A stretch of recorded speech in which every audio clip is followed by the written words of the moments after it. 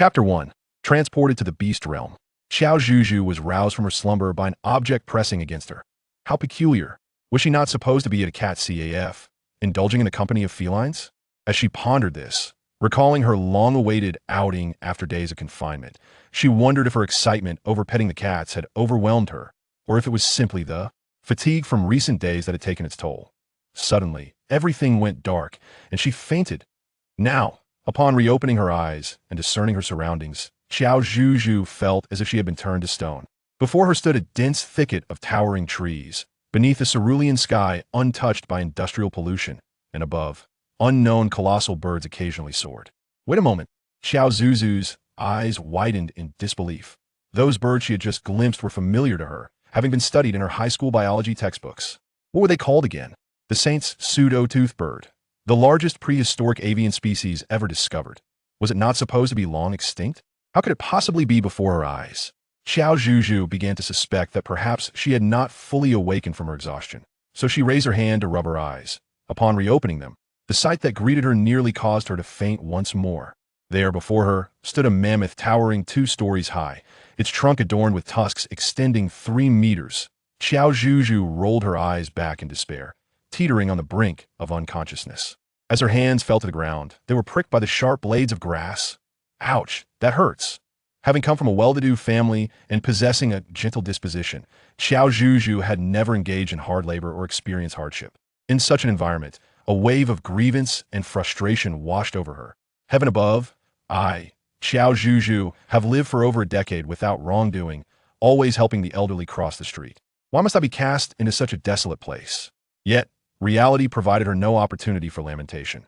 The massive mammoth, a creature she thought existed only in textbooks and documentaries, had raised its front leg, revealing a fearsome sight, poised to crush her beneath its weight. Qiao Zhuzhu trembled and, resigned to her fate, closed her eyes. Goodness, with such a colossal leg, she would surely be reduced to mere pulp. She was still so young, with countless adorable creatures left to pet, yet she was destined to depart this world prematurely. Roar! With a thunderous bellow that echoed with fierce rage, silence enveloped her ears once more. Qiao Zhuzhu cautiously opened her eyes. She had not been crushed. Before her lay an expanse of verdant, flourishing grass and trees. With her heart still racing, Qiao Zhuzhu stood up, brushed the dust from her clothes, and began to search for a way back. Though she suspected she may have stumbled into the fabled ancient continent, disbelief lingered in her heart. Such a fantastical journey should only occur in novels. How could it have befallen an ordinary person like me? And not merely to the ancient past, but to a prehistoric era? Could it possibly be the end of days or the beast realm? Judging by the circumstances, it seemed to be the latter. A fervent lover of novels, Qiao Zhuzhu muttered to herself as she ambled along. She suddenly halted. Qiao Zhuzhu focused intently, adjusting her position to listen carefully. Meow meow. Could it truly be a cat? At the mere sound, tears welled in Qiao Zhuzhu's excited eyes. Could it be that her heartfelt plea had been heard? To her astonishment, a cat descended from the heavens to soothe her wounded spirit. With eager anticipation, Qiao Zhuzhu approached the source of the sound. As she parted the grass, she indeed beheld a small white cat. Though the peculiar markings of this feline seemed oddly familiar, they did not diminish Qiao Zhuzhu's desire to caress it in this moment. Oh dear, my adorable and pitiable little kitty, how did you come to be injured? Looking at the white cat in her arms, marred with scars, Qiao Zhuzhu felt tears of compassion welling up. It was understandable the scenery here, while lush and serene, concealed hidden perils. Just like that mighty mammoth from before, had it not been for the roar of an unknown beast, she might have already become a victim. Sighing, Qiao Zhuzhu began to search her pockets for something. Fortunately, she had adhesive bandages and antiseptic. Due to her delicate constitution, even the slightest bump could leave her bruised or bleeding. Hence, she carried such supplies with her at all times. Be brave. Little kitty, it might sting a bit, but you must endure. It will soon be over. Gently, Qiao Zhuzhu sought to soothe the white cat, carefully applying the antiseptic to its wounds. As soon as she applied it, the stinging sensation caused the white cat to let out a yowl, instinctively snapping its mouth in response. In that moment of carelessness, Qiao Zhuzhu's hand was bitten. Crimson liquid flowed into the white cat's mouth, and soon after, it slowly opened its eyes. Was it a celestial being sent from above to rescue him? What a strikingly handsome creature. Little kitty, how do you feel now? I seem to be running low on my antiseptic, and it appears you are not particularly fond of it.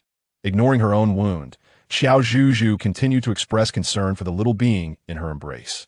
She was not being naive, rather. In her wealth of experience, she understood that being unintentionally harmed by the wary creatures of the wild was quite commonplace. Roar! The white cat let out a feeble growl, its fierce gaze seemingly warning her of something. Yet from Qiao Zhuzhu's perspective, given its current size, it appeared as nothing more than an adorably cute creature. Oh my goodness, how precious! Are you being affectionate with me? Ah! With excitement, Qiao Zhuzhu tightened her embrace around the white cat, daring to draw closer. What would she do? She was hopelessly enamored with beautiful beings, especially those that were fluffy and charming. Just as half of her face brushed against its soft fur, an astonishing, nay, bizarre transformation unfolded. Qiao Zhuzhu watched in disbelief as the cuddly cat instantaneously morphed into a colossal white tiger. Fortunately, her reflexes were swift, allowing her to evade being crushed. What was happening? How did such a large cat transform into a ferocious beast? Yet, that was not the most bewildering part. Qiao Zhuzhu then witnessed the magnificent white tiger metamorphose into a strikingly handsome young man with hair cascading down to his waist. Surely, this must be a dream. Qiao Zhuzhu reached out to pinch herself, seeking to ascertain reality, only to be swiftly and decisively grasped by the wrist by a creature whose nature was indeterminate. You female, why do you wish to harm yourself? What an odd expression. Allow me to correct you, it is woman, not female, and I have a name. I am Qiao Zhuzhu, with Zhu referring to jewels. Evidently, the youth was equally perplexed by her choice of words, his attractive brows furrowed, casting a handsome visage filled with skepticism. May I inquire, are you truly human? Qiao Zhuzhu found herself intrigued. Yet, as the question escaped her lips, an electronic voice resonated within her mind. Dear host, welcome to the enchanting system.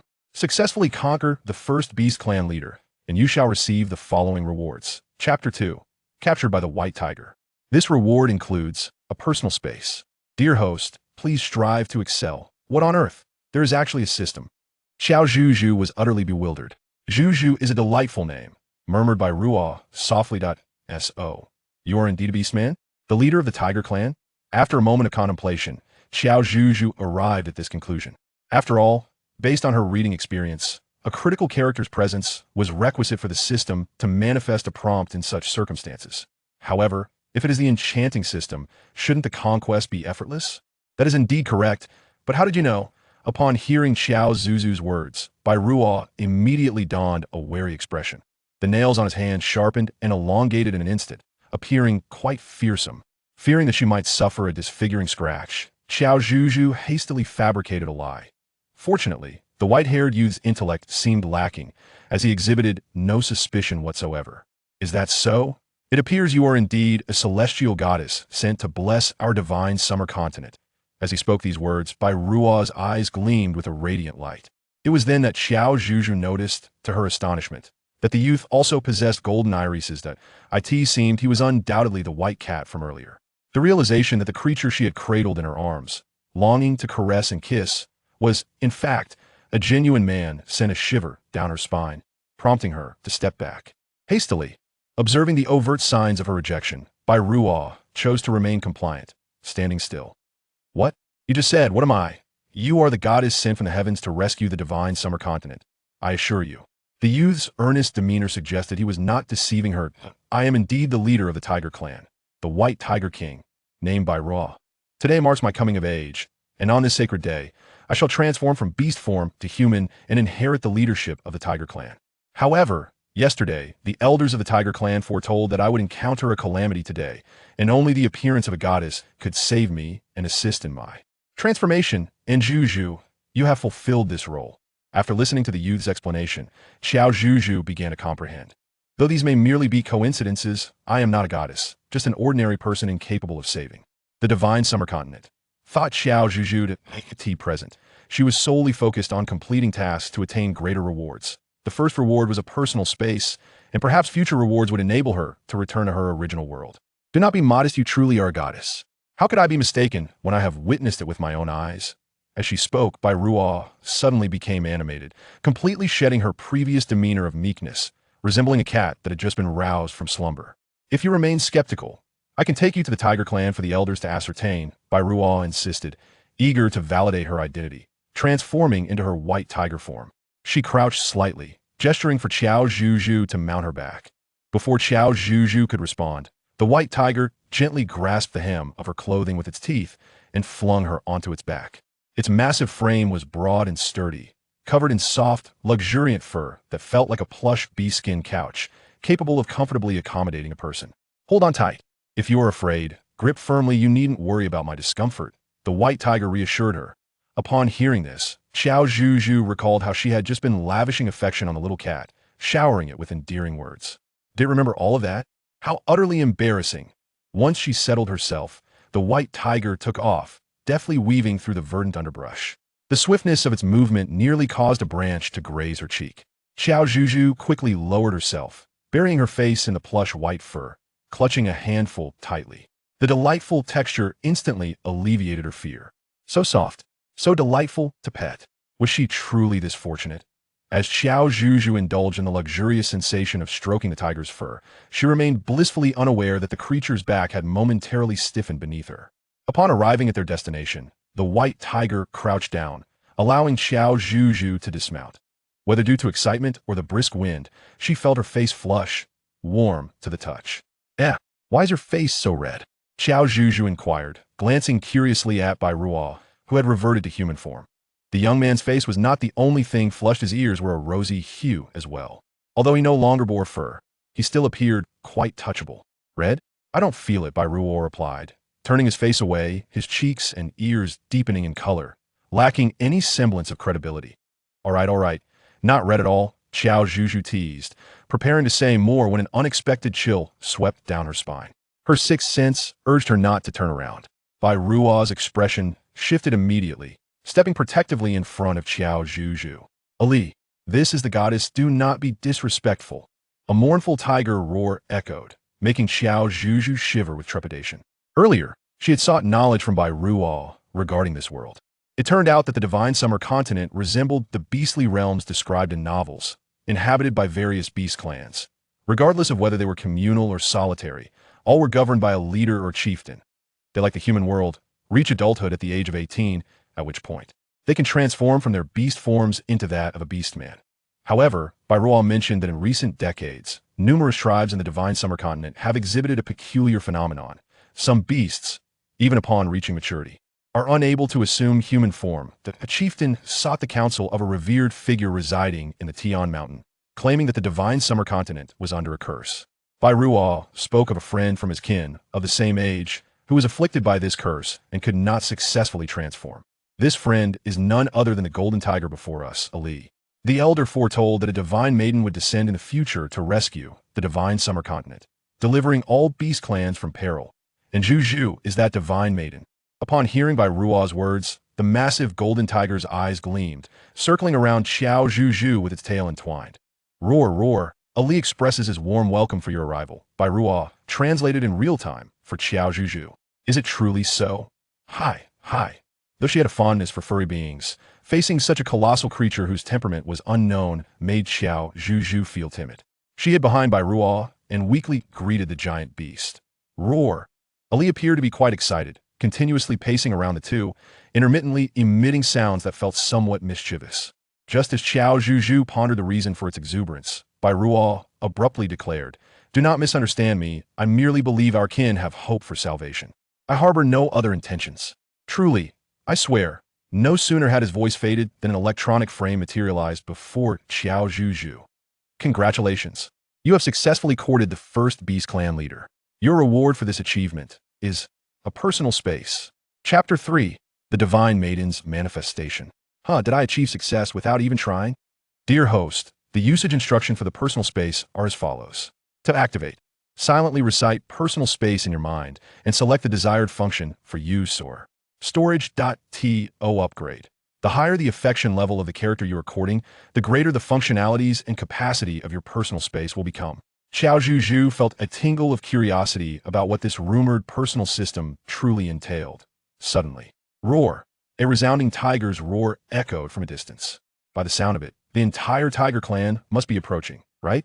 Qiao Zhuzhu felt a shiver run down her spine and instinctively drew closer to Bai Ruo. Whether it was her imagination or not, she felt as though, when she neared Bai Ruo and was startled by the appearance of another tiger, she grasped his arm. Bai Ruo seemed to tremble slightly, his ears turning a deep shade of red. Though Qiao Zhuzhu was somewhat naive, she had begun to grasp the situation and, feeling embarrassed, attempted to release her grip. To her surprise, a translucent screen appeared before her. Personal space. Affection level with the character increased space level upgraded to level 10, with a maximum level of 50. Has it truly leveled up? Qiao Zhuzhu blinked in disbelief. Noticing her scrutinizing gaze, Bai Ruo cleared his throat and turned around with a hesitant demeanor. Do not be afraid, everyone knows you are the divine maiden sent by the heavens, and they're all very excited to come and express their welcome. That if you are truly afraid, I shall reluctantly allow you to hold on to me. Her cheeks flushed a deeper shade of crimson. Qiao Zhuzhu shook her head, opting to release her grip. I am no longer afraid, rather. It seems that you, Bai Ruo, are the one who appears more anxious. Am I really?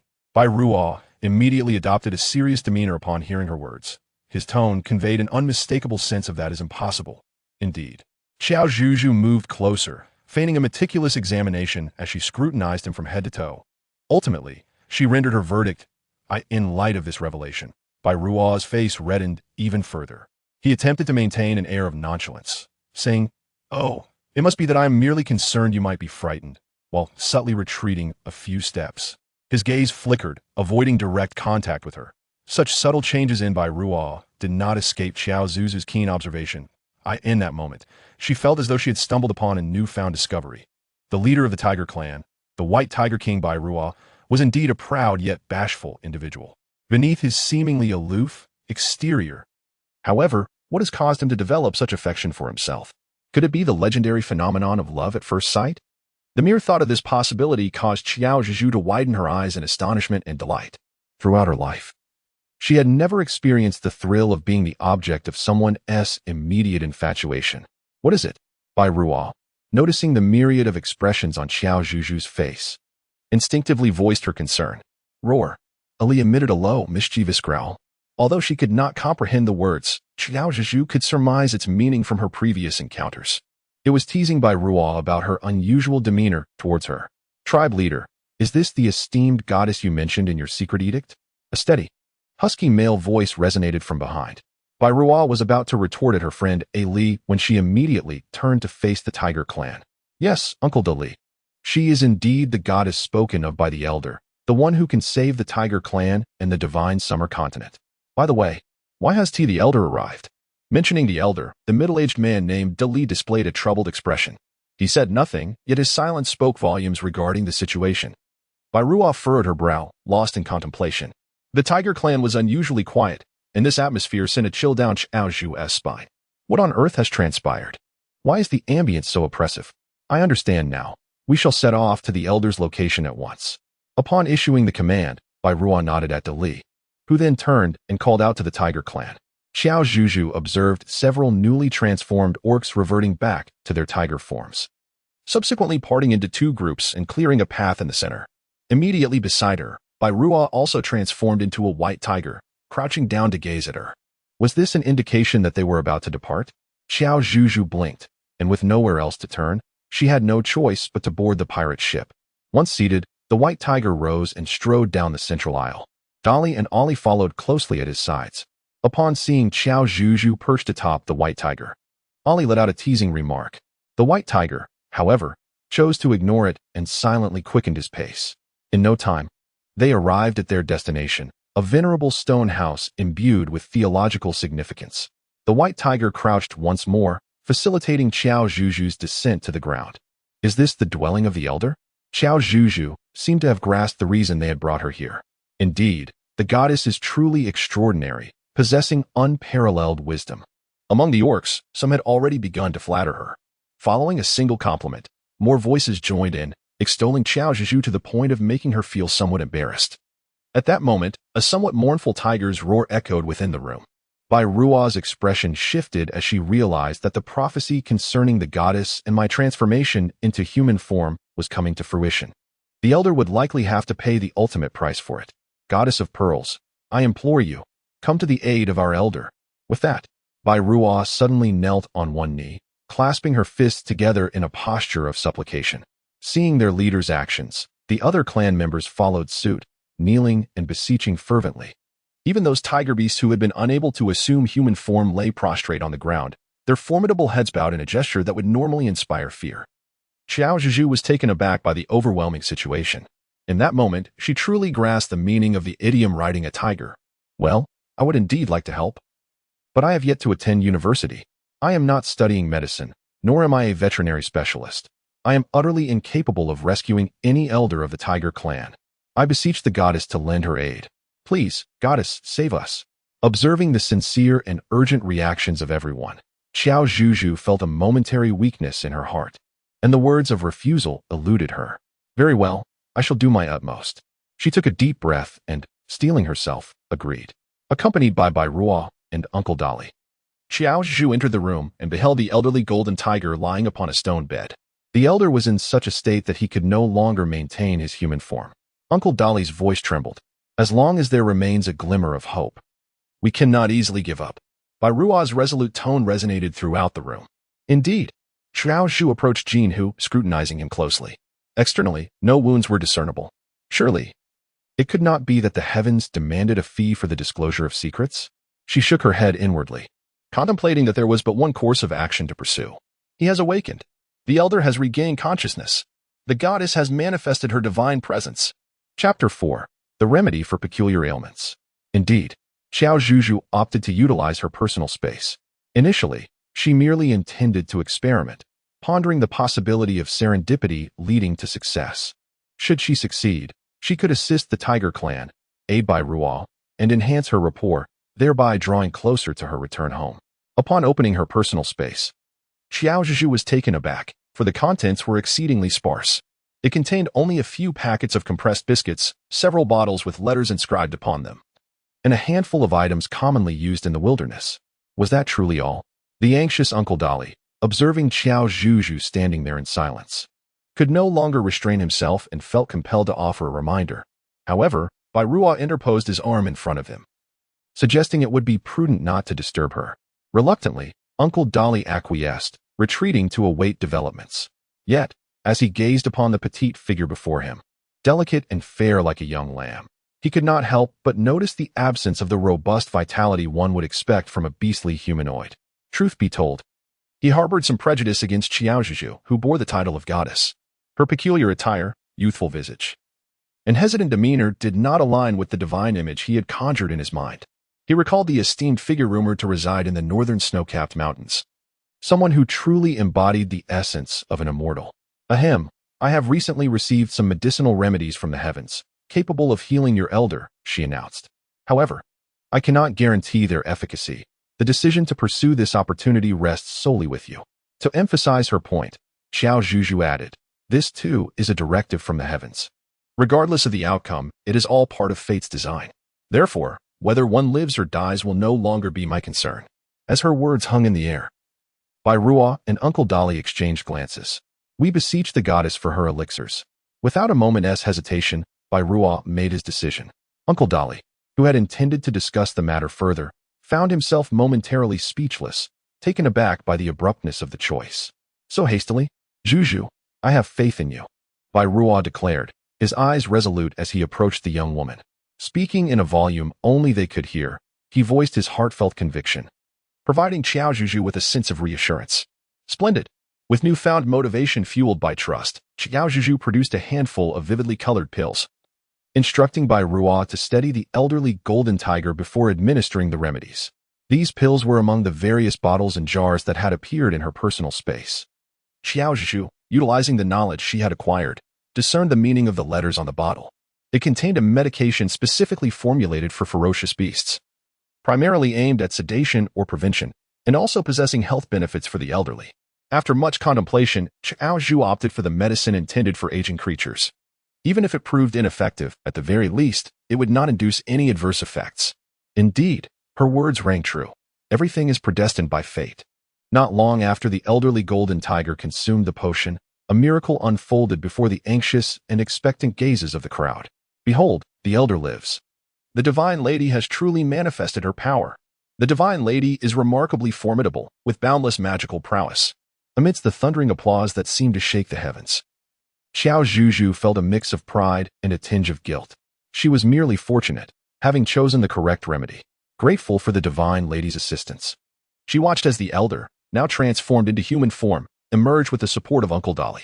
As he attempted to kneel in reverence, Qiao Zhuzhu hurriedly assisted him to his feet, shaking her head in refusal. It was one thing to have a guilty conscience, but the key concern was the potential loss of lifespan. There is no need for such formalities. In truth, I am no divine lady. You may regard me merely as a messenger. The true decision was made by your kin, and the one who has truly recovered is you.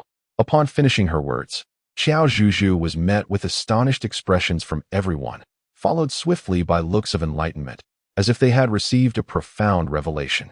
In that instant, they realized just how effective the rhetoric they had absorbed from their parents truly was. Regardless of the circumstances, you are indeed the esteemed benefactor who will save our clan, and we shall honor you with the utmost respect befitting the Tiger clan. The elder chose to bow and express his gratitude to Qiao Zhuzhu.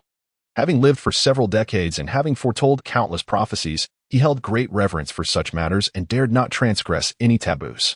Qiao Zhuzhu understood this and had no choice but to accept. Oh, divine deity, I beseech you to save my child. He has surpassed the age of adulthood by 5 years and has yet to successfully transform into human form in the divine summer continent. Failing to achieve human form before the age of 25 is a source of profound sorrow. At this point, the female orc covered her face and wept. It was not only her, the other orcs echoed her lamentations. Qiao Zhuzhu recalled Bai Ruo's words, which stated that members of the Beast clan, if they failed to transform by the age of 18, would have a lifespan ranging from 5 to 8 years at best, or as little as 2 years, ultimately leading to a fatal demise. The lifespan in beast form is notably brief, akin to that of a tiger, which averages around 20 years, with the maximum reaching approximately 25. However, in the case of the elder, she dared to attempt a solution, but the current predicament was undeniably more challenging, leaving her at a loss. Everyone, please remain calm. Please remain calm. The elder raised his voice, and Bai Ruo, Uncle Dolly, and the beastly allies stepped in to restore order. Soon, silence enveloped the crowd. It is often said that within the Beast clan, there exists a profound reverence for hierarchy and a strong inclination towards venerating the elderly and the powerful. Today, Qiao Zhuzhu witnessed this firsthand. We are all aware that such dynamics are not confined to the Tiger clan, nor have they emerged solely in recent years. Although I have foreseen the assistance of a goddess, this matter concerns the entirety of the divine summer continent. It is of great significance, laden with responsibilities, and cannot be resolved swiftly or easily. The goddess's recent pronouncement has sparked inspiration within me, prompting my decision to conduct a public divination. The elder's sudden resolution ignited another wave of murmurs among the crowd. Elder, you have only just recovered from your illness. It would be unwise to take such risks. Indeed, you should take proper rest first. The elder raised his hand to signal silence, then instructed Uncle Dolly to fetch the necessary items for divination, firmly demonstrating his resolve. Qiao Zhuzhu approached Bai Ruo's side, her brow furrowed with concern. Can the elder's body withstand this divination? She inquired. Bai Ruo replied, I am uncertain, but Zhuzhu, I must express my gratitude once more. Should you require assistance in the future, do not hesitate to ask, especially regarding safety. I, along with everyone else, will ensure your protection. Bai Ruo's expression was earnest, stirring a peculiar emotion within Qiao Zhuzhu. At that moment, the elder's divination results were swiftly revealed. As the divine maiden had foretold, to rescue oneself, one must rely on oneself. The elder sighed softly, holding out a stone inscribed with characters to Bai Ruo. Chieftain, all the medicinal herbs needed to cure the peculiar affliction are listed here. Chapter 5. Does Sister Zhu have a match? The heavens only provide us with methods. The specifics of how to act and what choices to make rest solely on our own efforts and determination. After coming to this realization, the elder sighed again. Chieftain, this matter may require your personal intervention. Bai Ruo, with a solemn countenance, received the stone, and as he discerned the rare treasures inscribed upon it, a deep melancholy gradually enveloped his handsome features. This was the first time Qiao Zhuzhu had witnessed Bai Ruo in such a manner. Although their interactions had been limited, she perceived this seemingly youthful individual, who oscillated between gentleness and fervent temper, as a reliable person. After all, the Tiger clan would not have chosen him as their leader otherwise. It was evident that the medicinal herbs must indeed be rare. Rest assured, my fellow clansmen, Bai Ruo, will undoubtedly gather these precious herbs and rescue our Tiger clan from adversity. His resolute and resonant voice reverberated through the heavens. Upon hearing this, The beastmen and members of the tiger clan erupted in jubilant cries of "Long live the chief." The scene before her and the sounds resounding in her ears were truly beyond the capacity of mere words to convey the profound impact they had. Qiao Zhuzhu could not help but join in, enthusiastically exclaiming, "Chief, I wish to volunteer to accompany you in retrieving the medicine." Uncle Dolly stepped forward, while beside him Ali stood tall, seemingly in agreement. Witnessing this, several young and vigorous members of the tiger clan also rose, eager to follow suit. Ultimately, Ruo selected only 2 orcs, an untransformed golden tiger, which included Uncle Dolly, Ali, and his own younger brother, Fu. Ruo offered no explanation for his choices. He merely assured everyone that he would fulfill the duties of a chief and shoulder the responsibilities that came with it. Once the matter of the day was concluded, everyone returned to their respective homes to rest, while the chosen few accompanied Ruo to the chief's cave to prepare for their imminent departure. Upon noticing several individuals preparing to depart, Qiao Zhuzhu promptly lifted her leg to follow suit. "Lady Deity, do you wish to join us in the quest for medicinal herbs?" Uncle Dolly inquired, his face etched with astonishment. Following the successful rescue of the elder, Uncle Dolly conceded that he had underestimated her worth, wishing he could return to the past and deliver himself a hearty slap for his previous misjudgment. Indeed, indeed. Moreover, please refrain from referring to me as Lady Deity. Simply call me Zhuzhu. My name is Qiao Zhuzhu. Qiao Zhuzhu eagerly replied, fearing that the group might refuse to take her along. "But Sister Zhuzhu, the places we are heading to are fraught with peril and may even cost us our lives," Ruo's younger brother, Fu, timidly interjected. He was an anomaly among the beast clan, having transformed into human form before reaching the age of 18. To her surprise, he was considerably younger than her. Realizing that Fu was only 12 and would come of age in just over 6 months, Qiao Zhuzhu felt an overwhelming surge of maternal affection. It was no wonder that, in contrast to the normally transformed Ruo, young Fu appeared so frail and delicate, especially his complexion, which was as pallid as their surname suggested. "No matter how dangerous it may be, I must go. I want to help you. And I promise I won't be a burden truly." Qiao Zhuzhu raised her hand and swore, observing her earnest and eager demeanor. Combined with the fact that she had just rendered significant assistance to their tribe, the 2 individuals and the tiger exchanged glances, utterly at a loss for what to do. Thus, they turned their attention to Ruo, who had yet to voice his stance. Ali approached Ruo and whispered something. "Since I brought her here, I shall undoubtedly ensure her safety." Ruo's hand gradually formed a fist before relaxing. He turned to Qiao Zhuzhu, seemingly having arrived at a decision. "Zhuzhu, are you truly certain you wish to accompany us?" Qiao Zhuzhu nodded earnestly. "Indeed. Please take me along." Firstly, she had nowhere else to go. Secondly, being in closer proximity to Ruo would allow her to meet more leaders of the beast clans in the future. Qiao Zhuzhu blinked her large, starry eyes, eagerly awaiting Ruo's response. "Take her with you, please. On the journey, however, do ensure to stay close and inform us of your plans and destinations." After much contemplation, Ruo ultimately consented. Rather than allowing her to wander among various tribes, confronting countless unknown dangers alone, it was preferable for her to remain by their side, providing mutual support. Indeed, this decision was not driven by any selfish motives. As for the spatial realm, the affection level towards the characters has increased, elevating the space's level to 20, with the maximum being 50. Qiao Zhuzhu's eyes suddenly sparkled with excitement. Another upgrade? How delightful. Once she returns, she eagerly anticipates exploring the new treasures that await her. Sister Zhuzhu appears to be in high spirits, and I too find myself looking forward to this journey. A youthful voice, soft and innocent, chimed in her ear. Despite his tender age, Fu stood at an impressive height of nearly 1.8 meters, possibly a result of genetic mutation. This reminded Qiao Zhuzhu of a humorous anecdote she had encountered online, where a girl, emboldened by her admiration for a tall and handsome young man, mustered the courage to approach him in hopes of acquiring his contact information. To her astonishment, he raised his arm, revealing a children's smartwatch emblazoned with a phone number. TSK, the children of today are truly remarkable. Indeed.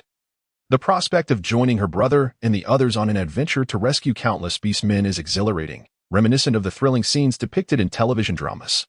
Just thinking about it sends a rush of excitement through her veins. Qiao Zhuzhu replied cheerfully. "Oh, is that so?"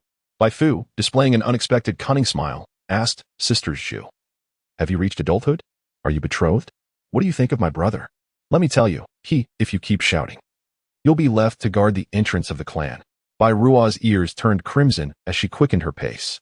Behind her, Bai Fu, with ears equally flushed from being pinched, looked at Qiao Zhuzhu with tearful eyes and lamented, "Sister Zhuzhu, look, my brother, the deceiver, is being mean to me." "Why do you call him a deceiver?" Curious, Qiao Zhuzhu inquired. "To say one thing and mean another, isn't that just the mark of a great deceiver? The key is that when exposed, he becomes furious and embarrassed. TSK, were it not for the fact that he is my brother, I could easily drown him in my words." Bai Fu's remarks opened up a new realm of understanding for Qiao Zhuzhu. Initially, she had perceived Bai Fu as a frail and genuine young boy, only to discover he was, in fact, a sharp-tongued little monarch. Qiao Zhu glanced at the Bai Ruo walking ahead and then cast a furtive glance at Bai Fu beside her. The bond between these two brothers is indeed evident, characterized by a striking contrast and an air of enigma. However, upon deeper reflection, what exactly constitutes the revelation of Bai Ruo's innermost thoughts? Is it merely concern for her marital status? Qiao Zhuzhu was startled by her own thoughts. It seemed improbable.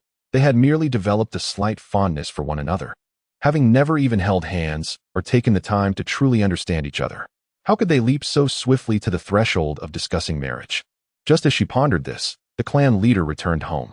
As Qiao Zhuzhu lifted her gaze, she beheld the opulent stone dwelling that had long served as the residence of the chieftains of the Tiger clan. At the entrance stood 2 guards, the very orcs who had just vociferously welcomed her. "Thank you for your diligent service. You may retire and rest for now." As there is no need for sentinels at this moment, upon receiving the chieftain's command, the 2 orcs offered a distinctive salute to Bai Ruo before departing. "Sister Zhuzhu, please come inside." "Very well." Qiao Zhuzhu followed everyone into the stone dwelling. The decor here was not dissimilar to that of the elder's abode, albeit larger and more abundant in resources. They utilized the kind of stone tools chronicled in texts, alongside an array of animal pelts. In the realm of reality, Qiao Zhuzhu found herself averse to such surroundings. Yet, she understood that this was the beast world, a place governed by the principle of survival of the fittest. With her delicate limbs, she realized that without protection, she might one day become a meal for another beast clan. Her skin flayed. The very thought sent shivers down her spine. Did she feel cold? Bai Ruo, noticing Qiao Zhuzhu's reaction, casually picked up a spotted pelt from the couch to drape over her. However, having never worn fur before, Qiao Zhuzhu quickly shook her head in refusal. "No, thank you. Bai Ruo, I'm not cold." "Sister Zhuzhu, these pelts are not obtained through cruel means, but rather through legitimate trade. Among the various beast clans of the divine summer continent, as long as there are no conflicts of interest, we coexist quite harmoniously. So, Sister Zhuzhu, please do not worry too much, nor harbor disdain or fear towards us." Though Bai Fu was young and sharp-tongued, he possessed an uncanny ability to read the room and consider the feelings of others. His unique affliction often incited envy or sorrow in others, inadvertently causing his parents and elder brother distress. Thus, he sought to gather medicinal herbs to benefit their clan, alleviating some burden from his brother. These were the confidences Bai Fu shared with Qiao Zhuzhu, urging her to keep them secret. "I would never fear or disdain you. I simply have a personal aversion to such things. As long as you do not find me peculiar, that is sufficient." Qiao Zhuzhu spoke somewhat bashfully. "You are a goddess from the heavens, surely different from us crude and uncouth beings." Uncle Dolly chuckled, offering a compliment. He was about to say more when Bai Ruo suddenly interjected, "It is getting late. Everyone has been weary from their travels today. Let us first take a moment to rest before partaking in a meal. Indeed, it is well past lunchtime." Bai Fu chimed in. "Sister Zhuzhu must be famished. I shall go see if there is anything to eat outside." With that, he ventured out in search of food. Aoli also intended to follow, but upon noticing the enormous middle-aged light bulb lingering in the room, diverted and bit onto the hem of the person's sleeve. "I am not hungry. You all go ahead." "Oh, don't ruin my clothes." Thus, only Qiao Zhuzhu and Bai Ruo remained in the room. An unexpected silence enveloped the atmosphere, creating an awkward tension. Bai Ruo scratched his head, glanced around, and then retrieved a bowl crafted from lotus leaves from the stone table, pouring a cup of clear spring water from a stone jug for Qiao Zhuzhu. "It has been quite a while since you had any water. You must be thirsty. I apologize for my negligence in caring for you." Qiao Zhuzhu took the lotus leaf and gazed at the spring water inside, so clear that she could see the intricate patterns of the leaves. And she couldn't help but feel a surge of emotions. The first time she tasted spring water was at her ancestral home in the mountains. At that time, she was reluctant to drink such water, but after a try, she found it to be undeniably pure and untainted. The spring water is freshly collected every day, delightful to taste, and pristine. You can drink it with complete assurance. Bai Ruo noticed Qiao Zhuzhu's contemplative expression and assumed she had misunderstood something. Indeed, it is quite delicious. Qiao Zhuzhu initially intended to provide an explanation, but after much contemplation, she decided to swiftly consume the bowl of water. The flavor was undeniably delightful, refreshing, and invigorating, with a lingering hint of sweetness. Was there more? Since her arrival in this place, Qiao Zhuzhu had gone an entire day without food or drink. Now, having savored this sweet spring water, her stomach clamored as if it had been unleashed, demanding sustenance to fill the void. Realizing this, Bai Ruo felt an increasing sense of guilt. He promptly retrieved the stone jug filled with water, pouring bowl after bowl for her. Drink slowly. If it's not enough, I will fetch more. Uncle Dolly and Ah Fu should be returning shortly as well. Thank you, she replied. Qiao Zhuzhu felt rather embarrassed. She believed that her current appearance left much to be desired, but upon reflection, she realized that others were not concerned about it. Thus, she decided to let go of her inhibitions. Suddenly, a commotion erupted at the entrance. Bai Fu and the others had returned. Sister Zhuzhu, we gathered some fruits from the books outside. We saw the herbivorous beast eating them earlier, and they seemed quite tasty, they exclaimed. Goddess, Ali and I caught a few fish. If it's not enough, we can hunt for more food, perhaps some wild rabbits. Would that be acceptable to the goddess? Looking at the mountain of food piled before her, Qiao Zhuzhu's mouth fell open in astonishment. Is this merely a few fruits and a handful of fish? The fish are raw. I cannot eat them like this. I shall roast them and bring them back. Bai Ruo's unexpected interjection left everyone somewhat taken aback. Chief, how did you know the goddess cannot eat raw food? Uncle Dolly asked, a look of confusion etched upon his face. Well, cough cough. My brother is no ordinary person. He can naturally deduce such things. Thinking back, Uncle Dolly realized, indeed. It has been quite a while since we indulged in cooked food, hasn't it? Come on, I am quite craving that. Before Bai Ruo could respond, Bai Fu interjected eagerly. Thus, Uncle Dolly, having been pulled away twice in quick succession, could no longer contain his bewilderment. Once outside, he looked questioningly at Bai Fu and Ali. What on earth is wrong with both of you? Honestly, Uncle Dolly, you are a man of considerable age and experience. Haven't you noticed anything? Bai Fu and Ali exchanged glances, their faces revealing a mix of fatigue and exasperation. Just as Uncle Dolly was about to retort, a light seemed to dawn upon him, as if he was beginning to understand. So it was like this. After a flurry of activity, indulging in food and drink, and taking time to rest and rejuvenate, everyone shouldered their packs and set off towards their first destination. Along the way, the two companions and a tiger walked ahead in perfect harmony, ostensibly to pave the way for the two women. However, upon observing Bai Fu's youthful face, which could not disguise his intentions, Qiao Zhuzhu immediately grasped their purpose. TSK, TSK, TSK. Although orcs can freely marry after transformation, wasn't Bai Ruo just beginning? How impatient. Rest assured, with us around, no harm shall come to you. Qiao Zhuzhu nodded. The tiger, as the king of the jungle, held an unparalleled status, especially considering that Bai Ruo was an extraordinarily rare white tiger. Its combat prowess was indisputable. After an indeterminate passage of time, Ali, who led the way, suddenly assumed a posture typically adopted during a hunt. Simultaneously, the slightly chilling voice of Bai Ruo resonated in the air. We have entered the territory of the Wolf Clan. Chapter 7. This female, we shall claim her. The Wolf Clan? Qiao Zhuzhu blinked her eyes. Fear not, divine maiden. The mere wolf tribe poses no threat, she declared confidently. Even if their leader were to arrive, with our chief present, they would be utterly inconsequential. Uncle Dolly scoffed dismissively. It was not as if they had not previously clashed with the wolf tribe. After all, this land had originally belonged to the tiger tribe, only to be usurped following a single defeat. The mere thought of this infuriated him. Were it not for the gravity of their current mission and the scarcity of allies, he would surely reclaim this territory. Behind him, Qiao Zhuzhu noticed the fury etched across Uncle Dolly's face, which sparked a flicker of curiosity within her regarding the wolf tribe, with whom they had yet to engage.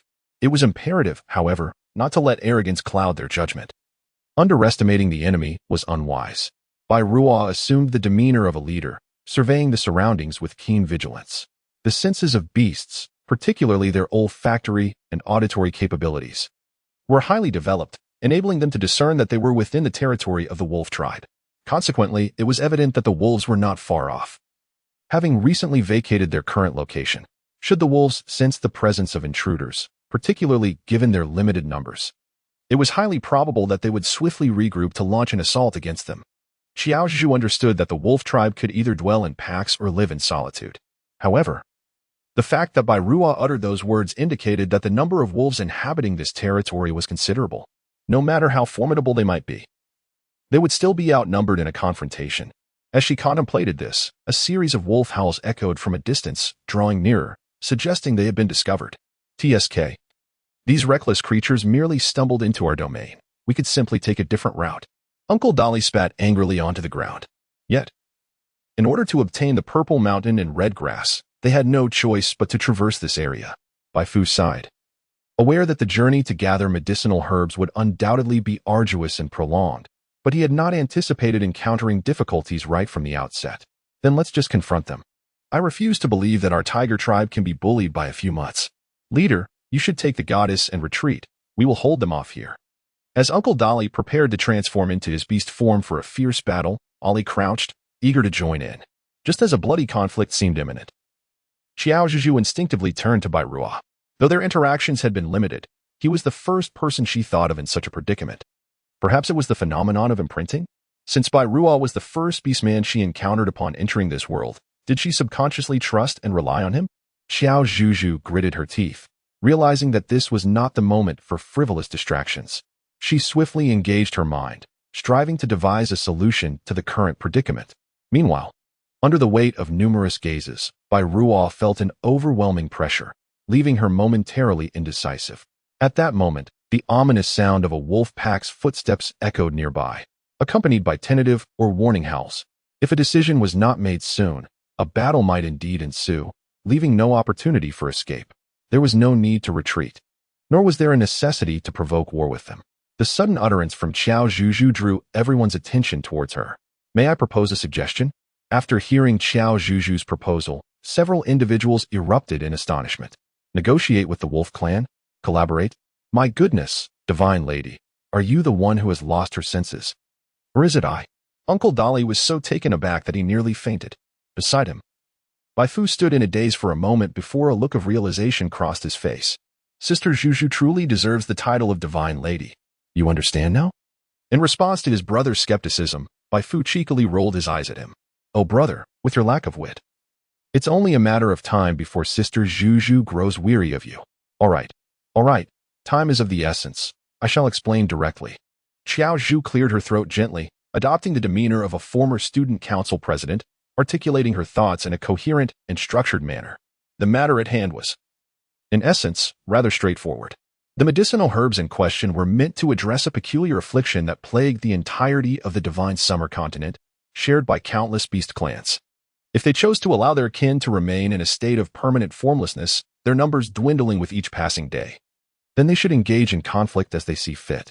Ultimately, it would be their own kind who would suffer the dire consequences of extinction. Such a grim prospect of annihilation. One could hardly believe the severity of the prophecy delivered by the goddess. Uncle Dolly felt a chill creeping up his spine. Previously, when he had heard the elders foretelling of the tumultuous fate awaiting the divine summer continent, it had not seemed nearly so severe. Ahem, merely average. Ranking third in the world, Qiao Zhuzhu was aware that her words may have been somewhat exaggerated. Yet it was only through such dramatics that both parties might be spurred to make a swift decision. Indeed, the natural order of all things dictates that if one cannot take on a form, their lifespan would inevitably diminish, leading to an inability to procreate. How then could they endure? Even if they relied solely on their beastly forms to sustain their kin, over time, they would merely become a pack of wolves, rather than a race of werewolves. Qiao Zhuzhu's assertions held merit. Therefore, I shall take the lead in negotiating with the wolf clan leader. Bai Ruo's words prompted immediate agreement from the others. Just as they concluded their discussion, the wolf clan made a grand entrance, heralded by a chorus of howls. A woo. At the forefront was an enormous gray wolf, its right eye marred by a conspicuous scar, which momentarily reminded Qiao Zhu of a character from an animated series. Ah, indeed. In a certain sense, the gray wolf could be considered a beast man, could it not? Bai Ruo, observing the excitement in Qiao Zhuzhu's eyes, felt an inexplicable surge of irritation within his chest.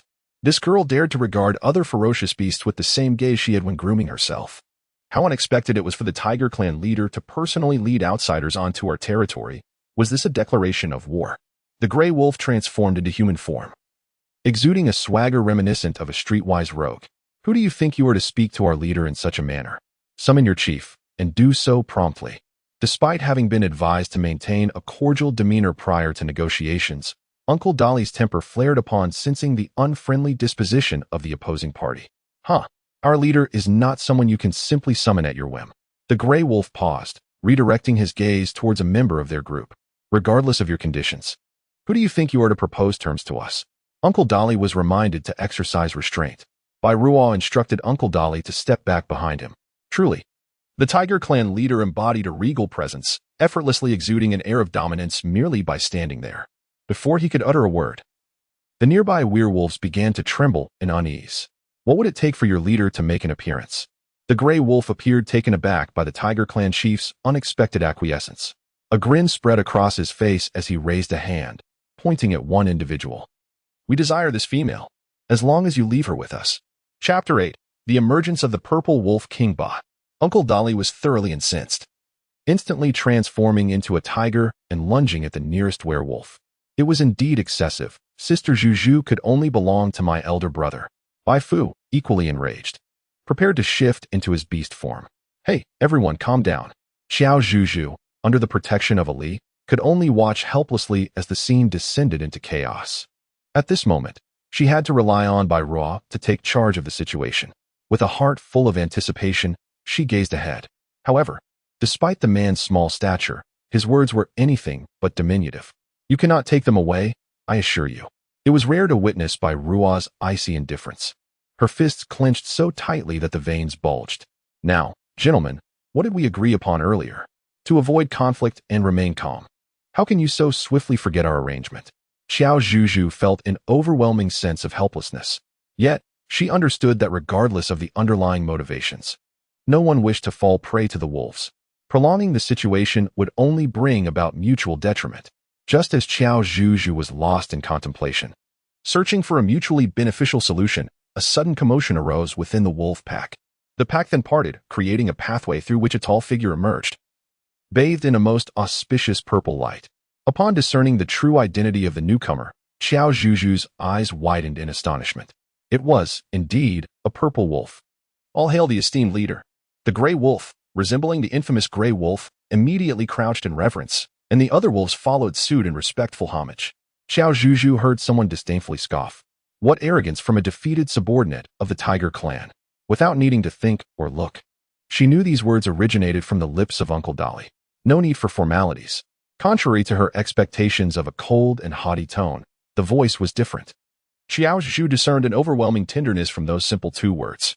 It appears that Uncle Dolly's words ring true. She might indeed be a little mad.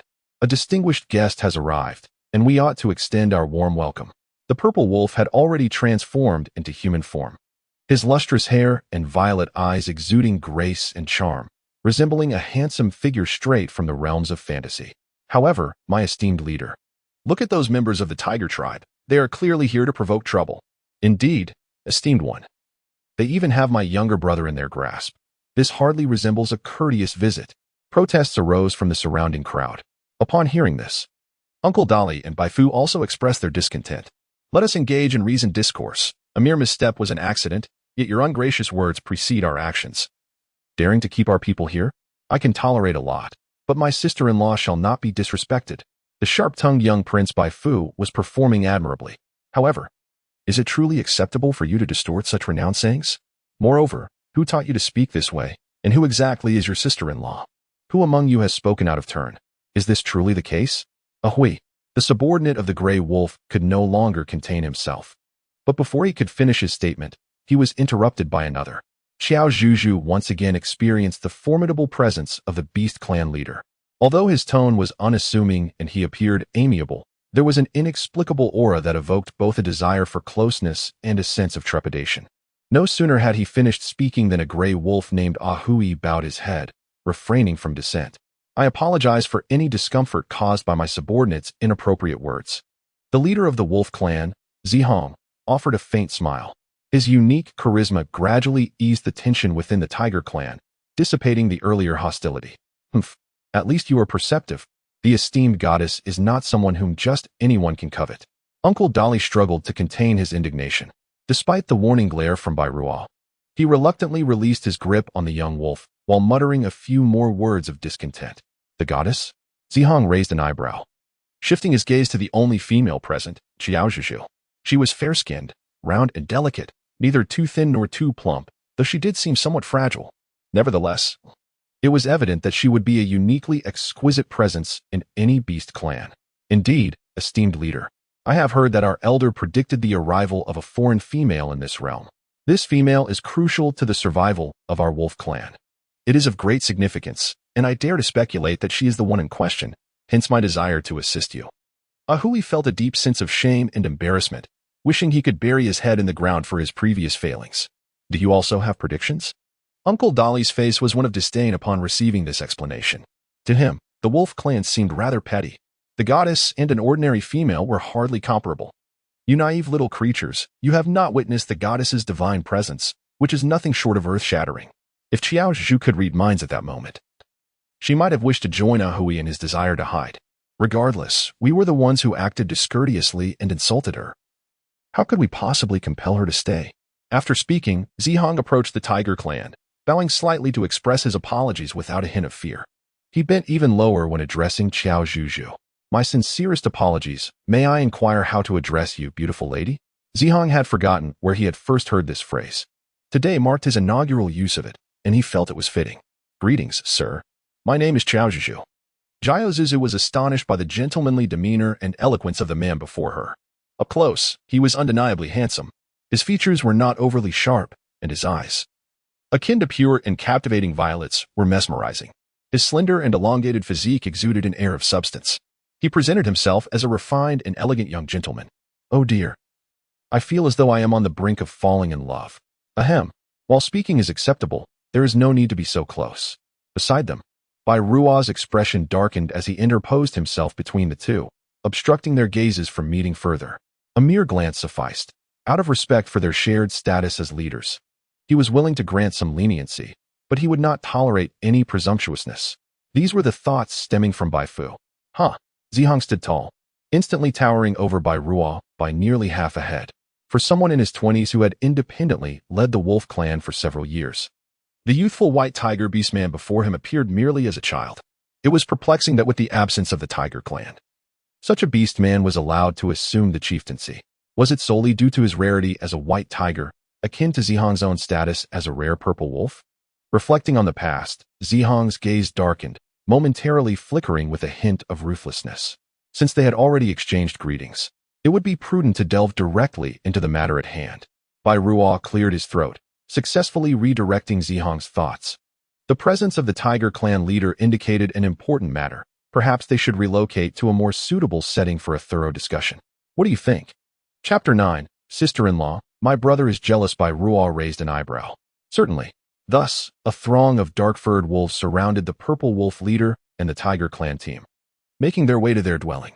Along the path, Bairuo and Zihong walked side by side, while the latter occasionally turned to check on Qiao Zhuzhu's condition. He was somewhat concerned that the overgrown weeds might harm her delicate skin. Yet, every time Zihong attempted to glance at Qiao, he was conveniently obstructed by Bairuo or others. Whenever he tried to engage Qiao Zhuzhu in conversation, Bairuo would coincidentally divert his attention with a timely remark. It was difficult not to suspect that this group was acting with intentionality. Wolf Clan residents, please. Tiger Clan leader, Zihong courteously extended his hand, gesturing for Bairuo to enter the sacred assembly hall of the Wolf Clan. Though merely a structure built of stone and timber, Qiao Zhuzhu could not help but feel a sense of nostalgia. Was this truly the primitive society she remembered, devoid of any civilization or technological advancement in this beastly world? Qiao Zhuzhu felt that the leader of the Wolf Clan was an orc with a story hidden behind him.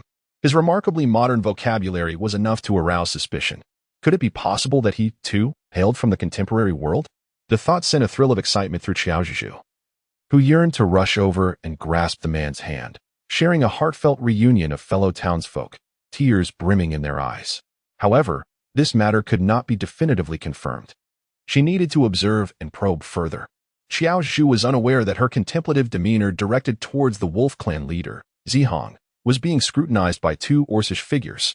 One was by Ruo, and the other was by Fu. Bai Ruo had long harbored distaste for Zihong, especially after witnessing Qiao Zhuzhu gazing at him in a manner that suggested admiration. Infuriating, his hands, which hung loosely at his sides, gradually clenched into fists. How dare he? Bai Ruo coldly acquiesced and then stepped forward, intent on following Zihong inside.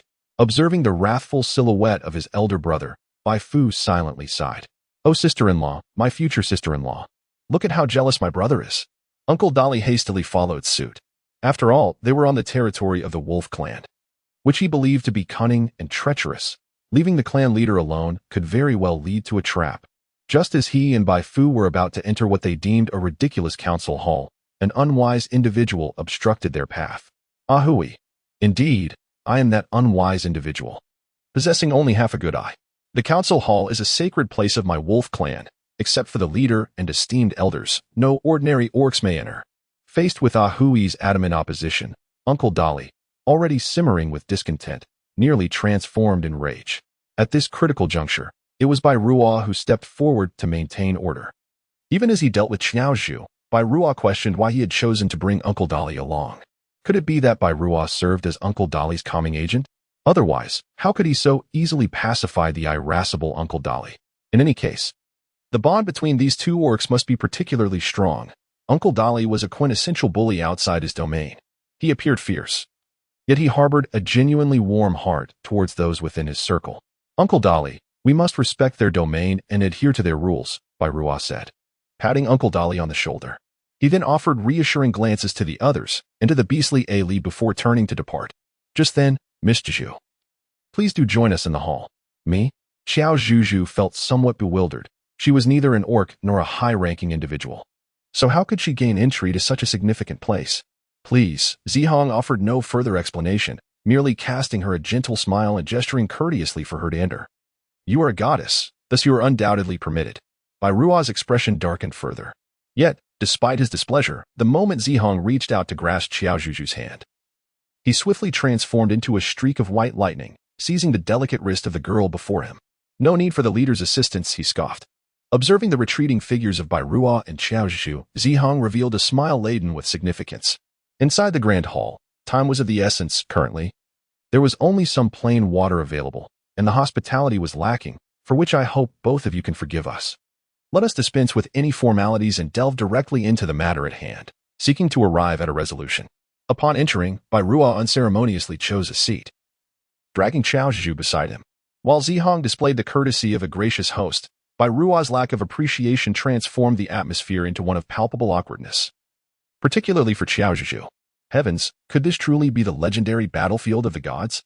It is well known that wolves and tigers are both formidable predators in the natural world, each possessing their own interests and engaging in a struggle for survival. Furthermore, Qiao Zhuzhu recalled her prior studies indicating that tigers have virtually no natural enemies, instead being the nemesis of many creatures, including wolf packs. However, it appeared that Zihong exhibited no fear of Bai Ruo whatsoever. "Indeed, I am all ears," Bai Ruo succinctly articulated his purpose. Prior to their arrival, the wolf pack had also received predictions from their elders and given the affliction plaguing many orcs within their ranks. Zihong was acutely aware of the current predicament and the appropriate response required. "Yes, Chief. This matter concerns not only the Tiger clan but also your wolf clan and all beast tribes of the divine summer continent. Your wisdom and intellect surely enable you to grasp our underlying intentions and to make a judicious and mutually beneficial choice." As Qiao Zhuzhu observed Zihong's silence, she could no longer contain herself and spoke up. To be candid, she still found it challenging to comprehend the orc before her. If one were to describe him as gentle, his every gesture indeed exuded refinement, and his speech was soft and measured. Yet, he perpetually conveyed an elusive and distant aura. With such evident pros and cons, why did he hesitate to make a decision? Did he harbor some concerns? It was truly an honor for Miss Zhuzhu to offer such praise. Outside, Bai Fu, Uncle Dolly, and Ollie anxiously paced in circles. Those Orcish wolves initially tasked with watching over them had all returned to their meals, leaving only Ahui steadfastly at his post. Not even a drop of water. Was this the hospitality of the wolf clan? Ugh. Uncle Dolly expressed his dissatisfaction. "Hey, Uncle, one cannot speak so harshly. Even if they did offer us food and drink, we might not accept it. We must maintain our dignity." "Indeed, well said." We shall never touch a thing from their wolf clan. At that moment, someone arrived with water and raw meat. Would you like some? Yes. Chapter 10. A culinary contest between two great figures. Excellent. This perfectly illustrates the adage that dignity cannot be consumed as sustenance. Raw meat is indeed invigorating, Uncle Dolly exclaimed, delighting in his feast while frequently glancing towards the entrance of the assembly hall. By Fu, Ollie, do you not find the wolf clan leader rather peculiar? He is merely an oversized wolf with unusual fur, yet he was able to single-handedly defeat the former clan leader. Upon hearing this, Bai Fu set down the meat in his hand and let out a soft sigh. Noticing Bai Fu's melancholic demeanor, Uncle Dolly quickly sought to divert the conversation, feeling a pang of guilt within. How thoughtless of him. The former clan leader was not only Bai Fu's but also the current leader's uncle, who had taken great care of the two orphan nephews during their youth, treating them as if they were his own children. Alas, why bring up such matters now? It's all in the past, uncle. Moreover, we know in our hearts that our uncle's death was not directly related to the wolf clan. Aside from territorial disputes, they owe us nothing. Brother is right.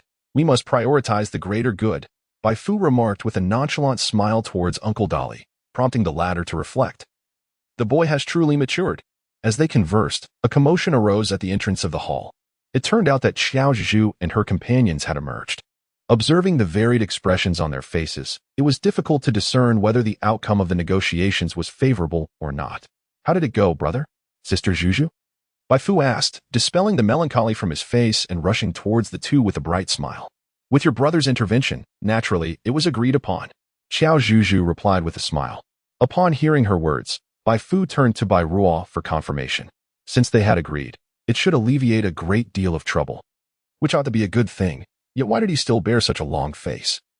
He understood now. The prescription contained not just one or two rare herbs. If the wolf clan were to send someone to join their small party in the future, the budding feelings between his elder brother and future sister-in-law might be jeopardized, especially if the leader of the wolf clan were to personally intervene. TSK, what nonsense was he thinking?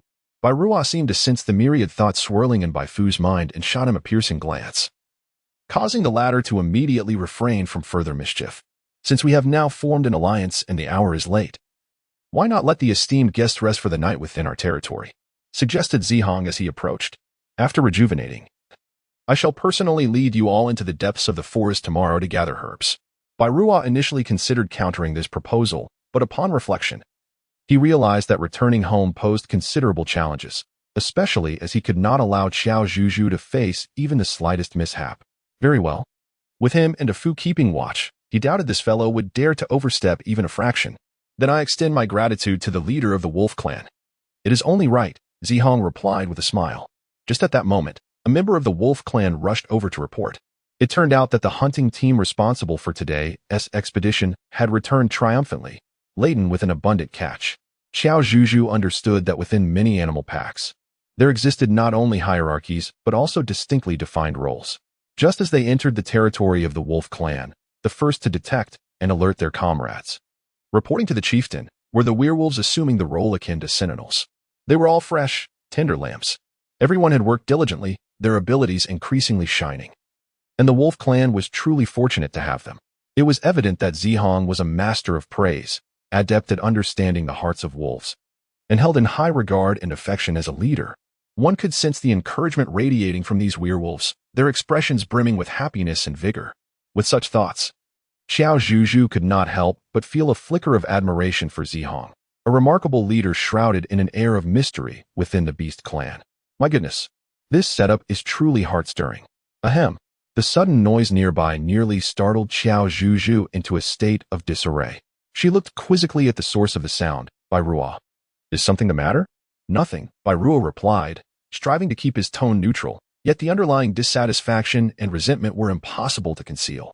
It seemed the leader of the tiger clan was feeling peckish. Perfect, we can dine together, which would surely strengthen the bonds of friendship between our groups, wouldn't it?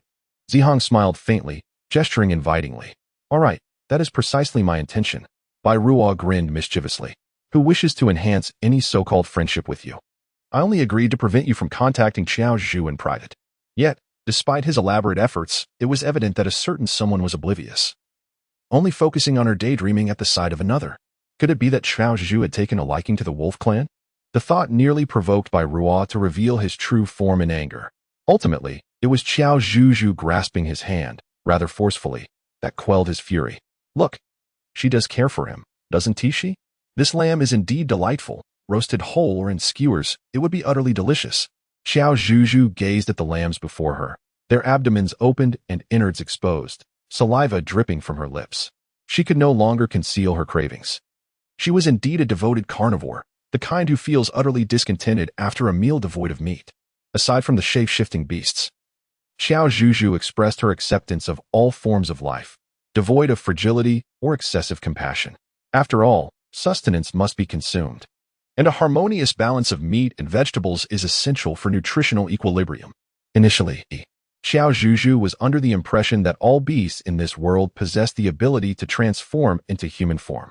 The thought of them engaging in mutual slaughter as beastmen was rather unsettling. However, while dining with the tiger clan, Bai Ruo seemed to notice her concerns and offered an explanation.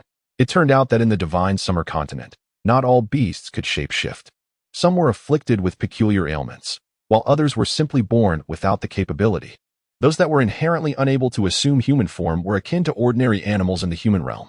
They occupied the lowest tier of existence within the divine summer continent, playing a crucial role in maintaining the biological chain and ecological system. In a beast pack, such creatures would be relegated to menial labor or hunted for sustenance by other clans. Overall, many regulations within the divine summer continent appeared quite reasonable, aptly reflecting the principles of natural selection and survival of the fittest. Moreover, the meat could be consumed both raw and cooked, in stark contrast to the primitive tribes of her memories that indulged in raw flesh and blood. Qiao Zhuzhu now even feels as if she is on a holiday. Roasted whole lamb? Lamb skewers? Upon hearing this, Zihang raised an eyebrow. Indeed, my friend, are you familiar with these? They are all modern delicacies. Qiao Zhuzhu was so exhilarated that she nearly dashed forward, had it not been for Bai Ruo who stood in her way. Having heard of such exquisite delicacies but never having had the pleasure of tasting them, she thought that if Miss Zhu could assist, perhaps they could attempt to recreate these culinary wonders. No sooner had Zihang's words faded than Bai Ruo eagerly chimed in, "Count me in."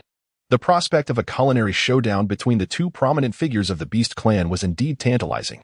Chapter 11. Acknowledge it. You have fallen in love. As previously mentioned, the orcs here can consume both raw and cooked meat. However, their selection of spices is exceedingly scarce, to be precise, nearly non-existent. Thus, during the meat feast at the Tiger clan, Qiao Zhu wrestled with her conscience before ultimately deciding to retrieve some seasonings from her spatial pouch: salt, cumin, chili powder, and a blend of 13 spices, a sprinkle here and there, and the aroma was irresistible. Wow, does this mean we can once again savor that delightful, spicy, and fragrant sensation? Bai Fu exclaimed with excitement. Indeed, those 4 words were also taught by Qiao Zhuzhu. Yes. Qiao Zhuzhu gave a thumbs up to Bai Fu. For this child had been astute since childhood, grasping concepts effortlessly. However, before proceeding, the meat must be meticulously prepared, marinated with cooking wine to eliminate any gamey scent, enhancing the flavor. After all, it was lamb, and its strong odor was intolerable to her. Such attention to detail. Truly, the goddess deserved her title. We, the coarse and uncouth beast folk, would simply seize it and gnaw away, were it not for her understanding of Uncle Dolly's temperament and the reality of the situation. Qiao Zhuzhu might have thought her counterpart was mocking her for being overly particular. To put it bluntly, fussing over a meal is rather pretentious. Occasionally indulging in such culinary finesse is quite delightful. As Sister Zhu has mentioned, a diet heavy in salt and oil can adversely affect our health over time. Thus, enjoying such meals once every 10 days or so is perfectly reasonable and not overly burdensome. Bai Fu, immersed in the bliss of anticipating delectable flavors, completely forgot about his older brother Bai Ruo, who was engaged in a fierce competition for affection against a potential rival. The beast folk lacked dedicated chefs and kitchens. Their food was stored in a modest area using traditional, unrefined methods. Upon the arrival of the chief, the sentinel werewolf guarding the provisions immediately bowed respectfully. Surely, the leader of the wolf clan excelled in managing food. The chief of the tiger clan was no less impressive. The 2 formidable leaders of the beast folk began to exchange compliments, seemingly lighthearted, yet their exchanged glances bore the weight of over 800 battles filled with bloodshed. Why don't we each prepare a sheep, as per Zhuzhu's suggestion, and ultimately compare whose creation is more favored? In response to Bai Ruo's challenge, Zihang calmly acquiesced. Yet, it would not be so simple. Certainly, competition is essential, and even the smallest contest ought to have a prize, ensuring no ill will arises, while imparting greater significance. Oh, what sort of prize does the Wolf Clan chief desire? Bai Ruo raised an eyebrow, sensing that something troublesome was afoot. Meanwhile, Qiao Zhuzhu and her companions became intrigued and curious. After all, who could resist the allure of a spectacle? However, Qiao Zhuzhu never anticipated that she would find herself at the center of the unfolding drama. For the prize proposed by Zihang was, whoever emerged victorious would have the honor of guarding Miss Qiao Zhuzhu closely the following day. What? Upon hearing Zihang's words, Bai Ruo was taken aback and infuriated. He was about to retort, but then reconsidered. After all, this prize involved Qiao Zhuzhu, and the principal party had yet to express her stance. If he rashly made a decision, it would undoubtedly enhance Zihang's standing in Zhuzhu's eyes. Moreover, what if Zhuzhu preferred to have Zihang as her protector rather than him? With these thoughts swirling in his mind, Bai Ruo felt both frustrated and vexed, yet could not allow his feelings to surface. He found himself in quite a predicament. I have no objections, however, considering the opinions of others. If Zhuzhu has no reservations, then it is settled. Thus, the focus of everyone's gaze fell upon Qiao Zhuzhu, who should have been enjoying the spectacle. After careful consideration, she concluded that they did not regard her as an object. Given that Bai Ruo, with such a difficult temperament, had consented, would her refusal not be a slight to the clan leader? Moreover, they were still within the territory of the Wolf Clan, and creating a rift would be unfavorable for all parties involved. Therefore, I too express my agreement. Upon hearing Qiao Zhuzhu's prompt response, the emotions of the others varied. Bai Ruo naturally wore an air of resentment. Zihang maintained an inscrutable smile. Uncle Dilly appeared concerned, while Bai Fu remained in a state of eager anticipation for the unfolding drama. Thus, the culinary competition between the two formidable clans officially commenced. Qiao Zhuzhu felt that she was truly unfortunate. Not only did she have to act as the on-site director, but she also had to take on the role of a culinary critic, providing evaluations, scores, and voting results. Initially, she simply wished to be a bystander, but unexpectedly, she found herself entangled in a task. For roasting a whole lamb, one must first remove the fur and extract the internal organs. As for what you may eat, you can handle that yourself. I shall abstain due to personal preference. Next, after preparing the lamb, it is time to marinate it. As she spoke, Qiao Zhuzhu handed over the cooking oil, salt, and other seasonings she had just retrieved from her spatial pouch to the two individuals. To her surprise, she discovered that the wolf tribe possessed a remarkably similar roasting apparatus. This raises questions about whether Zihang, like herself, hails from the modern world. To uncover the truth, the process of this culinary competition becomes especially significant. With this realization, Qiao Zhuzhu's earlier frustrations dissipated in an instant. Meanwhile, Bai Ruo noticed that Qiao Zhuzhu was fixated on the wolf tribe's members, completely disregarding him. This stirred an unpleasant feeling within him. Bai Ruo had intended to create a commotion to draw Qiao Zhuzhu's attention, yet he found himself unable to swallow his pride. Why was he always the one feeling jealous? Nonetheless, despite his persistent inner turmoil, he could not help but pay attention to Qiao Zhuzhu's demeanor and actions. Bai Ruo pondered. Having always been a standout in the tiger tribe and becoming its leader upon reaching adulthood, when had he ever endured such humiliation? Bai Fu had once suggested that he should admit his affection for Qiao Zhuzhu, wishing to partner with her for life and bear offspring. Cough, how could that be? He could only reluctantly concede that he cared for the girl, just a bit. Indeed, that was the case. Suddenly, an urgent shout reached his ears. Elder brother, elder brother. Bai Ruo looked up in confusion. What is it? Elder brother, are you daydreaming? The wolf tribe has already begun roasting, while we are still applying oil to the lamb. Bai Fu exclaimed, his voice tinged with desperation. If it were possible, he would have gladly stepped in to assist his elder brother. No. To help the tiger tribe defeat the wolf tribe and win glory. However, upon seeing Bai Ruo's gaze fixed upon Sister Zhuzhu, he immediately understood. On the other side, Qiao Zhuzhu could read a message from Bai Fu's expression. You're doomed. You've fallen in love. Chapter 12. Trapped in the mountains after enduring numerous trials and tribulations. Two distinctly different roasted lambs emerged, fresh from the fire. Why are they described as entirely different? Qiao Zhuzhu glanced to her left, where the whole lamb roasted by the wolf clan leader, Zihang, exhibited an enticing golden hue, with certain areas slightly charred to a rich brown. One could easily surmise that those spots represented the essence of the entire roast lamb. They promised an explosion of savory juices, undeniably exquisite. A deep breath filled her senses with the aromatic blend of lamb and spices, a delightful assault on her taste buds. Qiao Zhuzhu was nearly drooling with anticipation. Yet, let us turn our attention to another dish, one that appeared as dark as coal, devoid of any hint of appetizing allure. In fact, if the sheep's head were still intact, one might hardly discern that this was indeed roasted lamb, rather than some other creature. As for the aroma, aside from a burnt scent, Qiao Zhuzhu lamented that she had done all she could. There was simply no remedy for its unappealing fragrance. At this moment, based solely on appearance, it was evident that the dish had already lost much of its charm. The only hope for redemption lay in the flavor of the food itself. After all, there are indeed items that, despite their unremarkable or even unattractive appearance, can be surprisingly delectable. Qiao Zhuzhu could only console herself, assuring Bai Ruo that victory was still within reach. Please, everyone, partake. Zihang presented the roasted whole lamb, placing it upon the stone table before the group. Among the orcs, there were no dining customs, and at that moment, there were no chopsticks or utensils. Thus, they directly grasped the meat with their hands. There was no fear of the heat, as if their hands were forged of iron. Qiao Zhuzhu gazed longingly at the tantalizing roasted whole lamb before her, unable to resist the urge to reach out and indulge. During her travels, she had experienced the exquisite delight of hand-picked lamb, a flavor that lingered in her memory. Here, Sister Zhu, try this piece. It's particularly tender. Indeed, divine lady, and this little leg here has such firm meat. Before Qiao Zhuzhu could take action, the two individuals who had just been enthusiastically carving the lamb began to offer her generous portions of the shredded meat. Thank you. But I cannot possibly consume all of this. You should enjoy it instead. I shall manage on my own. The sensation of being cared for was undeniably heartwarming, and Qiao Zhuzhu felt deeply touched, yet she was acutely aware of her own appetite. Just then, another pair of hands, bearing lamb wrapped in lotus leaves, extended toward her. The owner of these hands was none other than Zihang, the leader of the wolf clan. This is the most tender and delectable part of the lamb. The portion is modest and won't easily overwhelm.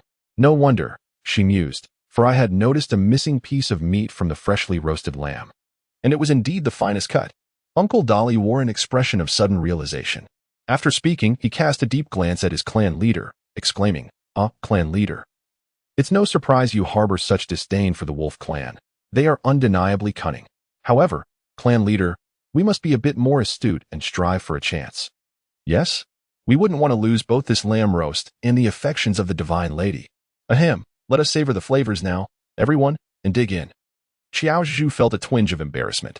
She had not anticipated that Zihang would exhibit such gentleness and chivalry, preparing the most delectable portions in advance, fearing it might put her in a difficult position.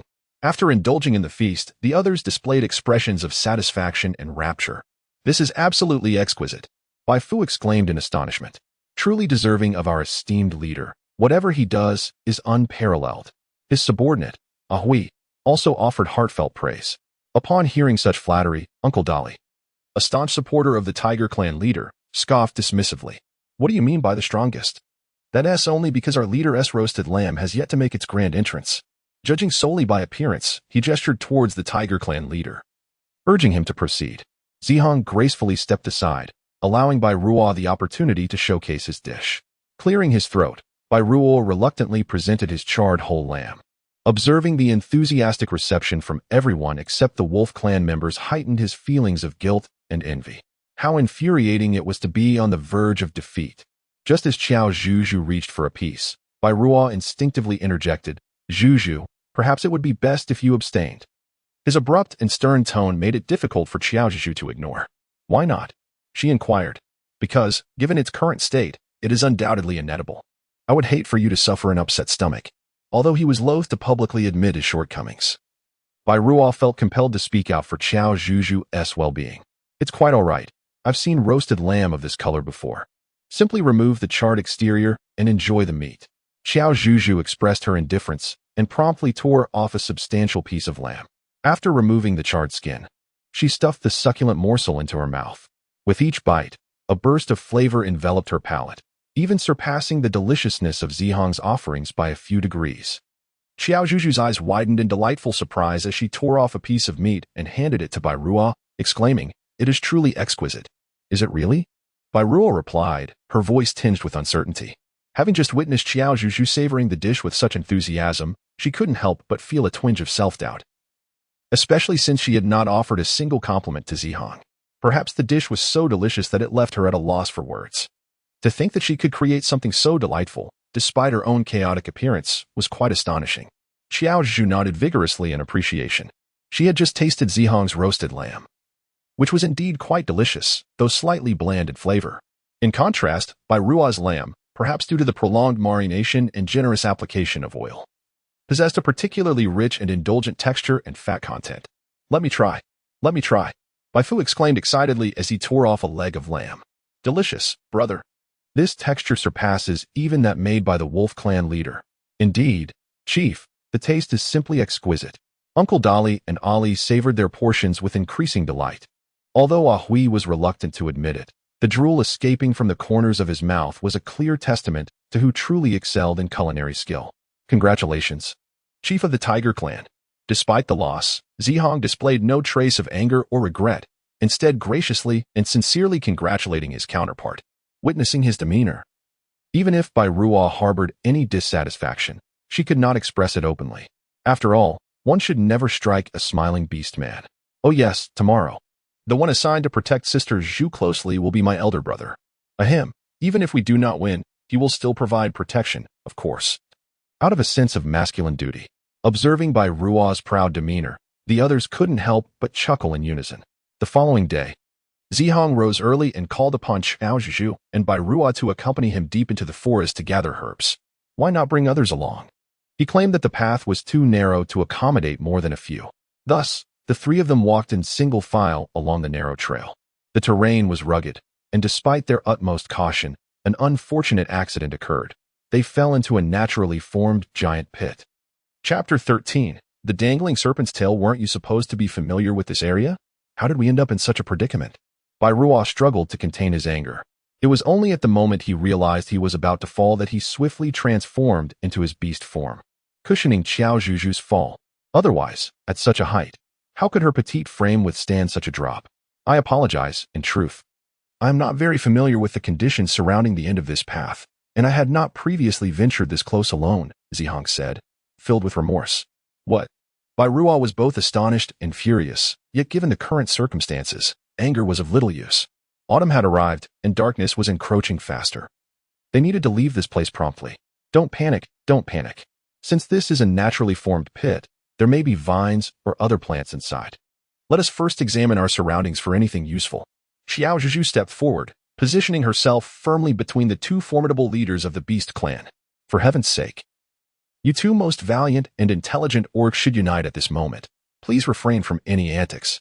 Miss Zhuzhu, renowned for her exceptional wisdom, shared my sentiments. The wolf clan leader, having had a thought, should have voiced it sooner. How about we engage in a contest to see who can devise a way out the fastest? Bai Ruo cast a challenging glance towards Zihang. The matter of safety is no trifling matter. We shall battle another day, but for now, it is prudent to leave this place as soon as possible. Zihang's response, however, revealed his lack of insight, appearing rather childish and foolish, reluctantly stifling her frustration. Bai Ruo gritted her teeth and turned away in search of tools. My apologies, esteemed leader of the wolf clan. If Bai Ruo's words seemed offensive, I sincerely apologize on his behalf. Taking advantage of the moment, Qiao Zhuzhu leaned closer to Zihong and whispered softly. Upon hearing her words, Zihong's expression shifted slightly. But the change was fleeting. He smiled faintly, shook his head, and after observing Qiao Zhuzhu's sigh of relief, he parted his lips to speak. Miss Zhuzhu has a commendable rapport with the chieftain of the Tiger clan. It's quite satisfactory, though perhaps not in the manner you might presume. Zihong chuckled lightly, choosing not to elaborate further as he turned to seek out any useful items. Observing the two industrious beast men, Qiao Zhuzhu, unwilling to be outdone, rolled up her sleeves and diligently began her search. Just moments ago, she had checked her spatial pocket and was perplexed, despite having reached level 20. She found herself without even a ladder. Lack of a ladder was one thing, but not even possessing a sturdy rope?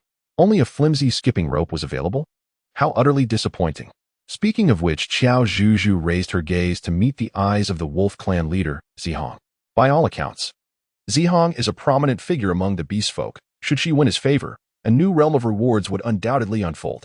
However, despite his outwardly refined demeanor, This beastman proves to be quite elusive. It appears that winning him over is no easy feat. Perhaps it would be wiser to cultivate a rapport with Bairuo instead. An increase in her favorability would undoubtedly enhance the richness and quality of the items within the space. Yet, one might ponder whether such a utilitarian approach is truly appropriate. After all, Bairuo has been quite considerate towards her. To treat her merely as a means to an end would be rather unfair. Just as these thoughts occupied her mind, a thick black branch suddenly descended before her. Its considerable length presented an ideal opportunity to use it as a makeshift rope to ascend. Qiao Zhuzhu did not dare to immediately call for Zihong and Bairuo. Instead, she summoned her courage and reached out to touch it several times. Confirming its solidity and usability, she thought it would be prudent to call them over afterward. As Qiao Zhuzhu's hand rested upon the surface of the object, she initially perceived it as cool and smooth, but in the next instant, it transformed into a rough and prickly texture. Upon closer inspection, she discovered that the object was adorned with densely packed, protruding scales. Given its appearance and length, could it possibly be that of a reptilian serpent? Qiao Zhuzhu was so frightened that she immediately withdrew her hand, instinctively stepping back a few paces in an attempt to distance herself. She did not even dare to glance at where the serpent's head might be. However, barely having retreated a few steps, the serpent's tail seemed to sense her presence and swiftly coiled around her calf. Ah! Fiends and phantoms, begone! Qiao Zhuzhu struggled to rise, striking and kicking at the serpent's tail that ensnared her, even gathering the audacity to embrace it and gnaw. Ugh, what a hideous creature that grates against my teeth. Release Zhu. Mr. Zhu. Bairuo and Zihang, perceiving Qiao Zhuzhu's peril, swiftly transformed into their beastly forms and rushed to her aid. One clawed ferociously at the serpent's body with its razor-sharp talons, while the other opened its gaping maw to sink its teeth into the serpent's vulnerable spot. Despite the formidable efforts of these two mighty beasts, they could not inflict even a scratch upon the black serpent. How infuriating! Its scales are harder than stone. Bairuo cursed, increasing the ferocity of his assault. Meanwhile, Zihang, increasingly aware of the familiarity of the serpent's markings, sensed something amiss and was about to utter a warning. Yet, it was already too late. The black serpent's body swelled dramatically, violently thrashing and effortlessly casting off Bairuo and Zihang, who had been clinging to it. As for Qiao Zhuzhu, she found herself ensnared by the serpent's tail around her waist, shaken so violently that she felt her very guts might erupt. Please, stop shaking, dear brother, I implore you. Just as the thought echoed in her mind, the serpent's tail astonishingly ceased its tumultuous writhing. Qiao Zhuzhu hurriedly gasped for air, striving to regain her composure. Bairuo and Zihang, witnessing the scene, prepared to rush in once more to rescue her. However, they were unprepared for the serpent's tail, which had deliberately paused, merely to feign an attack and ensnare them in confusion. For at the very moment Bairuo advanced again, the serpent's tail coiled around Qiao Zhuzhu and abruptly retracted, lifting her out of the pit. No, Zhuzhu! Miss Zhuzhu! Qiao Zhuzhu fainted from fright. Upon regaining consciousness, she found herself lying on a stone bed adorned with large banana leaves. Her clothing remained intact, yet she was utterly bewildered by her current predicament. An instinctive sense suggested that the formidable, colossal black serpent might very well be a beastman, perhaps even a significant figure of power. However, considering that it was a cold-blooded creature, possibly venomous, chills ran down her spine at the mere thought. Qiao Zhuzhu pondered that perhaps her fear of snakes stemmed from her being born in the year of the rabbit. In addition, she harbored an affection for fluffy, endearing creatures. Finding snakes cold, unfeeling, and devoid of any aesthetic appeal truly unbearable. Are you awake? A voice, both enchanting and beguiling, unexpectedly broke the silence. In this vast and desolate stone cavern, the sound resonated, creating an echo that lingered like a haunting melody. Qiao Zhuzhu immediately realized that the sound might originate from that black serpent. An unfamiliar and profound sense of dread enveloped her, compelling her to curl up in a corner, rendered silent. Ah, are you afraid of me? The voice chuckled lightly. Logically, it should be close by, yet the cave lay desolate and empty. Just moments ago, when it had touched her, it had displayed such audacity. Chapter 14. That creature turns out to be a hydra. What an absurd statement. It was as if she were being accused of being some lecherous figure. Please, do not mislead others and tarnish her bright, pure, and immaculate image. I merely mistook the serpent's tail for a branch suitable for climbing. I harbored no ulterior motives. Thank you. Qiao Zhuzhu suppressed her urge to utter a curse, for she seldom resorted to such language. Humph. It was evident that, in this moment, anger triumphed over fear. How laughable. Not only was he cowardly, but also a blatant liar. The man let out a disdainful chuckle, which incensed Qiao Zhuzhu to the point of leaping off the bed, determined to confront that frigid individual, who, in truth, was the coward, hiding away and refusing to face her. At this moment, Qiao Zhuzhu's courage, fueled by her anger, reached an unprecedented zenith. The individual before her appeared taken aback by the stark contrast in her demeanor, perhaps rendered speechless by her audacious bravado. A profound silence enveloped the cave, so tranquil that one could hear the very rhythm of their own breath and heartbeat. Just as Qiao Zhuzhu presumed that the person had either chosen to ignore her or had quietly departed the cave, a sudden tremor shook the cavern violently. Fragments of stone and an endless cascade of dust tumbled from above, prompting Qiao Zhuzhu to hastily seek refuge. Was it an earthquake? Hey, are you still there? If you can run, do so quickly. If possible, please convey a message to Bai Ruo and the others. I am not the celestial savior I appear to be. Just look at me. I cannot even save my own life. Woe is me. Qiao Zhuzhu expressed her longing for her parents, and with each word, a growing sense of panic enveloped her, as if she were on the brink of death. What sort of wretched place was this, devoid of any visible exit? Otherwise, she would not be foolishly waiting there, anticipating her entombment in the ruins. Just when Qiao Zhuzhu believed her demise in the dust was imminent, the tremors of the cave ceased. Instead, she was confronted by the voice of the serpent man, questioning her presence. You claim to be a goddess? To which she replied, Ah, it is not I who proclaims this, but rather, it is what they say. Qiao Zhuzhu remained hidden in the corner, acutely aware that in this world, beyond the tremors of an earthquake, the aftershocks lingered as well. Oh, how intriguing. No sooner had the thought crossed her mind than a flash of black and gold materialized before her, resembling a garment of silk satin. Oddly enough, such fabric seemed non-existent in this beastly realm. Wait, that color scheme come forth. The once ethereal echoes now resonated vividly in her ears. Goodness, it was that cold-blooded serpent man. I can't. There may still be aftershocks. If you seek your demise, I shall not intervene, but I must preserve my own life. With that, Qiao Zhuzhu crossed her arms protectively before her, resolutely deciding against emerging. However, the words that followed from the serpent man left her utterly astonished, questioning if her ears had betrayed her. Do not fret. The tremor just now was instigated by me. There shall be no further disturbances from fish or birds. Your life, given your remarkable femininity, shall be spared by my hand. What on earth? What absurd and presumptuous declaration is this? Who does he think he is? Capable of summoning an earthquake? Is this a jest? Qiao Zhuzhu emerged from the shadows, eager to ascertain the true nature of the boastful serpent man. At last, she ventured forth, a divine presence. Before her stood a man clad entirely in black, his deep-set eyes exuding an enigmatic allure, as if naturally adorned with eyeliner. His sensuous lips bore a hint of blue, suggesting an intoxicating elixir had passed his lips. In summary, this serpent man was undeniably a strikingly handsome figure. Yet, he appeared to be somewhat unhinged, favoring a smoky aesthetic reminiscent of a darkly enchanted villain from a fantasy tale. Wait a moment. Had she not traversed into a world of beasts? Qiao Zhuzhu wore an expression of utter confusion and bewilderment. What? Are you so overwhelmed by my presence that words fail you? Shi Mei smiled wryly, the dark, alluring makeup enhancing his captivating charm at this moment. Qiao Zhuzhu was utterly taken aback by this inexplicable declaration of dominance, her expression darkening with bewilderment. Should she perhaps suggest he seek professional help to examine his mental state? Alas, she refrained. You females are always like this, professing disinterest while your hearts betray your true feelings. She may remain blissfully oblivious to the increasingly grim countenance of Qiao Zhuzhu.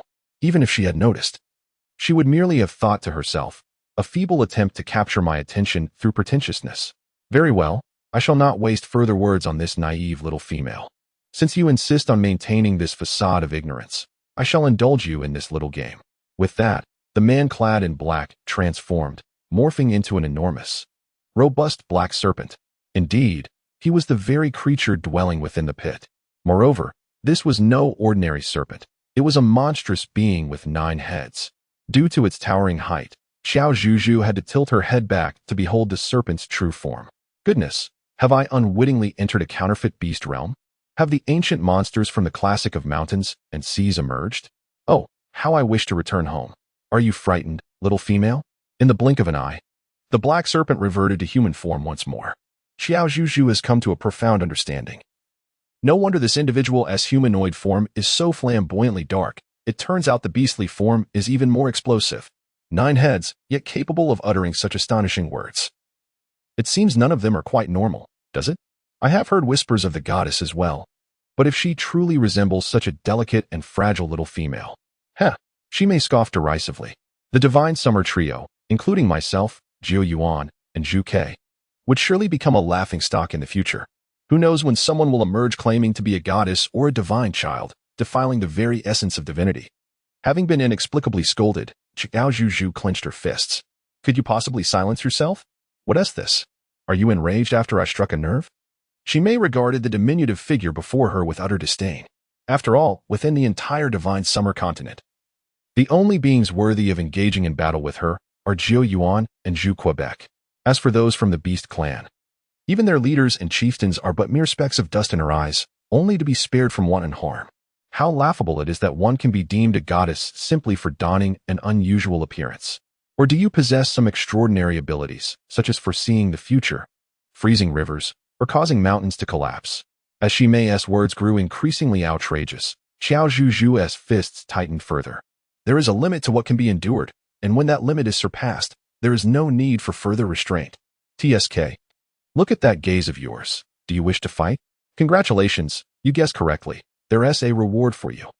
Qiao Zhu let out a cold smile as she produced a bottle of snake repellent from behind her. Chapter 15. The Greenwoods. Shimei was somewhat taken aback, for it was his first encounter with such a substance. The sight of the young female wearing a chilling grin, however, instilled in him a sense of caution. Nevertheless, he would not succumb to fear. How absurd. A delicate young female, incapable of bearing burdens or engaging in combat. Would he truly be intimidated? Qiao Zhuzhu pressed the nozzle with fervor, holding her breath.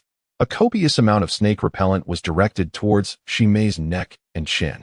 Do not inquire as to why her face was spared. Do you think it was by choice? Qiao Zhuzhu strained to rise on her tiptoes. Yet she could barely reach that height. Is this the technique you employed in our altercation? Shimei waited for ages, only to be greeted by such a feeble and humiliating spray. What, are you intent on washing his neck? However, is this water not akin to stagnant river water? So pungent and foul, it utterly tarnishes his noble physique and status. Little female, you forsake the path to heaven and insist on crashing through the gates of hell. Shimei revealed a wicked grin. Without moving his torso, his head transformed into a hydra, each head wildly flicking its forked tongue. They opened their gaping jaws, exposing their crimson mouths and sharp fangs, each serpent head clamoring to dismember this audacious little female before them. Please, do not approach. Qiao Zhuzhu, startled, shut her eyes and instinctively continued to spray the snake repellent fervently at the serpent's head. Time slipped away unnoticed as she tirelessly shook her arm, daring not to cease her frantic efforts. It was only when she sensed that the bottle of repellent had run dry that she resignedly lowered her arm. Oh heavens! With her meager strength, was it truly sufficient to combat 9 snakeheads? What sins had she committed to deserve this fate? In ancient times, there existed a cruel punishment known as the dismemberment by 5 horses, and now, it seemed that Qiao Zhuzhu might very well be on the verge of breaking a world record. Such a demise would surely rank among the most excruciating tortures imaginable. A truly unprecedented horror in the annals of cruelty. Qiao Zhuzhu now finds herself engulfed in profound regret. Had she known that upon her arrival, she would have been better off meeting her demise beneath the feet of an elephant. At least she would have retained her corporeal form. Now it seems, not even the remnants of her bones will remain. The agonizing sensation of being torn apart that she had envisioned has yet to manifest. Qiao Zhu quietly opened her eyes, only to find herself surrounded by an eerie emptiness. In disbelief, she glanced around, and as she lowered her gaze, she discovered a black serpent beast man sprawled on the ground, frothing at the mouth. Good heavens, the snake-repelling potion has truly manifested its power. No wonder this fellow was unaffected in his human form. The antidote must be applied in the proper context. Qiao Zhuzhu, filled with excitement, cradled the bottle of snake repellent in her arms, contemplating how she would persuade her father to acquire this very factory upon her return. Perhaps she would even consider investing in it and presenting them with a banner proclaiming, "Divine potion, preserver of life. What on earth did you spray on me?" Although Shimei was frothing at the mouth, his mind remained lucid. After all, he possessed 9 heads, and Qiao Zhuzhu's haphazard spraying had only ensnared 3 of them. It was hardly anything significant. It was merely effective against an old wretch like you. Let this serve as a warning for you not to emerge and frighten others again. Qiao Zhuzhu replied with irritation. She could hardly be bothered to engage in conversation with this person, regardless of whether he was a powerful figure or a potential target. He showed no respect and had nearly taken her life. Unless she were mentally unwell or had a penchant for masochism. She had no desire to entangle herself with such a cold-blooded individual ever again. You cannot leave. Stop right there. She may struggle to cover her throat, which felt as if it were ablaze, her eyes a fiery red as she fixed her gaze on Qiao Zhuzhu, who was searching for an exit. Was he merely waiting for his recovery to pursue her? Qiao Zhuzhu rolled her eyes in exasperation. She was not a fool. After much effort, she finally located the exit and took off running. Come back here. He shouted, infuriated. How could he, having lived for millennia, be defeated by a mere female? Not even his age-old rival, Jiu Yuan, had ever truly bested him. Contemplating this, Shimei glanced at his own legs and let out a cold laugh. After a strenuous effort, Qiao Zhuzhu managed to flee a mere 5 meters when an unexpected chill enveloped her from behind.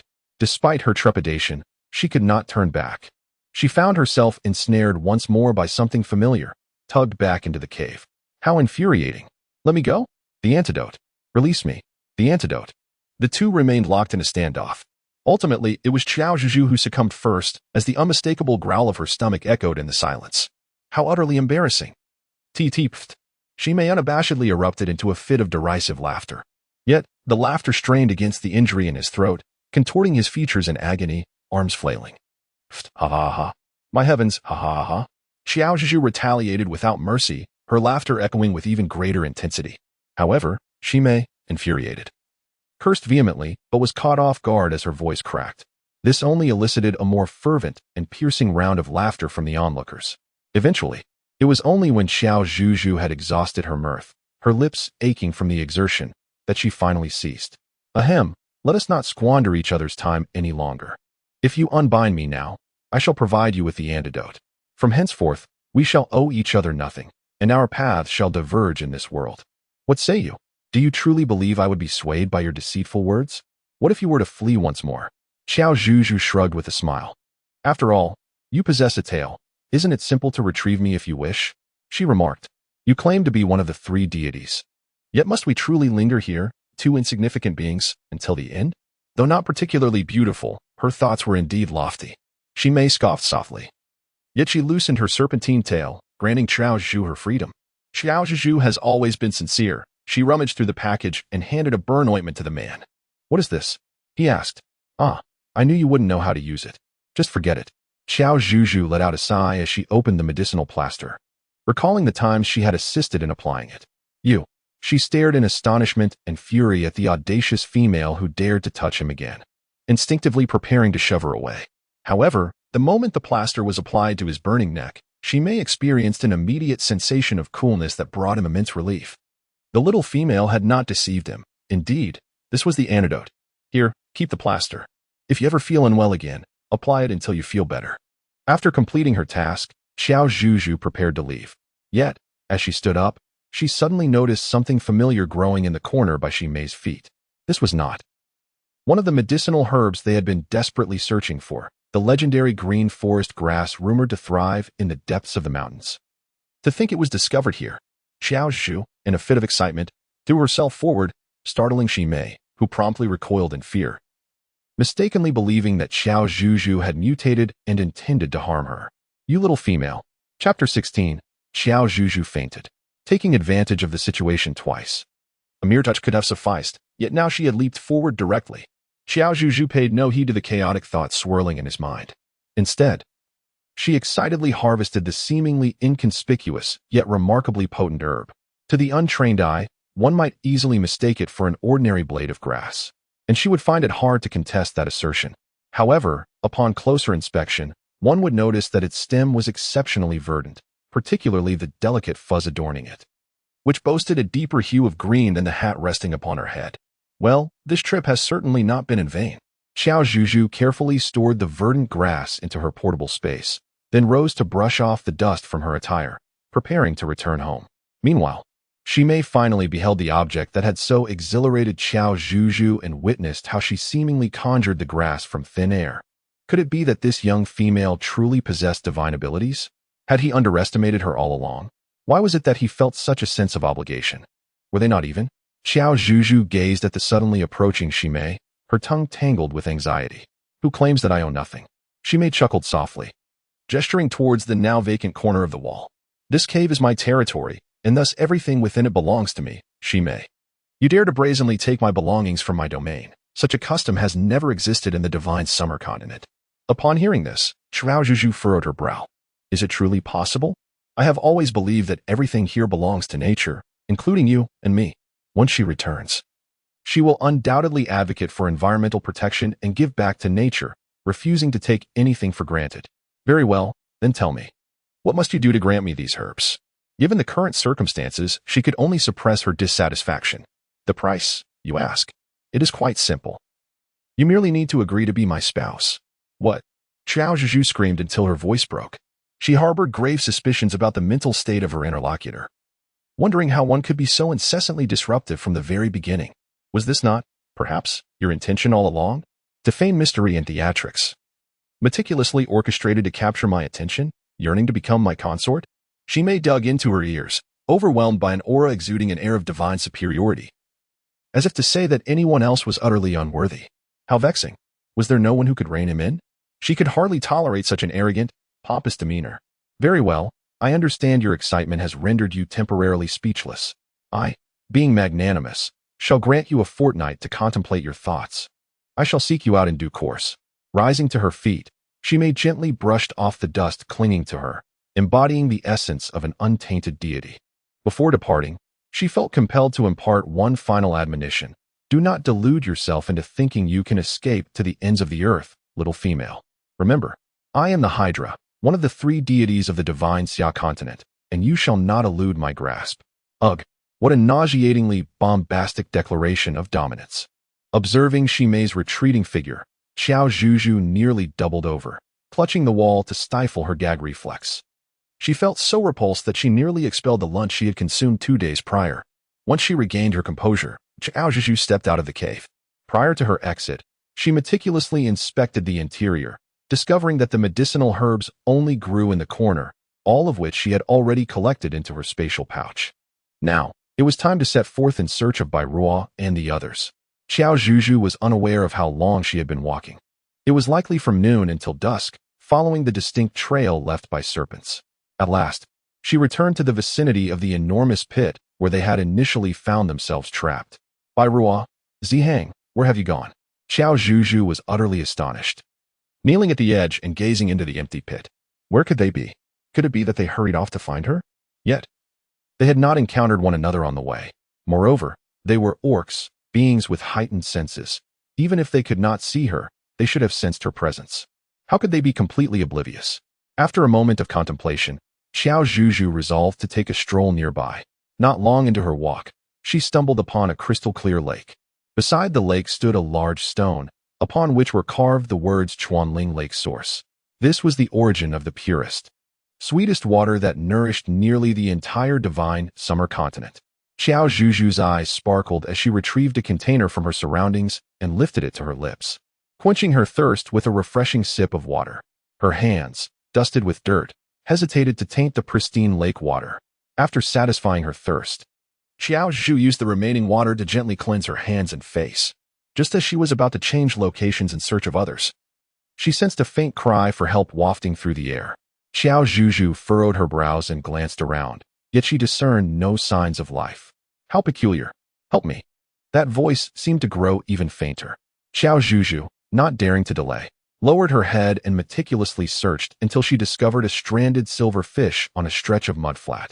Though it was referred to as silver, it resembled more of a crystal-clear, iridescent gem akin to glass. Was it to return to the lake? Indeed.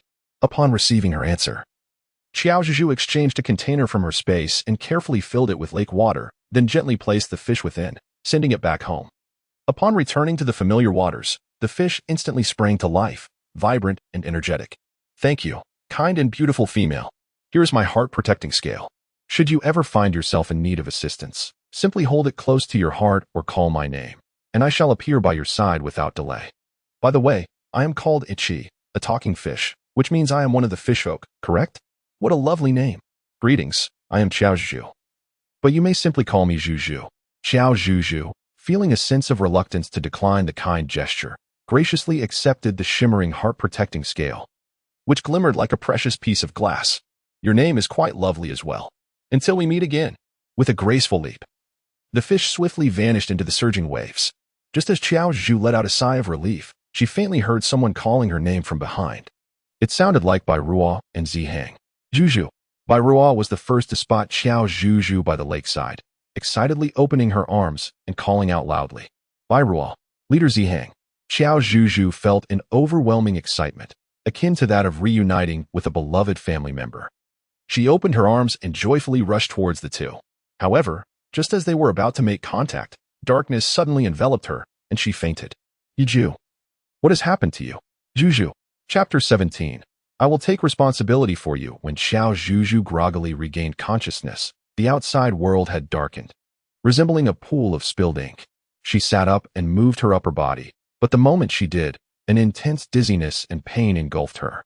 It felt as though she had spent half the night laboring at a construction site, only to return and study late into the night, utterly disregarding her own well-being and health. Sister Zhuzhu, you're awake. At that moment, Bai Fu approached her, carrying a steaming dish of food. Upon seeing Bai Fu, Qiao Zhuzhu's heart finally settled, allowing her to regain her composure. Had it been that loathsome Hydra once more, she would have surely considered ending it all. What are you thinking? Sister Zhuzhu, you look rather unwell. By the way, isn't it surprising that Wolf Clan fellow can actually provide medical care? He mentioned that you have been overexerting yourself these past few days, leading to your fainting spell due to inadequate nutrition. You should eat anything too greasy right after waking up. This is what he prepared for you, and the temperature is just right. Eat it while it's hot. With that, Bai Fu handed the food to Qiao Zhuzhu. As Qiao Zhuzhu expressed her gratitude, she found herself puzzled. It seemed that Zihang possessed a wealth of knowledge, suggesting a strong possibility that he belonged to the same ilk as herself. Indeed, she resolved to extend her heartfelt thanks to him shortly. Bai Fu, where's your brother? I have wonderful news to share with him. This delightful news, of course, was that she had discovered the verdant green grass of the forest. However, witnessing Qiao Zhuzhu's exuberance, Bai Fu wore a troubled expression, resembling a distressed melon. What's the matter, Bai Fu? Have you encountered some difficulty? It's not me. Well, perhaps it is. But I feel quite embarrassed and don't quite know how to articulate it. Bai Fu's face flushed with urgency as he managed to utter that the two had nearly come to blows before fleeing the scene. What on earth was about to lead to a fight? Qiao Zhuzhu was filled with confusion. After hastily consuming a few bites of food to satisfy her hunger, she swiftly descended from her bed to investigate the situation. Outside the door, the two chieftains of the Beast clan were locked in a tense standoff. Upon noticing her presence, Zihang's expression shifted from one of helplessness and anger to an awkward shyness. Meanwhile, Bai Ruo, upon sensing her, immediately turned away, his handsome face etched with resentment and complaint, resembling a jealous suitor. What on earth is happening between you two? Just moments ago, you were comrades in the quest for herbs and allies in the search for her, yet in the blink of an eye, it seems you are on the brink of confrontation again. Qiao Zhuzhu suddenly felt as though she resembled a relative of a kindergarten teacher, constantly needing to keep an eye on the children to ensure they were not quarreling or fighting. Is it possible to receive a salary for this? Even a form of mental compensation would suffice. Miss Zhu, I must first extend my apologies, and I would like to utter a rather audacious remark. Zihang took the initiative to shatter the current impasse. Upon witnessing his determination to voice such words, Bai Ruo, both anxious and irate, rushed forward in an attempt to cover his mouth. However, all her efforts proved futile. Miss Zhu, would you consider being my partner? Qiao Zhuzhu stood frozen in place. What on earth was happening today? How could two male orcs propose to her in a single day? In her era, it would be termed a marriage proposal. But in the realm of orcs, was it not merely a courtship followed by mating? Oh dear. No, absolutely not. I recognize this is rather sudden, but I assure you, it is not a whim or a deliberate jest. To put it differently, I wish to take responsibility for my actions. Truly, Ms. Zhu. Should you find my conduct unsatisfactory and desire some form of compensation, I would bear no grievances. Seeing Zihang's demeanor, which appeared earnest, only deepened Qiao Zhuzhu's confusion. Hadn't she merely fainted from exhaustion? How did this become entangled with notions of responsibility? It felt as though she had been subjected to something. Qiao Zhuzhu turned her head in confusion to glance at the informed Bai Ruo. It was, quite literally, as it sounded, but there was simply no other recourse. Zhuzhu, weren't you unconscious? I carried you back in my beast form. The only physician of the wolf clan was away, leaving only the leader with a modicum of medical knowledge to examine the cause of her condition. During the examination, there must be considerable physical contact, but it will be through your clothing, so you need not worry. After all, if Zihong dared to breach that boundary, Bai Ruo would certainly ensure he would not see the sun rise the next day. After hearing this explanation, Qiao Zhuzhu remained utterly perplexed. Is that all? Is there nothing more? That's it. Wait, are you not even a little angry or indignant, Zhuzhu? Bai Ruo's eyes sparkled like large, radiant copper bells. Why should I be angry? When one is unwell, seeing a doctor is entirely normal, and a bit of physical contact, regardless of gender, is quite standard. How can one diagnose without touching? It's akin to someone who has clearly stopped breathing yet appears undetectable. Is one not allowed to probe? The words spoken by Qiao Zhuzhu left Bai Ruo and Zihang in a state of astonishment for an extended period. They exchanged glances, seemingly communicating a shared thought. Could it be that they genuinely believe that mere extensive physical contact is sufficient to forge a marital bond? Qiao Zhuzhu was indeed astonished by the antiquated orcs, whose thoughts had long since stagnated. I beg your pardon for my rudeness. Henceforth, I, Zihang, shall be at your service at all times. Upon uttering these words, Zihang knelt on one knee, with one hand gracefully folded over the opposite shoulder. In that moment, he resembled a knight of ancient times, fervently expressing his loyalty to the noble lord he served. Oh dear, what thoughts were swirling in her mind? Qiao Zhuzhu hurriedly extended her hand to assist Zihong in rising. It's nothing serious, truly, there's no need for such trouble. Speaking of which, I ought to express my gratitude to you all, otherwise, I might have fainted outside, becoming a meal for other beasts. The thought alone sends a shiver down my spine. Of course, we would never abandon you, Zhuzhu. Certainly, I would not. Neither would I. Bai Ruo shot a sidelong glance at Zihong with a hint of sarcasm. A cunning individual. It becomes evident why he was so irate. It was jealousy over Zihong's medical skills, which could aid her in her ailments. TSK. Qiao Zhuzhu smiled helplessly and then spoke to soothe the emotions of the two orcs. By the way, let me show you something wonderful. What is it, Zhuzhu? Under the curious gazes of the two, Qiao Zhuzhu took out several sprigs of verdant forest grass from her small bag. This little pouch was just the right size, cleverly concealing her possession of a spatial storage. Zhuzhu, you actually found medicinal herbs? Bai Ruo exclaimed in astonishment. Chapter 18. An accidental plunge into water. Bai Ruo's exclamation successfully stirred quite a commotion around Qiao Zhuzhu. Although she appeared lively, she was somewhat socially anxious. And at this moment, she wished she could disappear into a crack in the ground. The legendary verdant divine grass, said to dwell in corners unnoticed by anyone, safeguarded by deities, in which most individuals might search for a lifetime without success, had been discovered by the divine maiden. My goodness, my sister Zhu is truly remarkable. Well, things became even more exaggerated. Look, Bai Fu and Uncle Dolly, the two enthusiastic supporters, rushed over the moment they caught wind of the commotion. Qiao Zhuzhu covered her face with a sigh, allowing their exaggerations to unfold. Enough, enough. If this continues, where will I place my old face in the future? Yet, upon reflection, she found the rumors somewhat amusing. The so-called undiscovered corner was, in fact, the summit of a small mountain deep within the jungle, nestled in the corner of a hidden cave. Indeed, it was not an ordinary place, and it was typically overlooked by those who were exceedingly bored. As for the notion of divine guardianship, who would dare to provoke the domain where the nine-headed serpent slumbers? Qiao Zhuzhu has now personally experienced and comprehended a term, the fear of public opinion, for where three gather, a tiger may emerge. Despite the vivid tales recounted by many, until today, not a single orc, including their chieftain and leader, had ventured into the true depths of the jungle. Such a situation has persisted for centuries, making it truly remarkable that any could be found. Indeed, the lady goddess is worthy of her title. Zihong's subordinate, Ahui, was also successfully indoctrinated. Immediately kneeling on one knee before Qiao Zhuzhu, performing a gesture of reverence typically reserved for leaders. You have discovered one of the herbs capable of curing our afflictions. You are the blessing of all races on the divine summer continent, the savior of all beings.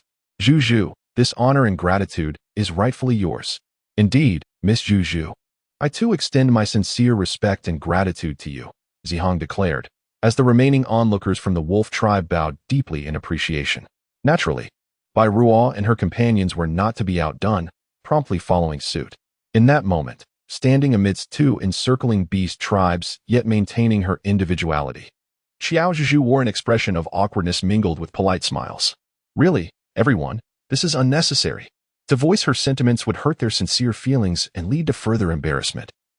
So she could only suppress her shame and accept the gratitude offered by so many orcs. Goodness, she suddenly felt the weight of her newfound burden. After the expressions of thanks, the few female wolves began introducing their dashing and unwed chieftain to Qiao Zhuzhu. Bai Fu and his group, though fewer in number, were equally determined not to concede. Especially Bai Fu, with his silver tongue, had the female orcs of the wolf tribe utterly dumbfounded and their hairs standing on end. This was not merely the result of the inherent bloodline pressure among beast races. Soon enough, the wolf tribe found themselves at a disadvantage. Before departing, one middle-aged wolf man could not contain himself, exclaiming, "Traditionally, matchmaking has always been the responsibility of females. You are but a mere boy, and you, being so much older, should not meddle. We shall not stoop to your level. Our chieftain is gentle and handsome, skilled in cooking and healing. It won't be long before he captures the heart of the lady goddess." As the wolf spoke, several of her companions echoed in agreement. Indeed, as if cooking is a rare skill, let's not forget that roasted lamb was our chieftain's victory. Uncle Dolly was displeased to hear others belittle his leader while praising theirs. In his eyes, the tiger tribe, and especially its chieftain, could not be deemed inferior. It was preposterous.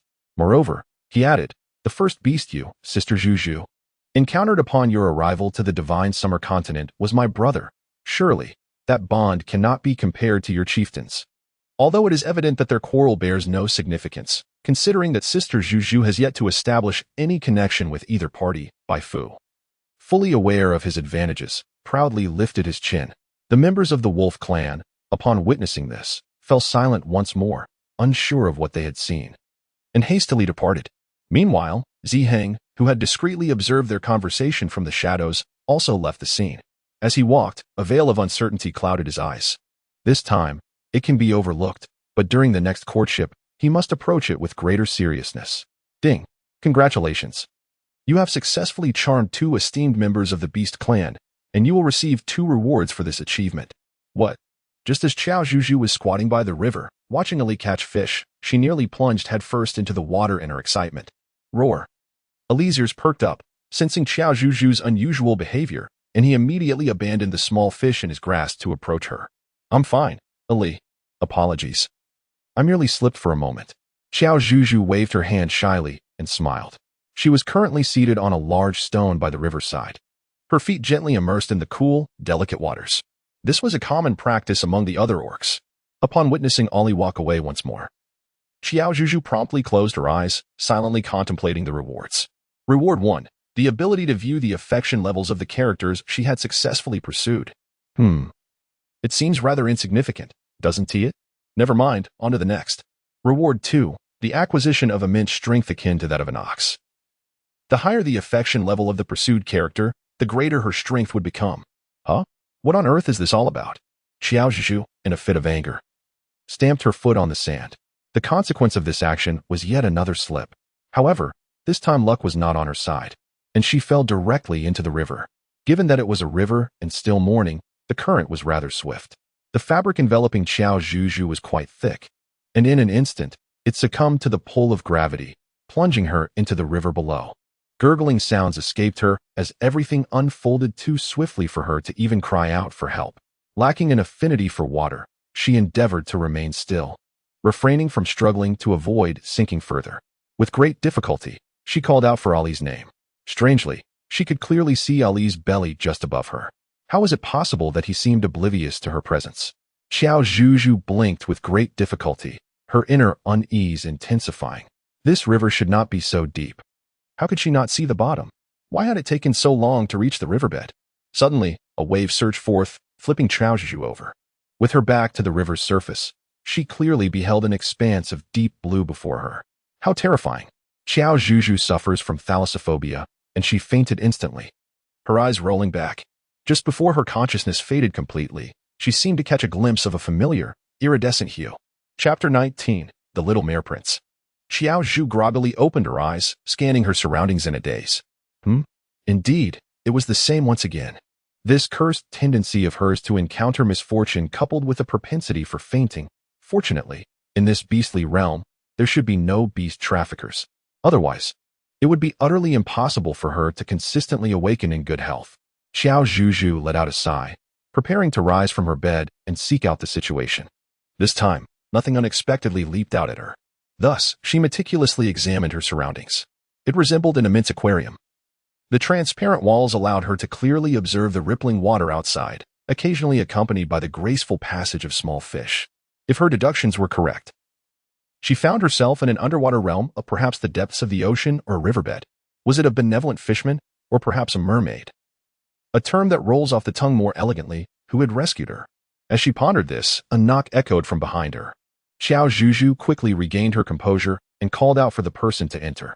Subsequently, the individual opened a door from an unknown location and stepped inside. Upon seeing the mermaid before her, Qiao Zhuzhu was so taken aback by her beauty that words eluded her. Had she encountered a celestial being? Cascading brown hair flowed like a waterfall, and her eyes mirrored the azure of the sky. Her skin resembled the crystalline waters, fair and luminous, exuding an exquisite and supple quality. The upper half of her form was unadorned by shells or garments, while her waist tapered into a splendid and elegant fishtail. Particularly captivating was the tail fin, reminiscent of a flowing gown, shimmering like satin glass. As it swayed and caught the sunlight, it sparkled brilliantly, akin to a rainbow beneath the water. It was reminiscent of the enchanting animated tales from her childhood, dreamlike and tear-jerking. Qiao Zhuzhu? The handsome merman smiled gently, appearing somewhat endearing. Hello there. Do you know my name? Qiao Zhuzhu couldn't help but feel a twinge of surprise. Surely, they had not crossed paths before. Indeed, it seemed that Zhuzhu had already forgotten me. The handsome merman smiled once more, this time with an added touch of melancholy and sorrow.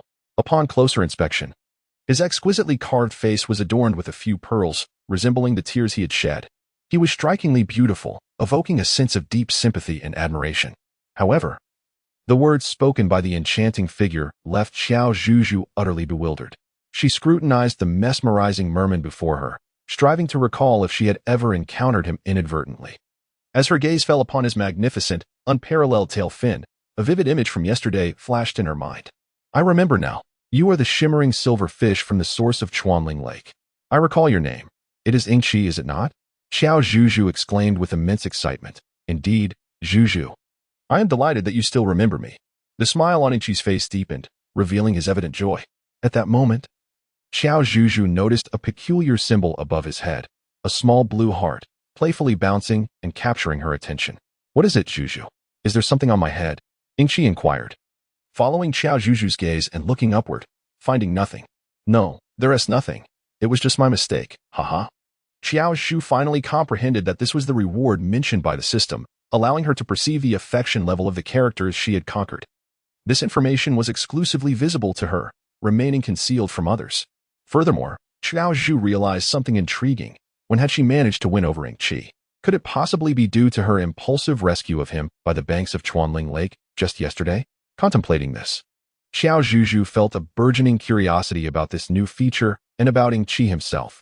With a mere thought, she tapped the blue heart above Ingqi's head. In an instant, the blue heart transformed into a numerical display, revealing 70100. Goodness! With a perfect score of 100, he regarded her so favorably at first impression. Achieving such a lofty rating, Qiao Zhuzhu could hardly believe her eyes. An insatiable curiosity stirred within her regarding the affections of the other two orcs. From the very beginning until now, Qiao Zhuzhu had encountered a mere 4 formidable figures of the beast tribe. It is now certain that the characters she has successfully pursued are by Ruo and Ingqi who, then, could the remaining one be? Surely it must be Zihang. Qiao Zhuzhu pondered to herself, it is absolutely impossible for that greasy and terrifying hydra to be involved. By the way, Zhu, have you been wearing the protective scale I gifted you? Ingqi's question swiftly brought Qiao Zhuzhu back to the present. Instinctively, she glanced down at the protective scale around her neck and then raised it to showcase. Of course, I have. Look, I've strung it together. But I haven't damaged your protective scale at all. The small, glass-like scales transformed into a radiant necklace adorning her fair and slender neck. Qiao Zhuzhu is smiling, and her laughter reveals delightful dimples on either side, radiating sunshine and sweetness. Ingqi found himself momentarily entranced. Suddenly, The blue heart above his head flickered several times, prompting Qiao Zhuzhu to curiously click to check again. To her astonishment, the number had surged from 71 to 80. My goodness. Thank you, Zhuzhu. Seeing Qiao Zhuzhu's earnest appreciation for the gift he bestowed, a satisfied smile graced Yingqi's face. There's no need for such formality, haha. As they conversed, a sudden knock on the door broke the moment. Yingqi's expression shifted, revealing a hint of cool maturity. Enter. Your Highness, I present my respects, Miss Zhu. This is the lunch we have prepared for you both. Please enjoy. Two equally exquisite mermaid maidens entered, each carrying 2 trays adorned with delectable dishes. Very well. You may leave now. Should there be any matters, I shall summon you. As you command, Your Highness. After placing the food on the dining table, the mermaid maidens gracefully departed. It is our first meeting, and I am unaware of your culinary preferences, so I have only prepared simple dishes that are unlikely to disappoint. I hope they please you. Yingqi gestured invitingly, embodying the essence of a prince. Meanwhile, Qiao Zhuzhu remained somewhat dazed, realizing that he was, in fact, the prince of the merfolk. Is this beastly world not a touch magical, perhaps even a bit insane? Thank you. I'm not very particular about flavors, except for fatty meat and cilantro. Qiao Zhuzhu smiled politely and then took a seat at the dining table, directly opposite Yingqi. With great care, Yingqi unsealed the lid before her, revealing the delectable contents within. A bowl of seafood congee, accompanied by a generous portion of Australian lobster, a lobster for each person. Upon witnessing the look of astonishment on Qiao Zhuzhu's face, Yingqi quickly offered an explanation. It turned out that Yingqi's clan was responsible for the stewardship of both the ocean and freshwater lakes, and he was the youngest member of his family. His father and mother were, quite literally, the Sea King and the Water Queen. At that moment, he recounted how he had once become stranded on the lakeshore while searching for something, caught off guard by the circumstances. Chapter 20. Words of tea and conversation thus. These dishes were suitable for consumption by both aquatic and non-aquatic beings, so Qiao Zhuzhu could dine without concern. Should the food not suit her palate, he would immediately procure another serving. No, this is more than sufficient. Thank you. Yingqi, you are truly generous. Qiao Zhuzhu hails from a well-to-do family and is no stranger to indulging in Australian lobsters. However, she is acutely aware of their exorbitant price, which renders her somewhat astonished by Yingqi's casual remark regarding them as mere ordinary fare, devoid of any risk. Well, who could blame her? Considering he is a prominent figure among the fish community, akin to a maritime magnate in their realm. Thus, these lobsters, which are longer than one's own arm, could indeed be deemed commonplace. Oh, not at all. I am more concerned about inadequately hosting you. Now, shall we dine? Afterward, I would like to take you for a stroll outside, if that pleases you. Qiao Zhuzhu nodded in agreement. Of course.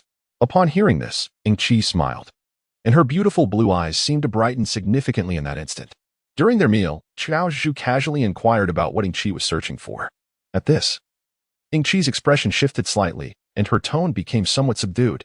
She was still unaware of which clan Qiao Zhuzhu belonged to, as her attire differed from that of the divine summer continent. Faced with Yingqi's question, Qiao Zhuzhu felt a bit embarrassed to mention that everyone referred to her as the divine maiden. Instead, she sincerely introduced herself as merely an ordinary human. Human? Yingqi furrowed her brow, seemingly hearing of such a clan for the first time. However, she did not press further and continued to respond to Qiao Zhuzhu's inquiries. So, do you know about the peculiar afflictions of the divine summer continent? Well, this. Qiao Zhuzhu suddenly understood. The merfolk possessed the most extensive territory, and it was likely that Yingqi had long been aware of remedies or solutions, which was why he sought resources from Chuanling. She recalled that one of the herbs listed in the remedy thrived in the depths of the ocean, known as the Azure Deep Stone. If she could establish contact with Bairua and their allies, together they could expedite the formulation of this remedy, swiftly resolving the perplexing ailments that plagued various clans. Perhaps, in doing so, she might even return home. As this thought crossed her mind, an uncontrollable smile of excitement blossomed on Qiao Zhuzhu's face. Observing this, Yingqi's lips curved into a subtle smile as well. Well, let us first dine. We can discuss further afterward. I have splendid news to share with you. Very well. Yingqi's eyes sparkled with a captivating brilliance. Upon opening the door, they were greeted by crystalline azure waters, playful fish, and corals in a myriad of hues. Alongside lush green aquatic plants, the legendary underwater realm. It felt like a different dimension, truly healing and breathtaking. However, Qiao Zhuzhu hesitated to step outside. as she believed her previous freedom of movement within the room stemmed from the absence of water. The reality outside, however, was altogether different. Do not worry, Zhuzhu. Yingqi reassured with a gentle smile. He gestured towards the protective scale necklace around her neck and extended his hand, inviting her to take hold. Qiao Zhuzhu gritted her teeth, resolved to trust him once and embrace courage. She placed her hand upon Yingqi's, holding her breath as she stepped out of the door. Once outside, Qiao Zhuzhu tentatively relaxed and attempted to breathe. Lo and behold, it was miraculous. She felt as though she were living on land, breathing freely. Qiao Zhuzhu gazed at Yingqi with an expression of sheer delight. With this, and with me by your side, you shall be able to move freely beneath the waves from this moment forth. Moreover, the other fish of the realm will treat you with the utmost respect and friendliness upon seeing this scale, Yingqi remarked with a smile. This is simply wonderful. Thank you so much, Yingqi. Qiao Zhuzhu found herself at a loss for words. She had essentially achieved the freedom to traverse the underwater realm, free from the threat of terrifying creatures. Suddenly, 5 words floated through the air, so refreshing, so delightful. Zhuzhu, you are far too gracious. You are my savior. And this minor matter is truly inconsequential. With that, Yingqi led Qiao Zhuzhu to an exceptionally vast and beautiful garden, a submerged paradise. For the first time, Qiao Zhuzhu beheld such breathtaking scenery. As she turned around, she was met with an even more astounding sight, a colossal, shell-shaped castle crafted from shimmering crystal. My goodness, how utterly dreamlike. In that fleeting moment, Qiao Zhuzhu felt as though she had been transported into the enchanting world of the mermaid princess from the Barbie series she adored in her childhood. It was a dream come true. Oh, how delightful. Do you like it? Yingqi suddenly chimed in. Of course I love it. This place is simply exquisite. If given the chance, I would wish to reside here for a lifetime, every single day. Yingqi, you are so fortunate. Qiao Zhuzhu exclaimed somewhat exaggeratedly. In truth, she harbored a tinge of envy and jealousy, for it is well known that Yingqi is the prince of the fish clan. This implies that there exists a magnificent castle beneath the waters, one that may be even grander and more opulent than that above. Considering that it is the abode of the Sea King and the Water Queen, if one so desires, such a dream is entirely within reach. Yingqi gazed meaningfully at Qiao Zhuzhu. Is that so? Qiao Zhuzhu, somewhat slow-witted, had yet to fully comprehend the implications of the words she had just heard when familiar calls echoed from above. Sister Zhuzhu. Zhuzhu, where are you? Divine Lady. It was by Ruo and the others. They had come seeking her. Yngch, standing nearby, noticed the change in her demeanor, and her expression shifted slightly. Are they acquaintances of yours? This inquiry felt somewhat redundant. Indeed, it had been such a long time since their last meeting. They must be quite anxious. I must return promptly. It would be quite impolite to keep them waiting. Yngch, let us plan to enjoy each other's company another day. Qiao Zhuzhu expressed her sincere apologies. It's nothing, Zhuzhu. Allow me to escort you back, came the reassuring reply. All right, thank you so much. As they made their way back, Qiao Zhuzhu glided gracefully, akin to a swimmer in the water. She had learned from Yingqi that the realms inhabited by mermaids were distinct from those frequented by ordinary fish. The typical beast men and animals could only perceive the areas where common fish thrived, oblivious to the enchanting scenery beneath the surface. Thus, when Ali was searching for her, he failed to catch a glimpse of her, even with his head bowed. Fortunately, her fainting spell had been brief. Otherwise, she would have had to endure a night in an unfamiliar place. Zhuzhu, Sister Zhuzhu. A few figures, momentarily dazed, recognized a familiar silhouette and eagerly rushed forward to lift the swimming Qiao Zhuzhu out of the water. No one paid heed to the bothersome blue mermaid beside her. Didn't he abduct you? Ruo inquired, her expression filled with skepticism as she scrutinized Yingqi. Of course not, came the emphatic response. As Qiao Zhuzhu was about to explain, Yingqi took the initiative to speak. It was my fault, in my eagerness to save you. I failed to inform you in advance. Now that you have returned safely, I can finally breathe easy. Although you might have forgotten to mention something significant. I am willing to wait. For now, I shall take my leave. Bai Fu stood nearby, his eyes wide with astonishment. This fellow exudes an unmistakable scent of nature. Chapter 21. The flowers from Zihang are truly beautiful. It was only upon Yingqi's reminder that Qiao Zhuzhu recalled the important matter she had overlooked. My sincerest apologies. It is entirely my fault. Qiao Zhuzhu lightly tapped her head in frustration. Could it be said that her mind was muddled? It's all right, Zhuzhu. I am not the kind of person who wishes to put you in an uncomfortable position. After all, this is our first encounter, and it is only natural for your friends to be wary of me. I shall take my leave now, and I look forward to our next meeting. Yingqi smiled understandingly. His words, though intended to reassure, only deepened Qiao Zhuzhu's sense of guilt, prompting her to hastily gesture for an explanation.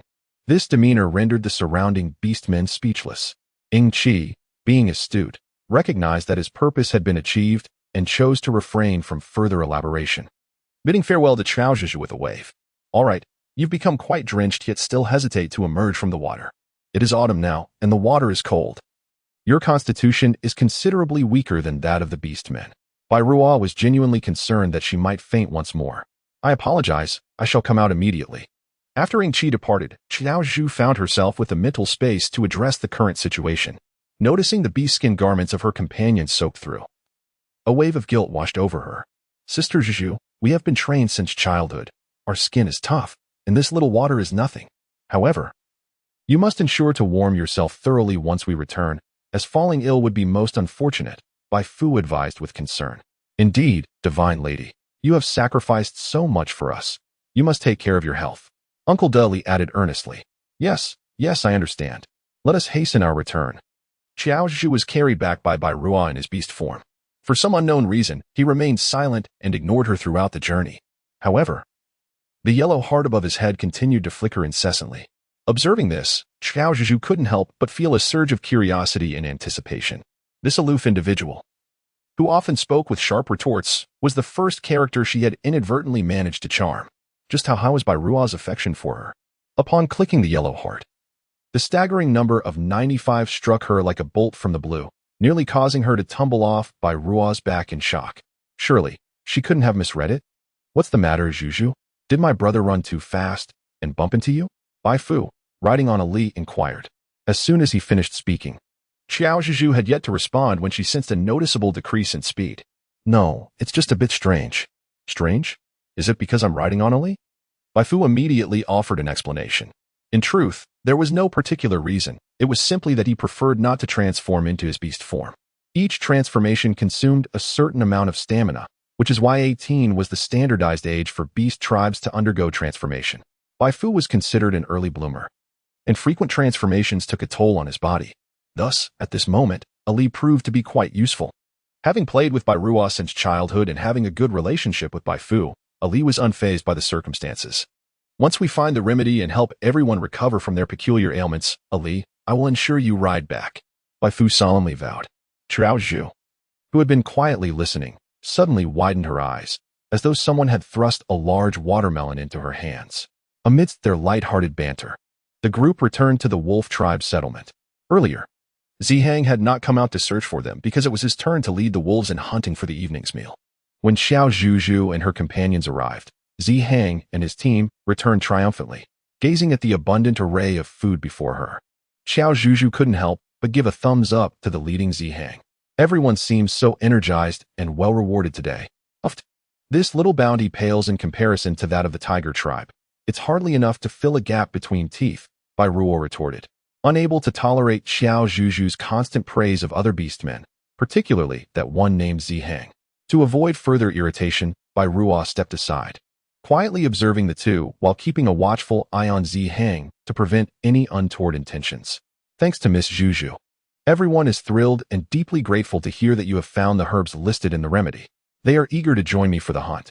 Zihang remarked with a smile, a sudden flush appearing on his sun-kissed cheeks. This left Qiao Zhuzhu utterly bewildered. What could this mean? Miss Zhu, these flowers I encountered on my journey are truly delightful and seem perfectly suited for you. They could serve as charming adornments for your hair or attire. They are not precious items, and I hope you will not dismiss them. Zihang, as if performing a magic trick, produced a magnificent bouquet of purple pansies from behind. Oh my! Qiao Zhuzhu covered her mouth, her eyes brimming with emotion and disbelief. I am truly grateful to you, Leader Zihang. I absolutely adore it. This was the first time she had received flowers other than roses, hyacinths, and baby's breath. Qiao Zhuzhu took the bouquet, pondering deeply the words of the tricolor violet. She had indeed conducted considerable research on this subject previously. As long as Miss Zhu enjoys it, that is all that matters. Just then, a jarring sound pierced the air. As soon as Qiao Zhuzhu's lips curved into a smile, they promptly faltered. She cast an irritated glance at Bai Ruo, who was vigorously scraping the tree trunk with a solitary tiger claw, producing a jarring cacophony. Without uttering a word, I understood and took my leave. Bai Ruo, with an air of nonchalance, departed gracefully, leaving one to wonder about the underlying motive of his actions. Perhaps he was simply too idle. Qiao Zhuzhu chose to disregard him, contemplating the appropriate moment to share other matters. Her actions were not driven by favoritism or disdain. Rather, she believed it was courteous not to leave Zihong in isolation. This evening, I wish to attempt roasting a whole lamb once more. Might you assist me, Miss Zhuzhu? Of course. This bouquet shall serve as your tuition, so no need to express gratitude. She continued, furthermore, Zihong, feel free to call me Zhuzhu, and I shall muster the courage to refrain from addressing you as leader. Having shared the significant experience of herb gathering, they could be considered friends, couldn't they? Zihong paused, momentarily taken aback, before a gentle smile illuminated his face. Very well, Zhu. Above them, a purple heart flickered playfully, easing Qiao Zhuzhu's heart. Thankfully, this indicated that the final character to be conquered was not that Hydra fellow. Did you spot something amusing? Well, it could be deemed entertaining. Zihong, shall we proceed to roast the lamb? Zihong observed the girl's exuberant retreat, a soft smile gracing his lips. She bore a striking resemblance to that individual. Chapter 22. A meteor shower with Bai Ruo after enjoying a delightful feast. Qiao Zhuzhu recalled a matter she had nearly forgotten. Bai Ruo, I have something to discuss with you. Bai Ruo, who had been sulking alone in a corner during dinner, lifted her gaze upon hearing this. Her expression seemed to convey, oh, so you do have something to say to me? I thought you had completely forgotten about my existence as an orc. She cleared her throat a few times, her demeanor turning serious. On a more pertinent note, Bai Ruo, do you know the chieftain of the merfolk? You know, the Sea King and the Water Queen? I do not. Bai Ruo's response was so swift that Qiao Zhuzhu could hardly suppress the notion that she had not given it any thought. Truly, I do not know them. Clearly, Bai Ruo discerned the question reflected in Qiao Zhuzhu's expression and reiterated her answer with a grave tone, adding an explanation. Zhuzhu, in truth, the beast tribes of land and water seldom interact beyond the dynamics of hunting and being hunted, unless they belong to amphibious species. Most interactions remain confined to those two relationships. I see. Qiao Zhuzhu seems to have grasped the situation somewhat. No wonder that when Bai Ruo and the others saw Qi at noon, their expressions were predominantly disdainful. One can surmise that the merfolk seldom surface, and their dwelling places are invisible to ordinary beastmen. Bai Ruo would certainly not deceive them. Qiao Zhuzhu sighed inwardly. It seemed that the significant responsibility of negotiating cooperation with the merfolk to achieve a mutually beneficial outcome rested solely upon her shoulders. The medicinal formula comprised a total of 5 herbs, a daunting task indeed. Zhuzhu, I am truly sorry. Qiao Zhuzhu was utterly perplexed. Why, all of a sudden? Was there an apology? He repeatedly declared his intention to protect her, yet she found herself in peril time and again, fainting in the process. As the chieftain of the Tiger clan, I truly felt ineffectual. I am sincerely sorry, Zhuzhu. Bai Ruo seemed earnest, his tone growing increasingly despondent. Qiao Zhuzhu couldn't help but feel a pang of sympathy for this young beast man, who, despite being only slightly older than herself, bore the heavy burden of ensuring the survival of their entire beast clan. In truth, he was not entirely to blame. The adversities she faced were unpredictable, after all. She was no goddess capable of averting calamity. Moreover, Bai Ruo and his companions were not divine beings either. Even in the pursuit of hunting, missteps were inevitable. As Qiao Zhuzhu contemplated offering solace to Bai Ruo, she overheard him murmuring to himself. From this perspective, it seems that Zihang of the Wolf clan is indeed more reliable, isn't he? Although she was reluctant to admit it. His prowess in both leadership and collaboration was undeniable. If Zhuzhu were to consider aligning herself with the Wolf clan in the future, she ought to suppress the errant thoughts swirling in her mind. Qiao Zhuzhu could not help but interrupt him. Bai Ruo finally came to his senses, albeit still gazing at Qiao Zhuzhu with a somewhat dazed expression. Listen to me, Bai Ruo, I am not quite like you.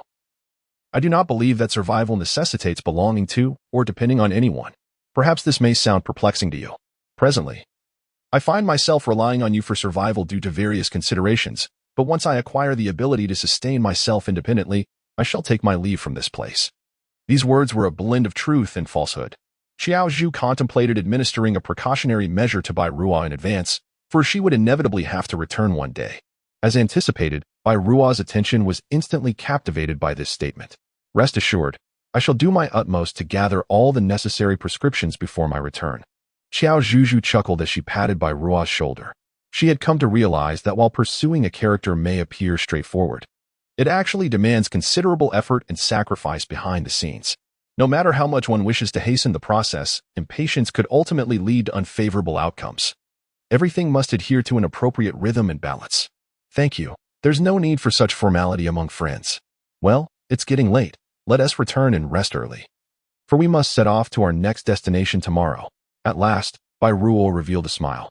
Before we head back, I want to take you to a delightful place. Are you interested? What place is that? Qiao Zhuzhu's curiosity was piqued.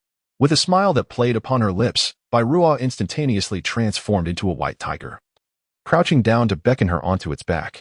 Together, the girl and the magnificent creature traversed the darkness of the night. Qiao Zhuzhu sat atop the lofty back of the tiger, observing the dark green woods rushing past her. There was a unique beauty to it. At last, she arrived at a vast and boundless grassland, where she could gaze up and see the dazzling stars scattered across the deep blue canvas of the sky. A sight as magnificent as a masterpiece of the world. Qiao Zhuzhu stood upon the soft grass, her arms outstretched to embrace the gentle and refreshing evening breeze. The fragrance of lush greenery filled her senses, while the kind whispers of the wind and the playful calls of owls and other creatures danced in her ears. It was an exquisite moment of tranquility. Zhuzhu, be patient for a moment. You shall soon behold it, Bai Ruo said, as he seated himself upon the grass. Gazing expectantly up at the sky, observing his enthusiasm, Qiao Zhuzhu joined him, sitting side by side in serene anticipation. After a while, a brilliant streak of light swiftly traversed the sky. Bai Ruo turned, his face alight with excitement as he pointed towards the place where the light had vanished. Zhuzhu, did you see that? It was just now. The fascinating spectacle you brought me to witness is a shooting star. It has been ages since I've seen such a sight. The words of Qiao Zhuzhu brought a look of surprise to Bai Ruo's face. Is it called a meteor? Isn't it a fallen divine stone?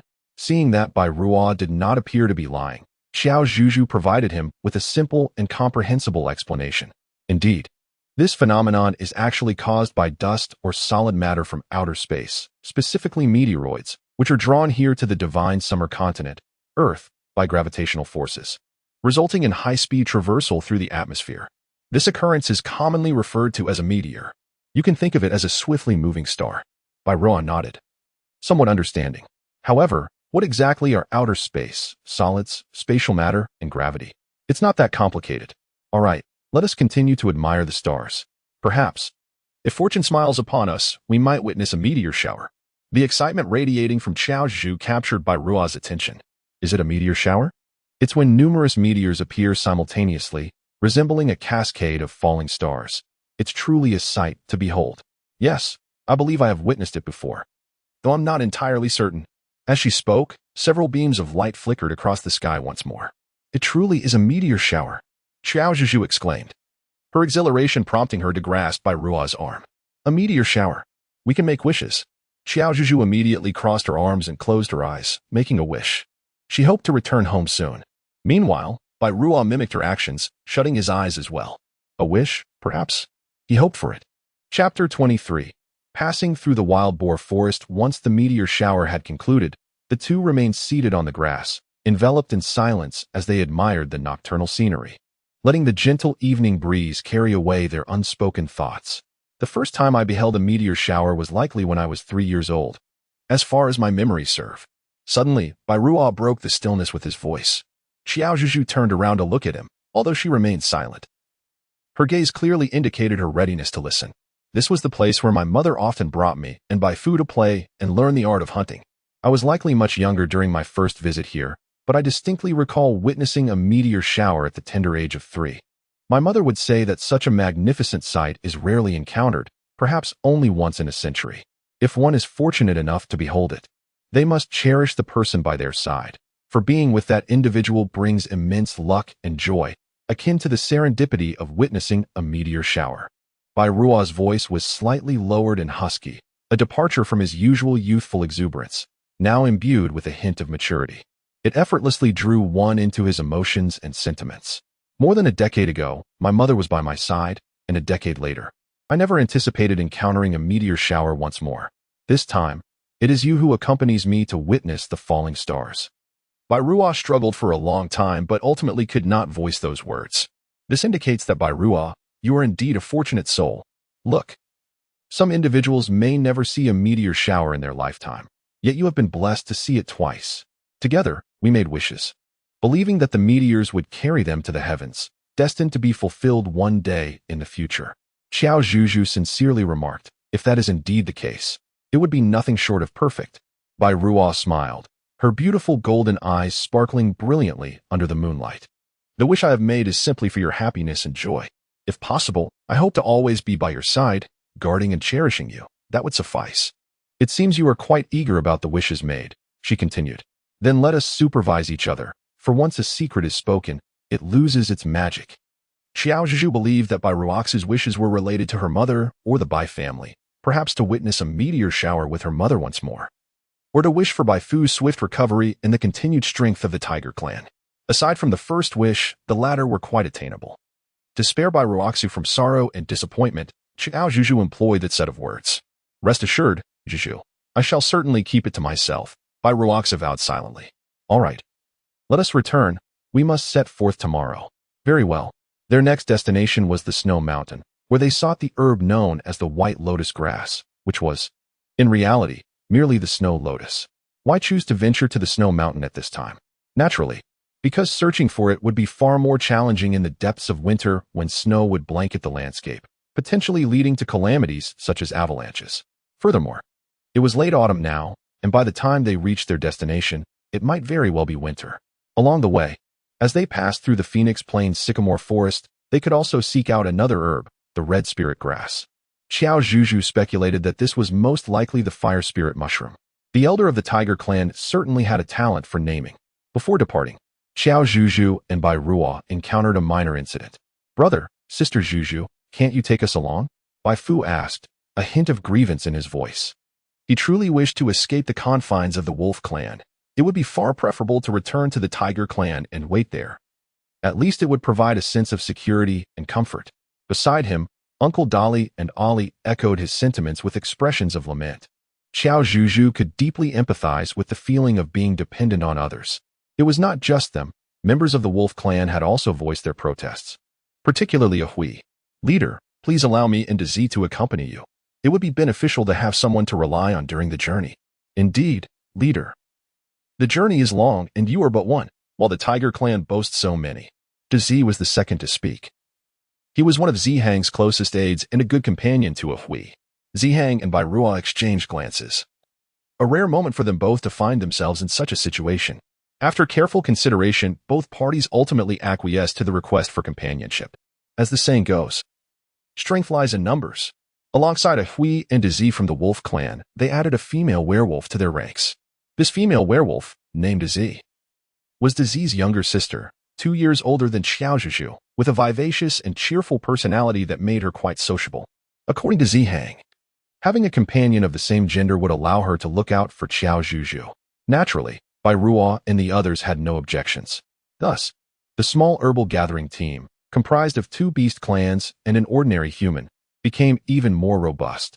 Along the way, Z engaged Qiao Zhuzhu in conversation, insisting on transforming into her beast form to carry her along. Initially, Qiao Zhuzhu felt somewhat embarrassed, particularly since she had just met Z. Although she had ridden on by Ruoh during their first encounter, this felt different. Nevertheless, she could not resist Z's enthusiasm, and being both females, they found common ground for conversation and eventually agreed to it. What began as a chat largely consisted of Qiao Zhuzhu sharing her thoughts, with Z primarily asking questions. Having lived her entire life within the wolf pack, Z had assisted her mother with the clan's chores and occasionally participated in small-scale hunts. This meant she had seldom witnessed the world beyond, making her all the more curious about Qiao Zhuzhu's homeland. Zhu, my mother and brother say you are a celestial goddess. What is the sky truly like? Is it vastly different from the divine summer continent? Faced with Z's inquiry, Qiao Zhuzhu found herself at a loss for words. Sister Az, I am truly no goddess. The only distinction is that I am purely human and cannot transform into a beast. As for my home, it is not in the sky but in the modern society of the 21st century. During that time, technology and civilization were far more advanced, and there was significant progress in gender equality, allowing women to engage in various pursuits. Through this period of interaction, Qiao Zhuzhu concluded that the beast world was not as dreadful as she had previously imagined. Although the absence of high-tech conveniences posed some challenges, the internal dynamics of the clans were clearly defined, and their interactions were quite harmonious. After listening to Qiao Zhuzhu's response, Aziz nodded, somewhat bewildered. From what I gather, it doesn't seem so different. But Zhuzhu, what exactly do you mean by technology and civilization? Ah, well, it is a long story.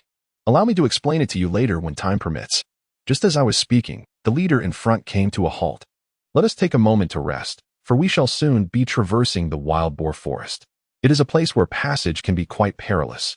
Chapter 24. The annoying chieftain of the wild boar clan. The wild boar forest, as its name suggests, is a small woodland inhabited by a herd of wild boars. These creatures are not to be confused with ordinary pigs. They possess a tough yet sparse bristle coat along their backs, and the majority bear formidable tusks, which are exclusive to the males. Primarily herbivorous, they also indulge in berries, boasting a medium physique complemented by a notable degree of aggressiveness. There have been instances of wild boars prevailing over tigers, and occasionally, over wolves, with outcomes roughly balanced. However, their principal endeavor lies in foraging for medicinal herbs rather than hunting, particularly since they are accompanied by two females, Qiao Zhu and Aziz. Thus, after deliberation, Bai Ruo and Ziheng decided to rest here for a while, replenishing their energies before entering the wild boar forest. This way, even in the event of a confrontation, they would possess a distinct advantage. Sister Zhuzhu, would you like to eat? Perhaps some wild rabbit? Bai Fu and Ahui prepared to search for provisions. Anything will suffice. Aziz and I will go fetch some water. Qiao Zhuzhu, unwilling to remain idle, found herself parched. Roar. Ali expressed a desire to accompany her, suggesting they go together for mutual support. Bai Ruo translated this in real time. Qiao Zhuzhu nodded, then ascended onto the tiger's back alongside Aziz. Thanks to your fortune, I never imagined that in this lifetime I would have the opportunity to ride upon the back of a tiger. My heavens, such a thought was previously inconceivable. Aziz, still somewhat apprehensive, clung tightly to Qiao Zhuzhu's arm throughout the experience. Qiao Zhu grasped the soft, golden fur of Ali, not out of mere childish whimsy, but to secure herself and prevent a fall. To my surprise, Ali exhibited an unexpectedly gentle temperament. Initially, Qiao Zhuzhu had chosen to sit upon Ali's back to alleviate Aziz's burden, yet Ali graciously invited her to join him. Perhaps it was for convenience's sake? Ali did not venture far before coming to a halt. Before them lay a tributary of an unknown river, where the terrain had formed a small lake, drawing numerous small creatures to quench their thirst. Upon the sight of the large carnivorous beasts, these timid animals scattered in fear, daring not to reveal themselves. Qiao Zhuzhu gazed at the fluffy little rabbit and the squirrel, her heart tingling with excitement. It had been quite some time since she had the chance to caress such soft creatures. What's the matter, Zhuzhu? Do you wish to catch one? The little rabbit and the squirrel are no challenge for me. Aziz discerned Qiao Zhuzhu's yearning, yet she did not fully comprehend its depth. Upon hearing this, Qiao Zhuzhu promptly shook her head. She had no desire to eat. She merely wished to indulge in a delightful gathering, enjoying the ambience. Hey, look everyone. Why are those little creatures scurrying about in such a frenzy? Indeed, it appeared that something was pursuing them. The voices of Qiao Zhuzhu and Aziz startled Ali, who was resting nearby. It twitched its nose and suddenly stood up, assuming a stance as if confronting an adversary. At that moment, Aziz also sensed something amiss and immediately transformed into her beast form, the fur on her body standing on end. A wave of unease surged within Qiao Zhuzhu. A rustling sound emanated from the nearby thicket. Suddenly, a colossal black wild boar, its muscular form adorned with long, bristling quills and two towering tusks, charged forth from the underbrush. Goodness, could this wild boar have mutated? It must be the chieftain of the wild boar clan, fiercely formidable. Is it the very fierce one she had imagined? Clearly, it was evident that this creature was indeed a boar. In her heart, Qiao Zhuzhu pondered, look, the leader of the wild boar clan does not seem to be engaged in hunting, as they primarily consume a herbivorous diet. Yet, why is it so fervently pursuing these small creatures? Being a wild boar, Aziz felt little apprehension and transformed back into her human form. Qiao Zhuzhu meticulously observed the behavior of the colossal wild boar, sensing that it appeared to be intentionally tormenting the smaller creatures. Although the beast had not transformed into human form, she could not shake the impression that its dark visage bore a mischievous demeanor.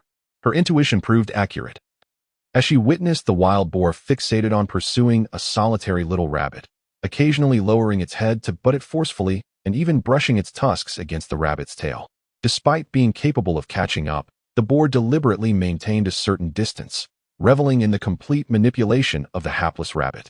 Amidst the chase, the wild boar let out a piercing howl, which Aziz informed Qiao Zhuzhu was a sound emitted when the boar felt excited and pleased. It seemed evident that the creature was indeed bullying the little rabbit. How utterly idle it was. Qiao Zhuzhu clenched her fists in indignation. Such an adorable little rabbit, with a tail as delightful as a snowball. It must be incredibly soft to the touch and quite delectable to consume. It seemed to have noticed us. No sooner had Aziz's words trailed off than Qiao Zhuzhu beheld that creature striding boldly towards them.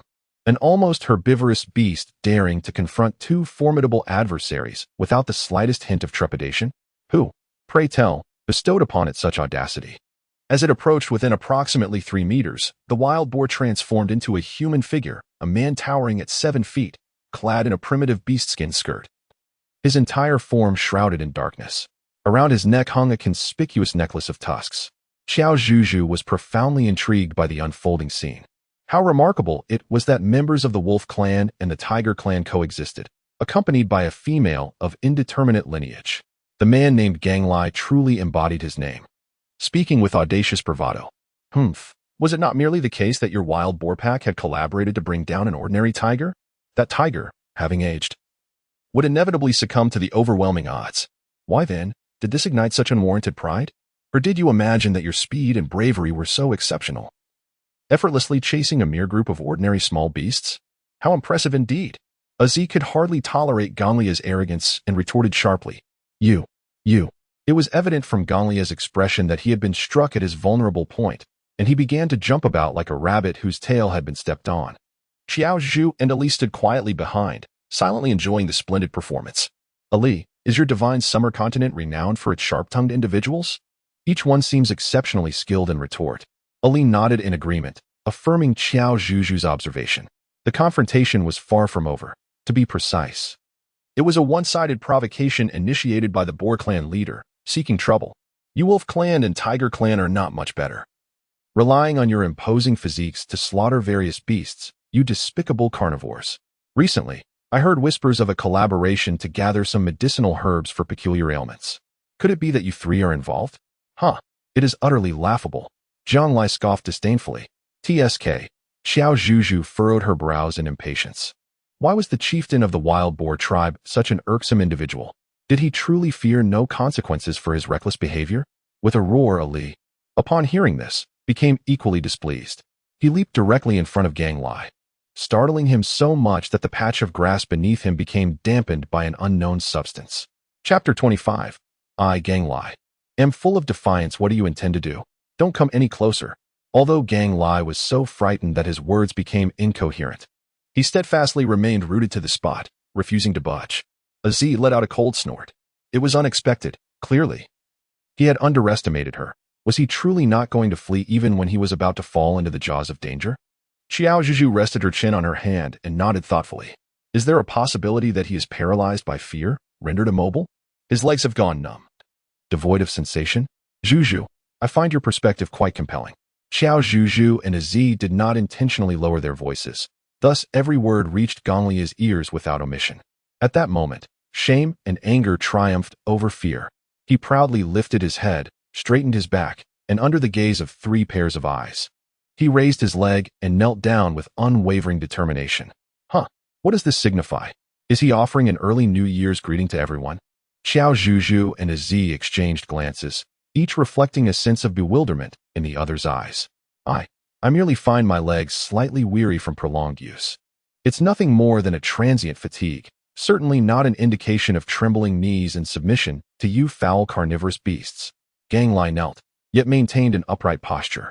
His spine and voice as resolute as steel, unyielding. As he concluded, a silent communication transpired among Qiao Zhuzhu, Aziz, and Ali, culminating in a unified response.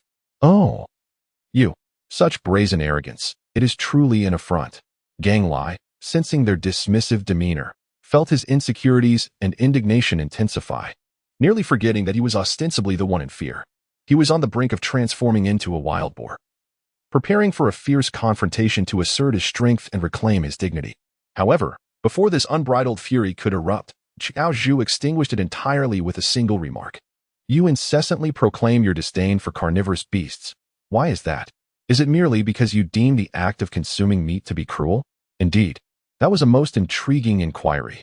Gang Lai was rendered speechless, caught between anger and amusement, adopting a demeanor that suggested he had no desire to engage with such a foolish question. What else could it be? Aside from your constant violence in the butchery of other creatures, what virtues do you possess that warrant commendation? How do you speak in such a manner, you wild boar? Az, infuriated, was ready to transform into a wolf to deliver a fierce bite or perhaps a resounding slap. So this is how you truly think.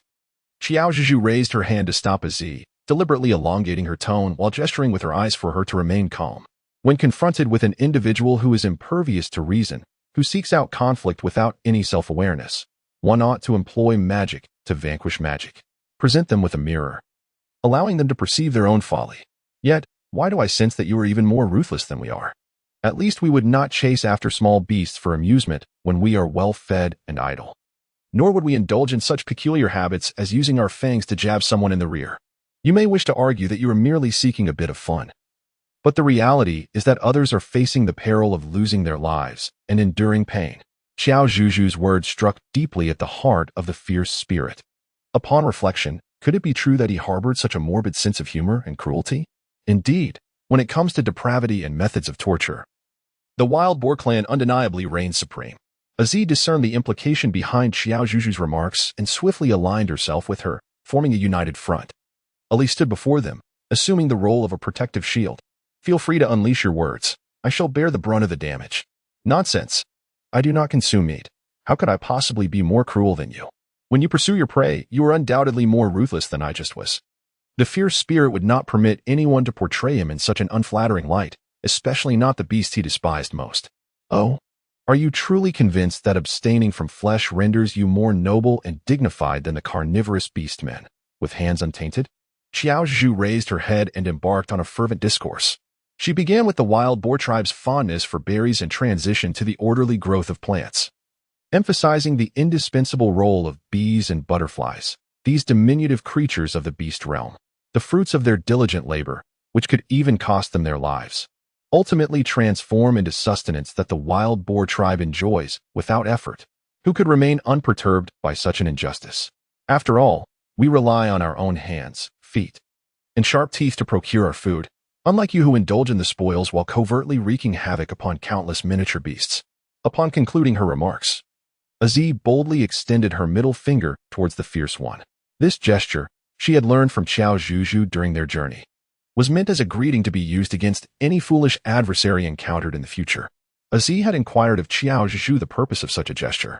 Qiao Zhuzhu pretended to ponder deeply for a moment before finally responding. This thing, while lacking in combat prowess, possesses an immensely potent capacity for insult. Its magical damage is unparalleled. At present, experience brings true knowledge. Although Gang Lai did not comprehend the meaning of this gesture, coming from the loathed wolf tribe orcs, it certainly could not be anything benign. No, it wasn't me. How could he possibly have caused more deaths than the tiger and wolf tribes? This could not be true. Yet, he found himself at a loss for a rebuttal. What to do? What to do? Gang Lai fell into profound self-doubt. Could it be that he truly was as despicable as that female claimed? Observing Gang Lai engaged in a fierce internal struggle, Qiao Zhuzhu helplessly shook her head. In the face of such an extreme vegetarian, it was best to deflect blame and employ moral coercion to reciprocate in kind. We are all part of nature, each fulfilling our roles. Why must there be a hierarchy of worth? After a moment of stalemate, Gonglia's lips trembled as he closed his eyes and took a deep breath. Though your reasoning is sound, I still do not believe we are in the wrong. Why are you glaring at me? Upon opening his eyes, he was startled to find Ollie mere inches away, nearly causing him to lose control. Ahem. In any case, we hold differing views. Henceforth, let us refrain from further accusations, coexist peacefully, and disturb each other no more. This should be acceptable, right? In response to Gonglia's change in attitude, Qiao Zhuzhu remarked, "Why are you not furious? Why have you ceased to resist?" Just as she spoke, Gang Lai felt a sudden chill down his back. Suddenly, a powerful force struck, pinning him down. He bit into a patch of grass, inadvertently munching on a few ants in the process. Good heavens, he was forced to consume flesh. No. As long as he did not admit it, no one would know. Release our chieftain. Chieftain, are you unharmed? Hearing the calls of his kin, Ganglai closed his eyes in tranquility. Forget it, I shall just sleep. With a blink, a lifetime could pass. Chapter 26. The Divine Trial. Moving the Colossal Stone in Truth. It was all a misunderstanding, a hem. Ganglai placed his hands awkwardly before him, akin to a child caught in wrongdoing, facing several ferocious beastmen. To alleviate the awkwardness, he forced a silly smile and began to flatter them. At this moment, he could not afford to worry about pride or defiance. After all, they were the leaders of the wolf and tiger tribes. Survival was paramount. Speaking of which, he owed a debt of gratitude to that girl Zhuzhu for enlightening him, granting him newfound insights into the essence of life. Truly a rebirth. Little did they know he would fabricate such tales. Yet, who could have anticipated the depth of his fabrications? Newfound life insights, a rebirth? Azzy's smile caused Qiao Zhuzhu to struggle to maintain her composure. Is it inappropriate to laugh so freely in front of so many people? The fierce and unyielding one must feel an overwhelming sense of shame, loathing them intensely. But what of it? Laughter is all that matters. Qiao Zhuzhu could no longer contain her laughter. Yet it was nothing compared to the thunderous guffaws of a Z that preceded her. Alas, the pitiful yet infuriating Ganglai, now burdened with unspoken grievances, was not just mocked and oppressed, but compelled to wear a smile. This was not a rebirth. It felt more like being cast into the depths of hell to start anew. Since there was nothing more to discuss, we shall take our leave. On our return journey, Chief of the Wild Boar Clan, I must insist that such circumstances do not arise again, Zihong stated with an air of indifference. At that moment, Bai Ruo sent a fleeting glance toward them, and Ganglai, trembling, nodded in acquiescence before leading the small group of wild boars to bid farewell to their esteemed guests. Once they had distanced themselves, Ganglai let out a long sigh of relief. Finally, they had been sent off. Henceforth, he would need to be vigilant and keep his distance at the mere sight of them, especially that female named Zhu. It was one thing for her to share a name with their clan, but her biting tongue nearly made him question the very essence of his existence. A shiver ran down Ganglia's spine. She was not to be trifled with. Chief, do you truly believe that the Tiger Clan and the Wolf Clan are merely seeking medicinal herbs for bizarre ailments, rather than conspiring to unify the divine summer continent? One of his subordinates approached, anxiety etched on his face. Ganglai swatted him away dismissively. What nonsense are you spouting? Do you not engage your brain before speaking? Even if they are formidable, can they possibly surpass the three gods of divine summer? Just wait and see. They will return empty-handed, and I shall take great delight in laughing at them. Upon hearing this, the subordinate who had just been reprimanded wore a look of dawning comprehension. Indeed, the chief is astute. Achoo! Qiao Zhuzhu and Bai Ruo simultaneously sneezed. What could be the cause? Has Zhu caught a chill? It is possible, dear goddess. Should we pause for a moment to rest? Brother, it is undoubtedly because you were running too swiftly. The wind here is quite strong, so do be more cautious. The crowd expressed their concern for Qiao Zhuzhu in unison, while no one paid heed to Bai Ruo, who also sneezed. However, he did not dwell on it. Upon hearing their words, he immediately slowed his pace, and the sound of the wind beside him became much gentler. He had not caught a chill. It was likely that someone was speaking of them. Qiao Zhuzhu said helplessly, muttering. A few were perplexed, yet Azzy and Ali appeared to understand. Once we return, I shall have nothing to do but chase after the little wild boars. Upon reaching the way station, Wudong Forest, which is the essential route to the snow mountain, Azzy pulled Qiao Zhuzhu aside and whispered softly to her, it must be you. Upon finishing her words, Qiao Zhuzhu began to scrutinize the immense boulder before her. Upon the ancient, weathered stone, the words Wudong Forest were inscribed in vibrant crimson. It resembled a gem embedded on the periphery of the dense Wudong Forest, a position that ordinary beastmen could not hope to alter. One might easily mistake it for an entrance to a scenic locale. How could one possibly move this colossal stone? Uncle Dolly sighed deeply. As the eldest member of the herbal gathering team, he possessed a wealth of knowledge that surpassed that of the other beastmen, particularly regarding ancient legends and the seldom approached relics of yore. The Wudong Forest before them was no exception, rumored to be the dwelling place of the fire phoenix. It was imperative to shift the boulder in order to enter the depths of the Wudong Forest and have a chance of discovering the red spirit herb. Moreover, passage through the Wudong Forest was essential to reach the snowy mountains. Zihong, a seasoned and well-informed individual, added further context. The group gazed at the formidable stone, each lost in troubled thought. Qiao Zhuzhu gazed upon the massive stone, measuring approximately 10 meters in length and breadth, its thickness unknown as she pondered its weight. It must weigh several tons to justify such a formidable size. The ancient orcs spoke of this as a trial from one of the three deities, the fire phoenix. According to credible historical records, only one orc has succeeded in this challenge, ultimately meeting the fire phoenix. When this great orc was asked by the deity if he had any wishes, he expressed a desire to borrow a feather from the fire phoenix, the fabled spark, to bring warmth and light to his people. This tale has endured through the ages, and many laud and commemorate this remarkable orc. Every year, on the first day of winter, a special day is dedicated to him, known as the Festival of Fire Fur. In a moment of indecision, the crowd found themselves without a viable solution, opting instead to gather and listen to Uncle Dolly recount stories.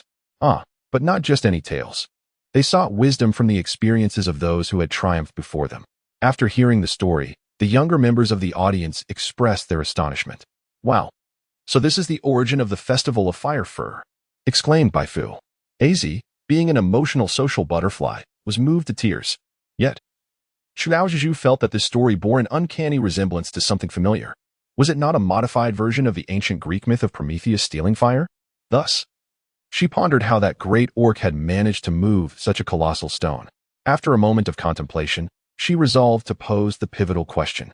"Well, let me think. Oh, I've got it. The mind of an old man isn't what it used to be, cough cough. Here is the gist." As he approached the crucial point, everyone leaned in, their ears perked with keen interest. However, as Uncle Dolly began to speak, Qiao Zhu's brow furrowed deeper.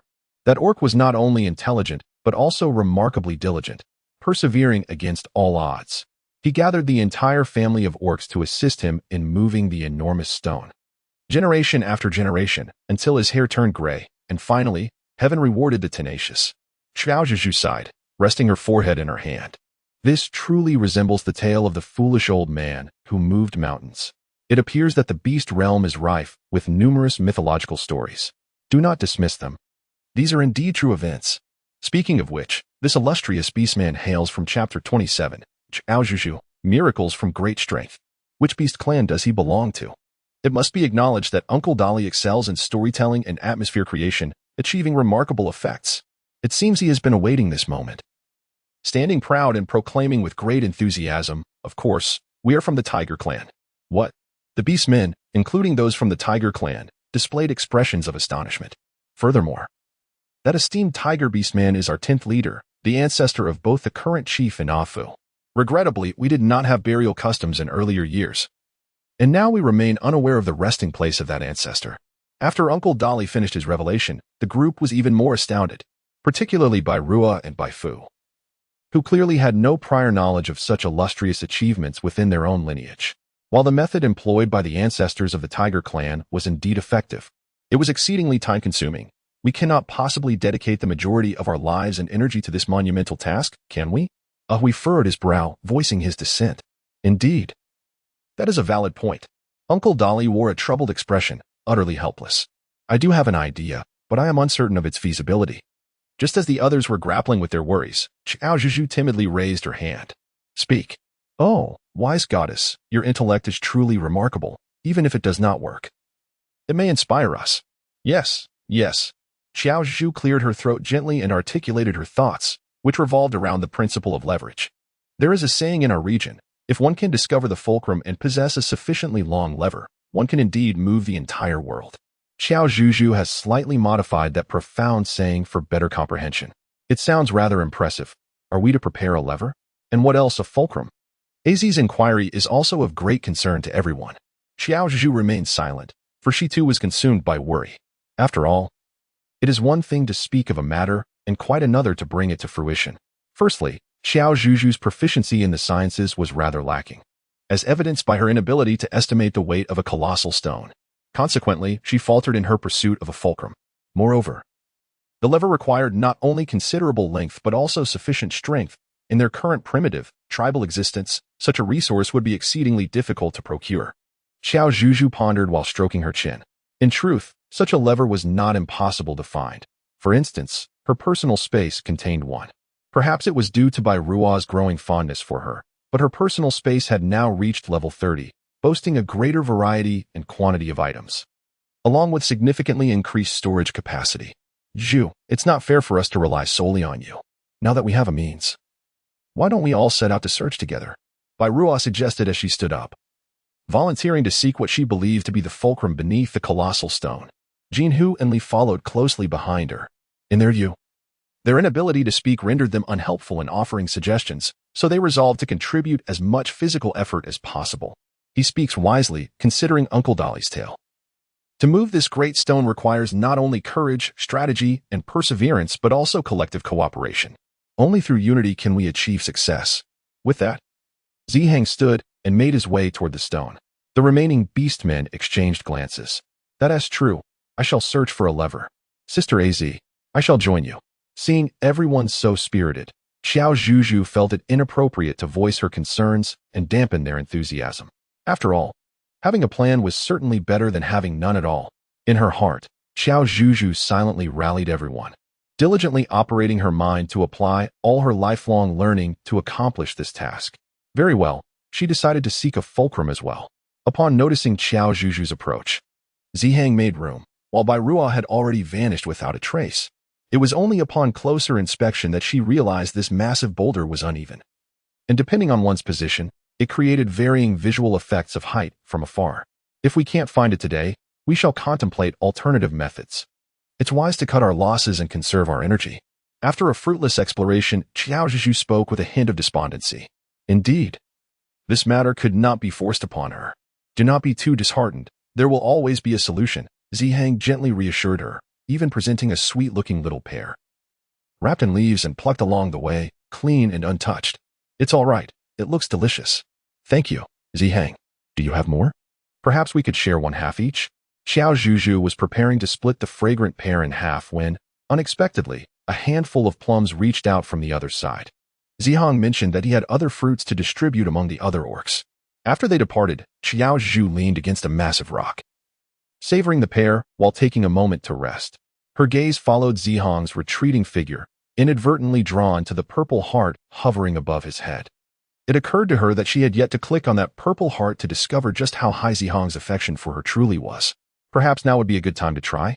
With this thought in mind, Qiao Zhuzhu focused her intent and clicked on the purple heart. Intriguingly, just before her finger made contact, the heart pulsated rapidly a few times. Based on her current understanding, this likely indicated an increase in Zihang's affection for her. She had done nothing at all, so how could it have suddenly risen? Filled with curiosity, Qiao Zhuzhu was momentarily frozen in place upon seeing the number, 85. Such a remarkably high level of affection? In her mind, Zihang had always been somewhat enigmatic, even for a character she had already pursued. She dared not harbor overly optimistic expectations. After all, despite having saved her life, the seemingly gentle and easygoing Ingqi only had a score of 70. Prior to checking Zihang's affection level, Qiao Zhuzhu had assumed he would be around 70, at most 80. How unpredictable life can be. Qiao Zhuzhu shook her head, one hand propped against the massive stone as she prepared to savor the final bite of her small fragrant pear. However, an unforeseen event transpired. What was that rumbling sound? Oh no, what is happening? Qiao Zhuzhu stared in astonishment at the massive stone that had inexplicably shifted a few degrees, lost in contemplation. She had actually moved the colossal rock.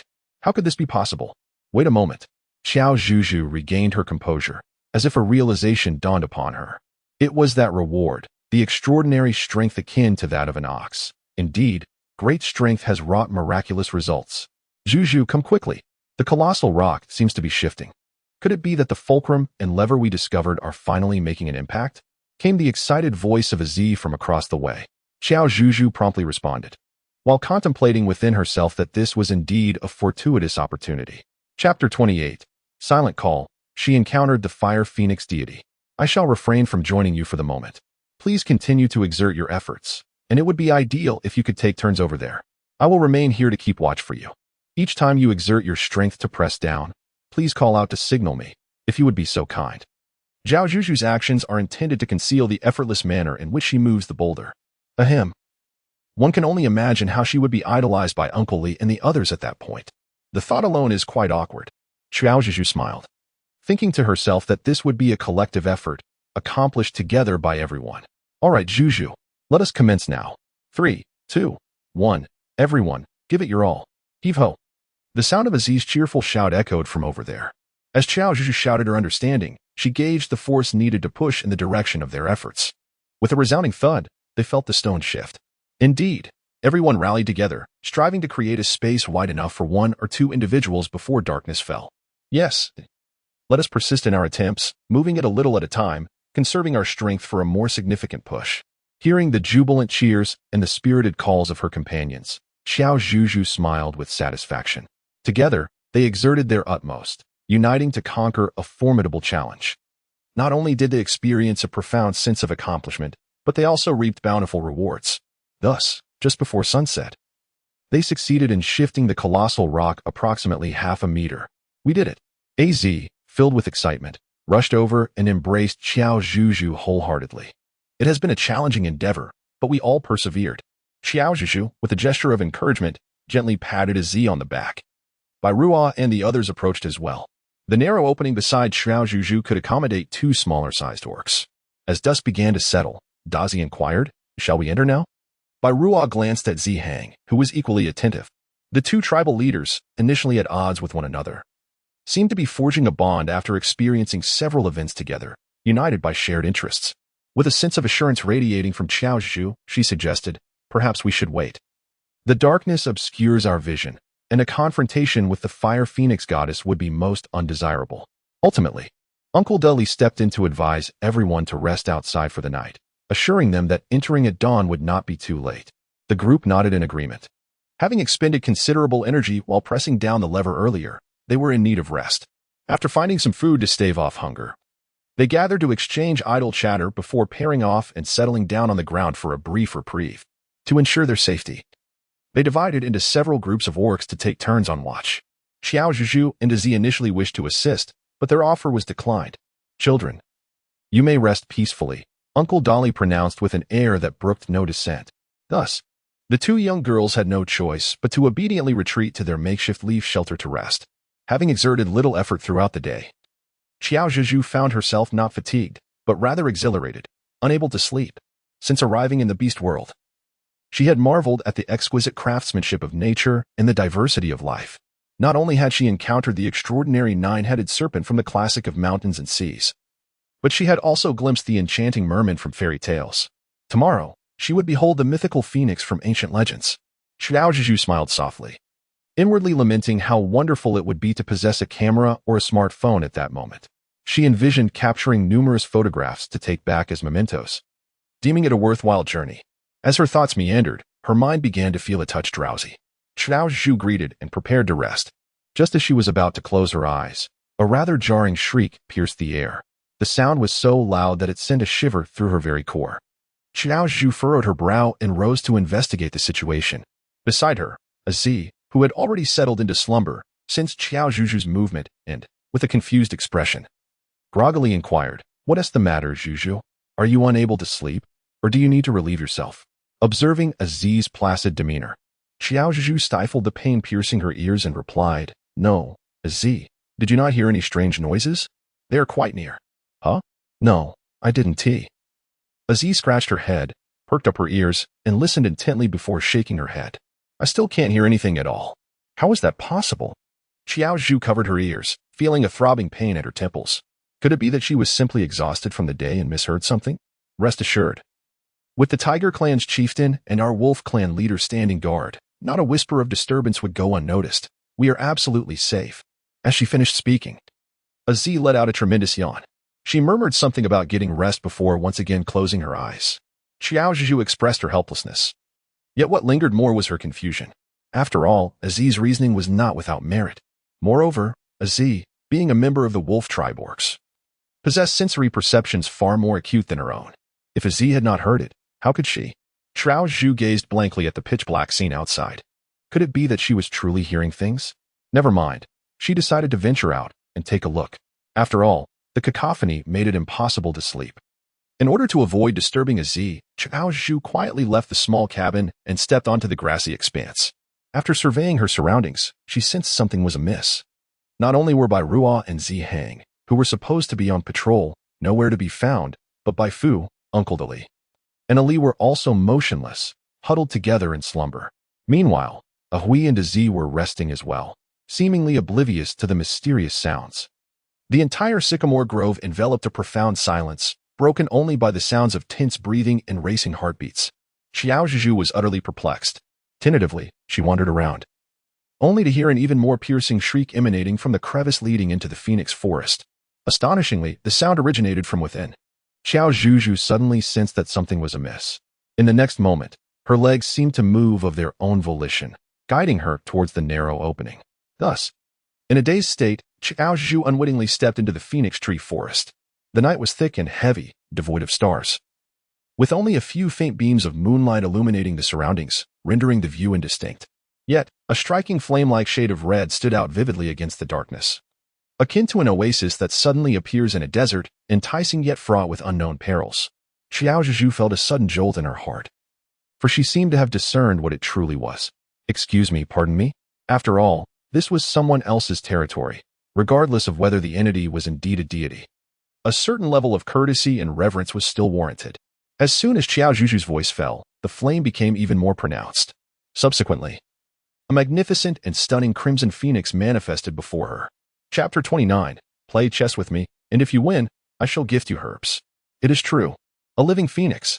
Qiao Zhuzhu rubbed her eyes, striving to discern the true form of the fire phoenix more clearly. As she lowered her hands, a wave of warmth enveloped her, akin to drawing near to a source of flame. Are you the fire phoenix deity? Qiao Zhuzhu stammered as she inquired, her disbelief evident in her eyes. Before her, in close proximity, stood a phoenix of fiery crimson plumage, akin to a blazing inferno. This magnificent creature could be referred to as such, or by its true name, Zhk.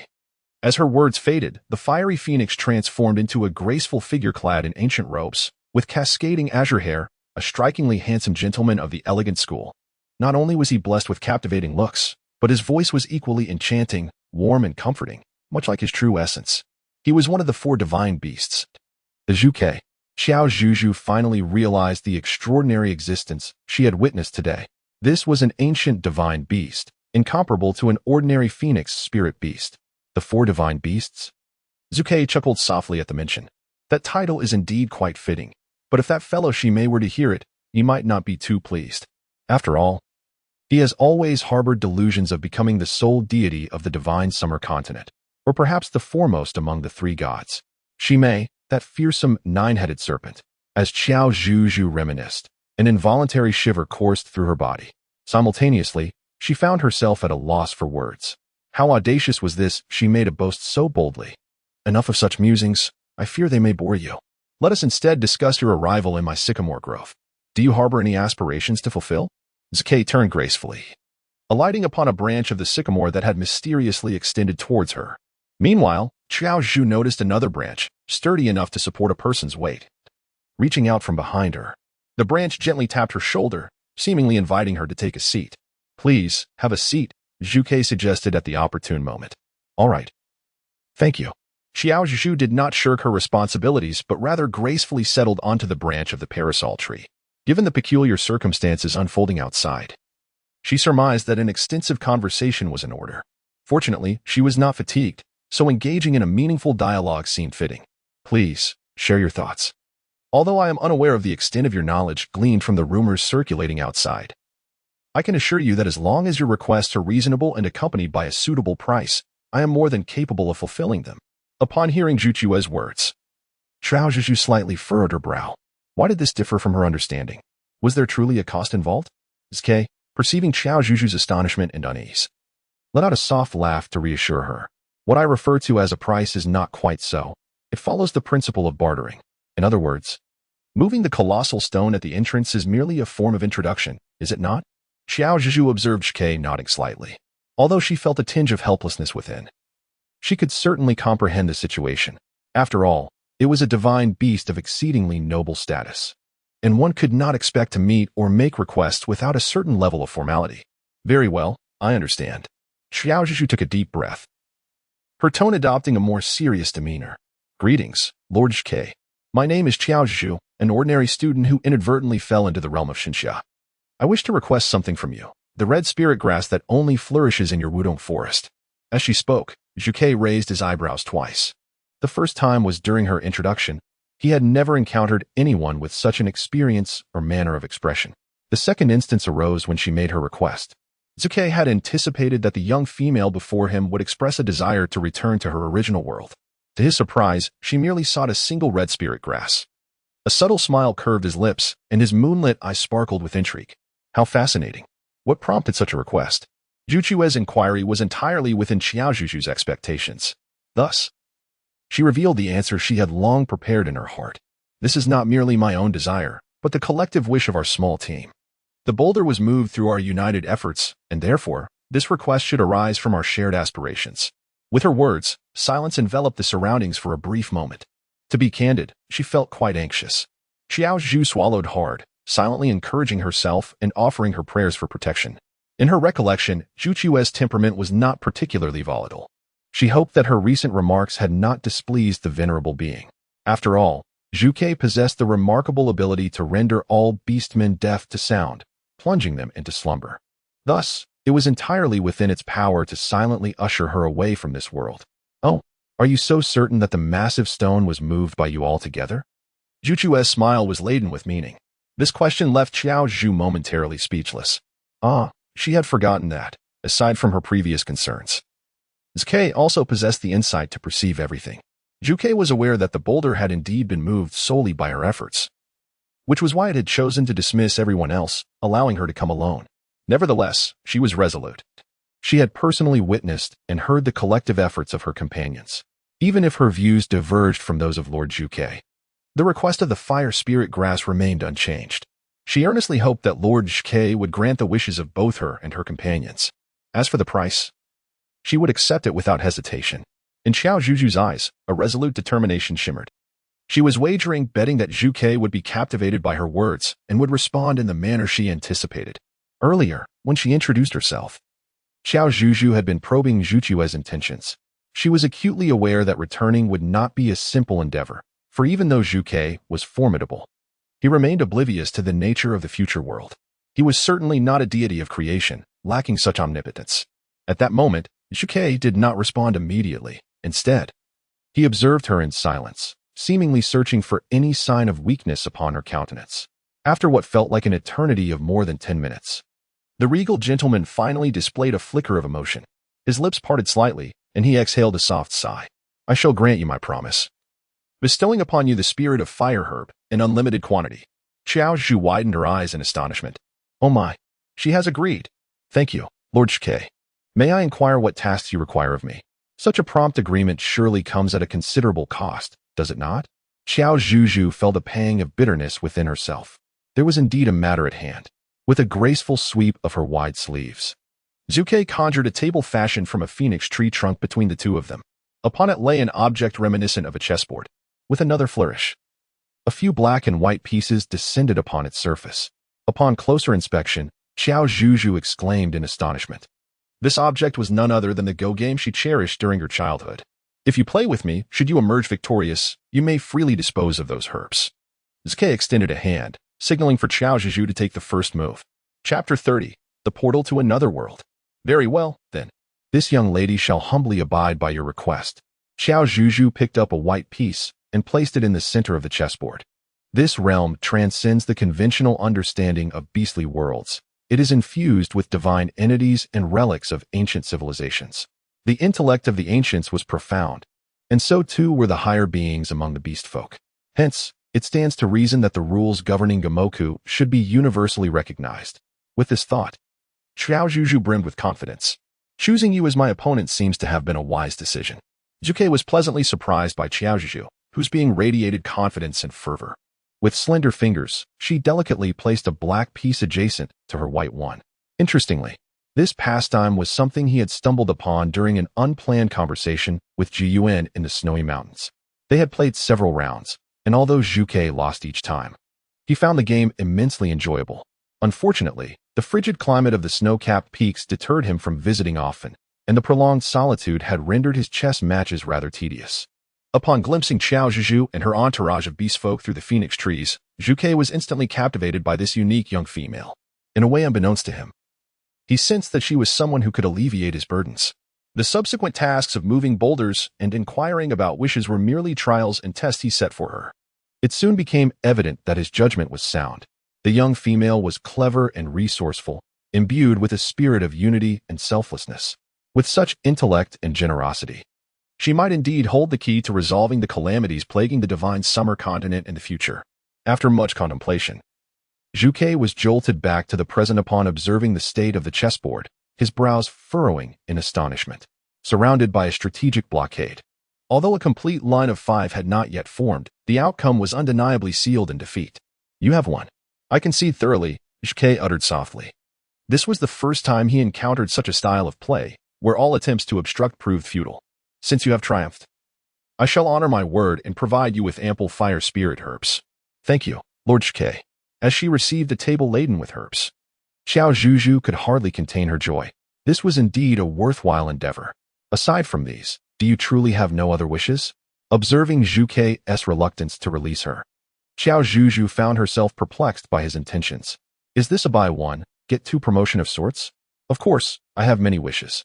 However, I must admit that my most commendable trait is my contentment and joy with what I have. After all, such fortuitous opportunities are rare in this world, are they not?" Qiao Zhuzhu smiled. As for returning home, it was best left to her own efforts. "You are indeed candid." Zhuge also displayed a smile. After tidying up the chessboard on the table, he used the branches of the phoenix tree to gently lower them to the ground. The fact that they could meet was a testament to their fateful connection. "Although I cannot assist you in traversing different worlds, I can provide you with a method that may aid your return." Zhu Qiue's words were nothing short of a delightful surprise for Qiao Zhuzhu. She had not anticipated that this world held alternatives beyond relying solely on the system. Qiao Zhuzhu gazed at Zhuge with heartfelt gratitude, wishing she could accompany him for another 180 games. "This is an item I carry with me. When you reach the snow mountain and encounter Jiyuan, you may present this object to him and explain your intention. He will, out of respect for me, guide you to the entrance leading to another world.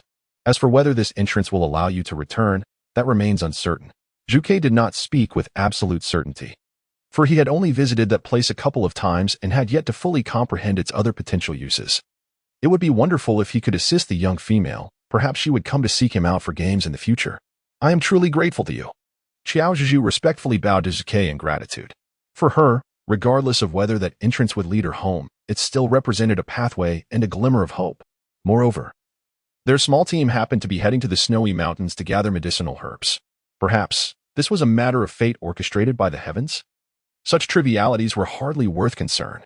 As night fell and both parties reached an understanding, "I shall not disturb your rest any longer." Zhuge retrieved a jade orb, the size of a coin, intricately engraved with peculiar totems, from his waist. He entrusted the token to Qiao Zhuzhu and instructed the branches of the wudong tree to guide her. Though we are deities revered or feared by countless beastmen across the divine summer continent, this peculiar affliction is a decree from the heavens, and we cannot intervene. In any case, the journey to gather the medicinal formula is fraught with challenges. One must not lose their discernment and resolve due to the ease presented before them. Before departing, Zhuge kindly offered Qiao Zhuzhu a few words of advice. Qiao Zhuzhu listened intently, and she understood why Uncle Dali and the others held the fire phoenix in such high regard compared to the deities of the other two continents. Just observe and listen. This illustrates the disparity. She refrained from naming any particular individual for criticism. Ahem. "Thank you, Lord Zhuge, for your guidance. I shall remember it well. By the way, before I take my leave, I wish to present you with a token of my gratitude." "Oh." The Zhuge gazed curiously and eagerly at the person before him. After fulfilling someone else's wish to receive a gift in return, this was a first in his millennia of existence. "Here it is, although it is not a precious item. I thought it might bring you joy." Qiao Zhuzhu retrieved a simple chessboard from the depths of the pocket of illusion and extended it to Zhuge with both hands. "What is this object?" "It is known as chess, akin to the game of Go, and it comes with a manual that can assist you in resolving your troubles." Qiao Zhuzhu explained. It was evident that Zhuge was hearing about such matters for the first time, and a fleeting glimmer of joy sparkled in his eyes. Observing his delight, Qiao Zhuzhu felt a significant sense of satisfaction within. When a gift is well received, it brings joy to all. "May I call you by your name, Zhu?" The orcs outside, those she was closer to, seemed to address her in such a manner. "Of course, it would be my honor. To be called by name by a divine beast is quite a privilege." Qiao Zhuzhu exerted immense restraint to prevent herself from crying out in distress. "There is no need for such words. In comparison to the heavens, both you and I are equally insignificant." The vermilion bird carefully put away the chess pieces while simultaneously collecting the branches of the parasol tree. Under Qiao Zhuzhu's puzzled gaze, the gentleman in the long robe raised his hand, signaling her to follow. I shall escort you outside. What? Qiao Zhuzhu quickly shook her head and waved her hands. How could this possibly work? It was merely a few steps away. She could simply go out by herself. It could be considered as accompanying Wu for a leisurely stroll. Zhuzhu smiled gently. It had been quite a while since he had left the Wudong forest as well. Very well, then. Qiao Zhuzhu followed closely behind Zhuzhu. Her heart filled with apprehension. Suddenly, she discovered something astonishing. A vivid, fiery heart had inexplicably appeared atop Zhuchu's head. Chapter 31. Strategy Successful. Reward. Binding Technique. At this moment, Qiao Zhuzhu's emotions were beyond mere shock or astonishment. Oh dear, that was an ancient divine beast. How could she possibly conquer it? It must be an illusion. It simply must. After all, if she had truly succeeded, a system notification would have appeared, along with a reward. Yes, Qiao Zhuzhu, you must remain composed. Regaining her composure, Qiao Zhuzhu hastily quickened her pace to catch up. Fortunately, the vermilion bird had not detected anything amiss. The two of them exited the Wudong forest through a narrow gap, standing upon the grassy expanse outside. A gentle breeze occasionally swept by, offering a refreshing and pleasant sensation. Qiao Zhuzhu discovered that Uncle Dolly and the others were still huddled together, oblivious to any sense of unease. Rest assured, they shall enjoy a peaceful slumber tonight. Free from any peril, Zhuzhu elucidated. I trust you, she replied.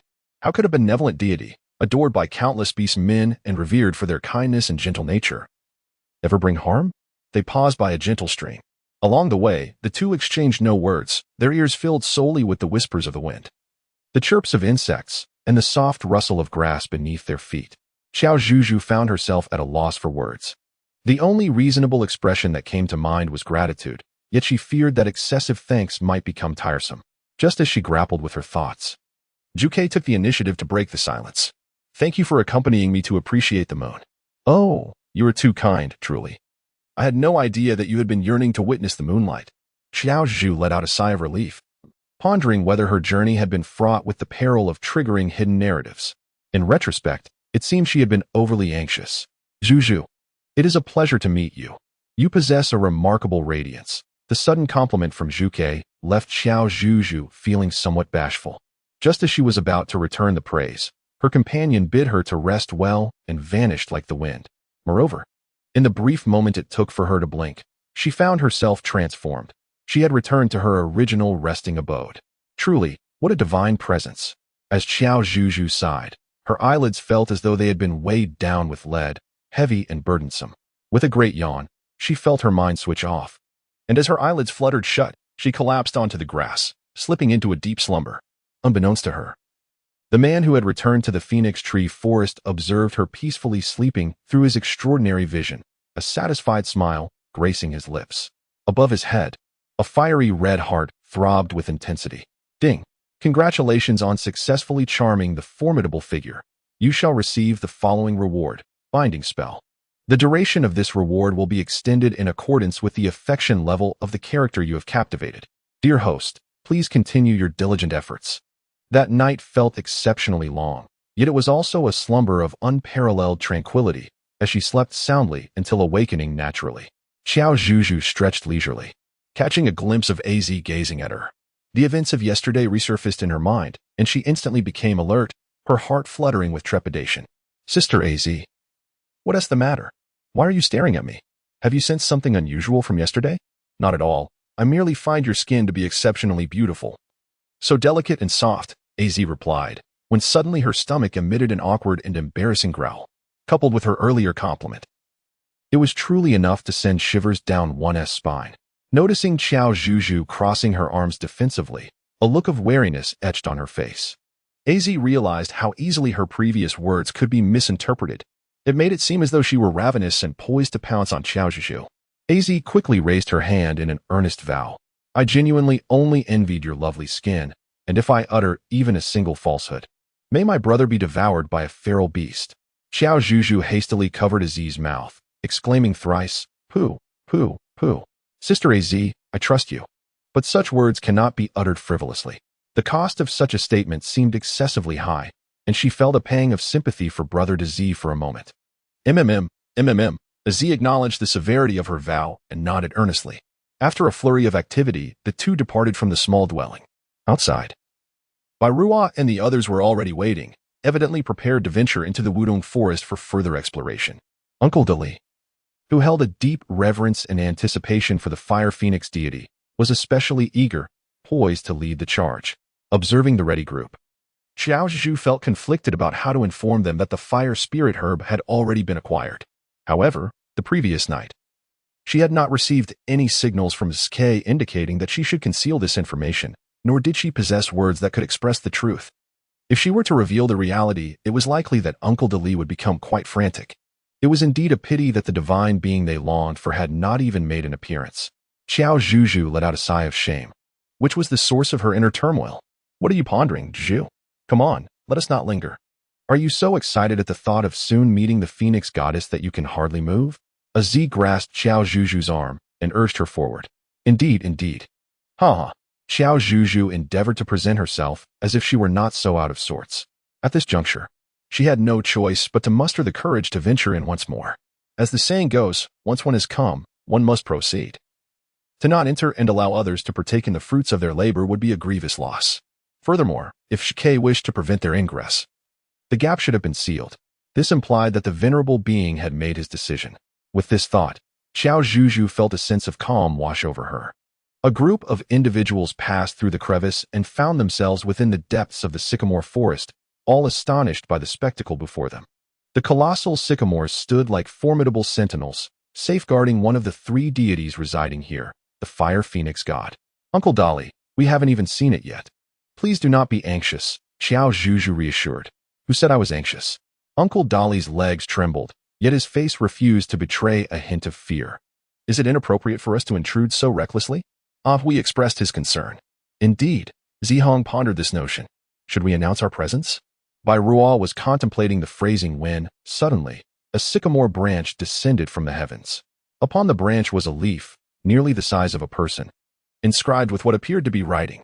Qiao Zhuzhu immediately discerned that this was a message specifically prepared for them by Lord Shike. Alas, Uncle Dali might never meet the deity he so reveres.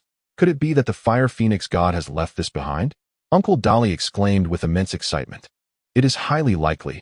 Let us see what it says within. Bairua carefully removed the leaf and laid it flat on the ground. Inscribed upon it were the words, Chapter 32, The Provocation by a Wild Tiger Pack. I am aware of your desires. The spirit of firegrass shall randomly appear around one of the accompanying members. The path to gather herbs is fraught with obstacles. I wish you all good fortune. Bairua read aloud, enunciating each word. Does this mean we shall not behold the true visage of the fire phoenix god? Fugong lamented, only to receive a playful thump on the head. He cradled his head, looking both aggrieved and pained at the source of the blow. Uncle Dali, do not be rude. Currently, aside from our esteemed ancestor, no one can guarantee that upon entering the Wudong forest, one will surely encounter the divine being. The fire phoenix god has his reasons for remaining hidden. Since he chooses not to reveal himself, our objective in seeking the herbs has already been achieved, and that suffices. Observing Uncle Dali's sagacious disposition, Qiao Zhuzhu silently commended him in her heart. Given that the most experienced among them had spoken thus, the others had no reason to linger any longer. However, Bairua felt a tinge of curiosity. The divine being mentioned that the herbs would randomly manifest among us. Perhaps we should search for them now. Indeed, let us all take a look. After all, I have none here, Aziz shrugged. Neither do I. I have none either. After a fruitless search among them, only Qiao Zhuzhu remained. Seizing the opportunity while everyone else was preoccupied with their own searches, she discreetly retrieved a pouch of herbs from her spatial storage, pretending to place it inside her cloth bag. I found it. I never expected it to be with me. Qiao Zhuzhu smiled without a hint of blush on her face or a flutter in her heart, raising the bag for all to see. Indeed, it was the fire spirit herb. The deity is truly remarkable, hitting the mark with every throw. It seems you, Zhuzhu, are undoubtedly destined to be a goddess. Aziz teased playfully, sharing a few light-hearted remarks. The group exchanged laughter and banter, and ultimately, they collectively bowed in gratitude to the grandest sycamore tree at the center of the Wudong Grove before departing in a spirited manner. Qiao Zhuzhu was the last to depart. She turned to glance at the desolate phoenix tree grove and silently uttered a word of gratitude. In the next moment, It seemed as if a series of calls echoed from the depths of the grove, as though responding to her. Qiao Zhuzhu smiled faintly and turned to leave. After passing through the phoenix tree forest and a denser thicket, crossing a small ocean would lead them to the snow-capped mountains. However, just as they stepped onto the boundary of the ardent jungle, Ali, who was at the forefront, assumed a defensive and combative stance. What was the matter now? This was the territory of the ardent tiger clan, Ruo remarked with a solemn expression. The ardent tigers originally belonged to the tiger clan, specifically a breed known for their hunting prowess. However, after conflicts with previous clan leaders, they severed ties with the tiger clan. As one of the few independent tiger groups, the number of beast men was approximately 13 or 14, and thus far, none had been unable to transform into human form.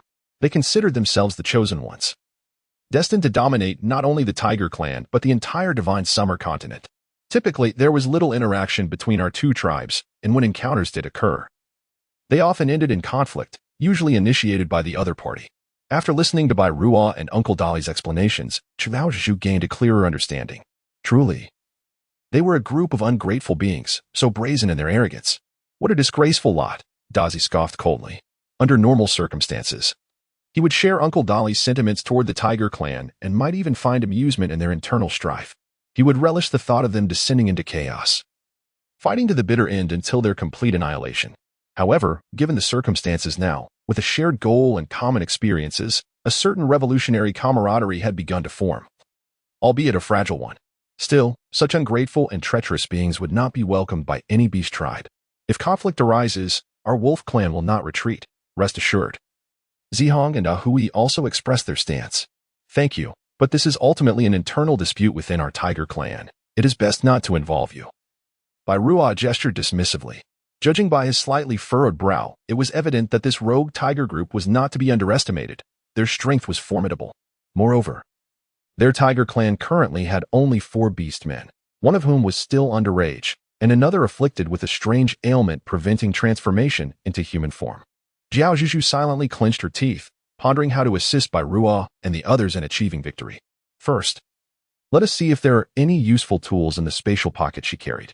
Chief of the tiger clan, what you say is quite unwarranted.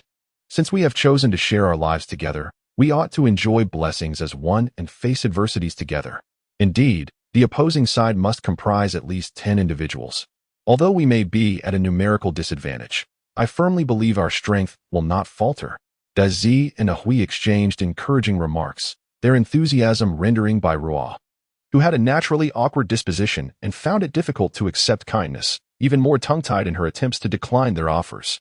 Just as the group was strategizing, Ali, stationed at the forefront, suddenly unleashed a deep, resonant tiger's roar. Bai Ruo, Bai Fu, and Uncle Dolly promptly adopted a serious demeanor, positioning themselves protectively at the front of the team. Before them approached a formidable pack of tigers, their coats as white as snow, advancing with fierce intent. Qiao Zhuzhu lamented the absence of a recording device in her possession. Such rare albino tigers were indeed a rarity in her time. The rumors proved true. As the chieftain of the tiger clan, she had aligned herself with the wolf clan to gather herbs in a misguided attempt to cure a peculiar affliction that only the discarded of the divine summer continent would suffer. How absurd it was, indeed, that such a situation would elicit laughter from the tigers. The foremost white tiger was of considerable size, robust and imposing, its countenance far from pleasing. Despite Qiao Zhuzhu's profound admiration for the majestic, even she found herself devoid of any desire to pet the plump, fluffy white creatures before her. It was, after all, long established that those who prided themselves on being the true tigers were far from admirable. The increasing number of outcasts was one thing, but to now be reduced to colluding with the wolves was quite another. To speak candidly, should you fail to appease us, you few have no hope of leaving the ardent jungle alive. The plump white tiger beside the large-headed one spoke with brazen audacity. After uttering its arrogant remarks, the other white tigers behind it erupted into derisive laughter. Qiao Zhuzhu was so infuriated that she wished to strike each of them with a dog-beating stick on the spot. Clearly a white tiger, yet exhibiting such dog-like behavior? Such a comparison is an insult to canines, who are truly wonderful creatures. To curry favor? Perhaps in the next life. Faced with such a humiliating provocation, the impetuous Bai Ruo could hardly swallow this bitter pill, transforming into a colossal white tiger. It loomed significantly larger than its adversaries. Perhaps due to Bai Ruo's recent maturation into human form, the ardent tiger clan had scarcely beheld its true self before. Thus, at that moment, the entire group of plump white tigers stood frozen in astonishment. Chapter 33. The use of binding magic eventually, after a few coughs from the round-faced leader. Several white tigers regained their composure, striving to assert dominance through sheer numbers. Little did they anticipate that the current clan leader of the tiger tribe, a mere juvenile, was not only a newly transformed brat, but also an albino. Could it be that we, the ardent tiger clan, have been abandoned by our own offspring? Ha! The round-faced leader laughed haughtily. However, this time, their arrogance was short-lived, as they soon learned the harsh lesson that calamity often springs from careless words and excessive boasting. Roar! Something seemed to flash by like a projectile, and when the round-faced leader finally reacted, it discovered that its once proud sharp fangs had been knocked to the ground by a single paw. Concurrently, an unbearable throbbing pain accompanied this realization, causing the leader to revert to human form, clutching half of its face and rolling on the ground in anguish. Upon seeing the ardent tiger clan in human form, Qiao Zhuzhu turned away in disdain. The figure was stout, with a bulging belly and clad in mere animal hides to cover its vital areas. It resembled nothing more than a middle-aged, greasy woman, in stark contrast to her own team, which looked fresh, appropriately dressed, and warm. Qiao Zhuzhu found the appearance of her adversaries utterly appalling. Isn't this precisely what you wished for, a ridiculous spectacle? Ruo scoffed. Now that your demands have been met, kindly step aside. Otherwise, the next thing to fall may not merely be teeth. Confronted with Ruo's threat and the round-faced leader's pitiful state, a few members of the ardent tiger clan began to feel trepidation. They exchanged glances, seemingly deliberating a strategy. The tiger tribe's leader must be a variant white tiger stronger than any of us, yet regardless of his prowess, he is still but one. Indeed. We can hold him off while the remaining wolves and those two tiger beast men, one old and one young, will be easy to deal with. I concur. And with two females among them, they pose no real threat. Thus, this battle is assuredly a victory for the ardent tiger clan. Yes, victory is ours. The ardent tiger clan employs a language that is uniquely their own, which to outsiders sounds like mere gibberish, leaving one utterly bewildered as to its meaning. However, from their gradually returning arrogance and smug expressions, it is not difficult to surmise that they have devised a strategy to contend with the team. Alas, they are truly an insufferable nuisance, akin to an adhesive plaster that one cannot easily discard. Qiao Zhuzhu muttered under her breath. She couldn't help but think how delightful it would be to receive a reward akin to mind-reading abilities. What a ridiculous term. Zhuzhu, are you aspiring to tailor garments? Alas, on the divine summer continent, the canine orc tribes are exceedingly rare, and those that exist are merely wild dog clans. Azee curiously leaned in closer. No, it is merely a figure of speech. Qiao Zhuzhu waved her hand to clarify. Speaking of which, given their blatant discussion of strategies right in front of us, do we have any countermeasures? Observing Azee's bewildered expression, Qiao Zhuzhu felt a wave of helplessness wash over her. However, upon glancing over, she noticed the other beastmen from the wolf and tiger clans gathered together, seemingly deliberating their plans. It was her first time witnessing two factions of beastmen convening for a discussion just before the brink of battle. Azee, please take Miss Zhuzhu to safety, perhaps back to the Wudong forest. This place is exceedingly perilous and poses a significant risk to our lives.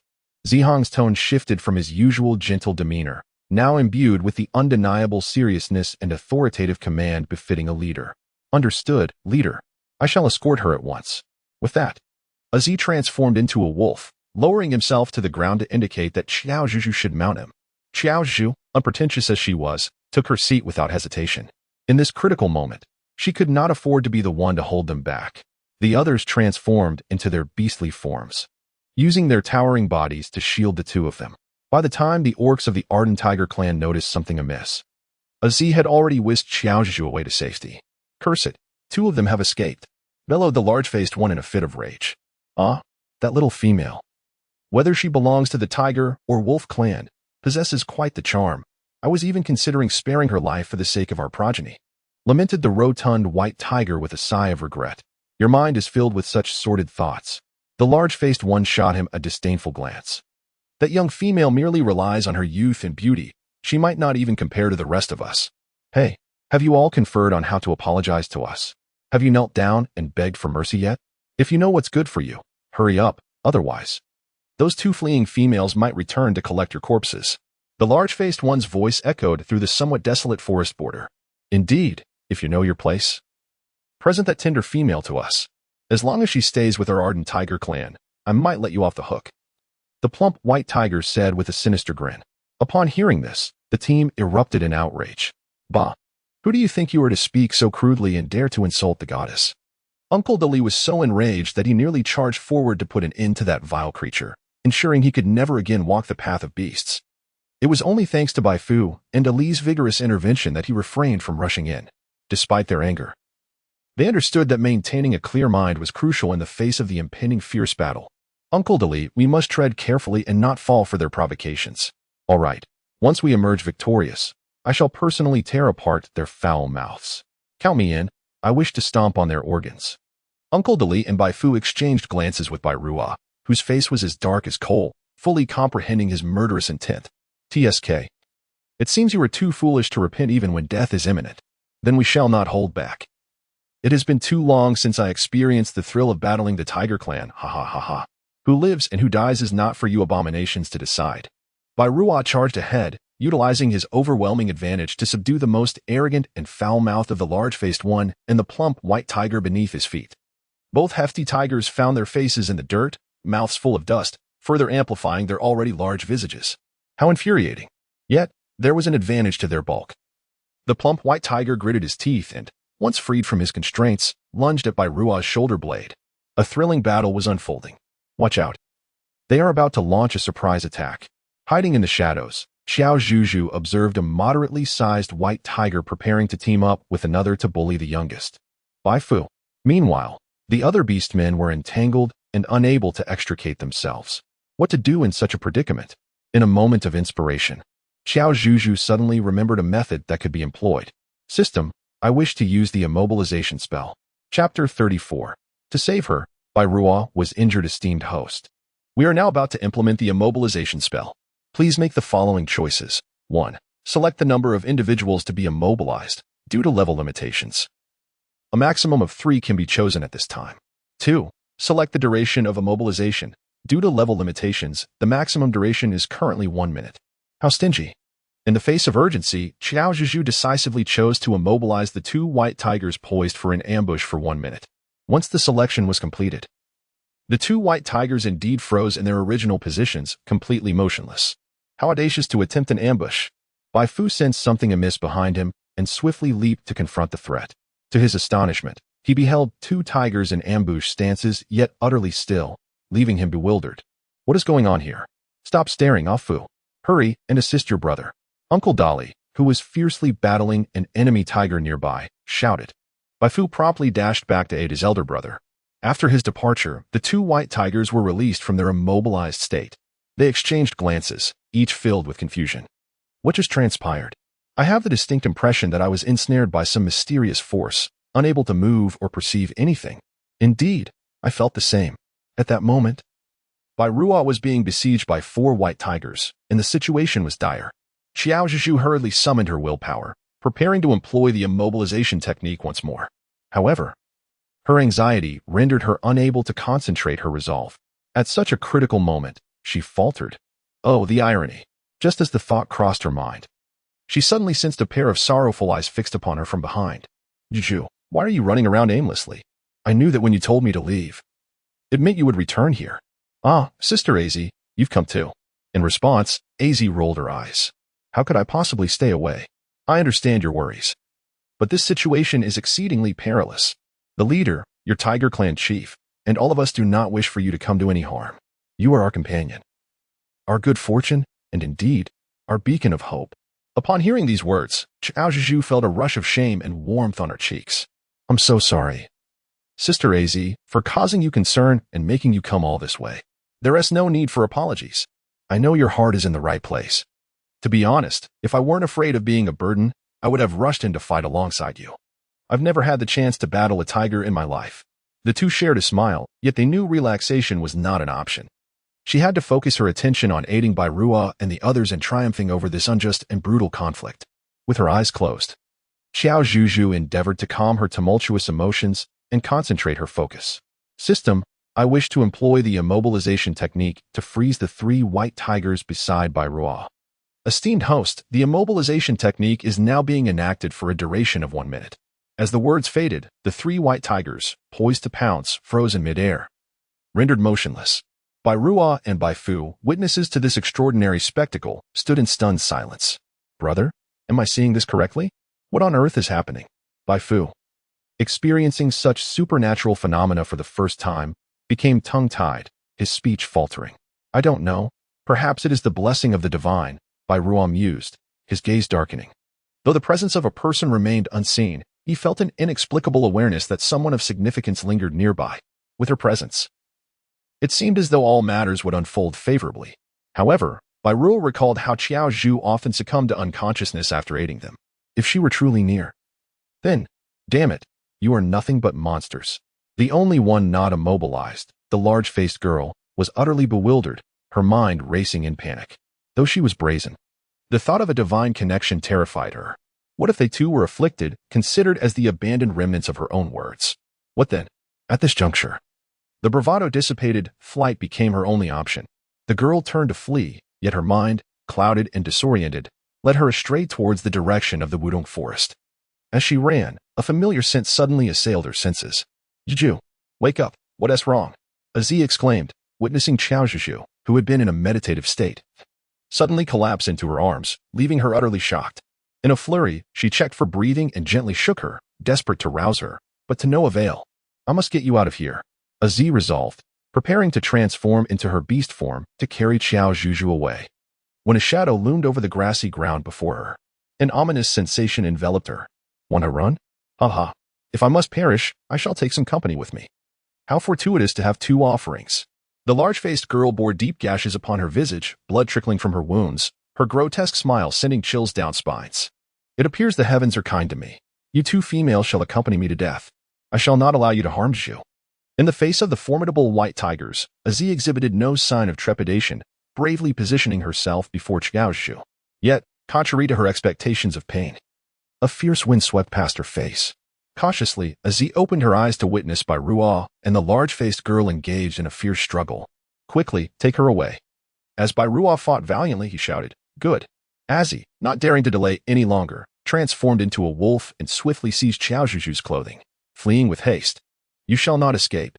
The once placid face suddenly erupted with a ferocity akin to madness, unleashing a surge of strength that allowed it to bite down on Bairua's forepaw and rest free.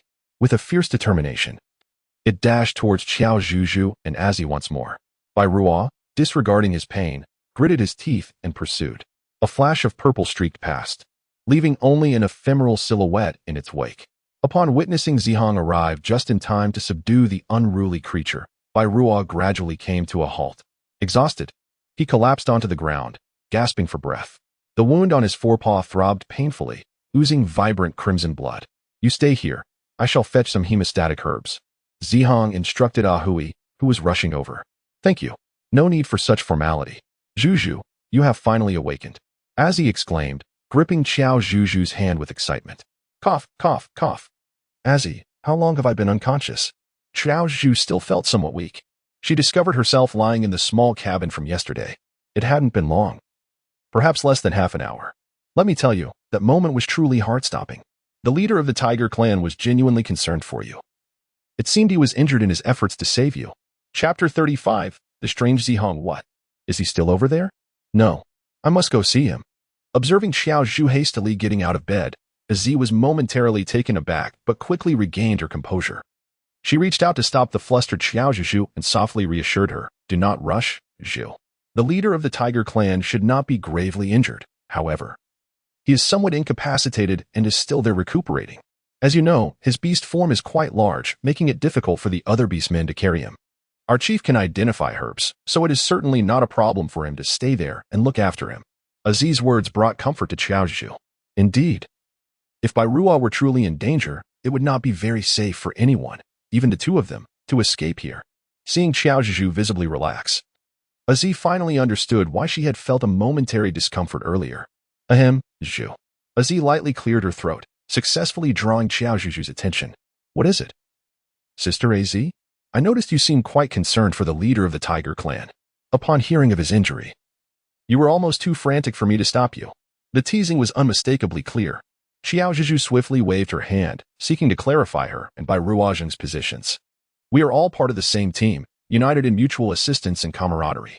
Moreover, the injuries sustained were in the noble pursuit of my rescue. I would feel immense gratitude and concern for anyone in their stead. Indeed, this is true. Although Aziz verbally agreed, she remained skeptical in her heart, hesitant to voice her doubts. In her eyes, given Zhuzhu's age and appearance, she would undoubtedly be a prized catch in any beast clan. It was only natural for two clan leaders to take an interest in her. However, it appeared that Zhuzhu was more concerned with the tiger clan at present. Aziz shook her head inwardly, concluding that it was premature to draw any conclusions and that further observation was prudent. Yes, how could her valiant, handsome, and gentle leader ever falter? Meanwhile, Qiao Zhuzhu, observing Aziz's expressive face alternating between worry and confidence, couldn't help but feel a twinge of concern for her current state of mind. Could it be that Bai Ruozh's condition was not as favorable, prompting her to speak in such a manner to reassure herself? After careful consideration, Qiao Zhuzhu resolved that it would be best to personally inspect the situation. Her physical strength had significantly recovered, and should any danger arise, she could employ her immobilization technique. Moreover, she had an array of miscellaneous items in her spatial pocket at her disposal. Zhuzhu, I have assured you that everything is fine. Just be careful not to fall. Rest assured, Sister Az, I am fully aware of what I am doing. As Qiao Zhuzhu walked, she waved her hand. Behind her, Az attempted to intervene, but could not, ultimately resigning herself to let things unfold as they would. However, she realized that she too must follow and see what was transpiring. Wait for me, Zhuzhu. Where are you going?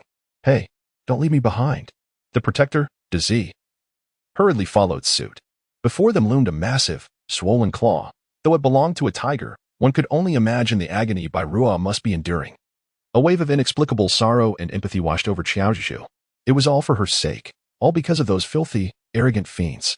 This must surely be Bai Ruozh's first experience of being harmed by the foreign tiger clan since reaching adulthood, especially after assuming the role of clan leader.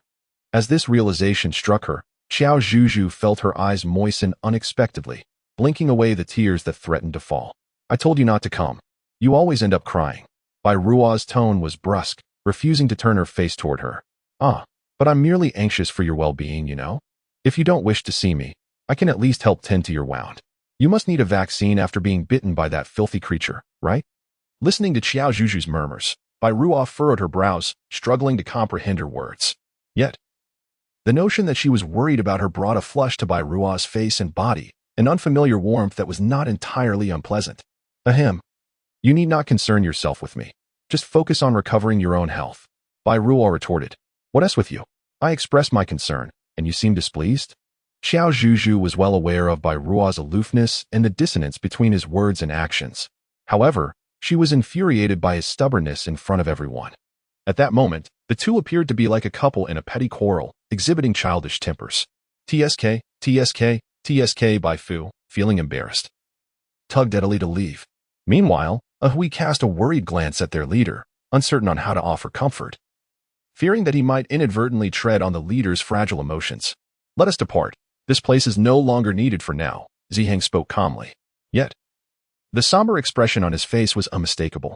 All right. Ahui dared not contradict the leader and promptly nodded in agreement.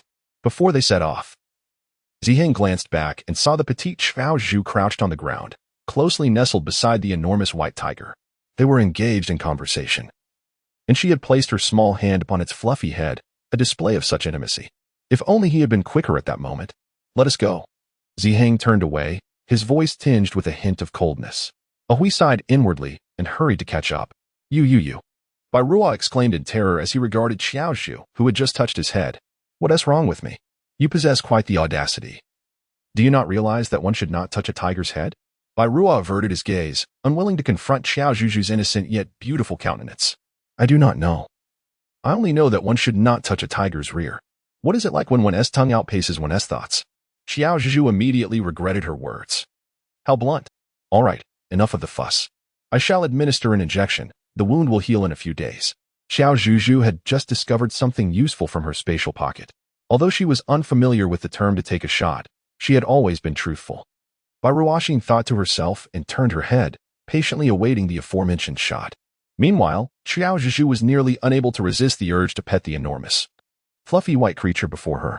After completing these tasks, Zihong and the others arrived, suggesting they rest in place for a day or two before setting off again. The ardent tiger pack had suffered significant losses and would likely refrain from causing trouble in the near future. Qiao Zhuzhu noticed that Zihong's expression was rather poor. Recalling that Aziz had mentioned it was he who assisted by Ruo, she wondered if he had sustained any injuries. Zihong, let's go find something to eat, she suggested. Observing Zihong's strange demeanor, Qiao Zhuzhu furrowed her brows in confusion. What is the matter? Have I offended him? Chapter 36. Qiao Zhuzhu's fitness plan. Even more perplexing was the fact that after Dazi departed with Zihong, Ahui, who remained behind, seemed to steal a glance at her before sighing and shaking his head as he walked away. What on earth is going on? Zhu, truly. I have just realized that while you are quite astute in many respects, you can be not merely oblivious but exceedingly so in certain aspects, as he approached. Wearing a look of earnest concern mixed with resignation, she placed her hand on Qiao Zhuzhu's shoulder, elevating the mystery of the situation to an entirely new level. Qiao Zhuzhu felt increasingly perplexed. Could it be true that she had genuinely offended Zihong? Shaking off her thoughts, she decided to move on. Thanks to Qiao Zhuzhu's companionship and the effects of the vaccine and other medications, Bairua's wounds had significantly healed, allowing him to walk with ease. However, as he attempted to carry her again, fearing that it might exacerbate his injuries, Qiao Zhuzhu quickly waved her hands in protest. In the end, she found herself seated on Aziz's back as they departed. Freed from the disturbances of the ardent tiger clan, their journey progressed smoothly. Yet, an inexplicable and peculiar ambience lingered in the air, difficult to articulate. As they continued on their path, they encountered a migrating beast tribe in the south. But their distance ensured that no conflict would arise. Observing the robust beastmen, and then glancing at the slender yet resilient Az, Qiao Zhuzhu began to entertain a thought. However, given the current circumstances, it was evident that relying solely on herself would not suffice. Qiao Zhuzhu considers herself not to be a particularly disciplined individual and has a clear understanding of her own positioning. Hence, she requires assistance in the form of advice and supervision. What troubles you, Zhu? Well, in order to avoid burdening others, I was wondering if I could perhaps engage in some fitness activities. Fitness refers to exercising the body and enhancing one's physical stamina and well-being. Qiao Zhuzhu thoughtfully provided an explanation to facilitate Aziz's understanding. Upon hearing this, Aziz paused momentarily. What prompted such a sudden desire to engage in physical exercise? If it were due to the previous fainting spells and the usual excursions, then Zhu, you are far too considerate. There is no trouble at all. Given your inability to transform into your beast form and your petite stature, it is only natural that you would occasionally faint while assisting us in foraging for medicinal herbs. We are more than willing to care for you, even carrying you if need be, so do not overthink it. However, Qiao Zhuzhu still felt that constantly fainting was not a good thing. Without delving into other matters, should she encounter any danger in the future, she would be unable to flee, left only to lie in place and await her demise. All right, there's no need to dwell on it. She should simply rest assured and take more time to recuperate. Their conversation caught the attention of other orcs nearby, among whom was Baifu. Sister Zhu, are you looking to strengthen your body? That's a commendable endeavor. In fact, I wish to improve as well, and I need to enhance my hunting skills. It seems we could train together. Upon hearing the words, Qiao Zhuzhu felt a surge of joy. Just as she was about to speak, Uncle Dolly, who had just approached, interjected. Oh, come now, Afu, you needn't meddle. I believe Xiaozi's perspective is quite valid. The constitution of the divine maiden differs from ours. She merely requires sufficient rest. Do you truly think that the intensity of our training would be suitable for her delicate form? After listening to Uncle Dolly, Baifu's expression grew serious. Indeed, we should devise a fitness regimen tailored specifically for the divine maiden. Wouldn't you agree? A method crafted solely for her. I concur, he continued. The divine maiden has done so much for us. If she wishes to engage in fitness, then let her do so. We simply need to ensure that the intensity is appropriate. With so many of us beastmen observing, it is unlikely any mishaps will occur. Ahui and Dazi also shared their thoughts and suggestions in succession. Zihong and Bairua, who had been leading the way, eventually approached as well. Initially, Bairua was somewhat opposed to the idea, fearing for Qiao Zhuzhu's safety. However, upon reflection, he recognized that with everyone keeping a watchful eye, it would be safer than if she were to suddenly faint again, a situation far more perilous than injury. His thoughts aligned closely with those of Qiao Zhuzhu. Zihong, on the other hand, remained relatively silent, merely nodding in agreement, signaling his respect, understanding, and support for Qiao Zhuzhu's decision. Ultimately, after much discussion, a customized fitness plan for Qiao Zhuzhu was freshly devised. Although it was a collective effort, the final decision-making and interpretation rested in Qiao Zhuzhu's hands. Each morning, she would jog 2 kilometers, while also ensuring to supplement her diet with high-quality protein and partake in other exercises, such as skipping rope. Qiao Zhuzhu succinctly summarized the content of the plan, although it contained numerous contemporary terms that many were unfamiliar with. Witnessing her enthusiasm and determination naturally elicited unanimous support from all. Qiao Zhuzhu is quite pleased with these arrangements. It is evident that she embodies a healthy and disciplined lifestyle. If she continues with such perseverance upon her return to modern society, she may very well become an athletic champion. Perhaps that is a bit of an exaggeration at most. She might not need to worry about the 800-meter run during her future university physical fitness assessment. Qiao Zhuzhu envisioned a radiant future in her heart. Yet, she wondered how long she could sustain such an excellent fitness regimen. On the first morning, Qiao Zhuzhu was gently awakened by a Z, and together with Baifu and Elite, they embarked on a morning jog along a natural path reminiscent of an athletic track. Initially, the exertion was indeed taxing. Yet the presence of friends provided encouragement, while they imparted knowledge on the proper running posture and correct breathing techniques. There was a period of acclimatization before gradually increasing the pace. Slowly, she began to master the ideal rhythm, allowing her to maintain her endurance. After completing their run, they indulged in some stretching exercises, followed by a brief rest and a light meal. "Is this what you refer to as stretching, Zhuzhu?" Azi inquired with a look of curiosity as she observed Qiao Zhuzhu performing her stretches. It was her first encounter with such an activity, which appeared to involve leg extensions, bowing, and pressing. Some of the movements even required her to arch her back and puff out her chest, which felt somewhat embarrassing. Azi promptly transformed into her beast form to shield Qiao Zhuzhu from view. The other male beastmen, noticing from a distance, awkwardly turned away or wandered off to engage in other pursuits. During this time, Qiao Zhuzhu discerned the uniqueness of Zihang, though his gaze occasionally faltered. There was an undeniable sense that he was attentively focused on her. It almost seemed as if Zihang understood precisely what she was engaged in. Contemplating this, Qiao Zhuzhu bit her lip. Such stretching techniques are a hallmark of modern society, even in ancient times, no. In the beast world, one would assume that even the most astute individuals would be unaware of these practices. This led her to revisit her earlier speculation. Is Zihang truly a denizen of the modern era? Qiao Zhuzhu pondered over her attempts at probing, feeling that they were utterly futile. It would have been far better to inquire directly. However, she was still unaware of the circumstances and seemed to have inadvertently offended the other party, rendering her too embarrassed to ask. She even hesitated to check whether her favorability had plummeted. Alas, what should she do? Zhuzhu, what is this? Chapter 37. Qiao Zhuzhu accidentally consumes enchantment fruit. Az pointed to the rope-like object that had fallen nearby. "Ah, this is a jump rope, Sister Az." Qiao Zhuzhu then noticed the jump rope she had taken out from her spatial pocket in advance. The pocket was indeed too small, and when she stretched it, the rope slipped out due to the excessive motion. "So this is what you call a jump rope?" She mused, observing that it bore some distinctions from an ordinary rope. How does one use this? Seeing Aziz's interest, Qiao Zhuzhu felt a pang of regret for not retrieving a few more from her spatial realm. As for why her pocket could hold so much, Baifu and the others had also expressed curiosity about it before. Qiao Zhuzhu explained that although pockets may appear small, they are quite deep, a feature inherited from her homeland. Baifu and others also have their own interpretations. A goddess is indeed a goddess, capable of producing extraordinary items at any moment, which is perfectly natural. Given the fruitless explanations in the past, Qiao Zhuzhu ceased her struggles. As for the goddess, she no longer cared. "This is how it is, Sister Az." Qiao Zhuzhu grasped both ends of the jump rope and casually demonstrated a few jumps for Az. The latter's eyes widened in astonishment upon witnessing the rope being used for purposes beyond merely binding food. It felt rather magical. "May I give it a try, Zhuzhu?" "Of course, Az. I believe I have another rope somewhere. Let me search for it. If everyone is interested, we can all jump rope together later," Zhuzhu replied. Az joyfully embraced Qiao Zhuzhu's arm. "Thank you so much, Zhuzhu." "No need for thanks. Here, Az, give it a go. It's quite simple," Zhuzhu encouraged. Az took the jump rope, and with her understanding from the observation moments earlier, she grasped both ends and began to rotate her wrists.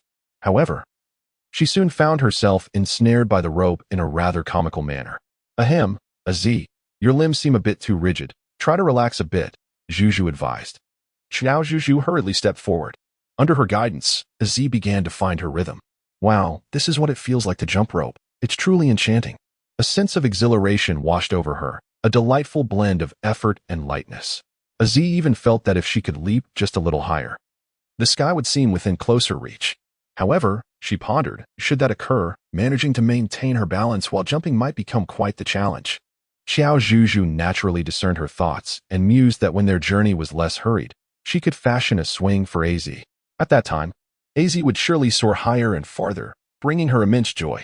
Observing the delightful scene, Az, Sister Zhuzhu, and the kind-hearted sisters.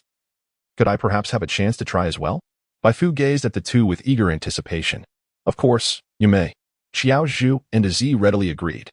Before long, Uncle Dali and Hui also joined in the merriment. In truth, they had been in search of medicinal herbs for nearly half a month. After dealing with the Yadin tiger pack, this was a rare occasion for everyone to gather together in leisure and joy, although such moments are fleeting. For they must soon continue their journey. As everyone was engrossed in learning how to use the jump ropes, Qiao Zhuzhu swiftly retrieved two more from her space. I have just found these. Let us engage in a competition to see who can jump the most within the designated time, she proposed. Her suggestion was met with enthusiastic approval, and many expressed their eagerness to participate. As the group gradually honed their skills, Qiao Zhuzhu seized the opportunity to excuse herself. She had just noticed Zihong moving towards another direction. Perhaps this was an opportune moment to resolve the misunderstandings between them and inquire about his identity. However, would it be appropriate to approach him with empty hands to discuss something significant?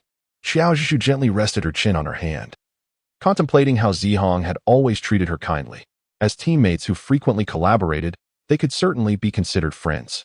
If he truly were a person from modern society, it would be akin to encountering a fellow townsman, inevitably leading to an emotional reunion filled with tears.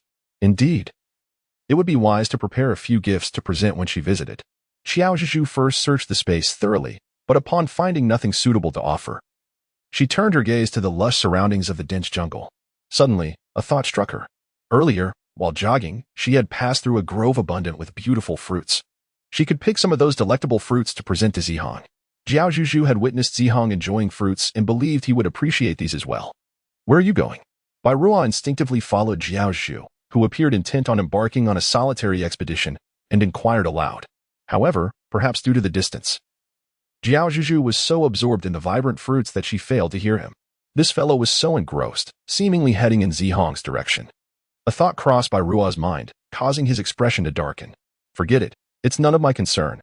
It's not like she belongs to me. Why should I care who she seeks out? The colors were truly stunning, evoking a sense of appetite. Surely, they must be non-toxic. Otherwise, Sister Z and Afu would surely have enlightened me. Qiao Zhuzhu retrieved a pole from the depths of space and skillfully knocked the purple fruits from the tree, gathering them in large leaves. Soon, her collection was abundant, and she wrapped it with additional leaves, resembling a splendid bouquet of fruits. Once prepared, Qiao Zhuzhu set off in search of Zihong. Shortly after her departure, a figure clad in white appeared. The individual glanced up at the tree adorned with vibrant fruits, and a fleeting expression of unease and shock crossed their exquisite face. This is troubling. They swiftly transformed into a white tiger and pursued her, hoping to catch up in time. Qiao Zhuzhu, you silly girl, you absolutely must not eat that. And you too, Zihong? Yet, Bai Ruo was still a moment too late. Even Zihong, who was not far from Qiao Zhuzhu and had rushed to explain and intervene upon seeing the fruit in her hand, could not prevent her. This must be delicious. I shall partake first as a gesture of respect, and you need not stand on ceremony. Miss Zhu, you cannot eat that. It is a fruit that enhances the lust of beast men. Just as Zihong reached out his hand, Qiao Zhuzhu had already taken a bite. Heaven knows how much she craved these fruits when she was gathering them. Qiao Zhuzhu was uncertain about what was happening to her. Initially, she found the fruits visually appealing and their aroma enticingly sweet. However, as the delightful scent enveloped her senses more and more, she found herself unable to restrain the burgeoning desire to taste them. By the time Zihong offered his caution and mentioned those two ominous names, she was already lost in her cravings. Qiao Zhuzhu experienced a moment of enlightenment, awakening instantaneously. Yet, it was too late. The fruit, enchanting in both its appearance and name, was irresistible. Its juice was abundant and sweet, akin to the alluring facade of a certain forbidden substance.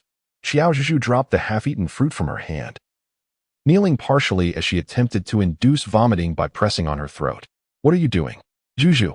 came the anxious voice of Bai Ruo from behind her. Aye. Qiao Zhuzhu's expression contorted in anguish. She sensed that the effects of the fruit had seemingly begun to take hold. Chapter 38. You bear a striking resemblance to an old friend. It felt as though she were suspended over a roasting spit, resting upon a bed of flames. Qiao Zhuzhu clung desperately to her last vestige of rationality as she exerted herself to continue inducing vomiting. Initially, she intended to search her personal space for any available antidote. However, in her current state, it was utterly impossible for her to concentrate on locating anything within that space. Qiao Zhuzhu knelt on the ground, engulfed in torment and suffering. Her hands uncontrollably clawed at her garments, desperately seeking relief from the overwhelming heat.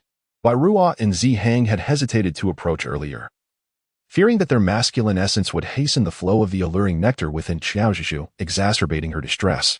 Yet, if they failed to intervene, she would release an abundance of feminine hormones, attracting other predatory male beast men with ill intentions.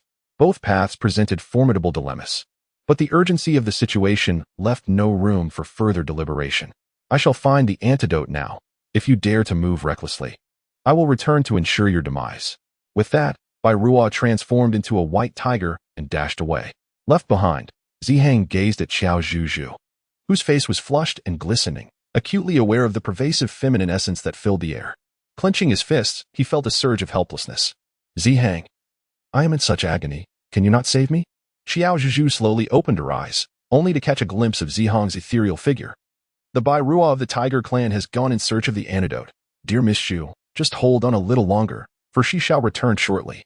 In that moment, Zhihang felt an overwhelming sense of helplessness in his words, unable to convey the true sentiments he wished to express.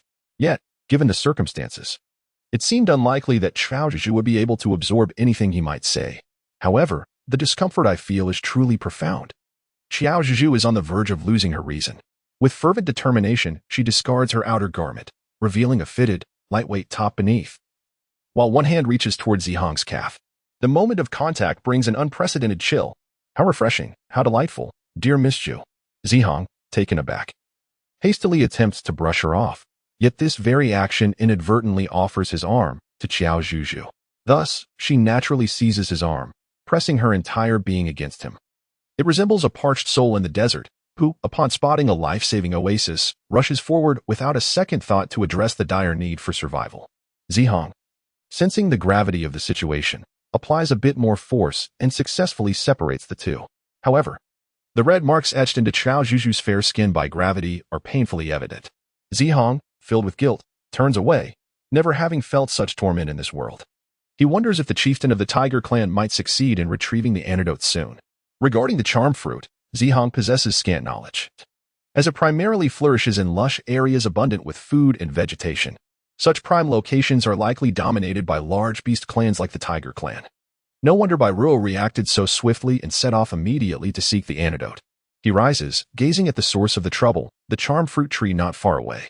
This charm fruit grows alongside many other fruit-bearing trees, boasting a sweet and delectable exterior along with an addictive fragrance, making it easy to attract and confuse people. Its purpose is to stimulate the body's male or female hormones, unleashing one's allure to attract the opposite sex for reproduction. Aside from engaging in such acts, there exists another method for resolution. It is rumored that near the charm fruit, one can find the ruthless grass, which is known to counteract the secretion of hormones. Given that it serves a function opposite to that of the charm fruit, they tend to grow together, leading many to refer to the ruthless grass as the antidote. My apologies, Miss Zhu. Please bear with me. The antidote is on its way. After much contemplation, Zhihang resolves to render Qiao Zhuzhu unconscious. After applying some cool water to help lower her temperature and other emergency measures, the crimson hue on her face gradually fades. Zhihang breathes a sigh of relief upon seeing this. Yet, this is merely a temporary fix. The true solution hinges on the antidote. Lost in thought, Zhihang suddenly senses something amiss. Turning around, he finds Qiao Zhuzhu, who had been lying on the prepared grass mat, now flushed all over, with beads of sweat cascading down her forehead. It seems the effects of the charm fruit have intensified. Miss Zhu? You. At this moment, Zhihang's previous calmness has vanished, replaced by a visage of urgency and concern. In a frantic manner, he checks Qiao Zhuzhu's pulse, only to find it alarmingly erratic, causing his heart to momentarily stop in horror. The situation is far worse than he had imagined. Perhaps it is due to Qiao Zhuzhu's inherently frail constitution compared to that of the beast min, which has led to her internal organs being adversely affected by the enchanting fruit. What began as an excessive secretion of hormones has now escalated into severe visceral damage. No, you must not succumb. Zihang, equally anxious, felt beads of sweat form on his forehead. He forced himself to regain composure, striving to recall the healing techniques he had mastered. He raised his hand, intending to assist Qiao Zhuzhu, yet his hands trembled uncontrollably. Zihang understood. He was gripped by fear, the fear that his inadequate treatment might extinguish the life of someone he cherished, slipping away from his grasp. It was a long-lost sensation. Zhuzhu, I know you have secretly observed me on several occasions. You wish to clarify something, perhaps even questioning whether we inhabit the same world. Which is why you initially treated me differently than you would the chieftain of the Tiger clan. You even made a special effort to seek me out. I should have been more forthright with you. I should not have harbored selfish intentions. Zhuzhu, you remind me of a dear friend from my past. Regardless of the reasons, I will bring you back, even at an uncontrollable cost. As Zihang opened his eyes, one hand transformed into a wolf's claw, revealing sharp talons, poised to slash at the wrist of his other hand. At that moment, a sudden gust brushed past his ears. He looked up to find Bairua had returned. You haven't harmed her, have you? Why does she seem in even worse condition? Bairua, flustered, transformed into his human form and retrieved a well-preserved antidote. The merciless grass from his bosom. He hastily took a somewhat cleaner stone, grinding the grass into a fine powder, collecting its juices with leaves. As he worked, he urgently addressed Qiao Zhuzhu. Zhuzhu, awaken. The antidote is here. Soon, all will be well. I apologize for not taking better care of her. Watching Bairua scurry about, Zihang felt a torrent of words coalesce into a singular sentiment. What good is it to say this now? Go fetch some water, and by the way, bring that Z from your clan. Her similar disposition will be far more advantageous for us both. Understood, I shall do so at once. After sending Zihang away, Bairua rolled his eyes and turned back. Hurry up and wake up. Do you hear me? Chapter 39. Aren't they adorable? This little creature is fierce. At that moment, while watching a meteor shower, he made a wish. His mother had advised him to cherish those present. When he made that wish, Bairua never anticipated that when he witnessed another meteor shower, it would be Qiao Zhuzhu by his side. In truth, he felt quite pleased, though he was reluctant to voice it. Even during the wish-making, he felt somewhat awkward yet still wished for something concerning Qiao Zhuzhu. Therefore, you must awaken swiftly. I cannot squander my wish opportunity. I aspire to become the king of the land. Bairua's voice trembled as she spoke. Now, I present you with an opportunity to change your wish. Would you like to alter it? A hoarse voice echoed in her ears, immersed in guilt and sorrow. Bairua remained oblivious to any sense of unease, responding instinctively and with a harsh tone, of course, I won't change it. Why? What reason is there? I merely wish for her to awaken, healthy and whole. As her words hung in the air, Bairua, overwhelmed by anger and grief, suddenly found herself in a state of calm. No, something was definitely amiss. Furrowing her brow, she cautiously lowered her gaze to the girl in her arms. Zhuzhu. When did you wake up? Bairua's voice had grown hoarse as well, yet it was still apparent that she felt quite embarrassed. Upon witnessing this, Qiao Zhuzhu felt a twinge of embarrassment at the prospect of deceiving him. Thus she decided to speak candidly. Essentially, after you had fed me some herbal concoction, I awoke in a daze to hear you express that your original wish was to become the king of Luzhou. In light of such an honest confession, Bairua couldn't help but reflect on his own hasty and fervent rebuttal from that moment. He lamented why he had spoken so impulsively. Why couldn't the ground split open and allow him to disappear into its depths? I merely acted out of sheer panic and spoke without thinking. Please do not take it to heart. Bairua waved his hand dismissively, his handsome face flushed to deep crimson, akin to that of a monkey's rear. It was truly a sight unworthy of viewing. All right, I shall no longer tease you. Qiao Zhuzhu offered a faint smile, struggling to rise, yet her body betrayed her. Devoid of strength, Bairua, though overwhelmed with embarrassment and wishing to flee, instinctively extended a hand to assist her. Now, cough, how do you feel? Much better. Just a bit thirsty, haha. Thank you. Bairua, you will undoubtedly become the king of Luzhou in the future. Cough, cough, cough. The mere mention of it made Bairua acutely aware of her own awkwardness, nearly choking on her own saliva. She yearned to escape this planet immediately. As the two conversed, a sudden thought struck Qiao Zhuzhu. Hey, where's Zihang? At that moment, Bai Ruo also recalled. He went to fetch water and find that is Z. Shall we wait for them here? Under the support of Bai Ruo, Qiao Zhuzhu sat down on the ground to rest, feeling the energy within her gradually subside. Fortunately, timely rescue was at hand. Otherwise, the consequences of such an awkward outcome would be unimaginable. What a bewitching fruit it is. By the way, Zhuzhu, during my absence, that wolf clan fellow did not impose any undue actions upon you, did he? If he did, I shall undoubtedly tear him to shreds. Bai Ruo exclaimed with indignation. Ah? Qiao Zhuzhu blinked her eyes, her face a mask of confusion. After the fruit had fully taken effect, her mind descended into a chaotic state, rendering her unable to recall what had transpired prior to consuming the grass juice. However, she believed that Zihang would not harm her. Instead, she pondered her own condition at that moment, with her penchant for playful antics. Lost in thought, Qiao Zhuzhu shook her head, attempting to regain clarity. As she lowered her gaze, she discovered a collection of intriguing little creatures. Bai Ruo, come quickly. Are these members of the hamster race? Each one was fluffy and plump, appearing utterly adorable. Qiao Zhuzhu recalled that she once had a strong desire to raise a hamster at home. However, due to a family member's allergy to long-haired creatures and a general aversion to rodents, she had never been able to keep her beloved furry pet. Instead, she sought out pet shops or cat cafes to indulge in the pleasure of petting fur. Indeed, their animal forms are roughly the same size as humans, and they typically have a low presence. Aside from their natural enemies, there are likely no beast men who would take notice of them. Bai Ruo was utterly disinterested, demonstrating how truthful his words were. The thought of having to wait for that scoundrel Zihang only served to amplify Bai Ruo's visible disdain and agitation. Nevertheless, those little creatures are undeniably adorable. Qiao Zhuzhu chose not to elaborate further, focusing intently on her beloved little fur balls. As she observed, she stumbled upon an amusing sight. A plump, fluffy white hamster sprawled atop an elderly hamster whose fur lacked luster, evoking a sense of familial warmth and affection. This scene stirred memories of her own family. Her mother, with her sharp and capable demeanor, contrasted with her father, who, though stern and taciturn in public, was unfailingly obedient to his family, never once losing his temper.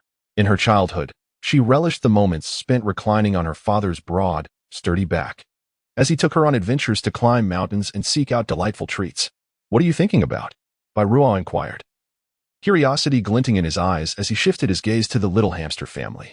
He found it difficult to comprehend what was so captivating about these creatures. Stripped of their skin and lacking sufficient meat to even fill the gaps between teeth, the bond among the hamsters is quite touching. It makes me a bit homesick.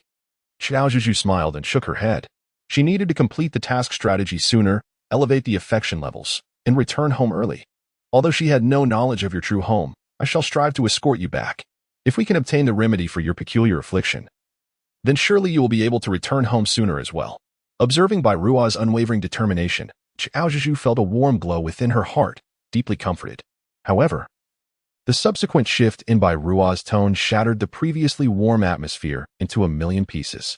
That being said, do you truly find their actions endearing? Heartwarming? Indeed. What is wrong with that? As Qiao Zhuzhu observed Bai Ruo's faintly exasperated smile, an unsettling sensation surged within her. These diminutive creatures possessed an alarming ferocity. Cuddled together, they appeared undeniably adorable. However, if we lingered a moment longer, we might witness the demise of the elderly hamster orc below, perhaps even stripped of its very entrails. It is essential to recognize that although the hamster orc tribe is small in stature, their territorial instincts are remarkably pronounced, and their familial bonds are rather tenuous. To describe them as warm-hearted would indeed be a shocking and painful affront to Qiao Zhuzhu's tender spirit. Chapter 40. The Orc Tribes Exchange. As Qiao Zhuzhu turned towards the sound, she beheld a Z rushing towards them. It appeared that Zihang had also returned. Zhuzhu, the leader mentioned you were injured. How do you fare now? Are you all right? A Z inquired, her expression fraught with concern as she scanned Qiao Zhuzhu for any signs of injury. Upon realizing that there seemed to be no serious harm, she finally breathed a sigh of relief. I am fine now. I would appreciate it, dear Sister AZ, if you could make a trip for me. Qiao Zhuzhu rose to her feet, brushing off the dust from her attire, simultaneously allowing a Z to observe that she was in remarkably good condition, having suffered no lasting effects. No trouble at all. Your health is of utmost importance. A Z replied with a smile, though a twinge of unease lingered in her heart, for she was acutely aware that Qiao Zhuzhu's predicament was not a mere injury. but rather a consequence of consuming the alluring fruit known for its reproductive properties. Upon receiving this distressing news, her anxiety surged, prompting her to rush over without even waiting for her leader. She had harbored some grievances along the way, pondering how it was permissible for the chief of the tiger clan to remain alone with Zhuzhu, who had partaken of the enchanted fruit. "Oh, dear leader, you truly exhibit a lack of awareness regarding potential dangers," she mused. Just then, Zihong appeared, as if summoned by her thoughts. Upon seeing Qiao Zhuzhu restored to health, he too breathed a sigh of relief. "Since all appears well, let us return promptly. I am certain others are growing anxious," he suggested. Bai Ruo, keen to deny Zihong an opportunity to speak further, disregarded the weather's temperament and insisted on heading back immediately. Qiao Zhuzhu had not given it much thought, but she realized that their prolonged absence might have caused concern among others, which was not ideal. "Let's head back," she suggested. "All right, let's go," came the agreement from Zihong and Z. Upon their return, Qiao Zhuzhu found herself surrounded by a group of orcs, all inquiring about her well-being. "I'm fine now. Thank you all for your concern," she reassured them.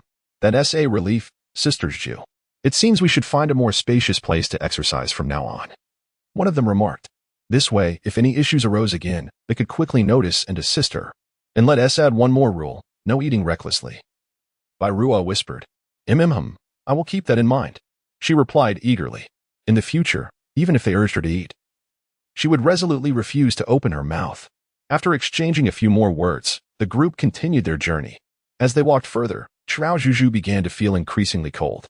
"We are almost at the Western Sea. Beyond the ocean lies the snowy mountains, and soon winter will arrive, bringing even colder weather," Uncle Dolly remarked. "So, it seems we should prepare winter clothing," Bai Fu added, prompting nods of agreement from the older orcs. "If my memory serves me right, there should be a trading post near the Western Sea."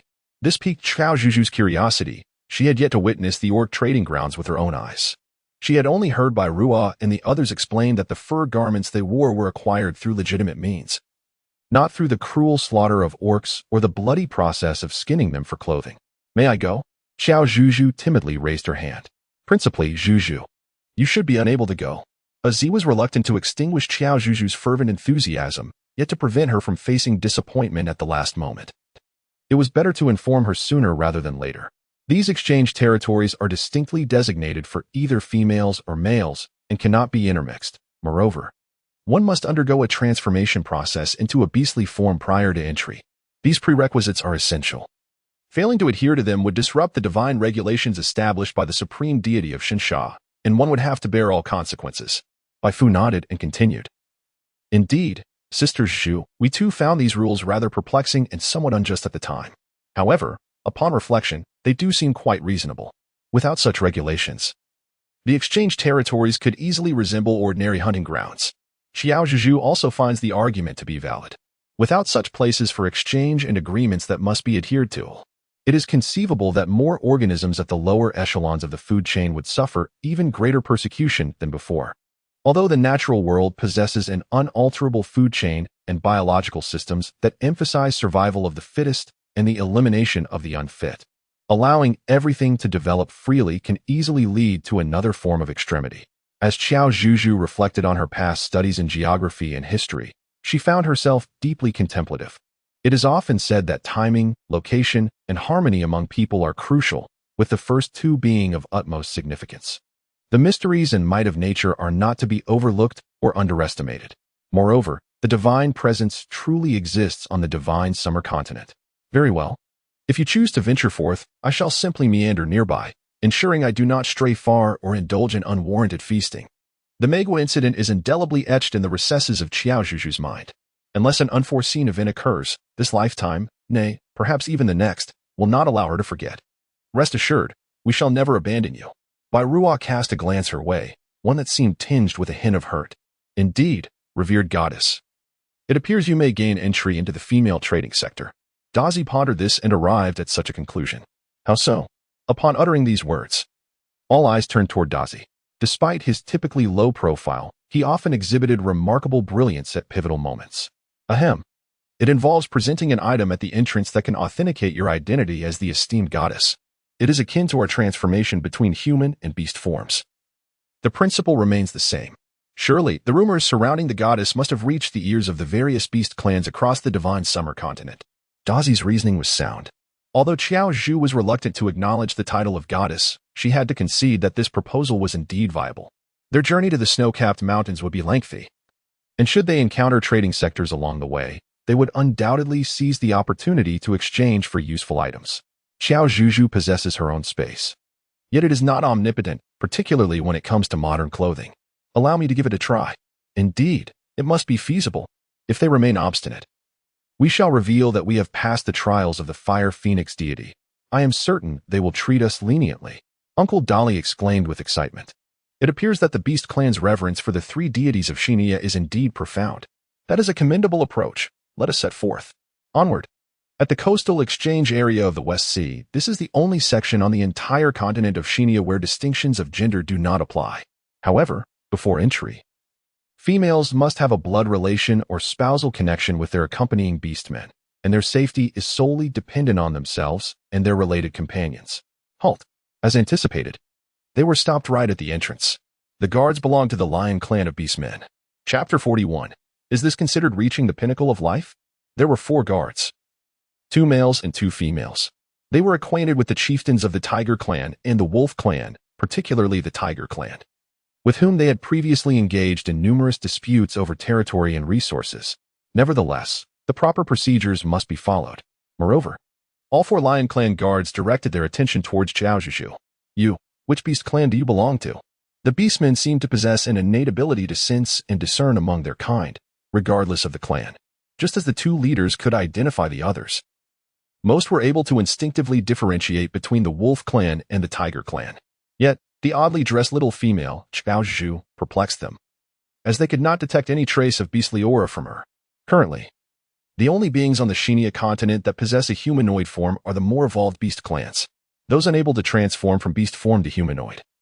Aside from those afflicted with strange ailments, are merely the lower-tier ordinary beasts. But what could this seemingly humanoid little female be? It is as follows. She is the goddess of the Qinia continent. I believe you have heard of her. Essentially, every beast clan has an elder who is the oldest, most revered, and capable of foreseeing significant events. Upon hearing Bai Rua's words, the several Lion Clan beastmen exchanged glances of mutual understanding. We are indeed aware of this notion and have also heard that your Tiger Clan and Wolf Clan have collaborated to discover numerous herbs capable of treating strange ailments. However, how will you prove that she is the goddess destined to save the future of the Qinia continent? Indeed, we do not wish to impose difficulties upon you, as finding all the herbs listed in the prescriptions would be beneficial for all beast clans. Yet, you are all well aware of the regulations set forth by the supreme deity, which must not be contravened. The beastmen spoke in turns, and their responses were entirely within everyone's expectations. We are well aware of this and shall never challenge the authority of the supreme deity, nor will we create difficulties for you. Zihong and Bai Rua exchanged glances, having deliberated their strategy prior to their arrival. They decided that the 2 leaders of the beast clans would engage in dialogue with the lion beast clan responsible for guarding the territory. Should they remain obstinate, Qiao Zhuzhu would present an item to substantiate her identity. After all, the opposing party comprised formidable lions, and ensuring safety was paramount. You are aware, are you not, that our journey necessitates traversing the Wudong forest? Indeed, but what of it? To be frank, we have passed the trial of the fire phoenix deity and entered the depths of the Wudong forest, an achievement made possible solely by the ingenious solutions devised by the goddess. Upon hearing this, several Lion Clan beastmen exhibited astonishment. Moreover, the herbs we previously acquired owe much to the goddess, who even encountered one of the 3 deities. Bai Rua added, hesitating momentarily over whether to mention the name of the Hydra. However, recalling the discord caused by that deity's actions towards Zhu, he deemed it prudent to refrain from naming them, hoping merely to instill awe in the lion beastmen. As anticipated, following Zihong and Bai Rua's revelations, the expressions of the lion beast clan shifted from skepticism to admiration and wonder as they regarded Qiao Zhuzhu. Nonetheless, with the assurance of 2 clan leaders, we are inclined to trust in the genuine power of the goddess. Yet, it is essential that the supreme deity also grants her approval. Only then shall we cease our resistance. Seeing the lions remain unyielding, the team of beastmen opted for silence. Come with us, remarked 2 female lion beastmen to Qiao Zhuzhu. Zhuzhu, I will accompany you. Do not fear. Azi, mimicking Qiao Zhuzhu's previous gesture, linked her arm with hers and followed the lion beastmen. The remaining members chose to wait in place, preparing to enter the exchange area together thereafter. May fortune favor us. Oh my, what is this? It sparkles. I have no idea. All I see is this petite female, strikingly beautiful. Unlike many beast men, I cannot discern her clan. You only notice the pretty female. Perhaps you should aspire to be a male in your next life. The entrance buzzed with chatter, a throng gathered, marveling at an unprecedented sight. And the charming petite female who accompanied it elicited continuous exclamations of wonder. Not only them, but the two female lion beastmen beside her and a female wolf beastman widened their eyes in astonishment, especially Azee. Yet, she soon regained her composure, reassuring herself that it was entirely normal. After all, Zhuzhu possessed a magical pouch filled with all manner of extraordinary items. What left everyone in such awe was a metal detector. Qiao Zhuzhu herself was somewhat astonished. Initially, she intended to present the token bestowed by the fire phoenix god, but she feared that revealing it would expose her earlier deception and violate her agreement with the phoenix. In her quest to locate a suitable item in her spatial realm that could validate her identity, Qiao Zhuzhu exerted considerable mental effort. However, after meticulous selection, she astonishingly retrieved a metal detector. Ahem.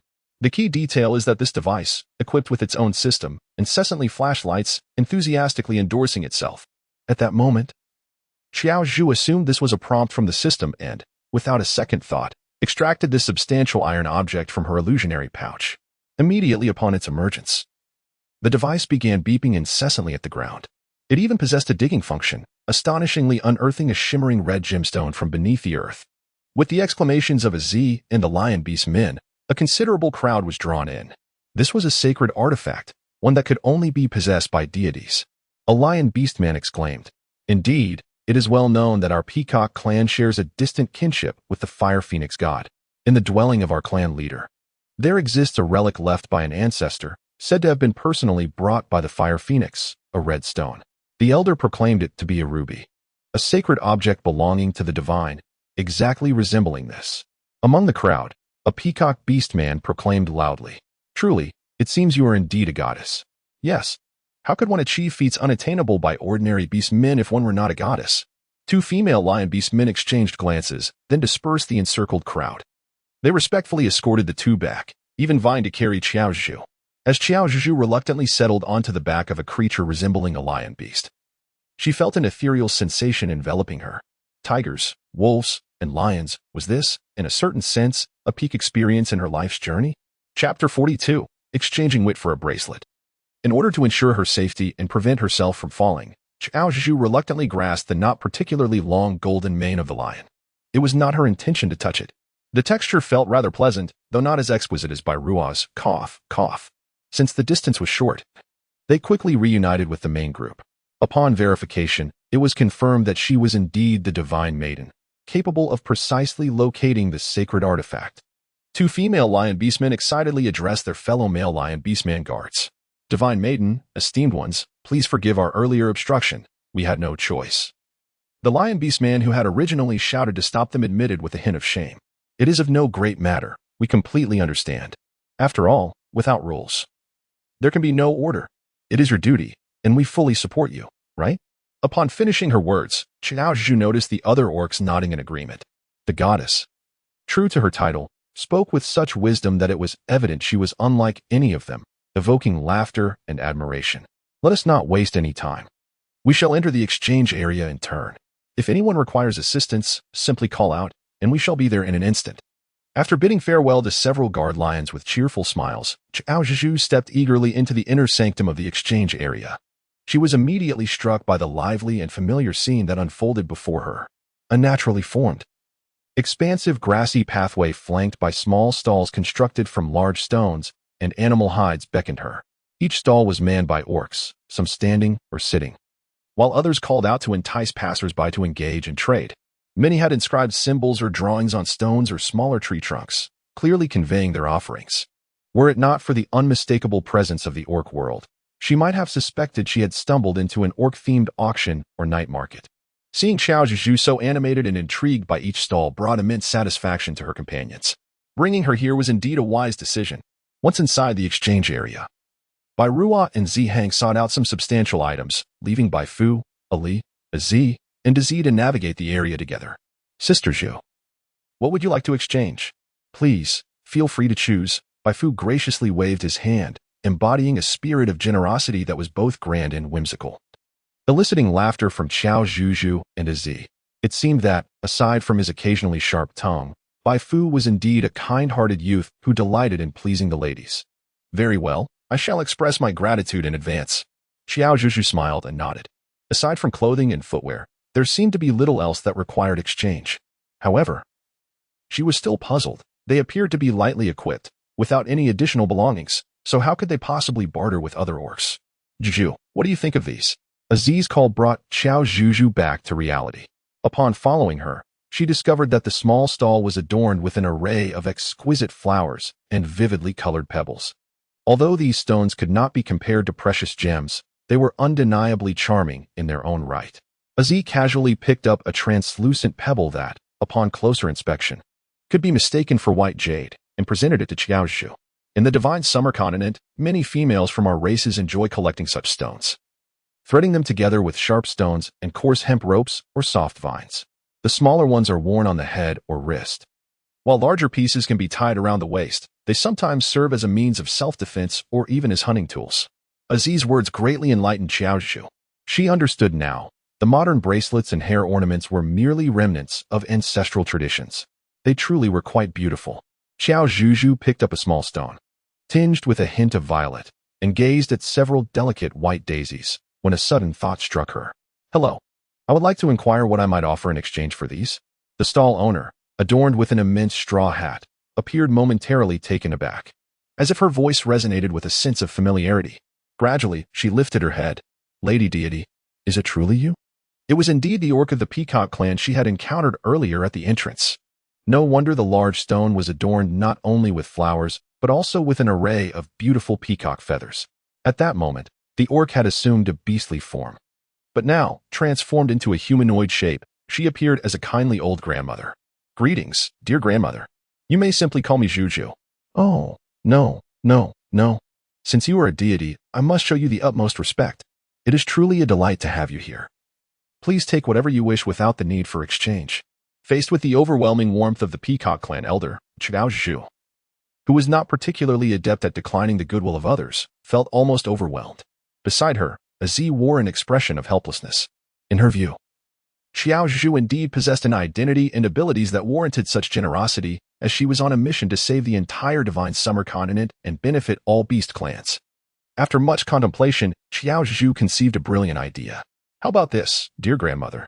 I could offer you a clever suggestion in exchange to help attract more orcs to your stall. Would that be acceptable? The peacock orc initially contemplated refusal, but eventually nodded in agreement. Indeed, orcs seldom visit my stall. It would be a great honor if you, Lady Deity, could assist this old woman. You are too kind, grandmother. I am merely offering a suggestion, and it may not prove very effective. I hope you will not find me presumptuous. Qiao Zhuzhu smiled softly, then picked up the beautifully gathered flowers, peacock feathers, and a somewhat resilient vine from atop a large stone, weaving them together. In her school days, she often crafted braided bracelets and other handmade ornaments with her close friend. Their creations were quite popular among their classmates. Her friend, being somewhat of a little financial enthusiast, took advantage of the fervor at the time. And together they purchased a plethora of raw materials, utilizing their leisure hours to produce numerous items. While the business was not exceptionally thriving, they managed to sell everything. Thus, Qiao Zhuzhu felt a surge of confidence, although she regretted speaking too soon. After all, she was uncertain of the preferences of the beast in this realm. Oh my, Zhu. Did you make this? It's simply stunning. Azi exclaimed upon seeing the items in Qiao Zhuzhu's hands, showering her with compliments. It was remarkable how her delicate, fair hands could transform simple flowers, vines, and peacock feathers into a resplendent, oversized bracelet. This is rather large. It seems only a small elephant in its beastly form could wear it. Lady, this is a floral crown. It looks exquisite when worn on the head. Chapter 43, Invited to the Ocean Palace. It should technically be called a decorative hair tie, but referring to it as a flower crown seems rather inauspicious. Floral crown. What a lovely name. But how is it worn upon the head? Zhuzhu, please wear it for us to see. Yes, divine lady, we are unfamiliar with it ourselves. If we wear it, we cannot see it, so please show us. Under the gentle pressure from the elder of the Peacock tribe and Azi, Qiao Zhuzhu reluctantly agreed. She took the floral crown and gently placed it atop her head. It fit perfectly, snug yet comfortable enough to wear for an extended period without any sense of confinement. How does it look? She pondered, realizing there was no mirror available to see how she appeared wearing it. Qiao Zhuzhu felt somewhat awkward, as it had been quite a while since she last adorned herself with such floral headpieces, reminiscent of her kindergarten days. They were truly exquisite. The beauty was undeniable, evoking a sense of divine grace. Azzy and the elder of the peacock tribe showered her with an endless stream of compliments, making Qiao Zhuzhu blush with embarrassment. At that moment, Bai Fu joined the fray. While Azzy and Qiao Zhuzhu admired the stones and flowers, Bai Fu and his companions showed little interest in these charming trinkets, opting instead to linger by a nearby stall. Sister Zhu, you look simply stunning. What a pity certain individuals won't have the chance to see this. Bai Fu exclaimed with a mischievous grin. His remark instantly reminded Azzy of their leader. Oh dear, how unfortunate indeed. But let us not say that. Every female would look splendid in this. Here, Sister Azzy, why don't you give it a try? Qiao Zhuzhu's face had begun to flush with a rosy hue. She removed the floral crown and, standing on tiptoe, placed it atop Azzy's head. Does it look good? Azzy felt as though the crown possessed some sort of enchantment. Upon donning it, she involuntarily became less boisterous, her speech softening considerably. How peculiar. It looks beautiful. Both Sister Zhu and Sister Azzy are lovely. Bai Fu enthusiastically supported this sentiment. Ali nodded in agreement, acknowledging the charm of the crown. It truly is quite lovely. Once we return, you should wear this when you meet other male werewolves. You're not a child anymore. It's time to consider settling down. Dizzy chimed in with his commentary. What are you talking about, brother? I'm still young, Azzy retorted, her cheeks burning with embarrassment as she removed the crown and placed it in the hands of the elderly lady. This gesture elicited suppressed laughter from the onlookers. Qiao Zhuzhu could not help but reflect on the phenomenon of marriage pressure, a theme that has persisted throughout history. Grandmother, this method of crafting is quite simple. You might give it a try. It could potentially attract the orcs for an exchange. Thank you so much, my dear goddess. You are too kind, after all. This is merely a mutual exchange, she replied graciously. After bidding farewell to her grandmother, the group meandered for a while before seeking out Bai Ruo and the others to reconvene. Before their departure, Qiao Zhuzhu gifted the violet daisy bracelet she had woven to Azzy. It's truly beautiful. Thank you, Zhuzhu. I absolutely adore it. I intend to pass it down to my descendants for generations to come. Azzy exclaimed, her eyes glistening with emotion. Come now, it's just a bracelet. It hardly qualifies as a family heirloom. Sister Azzy, you have taken care of me along the way, and I promise to keep something even better for you in the future. The words of Qiao Zhuzhu brought Azzy to tears instantly, and it took considerable effort to soothe her in the end. Such treatment evoked a sense of envy in Bai Fu, Dizzy, and Ali, who simultaneously thought to themselves how wonderful it would be if their own elder brother, the clan leader, could receive such attention. Later on their journey, Qiao Zhuzhu encountered an old acquaintance. Zhu? Yingqi. Qiao Zhuzhu found it hard to believe her own eyes. She had unexpectedly encountered Yingqi, a merman from the Beast clan, on the mainland. From her limited understanding, fish were not meant to be away from water, much like Jerusalem was indispensable to the West. It had indeed been a long time since they had last met. Yingqi noticed Qiao Zhuzhu's astonishment, yet, due to the presence of others, he was reluctant to provide any explanations. It has been quite a while since we last met. Why did the illustrious little prince of the merfolk venture out alone? Surely you could have brought someone along. He smiled. I felt a bit stifled after staying in the sea for too long, so I decided to take a stroll. But I cannot linger for too long. I must return shortly. Yingqi then shifted his gaze to the floral crown in Qiao Zhuzhu's hands. In truth, I noticed you long ago when you were trying on that crown. I hesitated to approach, as you were simply too radiant. This admission was somewhat embarrassing for him. What? Why didn't you say something sooner? Qiao Zhuzhu's face flushed suddenly. Ahem, it is getting late. Prince of the merfolk, for your safety, it would be prudent for you to return sooner rather than later, Dizzy remarked. Behind him, Bai Fu silently gave him a thumbs up. Yes, I should indeed return. But before I do, I would like to invite a few of you to visit the Ocean Palace. I wonder if you would be willing? Yingqi's words left everyone in astonishment. Where? The Ocean Palace? Isn't that the dwelling place of the merfolk, located deep beneath the sea? How could they possibly enter? Given that they cannot breathe underwater? Rest assured, as I extend this invitation, I assure you there is a way that will not endanger your well-being. I trust you, however. We are quite a large group, and it may not be appropriate to intrude. Qiao Zhuzhu wished to decline gracefully, setting aside the concern of inconvenience. It seemed that Bai Ruo harbored an inherent animosity towards many of the male leaders among the orc ranks. Would their interaction not lead to a verbal altercation? She felt a twinge of worry about whether Ying-Chi would emerge victorious in such a confrontation. Fortunately, Bai Ruo was absent at this moment. Nevertheless, the vastness of the ocean could accommodate all. There was no need for concern. Ying-Chi smiled softly. Indeed, there is an adage that speaks of the ocean embracing 100 rivers. Given that the prince of the merfolk extended a sincere invitation, it would not be entirely appropriate to refuse. Lady Goddess, shall we hasten to join the chief, the leader of the Tiger Clan? Dazi inquired, glancing at Qiao Zhuzhu. Very well. He has invited us to the ocean palace of the merfolk. As expected, when Bai Ruo learned of this matter, his fist clenched tightly, veins bulging with tension. Whether others were aware or not mattered little to him. He vividly recalled how Qiao Zhuzhu had been lured by this merman into the river. Even though it was later explained that this fish had saved her, Bai Ruo felt no kinship towards this creature, which lacked a masculine presence and exuded a peculiar botanical aroma. His disdain for it surpassed even his feelings towards Zihang. Qiao Zhuzhu had long anticipated that his peculiar temperament would not be kind to Ying-Chi, thus she positioned herself in front of the youth well in advance. Chapter 44. The legendary sea-capping needle. I understand that you all intend to journey to the snow mountain, which necessitates crossing the vast western sea. Therefore, I cordially invite you to the ocean palace, hoping to offer my assistance in your passage. Upon hearing Ying-Chi's words, the group's demeanor towards him improved, albeit slightly. But how can we move freely in the water, to breathe as you do? Having mentioned the offer of help, and mindful of someone else's sentiments, Bai Ruo's tone softened considerably. Please take this, and all shall be well. Ying-Chi produced a handful of small brown spheres from the pearl pouch he carried. He explained that in ancient times, the continent and the ocean were interconnected, hence these remnants were preserved. They would allow the terrestrial beasts to temporarily breathe like their aquatic counterparts, although their efficacy would be limited. To traverse the western sea and reach the snow mountain, even with unwavering determination, it would likely take 3 days. Thus, it would be prudent to consume one each day during the journey. I can swear upon the honor of the merfolk and my own life that these substances will cause no harm.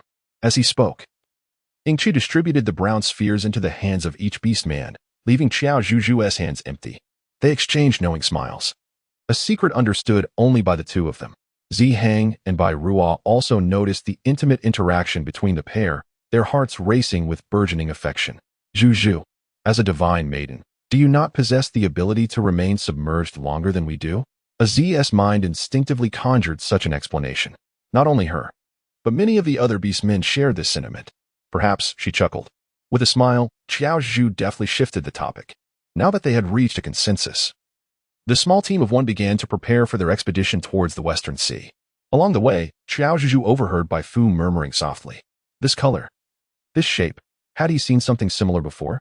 The thought was unwelcome, and he truly wished to avoid consuming it. Upon hearing this, Qiao Zhuzhu too recalled something that bore a striking resemblance to a round sphere. A bond? No, she chided herself. She must not laugh or dwell on it. Finally, they arrived. Before them lay the vast expanse of the azure ocean, the weather splendid with clear skies and numerous seagulls fluttering gracefully above. Please, everyone, consume what we just prepared. Additionally, if you feel comfortable, you may entrust your belongings to me. I shall ensure they are well protected from the water. And upon our departure from the western sea, I will return them to you intact. Ying-Chi then retrieved a piece of white, remarkably flexible fabric from her pearl pouch. This is the exquisite jiao cloth, a specialty of the merfolk, designed to prevent items from becoming waterlogged, resistant to tearing, and possessing a significant capacity. Though it may appear small now, it can easily accommodate all of our beastmen. Her words captivated the assembly of beastmen, who were entranced by the rarity of the merfolk's treasure. Incredible! It can hold all of us beastmen, far superior to our caves and grass huts. Qiao Zhuzhu harbored a profound admiration for the wisdom of the merfolk. She felt that the functionality of this magical fabric was nearly rivaling her own portable space in terms of storage. Thankfully, she urged everyone to complete their preparations before descending into the sea. At that moment, Ying-Chi's complexion had noticeably darkened, revealing the toll of his prolonged absence from water. The other beastmen, recognizing his plight, hastily consumed the small brown orbs and placed their belongings within the confines of the enchanted fabric, before following Ying-Chi into the ocean. As the water began to submerge their heads, the majority of the beastmen shut their eyes and held their breath, displaying a hint of trepidation. Only Qiao Zhuzhu Bai Ruo, and Zihang exhibited greater courage. The trio encouraged their fellow kin to bravely open their eyes and resume breathing. How marvelous! It truly feels no different from being on land, exclaimed Bai Fu in astonishment. Indeed, yet there are subtle differences. For instance, the water exerts both pressure and buoyancy. To elaborate, one might sense a force propelling them upwards or dragging them downwards.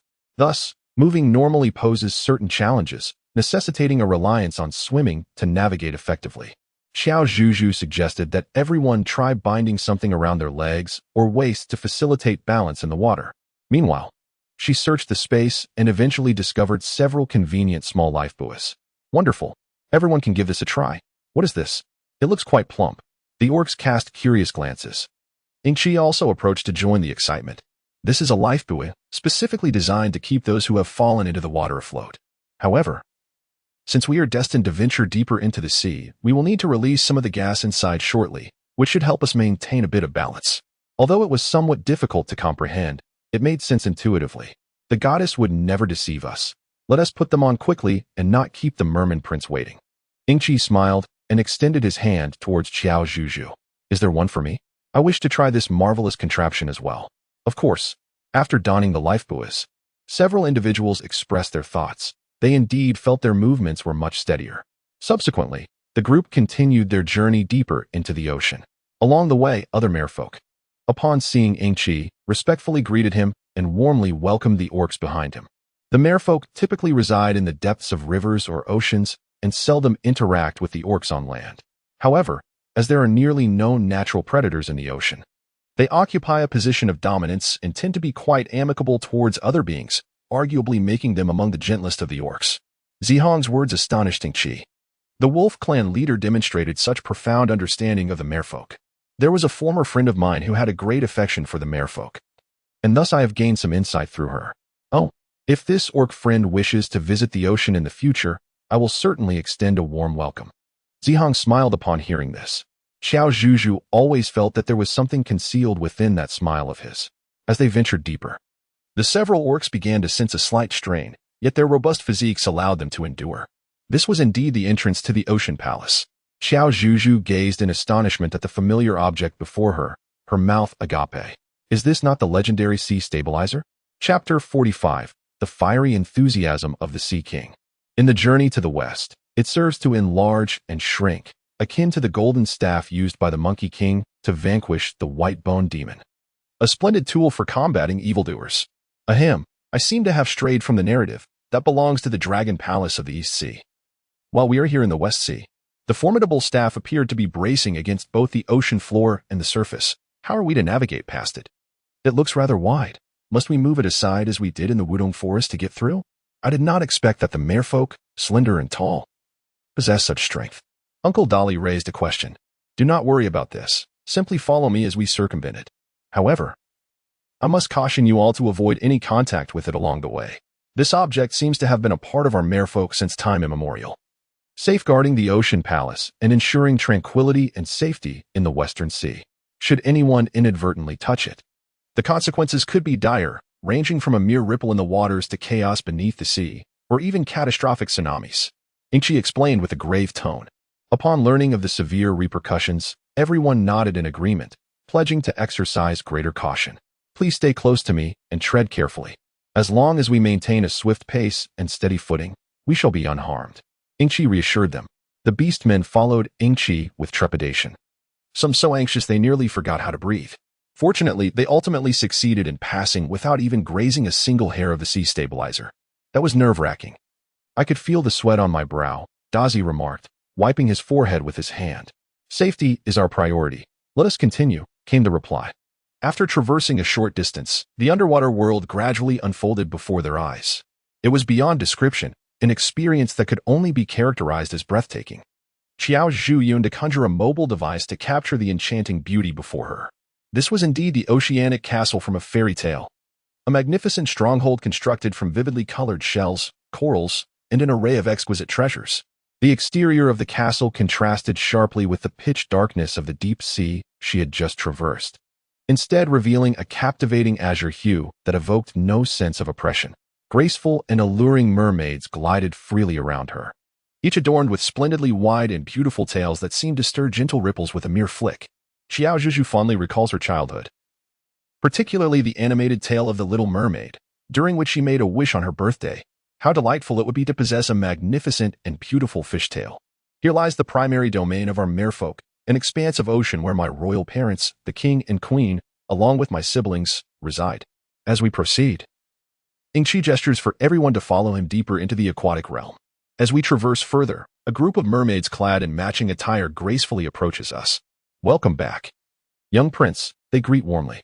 Observing these enchanting sisters, each adorned in attire reminiscent of the animation, refreshingly elegant, with shells as their sole embellishments, I am struck by their vibrant beauty. As Qiao Zhuzhu felt a mixture of shyness and envy, she observed a Z, who had previously been quite reserved.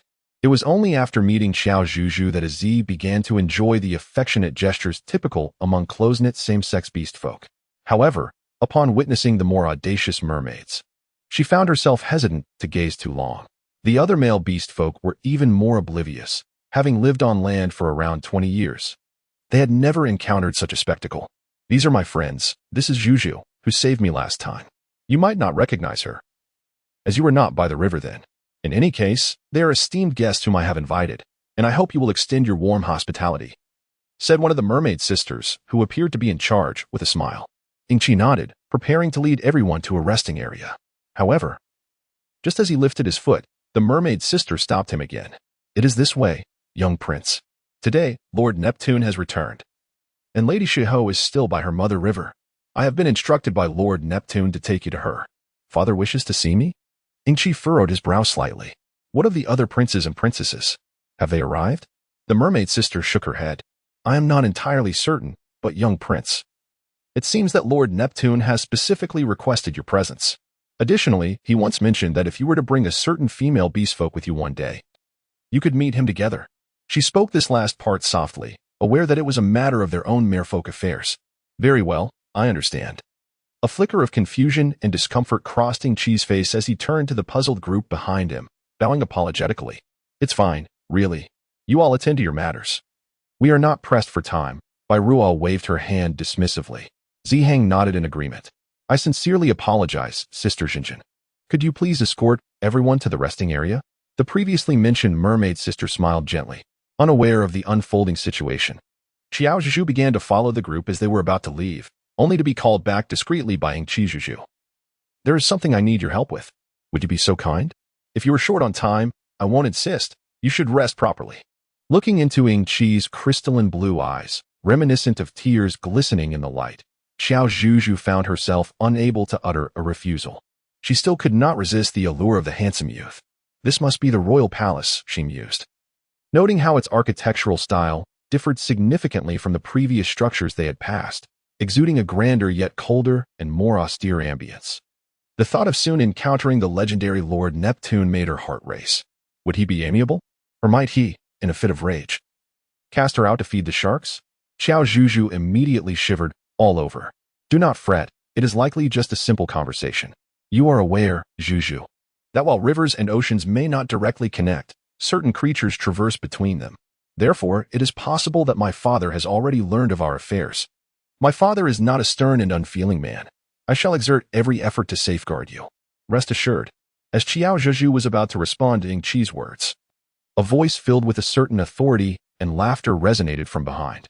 Qi, are you speaking ill of your father behind his back? Ha! A man with a white beard and hair, exuding an aura that proclaimed him the Sea King, approached. Upon reaching them, he completely disregarded his own son and warmly engaged with Qiao Zhuzhu. You must be Zhuzhu, right? Look at how lovely you are. Chapter 46. The Crown Prince of the Mermaid Clan. My dear son, I hope you haven't caused any trouble for her? The Sea King inquired with a jovial demeanor. Of course not, Your Majesty. Prince Ing has been immensely helpful to me and my companions. She replied. This is undoubtedly a testament to your wise and illustrious guidance. Qiao Zhuzhu resembled a timid creature summoned before a king, her nervousness causing her speech to falter repeatedly. The Sea King, true to his title, emanated an undeniable aura of authority. Ha ha ha, little one, your words are truly delightful. If only my dear Qi could learn a thing or two from you, he chuckled, amused by Qiao Zhuzhu's remarks and reactions. He patted Ingqi's back with a gesture that, although seemingly gentle, made Qiao Zhuzhu witness a slight shiver run through Ingqi's frame. This evoked a vivid saying in her mind. A father's love is as steadfast as a mountain, yet can crumble collectively. Enough of that. Let us return to the matter at hand. We shall finish this quickly so you may both rest and enjoy yourselves. The Sea King beckoned the two to follow him. Come along. Ingqi smiled at Qiao Zhuzhu, and together they trailed after the Sea King through winding corridors, finally halting before a dark stone door. During their passage, Qiao Zhuzhu observed a curious phenomenon. As they approached the door, Ingqi's demeanor seemed to darken. By the time they reached the entrance, Ingqi's expression had transformed into one of grave seriousness. Qiao Zhuzhu couldn't help but wonder what lay beyond the door. Father, perhaps it would be best if Zhuzhu did not enter. Ingqi's tone had shifted from its previous gentle warmth, akin to a spring's thawing brook, to something decidedly chillier. The gravity of the situation sent a trickle of cold sweat down Qiao Zhuzhu's back. Could this place be a lair for sharks or whales? A forbidden zone for the brutal treatment of beastmen? Should she concoct an excuse to flee? Ah, but Zhuzhu is a priestess of prophecy, intricately linked to you by fate. Such a sacred moment demands her presence. Would you not desire your most glorious moment to be witnessed by Zhuzhu? The Sea King smirked, exuding confidence as if victory were assured. It became apparent that fathers often possess a certain understanding of their children. Ingqi, resigned, nodded and turned to Qiao Zhuzhu. I apologize for bringing you here without consent. It's nothing. Consider it a tour of the palace, Qiao Zhuzhu replied. Qiao Zhuzhu smiled faintly, yet a twinge of anxiety lingered within her. Regrettably, she lacked the resolve to refuse decisively. Then I shall open the door, she said. The Sea King appeared quite satisfied with the two individuals before him, raising his hand to wield his divine oceanic powers to unlock the enigmatic door. However, at that moment, a figure rushed in, disrupting the previously serene atmosphere and instantly transforming it into one of tension. Shui Tian, have you dared to intrude without my permission? The newcomer was none other than the Prince of the Merfolk. As Qiao Zhuzhu was taken aback by the potential gravity of the situation among the three sons, Ingqi discreetly placed himself protectively in front of her. While his desire to shield her was touching, his insatiable curiosity burned fiercely. Ah, do you still remember that I am your elder brother? The prince, Shui Tian, seemed to harbor ill intentions, his tone dripping with disdain. Reminiscent of the arrogant and foul-mouthed wild boar clan and the Yadin tiger group from before. What of our father? Do you still recall that I am your eldest son? Why have you brought him here? Is it your intention to bequeath the future throne to him? His furious inquiries left the three stunned in bewilderment. Qiao Zhuzhu concealed herself behind the reflecting pool, her eyes blinking furiously as if she had grasped some profound truth. Perhaps, behind that enigmatic door lay the throne of the Merfolk, a symbol of power and unparalleled glory. No wonder the Sea King and the reflecting pool spoke of it with such reverence. Is this truly how you choose to engage with me? The Sea King, a man of worldly experience, swiftly regained his solemn demeanor. He raised his left hand, conjuring a staff approximately 3 meters tall. Crafted from shark bones and adorned with various pearls and shells. The staff appeared formidable, its might undeniably significant. The Sea King brandished the staff, lifting it high before bringing it down, its apex radiating a dazzling blue luminescence. Oh no, I was wrong, father. I beg for your forgiveness. I shall not dare again. Shui Tian was ensnared by the fabric from beneath, suspended like a piece of cured meat awaiting drying. The arrogance he once displayed had vanished. His once handsome visage was now marred by tears and snot, a portrait of utter disarray. To encapsulate his state in one word, disheveled. In 2 words, self-inflicted. From the very beginning, I had offered you the chance to remain silent and depart. Every decision I have made has been the result of careful deliberation, and you possess neither the capacity nor the right to contest them. The Sea King paid no heed to the feelings of his eldest son. His words, delivered with a chilling severity, could have frozen the surrounding waters. I truly acknowledge my faults, father. You are entirely correct. Please, I implore you, let me down. The eldest prince, Shui Tian, could no longer contain his tears. At the sound of his sobs, the once imposing Sea King faltered. You are embarrassing yourself with your future siblings present. He muttered in a low curse, turning his back to him. Reflect on your actions while you remain up there. I shall deal with you, unfilial son, once I have concluded my business with Achi. With that, he led Ingqi and Qiao Zhuzhu through the grand door. Is everything truly all right? The Sea King's wrath appeared so fearsome, she wondered whether she might soon find herself in trouble. Qiao Zhuzhu couldn't help but feel a twinge of apprehension. It's nothing to worry about, rest assured, Ingqi replied with a gentle smile. Zhuzhu smiled gently at him.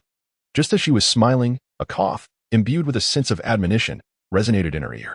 Qi, Zhuzhu, and me, the Sea King began. I have summoned you both primarily to announce a significant matter and to address a crucial question, to prevent encumbering your rest and time with your companions. Let us proceed with utmost urgency. So, we shall begin with the first matter. As the Sea King finished speaking, the demeanor of the two shifted to one of seriousness. Qi stepped forward. With a grave expression, Ingqi approached and bowed his head. The exalted Sea King lifted his scepter, gently tracing circles above Ingqi's head with the enormous blue pearl atop it. Great creator of worlds, god of the ocean, at this sacred moment, I shall bestow the title of Sea King upon my beloved son, Ingqi. Chapter 47. The veiled retribution. What they spoke was likely an ancient language unique to the merfolk. Qiao Zhuzhu found herself somewhat perplexed. However, based on her existing understanding and the final nod from the Sea King, it seemed he intended to bestow the throne upon Ingqi. Yet, it struck her as peculiar that there were no ministers or members of the same clan present as witnesses, raising the question of whether a legitimate transfer of power could occur under such circumstances. Moreover, it was quite odd to have an outsider like her observing the proceedings. Qiao Zhuzhu's intuition suggested that the forthcoming inquiry from the Sea King would likely revolve around her. Over there, once the halo above Ingqi dissipated, the Sea King lowered his scepter and personally assisted him in raising his head. As Ingqi lifted his gaze, a distinctive mark adorned the center of his forehead. This emblem, a unique and sacred totem of the sea, was identical to the one on the Sea King's brow. Possessing this mark signified that the god of the ocean and the myriad beast tribes of the waters acknowledged his identity as the future Sea King. When I depart from this place, the scepter and the divine power and status belonging to the Sea King shall naturally pass into your hands. The Sea King, with a sense of reassurance, patted Ingqi on the shoulder. Father, please do not speak thus. You are destined to stand alongside the god of the ocean. Haha. I fear that I cannot. The opportunity should be entrusted to the younger generation. All right, enough of this. The Sea King then turned to Qiao Zhuzhu. Upon meeting his gaze, she immediately straightened her demeanor, offering a polite smile, while her heart raced with heightened alertness. He is coming, and he approaches with an enigmatic question. Zhuzhu, Your Majesty, please proceed. The Sea King smiled kindly, urging Qiao Zhuzhu to relax, assuring her that he merely wished to inquire about something casually. With his comforting words, her anxious heart began to ease somewhat. Yet the very next moment, her heart leapt to her throat. Zhuzhu, what do you think of our dear Qi? Do you harbor any feelings of affection towards him? It was not until they left the grand entrance and arrived at the resting place of Bairuo and the others that the conversation lingered in her mind. The image of the Sea King, bearing a benevolent smile akin to that of a father gazing at his daughter-in-law, lingered in Qiao Zhuzhu's mind, refusing to dissipate. I am truly sorry, Zhuzhu. I had no inkling that father would express himself in such a manner. I sincerely apologize for the distress caused. He was merely misinformed. In his eagerness to clarify, Ingqi appeared somewhat awkward, his demeanor rather endearing. Qiao Zhuzhu took a deep breath and shook her head with a smile. I haven't given it much thought. There's no need for concern. Seeing that Qiao Zhuzhu did not appear to be deceiving her, Ingqi also smiled and nodded. However, she couldn't shake the feeling that Ingqi's smile seemed somewhat forced. Had she misjudged the situation? That couldn't be right. Was it truly necessary for her to harbor a misunderstanding? Clearing her throat, she pressed on, knowing that the leaders of the Tiger clan awaited them ahead. Indeed, as Qiao Zhuzhu responded, her mind wandered aimlessly, and her eyes uncontrollably drifted towards the blue heart adorning Ingqi's head. The pace was quite brisk. By the way, it seemed she was still unaware of Ingqi's current level of affection for her, which she recalled to be around 80 the last time. Qiao Zhuzhu was wholly absorbed as she clicked the blue heart symbol, which represented Ingqi's affection towards her. It had soared to an impressive 90. Yet, within the span of a mere second, it plummeted back to 83. Qiao Zhuzhu could hardly believe her eyes.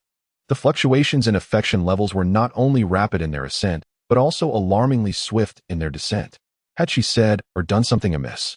Due to the changes in the affection levels of the characters she was pursuing, the reward for her immense strength had been altered, now enhanced from the second tier to 2.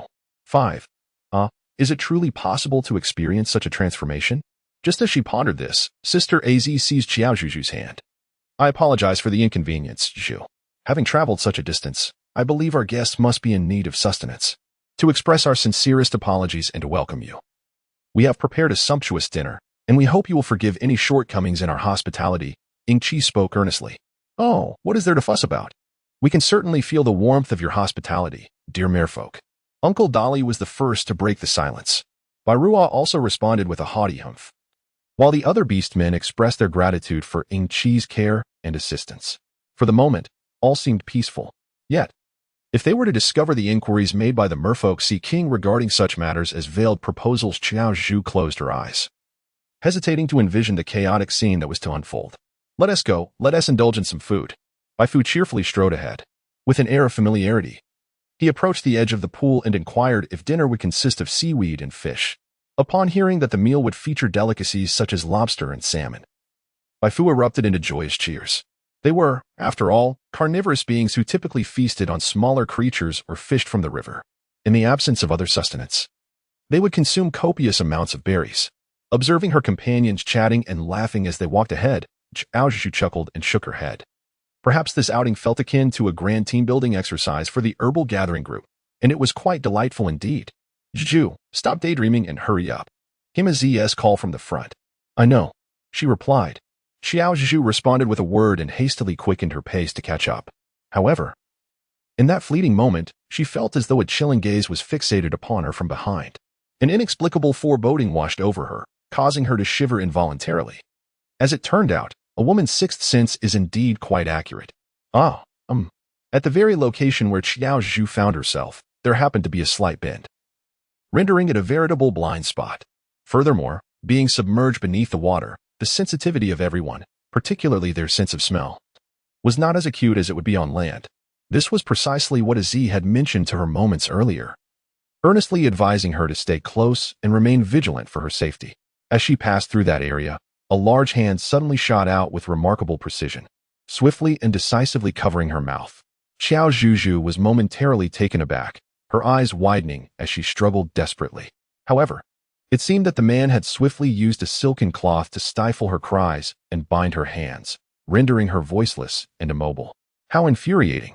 With her hands tied, how could she possibly exert her strength like an ox? Why must there be restrictions on such a reward? Before Qiao Zhuzhu could ponder the identity of her captor or prepare to employ her immobilization technique, a sudden and forceful blow struck the back of her neck, plunging her into darkness. Damn it! Are you certain that she is indeed the beloved of that fellow Chi, the future queen of the waters? Absolutely, my third brother. Although that young man believes he has hidden her well, I assure you, it seems she is about to awaken. Chapter 48, The Mermaid Clan. The three sons compete for the throne. Upon overhearing their conversation, Qiao Zhuzhu immediately feigned unconsciousness once more. However, it became evident who her captors were: the eldest prince of the merfolk, Shui Tian, and the third prince. They had likely abducted her due to a misunderstanding regarding her relationship with Chi, intending to utilize her as a means of revenge against him. How foolish and cruel they were. Given her significant stature, her disappearance would undoubtedly attract attention. Moreover, she possessed the heart-protecting scale gifted to her by Chi indeed. The moment she regained consciousness, she had already employed the heart-protecting scale to send a distress signal to Chi. Perhaps this particular scale was inherently effective, imbued with divine power, granting it capabilities such as sensing and locating her. For at the very instant she regained awareness, the scale emitted a brilliant blue light, and the skin on her neck felt slightly heated. As Qiao Zhuzhu seized the opportunity while the two male merfolk were preoccupied, she swiftly conveyed a message through the heart-protecting scales with her will. After she completed her silent incantation, the scales flickered a few times, seemingly responding to her. Now, all that remained was to wait in tranquility. Third brother, we have brought her here. Surely father will soon be informed of this matter. He is so strict and merciless. And this female is no ordinary one. We shall undoubtedly find ourselves confined in the watery dungeon. The eldest prince, Shui Tian, grew increasingly apprehensive, even contemplating approaching to untie Qiao Zhuzhu from the binding kelp. However, as he made a move, the third prince, Yaz, shot him a fierce glare.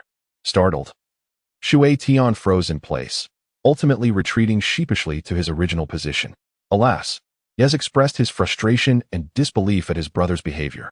After a heavy sigh, he commenced a new round of persuasion.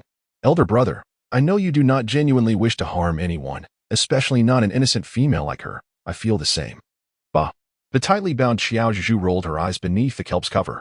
Elder brother, remember this. If we do not show ruthlessness, our positions will be unstable. Have you forgotten how our mother struggled to survive under the reign of the Waterlord? Did you forget that even before her last moments, she harbored dreams of you ascending to the highest throne? You are the firstborn son of father. Why should it not be you who becomes the next Sea King, rather than that youngest and least qualified fellow, Inchi? Yiz grew increasingly animated as he spoke. Especially with his final words, his fist came down heavily upon a nearby stone, sending shards scattering, some even landing on Qiao Zhuzhu's neck, irritating and filthy. Furthermore, it was a violation of property. Coughing to regain his composure, Yaz reminded himself that she was not privy to any valuable information. Previously, Qiao Zhuzhu had learned from her ambitious friend, who aspired to be a zoologist, that in the animal kingdom, power struggles, harem intrigues, and even chaotic relationships were commonplace. Initially, she found it hard to believe. But after watching a few documentaries on the animal world with her friend, she had opened the door to a new realm of understanding. Now, before her very eyes, a genuine spectacle of the merfolk's version of a fraternal struggle for supremacy was unfolding. To be precise, it was more of a contest between two brothers, as the eldest prince appeared to be a brawny yet dim-witted pawn, merely dragged along by the machinations of the third prince. In this light, it seemed that the third prince possessed quite a bit of cunning. Qiao Zhu longed to caress her chin, yet her hands remained bound. Very well. Let us see if there are any tools for cutting within my spatial pouch. I am certain they are here.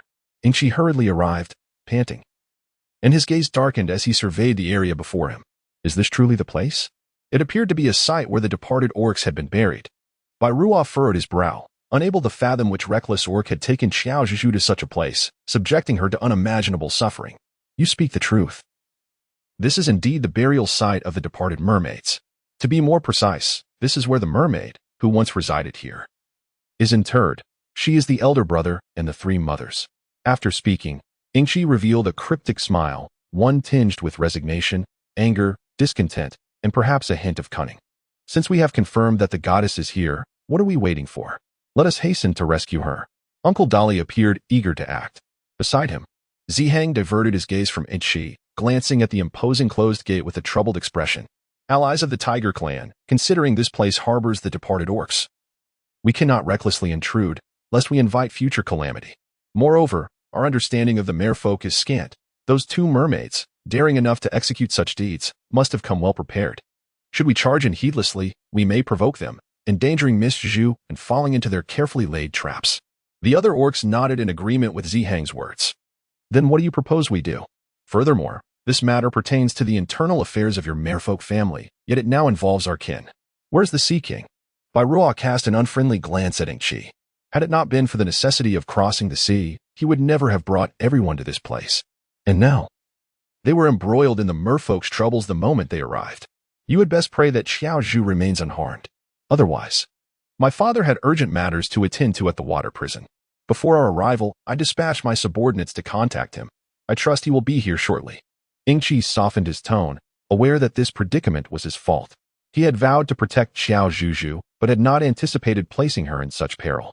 As for the current situation arising from my actions, I shall handle it properly. Please rest assured and await patiently. For the sake of safety, it would be best if I went alone.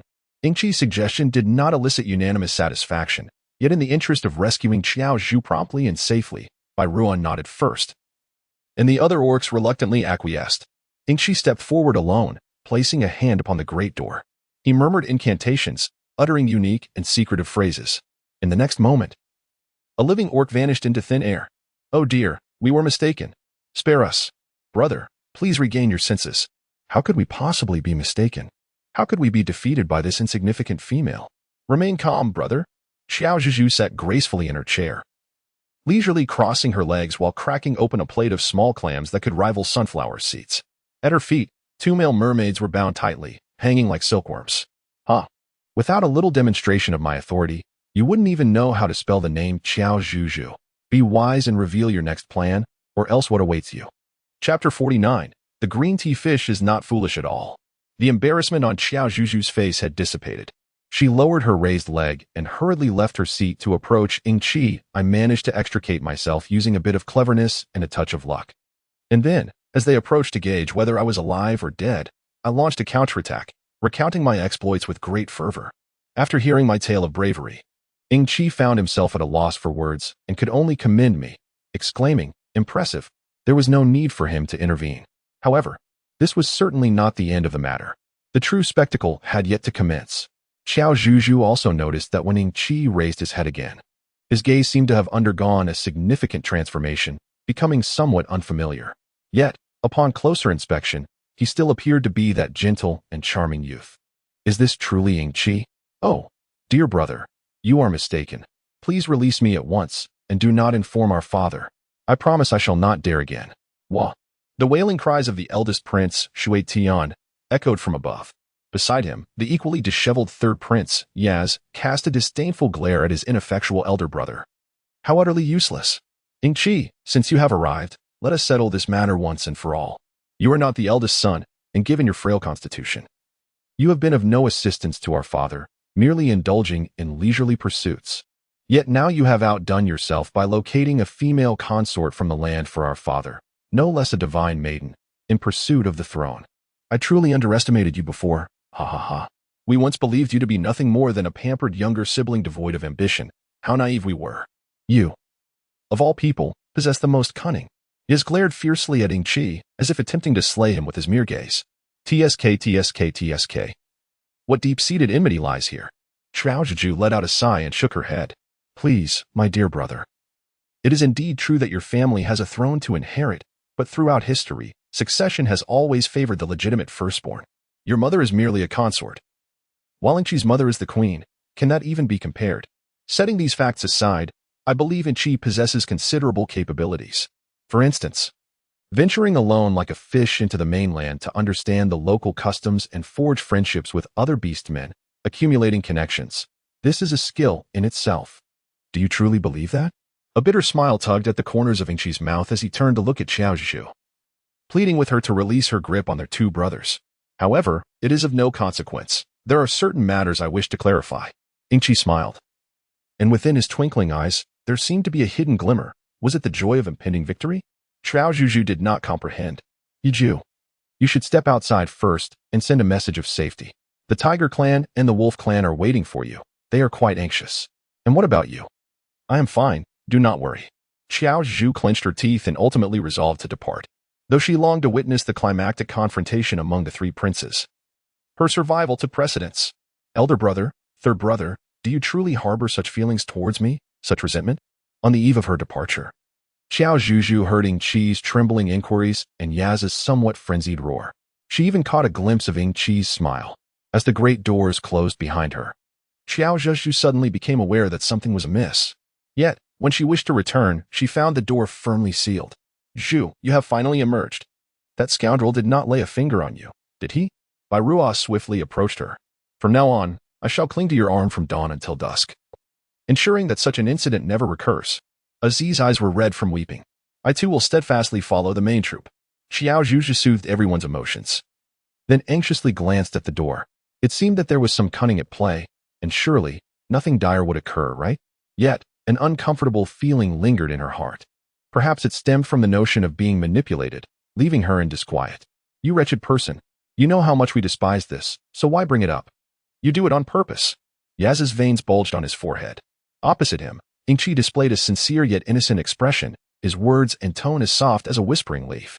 However, they pierced Yaz's heart like unyielding needles, pricking at his most tender pride and resentment. Third brother, please calm down. Shui Tian, frightened, hid beneath the table, yet still felt compelled to counsel his already frantic third brother. You coward, shut up. Yaz's voice had turned hoarse. He turned back, his red eyes fixated on the still feigning innocence of Chi. Tear his mouth apart. Recognizing Yaz's intent, Chi slightly curled his lips in a smirk, inadvertently adding fuel to the fire. I'll kill you. I want to kill you.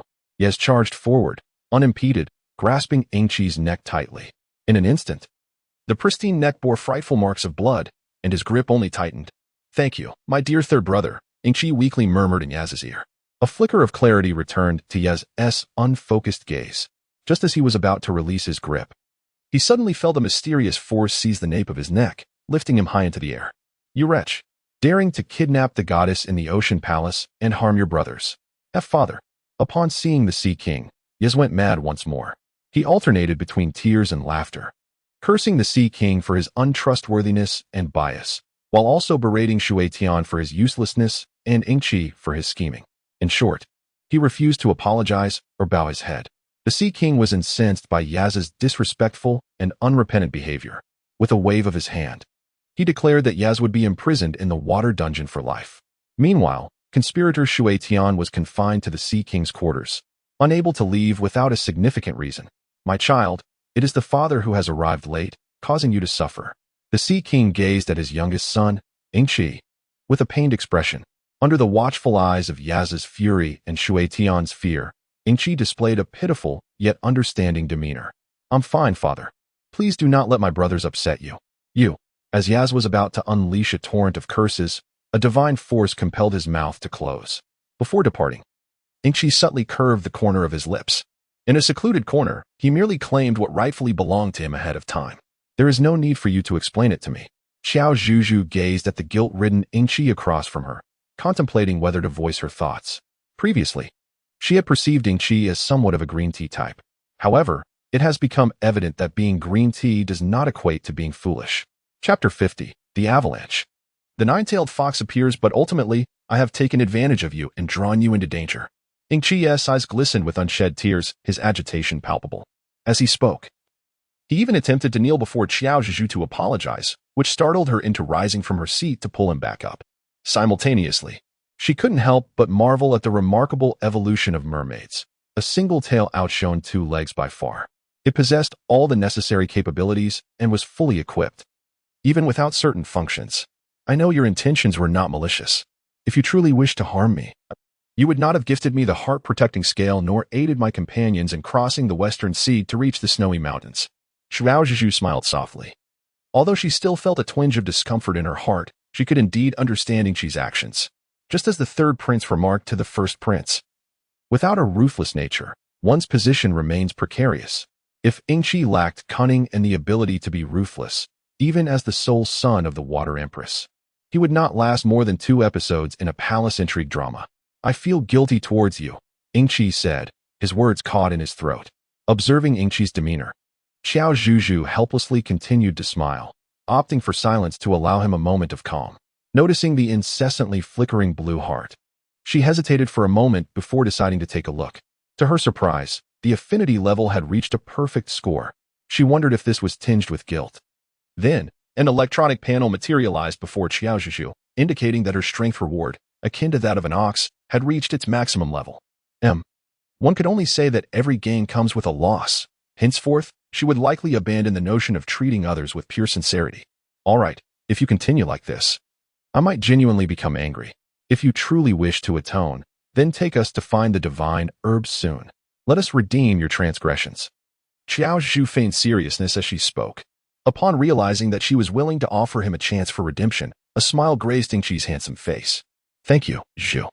I can take you to retrieve the divine herb right now. It resides within the treasure cave of my father. To enter there freely, one must be either my father, the Water Queen, or possess the mark of the future Sea King. So that is how it is." Qiao Zhuzhu's grievances towards Ingqi have diminished somewhat. This is indeed the essence of a causal cycle. It seems that the earlier journey to procure herbs was simpler, and thus, as time progresses, the experiences accumulate. "I must express my gratitude to you. Well, since you have contributed, let us close this chapter and ensure that no one mentions it again." Ingqi nodded with a smile. The herb-gathering team had spent 2 days beneath the sea, indulging in exquisite and sumptuous seafood feasts, and as they embarked towards the snow-capped mountains, they appeared to have gained at least 3 pounds each. "Zhu, this is the blue water herb, our merfolk sacred plant. It is rare and fragile, thriving only in specific seawater conditions, and requires divine oceanic nourishment to survive. After much contemplation, I pondered whether I could join you on your expedition to the snow mountains." The sudden suggestion from Ingqi left everyone astounded. "But, little prince, you are destined to be the future Sea King. And you cannot be away from the ocean for too long, can you?" Bai Fu articulated what everyone was thinking, particularly Bai Ruo, who solemnly nodded, seemingly concerned for Ingqi and the merfolk, but in truth, merely reluctant to welcome another competitor. Such ulterior motives did not escape the notice of the other beastmen. Given that this had been thoroughly considered, these matters posed no issue. Moreover, my familiarity with the snow mountains and their suitability for me is quite substantial. Perhaps I could be of assistance to everyone. Ingqi once again submitted an application to join the team. The beastmen exchanged glances, ultimately directing their gaze towards their respective leaders, and especially to the most influential Qiao Zhuzhu. Bai Ruo was clearly opposed to the idea, merely maintaining a stoic expression as he suggested further contemplation. Zihang weighed the pros and cons and concluded that allowing Ingqi to accompany them could be beneficial. The strength in numbers is advantageous for the beastmen. As for the future Sea King status, he and Bai Ruo were both leaders of their respective beast tribes and had also roamed for extended periods. All this was for the sake of their tribes, to eradicate the affliction that loomed over the divine summer continent. Even though he was not particularly fond of Ingqi's mannerisms, I too found no objection to the proposal. Qiao Zhuzhu also shared her perspective. Since you all say there is no issue, then I too have no issue. Bai Ruo remarked with a smile that did not quite reach her eyes. Given that both the clan leader and sister Zhuzhu have stated there is no problem. We certainly have none, the other beastmen echoed in agreement. Thank you all for consenting to my joining. I will do my utmost to work alongside everyone in gathering the divine herbs listed in the prescription, Ingqi expressed gratefully as she bowed to the group. It must be said that a sweet tongue has its advantages, even if there was an element of performance involved. However, judging from Uncle Dolly and Aziz's changed attitudes towards Ingqi, it was evident that her charm was indeed effective. Qi, are you truly set on venturing to the mainland, not to return to the Western Ocean for a time? Before her departure, the Sea King personally came to bid her farewell. It was clear he felt a deep reluctance to part with his only son, who currently brought him solace.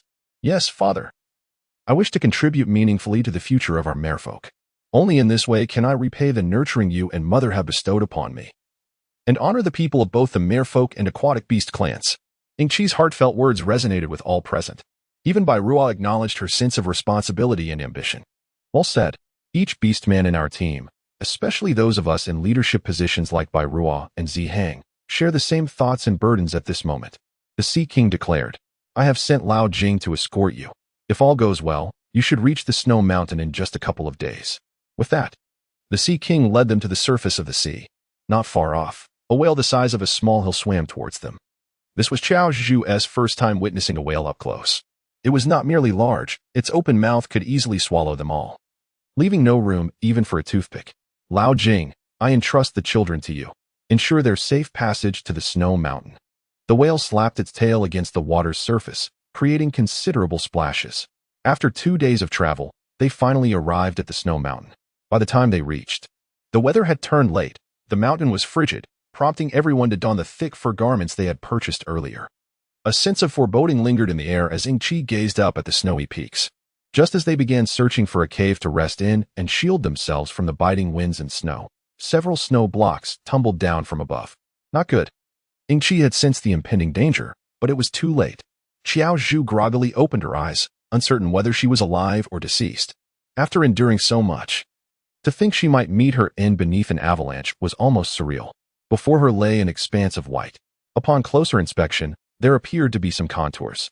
Astonishingly, it resembled a snow-white nine-tailed fox. Chapter 51, Encountering the Hydra Again. Was this merely an illusion? How could she possibly be witnessing a hydra? Qiao Zhuzhu smiled helplessly, thinking that she must still be half asleep. However, the protective heart pendant around her neck was radiating a searing heat. Moreover, the token given to her by the fire phoenix deity, Zhuke, was emitting an unusual glow in the space around her. The intensity of its brilliance compelled her to open her eyes. Just as Qiao Zhuzhu was still adjusting to the light, her vision not yet fully restored. A vague white figure seemed to approach her, murmuring incantations under its breath. How could you possess the jade orb of the esteemed Zhuke? The voice was as chilling as ice and snow, yet it carried an exquisite delicacy and allure that only a few could perceive. What thrilled Qiao Zhuzhu the most was the realization that he was indeed the legendary nine-tailed fox. After all, how could he possibly recognize the emblem of the fire phoenix upon her? Greetings, esteemed Lord Nine-Tailed Fox, she said. At this moment, Qiao Zhuzhu has regained her sight. Yet she remained seated, offering a courteous greeting. I have arrived with a companion, not long ago. We passed the trial of the revered Lord of the Fire Phoenix in the Wudong Forest. Upon learning of our quest to seek the divine herb on the snowy mountains, he bestowed upon me a token, indicating that if we were to encounter you, certain leniencies might be granted. As her words settled, a profound silence enveloped the air. Qiao Zhuzhu kept her head lowered, hesitant to meet the gaze of the other person. She had only dared to steal a fleeting glance earlier, and the details remained elusive. All she discerned was that he was an ethereal beauty, exuding an air of frosty elegance, with silver hair and skin as pure as snow, which accentuated his crimson lips and pearly teeth. Yet, an unmistakable aura of aloofness enveloped him, as if he were a figure untouched by the world, radiating a sense of detachment that discouraged any unwelcome intrusion. Qiao Zhuzhu was inevitably awed by the formidable aura surrounding her. After an indeterminate wait, she finally heard a voice. Indeed, I recently received a signal from Senior Zhuke, and to my surprise, it turned out to be a young female such as yourself. Just as she was pondering how to respond, a pair of delicate, slender feet suddenly appeared in her line of sight. Indeed, one could only marvel at the nine-tailed fox residing in the snowy mountains, unperturbed by the cold and daring to walk barefoot. Yes, indeed. What more could be said? Though she was not particularly fond of being referred to as a young female, she understood that when seeking assistance, one must maintain an appropriate demeanor. Her purpose for returning to the snowy mountains was twofold. First, to assist Bai Ruozihang and others in acquiring the divine herb of the snowy mountains. The Bai Zhilian Chao, second, to seek out the entrance to another world, as mentioned by the Fire Phoenix. She aimed to secure her return home in this very journey. Qiao Zhuzhu silently encouraged herself. Given your current state, it seems unlikely that you will endure until our conversation concludes. Very well, follow me. With that, the figure vanished without a trace, leaving Qiao Zhuzhu standing in place, bewildered and at a loss. No, you can't just leave like this. How am I to follow you? I am unfamiliar with the way. Just as she uttered these words, a sudden wave of dizziness washed over her. In mere seconds, her surroundings transformed entirely. Before her stood a quaint bamboo cottage, exuding an ancient charm. Where could bamboo possibly grow amidst the snowy mountains? Ahem, the nine-tailed fox possesses great powers. Such trivial matters are hardly remarkable. As she pondered this, a snow-white figure suddenly materialized before her. Startled, Qiao Zhu exhaled in relief only after discerning that her counterpart was a nine-tailed fox. May I inquire your name? Jiao Yuan remarked, gracefully taking a seat at the tea table. Lacking an invitation, Qiao Zhuzhu stood awkwardly in place like a timid quail awaiting the principal's inquiry, dutifully responding. Esteemed nine-tailed fox, my name is Qiao Zhuzhu. Indeed, Qiao Zhu was the pure, non-beast entity mentioned by her predecessor, the vermilion bird. However, what on earth does it mean to be a pure entity? Qiao Zhuzhu smiled awkwardly yet courteously. Please, take a seat. The aftermath of the avalanche was quite taxing, and I currently have no exquisite tea to offer. She continued, moreover, you need not refer to me as Lord Nine-Tailed Fox, simply call me Jiao Yuan. As she spoke, Jiao Yuan gestured for Qiao Zhuzhu to sit opposite her. Thank you, Lord Jiao Yuan. Feel free to address me casually. Is it displeasing to be honored with such a title? In a corner unnoticed by the man, Qiao Zhuzhu pouted slightly, expressing her mild discontent. Please enjoy some tea. With a wave of divine power, Jiao Yuan levitated a teapot filled with steaming tea, pouring a fragrant half-cup before Qiao Zhuzhu. Thank you, Lord Jiao Yuan. Qiao Zhuzhu was not particularly fond of tea, however.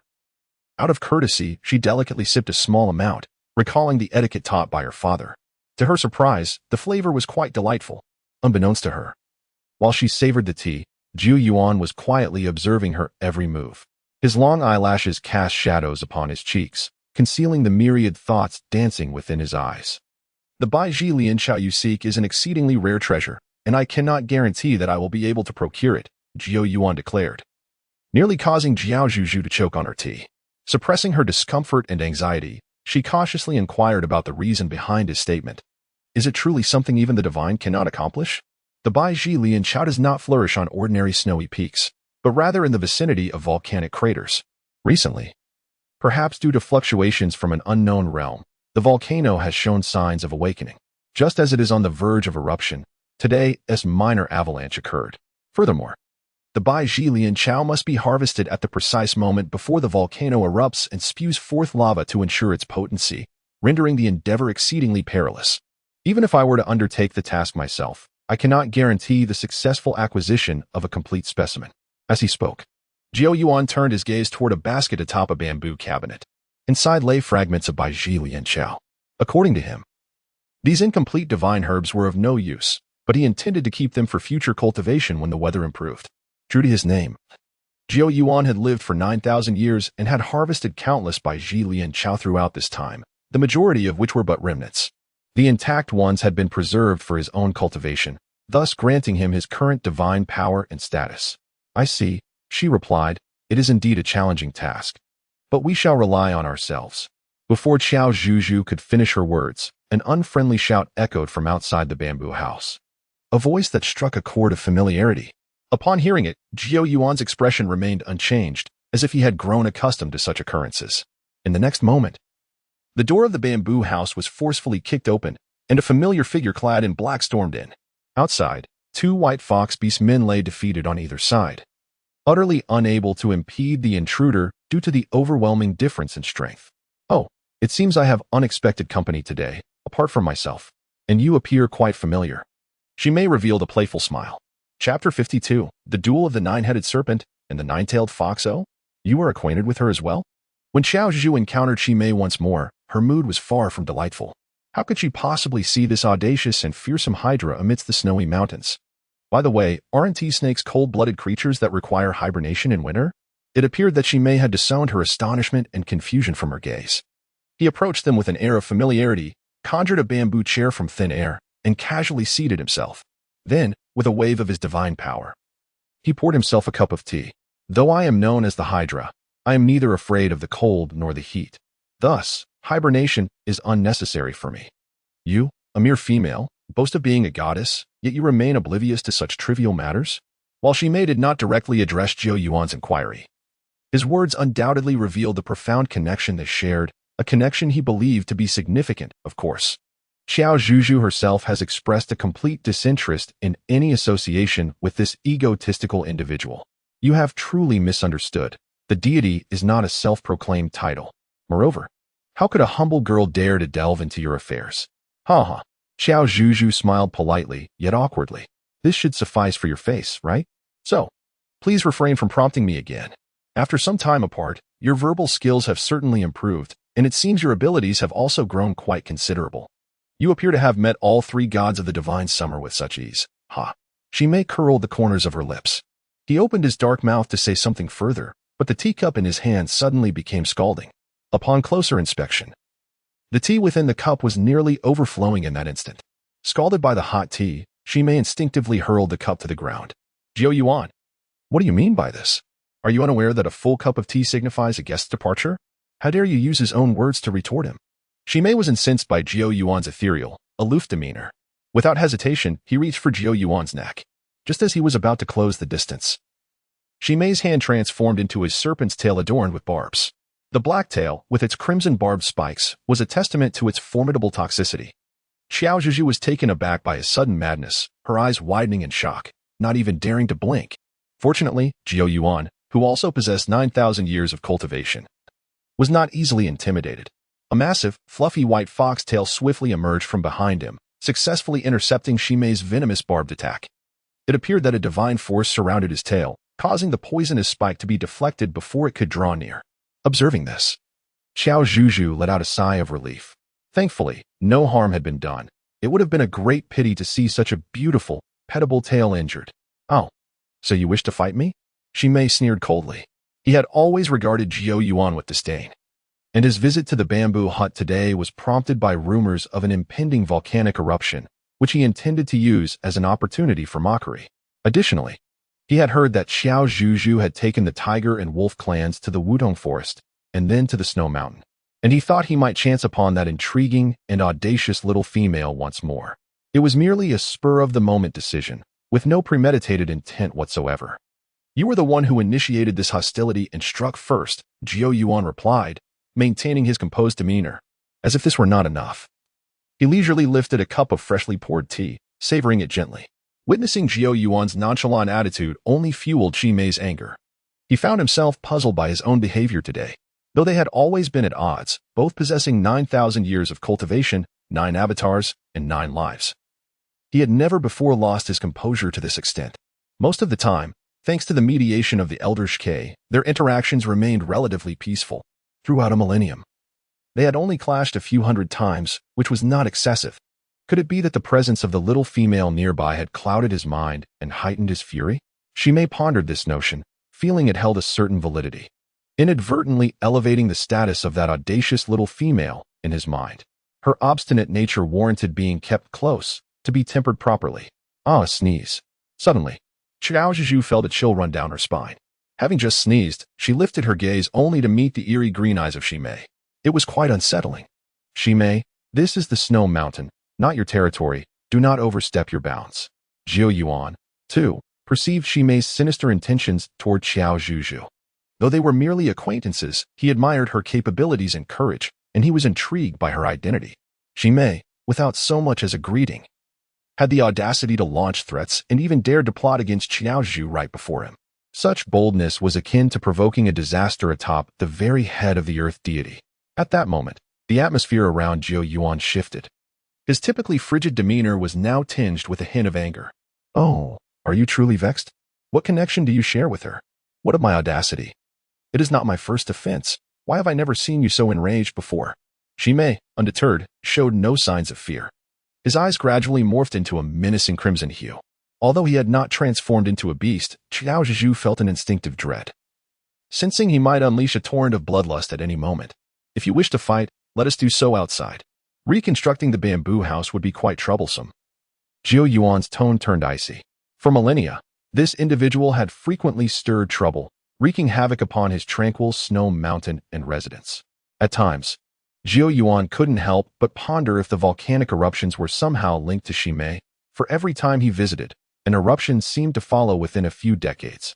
With such thoughts, Zhou Yuan's gaze grew even colder. TSK, what does this look? Are you finally resolved to unleash all your divine power and engage me in a grand battle? Shimei remained blissfully unaware that Zhou Yuan's anger was nearing its zenith, displaying a demeanor of excitement rather than trepidation. Qiao Zhuzhu curled her lips in disdain, thinking how utterly unwatchable it was. Come on, let's go outside. All right.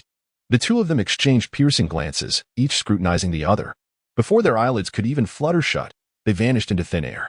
Left alone in the bamboo house, Qiao Zhuzhu wore a bewildered expression. This familiar scene had replayed once more.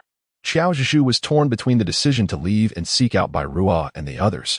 Suddenly, a deafening roar erupted from outside. The commotion was akin to the avalanche they had experienced upon their arrival. With a sense of trepidation, Qiao Zhuzhu swallowed hard, contemplating that for the sake of her own life, it would be prudent to patiently remain in the bamboo dwelling and await developments. If it were Shimei who entered first, then she would. Chapter 53, Administering Medicine to the Nine-Tailed Fox Lord. Qiao Zhuzhu gently felt the insect repellent she had prepared in her pocket. This time, it was an upgraded version, considerably more potent than the last. All she needed was enough time to escape. Outside, the earth shook with a tremendous roar that caused her ears to ache and her heart to race. She hastily poured herself a cup of hot tea to calm her nerves. She wondered where these two gods, locked in a tumultuous rivalry, nay, a bitter enmity, were battling. She hoped they wouldn't inadvertently hasten a volcanic eruption. It had been a while since she last saw them. It seemed that your divine power had significantly increased. Ah, have you been secretly practicing some rare spells behind my back? Shimei's chest heaved heavily, evidently exhausted from the effort, her breath coming in noticeable gasps. In contrast, Zhou Yuan appeared to be in considerably better shape. No wonder Shimei spoke with such envy. I have been diligently cultivating my skills, occasionally assisting in the repairs of the avalanche-damaged dwellings of the nearby beast tribes, accumulating their admiration and merit, which naturally enhances my divine power. As for those so-called rare spells, they are mere fabrications spread by the beast folk, utterly non-existent. After Zhou Yuan's words, Shimei burst into triumphant laughter. What do you mean non-existent? That merely reflects your disinterest in such matters. Even if they existed, you would be reluctant to use them. For those so-called rare spells are nothing but forbidden techniques. However, in my view, whether forbidden or rare, any means that can elevate my divine power is welcome. I have no need for the beast folks' admiration or their hearts. I only desire to become a deity that can stand shoulder to shoulder with the vermilion bird. Upon hearing Shimei's proclamation, Zhou Yuan sensed an ominous turn of events and immediately furrowed his brow, entering a state of preparedness. He suspected that Shimei had likely resorted to forbidden techniques. They had previously quarreled over this and had battled numerous times. Yet, Zhou Yuan had never anticipated that Shimei would truly seek out and practice forbidden techniques. This fellow must be out of his mind. Zhou Yuan, it is not too late for you to bow to me now. I want you to admit, with your own lips, that you are inferior to me, and that your earlier decision was a grave mistake. Mei shouted arrogantly at Qiao Yuan. Anticipating this retort, Qiao Yuan transformed into his true form, the nine-tailed fox. Confronting his adversary. Enough of this idle chatter. Fine. I'll grant you your courage. Mei also transformed into a nine-headed black serpent. Indeed. It would be all too easy to simply do that. I intend to personally bring you down, Qiao Yuan. Today, consider yourself fortunate, as I can test my divine techniques. Mei, turn back now. The banks are all around us. There is no time for idle talk. In that moment, as they spoke, Qiao Yuan suddenly found himself enveloped in a drastically altered environment. Is this an illusionary secret technique? As your elder brother, you must indulge your younger sibling. I refuse. Clearly, Qiao was merely a few days younger than I when you found him. Why must I assume the role of an older brother? Why is it always expected of me to yield to him? If that is your reasoning, shall I then refer to Qiao as my elder brother from now on? No. I refuse to be the younger sibling. Qiao Zhuzhu regarded the person who had just entered with a wary expression. Fortunately, it was Ji Yuan. However, why did he look so unwell? His pallid complexion was unsettling, and there appeared to be a trace of dark blood at the corner of his mouth. Could it be that he had fallen victim to the snake venom of that scoundrel, Mei? Qiao Zhuzhu hurriedly approached, supporting Qiao Yuan towards the bamboo bed for rest. Before assisting him, she cautiously glanced at the doorway, fearing that the treacherous Mei might suddenly appear to take advantage of the situation. He has left the snowy mountains and will not return for the time being, so you may rest easy. Despite his weakened state, Qiao Yuan immediately spoke to soothe Qiao Zhuzhu's anxious heart. She couldn't help but feel a pang of emotion, empathizing with such a benevolent and kind-hearted spirit. She wondered whether Qiao Yuan would shed fur or experience diminished tactile sensations in his tail after succumbing to poison. That individual had indeed resorted to forbidden techniques. His arrogant and defiant nature had led him to focus solely on victory, neglecting the repercussions of such sorcery that would also rebuke him with divine backlash. Qiao Yuan managed a helpless smile, tinged with frustration at the iron-willed stubbornness of his own kind. As an uninformed bystander, Qiao Zhuzhu could only choose to be a listener. After all, if Qiao Yuan did not wish to share, there was little she could do to pry.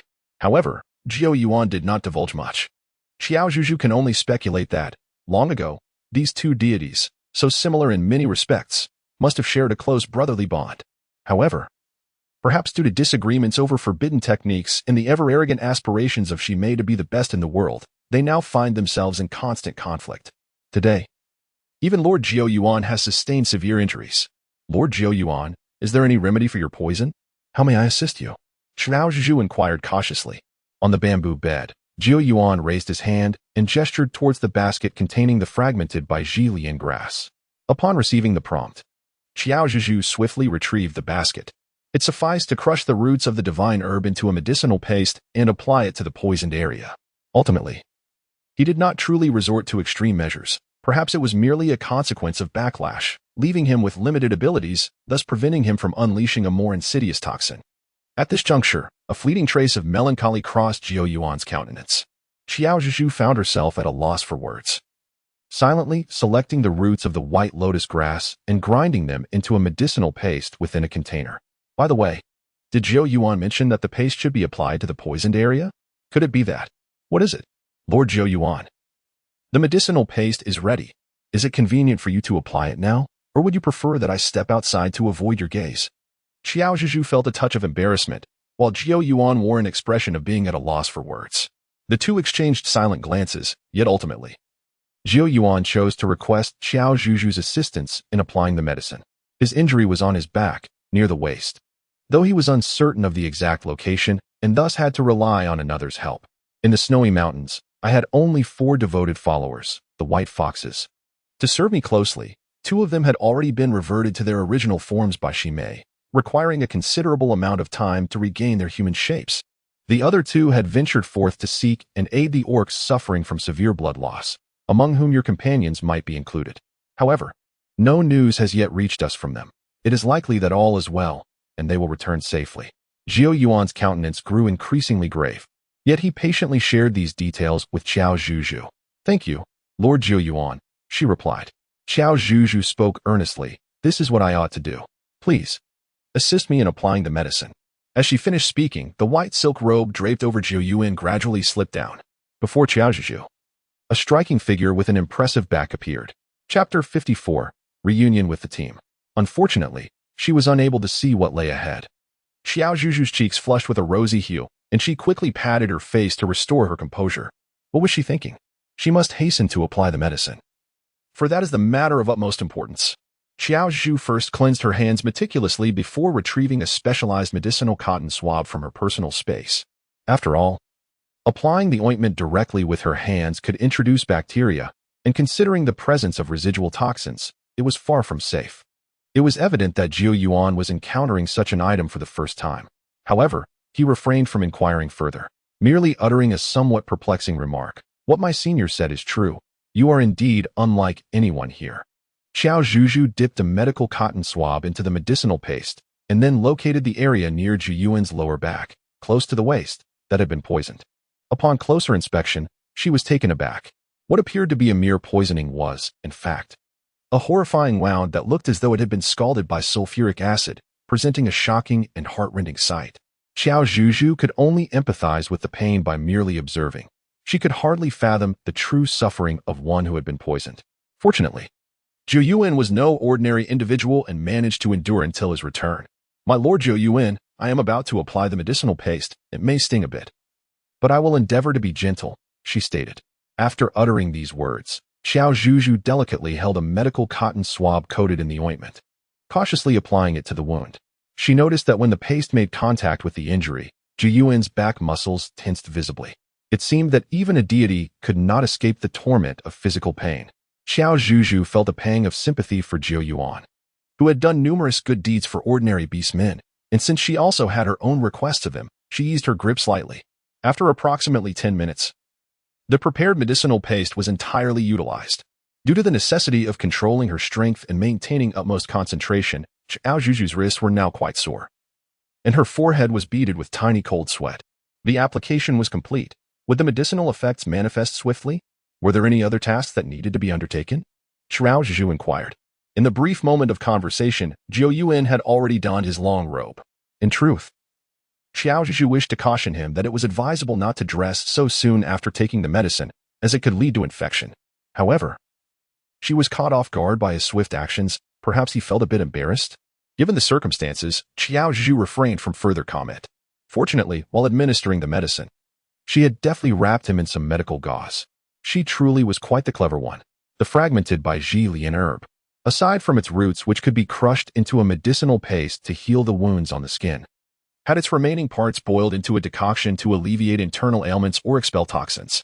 Zhou Yuan descended from the bamboo bed, determined to prepare the concoction himself. Noticing that his gait was somewhat unsteady, Qiao Zhuzhu couldn't help but feel a twinge of anxiety for him. My lord Zhu Yuan, perhaps I should take over? No need, he replied. You have already been quite a bother to me. Moreover, mastering the precise heat for this decoction is quite challenging, aside from my few disciples. I am the only one capable of managing it properly at this moment. Qiao Zhuzhu could only nod. Zhou Yuan opened the door, preparing to head to the place where the medicine was brewed, but suddenly came to a halt. What is it, Lord Zhou Yuan? Qiao Zhuzhu approached in confusion to see if her assistance was required. News from your companion had arrived. Zhou Yuan turned around, revealing a fist-sized object resembling a luminous pearl in his hand. Within that object, several silhouettes were displayed, unmistakably those of Bairuo and Zihong, among others. Qiao Zhuzhu was filled with immense joy. How wonderful! They are safe and sound, truly splendid. I have already found their disciple and brought them to the bamboo cottage. If you are still concerned, you may take this worldview pearl and go out to greet them. Zhou Yuan handed the pearl to her. Qiao Zhuzhu was somewhat taken aback and felt a sense of bewilderment. Such a miraculous and precious item was simply lent to her. Fear not. The Lan Shizhu possesses divine powers and will shield you from harm. Zhu Yuan spoke in a calm tone before turning to depart.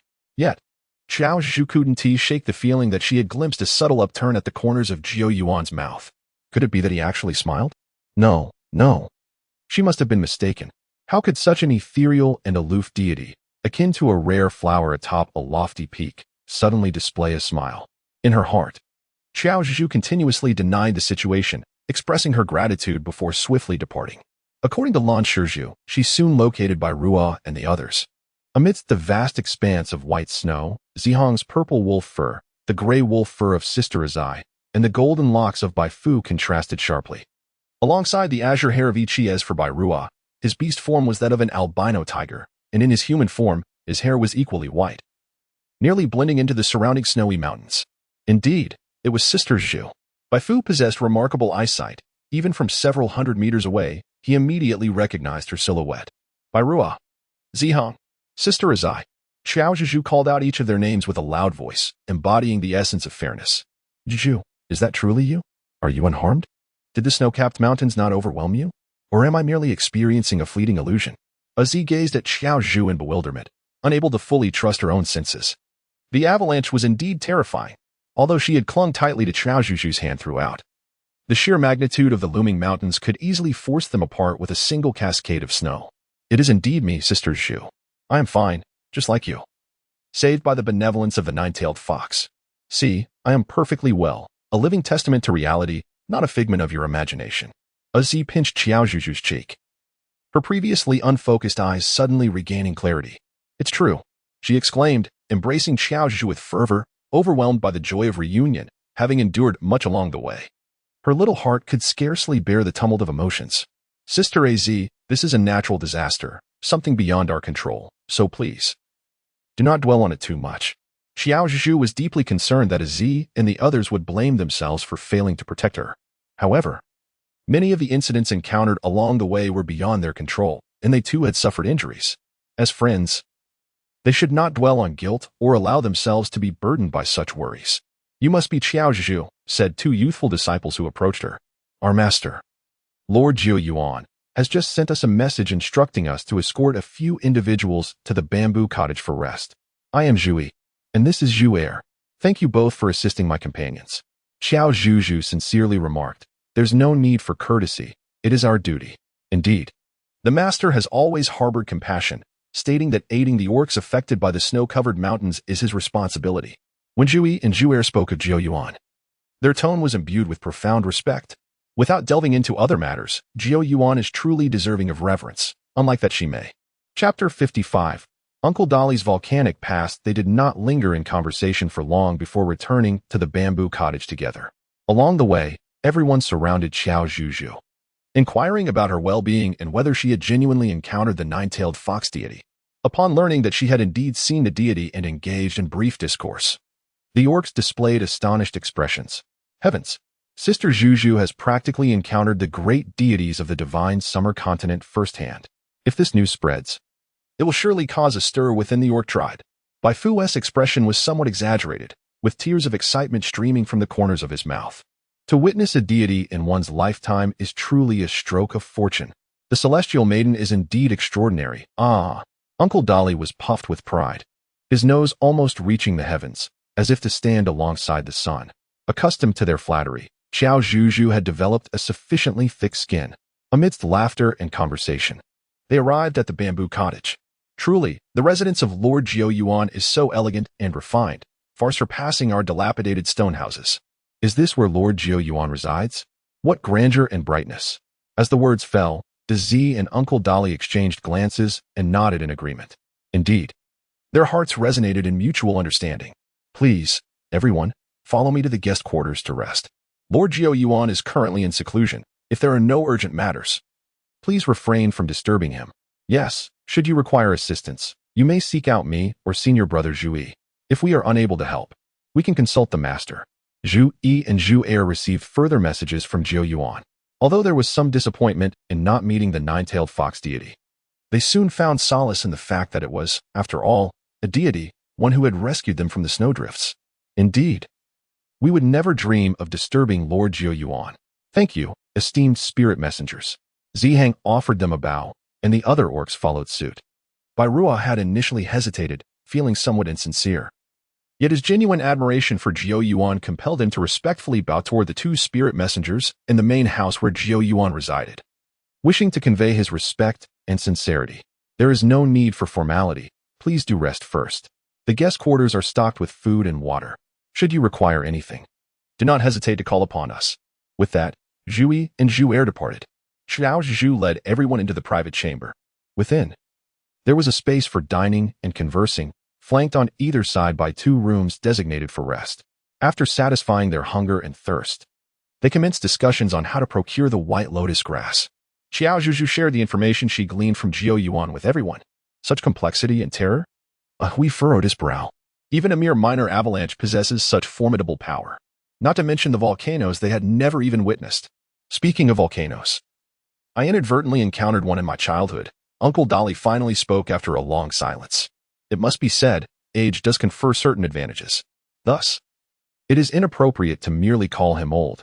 This clearly reflects his profound experience. What exactly is a volcano like, Uncle Dolly? Fu, the youngest and least experienced among them, inquired. A volcano, he explained, bears a resemblance to a snow-capped mountain, appearing grand and imposing. Yet, much like its name suggests, it harbors a searing source of fire within. That is, magma. Anything that comes into contact with it will be scorched and melted, likely leaving no trace behind. Upon recounting such a harrowing experience, a sense of weariness etched itself onto Uncle Dolly's face. At that time, I was just a newborn, barely capable of recollection, only possessing a beastly form. My parents, grandfather, and I were journeying from a different tiger clan to the tiger tribe's settlement when we encountered a volcanic eruption spewing lava. Thankfully, my grandfather reacted swiftly, enabling us to escape in advance. However, he himself was not so fortunate. In his attempt to assist a similarly young beastman of the tiger tribe, he delayed just long enough to miss the optimal moment. We stood there helplessly, watching as his towering figure was instantly engulfed by the fierce crimson magma. Good heavens! The sensitive AZ, upon hearing this, could no longer contain herself and hurriedly covered her ears, unwilling to listen further. Qiao Zhuzhu also found it to be quite cruel. She wished to express her thoughts. Yet every word seemed utterly inadequate in that moment, especially after so many years had elapsed. Later, when the lava receded, we returned with the intention of retrieving the remains of our esteemed elder to lay him to rest alongside grandmother. However, Uncle Dolly let out a heavy sigh. The land, once touched by lava, lay charred and desolate, devoid of any vegetation, amidst the darkness. It was impossible to discern whether what remained were the ashes of our grandfather or those of other creatures or flora. After the tale concluded, a profound silence enveloped us, leaving our spirits unsettled.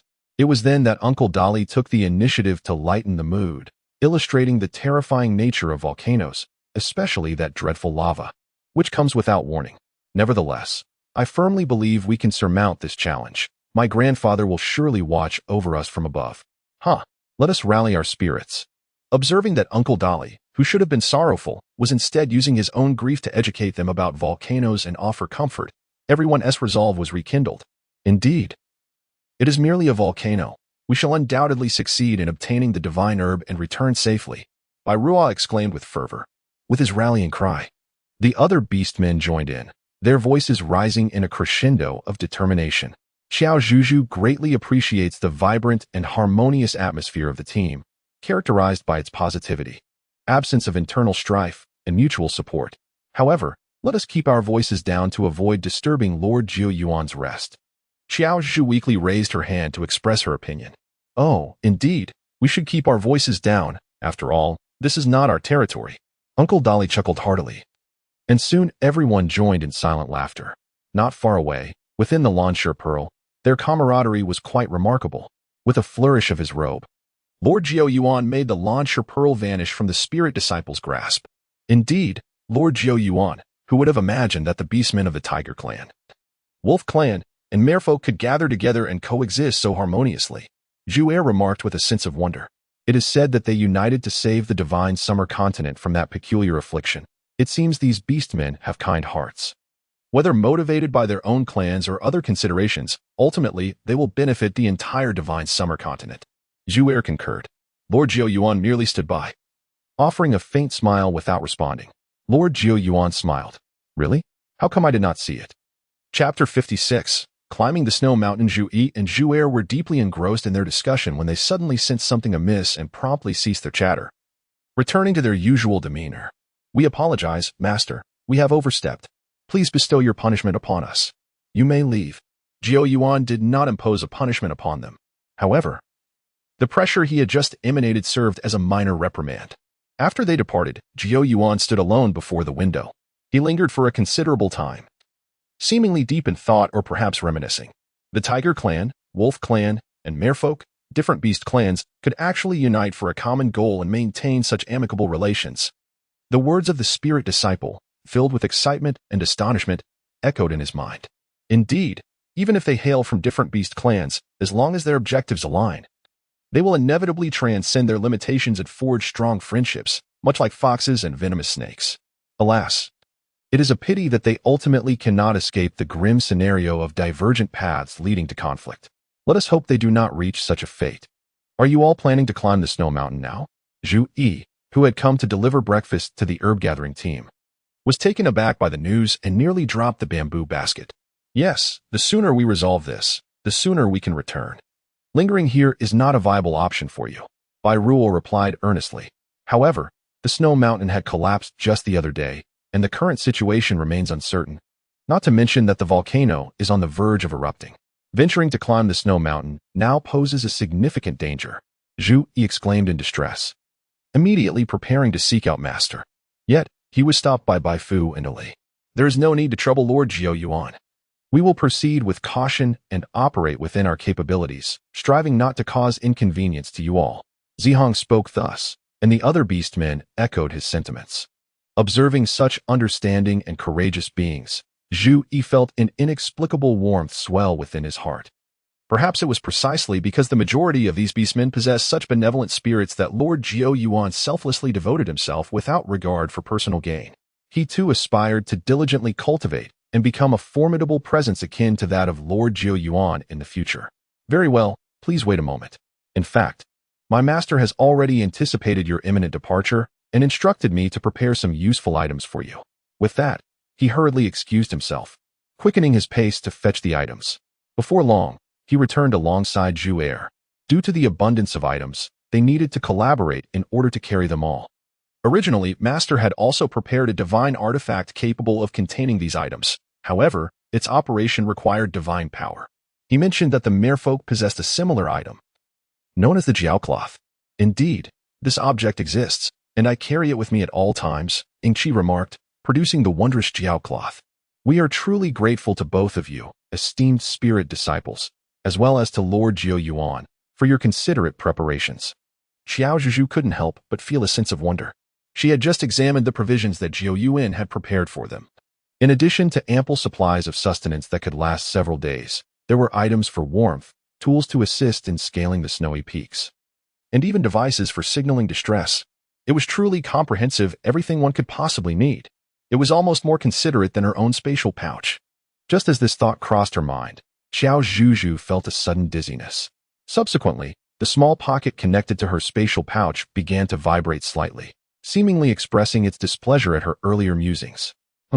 If you truly believe I was mistaken, perhaps you should reflect on yourself and strive to be more considerate. Only then can you be my worthy assistant. Qiao Zhuzhu silently responded to its actions in her heart. There is no need for formality, since you are all prepared. My junior brother and I shall escort you on your departure. Please do not decline any further. The senior brother was correct.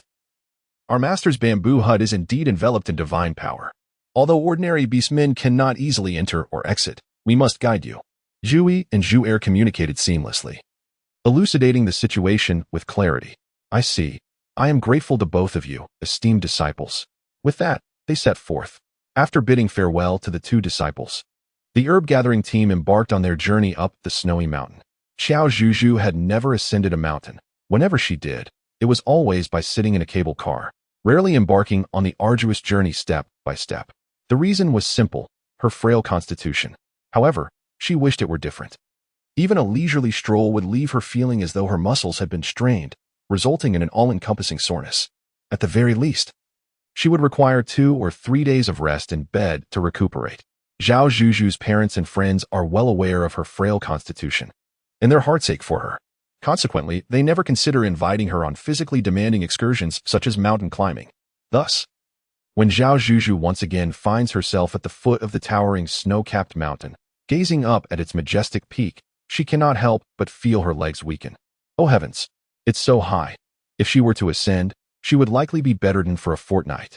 Zhuzhu, fret not, Bai Ruo reassured her as he approached. We have just conferred. Each orc will take turns carrying you a portion of the way.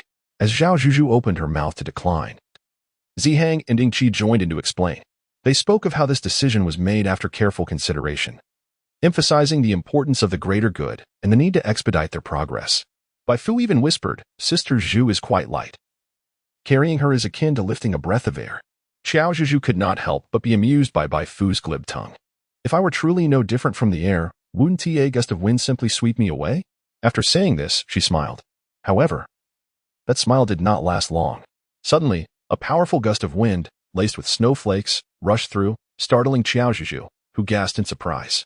The force of the wind nearly toppled her backward. The winds at the foot of the mountain were already quite fierce, had Bai Ruan not promptly grasped her wrist. She might have indeed been carried away by that strong gale. Truly, her words had come back to haunt her.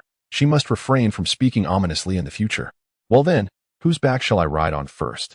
As soon as Qiao Zhuzhu's words fell, several orcs transformed into their beast forms, eagerly vying to be the first to carry her. On one hand, in their hearts, Qiao Zhuzhu was a goddess, and to bear her was indeed a privilege.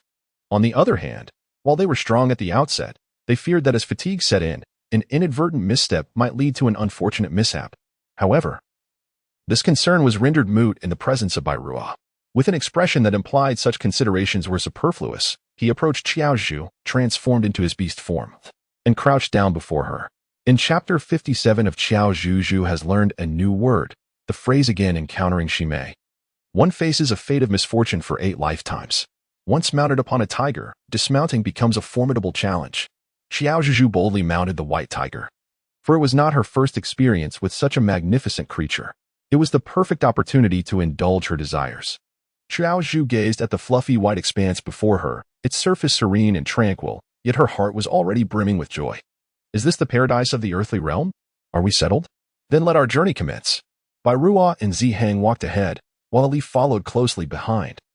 Carrying the immobile Ying Qi due to her familiarity with the snow-capped mountains, Ying Qi assumed the role of a strategist. The other beastmen trailed closely behind.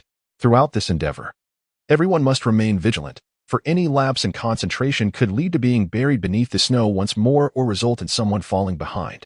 In this vast, snowy expanse, it is exceedingly difficult for an ordinary beastman to locate a solitary companion. Ying Qi, based on your calculations, at our current pace, how long do you estimate it will take to reach the summit and behold that volcanic crater? Qiao Zhuzhu turned to glance at Ying Qi beside her. At our current pace, we cannot be considered fast. We must conserve some energy. Moreover, as we progress, the weather will deteriorate, and our speed will inevitably diminish. It will take at least 3 to 4 days, Ying Qi responded. 3 to 4 days, indeed. Qiao Zhuzhu nodded and expressed her gratitude. Yet she could not help but feel a twinge of hesitation. To linger in such a harsh environment for 3 to 4 days, constantly on the move, was indeed a daunting prospect. It seemed that great responsibilities were destined for those who endure hardship, testing both their resolve and physical endurance. Enough is enough. Let us not subject them to hunger or the peril of the cold any longer. Zhuzhu, do you require some sustenance? Shall we take a moment to rest? Zihang inquired with concern. Since their departure, they had been walking incessantly for nearly an hour, which translated to close to 2 hours. Qiao Zhuzhu nodded. In truth, she had been seated upon the back of the tiger, clad in a formal mink coat, impervious to the chill and fatigue. Her primary intention was to encourage everyone to pause and rest before continuing their journey. Indeed, as soon as she dismounted, the other beasts gathered around to take a respite. They did not revert to their human forms, as transforming back and forth would deplete their energy and spirit. Traversing the snowy mountains in their beastly shapes proved to be significantly more advantageous than in human forms. Come, everyone, let us partake in some food and drink, she urged. The task of distributing sustenance and water naturally fell to Qiao Zhuzhu and Ying Qi initially. The cold was not unbearable, but after walking for such a duration, beads of sweat had formed, and a gust of cold wind caused the perspiration to evaporate, resulting in a drop in body temperature. This place was unlike ordinary mountains. Here, they could not safely light a fire. Qiao Zhuzhu pondered deeply, contemplating the procurement of useful materials from the spatial realm to craft items for warmth. As she reflected, an unsettling sensation washed over her while she sipped the water that had cooled after being blown upon for a while. A frown creased her brow as she felt a tumultuous churn in her abdomen. If her instincts were correct, it seemed a genuine tempest of blood and chaos was about to descend upon them. What troubles you, Sister Zhuzhu? Do you feel a chill? Your complexion appears rather pallid, inquired Bai Fu, approaching with a look of concern. Indeed, And have you not detected a scent reminiscent of blood? Could it be that you are injured? When did this happen? Bairuo exclaimed, rushing over in a flurry of excitement. At this moment, Qiao Zhuzhu found herself engulfed in embarrassment and anxiety. How vexing it was that she could not conceal her condition from them in such a manner. She cursed the keen sensitivity of the orcish senses, wishing fervently for a reprieve from such acute awareness. Qiao Zhuzhu sighed, her heart filled with turmoil. She could not possibly declare her intentions in front of so many males. Fortunately, at that moment, Aziz sensed the awkwardness and promptly intervened. This is none of your business. Let me assist Zhuzhu with her examination. You all can return to your own affairs.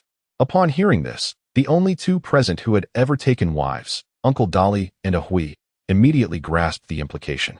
They diverted the conversation and led their respective beastmen to a nearby location. Zhuzhu, follow me. Qiao Zhuzhu naturally understood Aziz's implication and promptly followed her. They arrived at a secluded spot nearby, shielded by stones, where they paused. Zhuzhu, have you started your period?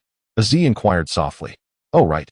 Qiao Zhuzhu recalled that in ancient times, menstruation was referred to as kuei shui. Upon seeing her nod, Aziz let out a gentle sigh. I too have been forgetful. You have been with us for almost a month, so it was about time. Fortunately, I had prepared in advance, though this item is rather crude.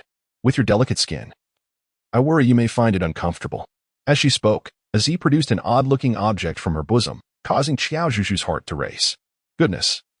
This was even more primitive and rough than the sanitary items she had studied in history. It was unimaginable how uncomfortable women must have felt during that era. No. Since she had arrived, she could not allow her dear sister Az to endure such hardship any longer. Qiao Zhuzhu hurriedly focused on retrieving an item from her spatial pocket. Zhuzhu, what are you thinking about? Az, noticing Qiao Zhuzhu lost in thought, couldn't help but ask with concern.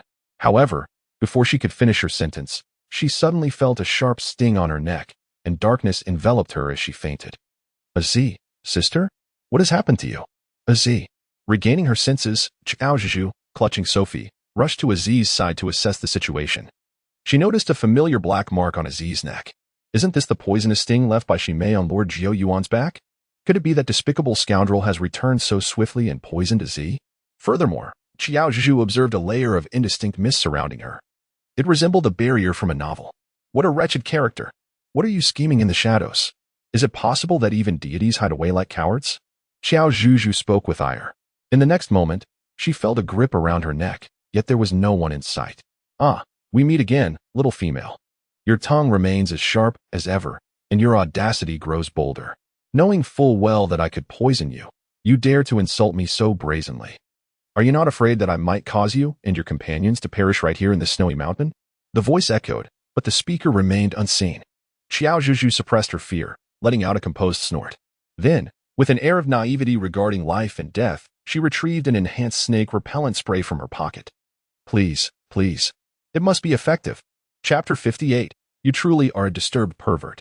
In a moment of heightened anxiety and desperation, Qiao Zhuzhu recklessly sprayed an entire bottle's worth. As she finished, the suffocating sensation around her neck intensified, her heart feeling as chilled as the snowflakes drifting down around her. It seemed that this time, she was truly finished. Just as Qiao Zhuzhu closed her eyes, resigned to her fate, a sudden wave of relief washed over her neck. Had that fellow finally released his grip? Not only that, but Shimei appeared before her. He stood there, clutching his already darkened visage in agony, trembling as he raised a hand, pointing a finger at Qiao Zhuzhu. You, I warned you. Our destinies are at odds. It would be wise not to provoke me lightly. Qiao Zhuzhu gasped for breath as she hurried to Aziz's side to assess her condition.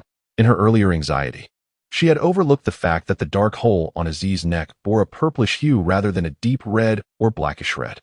This indicated that the poison administered by Shimei was not lethal. It merely induced a deep slumber, leaving her unaware upon awakening.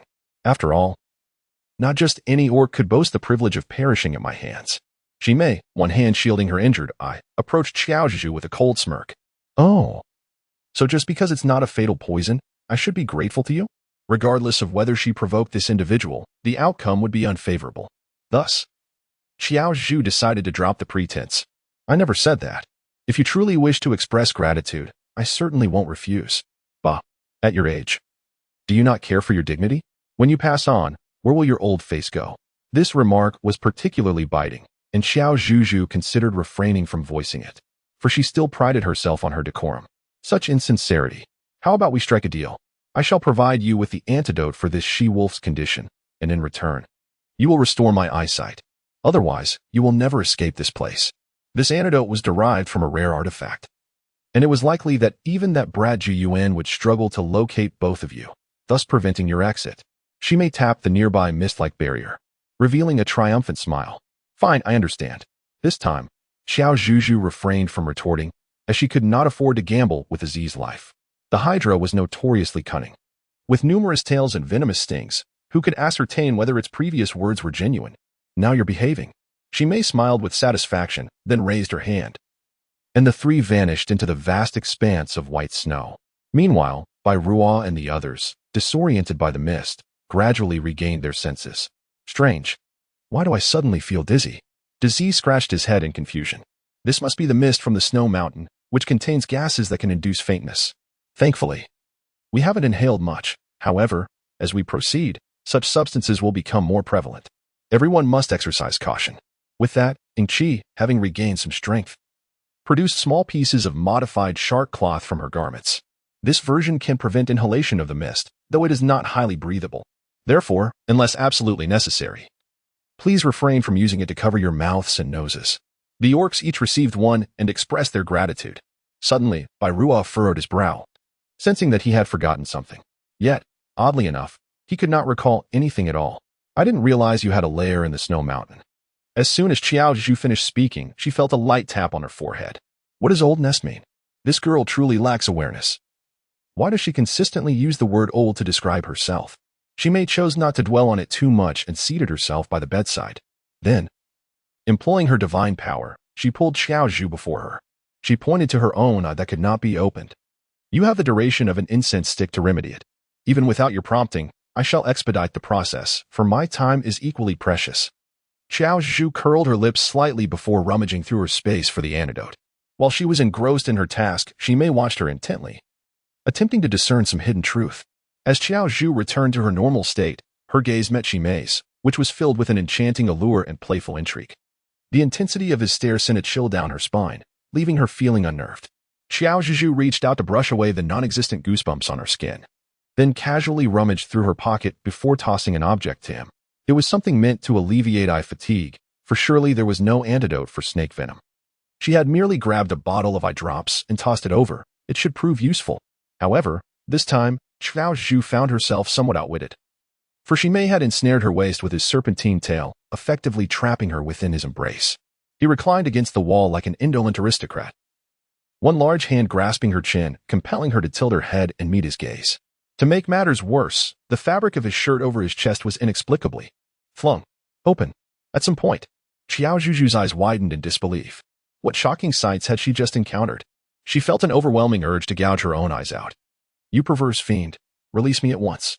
Qiao Zhuzhu glared fiercely at Shimei. How have you become such a perverse fiend again? Shimei raised an eyebrow, exuding a rather greasy demeanor. He pointed to the wound on his chest, then gestured towards his eyes. I merely asked you to come over and tend to my injury. How could I reach it without you drawing nearer? He added dismissively, do not overthink it, little female. You are still far from being worthy of bearing my offspring. Bah. Qiao Zhuzhu could hardly contain her desire to possess divine powers akin to those of Jiao Yuan or Zhu Ke, to thoroughly vanquish this arrogant scoundrel and rid the world of his menace. However, you must first release me, so that I may prepare the medicine for you. How dare you bargain with me, little female? You are the first to ever do so. Shimei let out a light laugh. Yet she loosened the grip of her serpentine tail. It was not a sudden surge of compassion that prompted her to show mercy, but rather the unbearable pain from her wound. This, of course, was something she could not admit. Very well, I shall tend to your wound now. Qiao Zhuzhu's tone was tinged with reluctance, for she was already aware that the wound on Shimei's chest was a remnant from their skirmish with Jiao Yuan. Were it not for the coercion of the serpent, she would have no desire to tend to this fellow's injury. He deserves the pain. Hurry up. Do you still wish for your dear companion to awaken? Shimei discerned Qiao Zhuzhu's thoughts with a single glance and unflinchingly exposed her reluctance. I know. As Qiao Zhuzhu was about to apply the ointment to Shimei's eyes, she was abruptly informed that she should first attend to the wound on her chest. Thus, she had no choice but to search once more within her spatial realm. However, suddenly, Chapter 59, a dreamscape woven exclusively for you. Qiao Zhuzhu's wrist was seized, And in an instant, she was terrified enough to leave the space, gazing in confusion and fear at the menacing black serpent before her. What on earth was happening? I too am intrigued. You are clad so lightly, your frame so slender, yet you seem to conjure an array of extraordinary items at will. Surely, these treasures must be acquired and stored through some arcane artifact, but how could an ordinary female possess such a relic? Could it be a gift from the vermilion bird or the nine abyss? What is her true identity, and why does she receive such special treatment? Xime's dark serpentine eyes fixated intently on Qiao Zhuzhu, the elongated pupils seemingly radiating an enchanting light.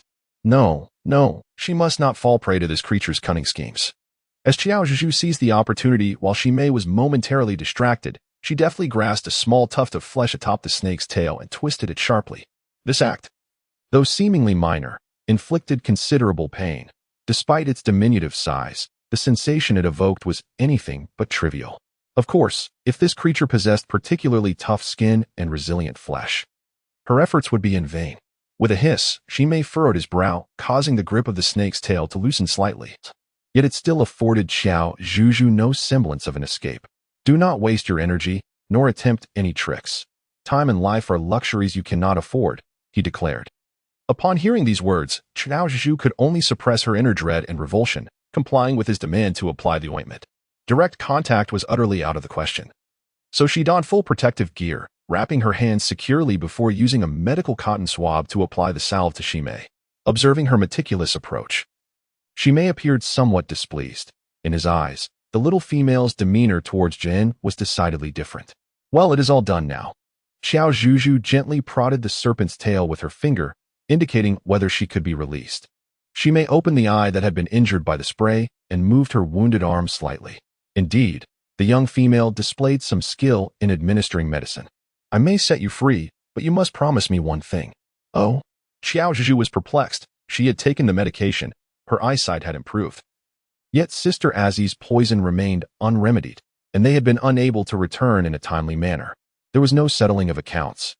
And the audacity of the Hydra to make further demands was truly shameless. In her mounting fury, Qiao Zhuzhu gradually clenched her fists. Ultimately, she chose to be the one who recognizes the times and thus bowed her head. Speak, she said. What is it? But I warn you, do not overstep your bounds. As soon as Qiao Zhuzhu finished speaking, Xime suddenly leaned closer. The distance between the two was merely a fingertip away from touching.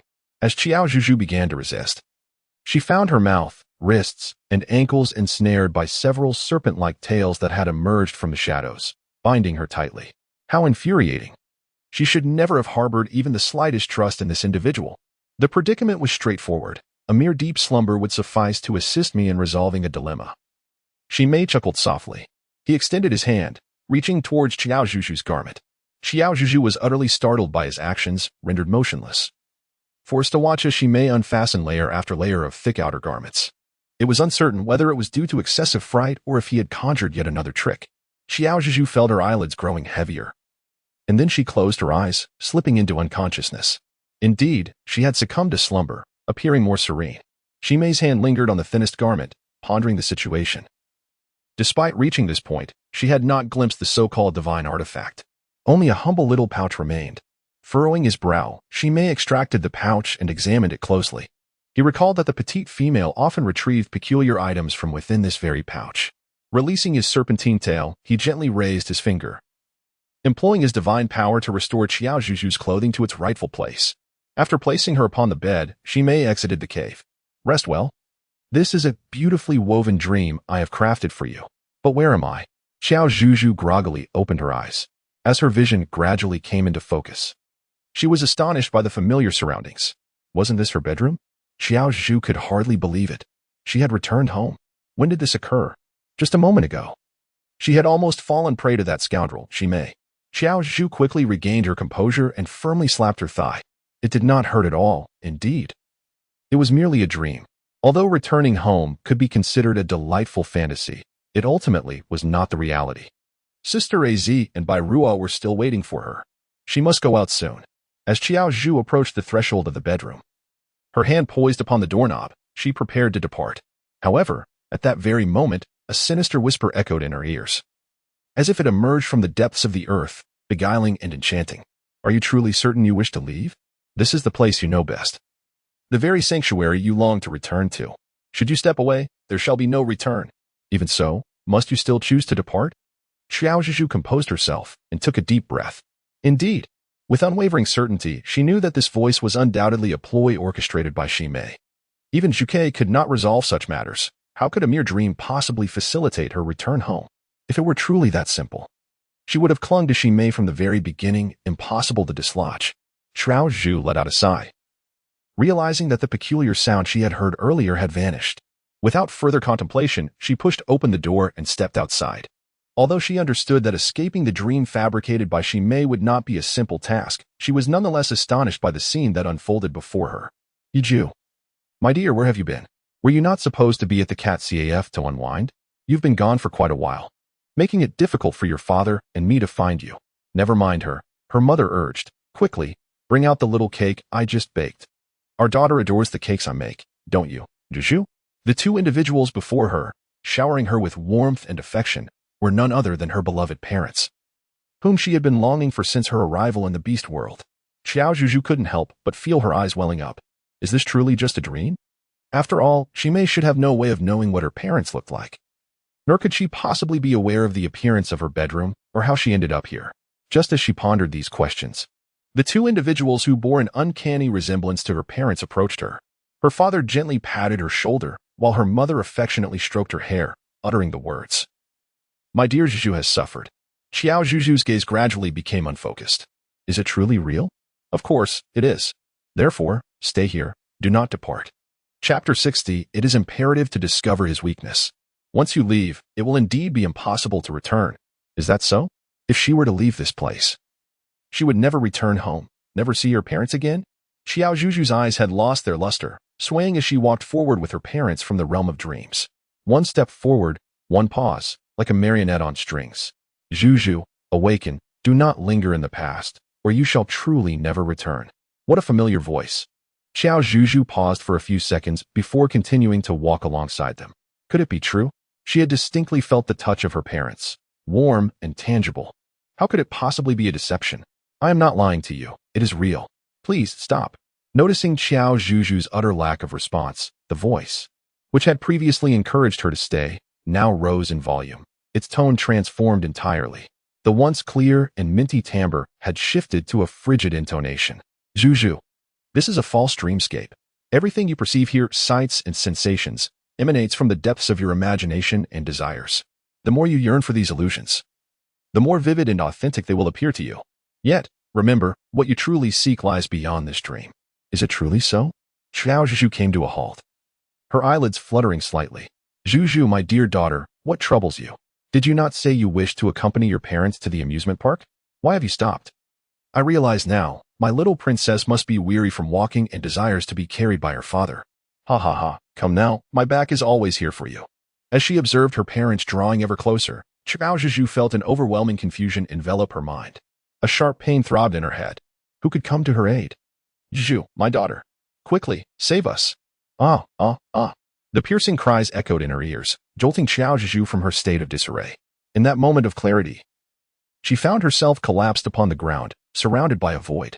She gasped for breath, struggling to comprehend. If she had truly followed them, she might never have returned. Now, reflecting upon it, she recalled the two voices that had rescued her. Qiao Zhuzhu blinked her eyes. The first should be by Ruo, and the second is I, Lord Zhou Yuan. Qiao Zhuzhu never anticipated that she would encounter Zhou Yuan within the dreamscape crafted by Mei. Yet, it was peculiar, this was her dream. So how could Lord Zhou Yuan possibly enter? Could it be yet another illusion? Zhuzhu, I have come to guide you out. Zhou Yuan approached Qiao Zhuzhu, gently pressing his finger to her forehead. In that instant, her mind felt remarkably clearer, as though her very soul had been infused with vitality. Upon witnessing her awakening, Zhou Yuan appeared to exhale in relief and briefly elucidated the reason for his arrival. It turned out that he had sensed something amiss through the Lan Shizhu. Entering another's dream is not overly difficult, yet it does require a measure of divine energy and demands that one concentrate entirely on the dream's host. Qiao Zhuzhu nodded in a seemingly understanding manner. She pondered that this must be akin to the adage, what one thinks during the day, one dreams at night. Mei, a master of poison making, later delved into what was referred to as divine arts, which were, in truth, sorcery. This enabled her to weave dreams that ensnared individuals by exploiting their innermost desires, creating illusions as well. Those with stronger willpower might awaken in time to escape. But should they become increasingly enmeshed, they would ultimately succumb, serving as mere instruments to amplify her supernatural powers. Upon hearing this, Qiao Zhuzhu revealed an expression of realization. Ah, you insidious Hydra, how dare you secretly cultivate such sorcery? My lord Zhou Yuan, how shall we escape from this predicament? Qiao Zhuzhu felt a tinge of anxiety. For she was now in a state of lucidity, yet she remained unable to escape. Furthermore, it was uncertain whether the poison within Lord Zhou Yuan had been entirely dispelled. Wasn't he still in seclusion? How could he emerge so swiftly? We merely need to uncover Ximei's vulnerabilities to discover a safe path to freedom. It is easy to articulate, yet profoundly challenging to accomplish. Qiao Zhuzhu found herself feeling somewhat disheartened. How could she possibly discern the weaknesses of that fellow, Ximei? Fear not. You need only to focus on a single task, and I shall handle the rest, said Lord Zhou Yuan. What must I do? Qiao Zhuzhu inquired, closing her eyes upon receiving his instructions. In her mind, only the name and visage of one person lingered, Ximei. Lord Zhou Yuan informed her that as this was her dreamscape, to uncover Ximei's vulnerabilities, she would need to enter a dream connected to him. However, given Qiao Zhuzhu's limited knowledge of Ximei, she might struggle to guide them directly to a location pertinent to his weaknesses. Thus, when she opened her eyes, she beheld the very sight of her first encounter with Ximei, a cave concealed within the dense forest. I apologize, Lord Zhou Yuan. These are the only fragments related to Ximei that reside in my subconscious. Qiao Zhuzhu spoke with a sense of remorse. It's nothing. You have performed admirably. Now, find a secure place and patiently await further developments. All right. Thank you, Lord Zhou Yuan. At that moment, Qiao Zhuzhu dared not entertain any curiosity, nor had the leisure for idle speculation. Swiftly, she vanished, seeking a location that would both conceal her presence and ensure her safety. The corners of Zhou Yuan's lips lifted slightly before quickly settling into a neutral expression. His intention was not to obscure their past connection from Qiao Zhuzhu, but rather a precaution for her safety. In an instant, the coldness returned to Zhou Yuan's gaze. Zhou Yuan? What brings you here?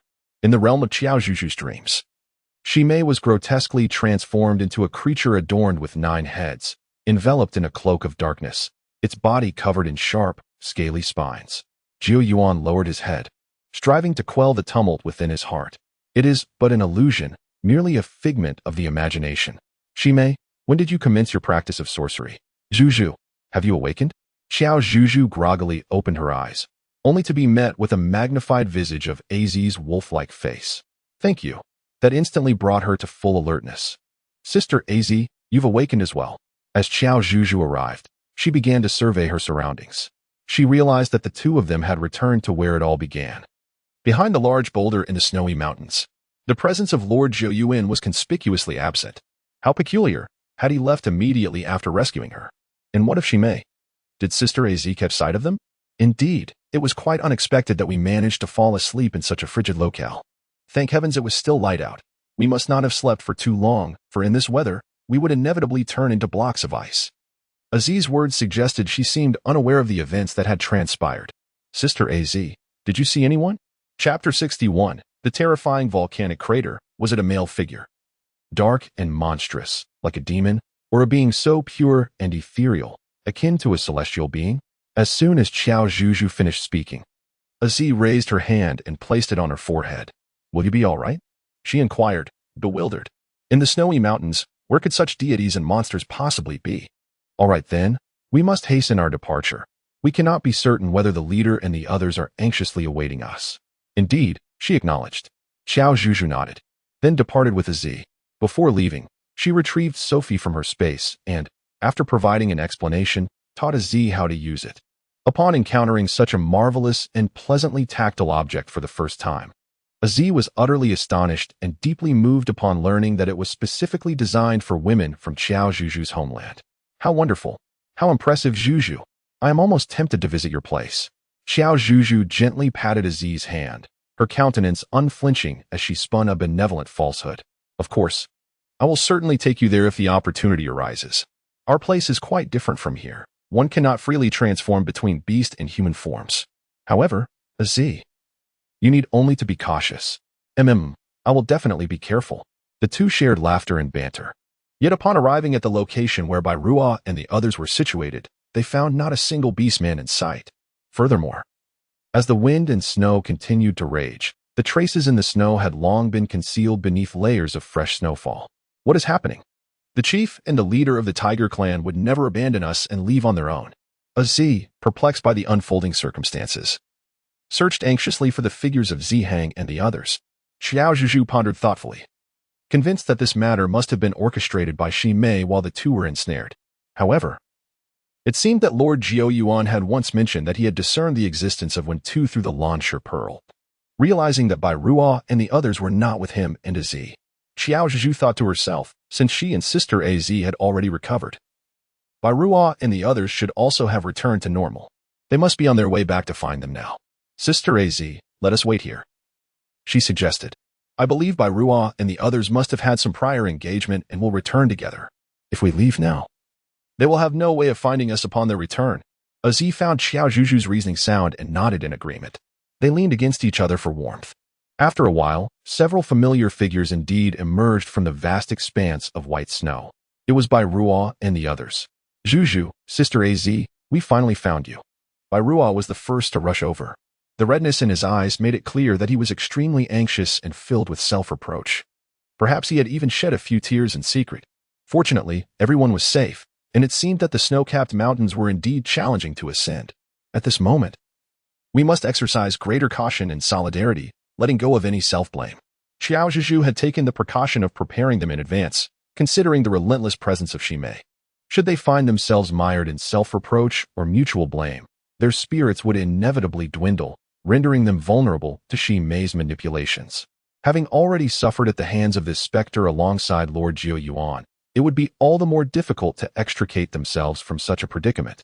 Rest assured, Divine Maiden, we are already allies forged in the crucible of adversity, and we shall stand united, Dazi declared, thumping his chest in assurance. Very well. Let us continue our journey. Onward to the volcano. After 2 days and nights of relentless climbing, they finally reached the summit of the snow-capped mountain, near the volcanic crater. Strangely, the winds and snow at the peak were less fierce than those encountered at the mountain's waist, although the low pressure posed a considerable test to their physical endurance. Fortunately, Yingqi had prepared in advance, providing each of the orcs, as well as Ali and Qiao Zhuzhu, with a special medicinal pill crafted by the merfolk, enhancing their stamina and resilience. This is indeed the legendary volcanic crater. It is truly vast and towering, Bai Fu exclaimed, gazing up in awe. The other orcs shared his trepidation as they beheld the ominous black and white maw. Lord Jiao Yuan had stated that the white lotus grass must be harvested in its entirety just before the volcano was set to erupt. This meant they would need to remain nearby, waiting for the opportune moment. Qiao Zhuzhu beheld a living volcano for the first time, an awe-inspiring sight that surpassed the myriad news reports and tales she had previously encountered. The terror of a volcanic eruption was palpable.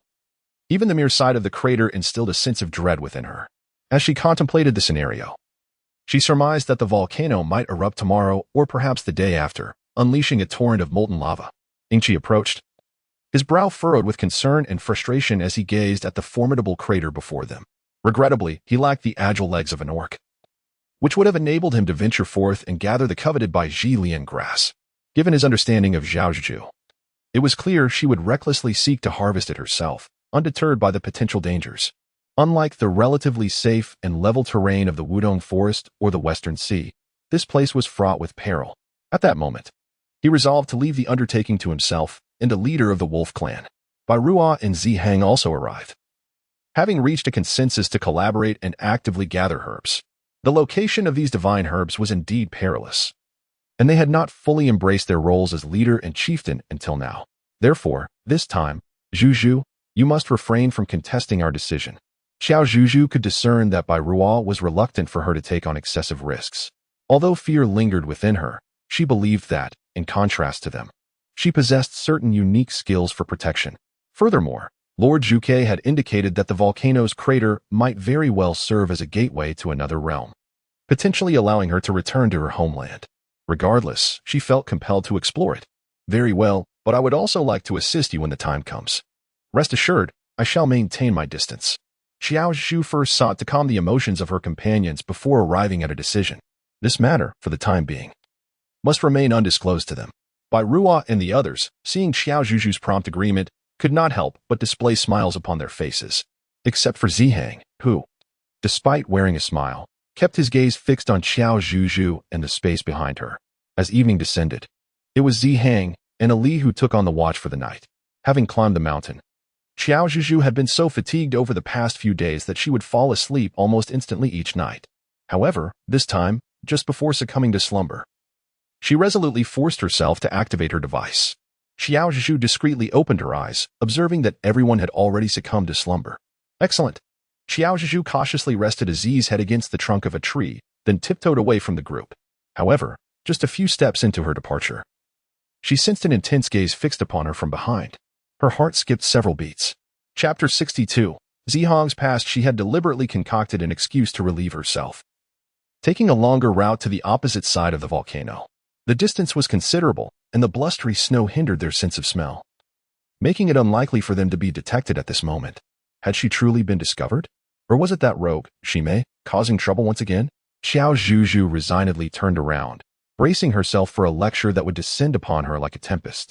Zihang, it's you. There's no need for an explanation. Let us converse over there, Miss Shu, Zihang said with a gentle smile. His already soft and unassuming features appeared even more delicate under the luminous glow of the moonlight. The two halted at a location not far from the volcano's mouth and their team. Zhuzhu, you wish to visit the volcano, do you not? Caught off guard by his perceptive inquiry, Qiao Zhuzhu nodded obediently, fearful of the impending admonishment. I can surmise why you chose to conceal this from us and venture to the volcano alone. Upon hearing Zihang's calm and unperturbed tone, a pang of anxiety struck Qiao Zhuzhu's heart, and guilt surged within her. Zihang, I had mentioned that no explanation was necessary. Zihang extended his hand, gesturing towards the volcano across from them. In truth, I too am eager to behold it, to ascertain whether it is indeed a gateway to another realm. Qiao Zhuzhu widened her eyes in disbelief. No, it cannot be true. Zihang actually knows? I often ponder that the other world must be the homeland of Miss Zhu, her very own abode. Is she the friend you previously mentioned, Zihang? Qiao Zhuzhu suddenly felt intrigued. Previously, due to certain expressions, she mistakenly regarded Zihang as a contemporary friend. However, that was not the case. Zihang mentioned that he had heard a friend refer to him in such a manner, and in commemoration of that individual, he adopted the same. Thus, Qiao Zhuzhu now speculated that it might be Zihang's friend who hails from the modern era. Furthermore, this person must have returned through some means. Coupled with Zihang's awareness that the volcanic crater might serve as a gateway to another world, it suggests that it could indeed be so. Qiao Zhuzhu's eyes sparkled with golden light. In that moment, she seemed to see her parents standing in the living room of their home, beckoning to her. Yiju, would you like to learn about her? Perhaps it could assist you in returning home. Of course, I would love to. Thank you, Zihang. Zihang smiled, uttering a gentle "it's nothing." The two sat upon the ground, gazing up at the vast and luminous moon, sharing their innermost thoughts. This was also the first occasion for Qiao Zhuzhu to hear Zihang speak so extensively, especially about his past. When I first encountered her, I had just reached adulthood and was embroiled in a contest for the position of Wolf King, during which I sustained injuries. In a moment of peril, a young lady, similar in age and stature to you, descended from the heavens and fortuitously landed upon the back of the most cunning and treacherous beastman, who was poised to become the Wolf King. It appeared she had fallen from something she was riding, resulting in the beastman's immediate demise. Consequently, I ascended as the new Wolf King and forged a friendship with her.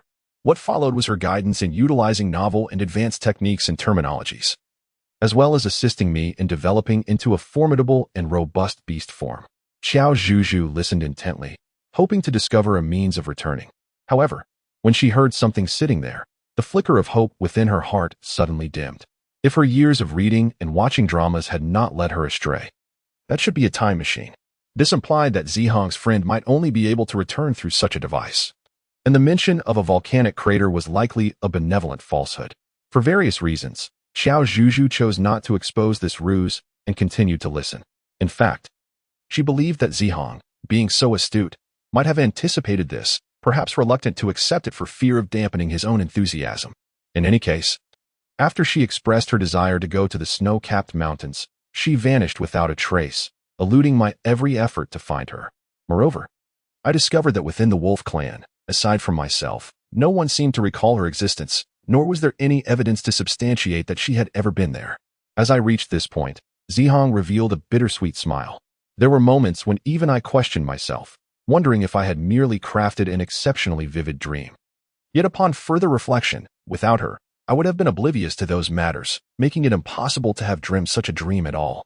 Indeed, Qiao Zhuzhu pondered for a considerable time before finally articulating her thoughts. Zhuzhu, the moment I laid eyes upon you, an immense joy enveloped me, for it is a rare delight to encounter someone hailing from the same origins. Zihong rose to his feet and extended his hand towards Qiao Zhuzhu. The instant I noticed your gaze fixated upon the volcano's mouth, I discerned your intentions. To speak candidly, I possess a tinge of selfishness. I wish for you to remain. However, I am acutely aware of the profound significance that home holds for every beast man. Therefore, I shall endeavor to assist you in your journey back. To the best of my abilities. Come, let us proceed to explore that area at once. Qiao Zhuzhu's emotions suddenly became a complex tapestry of feelings. She rose to her feet and placed her hand upon Zihong's large palm. How warm it felt. The two of them halted near the volcano's mouth, a location conveniently suited for the gathering of the white lotus grass. Though the volcano had yet to erupt, its molten core was already surging restlessly, poised to burst forth at any moment. Even before they reached the edge, they could hear the bubbling sounds emanating from within and felt the searing heat radiating around them. Qiao Zhuzhu furrowed her brow. From their current vantage point, the interior of the volcano remained obscured. They needed to venture closer for a clearer view. Be cautious. Zihong's voice echoed in her ears. Despite the inherent dangers, he remained by her side, offering no objections, instead adopting a protective stance. Qiao Zhuzhu nodded at him, then heightened her vigilance and attention as she slowly approached the volcano's mouth. Upon arrival, Qiao Zhuzhu felt as though she had entered a colossal furnace. The thickness of her garments exacerbated the situation, causing her entire body to become drenched in perspiration. Qiao Zhuzhu, enduring the heat and discomfort, grasped tightly onto the arm extended by Zihang, then leaned her upper body toward the cave entrance. Inside, it was pitch black, extending endlessly into the void. Nothing was discernible, only a faint glimpse of red and yellow hues. It was uncertain whether it was lava or merely a psychological suggestion. Qiao Zhuzhu took a few steps back, and at that moment, a cool breeze swept in, alleviating the sweltering heat. How is it? Zihang retrieved a handkerchief from his waist and offered it to her, urging her to wipe the beads of sweat from her forehead. Everything was shrouded in obscurity. Qiao Zhuzhu spoke candidly. She could not help but wonder if Lord Zhuke and the others had made an error. Chapter 63, Bai Ruo was engulfed by the lava. Upon hearing the answer, Zihang's face flashed with a hint of astonishment and desolation. After pondering for a moment, he resolved to investigate the situation further. Here, take this. But be cautious. Qiao Zhuzhu retrieved a length of rope-like material from within the space and instructed Zihong to secure it around his waist before they proceeded. Earlier, in her haste, she had neglected to utilize it. Thank you, Miss Zhuzhu, Zihong replied, his anxious demeanor eliciting a sense of reflection in her. Surely, he too yearned to visit the modern world and meet that friend of his. Upon encountering a volcanic crater reminiscent of the situation described by Qiao Zhuzhu, Zihong's eyes glistened with unshed tears. Aching, you truly deceived me, did you not? He murmured. Zhu, let us return. The night is far advanced, and we must rise early to face any unforeseen circumstances. Zihong approached, maintaining an air of nonchalance, yet Qiao Zhuzhu discerned the turmoil within him, concealed beneath a facade of composure. Indeed, let us hasten back to rest. Perhaps tomorrow will bring more favorable outcomes. Qiao Zhuzhu chuckled softly. Indeed. Zihong smiled in response. The following day, Bai Fu remarked, Sister Zhu, did you not sleep well last night? You have quite pronounced dark circles under your eyes. He gazed at Qiao Zhuzhu's eyes, feeling a bit embarrassed to point it out. Is that so? Zhu replied. She has been with me the entire time, and she fell asleep even earlier than I did. Aziz looked at Qiao Zhuzhu with a puzzled expression. Qiao Zhuzhu offered an awkward smile. She had returned home rather late the previous night, and her mind was preoccupied with various concerns, which ultimately led to her sleeplessness. It seemed that she was overly anxious about this herb-gathering expedition. However, rest assured, we shall handle it. Bai Ruosi, unfazed by the chill, rolled up her sleeves with a bold determination, embodying the spirit of undertaking a significant endeavor today. Indeed, this venture is quite perilous. You must take great care. Qiao Zhuzhu still felt somewhat uneasy. She sought an excuse to take a moment to herself, hoping to discover something useful within her space. Reflecting on the skills she had acquired as rewards, she realized that aside from her spatial abilities, she possessed a binding technique, immense strength, and the ability to gauge the affection of accomplished individuals towards her. Alas, it seemed that none of these skills were of any immediate utility. Qiao Zhuzhu let out a sigh and continued to diligently search through her space. She gathered everything that could cool down, extinguish fires, prevent corrosion, or mitigate the inhalation of smoke. In short, her motto was to be prepared for any eventuality. Where on earth did you procure all these items, Zhuzhu? Aziz asked, bewildered, as she watched Qiao Zhuzhu approach with an armful of supplies. I requested these from above. They should be of assistance to everyone, primarily to ensure safety. We each have a share, and hopefully, we one team need to put them to use. As Qiao Zhuzhu distributed the items among the orcs, she was acutely aware that her efforts were largely futile. In the face of an impending volcanic eruption, the likelihood of survival was nearly non-existent. Nevertheless, it was better to take some precautions than to have none at all. She had deliberately chosen compact and lightweight models that would not become a burden during their escape. With the goddess's blessing, we shall surely complete our medicinal gathering mission. Uncle Dolly exclaimed cheerfully. Indeed, we've weathered countless storms on our journey. This time will be no different. The other orcs chimed in, their spirits lifted. Observing their unwavering confidence, Qiao Zhuzhu felt a warmth welling in her eyes. Please, may we gather the herbs safely and successfully. Everyone, pay heed. I have a premonition that the volcano may soon stir. Ingqi suddenly interjected, shattering the previously buoyant atmosphere. True to his words, an unsettling silence descended almost immediately. Azzy, take Zhuzhu to a safer, more distant location. Do not return. Protect yourselves. This is both a command and a plea. Zihong discreetly handed the totem representing the wolf clan to Azzy, carefully avoiding Qiao Zhuzhu's gaze. A flicker of astonishment crossed Azzy's face as she received the item. It seemed the leader had prepared for the worst. Very well, I will safeguard both Zhuzhu and myself. Leader, brother, Ahui, and our allies of the Tiger clan. Please remain vigilant. With that, Azzy transformed into a wolf and led Zhuzhu away. The remaining orcs took their positions as previously discussed, ever ready. As Ingqi had foretold, the ground trembled before the volcanic eruption, and the air and sky took on ominous hues. The morning, though bright, was cloaked in a suffocating darkness. At the forefront stood Bairua, the Tiger clan leader, Zihong, the wolf clan chief, and Ingqi, the young prince of the merfolk, each fully alert and focused. With no room for distraction. It's coming, Ingqi announced gravely.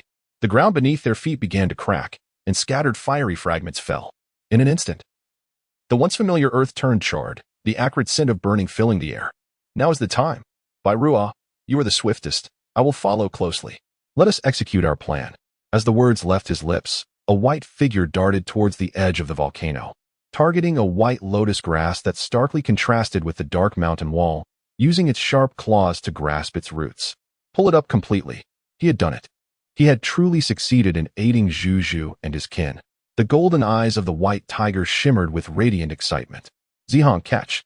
Bairua exerted all his strength to throw the Bai Ji Lian grass towards Zihong. You've caught it. Hurry back. The volcano's rumblings have intensified. Indeed. Chief of the Tiger clan, there is still time to leave. Just as Bairua was about to respond, he caught sight of a peculiar glow beside the volcano's mouth. Suddenly, the visage of Qiao Zhuzhu surfaced in his mind. Perhaps there lay a means to assist her return? Otherwise, that individual would not have gazed at the volcano with such yearning and anticipation. Indeed, Bairua had also sensed Qiao Zhuzhu's unusual demeanor at that moment. Yet he chose not to confront it. He had promised her numerous times to help her return home sooner. Bairua, what are you thinking? We must go. Zihong rushed towards Bairua, grasping his forepaw in an attempt to lead him away. No, you must go first. Quickly. Bairua intended to explain, but sensed the impending danger and forcefully pushed Zihong back to a relatively safe distance. Zihong was about to advance again. Yet an increasing flow of lava erupted from the volcano's mouth. In that moment, the white figure was engulfed within a second of being pushed away. Bairua. Chapter 64. In reality, he still has a slim chance of survival. Bairua. The arriving Qiao Zhu watched helplessly as that foolish Bairua pushed Zihong away at a crucial moment, only to be consumed by the lava. No, it cannot be real. I must be hallucinating. Zhu, we must leave. Aziz caught up, insisting on taking Qiao Zhu away without hesitation. At this moment, Uncle De Li and Zihong also rushed over, with Uncle De Li dragging the unconscious Bai Fu behind him. Aziz, hurry. Upon receiving the message, Aziz swiftly knocked Qiao Zhuzhu unconscious, and then carried her as they dashed through the snowy mountain forest. The relentless lava pursued them closely to survive. They had to run faster, learning to let go of distractions and charge forward with unwavering focus, uncertain of how long they had run or where they had arrived. The commotion behind them gradually subsided. Zihong, the last one remaining, came to a halt, panting heavily as he cautiously turned around. "Everyone, we can rest now." Ingqi struggled to descend from Ali's back, approaching Zihong and gazing ahead. The scale of this volcanic eruption was not vast. It had likely ceased lower down the mountainside. However, other tremors might arise in the coming days, so they needed to remain vigilant and avoid approaching. Zihong nodded gravely. "In 2 days, Bairuo will most likely have vanished completely, leaving not even a trace of ash behind. What a foolish and arrogant fellow." "Ali, what do you think the chief was truly contemplating at that moment? Upon our return, how shall we explain this to Fu, to the goddess Zhu, and to the clan members? Regretfully, I ponder why I did not seize the opportunity to assume the chieftain's position in the past. After all, I am but a frail old bone. What harm is there in departing early? I could reunite with my family in the heavens." Uncle Dolly has already cradled Ali's head and begun to weep. At this moment, words of comfort should have been offered. Yet, the awakened orcs are all too aware of the truth, particularly Uncle Dolly, who has witnessed this tragedy twice.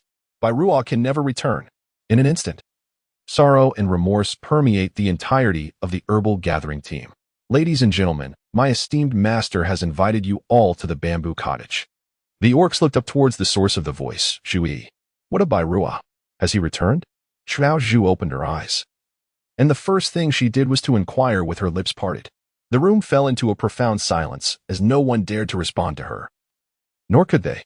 At that moment, silence served as the most eloquent answer. Qiao Zhuzhu leaned despondently against the edge of her bed, her eyes heavy with fatigue and her heart tightly clenched in pain. She could scarcely believe, nor did she wish to accept, that a living orc could simply vanish into thin air. Yet, the evidence was unmistakable. It was indeed molten lava. Qiao Zhuzhu was engulfed in profound anguish, yet utterly powerless to change her circumstances. Perhaps it was indeed the case that her journey had been too smooth, prompting the heavens to contrive adversity for her. However, the toll exacted by this hardship was exceedingly great and merciless. "Zhuzhu, do not overthink it. You are in a fragile state and must prioritize your rest," Izzy implored. Unable to bear the sight of Qiao Zhuzhu's suffering, her heart aching for her. "But Az, Bairuo just informed me that the spirit apprentice has come. And according to Lord Jiu Yuan's calculations, the Tiger Clan's chief may still possess a glimmer of hope." Zihang. As Qiao Zhuzhu turned her gaze towards the sound, she beheld Ingqi and Zihang locked in a fierce confrontation. The other beastmen were likely in a different room, and it was only then that Qiao Zhuzhu realized she had not seen their figures. Given Qiao Zhuzhu's current state of mind, it was undoubtedly better for Ingqi to convey the truth to her. At least it would instill a sense of hope. Ingqi parted his lips, yet found himself at a loss for words to counter. Upon turning around, he caught sight of Qiao Zhuzhu approaching them barefoot, and a wave of sorrow washed over him. "Was it truly so? What you have said?" Qiao Zhuzhu's eyes were red, her hair disheveled, presenting a picture of distress and sorrow. Did Bairuo truly possess a glimmer of hope? Was he still alive? "Indeed, Miss Xu, the spirit envoy has personally come to convey a message from Lord Jiu Yuan, intended to provide us with some reassurance and a semblance of hope." Zihang softened his tone, attempting to alleviate Qiao Zhuzhu's anxiety. Yet, at that moment, she felt as though every nerve in her body was taut, refusing to relax, despite the message from Lord Jiu Yuan. "No, I wish to meet Lord Jiu Yuan, or perhaps Lord Zhke. I have many questions that need clarity." Observing Qiao Zhuzhu in such a despondent state, both Zihang and Ingqi felt a deep sense of sympathy, fully comprehending her emotional turmoil. It was evident that Bairuo held an extraordinary place in her heart. "However, dear Zhuzhu, the two spirit envoys have stated that Lord Jiu Yuan is currently not at the Snow Mountain. Otherwise, he would have appeared in time to rescue the leader of the Tiger Clan. The spirit envoys are presently engaged in aiding other orcs affected by the volcano and cannot return at this moment." "I understand. Thank you." Qiao Zhuzhu tugged at the corner of her mouth, attempting to offer them a reassuring smile. Yet, no matter how she tried, the smile felt painfully forced. "Zhuzhu, I am perfectly fine. Really, you needn't worry about me." Qiao Zhuzhu lowered her head and murmured her desire for rest before returning to the bamboo bed, covering her head with the quilt. Beside her, Z let out a soft sigh, then rose to glance at Zihang and Ingqi. "You take your time to rest. We shall return shortly. The room was once again enveloped in tranquility. Qiao Zhuzhu finally allowed herself to relax, her eyes gradually moistening as tears began to cascade forth, unstoppable. Deceiver, a great deceiver. Stupid by Ruohuo, you are nothing but a fool. Miss Zhuzhu. Master has just returned and is currently in seclusion. It is truly inconvenient for us to relay your message. Bamboo 1 and Bamboo 2 exchanged glances of concern as they regarded the young girl before them. They had not anticipated that Qiao Zhuzhu would be this obstinate and resolute. Ever since she had invited those beast men to the bamboo house, she had come to wait at her master's residence every half-day. Today marked the third day. If memory served, her master had returned last night and immediately confined himself to the meditation chamber, forbidding their entry. Bamboo 1 and Bamboo 2 understood the depth of Qiao Zhuzhu's determination, aware of the reason behind her steadfastness. Although they sympathized with her plight, they felt powerless to assist her. Indeed, Miss Zhuzhu, I believe it would be wise for you to proceed. The efficacy of the Bai Ji Lian herb is limited. Should you miss the optimal moment, the efforts of the Tiger Clan leader would be in vain. After a moment of hesitation, Bamboo 1 conveyed the words of their master. As anticipated, Qiao Zhuzhu, who had been in a daze, immediately brightened at the mention of the Tiger Clan leader. You are right. I cannot allow his efforts to go to waste. Qiao Zhuzhu took a deep breath. She lifted her gaze towards the bamboo house, silently contemplating a thought. Chapter 65. Each returns home, each seeks their mother. It seems you have no intention of meeting me. Qiao Zhuzhu withdrew her gaze, bowed towards the bamboo cottage, and expressed her gratitude to the two spirit disciples. Upon her departure, Zhu Yi and Zhu Er exhaled in relief. The master's predictions proved accurate. Indeed, the master never tells falsehoods. The leader of the Tiger Clan will undoubtedly return for the sake of the divine summer continent. Let us hope so. As he was packing their belongings, they had lingered on the snow-capped mountains for far too long, and it was time to return. Over the past few days, the lava had receded, and the volcano had regained its former tranquility, masked by yet another blizzard that concealed all traces of prior events. It was as if nothing had ever transpired. Ziheng and Ing Qi had ventured near the volcano's mouth during a moment of safety, searching for a considerable time. Yet to no avail. Like Qiao Zhuzhu, Bai Fu, who had survived the aftermath, was bereft of his only brother and wandered aimlessly, having recently suffered a severe illness. Although Bai Fu had transformed into human form several years earlier due to a peculiar ailment and possessed a robust physique, he remained merely a child of around 10 years. This recent illness lingered until their decision to depart. Fu, allow Li to carry you. Your health is paramount, and we must proceed at a leisurely pace. Uncle Deli earnestly advised Bai Fu. Uncle Deli, I truly do not wish to leave. I long to remain here and await my elder brother's return. Bai Fu replied despondently. He had no other kin besides his brother, and upon returning, what face would he have to meet his parents and ancestors? Foolish child. Uncle Deli sighed deeply. At that moment, Qiao Zhuzhu approached. She modified Zhu Yi's words slightly and whispered to Bai Fu, Is it true, Sister Zhu? Of course it is true. That is precisely why we must hasten our return. Let us not forget, we still need to gather all the medicinal recipes. Qiao Zhuzhu endeavored to adorn her expression with a natural smile. Moreover, the identity of the final mystical herb remained a mystery, necessitating an inquiry with the elders upon their return. This matter pertained to Bai Ruo, the embodiment of a cherished aspiration for all, thus urgency was paramount in their endeavors. Bai Fu, ever perceptive, understood that the present was neither a time for despair nor sorrow. He was resolute in assisting his elder brother in fulfilling this mission. Sister Zhu, you are absolutely correct. Let us set forth at once. I shall seek out Brother Ali immediately. Observing Bai Fu's rejuvenated demeanor, Qiao Zhuzhu could not help but smile with relief. Indeed, one must adopt a more optimistic outlook. She firmly believed that Bai Ruo would undoubtedly reappear before them. Vibrant and healthy, since they were retracing their steps, they needed to traverse the western sea once more. Ing Qi, well prepared, activated the merfolk totem upon his forehead, summoning the colossal whale to the ocean's surface. The beastmen eagerly mounted the whale's back, watching as the once mighty snow-capped mountains gradually diminished from view. This departure, it seemed, would likely be their last. Please hold on a moment.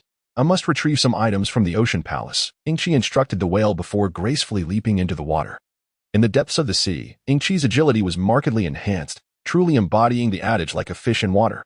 When he emerged, the day had transitioned into night. He recounted how the Sea King had engaged him in conversation while holding his hand, providing an abundance of supplies and provisions for their journey before his departure. Subsequently, the herb-gathering team remained upon the whale's back for an additional 2 days, finally reaching the coastline. Ahead lay the Wudong Forest, the wild boar woods, and various territories inhabited by beast tribes. Zihang calculated their travel time, estimating that their arrival at the tiger tribe would require approximately 10 days. Prior to their departure, the spirit disciples had mentioned that the optimal efficacy of the white lotus herb was within 20 days. Thus, if they could reach the tiger tribe in 10 days, they would have ample time to gather the necessary herbal prescriptions. Qiao Zhuzhu also made an estimation.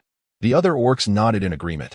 Now that we have reached the shore, we need not worry about encountering dangers or natural calamities. Throughout the journey, the mermaid prince has indeed offered substantial assistance. However, as we proceed further, it may adversely affect your survival.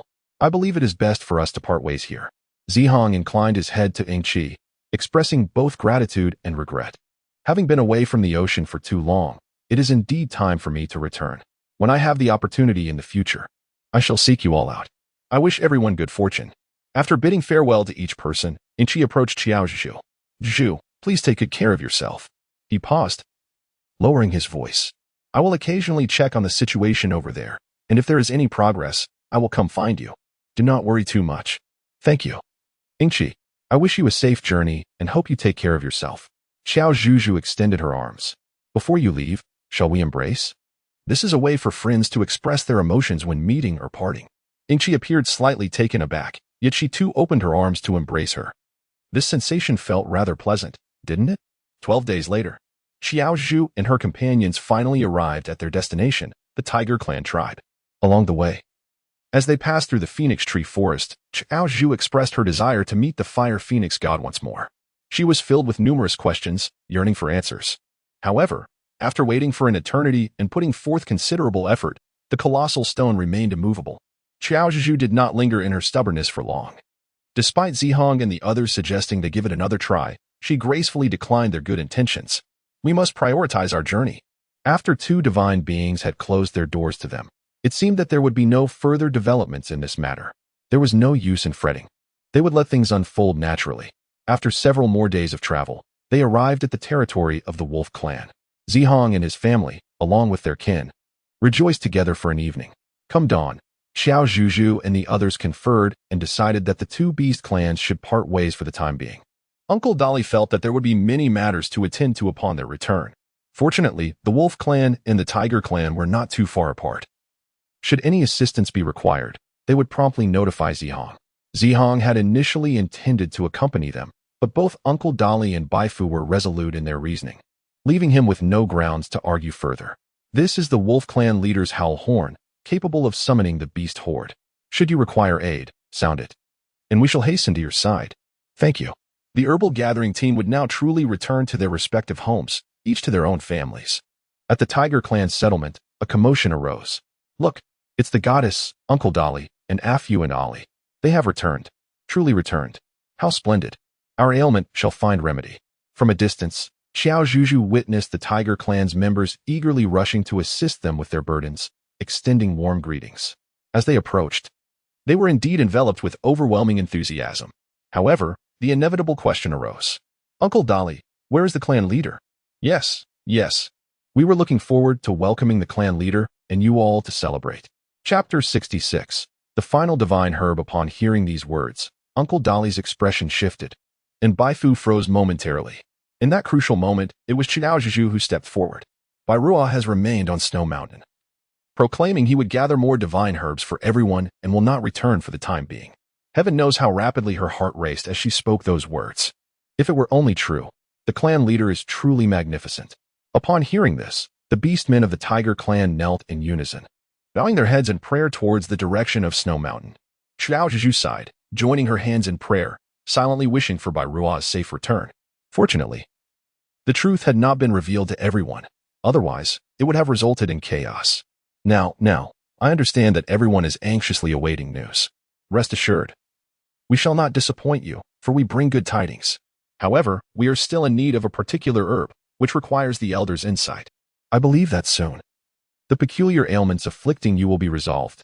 Upon hearing Uncle Dolly's words, the orcs of the Tiger Clan erupted with joy. chanting praises for their chieftain and the goddess. Sister Zhu, let us depart. Bai Fu tugged at Qiao Zhuzhu's sleeve. Indeed, let us go meet your elder. Qiao Zhuzhu was also quite curious about what the final divine herb could be. Why had the elders of the Tiger clan not specified it clearly? Upon meeting with the elder of the Tiger clan, Qiao Zhuzhu produced the 4 types of divine herbs from her pocket for his examination. They were the green forest herb, the red spirit herb, the white lotus herb, and the blue water herb. Only one final divine herb remained to concoct the antidote for the strange ailment. The elder gazed at these 4 precious herbs with evident excitement, bowing his head in contemplation for quite some time, his emotions tumultuous. After a moment, he lifted his head, his aged yet benevolent face radiating gratitude and admiration. Indeed, the journey had been arduous, and they had endured much hardship. Yet, as long as the outcome is favorable, it is all worthwhile. Uncle Dolly chuckled foolishly. Yes, as long as the outcome is favorable, but that last divine herb is notoriously elusive. The elder had not wished to dampen their spirits and enthusiasm so soon. However, since they had come to seek him out, they undoubtedly were eager to inquire about this matter. What, indeed, was this elusive final divine herb, and where could it possibly be found? Qiao Zhuzhu inquired with utmost sincerity. The elder glanced around before gesturing toward the ground beneath them. The last divine herb is known as the yellow sungrass. In fact, it resides within our tiger tribe. What? Exclaimed Uncle Dolly, Bai Fu, and Qiao Zhuzhu, their faces etched with astonishment. Even Ali, who was not in human form, widened his amber eyes in disbelief. However, elder, if the yellow sungrass is indeed within our tiger tribe, why did you not mention it earlier? Is it perhaps connected to the past elders and chieftains of our tribe, making it difficult to locate? Uncle Dolly could not restrain his curiosity. The elder nodded in response. You are correct, but only partially. The divine herb is indeed linked to the former chieftains, though not to all of them. More precisely, it pertains to our very first chieftain. According to the records of the Tiger tribe's chieftains, the first chieftain once faced a harrowing struggle between life and death. During the evacuation of the beastmen to safety, he was tragically consumed by raging flames. Just as the beastmen believed their chieftain had perished and began to prepare for the election of a new leader, he miraculously returned. Not only that, but he had transformed, becoming a resplendent white tiger radiating with platinum light, with a golden plant clutched in his jaws. This plant was the yellow sungrass, the divine herb that aided the beastmen in recovering from the grievous injuries inflicted by the inferno, allowing the nearly lifeless members of the tiger tribe to be reborn. As the elder spoke, Qiao Zhuzhu and the others listened intently, fearful of missing any crucial information. Uncle Dolly, upon hearing this revelation, wore a look of shock and admiration. Now it makes sense. No wonder the elders were so exhilarated at the birth of the current chieftain, foretelling he would be the one to lead the tiger tribe to greatness. Bairua and the first chieftain are both white tigers. Suddenly, Qiao Zhuzhu pondered the fate of the two, one consumed by fierce flames, the other engulfed by molten lava. Could it be that Bairua would, like the first chieftain of the tiger clan, undergo a rebirth from the ashes, returning with the Huangxiang grass? Elder, do you imply that my elder brother might hold the key to obtaining the ultimate divine herb? Upon returning to the tiger clan, Bai Fu's intellect seemed to rise considerably. The elder stroked his long, white beard, wearing an expression of satisfaction, as if he found the youth teachable. However, the chieftain remains on the snow-capped mountains and cannot return for the time being, nor can he relay any news. Uncle Dolly spoke while cautiously observing the elder. Feeling somewhat uneasy, for the chieftain's predicament was indeed a grave matter. Moreover, the elder possessed the art of divination and, with his extensive experience, might see through even the slightest of his ruses. Uncle Dolly's concerns were not without merit. After listening to his words, the elder stroked his lengthy, white beard once more. Raising his gaze to scrutinize the 3 individuals and 1 tiger before him, his eyes filled with an air of interrogation. A sudden chill gripped Qiao Zhuzhu's heart, and she inwardly lamented that the situation was dire. For the sake of the tiger clan's future, why must the elders continue to keep secrets from me and the old man? The 4 of them exchanged glances, their faces betraying their unease. Ultimately, Uncle Dolly, with great effort to suppress his tears and anguish, prepared to unveil the truth, but the elder raised a hand to halt them. Be cautious. There may be ears behind the wall. The elder gestured with his eyes for them to look behind. Quick-witted, Ali had already made a move. Yet the eavesdropper managed to escape. Nonetheless, Ali returned with a piece of tattered cloth in his mouth. astonished that there was indeed someone bold enough to eavesdrop in the elder's domain. Qiao Zhuzhu and Uncle Dolly were both astonished and indignant. This was not the first or second occurrence. The elder raised his gaze to the sky and slowly articulated a chilling revelation. Over in the wolf tribe, there was also curiosity regarding why the tiger tribe's leader had not returned. Zihang casually concocted an excuse, only to be astounded by a shocking piece of news relayed by the deputy leader who remained in the wolf tribe. Of course, this information was privy solely to Zihang. Had barely 2 months passed since our departure, and the tiger tribe had already undergone such significant upheaval? Zihang's expression darkened. He suddenly regretted not accompanying Qiao Zhuzhu to the tiger tribe. Indeed, leader. Perhaps it is because the tiger tribe's chief has only recently ascended to his position and has gone to gather herbs, which may have stirred dissatisfaction and hope among certain beastmen within the tribe. In my view, a fierce struggle for leadership is imminent in the tiger tribe. After the deputy leader finished speaking, he began to boast. He claimed that the wolf tribe was indeed more united than the tiger tribe, asserting that he had not disappointed Zihang. I must go and see for myself. Chapter 67. Infighting within the tiger tribe. The deputy leader's eyes widened in disbelief. Could he truly have heard correctly? The leader intended to venture into the tiger tribe? Alone, as a lone wolf? Well, to put it frankly, if it's going to be unpleasant, then perhaps it's best left unsaid. The deputy leader promptly sealed his lips, donning an awkward expression. Very well. He knew better than to say more. Let us keep my journey to the tiger tribe a secret from Ahui and Z for the time being. It will not be long. During this interval, I trust you all to manage the wolf tribe diligently. If Ahui inquires, simply tell him I have matters to attend to. Zihang patted the deputy leader's shoulder. Their eyes met, and a silent understanding passed between them. After the deputy leader departed, Zihang remained in place. In truth, they were distantly related cousins. The deputy leader's lineage had served the wolf tribe leaders for generations, never producing a traitor. Thus, he felt assured in temporarily entrusting the management of the wolf tribe to them. Zihang did not dwell on it further. While the sun still hovered above the horizon, he transformed into a purple wolf and swiftly vanished into the forest. Are you certain?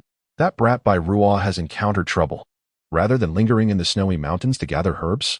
In the dim light, a disheveled tiger lay on the ground, surrounded by a group of adult male tigers. They were gathered, deliberating the secrets of the tiger tribe. Indeed, I heard it from Elder, who was astute enough to discern that Uncle Dolly and the others are lying. However, the specifics were left unspoken. The informant was a somewhat frail male orc from the tiger clan. When he reached the final words, his tone wavered, stammering slightly. His name was Desha, and with a disdainful huff, the irritable tiger sent the thin orc flying with a swift kick. I see you've been caught eavesdropping. Haven't you? The thin orc was momentarily taken aback, and before he could utter another word, he received another kick to his stomach. It became evident that no explanation was necessary, as his expression had betrayed him completely. Useless fool. Get lost. Desha bellowed furiously. At that moment, another slender but cunning male orc approached, his eyes glinting with shrewdness. Brother Desha, why bother squabbling with the old fool? You might end up stressing yourself and arousing suspicion among the others, which would be unfortunate. As he spoke, he exchanged meaningful glances with the thin orc. Indeed. Brother Desha, I truly recognize my mistakes and promise never to repeat them. Please grant me another chance. I wish to follow you and assist you in becoming the new leader of the Tiger Clan. Upon hearing the title of Tiger Clan leader, a satisfied smile emerged on Desha's face. The flattery had struck the right chord. Very well, this time I shall spare your life. If our plans are discovered again, prepare to meet your demise at my hands, and take care of your son, afflicted by that strange ailment. Of course, I, the old fool, will certainly give my all for you, Brother Desha. Desha snorted dismissively and dismissed several orcs, leaving only the astute one behind. Afun, do you have something to say? Truly, Brother Desha, your intelligence is commendable. Afun began with flattering words to endear himself to Desha, before quietly revealing his insidious plan. Indeed, they had formed a treacherous clique among the Tiger Clan, intending to instigate chaos in the absence of Bairuah and the others. They aimed to seize this opportunity to overthrow Bairuah, who had barely settled into the position of clan leader, and ascend as the new leader, the new Tiger King, dominating the entire Tiger Clan and the divine summer continent. Before Bairuah and his companions arrived, this treacherous group had already set several schemes in motion, and they had concealed their actions quite well, causing unrest within the Tiger Clan. This turmoil could be exploited to further disturb the tribe, allowing me to rightfully claim the title of the new leader. Desha regarded Afin with an appreciative gaze. Once I become the leader and obtain the antidote for that strange ailment, you shall be the first to receive it, so you can take it back to your family. Thank you, Brother Desha. No, I should say, thank you, clan leader. Afin knelt on one knee, his sincere demeanor and well-placed flattery eliciting a boisterous laugh from Dashin, who was almost overwhelmed with joy. Thus, he failed to notice the fleeting glimmer of inscrutable significance in Afin's eyes. Meanwhile, due to the previous betrayals of the squad, the joyous return of Uncle Dolly and his companions with the divine herb was met with such exuberance. After all, in various respects, they could be regarded as saviors. Upon hearing the accounts from the elder and the nephew of Uncle Dolly, Xiao Huang, Qiao Zhuzhu and others could not help but feel a surge of anger and concern for those with nefarious intentions who sought to seize power amidst the turmoil.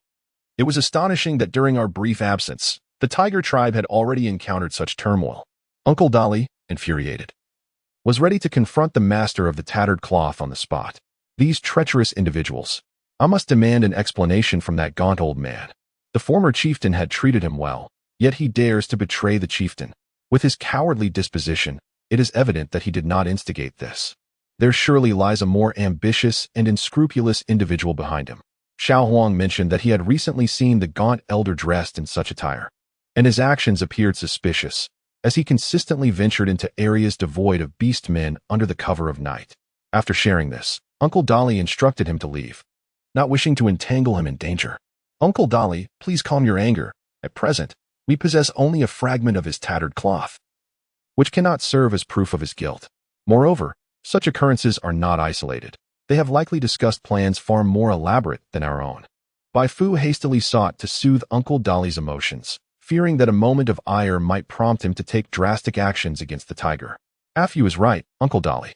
With Bai Rua absent, we must exercise caution, since they aim to exploit the chaos for power and incite internal strife. We have a rough idea of who among the tribe may be involved. Qiao Zhuzhu lowered her voice, her eyes discreetly surveying the surroundings to ensure no orc was eavesdropping. Noticing she was about to propose a solution, Bai Fu and Uncle Dolly held their breath, their demeanor remarkably earnest and serious. Perhaps we should turn the tables on them. Secretly observe how many there are and who they are. We must also take precautionary measures in advance and stabilize the emotions of our kin, ensuring they are not deceived by those nefarious individuals. Qiao Zhuzhu furrowed her brow. Chapter 68. What divine maiden? She is a demoness. No wonder her eyelids had been twitching since arriving at the tiger clan, particularly the right one. Elders often say that a twitching left eyelid signifies fortune, while a twitching right eyelid foretells disaster. Sister Zhuzhu, do not be overly concerned. Although my brother is not here at the moment, I, along with Ali and Uncle Dolly, along with the members of the tiger clan, will never betray our clan lightly. Indeed, we have risked our lives for the tiger clan, and having finally obtained the formula for the remedy to the strange affliction, we firmly believe that those scoundrels will not turn the tide. The members of the tiger clan will never acknowledge them. Uncle Dolly and Bai Fu expressed unwavering confidence in the people of the tiger clan. Qiao Zhuzhu observed that the beastmen of the tiger clan were remarkably united, rallying around Bai Rua as their cornerstone. It was imperative to prevent a few insignificant troublemakers from tarnishing the harmony of the tiger clan. As an elder of the clan, she bore the significant responsibility of assisting the chieftain and divining the future. Currently, the chieftain's fate was not yet exhausted and showed signs of burgeoning strength. Regarding the internal strife, divination indicated an unavoidable confrontation. Thus, she refrained from intervening earlier, although the outcome was already predetermined. The elder stroked his white beard, said no more, and turned to return to his dwelling, leaving Qiao Zhuzhu and the others exchanging puzzled glances. What was the elder's meaning? His words seemed contradictory, and he left without clarifying his thoughts. Uncle Dolly scratched the back of his head in confusion. This is what we call the secrets of heaven that must not be revealed.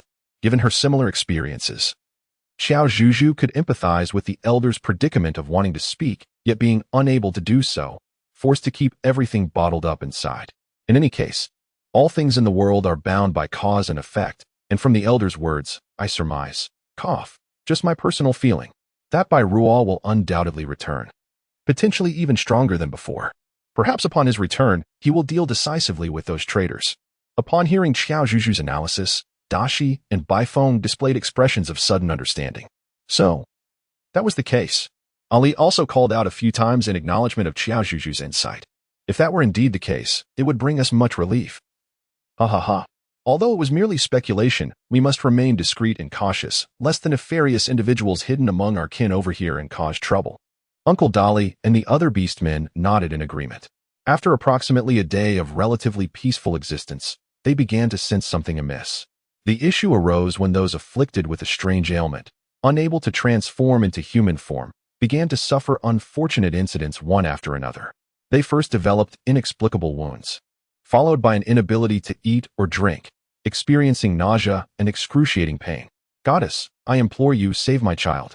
Surely the ailment has worsened, otherwise my child would not be in such sudden agony. Another cried, Indeed, Goddess, my daughter is likewise afflicted. She is scarcely older than you. And last night she was perfectly fine, yet today she has begun to lose her fur in clumps, leaving patches bare.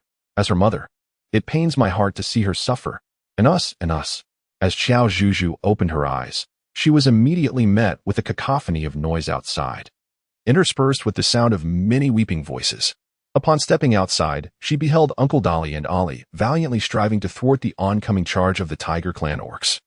After listening to their lamentations, Qiao Zhuzhu found herself at a loss. However, piecing together recent events, she surmised that these disturbances were likely connected to that traitorous leader. What a coincidence it was that just after they had returned with the nearly complete prescriptions, chaos erupted due to the severe affliction. Everyone, please quiet down and lend me your ears. The circumstances you have just described may not solely be the result of this affliction. Let us not succumb to panic. In our haste, we risk being misled and inciting an even greater reaction. Qiao Zhuzhu raised her voice to first stabilize the emotions of the crowd, assuring them that she would personally attend to each case and offer assistance where possible. Upon receiving her satisfactory response, the orcs of the Tiger Clan expressed their gratitude and prepared to depart. However, from within the throng of beasts, an exceedingly loud voice suddenly pierced the air. How can we trust you?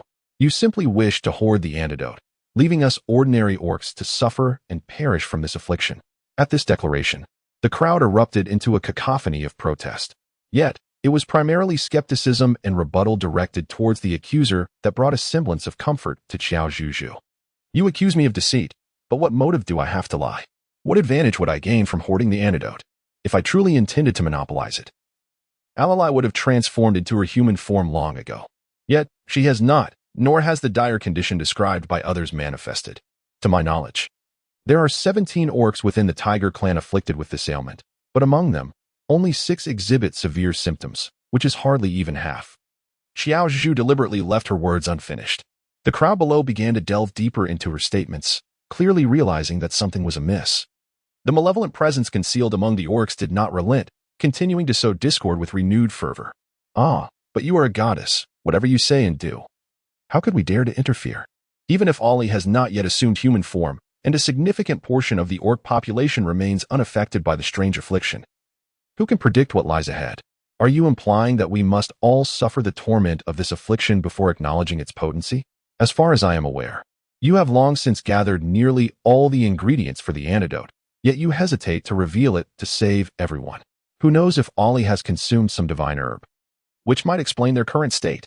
How brazen of you, eavesdropper. Qiao Zhuzhu was filled with a mixture of anger and frustration, her teeth grinding and hands itching. How could he be so full of nonsense? Sister Zhu, do not waste your breath on him. There are too many orcs here, and the noise is overwhelming.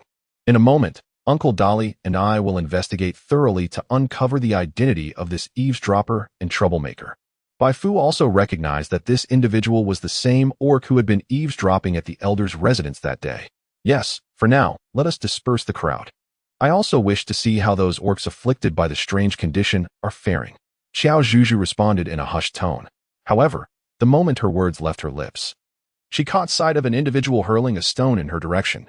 Curse that goddess, a mere wretch who has usurped the antidote. She has even cursed our children, condemning them to eternal suffering. Otherwise, how could calamity befall them upon their return? She is indeed a demoness, and her followers are no better. Likely no longer of their original kin. Everyone, hurl your stones. As rocks rained down, despite Uncle Dolly and Bai Fu's valiant efforts to shield themselves, they remained ultimately outnumbered. As Qiao Zhuzhu felt a sharp pain, a lump instantly formed on her forehead. Zhuzhu. Chapter 69. Goodness, could he actually be a spy? A familiar voice, laced with tension and anger, resonated through the air. All the beastmen, including Qiao Zhuzhu, instinctively turned towards the source of the voice. A massive purple wolf, even more imposing than an adult male tiger, leapt down from the stone house above Qiao Zhuzhu. It bared its fangs and let out an enraged roar, successfully intimidating many of the raucous tiger tribe beastmen. Zihang, what brings you here? Qiao Zhuzhu pressed her forehead, gazing at Zilong with a look of astonishment. This was the territory of the tiger clan, and he, a lone leader of the wolf clan, had ventured here alone. I worry for you, Zihang said, positioning himself protectively in front of Qiao Zhuzhu, his fierce gaze fixed unwaveringly on the heartless beastmen. Yet, his tone remained gentle and calm as he spoke to her. However, it is far too perilous for you to have come alone. After all, this is the domain of the tiger clan, and without Bairua here, who knows how they might malign you? Qiao Zhuzhu spoke urgently. I am well aware of this, but Zhuzhu, if I do not come, the injuries you sustain will be far more grievous. You ventured to gather herbs for them, enduring countless trials and suffering immeasurable pain, only to be accused and assaulted by these heartless individuals. Is this truly how the beastmen of the tiger clan repay their benefactors? Is this how foolishly they allow themselves to be misled? Zihang's icy words resonated clearly in the ears of every beastman present. You, do not listen to his nonsense. He is the leader of the wolf clan. It seems the Demonis has allied with them, which is why our clansmen are tormented by this affliction. Indeed, the Demonis is truly despicable. Let us not dwell on this any longer. Swiftly execute the Demonis along with the traitors of the tiger clan and reclaim the antidote. We must save our own children. Save our own children. Despite some hesitation among the beastmen, whose hearts were not inherently wicked, they were bound by familial loyalty. Faced with the safety of their children and loved ones, their conscience seemed to wane, forcing them to choose rebellion. As the chaos around her intensified, Qiao Zhuzhu felt a profound chill and exhaustion in her heart. Sister Zhuzhu, you must leave at once. Go to the elders. They will surely refrain from inciting rebellion there. We will hold our ground here. Bai Fu transformed into a tiger, valiantly fending off the onslaught of numerous beastmen from the tiger clan. Qiao Zhuzhu did not dare to linger any longer. After cautioning them to exercise greater vigilance, she hastened towards the elder's residence. However, midway through her journey, she was obstructed by a gaunt, towering tiger. Are you in league with them? Qiao Zhuzhu heightened her vigilance, her hand slipping into her pocket to grasp the pre-prepared self-defense stun baton. Should this tiger clan beastman dare to take a step forward, she would unleash the maximum voltage aimed at his mouth, the prominent artery in his neck, or his heart. At that moment, she would not be blamed for her ruthlessness. It was clearly their audacity that provoked her. Self-defense, indeed. They? Truly deserving of the title of goddess, their discernment is remarkable. The tiger emitted an enigmatic laugh. Qiao Zhuzhu's heart raced wildly. She couldn't shake the feeling that the figure before her was rather different from the villain she had envisioned. To be honest, she felt a twinge of fear, as this might be the first time she was to slay an orc since her arrival in the beast world. However, I'm not entirely like them. The orc smiled and transformed into human form, approaching her. You better not come any closer. I do not boast of being a goddess or a siren, but you have certainly heard of my prowess. Qiao Zhuzhu could not comprehend the intentions of the individual before her, yet she found herself ensnared in a proverbial dead end, unable to advance or retreat. Her only recourse was to intimidate the orc in front of her, diverting his attention, and then, at the opportune moment, incapacitate him with a surge of electricity before making her escape. Indeed, she was the goddess spoken of by many, capable of saving the tiger clan and the entire divine summer continent. Suddenly, the male orc halted in his tracks. His expression shifted dramatically as he charged towards Qiao Zhuzhu with great speed. At a critical moment, Qiao Zhuzhu brandished her electric baton, closing her eyes as she thrust it forward. Offing was taken aback. He had not anticipated that this petite female harbored such a formidable skill. In that instant, he felt as if he were besieged by an enigmatic force, his entire body engulfed in a numbing pain that resonated through his mind like a relentless hum. How extraordinary! Truly deserving of the title of goddess. Quickly, cease your actions. I mean you no harm. I am here to escort you to a place of safety. Do not proceed further. Desha and the others have long awaited you before the elder's stone dwelling. If you venture there, it will be tantamount to seeking your own demise. With great effort, Offing attempted to rise, only to discover that his limbs remained paralyzed, rendering him utterly immobile. Meanwhile, The very instigator of this chaos, Qiao Zhuzhu, was poised to advance but hesitated upon hearing the orc's words, slowing her pace in suspicion. I speak the truth.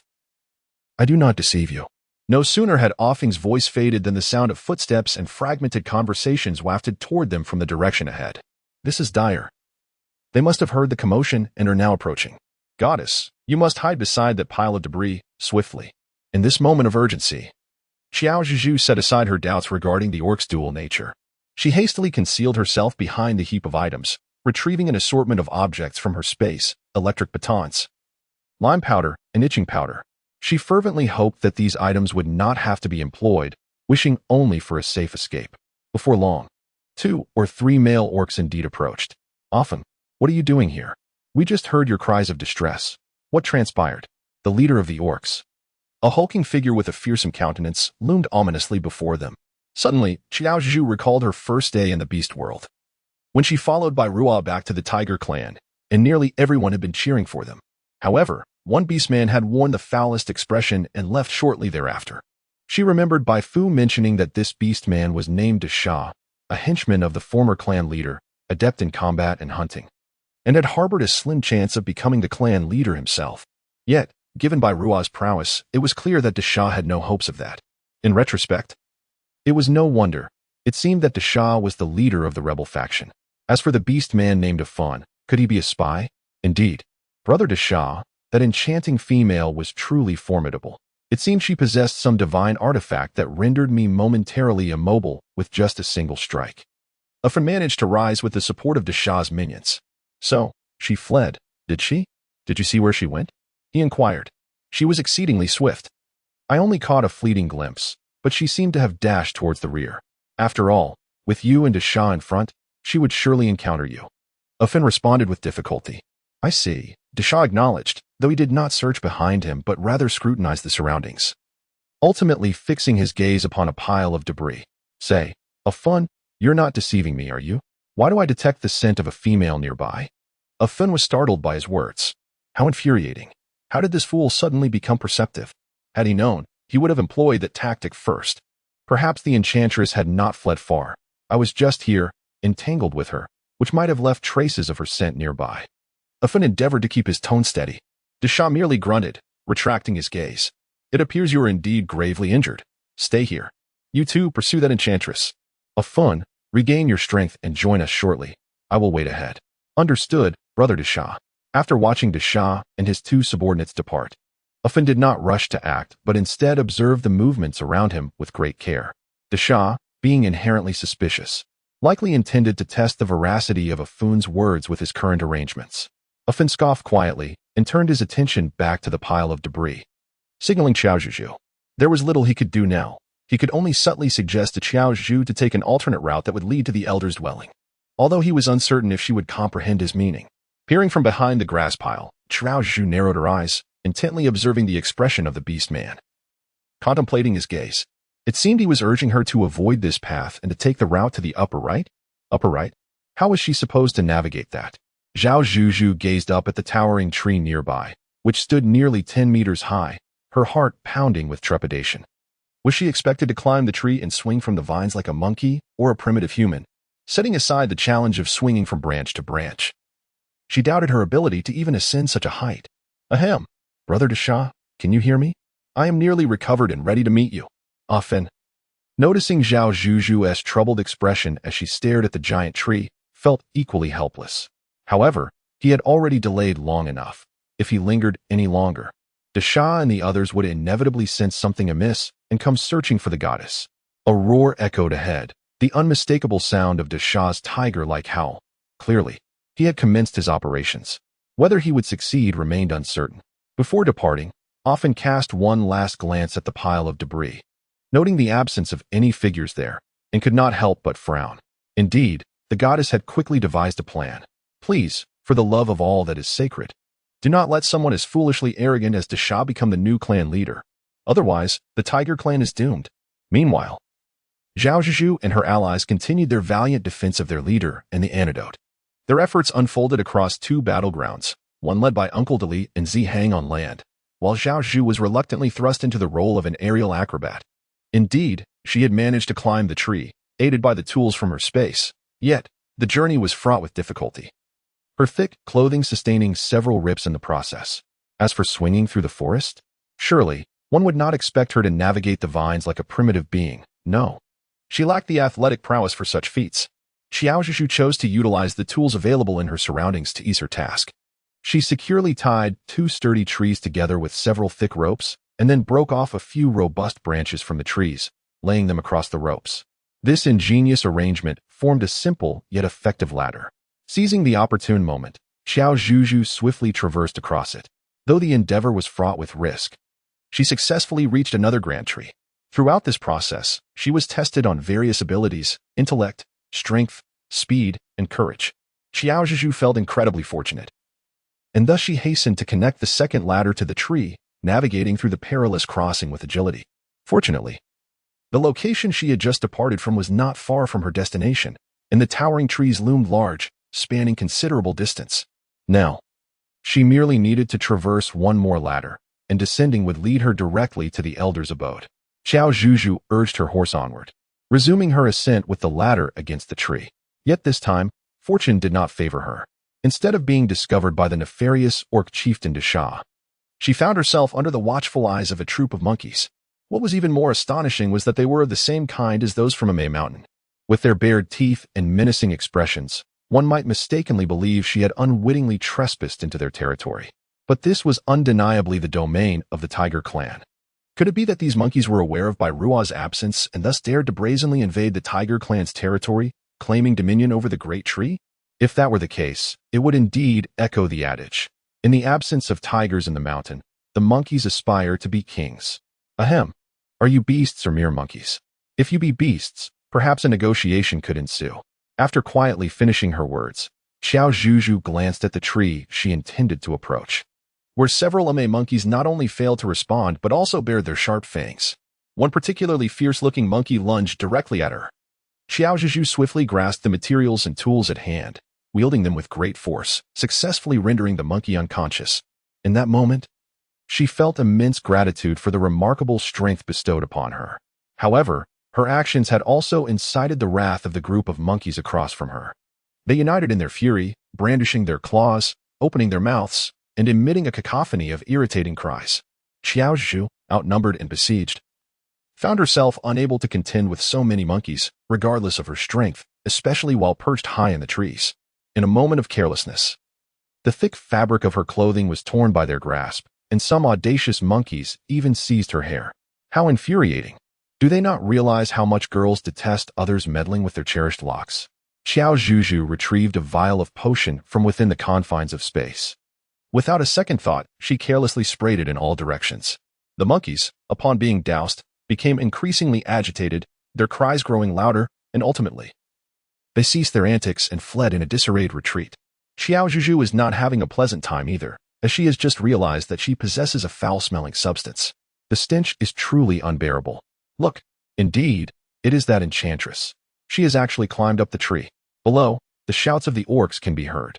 It was then that Qiao Zhuzhu realized that her current location had been exposed due to the cacophony created by that group of chattering monkeys. She needed to hasten the completion of the remaining ladder work. In a moment of impatience, Qiao Zhuzhu felt her limbs become somewhat flustered. A fleeting glance distracted her, causing her foot to slip unexpectedly. Alas, she had never fallen while climbing a snow-capped mountain, yet here she was, tumbling from a tree. Qiao Zhuzhu tightly closed her eyes. Yet, contrary to her expectations of excruciating pain, she heard only the sound of the wind. Cautiously, she opened her eyes and recognized the orc holding her. Bai Ruo, it is truly you. You have returned. Not only have you come back unscathed, but you also possess a magnificent pair of large wings.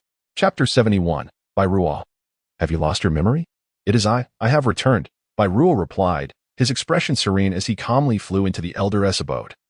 Gently placing Qiao Zhuzhu down. We shall discuss my matters later. Remain here and do not wander off. Await my return with Uncle Dolly and the others. With that, Bai Ruo flapped his magnificent golden wings and ascended into the sky. Soon, the outside was filled with the astonished cries of the orcs. With his wings, Bai Ruo, reborn from the ashes, epitomized the phrase a tiger with wings, easily defeating the rebellious faction in swift order. Ultimately, He effortlessly pinpointed Uncle Dolly and the others amidst the chaos, swiftly apprehending the troublemakers and casting them aside. The other members of the Tiger clan, witnessing their revered leader descend from the heavens, were utterly astonished and immediately knelt, chanting in reverence, "Long live the leader! Long live the leader! Rise! For I shall not pursue this matter, considering that you were misled and acted in haste due to concerns for your kin. However, you must apologize to them." The Wolf clan leader, as well as the divine maiden, by Ruaw, descended to the ground, resuming his human form. Having faced life and death, he radiated an aura of golden light, shining as brightly as the sun above. "Leader, we obey. It was our fault." The orcs, now fully aware of the foolishness of their actions and the hurt they had caused their comrades, raised their voices in a deafening chorus of apologies. Uncle Dolly and Bai Fu, who had been angered, found themselves at a loss for words. "Brother, you have finally returned. Where is Sister Zhuzhu? Have you seen her? Is she unharmed?" Bai Fu approached Bai Ruaw, reaching out to grasp his arm, only to be met with evasion. "She is fine," Bai Ruaw replied nonchalantly, as if addressing a stranger. "I will handle matters here. You should go to the elder. The divine maiden is there as well." "Very well." Bai Fu, feeling a sense of melancholy, withdrew his gaze and his outstretched hand. "How strange. Why does my brother treat me this way? And why does he refer to Zhu as the divine maiden? Come now, Fu, let us discuss this later.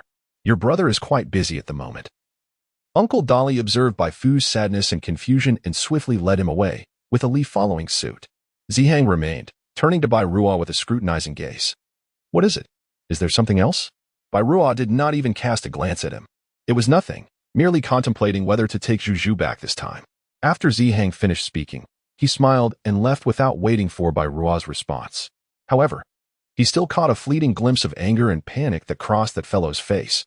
"Hop, continue your act. Sister Zhuzhu, how wonderful. You are unharmed." "Sister Zhuzhu. Have you seen elder brother?" Upon seeing Qiao Zhuzhu, Bai Fu rushed over with excitement. Indeed, he appeared far more spirited than before. Upon reflecting on Bai Ruaw's indifferent demeanor towards her, Qiao Zhuzhu could not help but voice her grievances. After several days apart, she nearly believed they were worlds apart. Her worry had rendered her so haggard that she barely recognized herself. This fellow had returned, yet he met her with such disdain? Qiao Zhuzhu felt genuinely heartbroken and quite angered. To speak candidly, I too sensed a subtle transformation in the elder brother, to the point where I scarcely recognized him. Perhaps it is due to his encounters with life and death that he seems to have matured significantly. Bai Fu sighed, reminiscing about the past when the elder brother, despite occasionally wearing a frown while teaching him lessons, would still smile and protect him, embodying the essence of a normal elder brother. Indeed, he has become more composed and stable than before, even exuding an air of aloofness reminiscent of Lord Jiao Yuan. Contemplating this, Qiao Zhuzhu stroked her chin, feeling an inexplicable oddity. With the clan leaders returned from such a perilous place as the volcano, it mirrored the experiences of the first clan leader of the Tiger tribe as recounted by the elders. Perhaps the clan leader has already acquired the final Huangjiyang grass, enabling the complete formulation of the medicine. Uncle Dolly exclaimed with great excitement. Indeed, in his joy, he almost forgot this matter. Bai Fu, equally elated, embraced Ali and began to dance. "Ali, soon we shall witness you transform into your human form. You will undoubtedly be tall and handsome," roared with enthusiasm. Qiao Zhuzhu stood nearby, observing their playful antics, a gentle smile gracing her lips. How wonderful it would be if the antidote could truly be created. For then the peculiar afflictions of the divine summer continent would vanish, granting many beast men the gift of prolonged life. Yet, she pondered, how might she return home? "Miss Zhu," a voice called. Qiao Zhuzhu turned to face the source of the voice, Zihong. Bai Ruaw should have emerged from the volcano. Perhaps he would know what it was truly like there. Indeed, I also intend to inquire when he is less occupied. Yet, she was uncertain whether the Bai Ruaw, who now seemed to have changed his disposition, would still pay her any mind. "Well, you two have spent considerable time together. Engaging in conversation might help him revert to his former self. I admit, I have my own ulterior motives. If answers arise, I would appreciate it if Miss Zhuzhu could share them with me." Zihong smiled faintly. His ulterior motives were not limited to just this one. Although he was reluctant to acknowledge it, an observant individual could easily discern that Qiao Zhuzhu deeply cared for Bai Ruaw. Should that fellow choose to persist in his charade, neglecting or even harming her, Zihong's gaze darkened. He thought to himself that he would not hesitate to embrace the notorious label of being heartless and cunning. if it meant rescuing Qiao Zhuzhu from the clutches of the Tiger clan. Of course, I shall inform you. If it is indeed possible to return to my homeland, I will assist you in searching for that girl, Qiao Zhuzhu assured. Then thank you very much. As the two conversed, a commotion arose outside. It turned out that Bai Ruo had arrived with the traders from the Tiger clan. He gathered the group of traders together, preparing for the elders to personally announce their verdict. Upon catching sight of offing within, Qiao Zhuzhu contemplated that the orc might possess a benevolent nature. Thus, she approached Bai Ruo, intending to clarify her thoughts. However, much to her surprise, Bai Ruo maintained his usual aloof demeanor and even addressed her with the question, "Do you have any instructions, divine maiden?" Qiao Zhuzhu furrowed her brow in confusion, unable to comprehend why Bai Ruo would treat her in such a manner. After all, he was aware of the names of Uncle Dolly, Bai Fu, and even Zi Hang, yet when it came to her, she was merely referred to as a cold and distant goddess. He clearly knew that she despised being called a goddess. Qiao Zhuzhu felt somewhat pretentious at that moment. She suppressed the turmoil within her and spoke in a low voice. Bai Ruo, have you lost your memory? Have you merely forgotten me? Chapter 72. The Thrill of Deception. The funeral of pursuing a wife, a profound silence enveloped the surroundings, as everyone appeared to be taken aback by Qiao Zhuzhu's words. Bai Fu immediately recognized the gravity of the situation. As the elder brother and the unspoken guardian of the affection between him and his sister-in-law, he knew he had to play his part to the fullest. "Brother, you must be joking, right? Is this some sort of surprise for us?" "Haha." Bai Fu initially shouted to lighten the atmosphere, and then leaned closer to Bai Ruo, whispering urgently, "Brother, you need to tread carefully. Don't let the surprise turn into a fright. Otherwise, your wife might just run off with someone else." Bai Ruo was momentarily stunned by this remark. Just as he was about to respond, Qiao Zhuzhu abruptly turned and walked away, leaving no words behind. In truth, she had not left without a word. She simply had nothing to say to Bai Ruo. Qiao Zhuzhu approached Zi Hong and Uncle Dolly, informing them that Ah Fun was a good orc and, if possible, to investigate further and treat him leniently. She then excused herself, claiming fatigue, and returned to rest. Uncle Dolly observed Qiao Zhuzhu's despondent figure as she departed, perplexed by her demeanor. "Ah, merely a sorceress with the antidote who refuses to save others," he mused. "Look how she seems to drain the souls of each one of you." Even bound tightly, Desha could not help but spew words uncontrollably. It was unclear where he derived his confidence. However, his arrogance did not last long. With a resounding slap, Desha's head was knocked to the side, his cheek rapidly swelling and bruising, blood seeping from the corner of his mouth. "Should your tongue remain so unclean, you risk losing not just a couple of teeth, but your very head and tongue," Bai Ruo remarked coldly, his wrist cracking ominously. At the utterance of those words, Desha immediately began to cough, expelling a pool of blood along with two sharp teeth, neither more nor less. The other orcs were left in awe at Bai Ruo's swift and terrifying control. Stunned by his prowess, had they not witnessed his movement firsthand, they might have doubted whether Bai Ruo had already attained divine power. Beside them, Zihong frowned slightly, pondering if this individual had truly reached such a level of strength. He feared that one day, Bai Ruo might indeed possess divine abilities and become one of the four gods of the divine Xia. Coughing, he decided to keep such speculations to himself, lest the Tiger clan's pride swell beyond reason. "Oh, right, Chief. The sorceress just mentioned that a tribesman named Afin assisted her."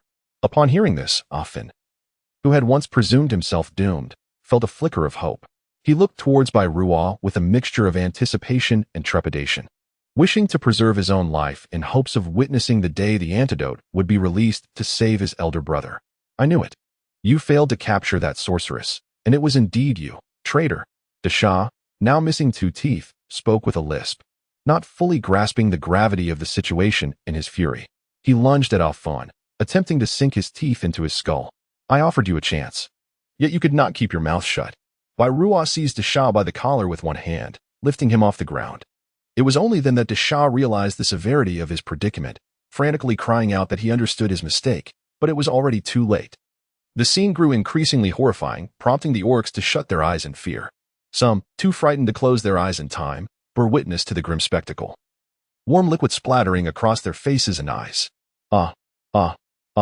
With a sudden jolt, Qiao Zhuzhu sat upright in bed. What was that anguish cry? Could it be that Bai Ruo was in some sort of trouble? As one foot barely touched the floor, Qiao Zhuzhu hastily retracted it. Why was she concerned for that individual? Now, not only had he been reborn from the ashes, but he had also sprouted wings, rendering him virtually indistinguishable from a deity. Did he still require the care and assistance of an ordinary person like her? Qiao Zhuzhu grew increasingly agitated as she pondered her feelings, unable to comprehend the source of her distress. Nonetheless, one thing was certain. She felt an undeniable sense of dissatisfaction. How could that person forget only her? Suddenly, a series of knocks echoed from outside the door. Qiao Zhuzhu cleared her throat softly, wishing to conceal her unease from the orc outside. Who is it? It's me. Sister Zhuzhu. We have returned. How have you been resting? Upon recognizing the voice of Bai Fu, Qiao Zhuzhu felt a wave of relief wash over her, though it was accompanied by a tinge of melancholy. She descended from the stone bed and approached the door to push it open. I have rested sufficiently. Have you dealt with those traitors? Indeed, Sister Zhu. The elders and brother have banished them from the tiger pack. The solitary tiger kin must now rely solely on their own fortune for survival outside. The leading figure, De Sha, has already perished. As for that Afun you mentioned, he may remain within the tiger pack, but he will be relegated to the most menial tasks within the tribe. Qiao Zhuzhu nodded, contemplating the traditions of the tiger clan, recognizing that she must refrain from excessive discourse. Indeed, the proposed measures were quite appropriate. Sister Zhuzhu, Bai Fu exclaimed with palpable excitement. The elders have declared that the last golden sun grass has been located, yet you must personally gather it in 3 days. At this juncture, his enthusiasm was entirely understandable. With the final sacred herb in their grasp, the antidote for the peculiar ailment would soon be within reach. After enduring countless trials and nearly 2 months of arduous effort, victory was now tantalizingly close. How could one not feel exhilarated? That is splendid news, but how shall I proceed with the harvesting? If memory serves, the golden sungrass is intricately linked to the clan leader, which means I must confront Bai Ruo, who may have forgotten her own identity. Qiao Zhuzhu could not help but feel a twinge of apprehension. Well, let me have my elder brother explain it to you. Bai Fu smiled awkwardly, stepping aside to clear a path. Qiao Zhuzhu then caught sight of Bai Ruo on the opposite side. The expression on his face seemed to have changed subtly from before. Surely, he wouldn't tell her that Bai Ruo had suddenly regained his memory and was recalling her again. Ahem, Sister Zhuzhu. My brother says he realizes his mistake and will explain it to you properly. Before departing, the love guardian Bai Fu, fearing any further misunderstandings between the two, quietly made a plea for his foolish elder brother and then slipped away. Subsequently, Qiao Zhuzhu observed Bai Ruo approaching her with an air of awkwardness. Excellent. It turns out he was merely pretending. Qiao Zhuzhu raised her large eyes, choosing to disregard him entirely, and directly retreated into her room, settling down on a chair to sip her tea. Her demeanor was even more frigid than when Bai Ruo had first returned. Bai Ruo felt beads of cold sweat trickling down her forehead. This was it. She was genuinely angry. Chapter 73. Zhu, I adore you. Bai Ruo, feeling both awkward and remorseful, could only resort to a cough to mask her discomfort and to ease the tension in the atmosphere. Zhu, I Huangji Yang, how'd I proceed? Upon observing his unchanged demeanor, Qiao Zhuzhu felt an increasing sense of vexation, realizing she had been deceiving herself. However, with pressing matters at hand, she found it necessary to engage him in conversation. Her words were succinct and clear, devoid of any superfluous punctuation. The elder proclaimed that 3 days hence would witness a celestial phenomenon at its peak, when the sun radiates its utmost vigor and young energy. At that time, as the leader of the tiger clan and the embodiment of the sun, I, alongside you as the divine maiden, must journey to a location known solely to the elder, where we shall await the emergence of the Huangji grass to harvest it. Bai Ruo, noting that Qiao Zhuzhu was still willing to converse, adopted a markedly more cheerful tone than before. Yet, he evidently underestimated the formidable nature of an irate young woman. Understood, she replied. Qiao Zhuzhu took a sip of tea, striving to suppress the anger bubbling within her. She raised her gaze to the figure beside her, who resembled a husky, standing foolishly in place. Bai Ruo. Upon meeting her eyes, the latter immediately crouched down, eyes sparkling with anticipation, awaiting her command. Perhaps she looked even more like a husky, or perhaps a Samoyed would suffice. If there is nothing else, please take your leave without formality. Family, elders, and adulthood. Qiao Zhuzhu confessed that she harbored a slight grudge. Hearing Bai Ruo incessantly refer to her as a goddess had begun to irritate her, and now it was her turn to respond with a touch of sarcasm. Upon hearing this, Bai Ruo immediately grew anxious. Zhu, I truly recognize my mistakes. I did not intend to deceive you. I merely wished to surprise you and showcase my transformation. However, I did not foresee my own folly and failed to manage the extent of my actions. In retrospect, I feel like giving myself a good scolding. Qiao Zhuzhu nearly succumbed to laughter, yet she managed to restrain herself, for laughter would signify her defeat against Bai Ruo. Meanwhile, Bai Ruo, noticing that Qiao Zhuzhu remained unresponsive with a stern expression, unleashed his ultimate move. He transformed into a white tiger and lay beside Qiao Zhuzhu's legs, his large, round, and bright eyes wide open, gazing at her with an air of pitiful innocence. A low, remorseful growl resonated from his throat. Zhuzhu, strike me if you wish. Scold me if you must, do as you please, but please, do not ignore me nor abandon the tiger clan. If you leave. Qiao Zhuzhu endeavored to remain indifferent, yet the gentle mewling akin to a kitten echoed in her ears, and her peripheral vision caught sight of her beloved white fluff. How could she possibly remain unmoved? How could she refrain from losing her composure? How infuriating, that cunning little white tiger, Bai Ruo. In the end, Qiao Zhuzhu succumbed to her infatuation with the furry creature, hesitating for merely half a second before extending her hand towards the soft white fur on Bai Ruo's back. Oh, this is it. This is the sensation. Bai Ruo was taken aback by Qiao Zhuzhu's sudden action, instantly freezing in place, paralyzed by both fear and the inability to speak. In truth, he too had encountered similar experiences in the past.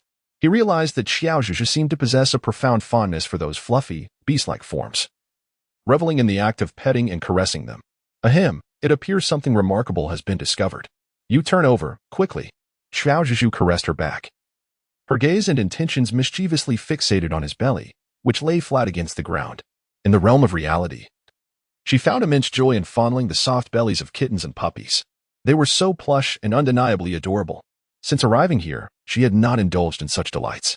At this moment, Qiao Zhuzhu was not preoccupied with how the two of them would coexist in the future. She merely craved a moment of indulgence to alleviate her stress and frustration. Zhuzhu. Clearly, Bai Ruo was also taken aback, hesitating on whether to decline. Then I shall seek out Zihong. Such is your habit. As Qiao Zhuzhu pretended to rise and leave, I exclaimed, no, please don't seek him out. Having just me is more than sufficient. Bai Ruo murmured this with a sulky tone before turning over, revealing his soft belly. His long tail swiftly covered a certain crucial area. Indeed, he still felt a pang of embarrassment. Bai Ruo shut his eyes, unwilling to look further. In the next moment, a warm and gentle presence enveloped his belly. The touch was remarkably adept, with just the right amount of pressure. Bai Ruo instantly transformed from a fierce white tiger into a docile white cat, utterly submissive to Qiao Zhuzhu's ministrations. It would have been better had this occurred sooner. As Qiao Zhuzhu gazed at the contented Bai Ruo, she found herself unable to maintain her composure, a smile gradually curling at the corners of her lips. After a while, both of their emotions began to settle. Bai Ruo refused to assume human form, for he felt that his entire being was enveloped in crimson. He elaborately explained the reason behind his ghastly disguise. It turned out that Bai Ruo had been ensnared by molten lava within the volcano Esma, all the while retaining consciousness, acutely aware of the agony and searing heat. Perhaps his willpower was exceptionally robust, or perhaps fate had decreed that he should not perish so easily. When Bai Ruo finally opened his eyes, he beheld the scene of Zhuke, Shimei, Jiu Yuan, and Qiao Zhuzhu engaged in conversation. A multitude of thoughts flooded his mind, filled with regret for lacking divine power, for being unable to provide Qiao Zhuzhu with tangible assistance like those gods. However, upon sprouting golden wings and departing from the volcano, he resolved to emulate Jiu Yuan and Zhuke. So, you chose to present yourself with such arrogance, and mockingly referred to me as goddess? After hearing his explanation, Qiao Zhuzhu was left utterly speechless. She had expected a more profound reason. Was it truly just this? It wasn't even that disgraceful, was it? In any case, there would certainly be no next time. Bai Ruo raised his hand in a solemn vow. Qiao Zhuzhu let out a gentle sigh. You are who you are. Even divine beings possess a spectrum of personalities, so why must one strive to emulate them? Fortunately, Bai Ruo did not imitate Shimei. Otherwise, she would have faced dire consequences. It was merely my misguided belief that you favored this kind of behavior.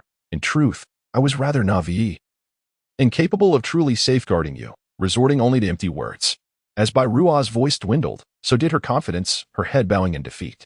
Observing the despondent Bai Hu before her, Qiao Zhuzhu felt an inexplicable warmth rise to her cheeks, her heart racing with newfound fervor. How infuriating. Did he truly comprehend the implications of his words? What did it mean to assume she liked something, thus compelling him to mimic it? Just as Qiao Zhuzhu hesitated to delve deeper into the underlying significance, Bai Ruo suddenly grasped her hand, leading her away from the room, transforming into his beastly form.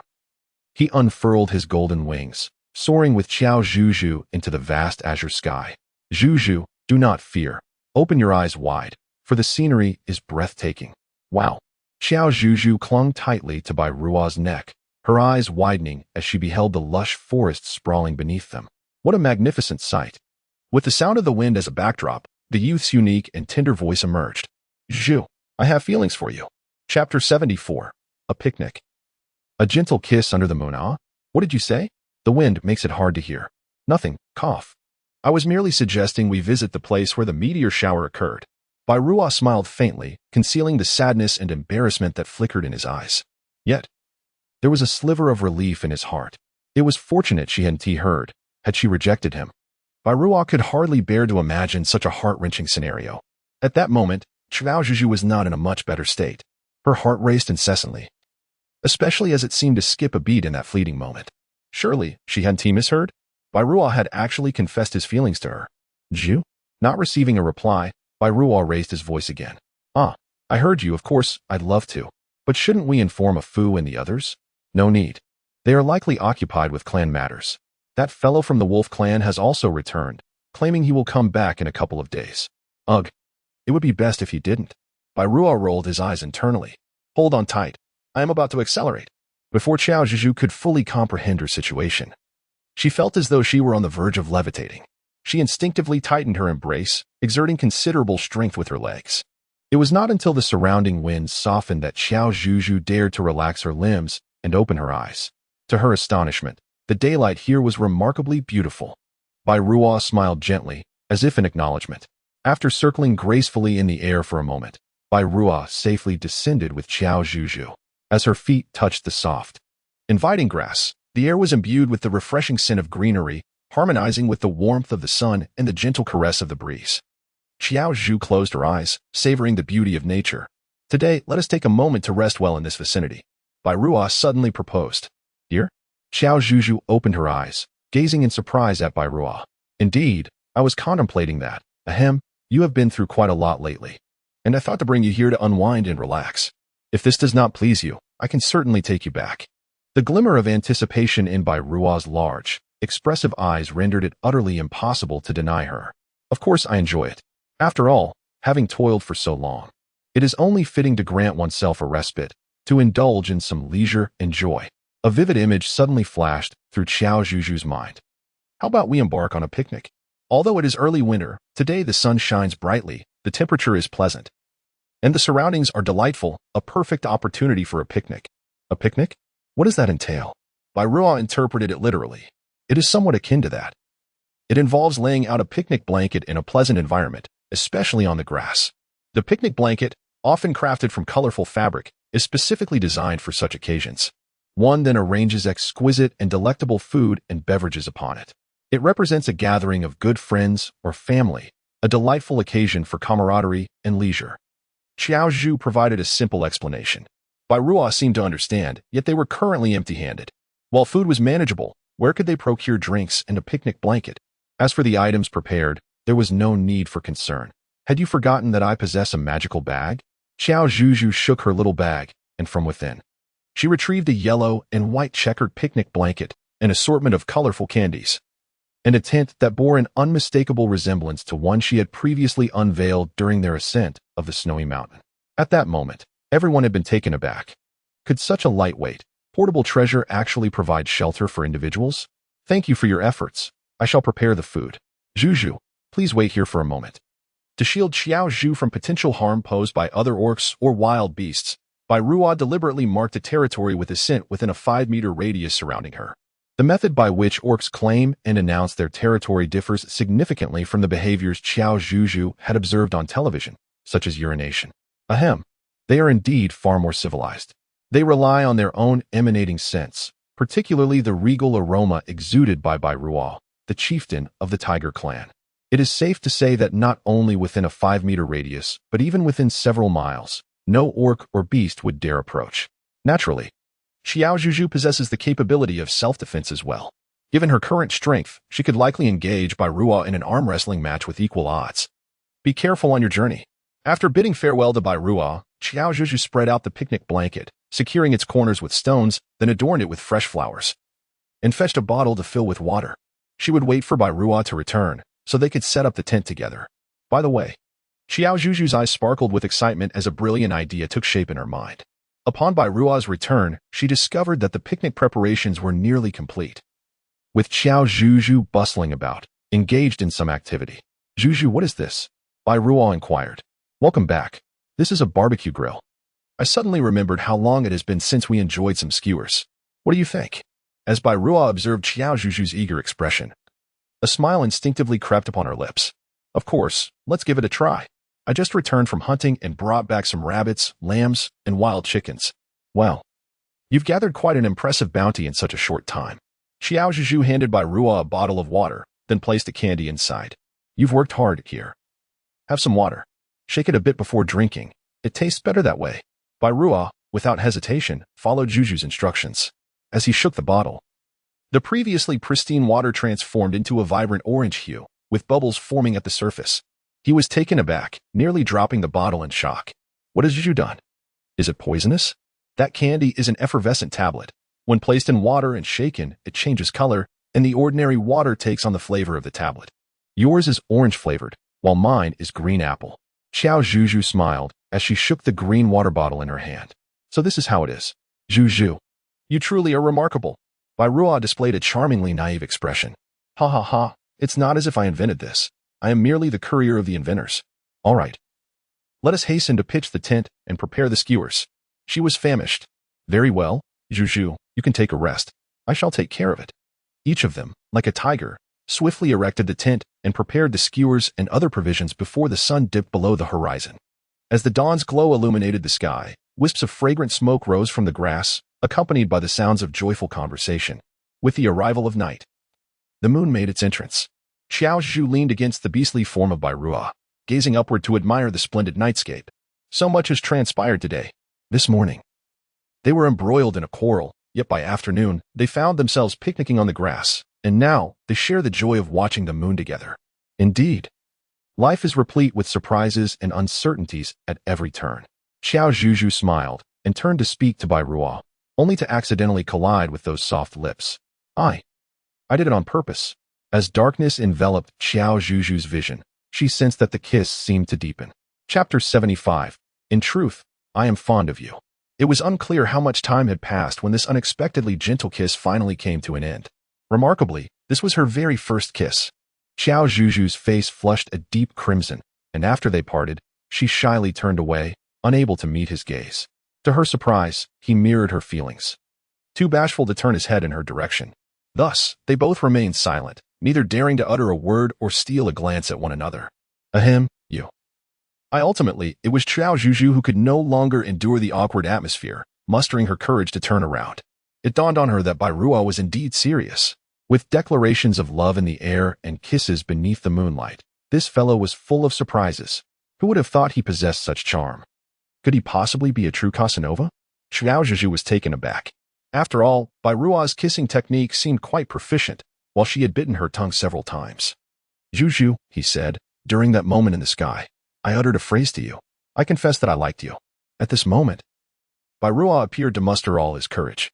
He turned his head and, adopting the posture of a subordinate from the beast clan, knelt on one knee before Qiao Zhuzhu, his beloved maiden, to express his feelings. "Are you serious?" Qiao Zhuzhu still found it somewhat hard to believe. Could this fellow truly be jesting with her again? Yet, it was indeed genuine. "I acknowledge that I was immature and unreliable in the past, but I assure you that I shall change, grow stronger, and possess both the capability and confidence to provide you with the finest life. I will undoubtedly assist you in returning home. Zhuzhu, you need not agree to be my partner, but I earnestly hope you can grant me an opportunity to treat you well." Bai Ruo expressed all his heartfelt sentiments in one breath. Throughout, he kept his gaze fixed on Qiao Zhuzhu, neither retreating nor bowing his head in shyness. Qiao Zhuzhu gazed into his luminous golden eyes, which sparkled under the night sky, and her heart surged with tumultuous emotions. Oh heavens! As someone who has been single since birth, how should she articulate her feelings in this moment? In truth, Qiao Zhuzhu mused. She harbored no aversion toward Bai Ruo and his heartfelt confession. Instead, there was a flicker of excitement within her. Yet, due to her lack of experience, She found herself bewildered as to whether this truly constituted affection. Moreover, she was certain she would eventually return home, and she worried about the potential harm they could inflict upon one another. It's getting late. Shall we head back? Bairuo suggested with a feigned nonchalance. Though the loneliness and sorrow evident in his eyes betrayed his faade, perhaps he should have anticipated such an outcome. In terms of maturity and composure, he was outmatched not only by those divine beings, but even by that wolf clan fellow. Perhaps the only aspect in which he could elicit a modicum of fondness from Qiao Zhuzhu was their similar ages, allowing him the occasional opportunity to bring a smile to her face. With these thoughts, Bairuo found it increasingly difficult to bear. To think that he, a leader of the tiger clan, felt less significant than a mere fish in the presence of his beloved. At that moment, a certain fish, preparing to inherit its throne in the western seas, suddenly let out a tremendous sneeze. Ah, how amusing. Qiao Zhuzhu extricated herself from the disarray of her thoughts. With a face full of regret, she gazed at Bairuo, not intending to reject him, but rather overwhelmed with myriad sentiments that she found difficult to articulate. Her concerns weighed heavily on her, and she was reluctant to embark on a casual romance, particularly one as extraordinary as theirs. Bairuo, acutely aware of her apologetic glance, felt a sharp pang in his heart, akin to being pierced and withdrawn by thorns repeatedly. Today had been delightful, he thought to himself. Let us cast aside all worries and words, and simply relish this splendid scenery together one last time. After speaking, he transformed into a white tiger, inviting Qiao Zhuzhu to mount his back. With a cheerful affirmation, she climbed atop, and they soared into the sky, weaving through the dusk and dark clouds. Qiao Zhuzhu still clung to Bairuo's neck, her mind awash with vivid memories of their journey together from the moment they met until now. She recalled the harrowing sight of Bairuo being engulfed by the molten lava, a moment that seemed to signify an irreversible farewell. Her heart stopped for an instant, as the anguish and heartbreak of that time surged back, as if playing out once more. Qiao Zhuzhu suddenly regained her senses. Zhu, are you listening? Bairuo's voice timely resonated. Qiao Zhuzhu buried her face amidst the soft white fur, letting out a muffled sound as a response. I apologize. I did not hear you speak, for I was contemplating a matter of great significance. Are you feeling weary? Bairuo, somewhat at a loss, grew increasingly anxious in the absence of a reply. He could only strive to quicken his pace while maintaining stability, ensuring that Qiao Zhuzhu remained unaffected in the slightest.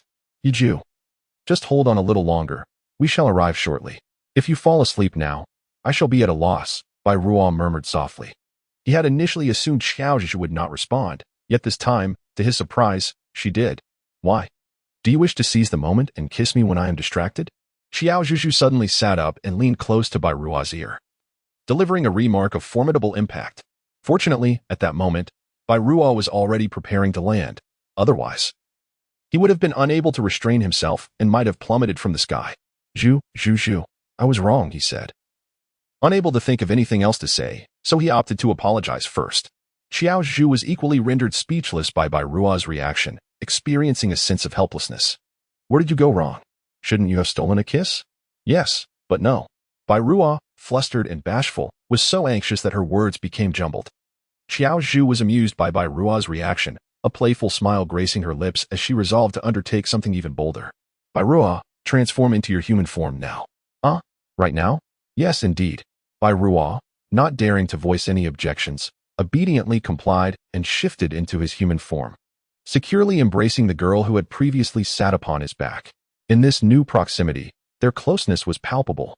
Bairuo's cheeks flushed crimson, his prominent atoms apple-bobbing nervously with each heartbeat. What was the intention behind this rhythm? Bairuo, in truth, I harbor feelings for you as well. Qiao Zhuzhu took a deep breath and expressed the tangled emotions that had been weighing on her heart. Bairuo, both excited and stunned, nearly collapsed to the ground. Is it truly real? Zhu, do you also have feelings for me? Of course, why would I deceive you? She replied. However, I am uncertain about the extent and depth of my feelings for you compared to that of mere friends. Nevertheless, I genuinely care for you. The reason I refrained from speaking earlier was due to my numerous concerns. Bairuo, you should understand that I do not wish to hinder our relationship or affect your future. Qiao Zhuzhu articulated each word with precision, and Bairuo listened intently. His expression transitioned from initial surprise to a composed seriousness. Indeed, her words held merit. However, his affection for Zhuzhu was far from fragile. Chapter 76. The Huangxiang Grassland Zhuzhu. I understand what you wish to convey, yet it is both too late and too early. Let us continue to strive and enjoy our time together, awaiting the emergence of the optimal solution, shall we? By Rual, I truly desire to share a joyful journey with you here. Upon uttering these words, Qiao Zhuzhu sensed an unsettling shift. Does that sound a bit insincere? Very well, I comprehend, Bai Ruo replied, a smile gracing his lips as he gently set Qiao Zhuzhu down. I will cherish the days we spend together. When you finally ascertain your feelings, even if we are not destined to be together, it matters not. I am grateful to the heavens for granting me wings whenever I yearn to see you. I can swiftly be by your side. These sentiments remained nestled within Bai Ruo's heart, yet his sparkling eyes betrayed his true emotions. I shall cherish them as well. Qiao Zhuzhu smiled at him. The two said nothing further and walked side by side towards the tribe. Upon their return, they each went to their respective resting places. After a simple wash, Qiao Zhuzhu lay on her bed in a daze, her mind consumed by the image of Bai Ruo's earnest, handsome face and that tender, lingering first kiss. It is no wonder that in films and dramas, characters often share kisses, becoming utterly entranced. Kissing someone you have feelings for is indeed a beautiful experience, worthy of indulgence and reminiscence. Qiao Zhuzhu's smile instantly flushed crimson as she buried herself in her pillow, her legs gracefully dancing in the air like a bashful young bride. Meanwhile, Bai Ruo could no longer contain his emotions. As the clan leader, he encountered several warrior orcs from the tiger clan responsible for guarding the tribe before returning to his resting place.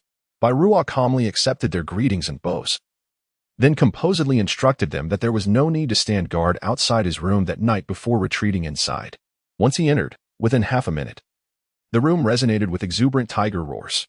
Despite his efforts to maintain control, the nearby orcs could still hear the commotion. What is happening with the clan leader? Who knows? Perhaps he is practicing some powerful and mysterious technique? The current clan leader is no longer like us ordinary orcs. I dare say he might one day ascend to divinity. Indeed, that is quite a possibility, ha ha ha. Let us wish our clan leader divinity soon. Meanwhile, Bai Ruo, who bore the hopes of his clan, was fervently working out. He shed his cumbersome shirt, revealing his well-defined and appealing muscles, performing the exercises Qiao Zhuzhu had previously taught him. He alternated between push-ups, crunches, and sit-ups. Each exercise was completed in the hundreds, yet he felt this was far from sufficient. The male hormones within him surged forth like an inexhaustible spring, erupting with fervor and urgency. Hormones? They simply would not dissipate. Brother, why are you working out in the middle of the night? The potent scent caught the attention of Bai Fu in the adjacent room. He did not wish to concern himself, yet it was impossible to ignore. On his way, Bai Fu even worried about witnessing something extraordinary. After all, despite his youth, it did not mean he was oblivious to everything. His elder brother was surely becoming infatuated. And this before spring even arrives. Oh dear, TSK. Filled with anticipation, Bai Fu opened the door, only to find Bai Ruo stretching.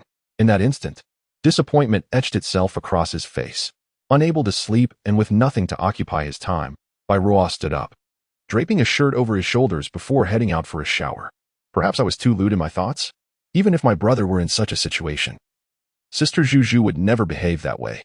Yes, it is best to take things slowly. Bai Fu stroked his chin and silently apologized to Qiao Zhuzhu for his wild conjectures.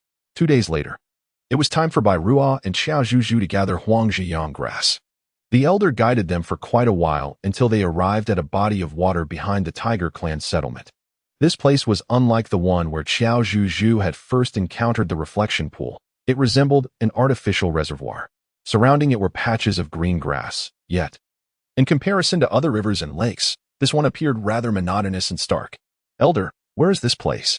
Bai Ruo inquired, evidently visiting for the first time as well. This is a location known only to the elders of our lineage, called Huchuan, the elder replied, stroking his white beard, and briefly recounted the origin of this reservoir. The founder of Huchuan was none other than the first chieftain of the Tiger Clan, who, prior to obtaining the huangjiyang grass, had excavated this site alongside his companions.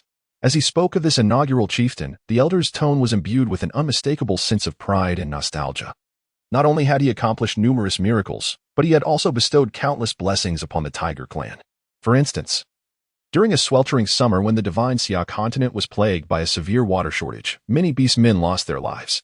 The first chieftain, having just unified the various tiger factions and assumed command of the Tiger Clan, wasted no time and set out with his trusted allies in search of water. They arrived here and toiled for 2 days and nights with their own hands and limbs, ultimately discovering the gushing spring. Over time, the spring multiplied, forming a modest water body sufficient for the entire tiger clan's sustenance. Eventually, for reasons unknown, this reservoir was gradually forgotten by the tiger clan and other beast tribes, leaving only the elders of each generation privy to the story and location of Huchuan. Perhaps it was the divine favor bestowed upon the clan's leaders and elders, ensuring that only the most loyal and esteemed beast man would remain aware of its existence, a consideration for the survival and future of the tiger clan. Qiao Zhuzhu expressed her thoughts. Perhaps so. The elder chuckled softly, gesturing towards the center of the tiger's spring as he continued. According to the records preserved by the elders, the first chieftain of the tiger clan, after his fiery rebirth, brought forth the Huangjiang grass from the very heart of the tiger's spring. Based on the divination results, the Huangjiang grass should be located there, and it is hoped that the chieftain and the goddess can retrieve it together. Once the divine herb is gathered, an antidote to the peculiar affliction can be crafted. Upon hearing this, both Bai Ruo and Qiao Zhuzhu were filled with vigor and motivation. Very well, elder, please wait here for a moment, Zhuzhu, and I will swiftly procure the divine herb. With that, Bai Ruo transformed into this beast form and soared towards the center of the tiger spring alongside Qiao Zhuzhu. Indeed, only you two can retrieve the divine herb. It is all preordained by the heavens, the elder mused, stroking his white beard. Beneath the water, thanks to the heart-protecting scales gifted by Ing Qi, Qiao Zhuzhu could move with ease. She quickly spotted a shimmering object on the seabed. It seemed to be the Huangjiang grass. However, why did it appear increasingly peculiar the longer she gazed at it? Chapter 77, Meeting the Parents? Water after? Gurgle, gurgle. Bai Ruo was about to speak, but his poor swimming skills and the absence of the pill previously provided by Ing Qi left him reliant on the small life preserver given by Qiao Zhuzhu to maintain his balance. When he opened his mouth, only bubbling sounds emerged. He wished to say, Zhuzhu, I can retrieve the divine herb myself. Yet, given the current circumstances, he was forced into the role of a mere observer, unable to move. Any significant motion would risk him sinking. Alas, it was all about companionship. Bai Ruo, I have obtained the divine herb, but it seems rather strange. Let us discuss it outside. Qiao Zhuzhu discreetly stowed the acquired items into her pocket. Initially, she intended to provide an on-the-spot explanation and perhaps confer with Bai Ruo, but upon observing his demeanor, which suggested he might succumb to despair at any moment, she sighed and decided against it. As Bai Ruo began to speak, he immediately regretted it. What was he thinking? Such embarrassment. Fortunately, they soon exited the aquatic realm. The elder on the shore, noticing their swift return, promptly gestured for them to come ashore. Once again, Bai Ruo carried Qiao Zhuzhu aloft to the ground. On the shore and in the air, within his domain, Bai Ruo exuded a significantly greater confidence. Elder, while foraging for herbs, we were only able to collect a single specimen of Huangjiang grass, but I have brought some seeds. My intention is to experiment with the herbs we currently possess to create an antidote. The seeds can be preserved for future cultivation, which may prove immensely beneficial to us down the line. Qiao Zhuzhu took out the Huangjiang grass. In her understanding, it bore little distinction from the wheat and rice of the real world. It appeared to be a hybrid of the two, ultimately maturing into a golden hue, capable of being processed into flour and rice to satiate hunger. However, given the current conditions of the beast world and the dietary habits of its inhabitants, Qiao Zhuzhu surmised that such fare would likely be unpalatable. The elder regarded Qiao Zhuzhu with admiration and respect, for the ancient tome, which was meant only for the eyes of the elders, also spoke of this method. It foretold that on a future day, the two most noble beastmen of the tiger tribe would plant the seeds of Huangjiang grass to alleviate two significant tribulations yet to come. Although the nature of one of these tribulations, apart from the mysterious ailment, remains undisclosed, we at least have a solution at hand. Indeed, the legacies left by our ancestors are invaluable. Bai Ruo echoed this sentiment, pondering whether the divine summer continent would face further challenges in the future. Yet, he firmly believed that as long as there is life, there is hope. Thus, our medicinal provisions are nearly complete, and we must express our gratitude for the arduous efforts of those who have accompanied us. Were it not for heavenly arrangements, I, being of an age nearing my end, would fervently wish to dedicate my strength and life to the tiger tribe in the divine summer continent.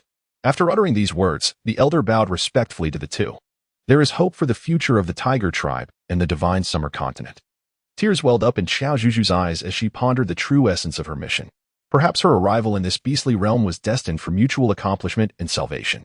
Yet, what did she truly need saving from? Zhuzhu, she gazed at the azure-haired youth before her, barely able to believe her eyes. Wasn't this a Qi? How had he ascended to the land so swiftly? Qiao Zhuzhu set aside her work and waved hello to Ingqi. Are you tilling the soil? Ingqi inquired.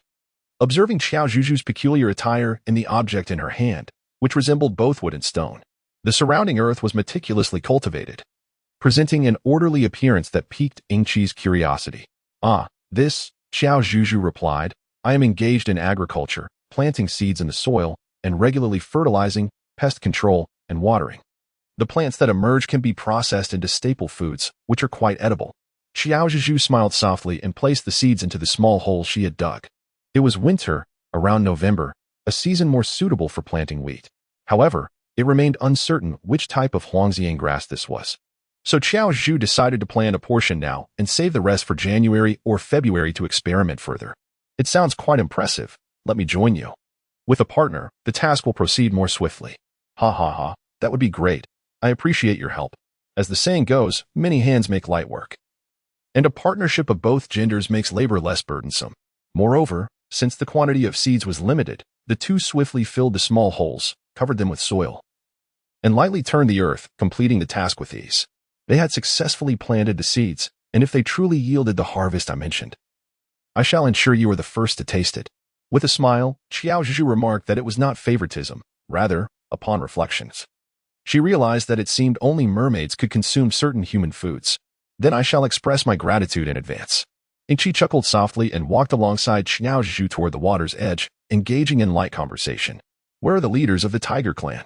Logically, wherever Qiao Zhuzhu is, that leader would be closely guarding her, wouldn't he? Yesterday we obtained the final type of divine herb. Today, I invited Zihong over, and the two of them are studying with the elders how to concoct an antidote from these herbs. Once the antidote is ready, I will inform you at once so you can take a portion back to save your kin. Setting aside their friendship, Ingqi had genuinely assisted them in numerous ways. For instance, without Ingqi's help, they, as land dwellers, would have never been able to acquire the blue sea grass. Very well, I am eagerly anticipating it. As they conversed, they arrived at the water's edge. In fact, my purpose for coming ashore this time was to see how your progress was faring. If I can be of assistance, I shall do my utmost to help. Should the divine herbs prove insufficient, I currently possess some blue sea grass. You are truly considerate. However, it should suffice. To be honest, I am not entirely certain how to prepare the antidote, but I will inquire thoroughly upon my return. Ingqi nodded, then paused for a moment before revealing his true intent. Zhuzhu, my esteemed mother wishes to invite you to visit the underwater palace we spoke of previously. The matter arose rather suddenly, and I am uncertain if it is convenient for you. Is it the Water Queen? Qiao Zhuzhu was somewhat taken aback. How could the parents of Ingqi suddenly extend an invitation to her?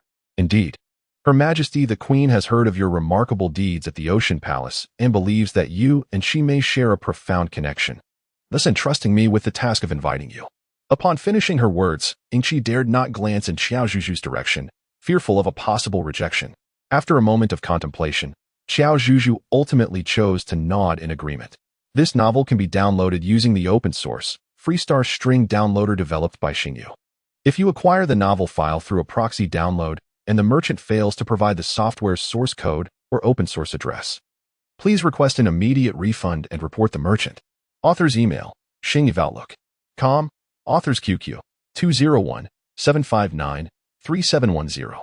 Official QQ group, 149050832. Official TG group, https://t/me/fqtool. Chapter 78, The Yandra Octopus Beastman. There wasn't much reason behind it. It was merely an opportunity to wander underwater and clear her mind. Thus, Qiao Zhuzhu and Ingqi descended into the pool, arriving at the underwater palace. As she gazed upon the familiar surroundings, Qiao Zhuzhu felt a wave of nostalgia. The underwater realm was indeed preferable. Compared to the somewhat oppressive depths of the ocean, the gentle, rippling azure waters were nothing short of delightful and soothing. Greetings, Your Highness the Prince and the Divine Maiden. A few mermaid maidens swam towards them. There is no need for excessive formalities. Where is Her Majesty? I have brought Zhuzhu with me. Your Highness, Her Majesty is awaiting in the rear garden, where she has prepared a river delicacies luncheon for the Divine Maiden. Please, follow me. A mermaid maiden with a crimson tail approached Qiao Zhuzhu. As Qiao Zhuzhu was about to agree, she sensed something amiss. Why was she the only one being summoned? What about Yingqi? Reluctantly, she turned a glance at Yingqi, who was equally perplexed and astonished, gazing back at her. It appeared that Yingqi was also in the dark. Goddess, please. The mermaid lady smiled warmly and extended her invitation once more. Qiao Zhuzhu found herself at a loss for words, only able to wave goodbye to Yingqi before departing with a heart laden with trepidation. Once they had walked out of sight, Yingqi let out a resigned sigh. I truly apologize, Zhu. Should such a situation arise again, I shall certainly decline in advance. How long for the day when I can properly escort you to meet them? Feeling the weight of idle time, Yingqi resolved to stroll around the palace grounds. Unbeknownst to him, a shadowy figure trailed behind, soon veering into the palace's rear garden. Are you, perhaps, Zhu? It is a pleasure to finally make your acquaintance. The Water Empress, true to her name, radiated a gentle beauty akin to a serene spring, her voice soothing and refreshing, reminiscent of sipping from a crystal-clear fountain. The moment Qiao Zhuzhu laid eyes on her, an overwhelming sense of familiarity enveloped her. The initial unease and awkwardness dissipated into mere vapor under the gentle, flowing warmth radiating from the other. Although everyone refers to me as the Water Empress, dear Zhuzhu, you are different. You may call me by my name, Shui Lian. In that case, shall I address you as Aunt Shui Lian? If permissible, I would prefer to call you sister, for you are truly stunning. Qiao Zhuzhu spoke earnestly. Ha. You, my dear, have such a sweet tongue. No wonder Qi from my family cannot seem to forget you. Shui Lian chuckled softly, then took Qiao Zhuzhu's hand to engage in casual conversation. She also elucidated the reason for inviting Qiao Zhuzhu over. Regarding the incident of Qiao Zhuzhu's abduction at the Ocean Palace, Shui Lian expressed her sincerest apologies and presented her with a beautifully lustrous pearl, claiming that keeping it close would enhance the skin's moisture and delicacy, preserving one's youth eternally. For most young ladies, it is hard to imagine anyone resisting such a splendid gift. Qiao Zhuzhu, unwilling to dampen the spirits of her elder, graciously accepted the gift. Upon seeing her acceptance, Shui Lian's smile became even more radiant. Just as she was about to utter further words, a significant commotion erupted from behind a colossal coral structure nearby. It appeared that a beast man was eavesdropping. Shui Lian's expression soured, and she raised her hand, causing the aquatic plants flanking the coral to swiftly dart towards its rear. In no time, the plants ensnared a beast man and brought him before Shui Lian and Qiao Zhuzhu. The beast man trembled uncontrollably, evidently fearful of being recognized. With a disdainful snort, Shui Lian's tone shifted from its previous gentleness, revealing the commanding presence of a water sovereign. Lift your head. Do you believe this sovereign would fail to recognize you? Zhang, it is my fault. I beseech your forgiveness, esteemed water sovereign. The beastman, named Zhang, immediately knelt in apology, his nervousness causing him to revert to his true form, a creature resembling an octopus, characterized by its distinctive, vibrant blue rings against a yellow-brown body. Upon realizing the nature of this creature, Qiao Zhuzhu's complexion paled considerably. Heavens! This is the blue-ringed octopus, one of the most venomous beings of the ocean. What is it doing in a freshwater pool? The thought of the blue-ringed octopus's venom, which remains untreatable in modern times, sent shivers down Qiao Zhuzhu's spine. Though she had gained some knowledge, she believed it prudent to keep her distance. Noticing Qiao Zhuzhu's fear, Shui Lian's expression darkened further. Zhang, you were meant to guard the Ocean Palace's sea prison. Instead, you have strayed without permission to eavesdrop in the Water Palace. Considering your father's past merits, I shall not pursue this matter further. Return at once and reflect upon your actions. Do not repeat such mistakes. Hearing this, Zhang quickly prostrated in gratitude. Thank you, esteemed water sovereign. Subsequently, Shui Lian summoned 2 mermaids to escort Zhang away. Before departing, Zhang cast a lingering glance at Qiao Zhuzhu, whose alarming blue rings shimmered with a brilliant glow. Zhuzhu, you are not frightened, are you? Shui Lian gently patted the back of Qiao Zhuzhu's hand and thoughtfully offered her some snacks to soothe her nerves. A little. Qiao Zhuzhu smiled shyly at her. Indeed, Zhang possesses a potent venom that most beast folk would instinctively avoid, leaving only our merfolk immune to its effects. However, Zhuzhu, you need not fret. Although Zhang occasionally exhibits peculiar behavior, she has never resorted to using her poison and harbors a fundamentally kind heart. As Shui Lian spoke, she paused mid-sentence, gesturing toward the protective scales on Qiao Zhuzhu's chest, and continued with a smile. With this, you will be immune to all toxins found in waters and oceans. How wonderful it is that these protective scales also possess the ability to counteract poisons. Qiao Zhuzhu widened her eyes, her hand instinctively brushing against the protective scales. I must express my gratitude to him. Subsequently, they engaged in a brief conversation. Shualian mentioned that Zhang's father had once been a prominent guardian beside the Sea King, only to be slain by a ferocious beast of the deep while protecting the young Ingqi. From that moment on, the similarly youthful Zhang became a companion to Ingqi, with Shualian also taking on the role of her caretaker. As time passed, Zhang's blue rings multiplied, indicating an increase in toxicity, and it appeared she harbored an extraordinary possessiveness towards Ingqi. There was even an incident where she nearly caused harm, although she refrained from using poison. In order to safeguard both children and the CS beastmen, Shualian and the Sea King decided to assign Zhang to guard the sea prison, restricting her from leaving unless absolutely necessary. Such possessiveness, could it be a manifestation of a twisted affection? Qiao Zhuzhu inexplicably felt a chill run down her back, a sudden shiver coursing through her. Thank you, Zhuzhu, for keeping me company for so long. I imagine Qi must be quite anxious by now. And I too should take my leave. Shualian rose, offered a few parting words, and departed. Shortly thereafter, Ingqi arrived, appearing somewhat anxious and concerned. Chapter 79. Opening Pearls with Qiao Zhuzhu. Are you all right? He inquired, a rather perplexing question. Qiao Zhuzhu shook her head and replied, I am perfectly fine. I have just been conversing with Lord Shueho. That's a relief, she said, for I just encountered a Zhang, whose beast form is that of a highly venomous blue-ringed octopus. I fear she might be anxious. Qiao Zhuzhu conveyed Shualian's words to him, urging him not to worry so much. It is only now that I realize how precious the gift you bestowed upon me, Ingqi, truly is. I am immensely grateful. I find myself at a loss for how to reciprocate. She seems to have no worthy gifts to offer in return to Ingqi as for jewels and treasures. The pearls in Ingqi's family could indeed form a mountain.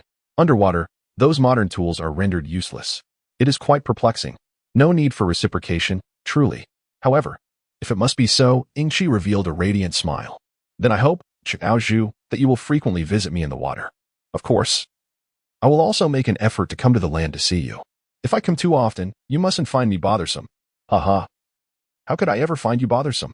Qiao Zhuzhu made an okay gesture, signifying her intention to visit him more frequently and spend time together. After conversing for a while, Ingqi and Qiao Zhuzhu shared a delightful lunch, indulging in a feast of river delicacies. Shualian mentioned that she had originally planned to dine with Qiao Zhuzhu, but feeling unexpectedly unwell, she graciously relinquished this wonderful opportunity to Ingqi. Ingqi, grateful for the assist from Mother. Zhuzhu, do you have a fondness for pearls? Ingqi suddenly inquired after their meal. Qiao Zhuzhu was momentarily taken aback, casually nodding her head. I do like it. In fact, my name contains the character for pearl, which also signifies jewel, embodying the notion of being the treasured gem of my family. The treasured gem, you say? Literally, it seems quite fitting for you. Zhuzhu.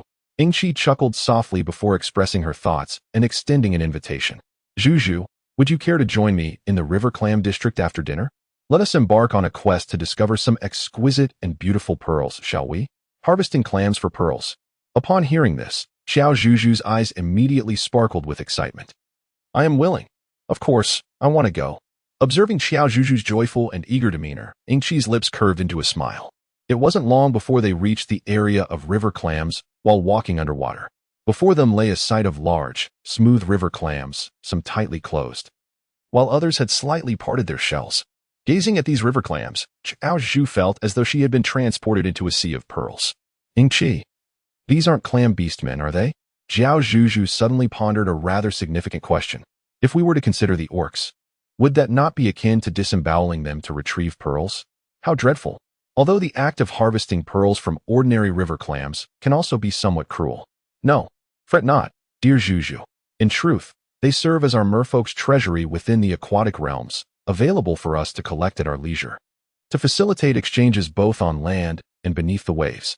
Speaking of exchange locations, should the opportunity arise, I would be delighted to take you underwater and into the ocean to explore. I wonder if Zhu would be interested? Ah, you mischievous Ingqi. Qiao Zhuzhu has begun to discern a few things. The atmosphere suggests a fear of her not seeking him out in the future, as if he intends to gradually draw her closer. However, when it comes to revelry and merriment, she cannot be absent. Naturally, she has her share of excitement, and thus she anticipates it with eagerness. Yingqi smiled and nodded, assuring her that she would not be disappointed. Now, let us commence with the opening of the river clams, a customary tool of our merfolk. If Zhuzhu requires assistance, I can certainly demonstrate first. Qiao Zhuzhu nodded. Indeed, she had never personally pried open a river clam to retrieve a pearl. She had always relied on those that were pre-processed. She watched as Yingqi produced a specially crafted stone tool, deftly inserting it into the crevice of the clam. With considerable force, he pushed it inward, then pressed down firmly on the tool. Soon, the tightly shut clam was pried open, revealing the succulent flesh within. Beautiful and valuable pearls lay hidden among that flesh, nestled beneath every raised bump. Zhuzhu, you may now collect the pearls, Yingqi said, holding the clam for her to facilitate the extraction of the precious gems. Qiao Zhuzhu retrieved some gloves from her personal space and handed a pair to Yingqi as well. It is cleaner and more hygienic, benefiting everyone. It was the first time Yingqi had encountered such an item, but since it was given by Qiao Zhuzhu, it must be good. She obediently put them on without hesitation. Qiao Zhuzhu donned her gloves with great care, cautiously pinching the protrusion within the river clam's flesh. Upon her fingers making contact with the soft, worm-like, boneless texture, a wave of unease washed over her, causing her grip to falter. She was apprehensive about tearing apart the clam's body. It felt too cruel. Do not fret, Zhuzhu. Apply a bit more pressure, and with precision, act swiftly to extract it. Yingqi encouraged, using her divine energy to levitate the clam in the water. She gently placed her hand over Qiao Zhuzhu's, guiding her in the art of pearl extraction. Initially, Qiao Zhuzhu felt a twinge of trepidation, causing a few pearls to inadvertently escape her grasp. However, as she honed her technique, she grew increasingly adept, skillfully retrieving a dozen pearls with both speed and steadiness. The pearls varied in size. Some were pale, while others exhibited a hint of purple, yet all were visually captivating. Each pearl was plump and radiant, promising to transform into exquisite adornments with careful crafting. Wow, how beautiful! Qiao Zhuzhu cradled a large handful of pearls in her hands, her eyes sparkling with radiant brilliance. Since they were extracted by you, Zhu, they rightfully belong to you. After speaking, Yingqi gestured towards a pile of river clams nearby and inquired if Qiao Zhuzhu would like to attempt opening one herself. It is said that among every 100 river clams, there may be only one that yields the most precious pink pearl. Why not engage in a friendly competition to see who can uncover a rare pink pearl from the fewest clams? Upon hearing the mention of pink pearls, Qiao Zhuzhu immediately felt that the ordinary pearls in her hand lost their allure. She nodded in agreement to partake in the competition. However, since it was indeed a contest, there ought to be a reward. If you emerge victorious, I shall grant you one wish. How does that sound? Conversely, should I prevail, you must also agree to fulfill one of my desires. Qiao Zhuzhu spoke with unwavering confidence. Yingqi smiled gently. Very well, let us commence. Observing Qiao Zhuzhu's determined silhouette, Yingqi's smile deepened. What an innocent child. Even without a competition, I shall strive to fulfill your wishes. However, if it pertains to my own. Yingqi lowered her gaze, her eyes shimmering with thought. Chapter 80. An eye for an eye, he slipped away. With eager anticipation, Qiao Zhuzhu opened the fifth clam, searching confidently only to lower her head in disappointment. There were none. No pink pearl.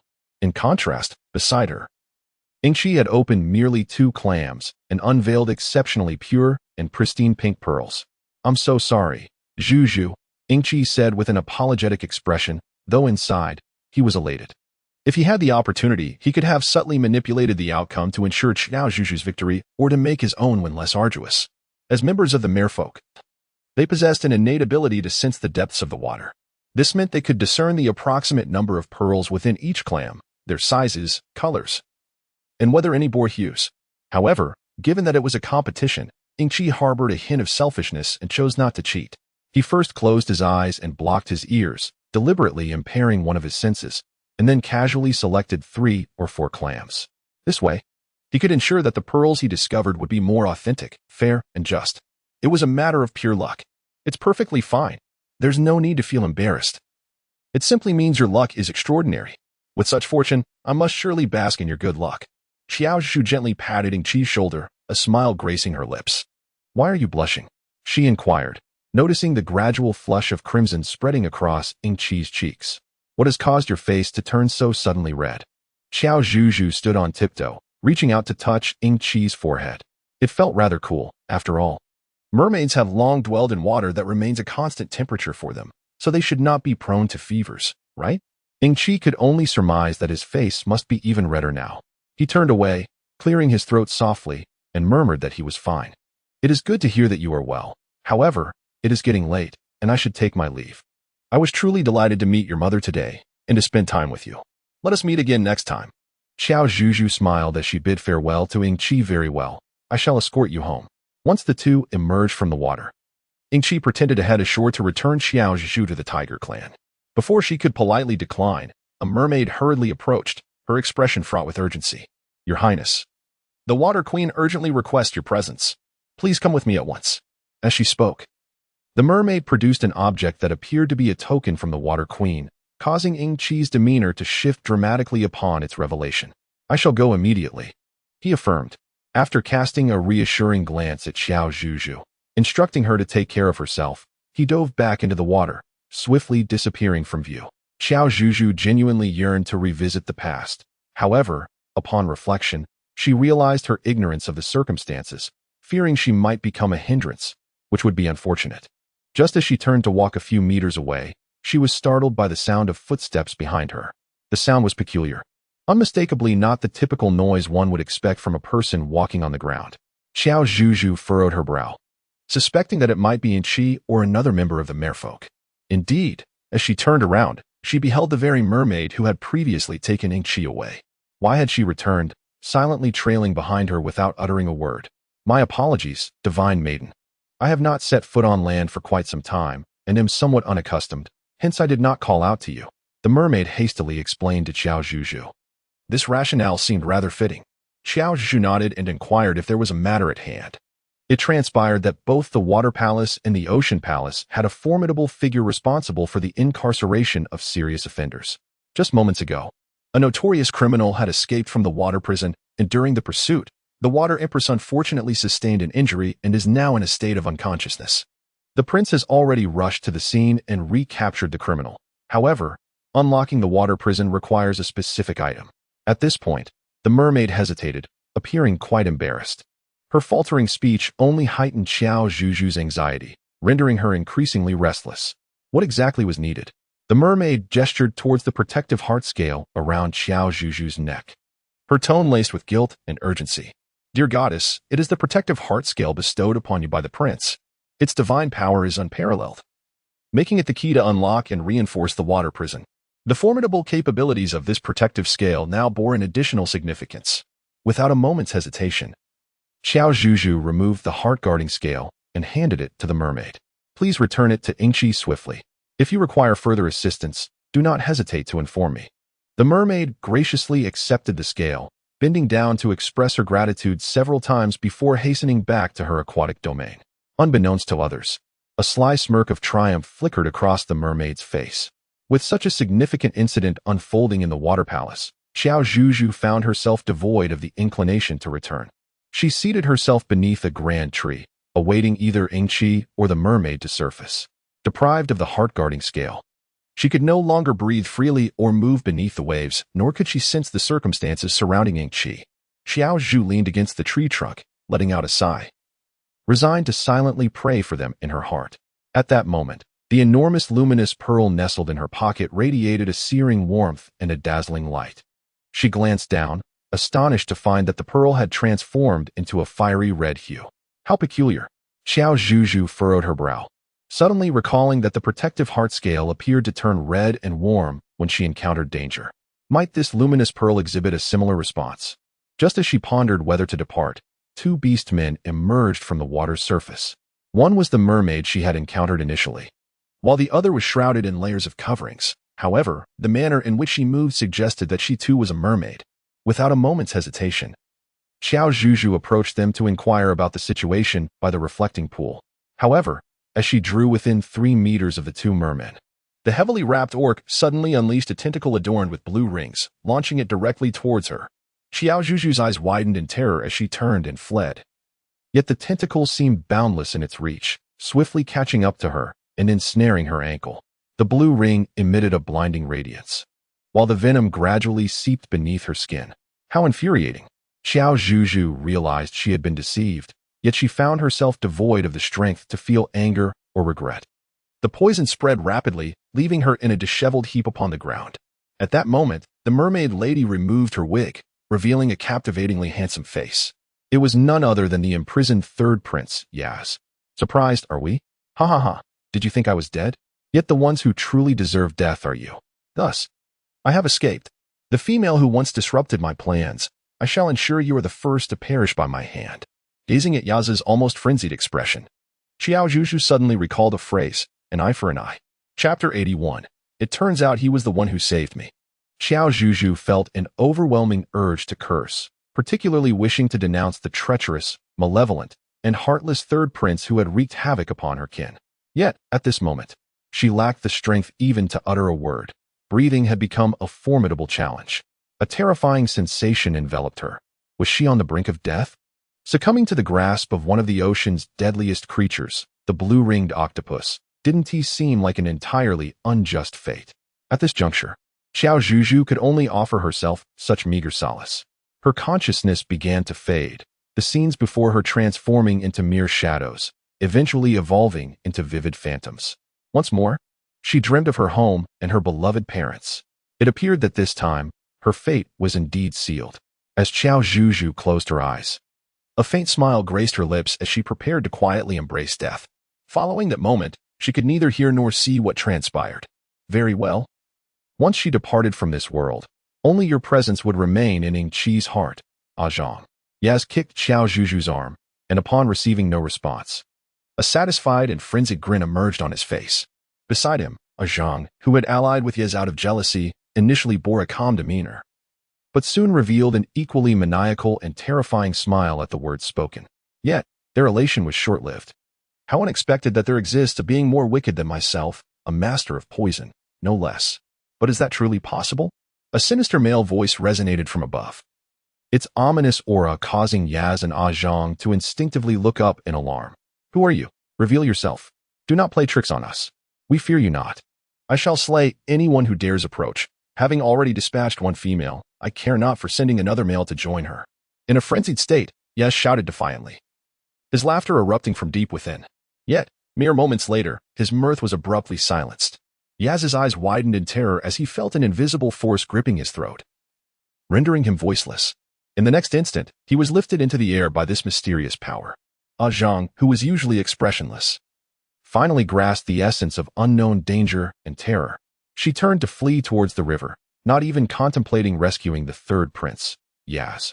After all, that troublesome goddess was already dead, and Yingqi should now be ensnared in Yaz's trap, unconscious.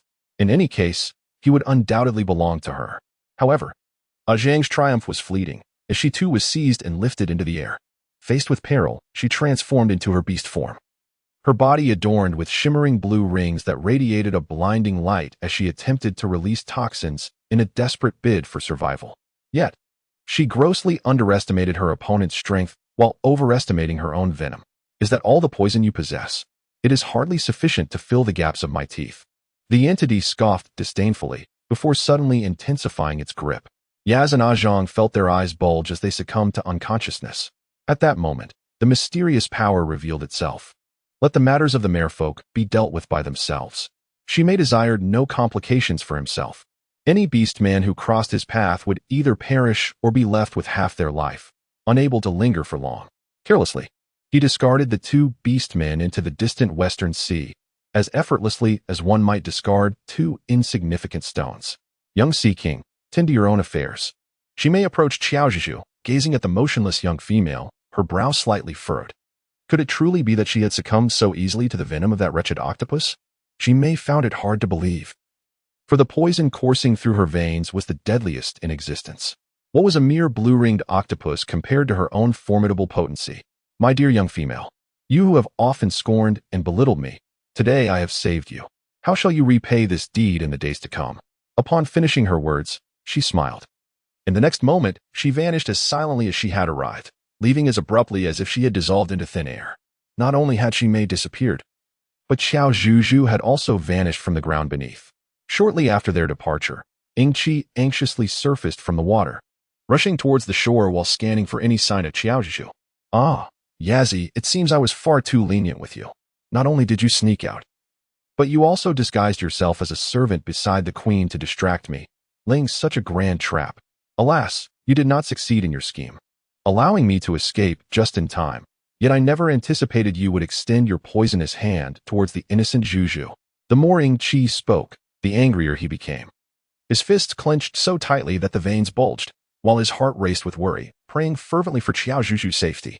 Otherwise, he would loathe himself for eternity. As he searched, Qi spotted something familiar near the water's edge. Wait a moment. Was that not the protective scale he had gifted Zhuzhu? Why was it lying there? Without a second thought, he rushed over to retrieve the scale and infused it with his divine power. Closing his eyes, the events that had transpired began to unfold before him. Upon grasping the situation, his heart turned to ice.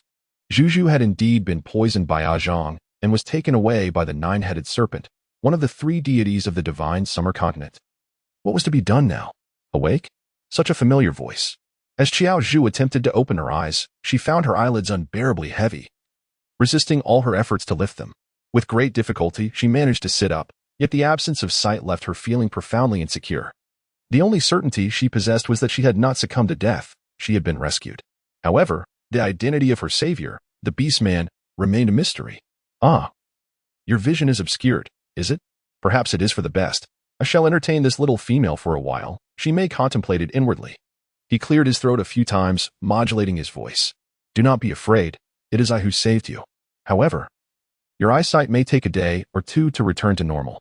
Upon hearing this, Qiao Zhuzhu furrowed her brow, sensing something amiss. She expressed her gratitude verbally, while simultaneously plotting in her mind, feigning a search with her hands, hoping to glean any useful information through touch. Indeed, her fingers brushed against a small, hard object. Based on its texture and her memories, she deduced, good heavens, the beastman who saved her was none other than Shimei. What are you searching for? Do you require my assistance? Shimei, oblivious to the revelation of his identity, leaned casually against the wall, as if enjoying the unfolding drama. Yes, I am in search of something. Thank you for saving me. May I inquire which beast tribe you belong to? Qiao Zhuzhu was perplexed as to why Shimei would choose to keep such a secret from her. Chapter 82. A kiss? What devious intentions could possibly be lurking in the mind of this nine-headed serpent? Or does he simply possess some wicked penchant for mischief? Upon merely contemplating the matter, Qiao Zhuzhu felt a shiver run down her spine.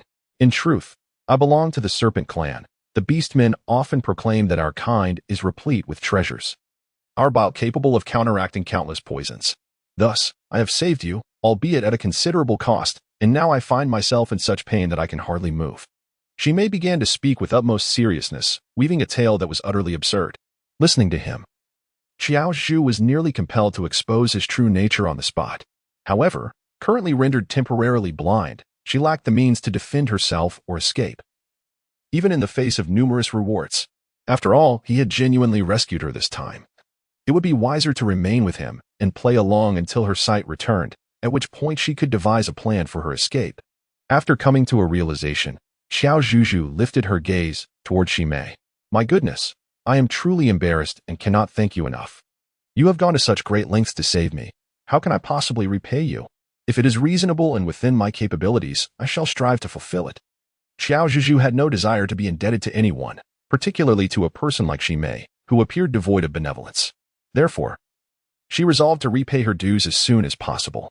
As Shimei scrutinized Qiao Zhuzhu from head to toe, he noted that this articulate little female seemed somewhat more plump than he remembered from their last encounter.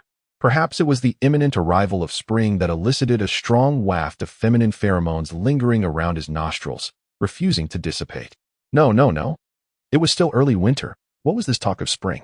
Shimei felt an inexplicable sense of irritation, causing him to lose any inclination to tease Qiao Zhu. He rose from the stone bed, his tone markedly more tedious and frigid. If you truly wish to repay me, consider yourself my subordinate for the next few days, obeying my commands until I have fully recovered. Before his words had fully settled in the air, Shimei had already departed the cave. It must be the stifling heat within the cave. He needed to step outside for a breath of fresh, cool air. After Shimei's departure, the tension that had been tightly wound within Qiao Zhuzhu finally eased. She leaned back, feeling the rough texture of the stone. Her intuition and sense of familiarity indicated to her that this must be Shimei's cave. Qiao Zhuzhu felt a sense of ennui and helplessness, coming to understand the profound suffering and struggles of the blind. Alas, during the period of her visual recovery, She was obliged to feign ignorance while attending to that fellow. Shimei, what nonsense about extracting bile? What folly about waiting until he had regained his health to depart? Bah, let him prattle on. Time slipped by unmeasured. And the stone cave gradually grew colder, perhaps due to the need for her detoxification, as her thick outer garment had been removed and its whereabouts were unknown. She shivered from the chill, her hands wandering until they grasped a fluffy object, which felt akin to a fur-covered blanket. Qiao Zhuzhu tightly wrapped herself in a blanket, instantly feeling a significant warmth enveloping her. However, her stomach audibly grumbled, betraying her hunger. Yet, Qiao Zhuzhu was unable to discern whether Shimei had returned and could not assure herself that he would provide her with any sustenance. Gurgle, gurgle, she sighed. I implore you, cease your clamoring. What harm could it do to skip a meal? As Qiao Zhuzhu pressed her belly, she lamented in a voice tinged with both embarrassment and pity. Just as her words faded, a light chuckle resonated nearby. What was happening? Hungry? Then eat. I merely asked you to be my subordinate. Never did I imply that I would deny you food and water. Shimei observed Qiao Zhuzhu, who had wrapped herself up like a beggar, and the corners of her mouth lifted with increasing amusement. Truly, this little female was far more entertaining than the average beastman. Meanwhile, upon hearing Shimei's voice, Qiao Zhuzhu felt utterly disheartened. She thought to herself, if she were a beastman, her fur would surely be standing on end by now. That wicked fellow, when did he return? How long had he been there? Watching her speak to herself, Qiao Zhuzhu yearned for an instantaneous portal to any destination, a means to escape the overwhelming awkwardness surrounding her. She was entirely earnest, devoid of jest. What, do you fear I might deceive you? Shimei, however, misinterpreted the meaning behind Qiao Zhuzhu's frown. He approached her, casually gesturing, and in an instant, a weighty object appeared in her hand. It's not poisonous, it's edible. If you're uncertain, feel free to examine it yourself, and you shall discover the nature of this sustenance. Qiao Zhuzhu let out a soft exclamation. Cautiously exploring the contours of the food in her hands, savoring the texture, she discerned that it must be a prepared rabbit. However, it appeared to be undercooked, still soft and slightly sticky to the touch. Fear not, for the orcs of today seldom consume raw food. I merely wish to show you your dinner, to prove that I am not a villain. How rare it is to hear such words from the mouth of a hydra. Thank you for preparing this meal. You suggested that I become your subordinate to assist in your recovery, yet presently my vision is impaired and my movements hindered. I genuinely fear that I may not be able to care for you properly. In such a case, it would not be an act of gratitude, but rather a source of harm to you. Qiao Zhuzhu endured for a long time before refraining from uttering the words, you can hunt outside, yet you still expect me, a temporarily blind and disabled person, to take care of you. However, she underestimated the audacity of Shimei. After a boisterous fit of laughter, he suddenly leaned in, his face mere millimeters from hers. Rest assured, I shall not grant you the opportunity to harm me. Now, I will go roast this rabbit. I shall return shortly. By the way, is one rabbit sufficient? Qiao Zhuzhu found it hard to believe that Shimei was genuinely willing to prepare food for her. It was evident that he was catering to her needs. To guard against any deception, Qiao Zhuzhu pondered for a moment before inquiring, you are being so kind to me. How will you manage to eat? Do you require my assistance? If it meant she had to feed him, she would endure it, believing it would soon pass. Currently rendered temporarily blind, Qiao Zhuzhu resembled a little rabbit, innocently ensnared in the clutches of a predator. Upon hearing the response he desired, Shimei chuckled softly. Of course. I require your assistance. Once you have satiated your hunger, I will find it convenient to partake in my meal. Wouldn't you agree, my dear? Upon hearing this, Qiao Zhuzhu was momentarily taken aback, instinctively attempting to leap from the bed in flight. However, her vision was obscured, and as she stepped into the void, she found herself plummeting uncontrollably downward. Just as Shimei rushed forward to grasp her, Qiao Zhuzhu's hand, surprisingly swift, seized her own sleeve first. The sudden inertia caused Shimei to tumble backward alongside Qiao Zhuzhu. Thus, he unwittingly became the cushion for the delicate female. Yet, what was the sensation of softness upon his lips? Qiao Zhuzhu's face flushed a deep crimson before paling again. She hastily pushed aside Shimei, struggling to rise from the ground. Covering her mouth, disbelief etched across her features. She had actually kissed him.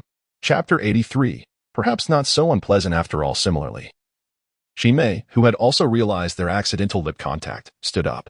He cautiously extended his hand towards his lips, yet withdrew it at the last moment, reluctant to erase the lingering warmth upon them. It seemed that the essence of femininity was indeed wonderfully enchanting.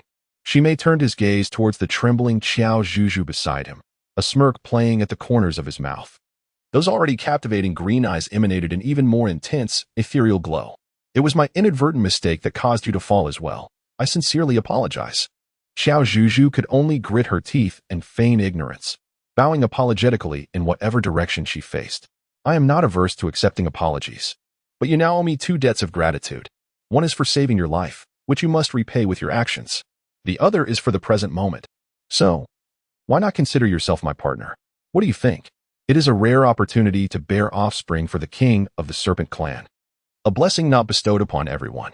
She could no longer endure it. Qiao Zhuzhu's fist clenched tightly, poised to deliver a resounding blow to the arrogant fool. What nonsense. Claiming to be a deity, with nothing but thoughts of procreation swirling in his mind. Feeling a surge of irritation, Shimei found the situation rather dull. He casually remarked before departing the cave once more. Upon his return, Qiao Zhuzhu had already managed to remove the fur blanket and curled up in a corner. The tantalizing aroma of roasted rabbit wafted through the air, stirring her hungry stomach. Yet, in a bid to remain undiscovered and to avoid Shimei's attention, she desperately constricted her abdomen, suppressing any sounds. As he approached, Shimei, holding the roasted rabbit, squatted beside her.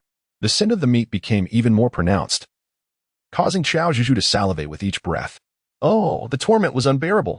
If you are indeed asleep, then this exquisite feast shall be mine alone. Shimei playfully prodded her cheek with the pointed stick used to secure the rabbit.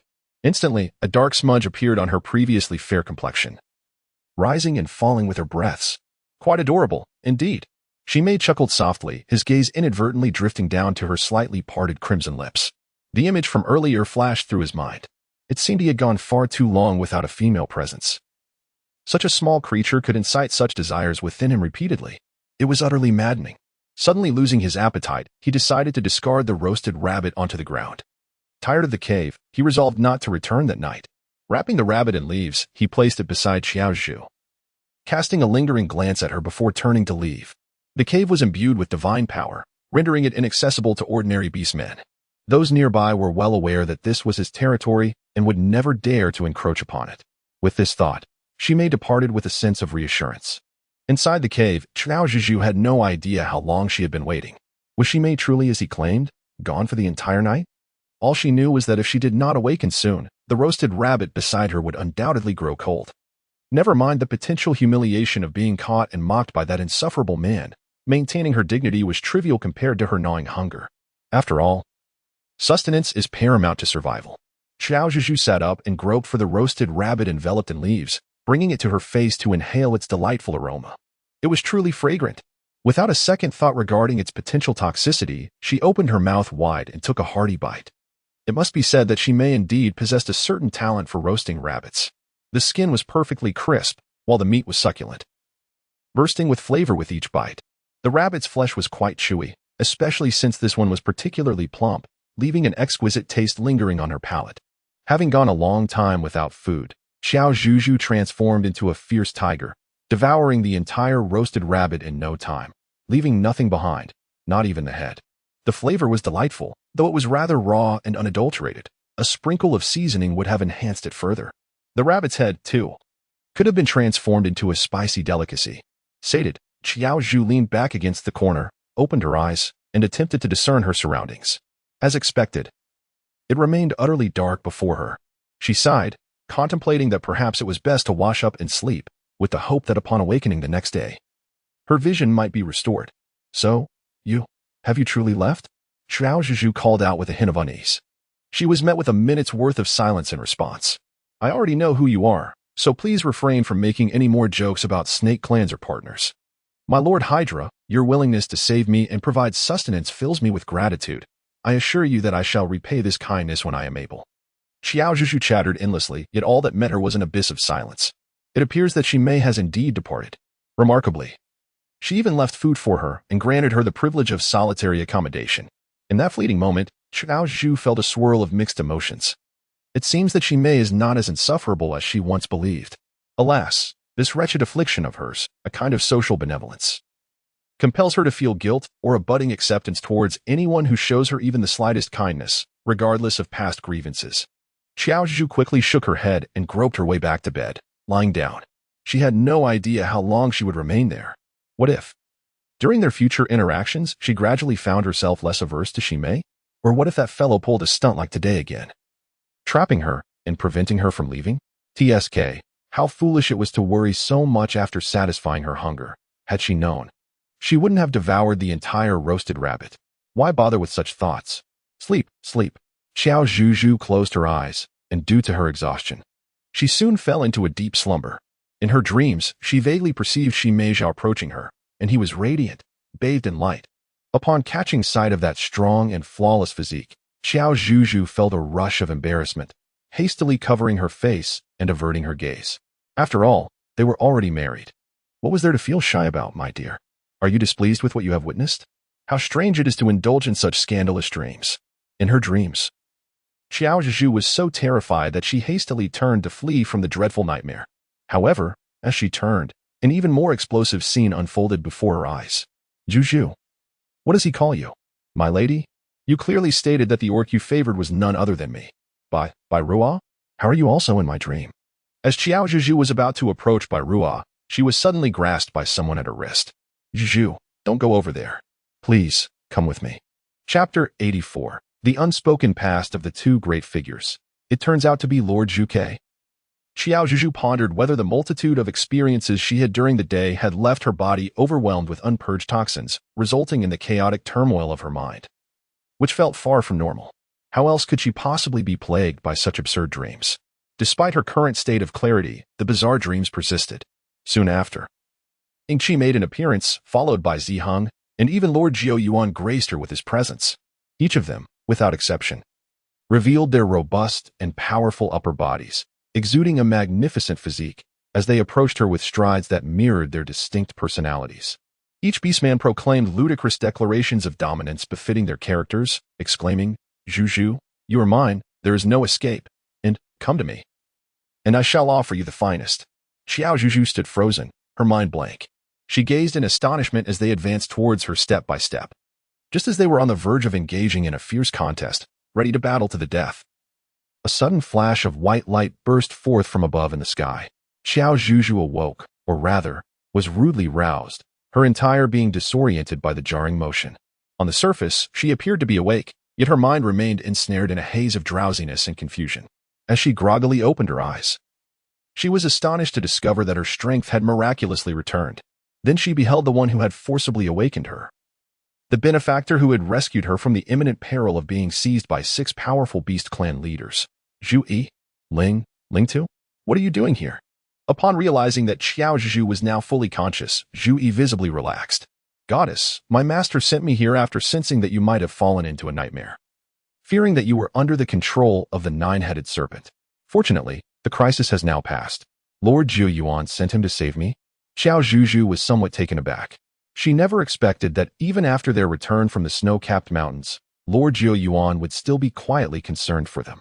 Please convey my heartfelt gratitude to Lord Jiao Yuan upon your return, and should the opportunity arise to visit the snow-capped mountains again, I shall repay his kindness with utmost sincerity. As soon as Qiao Zhu finished her sentence, Ling Tuzhu eagerly seized the opportunity to respond. You may go now. In truth, my master has been eagerly anticipating your return. Realizing that her words might be rather too blunt, Zhu hesitated midway, swallowing her thoughts.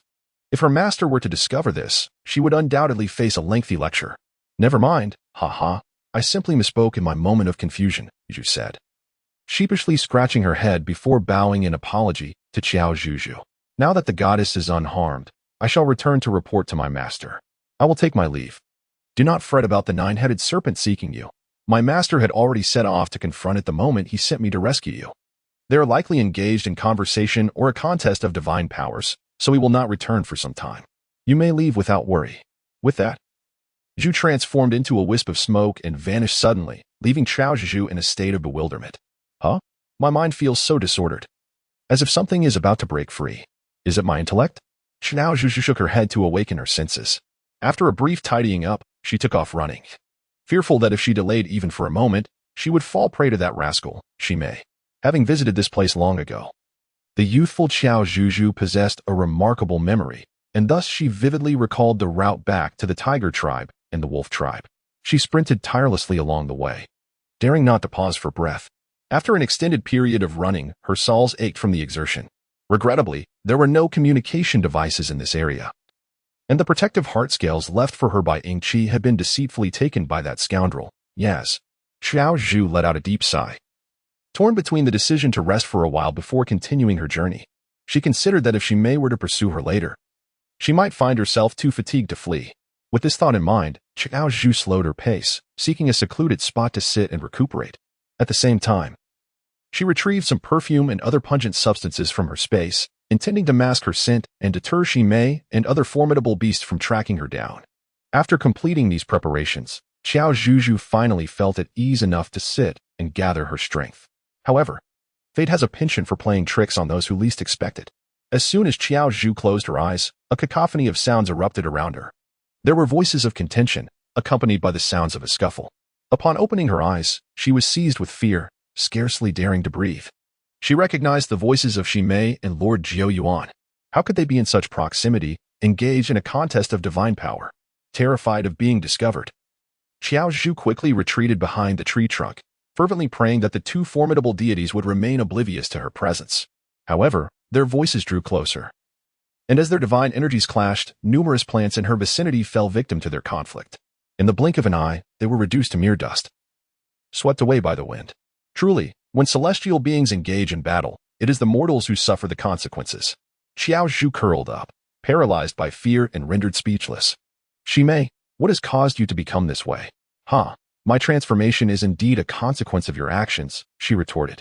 You now present yourself as a divine being, extending your heart to everyone, yet your true nature is laid bare before me.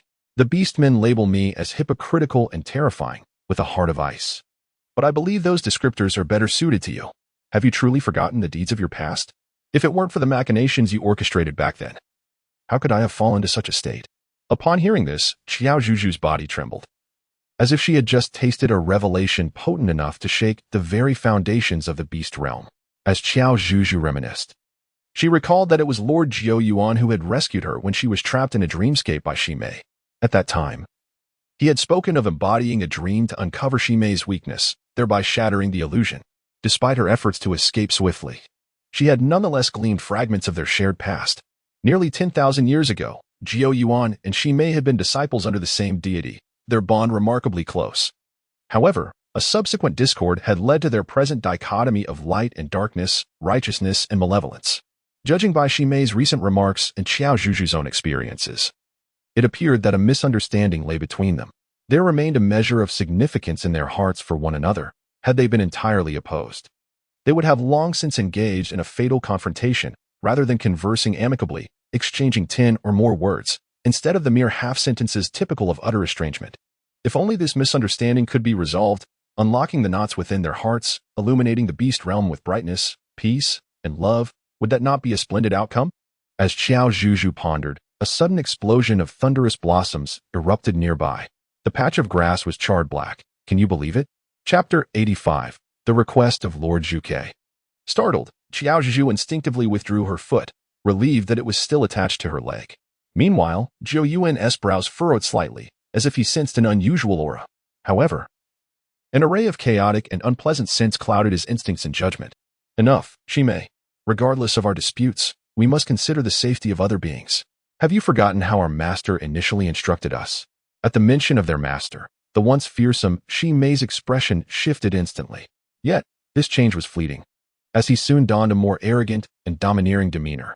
Of course I remember every word that biased old man uttered, and they still buzz in my ears. How irritating.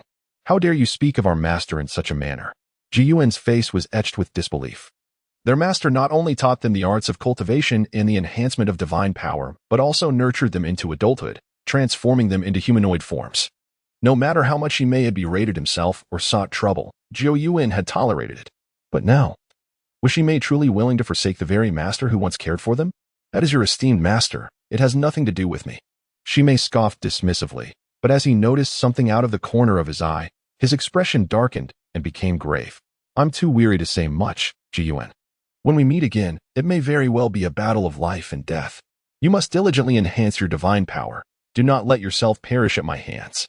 I, Xi Mei, vow to ensure your demise will be most tragic. After delivering his ominous words with a wicked smile, Xi Mei vanished from sight. Moments later, Qiao Zhuzhu sensed the surrounding tranquility returning. Yet, She still hesitated to venture outside. As she grappled with her uncertainty, a piece of pristine white fabric entered her view. It was Lord Zhou Yuan. Were you frightened just now?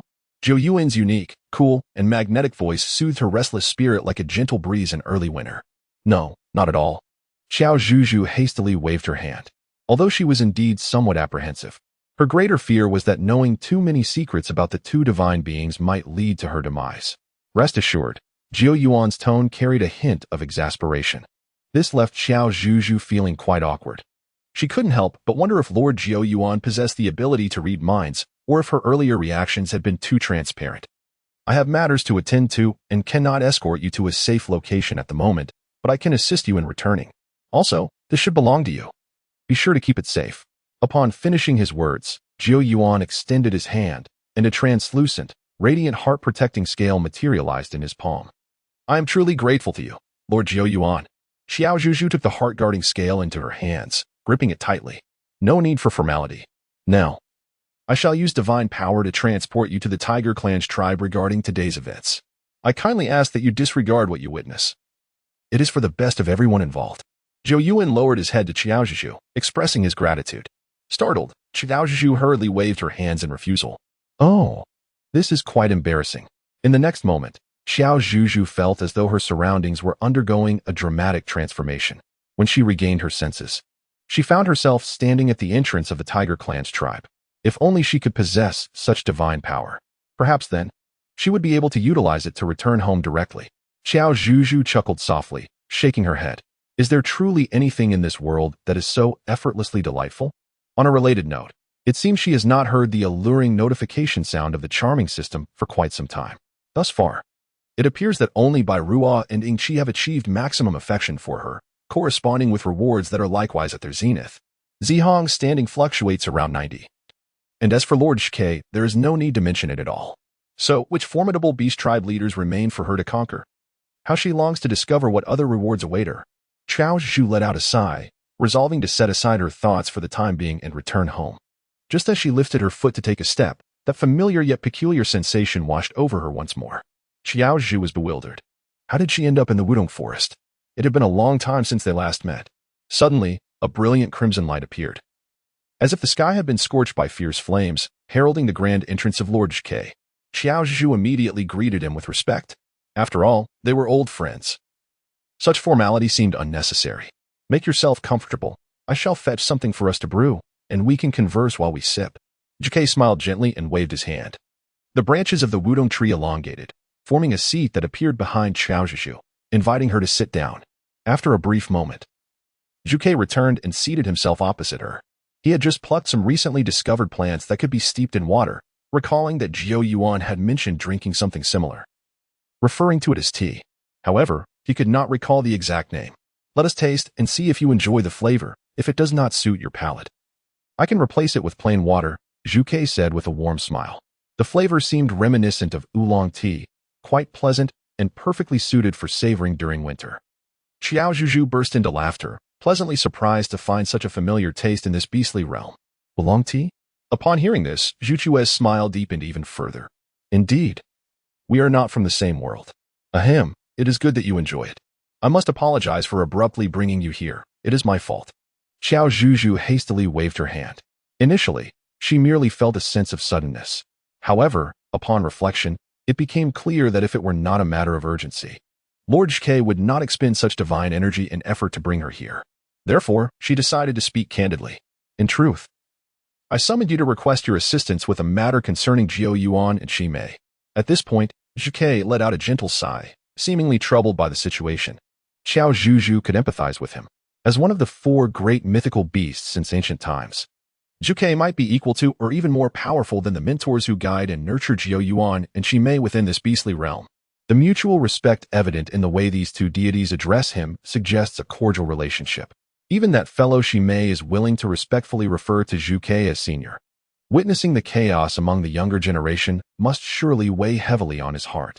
What kind of assistance does Lord Shike hope the young lady can provide? Qiao Zhuzhu felt a tinge of curiosity. How could an ordinary mortal like her assist deities in resolving their dilemmas? Shike, perceptive of Qiao Zhuzhu's worries and insecurities, approached her with a gentle demeanor, his handsome features radiating both recognition and earnest appeal. "This matter," he said, "may only be accomplished by you. It involves traversing dreams to return 9,000 years into the past, aiding Jiao Yuan and Shi Mei in resolving their misunderstandings." Chapter 86, Journey to 9,000 Years Ago in Dreams. Lord Zhuge proclaimed that Qiao Zhuzhu was uniquely the first to fully experience the dream conjured by Shi Mei after her mastery of dark arts. Given that Shi Mei had yet to fully master the realm of dreams, this could be exploited to allow Qiao Zhuzhu to navigate freely within other divine realms of dreams, such as the previous Jiao Yuan. Moreover, the participants within the dream are significantly influenced by their real-world counterparts, akin to the adage of seizing opportunities and telepathic connections. Zhuge expressed his intent to use divine power to transport Qiao Zhu into his dream, where she would encounter Jiao Yuan and Shi Mei from 9 millennia past. Besides Qiao Zhuzhu's ability to traverse the dreams of divine beings, Zhuge had another compelling reason for selecting her assistance. A millennium ago, Jiao Yuan and Shi Mei were unfamiliar with Qiao Zhuzhu, thereby enhancing the likelihood of success, even if the dream concludes with revelations for Shi Mei and Jiao Yuan. Zhuge assured her he would possess justifications to reconcile the situation. Additionally, Zhuge revealed an enticing prospect that solidified Qiao Zhuzhu's resolve to comply: the volcanic crater from 9,000 years ago. Perhaps this time, she might truly uncover the answer to her longing for home. "I shall transport you to a pivotal moment near the conflict," he declared. "Before I send you forth, I wish to convey one final thought. Should you be unwilling, I shall not impose. Even within a dream, there exists the potential for injury or an inability to return." Zhuge furrowed his brow slightly, internally grappling with the decision of whether to allow Qiao Zhuzhu to embark on this perilous journey. "Very well, I shall exercise utmost caution, and I trust that Lord Zhuge will bless my endeavor with success, will you not?" Qiao Zhuzhu said with a smile. Although her heart was in turmoil, she remained resolute. For the sake of returning home and ensuring peace in the beast realm, so that Bai Ruo and the others could live freely and happily, wasn't it merely a dream? She had experienced such dreams countless times before. "I understand now. Thank you, Zhuzhu." Zhuge smiled, his lips curling upwards. The red heart above his head suddenly flickered intensely, indicating, by all accounts, a significant surge in affection. Qiao Zhuzhu hesitated for a moment before finally clicking on the crimson heart. To her astonishment, the value surged to 80. "How remarkable. Congratulations, dear host. The favorability rating of the targeted character has reached the required level, and the immobilization spell has been upgraded to level 3. You may now select up to 6 targets for immobilization, with a duration of 1 minute. Please continue your efforts." Additionally, a gentle reminder, the immobilization spell can be utilized on any orc, apart from the targeted characters. Wow! Qiao Zhuzhu felt a surge of excitement and joy within her, silently applauding. How splendid this was! Just as she was worried about entering the dream realm, powerless and without any familiar faces to assist her, she recalled that even 9,000 years ago, when Jiao Yuan and Shi Mei were not yet renowned across the entirety of the divine summer continent, they still possessed divine power. "Oh, how deeply grateful I am to you, Lord Zhuge. Zhuzhu, are you ready?" The air around Zhuge ignited with crimson flames, poised to unleash divine power and usher Qiao Zhuzhu into the dreamscape. "I am prepared." Taking a deep breath, Qiao Zhuzhu closed her eyes. Since she was about to enter the dream realm, it was akin to immersing her consciousness into the dream itself. Yet this time, it seemed somewhat different. Perhaps her body and mind were wholly engaged. The formation was set, and she was on the verge of entering the dream. "Yiju, this dream may harbor dangers in its later stages. Please take care to protect yourself. Your safety must come first. I shall remain vigilant of your condition. And should we encounter one another within the dream, I implore you to awaken my consciousness there, so that I may assist you." As Zhu Qiue's voice gradually faded from her ears, Qiao Zhuzhu's consciousness began to sink into the depths of darkness. Slowly, a blinding light appeared before her eyes. Qiao Zhuzhu was acutely aware that she was about to encounter the beastly realm from 9,000 years ago. "Lord Zhuge, the merfolk of the Western Seas, Qi, seeks an audience." A youthful voice, tinged with urgency and earnestness, reverberated from beyond the Wudong forest. Within the grove, Zhuge sighed in resignation, after a moment of contemplation.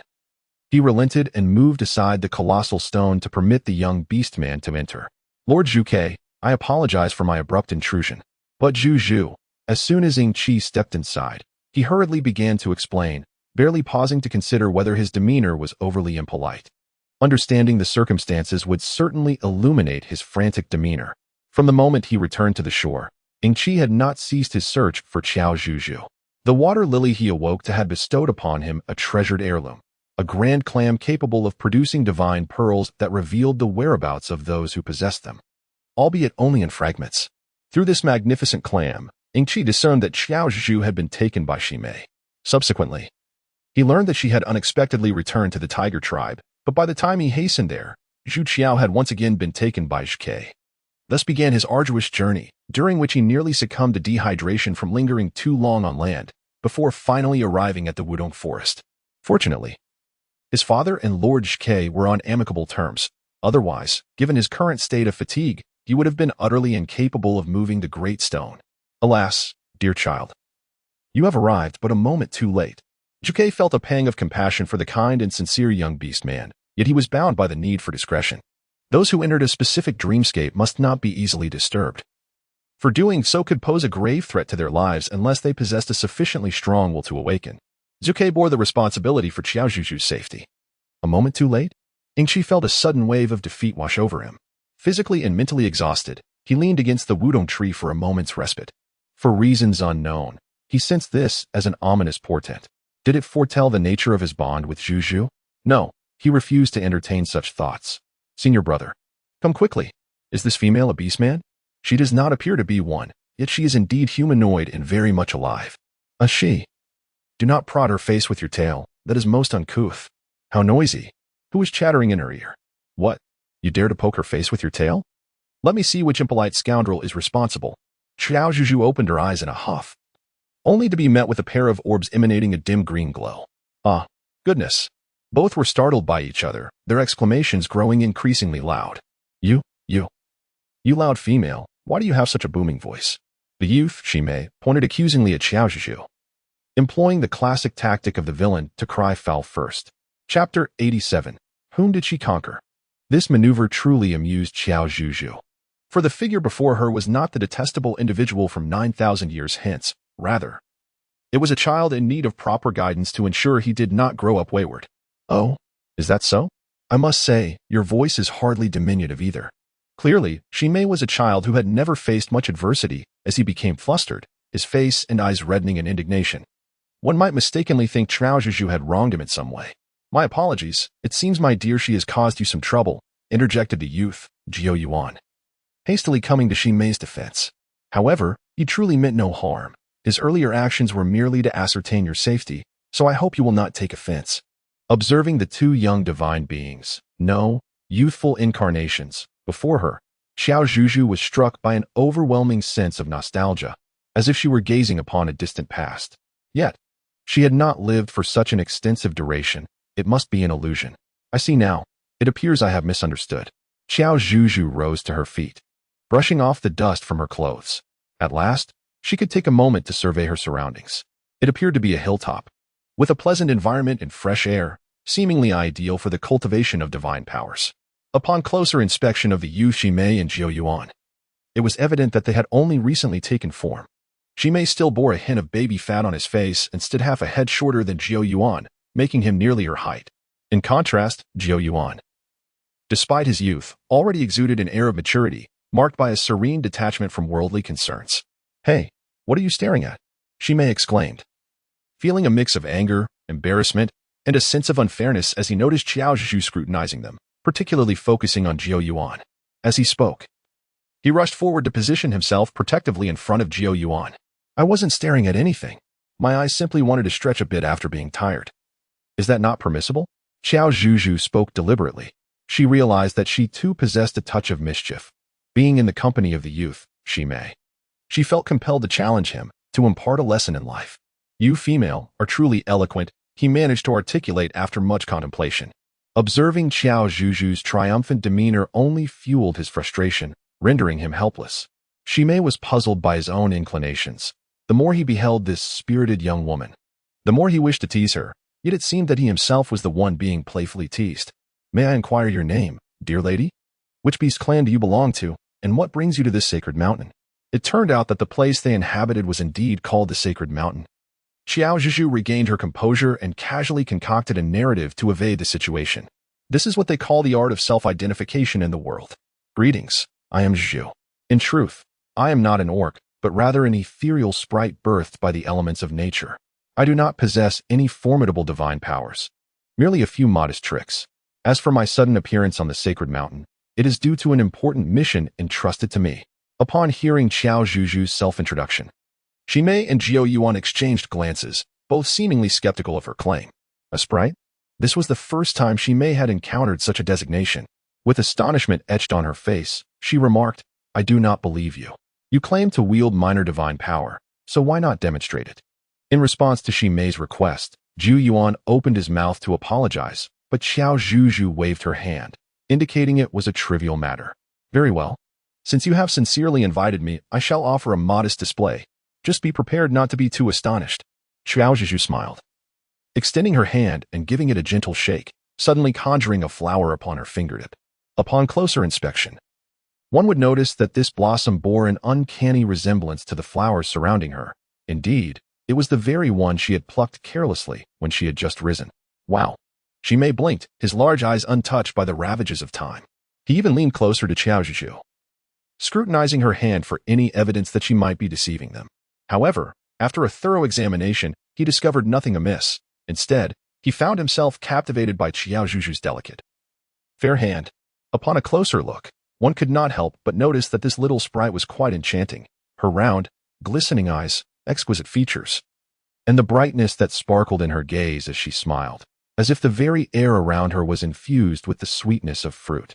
Speaking of fruit, it was rather remarkable. The little sprite's face, fair with a hint of rosy hue, resembled the very fruits he adored, making him yearn to take a bite and savor the flavor.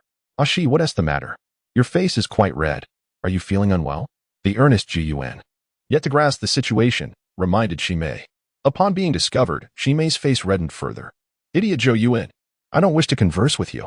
I just remembered that my master asked me to return early for something, so I shall take my leave. With that, Shimei turned on his heel and dashed away, leaving the two stunned individuals in his wake. However, Qiao Zhuzhu quickly regained her composure. After all, she had successfully courted several formidable beast tribe leaders and could discern the difference between genuine affection and mere discomfort. Who would have thought that the youthful Shimei would blush and flee, his heart racing?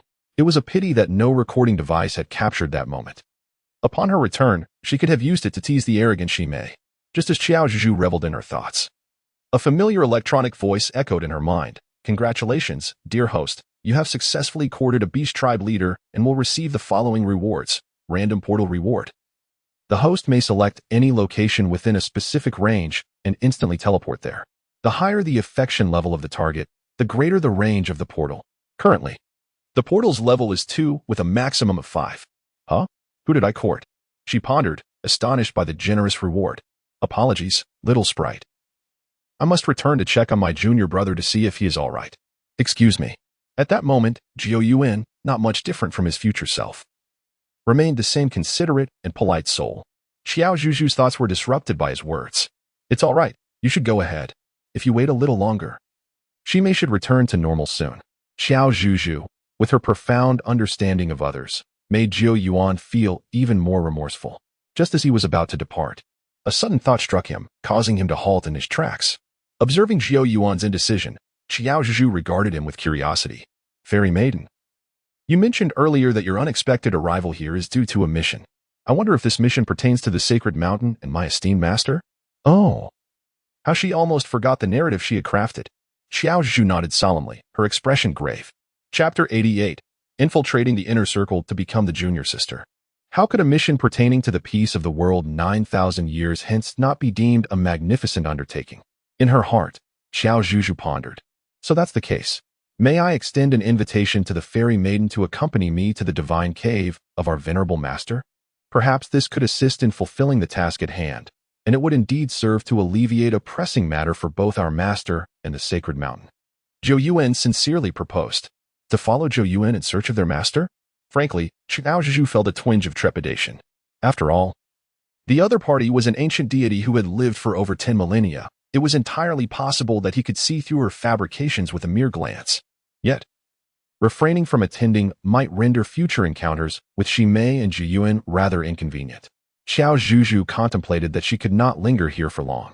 It would be prudent to complete her task swiftly and emerge sooner. As the saying goes, the greater the risk, the higher the potential reward.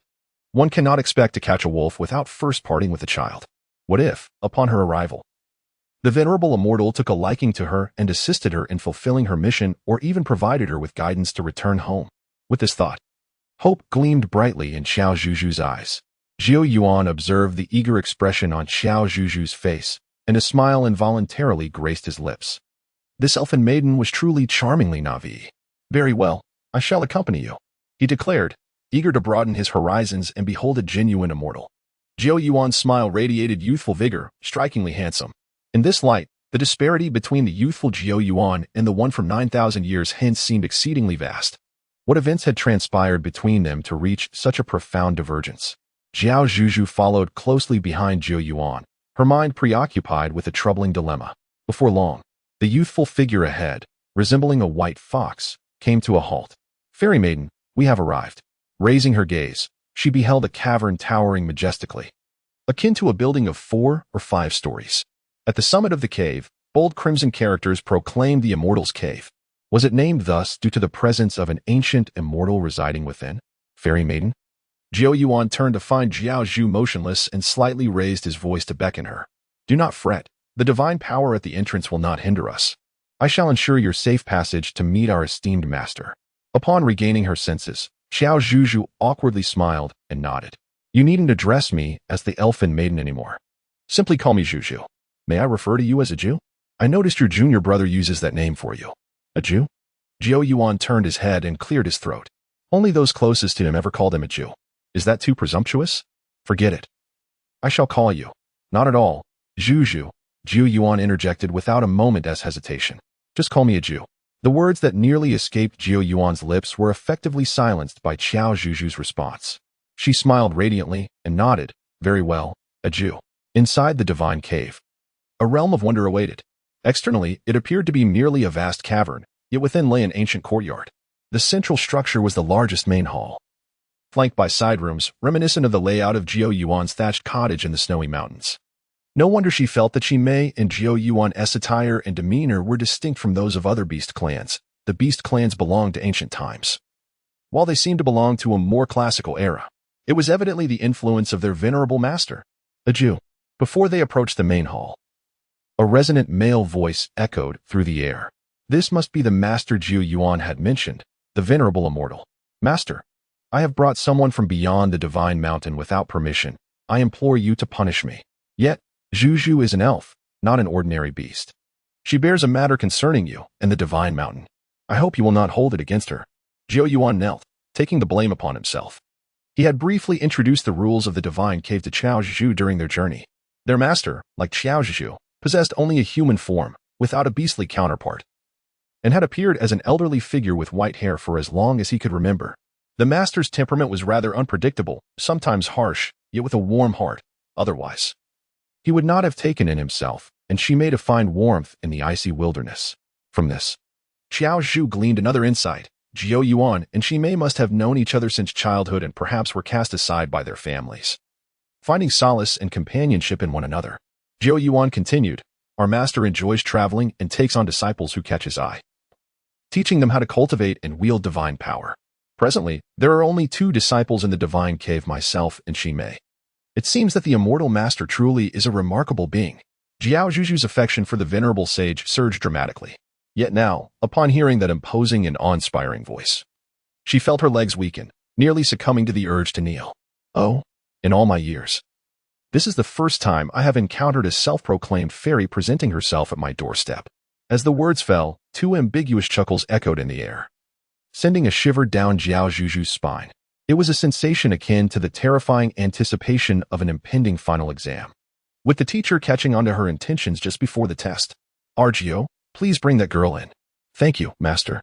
Zhou Yuan rose, extending his arm in a considerate gesture for Qiao Zhuzhu to rest her hand upon. He sensed that her balance was currently quite precarious. Qiao Zhuzhu offered him a grateful smile, then took a deep breath and followed Zhou Yuan to the main hall. There, she encountered the venerable old sage. Indeed, he was as imposing and austere as his voice suggested, instilling a sense of reverence in all who beheld him. Disciple pays respects to master. Zhu knelt once more, delivering a crisp and resonant bow. Qiao Zhuzhu contemplated for a moment and then knelt down as well. Little girl pays her respects to the esteemed immortal. She exclaimed, "Ha ha. Rise, all of you, rise." The elder with white hair was amused by Qiao Zhuzhu's mimicry, and his earlier stern demeanor softened as he let out a laugh. He raised his hand slightly, and a cushion appeared on the chair beside him, gesturing for Qiao Zhuzhu to take a seat. What a kind-hearted old man he is. Qiao Zhuzhu expressed her gratitude and then settled comfortably into the cushioned chair. However, her sense of ease was short-lived. The next moment, the elder's words startled her so profoundly that she nearly toppled from her seat. "I observed your conversation outside with my two disciples. You, young lady, are quite clever. Managing to discipline that child, she is no small feat." Qiao Zhuzhu smiled awkwardly. "Let us just take it as a compliment. I, the true self, speak candidly. I see a remarkable affinity between us, and your extraordinary physique suggests you are a promising candidate for the path of cultivation and enlightenment. Why not stay and become my disciple, the little sister of a Qiao and a Shi? What do you say?" Chapter 89. The Arrival of the Sinister Offspring. In her quest to infiltrate the inner circle, Qiao Zhuzhu diligently observed the movements of Zhu and Shi Mei, readily agreeing to the task at hand. She knew she must appear utterly astonished, exhilarated, and enthusiastic. Upon witnessing the satisfied smile of the old immortal, Qiao Zhuzhu contemplated that upon her return to the modern world, she might just venture into the entertainment industry. The future film queen beckoned to her. "Very well. Child, what is your name?" the old immortal kindly inquired. His tone remarkably gentle, a stark contrast to his earlier demeanor. The look of surprise on Zhu face further confirmed that the immortal master had never displayed such warmth towards them before. This left Qiao Zhuzhu feeling both flattered and bewildered. Perhaps she was the only female disciple the old immortal had taken on, or perhaps the youngest. She felt an inexplicable sense of having traversed into a fantasy realm of cultivation, embodying the beloved junior sister of the sect. "Immortal master, no, my esteemed teacher. I am called Zhu, with your signifying jewel." Qiao Zhu responded cheerfully. "Zhu is indeed a delightful name. Let it remain, allowing me to indulge in a bit of laziness without having to ponder a new name." The old immortal chuckled softly. It turns out that both Zhu and Shi Mei's names were bestowed by him. One must admit, they are quite pleasant and seem to resonate well with the identities and personalities of these two beastmen. "Zhu, I wish to have a private conversation with your junior sister, so you may step outside for a moment. Please prepare dinner with Shi and make it a bit more sumptuous to properly welcome your junior sister." After giving these instructions, the old immortal turned to Qiao Zhuzhu, inquiring about her food preferences and any dietary restrictions she might have. Qiao Zhuzhu dared not voice any further demands, given the current state of the food. She merely expressed a desire for her meal to be cooked a little more. Raw food was something she truly found intolerable. The old immortal chuckled heartily upon hearing this and waved for Zhu to take his leave. After Zhu departed, the old immortal gradually regained some of his initial aloofness. "Ah, Zhu, in truth, you are not an elf, are you? It is no wonder that the old immortal possesses such keen and discerning eyes." Qiao Zhuzhu hurriedly knelt on the ground, her voice trembling as she confessed her wrongdoings and attempted to explain herself. However, she felt a hand grasp her arm, and she was gently lifted to her feet. "I have no intention of reproaching you," the venerable immortal remarked with a smile, allowing Qiao Zhuzhu to feel a sense of relief in her heart. "Now, let us have an earnest conversation, and you may share how you arrived here and the burdens you carry. What connection do you have with me?" As Qiao Zhuzhu waited moments ago, she meticulously organized her thoughts. Taking a deep breath, she began to speak, half in earnest and half in jest. It is as follows. "Master." In her narrative, Qiao Zhuzhu portrayed herself as an ordinary human who, through a twist of fate, stumbled upon monumental news and inadvertently found herself in the beast realm.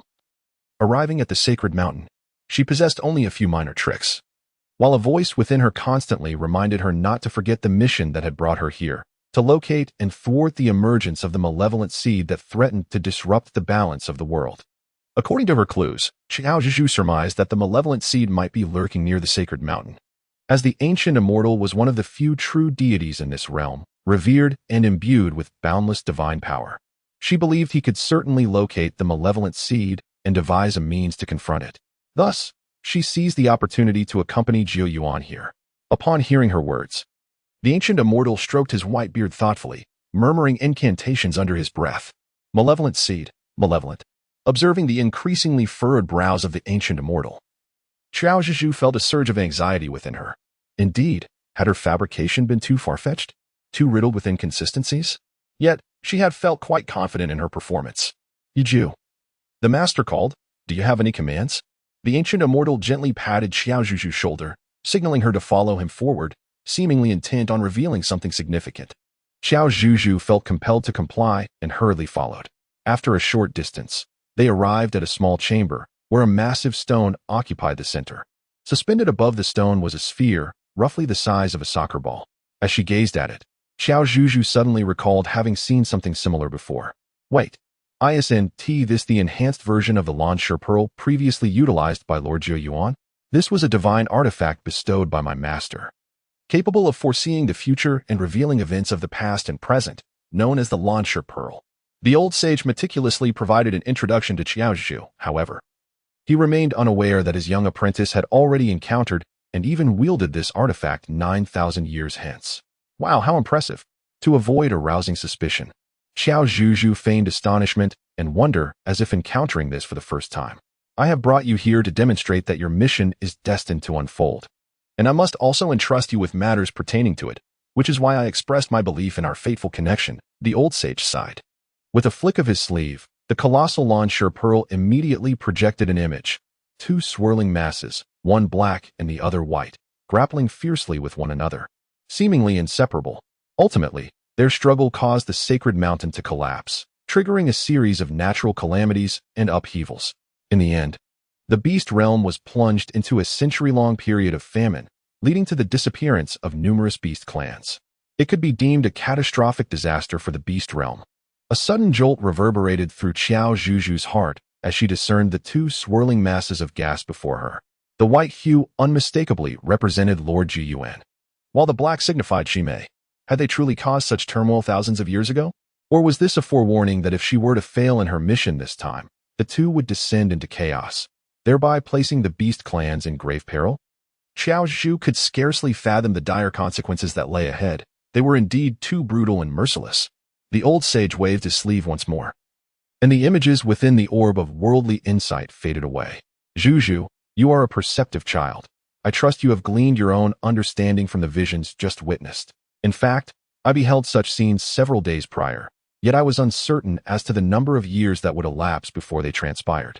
By that time, would I still inhabit this realm? Would I be able to avert impending calamities? It was only upon encountering you that I began to comprehend that ominous entity was, in truth, a manifestation of malevolence. Listening to these words, Qiao Zhuzhu felt a tumult of emotions within her. Indeed, she was, in essence, an observer endowed with a divine perspective.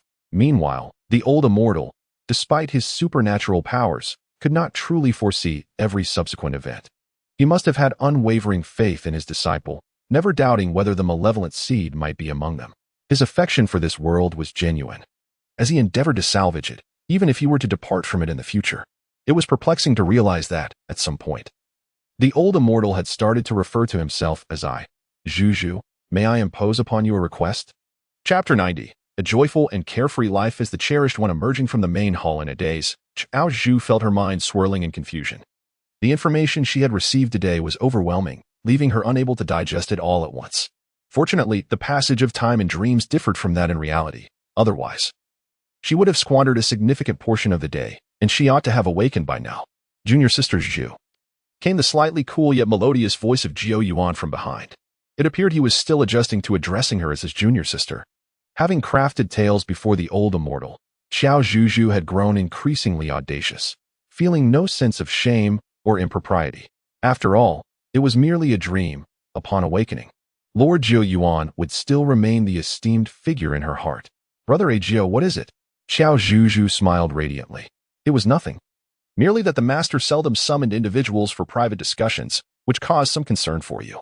Seeing Qiao Zhuzhu in perfect condition, still beaming with joy, Jiao Yuan felt considerably reassured. He was about to share that he had just returned from a hunting expedition with Shimei and wished to inquire further about Qiao Zhuzhu's preferences. However, before he could utter a word, a sudden gust of wind swept in. Senior brother! How could she be here? Shimei exclaimed, initially joyfully addressing her senior brother. But upon recognizing the female figure before her as the little fairy from before, Her eyes widened in astonishment. What followed was a flurry of bashful reactions, including a flushed face, reddened ears, and stammering speech. The thought that she may have been so effortlessly captivated by him was utterly delightful. Qiao Zhuzhu still feels a bit surreal at this moment, with their heights now nearly equal. She can see the green heart atop Xime's head without needing to look up. I wonder how much he likes himself at this point. As it happens, she. Before Zhou Yuan could elucidate, Qiao Zhuzhu interjected, I am here as a guest. Qiao Zhuzhu cast a cunning smile at Zhou Yuan. She discerned that Xime was still unaware that she had become their junior disciple, and perhaps Zhou Yuan had not yet taken the opportunity to formally introduce her. Otherwise, Xime would certainly not exhibit such a reaction and demeanor. Visiting? Xime furrowed her brow in confusion. Clearly, he had never contemplated that one day their celestial abode might receive guests. Indeed, what is the matter? Do you not welcome my presence? Qiao Zhuzhu's delicate face crinkled in a frown, revealing a hint of sadness. In truth, she was secretly scolding herself. Oh, Qiao Zhuzhu, you truly excel at acting. No. I was merely taken aback. Please do not overthink it. Xime, feeling a twinge of embarrassment, scratched the back of his head. Deep down, he felt immense joy at the prospect of encountering this charming and intriguing little sprite once more. Ahem. Now that everyone has gathered, let us hasten to prepare dinner, lest we leave our rare guest in the celestial abode hungry. From the heavens, the voice of the old sage resonated, and upon closer listening, one could detect a trace of fondness and playful mockery in his tone. Qiao Zhuzhu has once again reshaped her understanding of the venerable sage. Who would have thought that he not only eavesdropped on their conversation but also refrained from exposing her? Instead, he seemed to play along with her words. Truly, it leaves me in tears. Disciple obeys. Disciple obeys. Zhou Yuan and Xime bowed to the empty air, then rose to prepare food in the small kitchen. Upon witnessing the scene, Qiao Zhuzhu also wished to follow suit. No, Zhuzhu, you are a guest. It is improper for a guest to undertake tasks upon their first arrival. Zhou Yuan firmly declined her request to accompany him. Beside them, Xime appeared somewhat wavering, yet she resolutely countered Qiao Zhuzhu's intentions, stating, Indeed, since you are a guest, you should retire to the guest room and rest. The food will be prepared shortly. Faced with their unwavering expressions, Qiao Zhuzhu could only acquiesce. However, before departing, she presented Zhou Yuan and Xime with an assortment of spice bottles, claiming they were gifts from her initial visit. Adding a dash of these while preparing the food will enhance its flavor and make it even more delectable. In Qiao Zhuzhu's space, the condiments are suitable for both human and animal consumption, and as long as the quantity is controlled, no adverse effects will ensue. Thank you. Zhou Yuan smiled amicably and then took Xime away. With some leisure time on her hands, Qiao Zhuzhu decided to visit the room that Zhou Yuan had mentioned. It had already been tidied up and adorned with freshly picked flowers. It must have been specially arranged for her. Qiao Zhuzhu smiled, feeling a warmth enveloping her heart, the sensation of being cared for and perhaps even cherished by others. How could such an experience not be deemed wonderful? After a brief respite, Zhi Yuan approached and knocked on the door, guiding Qiao Zhuzhu to the dining room. The space was expansive, dominated by a large square table crafted from paulownia wood, accompanied by 4 equally proportioned chairs made of the same material. The table was abundantly adorned with an array of roasted meats, as well as several dishes of stir-fried vegetables, such as cabbage and spinach. It seemed these vegetarian dishes were prepared for the venerable sage. Qiao Zhuzhu also discovered that Zhou Yuan and Xime possessed remarkable culinary skills. It is only natural, for they had undergone the rigorous training and nurturing of their master 9,000 years ago. How could their culinary prowess be anything but exceptional? They even utilized the condiments they had created, and indeed, the dishes appeared and smelled far more appetizing. Yet, gazing at the bountiful spread before her, Qiao Zhuzhu found herself salivating over the vegetable dishes. The reason was quite simple. There was an overabundance of meat. Reflecting on her past, Qiao Zhuzhu realized that she was either consuming meat or on her way to procure it, with only the occasional fruit to vary her palate. During that time, she had even attempted to seek out edible plants and vegetables in the vicinity, but, as expected, none could be found. Qiao Zhuzhu was astonished to discover that vegetables existed 9,000 years ago. But what could have caused their subsequent disappearance? Suddenly, a vivid image flashed through her mind. The emergence of malevolent beings, the battle between light and darkness, and the animal kingdom plunged into a calamitous era of desolation, leading to the tragic extinction of numerous plant species. Qiao Zhuzhu closed her eyes, somewhat astonished by the cycle of cause and effect. What troubles you, Zhu? Do you find these delicacies unappealing? Came the voice of the old sage, laced with a hint of amusement. Qiao Zhuzhu quickly opened her eyes and waved her hand. No, master, it is just that I have not savored such delectable food in a long time, and I am momentarily at a loss for words. Oh? You too enjoy these vegetarian dishes, huh? Ha ha ha, it is no wonder that I chose you as my beloved disciple. How rare it is to find someone with a palate akin to mine, the old immortal chuckled, gesturing for Qiao Zhu to glance at Shimei. Master. What do you mean? Shimei exclaimed, her mouth capable of accommodating an entire egg. Allow me to formally introduce the two of you. Zhuzhu, from now on. You shall be my disciple and your little junior sister. Thus began Qiao Zhuzhu's life as the cherished junior sister of the only disciple in the Divine Mountain's immortal cave. However, such blissful days did not last long. Chapter 91. Awakening the Vermilion Bird in a Dream. Qiao Zhuzhu did not allow herself to forget her mission amidst the fleeting moments of peace and happiness. Yet, she remained uncertain about the reasons behind the rift between the two of them and why Shimei had transformed into such an insufferable figure. It seemed that everything awaited a certain opportunity, a moment that Qiao Zhuzhu had yet to uncover. Little junior sister, you are being lazy again. A sharp pain suddenly struck her from above. Qiao Zhuzhu immediately regained her focus and turned to glare at the instigator. Shimei. You fell, Shimei. Why did you strike my head? What is foul about me? I am clearly quite fragrant. Moreover, why do you not address me as senior brother? How dare you simply call me by my name? Shimei expressed her discontent. After all, Qiao Zhuzhu, whether in the presence of their master or otherwise, consistently and willingly referred to Jiu Yuan as senior brother. Yet, when faced with her, as in this instance, it was a different story. It is acceptable to call you senior brother, but you must embody the demeanor of one. You constantly conspire with master and senior brother Jiu to bully me, displaying a childishness that surpasses my own. Thus, I have no intention of addressing you as senior brother. After Qiao Zhuzhu finished speaking, she intentionally stuck her tongue out at him. Observing Shimei's face flush with anger, one couldn't help but notice the green heart above her head still pulsating incessantly. Qiao Zhuzhu felt an immeasurable joy within her heart. Oh, how could you have bullied me for nearly 9 years? Now, after the passage of 9,000 years, do you truly believe I cannot handle you? This is what they call a gentleman's revenge. 9,000 years is not too late. 9,000 years in the east of the river, 9,000 years in the west. Do not underestimate a young girl as strength. Well, that hardly counts as bullying, does it? Shimei's voice dwindled to a whisper. At most. I merely tugged at her hair, caught a few butterflies and other delightful insects to playfully place upon her shoulder. It was simply a light-hearted jest, nothing more. I assure you, I maintained a certain restraint. You are absolutely right. After all, you are my senior brother. It is I, Zhuzhu, who has erred. I should not have hidden away or contradicted you, dear brother Shi. Please do not hold it against me. As Qiao Zhuzhu's gaze deepened, her tone softened considerably. Just as Shimei pondered the sudden shift in her demeanor and words, a powerful force lifted the back of his neck. Shi, are you bullying your junior sister again? The cold, slightly irritated voice of Jiu Yuan resonated from behind. No, senior brother. I didn't. Shimei attempted to defend himself. But halfway through his protest, he found his mouth sealed by divine power, rendering him unable to articulate his thoughts. How many times has it been, Shi? Enough.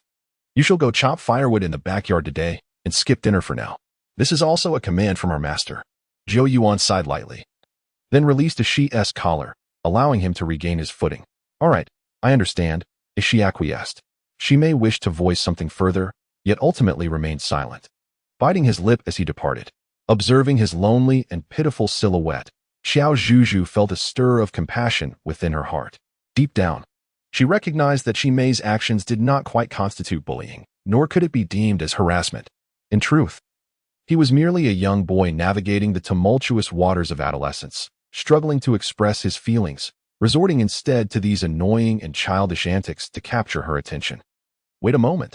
Senior brother Jiu, actually Shi, as Qiao Zhuzhu was about to persuade Shimei to stay, she was halted by Jiu Yuan's raised hand. I understand what you are about to say. In truth, the master does not intend to truly punish Shi. Rather, it is a consideration for his growth. Jiu Yuan succinctly explained the situation, according to Qiao Zhuzhu's experience and comprehension. The essence is as follows. It is akin to parents wishing to spare their children from the folly often associated with the tumultuous period of adolescence and courtship, fearing that it may culminate in mutual heartbreak. Thus, they seek an opportunity to enlighten Shimei, enabling him to realize the foolishness of his current actions.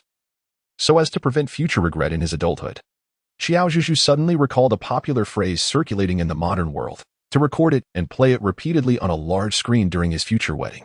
A definite piece of black history. However, with Xime's temperament, would she truly not harbor any dissatisfaction stemming from misunderstandings, leading to an accumulation of increasingly sinister thoughts? Qiao Zhuzhu's heart gave a sudden lurch. Could it be that she was overthinking? In any case, my dear Zhuzhu, there is no need for you to dwell on this matter. If she exhibits any further inappropriate behavior towards you, you may directly employ the divine power taught by our master to discipline him, Jiu Yuan stated with utmost seriousness. Qiao Zhuzhu nodded, indicating her understanding. When it comes to divine power, she was certainly not cut out for it. The old immortal was well aware of this, and thus kindly indulged her in this charade. The old immortal gifted Qiao Zhuzhu several divine artifacts, enabling her to wield a modicum of divine power for convenience in her travels or for self-defense. By the way, Zhuzhu, let us proceed to the main house. We have guests arriving today. Guests? Qiao Zhuzhu furrowed her brow in confusion. Had it not been stated earlier that the immortal cave rarely welcomed visitors? Although referred to as a guest, he was, in truth, a formidable elder. A person of considerable strength who shared a good rapport with her master, and would typically refrain from visiting unless there was an urgent matter at hand. Jiu Yuan provided a brief introduction regarding the man's circumstances. As Qiao Zhuzhu listened more intently, an unsettling feeling began to wash over her. Wait, could it be that this formidable senior guest is none other than Lord Qiao? Let us proceed. All right. Upon clearly observing the man before her, who radiated a warm crimson glow, Qiao Zhuzhu realized that her suspicions had been confirmed. Indeed, it was Lord Qiao. Yet, this incarnation of Lord Qiao existed only within the dream realm, a representation of him from a time long past, rather than the reality of his existence 9,000 years hence. As Qiao Zhuzhu recalled, prior to her decision to enter the dream realm, Lord Zhuke had mentioned that she could awaken her consciousness in reality by employing certain key phrases. But what key phrases should she utter? Setting aside that thought, she needed to find a moment for solitude. Zhuke, allow me to introduce my newly accepted disciple, Zhuzhu. The wise old sage, upon seeing the two enter, cheerfully gestured for Qiao Zhuzhu to approach. Upon reaching Lord Qiao, Qiao Zhuzhu politely greeted him, observing Lord Zhuchu's serene demeanor. She glanced at the teapot and teacups resting on the adjacent table. Qiao Zhuzhu quietly mused that this might be an opportune moment to awaken him. She then retrieved some oolong tea leaves from her spatial pouch and proceeded to brew them in a teapot. Zhuzhu, what is this? The old celestial being noticed Qiao Zhuzhu's actions. Master, esteemed Zhuke, these are the tea leaves I recently acquired. They are refreshing, delightful, and rich in benefits. I am uncertain if they align with your tastes. I humbly ask you not to chastise me for my presumption. How could that be? The aroma of this tea beckons me to partake, replied the master. Zhuke, what say you? As their conversation unfolded, Zhuchu's gaze had already undergone a notable transformation. Qiao Zhuzhu realized that this marked the awakening of consciousness. Chapter 92. The affection of Ximei towards her remains tolerable. Lord Zhuke recalled their shared moments over oolong tea. Upon gazing into Lord Zhuchu's crimson eyes, which radiated recognition, Qiao Zhuzhu could not help but smile. Now that Lord Zhuke had regained his awareness of reality, it was merely a matter of time before they could converse privately. Come, let us savor the new tea prepared by my obedient disciple, the old immortal, still blissfully unaware. Jovially invited Zhuke to join him in tasting the oolong tea. Zhuke returned the smile and raised his cup to share tea and conversation with the old immortal. Observing this, Jiu Yuan politely withdrew, escorting Qiao Zhuzhu away.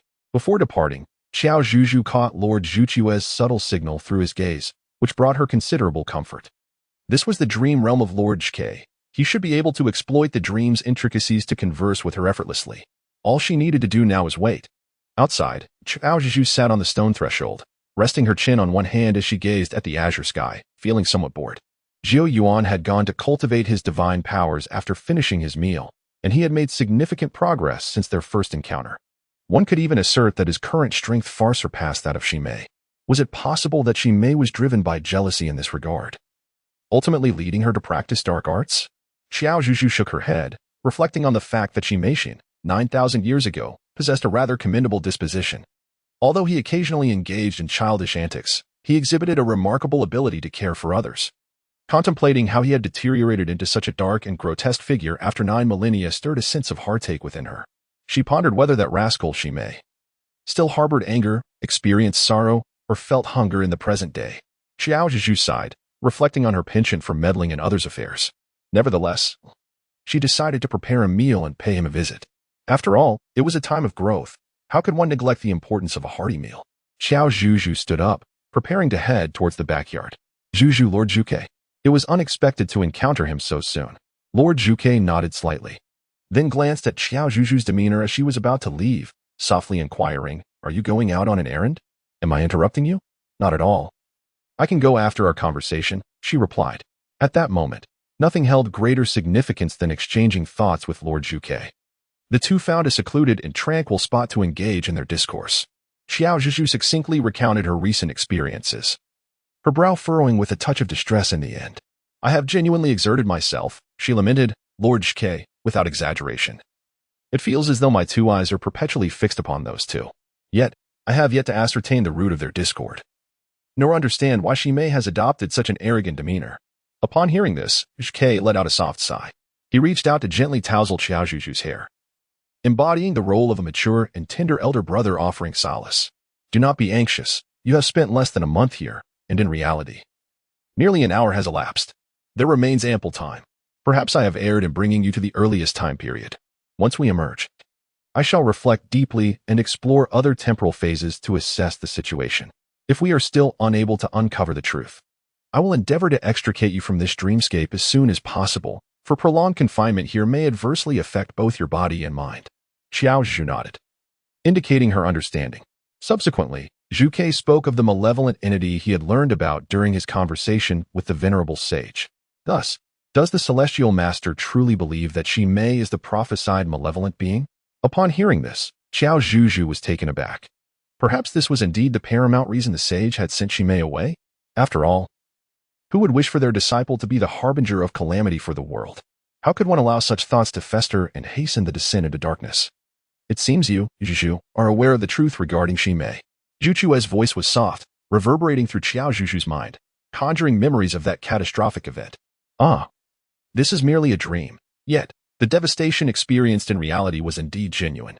The passage of time has rendered my recollection of the details hazy. Perhaps misunderstandings or other reasons could be at play. In the past, I viewed matters from my own perspective. Now, Zhu, you are afforded the opportunity to experience this period through your own eyes. I trust you have gleaned considerable insight.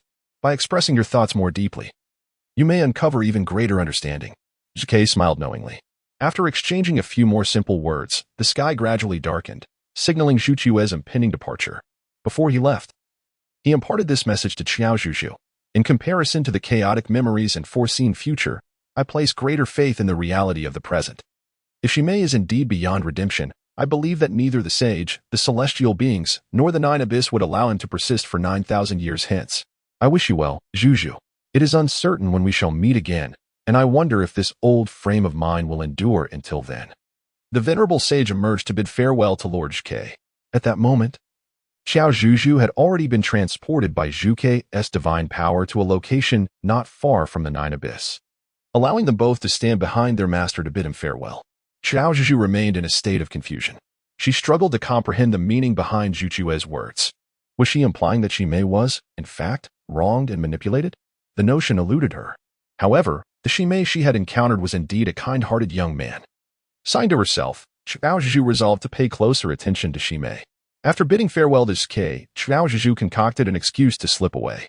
Stealthily, she made her way to the small kitchen, preparing some food for Shimei before heading to the backyard. Fearful of being discovered, she scarcely noticed her surroundings. It was only at the moment she stepped into the backyard that she caught a fleeting glimpse of something white flash by. Yet, she dismissed it as a mere figment of her imagination. In the backyard, having finished gathering firewood for the divine cave, the famished Shimei sat beside a wooden stump, gazing vacantly at the moon. He was uncertain of what occupied his thoughts. Images flitted through his mind like a slideshow, ultimately lingering on the cheerful little sprite with the captivating smile. Did she truly despise him now and look down upon him? It was conceivable, after all. He lacked the talent of Jiu Yuan and the steadiness to care for others. If he were the master, Qiao Zhuzhu would undoubtedly prefer Jiu Yuan. Shimei pressed his lips together, letting out a self-deprecating chuckle. "What are you mumbling to yourself?" Suddenly, Qiao Zhuzhu appeared before Shimei, startling him to the point of nearly losing his balance. He offered an awkward smile, but it quickly faltered upon noticing the food in Qiao Zhuzhu's hands. Was it meant for him? The green heart above his head pulsated rapidly. Qiao Zhuzhu has chosen to click at this time. The favorability has already reached an impressive 90. Chapter 93. The assessment of the old immortal is quite extraordinary. I truly did not expect that Shimei would actually.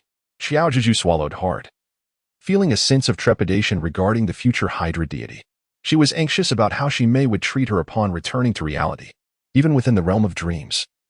She had inadvertently captured Shimei's affections. Otherwise, the charming system would not have bestowed upon her the reward of the Anywhere door. Congratulations, dear host. Due to the increased favorability of the targeted character, your Anywhere door reward has been upgraded to level 4.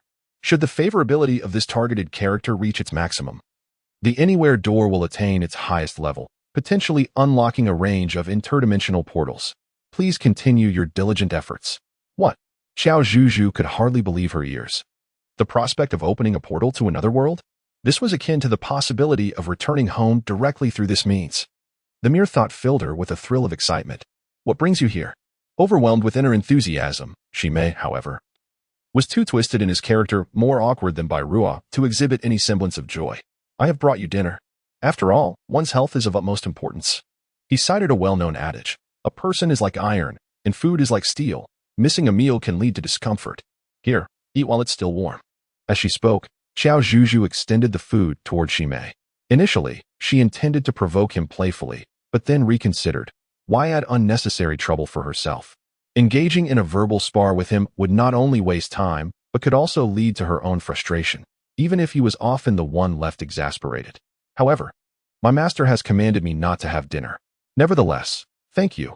Shimei waved his hand dismissively at Qiao Zhuzhu, urging her not to wander outside as night fell and to return to rest promptly. Understood. You should also retire early, she replied. And remember, one must not be too rigid in life. Qiao Zhuzhu stepped forward and placed an object into Shimei's palm. The warmth of their skin met. And despite the coolness of the night, it felt as though the most intense heat in the world resided in that moment.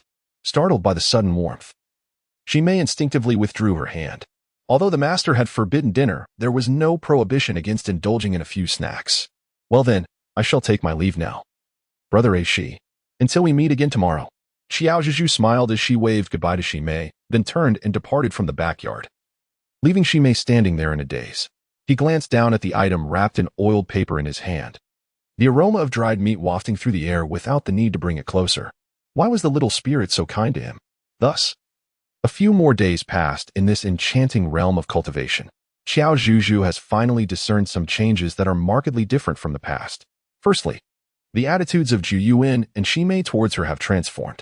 Shimei has grown increasingly attentive, shedding the annoying behaviors of Ur, and has become more diligent in her cultivation of divine power, even showing a newfound eagerness to inquire. One could say that the previous half-heartedness has been replaced by a stark contrast in dedication. Even the old immortal could not help but remark, has this child Shimei been possessed by something else? As for Zhu Yuan, he remains as composed, mature, and exceptional as ever, yet his demeanor towards Qiao Zhuzhu appears somewhat distant. Although the customary treatment and greetings persist as before, she can sense a subtle shift in his behavior. How peculiar. What could she have done inadequately? Why this sudden reserve towards her? Is she perceived as some monstrous being that devours without leaving a trace? Furthermore, there is the old immortal, who seems to have become inexplicably forgetful of late. He seldom rises early to oversee the morning exercises of his 3 disciples. Overall, it appears that age has caught up with him, as he lacks the abundant energy of his earlier days and seems to be in a state of gradual decline. Qiao Zhuzhu was acutely aware that, prior to the incident involving Shimei, the old immortal was likely no longer present. However, she did not anticipate that this day would arrive so swiftly. It was yet another day adorned with clear blue skies. The old immortal summoned his 3 disciples to gather together. He had devised a small assessment to determine who could pass with both speed and excellence. Those who succeeded would be rewarded handsomely for their efforts. Qiao Zhuzhu held no interest in the reward, for once the dreamscape faded, nothing remained. However, Zhou Yuan and Shimei appeared to be brimming with enthusiasm. Particularly Shimei, whose recent progress had been astonishing, now wielding divine power nearly on par with Zhou Yuan. In the past, Qiao Zhuzhu would have unreservedly believed that Zhou Yuan would undoubtedly emerge as the victor in the assessment. Yet now, the outcome was far from certain. Well, I have imparted the necessary precautions. Exercise caution during your travels. Should any misfortune befall you, I shall not readily rush to your aid. Regarding this evaluation, I shall treat all equally, without favoritism. With that, you may now embark on your journey." As the old sage concluded his words, he summoned divine energy, transporting his 3 disciples to the foot of the divine mountain. Upon returning to the main house's lounge, he displayed a hint of fatigue, reclining on the bed while retrieving the Longshore pearl.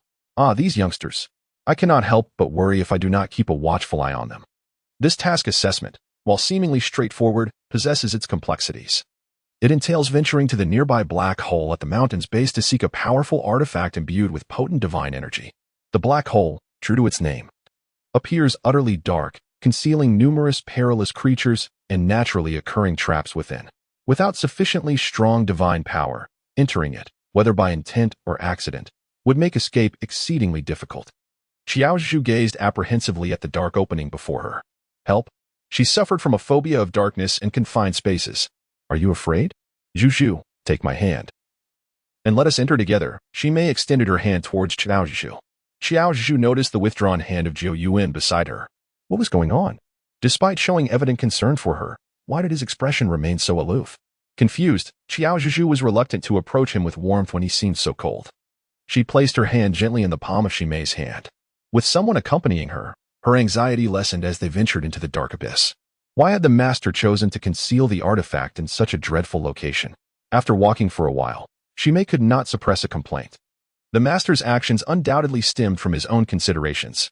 Zhou Yuan appeared significantly more composed compared to the other two. The entrance of the black hole was shrouded in darkness, obscuring the view within, yet once one stepped inside, a whole new world unfolded. The dim, purplish atmosphere showcased an array of bizarre creatures and the remains of ancient beast clans, some still emanating a foul stench. Qiao Zhuzhu's brows remained furrowed. While walking, she suddenly felt her feet slip beneath her.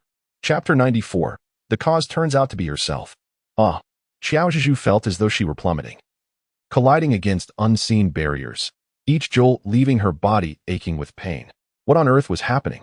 Sensing that she might soon crash to the ground and be reduced to a mere pulp, she hastily invoked the mystical artifact bestowed upon her by the ancient sage, enabling her to halt her descent and hover in midair.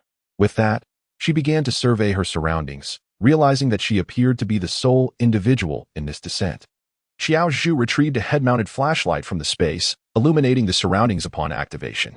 It resembled an abyss, with the depths beneath her feet unfathomable, and she had to strain her neck to perceive a faint glimmer of light above.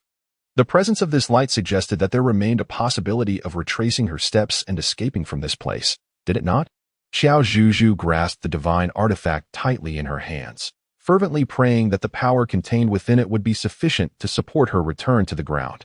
Indeed, the divine energy within the artifact was not infinite, nor was it inexhaustible. Qiao Zhuzhu dared not waste a moment and hurriedly focused her attention on ascending. Do not inquire why she refrained from utilizing the anywhere door. It is only operable upon the ground. Yet, just as Qiao Zhuzhu's head was about to graze the luminous opening above, she unexpectedly encountered a palpable resistance. It was as though an invisible yet tangible barrier of transparent glass had sealed off her escape, rendering her departure utterly impossible. Perhaps it would be more apt to refer to it as a protective barrier, if one were to be more precise. How infuriating! Qiao Zhuzhu pounded vigorously on the entrance, calling out loudly in hopes that Zhou Yuan and the others could hear the commotion. "Senior brother Zhou. Senior brother Shi. Can you hear me?" However, in her moment of urgency, she overlooked a crucial fact. Since it was a barrier, those outside would be unable to hear the sounds from within. Moreover, the outside appeared desolate and seemed to be an entirely different place from where she had fallen. Qiao Zhuzhu shouted until her voice was nearly hoarse before she realized the gravity of the situation, ultimately deciding to close her mouth to conserve her strength. Inebriated, she pondered how she could possibly escape. Just then, faintly beyond the barrier, 2 male voices could be heard in heated disagreement. "Why can't we return to rescue her? Could it be that you are truly such a heartless and indifferent person?" The resonant yet alluring voice unmistakably belonged to Mei. It seemed that only the 3 of them had entered the black hole, which meant that the person Mei was accusing was Zhou Yuan. Qiao Zhuzhu furrowed her brows, straining her ears to listen intently. "Ash," she admonished, "Master has instructed us to remain calm in the face of adversity. Your haste will not lead us to a solution for her predicament." In stark contrast to Xi Mei's frantic urgency, Jiao Yuan was like a gentle breeze in early winter.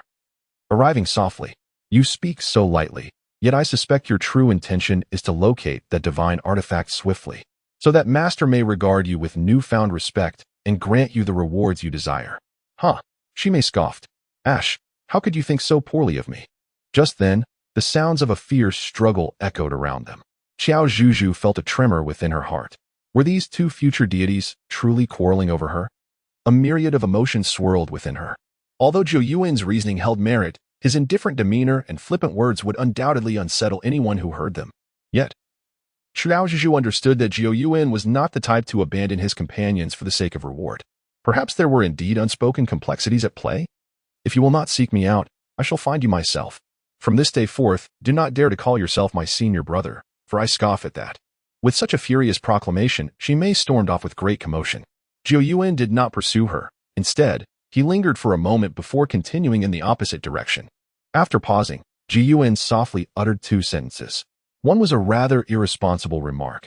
She would likely prefer to see you as her senior brother rather than me. The other was, fool, the master has stated that the divine artifact can shatter all traps of a black hole. Enough, I shall depart swiftly and return, once I am gone.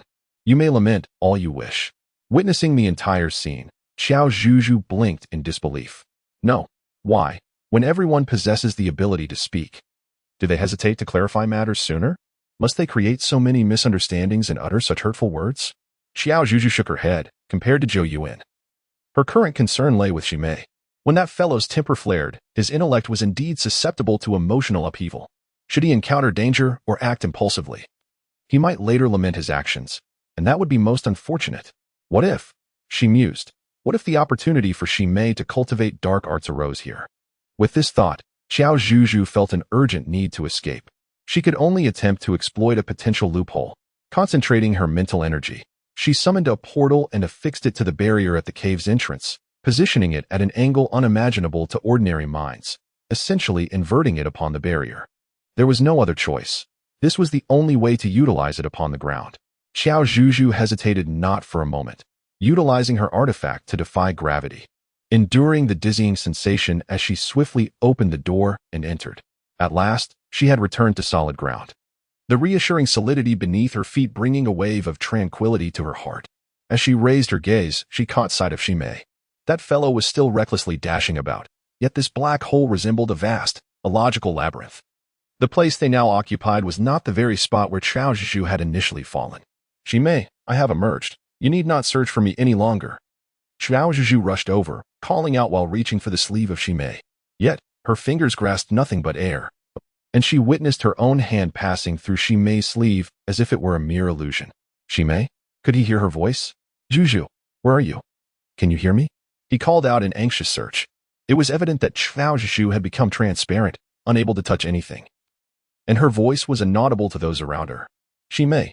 Qiao Zhuzhu, unfazed by the ominous, lingered persistently by Xi Mei's side, striving to capture his attention.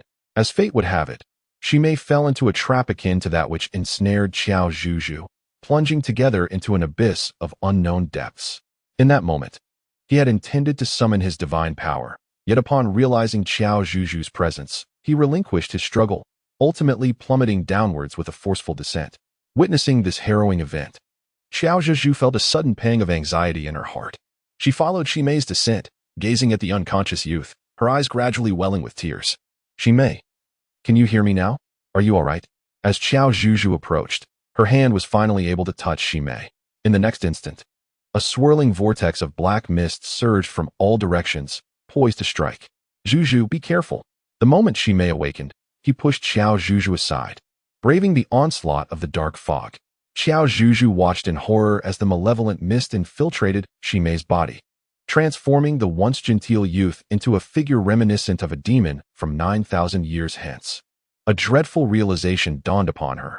Could it be that her own actions were the catalyst that led to Xi Mei's corruption? Chapter 95, a world where only Xi Mei's hurt reached. In that moment, Qiao Zhuzhu felt as though her mind was inundated with a plethora of memories that had never existed before. They flickered by, so fleeting that she could neither grasp them nor discern whether they had truly occurred or were merely figments of her imagination. Xi Mei. Qiao Zhuzhu rushed forward, spreading her arms to shield Shimei, whether or not she was the reason these vile creatures had fixated on them in this moment. Shimei was undeniably making a sacrifice to save her.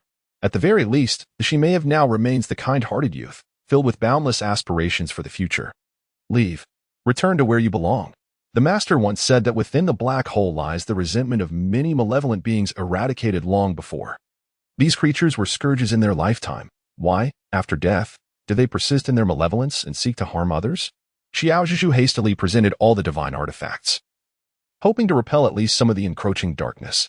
Shimei, sheltered behind her, gazed in astonishment at the petite and fragile girl before her, her heart racing with fervor. Could it be that she was protecting herself? Zhu, cough. I am fine. You should retreat behind me, she urged. Typically, Qiao Zhuzhu's presence was absent during their training sessions. And although the little sprite exhibited a semblance of cleverness and boasted divine protection, it proved futile against the overwhelming malevolence they faced. Shimei struggled to rise, wielding her divine power to fend off the relentless waves of dark mist approaching them. Injured, she was acutely aware that her strength would not last much longer. Yiju, the divine artifact bestowed upon you by our master must still harbor some untapped power, right? Shimei gritted her teeth as she spoke. Qiao Zhuzhu discerned Shimei's intentions and promptly shook her head. No, there's nothing left. I've exhausted all my resources just now. She was resolute in her refusal to leave, not allowing herself to be driven away while facing danger alone. Upon hearing this, Shimei let out a helpless chuckle. Is that so? Don't even think about deceiving me. You have rarely spoken the truth to me in the past, and you certainly do not regard me as your senior brother. For once, consider it a favor to me. Heed your senior brother's advice and leave this place swiftly. Once outside, you can seek assistance from our master to rescue me. Consider this my plea to you. Surely you do not wish for us both to remain here, destined to be buried together in the end? What a statement to make. Qiao Zhu was about to retort in anger, but Shimei had already seized the opportunity of her momentary distraction. She infused some of her own divine power into the artifact, forcibly propelling Qiao Zhuzhu upwards with the divine energy. Shimei, brother Shi. Qiao Zhuzhu was bewildered. How could this fellow truly choose to depart alone? After all, she possessed the ability of the anywhere door, which could have facilitated their simultaneous escape. But the urgency of the moment had rendered its use impossible. Hurry and leave. I assure you, I will manage until you return, her senior brother urged, waving one hand towards Qiao Zhu. Yet, the stiffness of his movements and the slight twitch at the corner of his mouth revealed that his strength was gradually waning. Qiao Zhu yearned to halt her ascent, yet the artifact was infused with Shimei's divine power, compelling her to ascend relentlessly, leaving no option for retreat.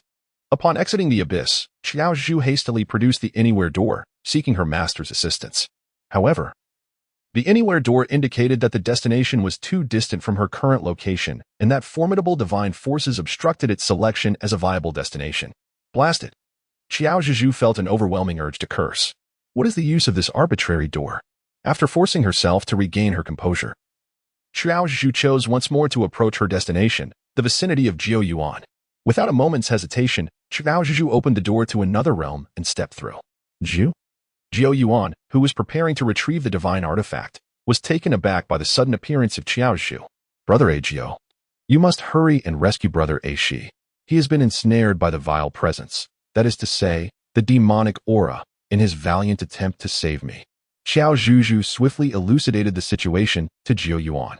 Upon hearing her words, Jiao Yuan furrowed his brow. However, judging by his readiness to move, he appeared somewhat hesitant about whether to set off immediately to rescue Shimei. Yet this time, Jiao Yuan did not linger in indecision for long, within mere seconds. He swiftly prepared to depart. Before leaving, he instructed Qiao Zhuzhu to remain in place and to ensure her own safety. Suddenly, Qiao Zhuzhu felt as if the cherished companion, the elder figure she remembered, Lord Jiao Yuan, had returned. Argio, wait for me. I wish to accompany you. I can assist and help you reach Ashi swiftly. After a moment's contemplation, Jiao Yuan did not decline. After all, this method was indeed the most expedient. In less than half a minute, they arrived at the depths of the abyss. At this moment, Shimei was kneeling on one knee, exerting every ounce of divine power to fend off the increasingly dense demonic aura surrounding him. Ashi, brother Ashi, Jiao Yuan and Qiao Zhuzhu shouted in concern. The former was the first to strike. Transforming into his beast form, Jiao Yuan, with only a single tail, still possessed formidable strength. He summoned his divine power, and his foxtail expanded several times in size, effortlessly dispersing the surrounding demonic energy.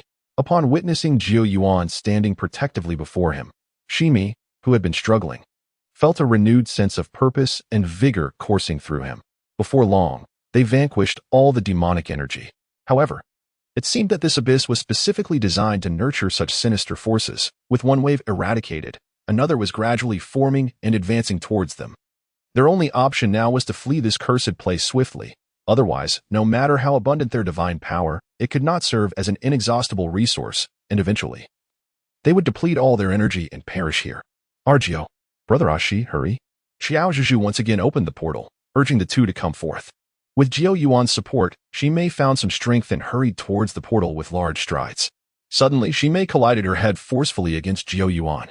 In the next instant, they successfully and timely passed through the portal, returning to the very spot where Qiao Yuan had just been. Upon their exit, the expressions and emotions of the three individuals varied greatly. Qiao Zhuzhu's eyes widened, her mind filled with the recent scene. Just before departing, a wave of malevolent energy surged towards Qiao Yuan's nape, and at that critical moment, Shimei collided with him, forcefully absorbing that sinister energy into his head. Qiao Yuan remained engulfed in a daze, bewildered by the impact to his head. As for Shimei, he kept his eyes tightly shut, the veins at his temples pulsating erratically. The invasion of such dark energy was undeniably distressing. Poor Shimei, who had not only come to her aid but also protected Qiao Yuan, bore the brunt of the most severe and toxic injury among the three.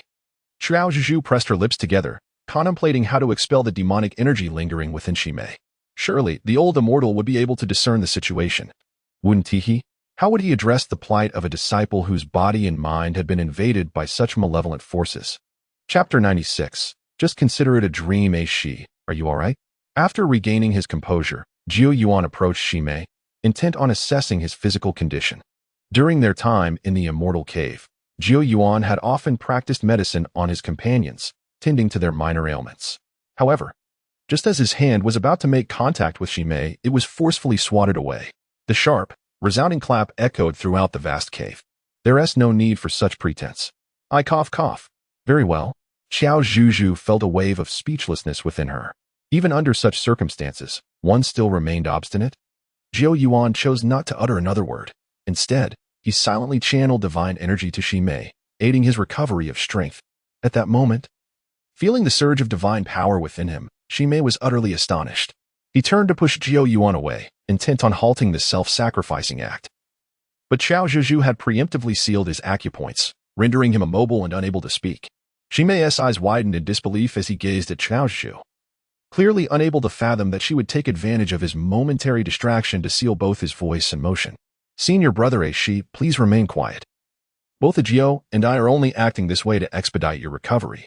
If you truly feel remorse, simply speak kindly in the future and treat us with a bit more consideration. As Qiao Zhuzhu spoke, she sighed helplessly within her heart.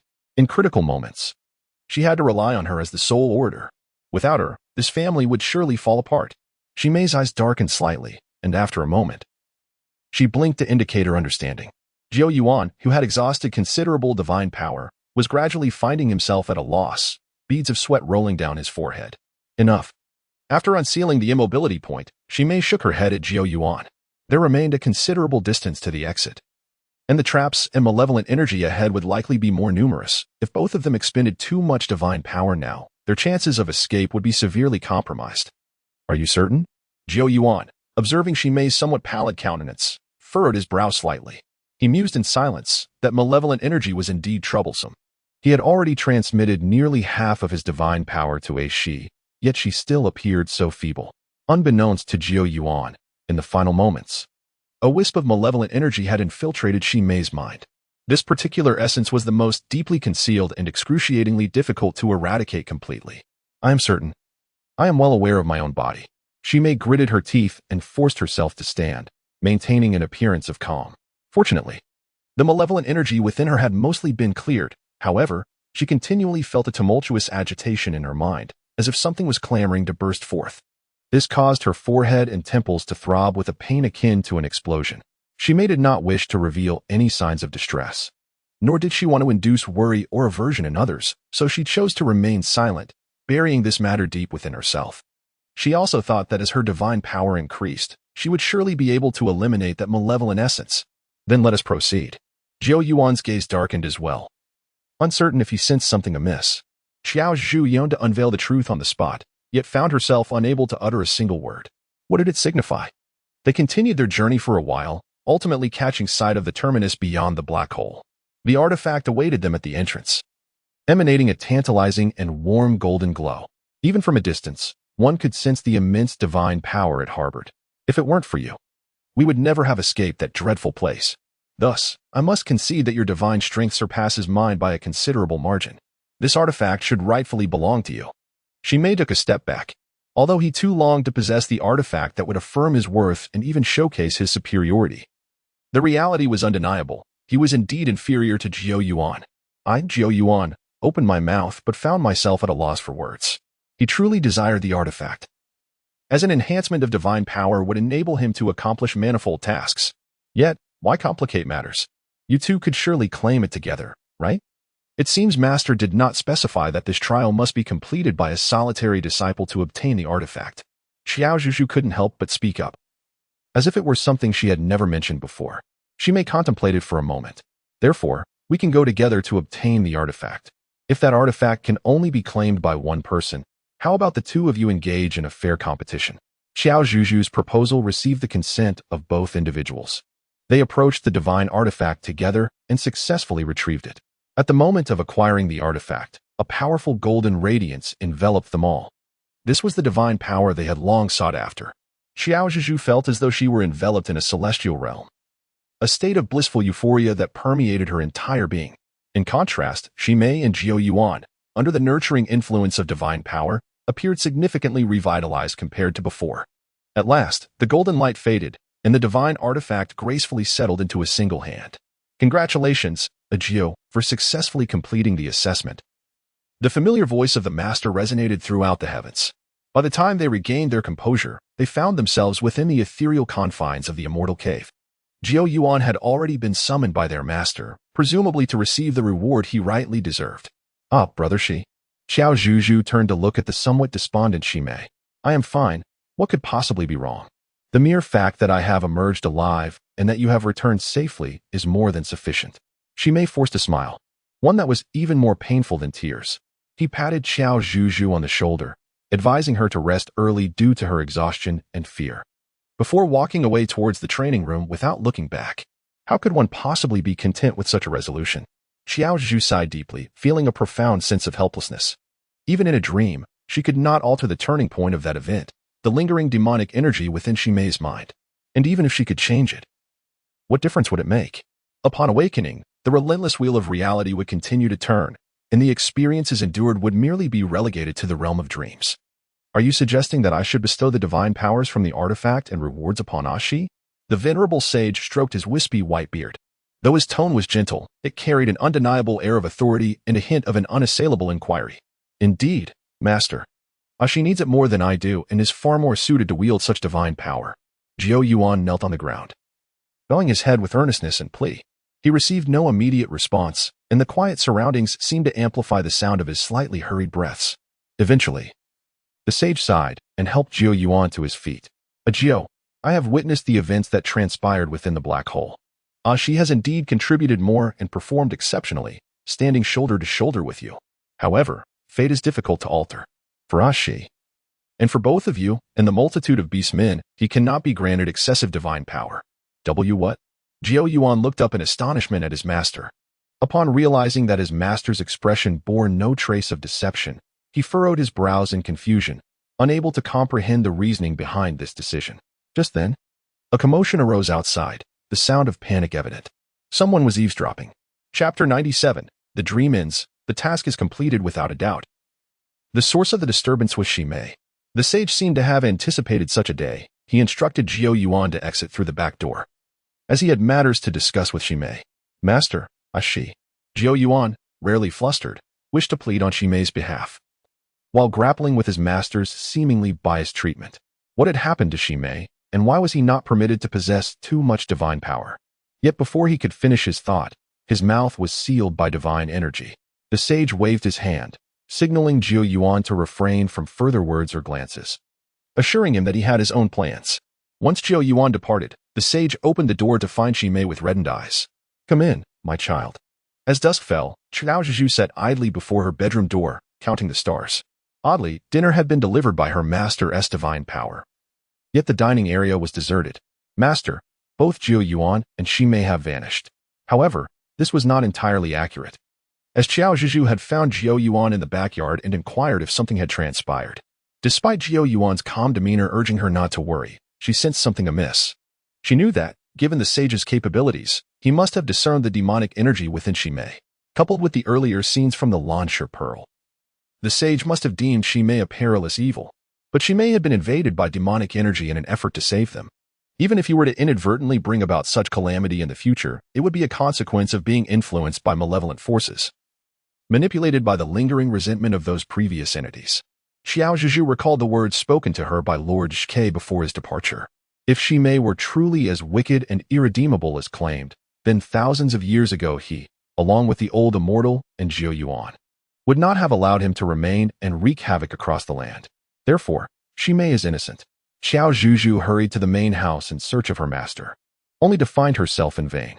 No one knew the whereabouts of the old immortal and Ximei. Days turned into months, and even years passed, with only Qiao Zhuzhu and Qiao Yuan remaining within the immortal cave. During this time, they often ventured out in search of answers, yet their efforts bore no fruit. Eventually, Qiao Zhuzhu encountered Lord Zhike once more. In light of the situation, Lord Zhike merely remarked that he sensed the old immortal was on the verge of departing this world, which was why he chose to appear at this moment. "Zhu, you have performed admirably.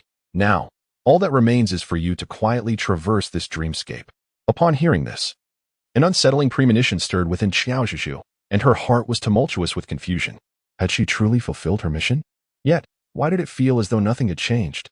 It was not until a deep night that a sudden loud crash and sorrowful cries echoed from the main house. Qiao Zhuzhu and Qiao Yuan hurried over. Upon pushing the door open, they beheld Ximei, cloaked in black, fiercely gripping the old immortal's neck. The golden light emanating from the elder confirmed that his divine power was being unleashed and seemingly devoured by his adversary. "Ashi, what are you doing? Stop this at once!" Qiao Yuan exclaimed, his eyes reddening as he summoned his divine energy to thwart Ximei. Upon hearing Qiao Yuan's voice, Ximei's expression appeared to flicker with momentary emotion, yet it vanished almost instantaneously.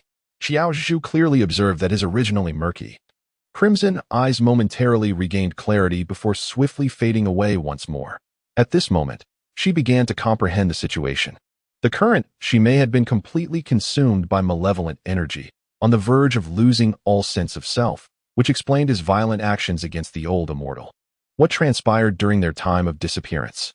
Qiao Zhuzhu speculated that the old immortal intended to lead Ximei away from this place, hoping to restore his disciple to normalcy or to control him, preventing his complete transformation into a demon. "Argio, no, do not blame him. There is also Zhuzhu. From now on, you both must live well. Promise your master that you will thrive."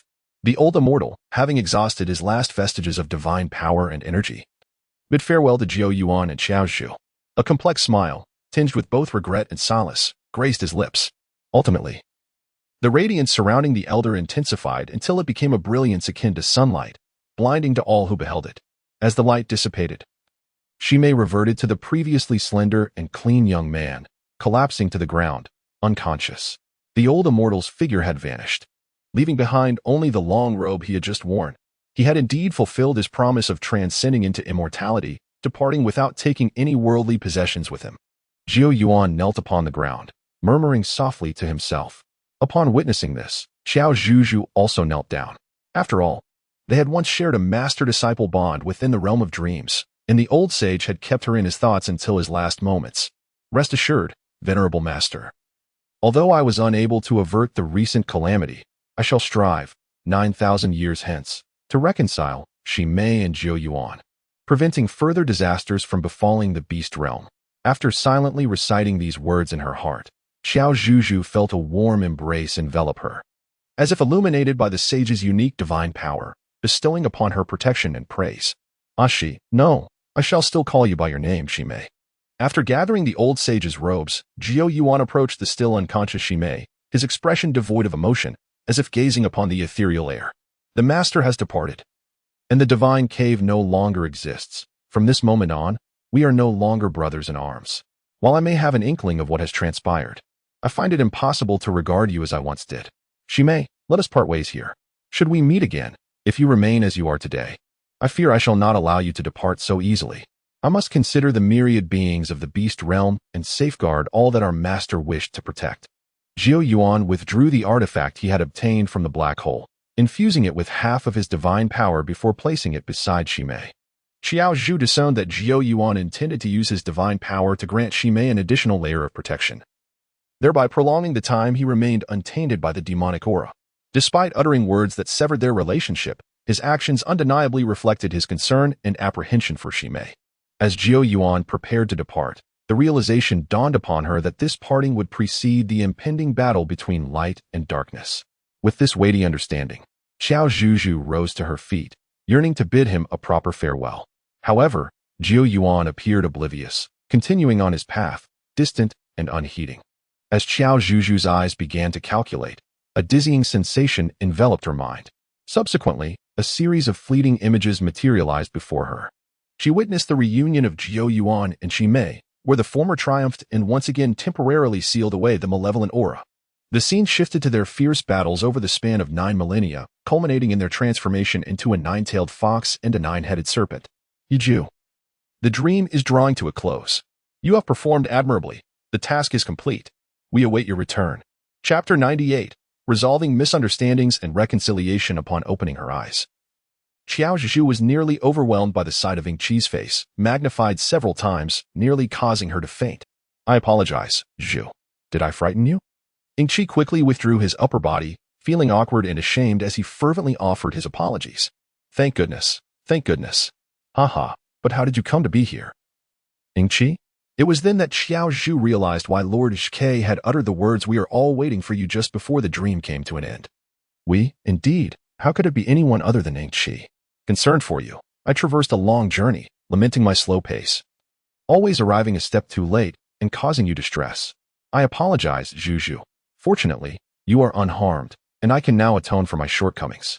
Yingqi, with his head bowed, appeared less like a beautiful merman and more akin to a golden retriever seeking pity.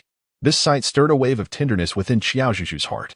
Unable to resist, she reached out to caress Yingqi's exquisite lake blue hair, while gently comforting him. She marveled internally at how soft and smooth a mermaid's hair could be, how delightful it would be to ruffle it. As long as you remain healthy and joyful, I would willingly endure any trials, even if it meant facing mountains of blades or seas of fire, just to see you smile.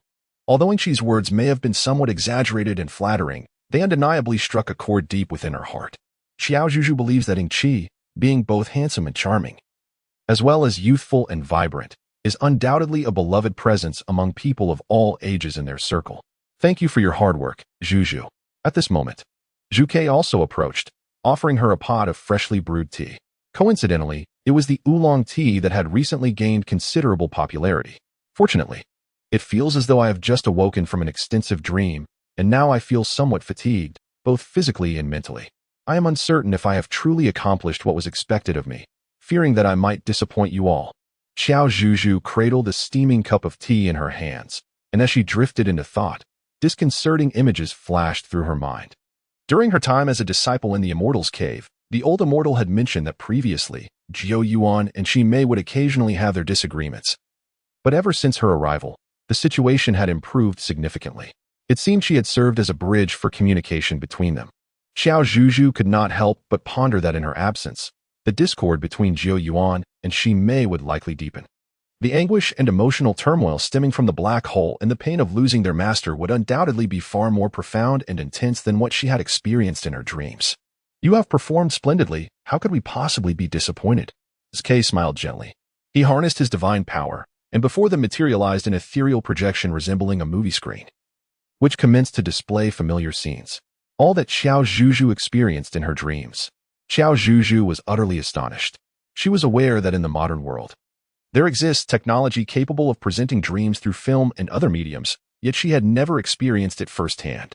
To her surprise, she found herself encountering such a wondrous phenomenon in the ancient era of beasts. It felt akin to witnessing a film in which she had personally starred. Dreams could be rendered visible to select individuals through divine powers, and the higher the realism of the dream, the more precise the selection would be.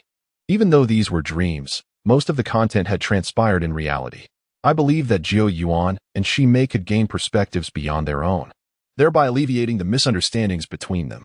As for whether they could reconcile, that ultimately rests upon them. We have done our utmost and need not impose further. Qiao Zhuzhu nodded, feeling that Lord Zhuchue's words were indeed sensible. No matter how hard one might strive to persuade, they remain outsiders. Reconciliation ultimately depends on the individuals themselves. Now, can we observe the reactions of Lord Jiao Yuan and Shi Mei upon witnessing the dream? To be candid, having traversed the realm of dreams, Qiao Zhuzhu felt that encountering them again in reality might be somewhat awkward. After all, in real life, there was no little junior sister like her. Lord Zhke discerned Qiao Zhuzhu's apprehension and offered her a gentle smile. Rest assured, with my assurance, they will not harm you. With such a formidable senior present, she felt considerably at ease. Suddenly, from a cave thousands of miles away in a snowy mountain, sounds echoed almost simultaneously. Master? What has occurred? Came the anxious voice of a disciple from outside the bamboo house. Jiao Yuan, still catching his breath and drenched in beads of sweat, found himself in an unusual state after living for several millennia. It is nothing. You may return and continue to rest. After dismissing his disciples, Jiao Yuan donned an outer robe and brewed himself a pot of tea to regain his composure. This tea, a gift from the esteemed Zhke, was known as oolong, one of the most suitable teas for winter. Oolong tea, a name so familiar. Jiao Yuan lifted a cup to his nose, inhaling its fragrant aroma, which instantly soothed the tumult and unease deep within him. It had been a long time since he had dreamt, particularly about the dreams involving Shi Mei from 9,000 years ago in the immortal cave. However, this time, there were many additional perspectives revealed. It turned out that Shi Mei had been invaded by demonic energy in an attempt to save him, a condition he could not entirely eliminate. Moreover, when Master had taken Shi Mei away, it was out of a desire not to abandon either of them, wishing to cleanse his disciples' demonic energy by himself. No wonder. Before departing, Master entrusted him with several of his most treasured artifacts, including the one that empowered the barriers surrounding the immortal cave. Furthermore, it was not that Shi Mei had intended to harm Master that day. Rather, when Master inadvertently consumed the demonic energy while assisting Shi Mei, he nearly transformed into a demon himself. It was Master who compelled Shi Mei to rid himself of that energy. A whirlwind of conflicting memories surged through Jiao Yuan's mind, beads of sweat forming once more on his forehead. Were those images truly real? Deep down, he perhaps already possessed the answer, yet for various reasons, he was reluctant to acknowledge it and harbored no desire to truly resent Shi Mei. However, after the cataclysmic battle they had once faced, why was Shi Mei now practicing dark arts again? Had he forgotten the pain and calamity of the past? At this thought, Jiao Yuan's brow furrowed, and the veins on the back of his hand tightened around the teacup. Knock, knock, knock. A gentle knocking sounded from outside the room. Zhu Yi, why do you defy my orders?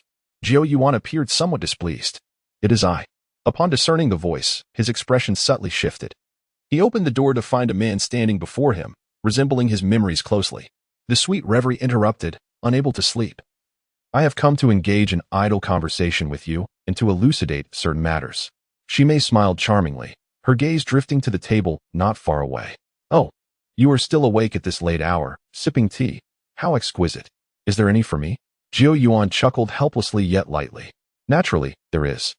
Chapter 99. The final overlord takes command within the Wudong Grove. Lord Zhke once again employed his divine power to transport Qiao Zhuzhu and Ding Qi together.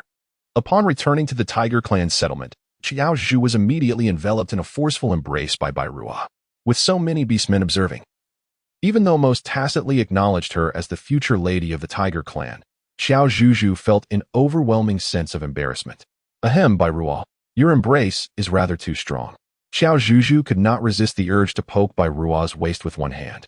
Glancing down at Qiao Zhuzhu's flushed face, Ruo immediately released her grip. I'm truly sorry, Zhu. I was so worried about you, thinking you had returned home and would not come back. My clumsy tongue got the better of me. Your return is indeed a good thing. As Ruo grew anxious, his words became tangled, rendered less coherent. Observing his demeanor, Qiao Zhuzhu felt a mix of guilt, amusement, and warmth from his concern. I should be the one apologizing for leaving without a word and for being out of touch for 2 or 3 days. I know everyone must have been anxious. It is a relief to see you back safe. The two exchanged glances, each looking into the other's eyes. Qiao Zhuzhu inexplicably sensed 2 mournful gazes fixated upon them, sending a chill down her spine. She never anticipated that the leader of the tiger clan could exhibit such a tender and heartfelt side. Yingqi remarked with a smile that barely masked his disdain.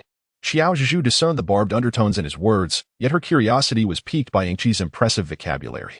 It appeared that not only he, but also the three formidable deities of the beast realm possessed a commendable grasp of idioms. The merman prince was not far behind either, departing without uttering a word, narrowly avoiding calamity. Who could have anticipated that such an unfriendly voice would emerge from Zihong's lips?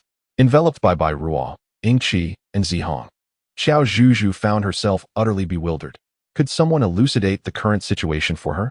Why did everyone seem as though they had been struck by a bullet? The surroundings were undeniably tranquil, yet it felt akin to being amidst a battlefield devoid of gunfire, with the scent of gunpowder lingering in the air. Well, I assure you I am perfectly fine. Let us simply consider this a nostalgic journey through familiar lands, with a dash of world-saving on the side. Haha. After Qiao Zhuzhu spoke, she glanced at Yingqi, for only Yingqi could comprehend the true meaning behind her words. Indeed, Zhuzhu is remarkable. Upon receiving the unspoken message conveyed through her gaze, Yingqi broke into a smile. The sensation of sharing a secret known only to the two of them felt rather delightful, didn't it? As expected, after noticing the subtle interaction between the pair, Bai Ruo and Zihang's expressions darkened in unison. In contrast, Yingqi's youthful visage seemed to radiate even more brilliance. Due to their peculiar positioning, Qiao Zhuzhu found it difficult to focus her gaze, feeling somewhat overwhelmed. What on earth were they planning to do? Shall we go in and discuss further? All right. The three beastmen replied in unison. As Qiao Zhuzhu took a step forward, they instantly mirrored her movement. Indeed, it was a displacement. This signified that they maintained a triangular formation centered around Qiao Zhuzhu.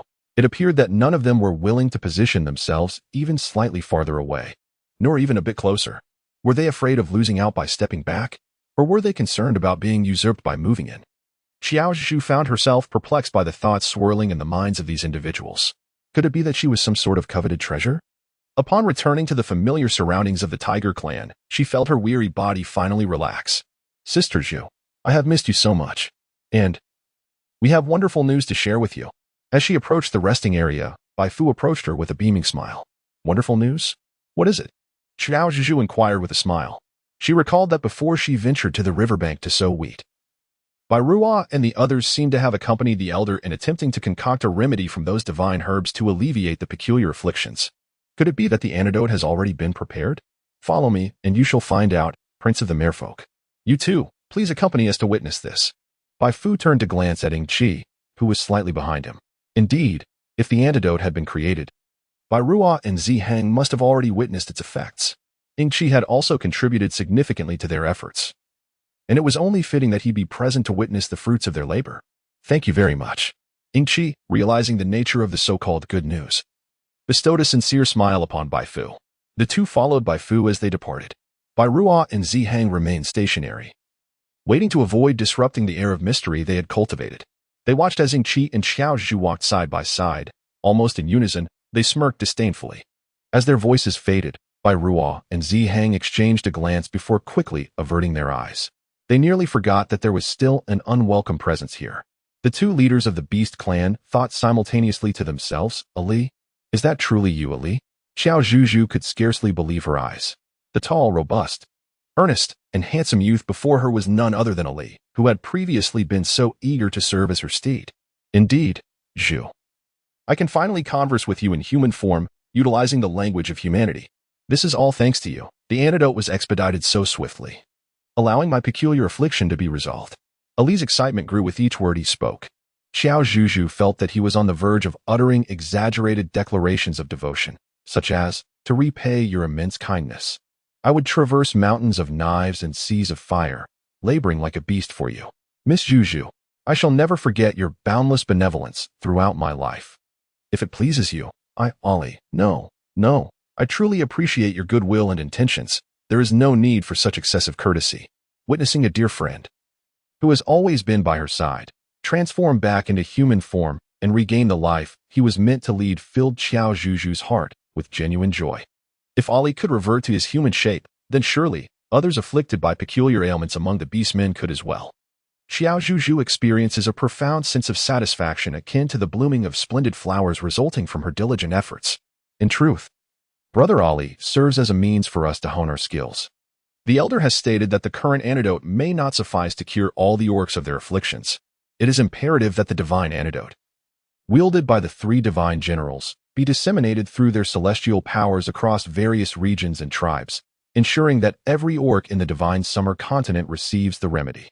As Bai Fu spoke, a look of concern and regret crossed his face, for he lamented the fact that, despite their journey through numerous lands, they had yet to behold a deity with their own eyes, let alone in the present circumstances. Must it truly require the three divine beings? As Qiao Zhuzhu was about to speak, a sudden voice interrupted her, seizing the very words from her heart. Turning around, she was astonished to find it was Lord Jiao Yuan. Moreover, what was that white foxtail doing atop his head? Congratulations, dear host.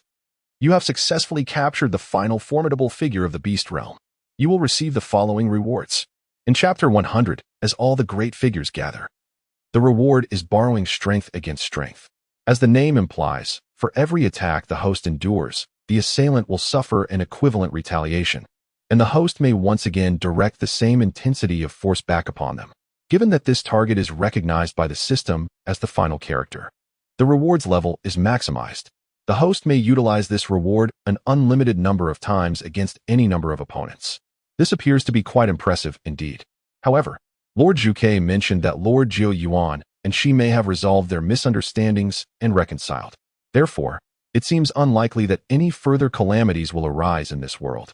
In her heart, Qiao Zhuzhu mused that for the sake of world peace, as well as her own desire to live a safe and joyous life until the day she could return home, it would be wise to avoid the day when such a formidable reward could be of use to her. Given that the host had successfully completed the pursuits of all targeted individuals, a hidden mission and ultimate reward had now been triggered. Just when she thought the system had concluded its previous statement and would vanish, it unexpectedly reappeared. A hidden mission? An ultimate reward? Qiao Zhuzhu's eyes sparkled with excitement. Could it be a reward that would allow her to return home? What hidden tasks and ultimate rewards lay ahead? After a brief pause, the electronic voice in her mind resumed. The hidden task was to achieve a full score of 100 in the favorability ratings of all characters, which would grant her the ultimate reward of having her wishes come true. This meant that the host could make one heartfelt wish, and the charming system would unconditionally fulfill it. A gentle reminder, this ultimate reward is available only once. The host is advised to complete the hidden task and carefully contemplate how to utilize this reward, for once it is employed, there will be no turning back. Upon hearing this, Qiao Zhuzhu's heart blossomed with joy. What a marvelous manifestation of one's desires. The wishes she could make were undoubtedly a certainty, with no room for doubt. Currently, the characters whose favorability had reached a perfect score of 100 included the formidable leader of the Tiger Clan, Bai Rua, the esteemed leader of the Mermaid Clan, Ing Chi, and one of the three deities, Shke. The remaining characters had favorability scores of the Wolf Clan leader, Zi Hang at 95, another of the three deities, Shimei at 90, and yet another deity, Jiao Yuan at 76. The host must continue to strive. After listening to the system's analysis, Qiao Zhuzhu let out a sigh inwardly. It just so happened that the remaining three were the most challenging characters to conquer and also the most difficult to win over, especially Lord Jiao Yuan, whose favorability was predictably dismally low.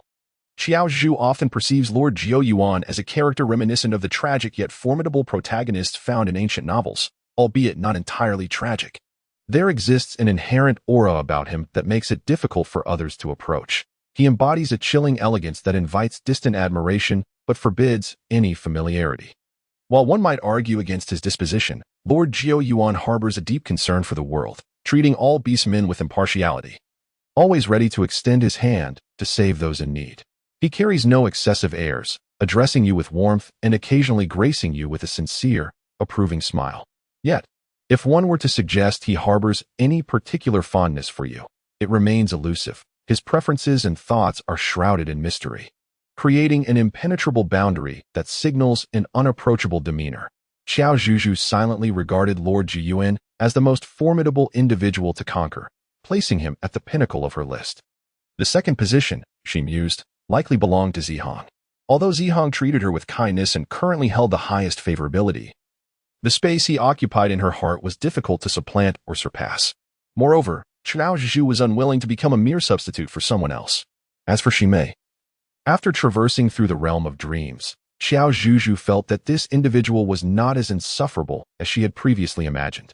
In fact, she harbored a hint of sympathy for the nine-headed serpent deity, who, like Lord Zhou Yuan, deserved to stand in the light.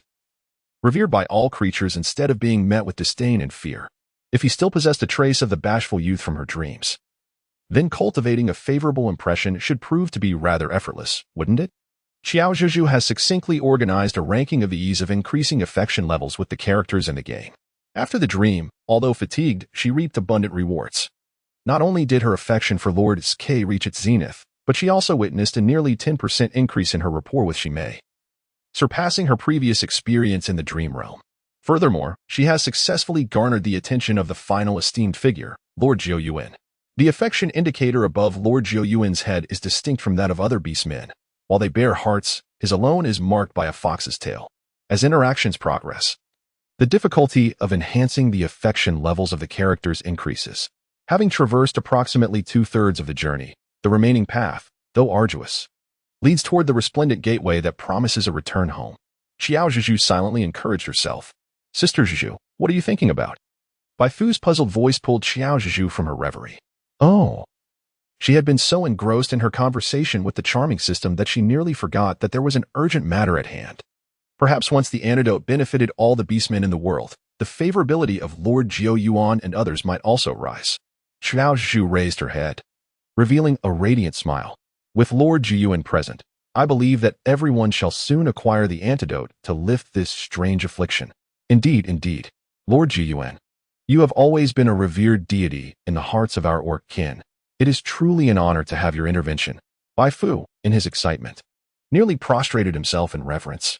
Good heavens, I have finally encountered one of the legendary three deities, the nine-tailed fox, Lord Zhou Yuan. Thank you for your trust. And I beg your pardon for my tardiness. I regret the suffering you have endured in my absence. As a divine being, Zhou Yuan has also been troubled by this peculiar ailment.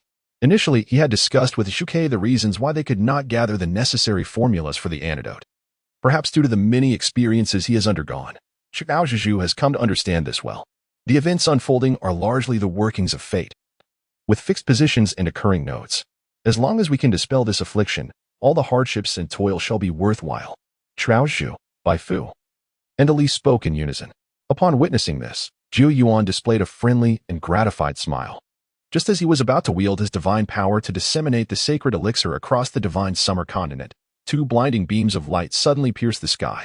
One radiated a fiery red hue, while the other was dark as the night, tinged with a hint of purple. Qiao Zhuzhu instantly deduced the divine origins of the two luminous entities, Lord Zhike and Lord Zhio, the nine-headed serpent. Bai Fu could hardly believe his own eyes. He had witnessed, on the very same day, the gathering of the three deities of the divine summer continent. Could this truly be happening? Surely, he was not dreaming. Hello there, Shimei smiled at him without any pretense. Chapter 101. The dangerous seed is already sprouted. Yu. You are Bai Fu of the Tiger Clan. It is an honor to meet the three deities of divine summer, Lord Zhike, Lord Zhou Yuan, and Lord Shimei. Bai Fu, abruptly greeted, was clearly taken aback. Being still quite young, he was utterly unaware of the intricate and convoluted relationships among the three deities. Even though he had occasionally heard of Shimei's notorious deeds, he still regarded these great gods with unwavering reverence. His humility, bordering on the comical, only served to highlight his sincerity and caution. TSK, I was so graciously greeting you. Little one, how dare you place Zhou Yuan before me? That truly saddens me. Shimei provocatively cast a glance at Zhou Yuan after speaking. Zhou Yuan merely shook his head in resigned amusement. This fellow still possessed that insatiable desire to claim the spotlight in all matters. Meanwhile, Qiao Zhuzhu observed the harmonious and congenial interaction between the two, much more amicable than in the past, and felt a sense of calm and reassurance in her heart. Sometimes, she mused, perhaps she too was influenced by the dream.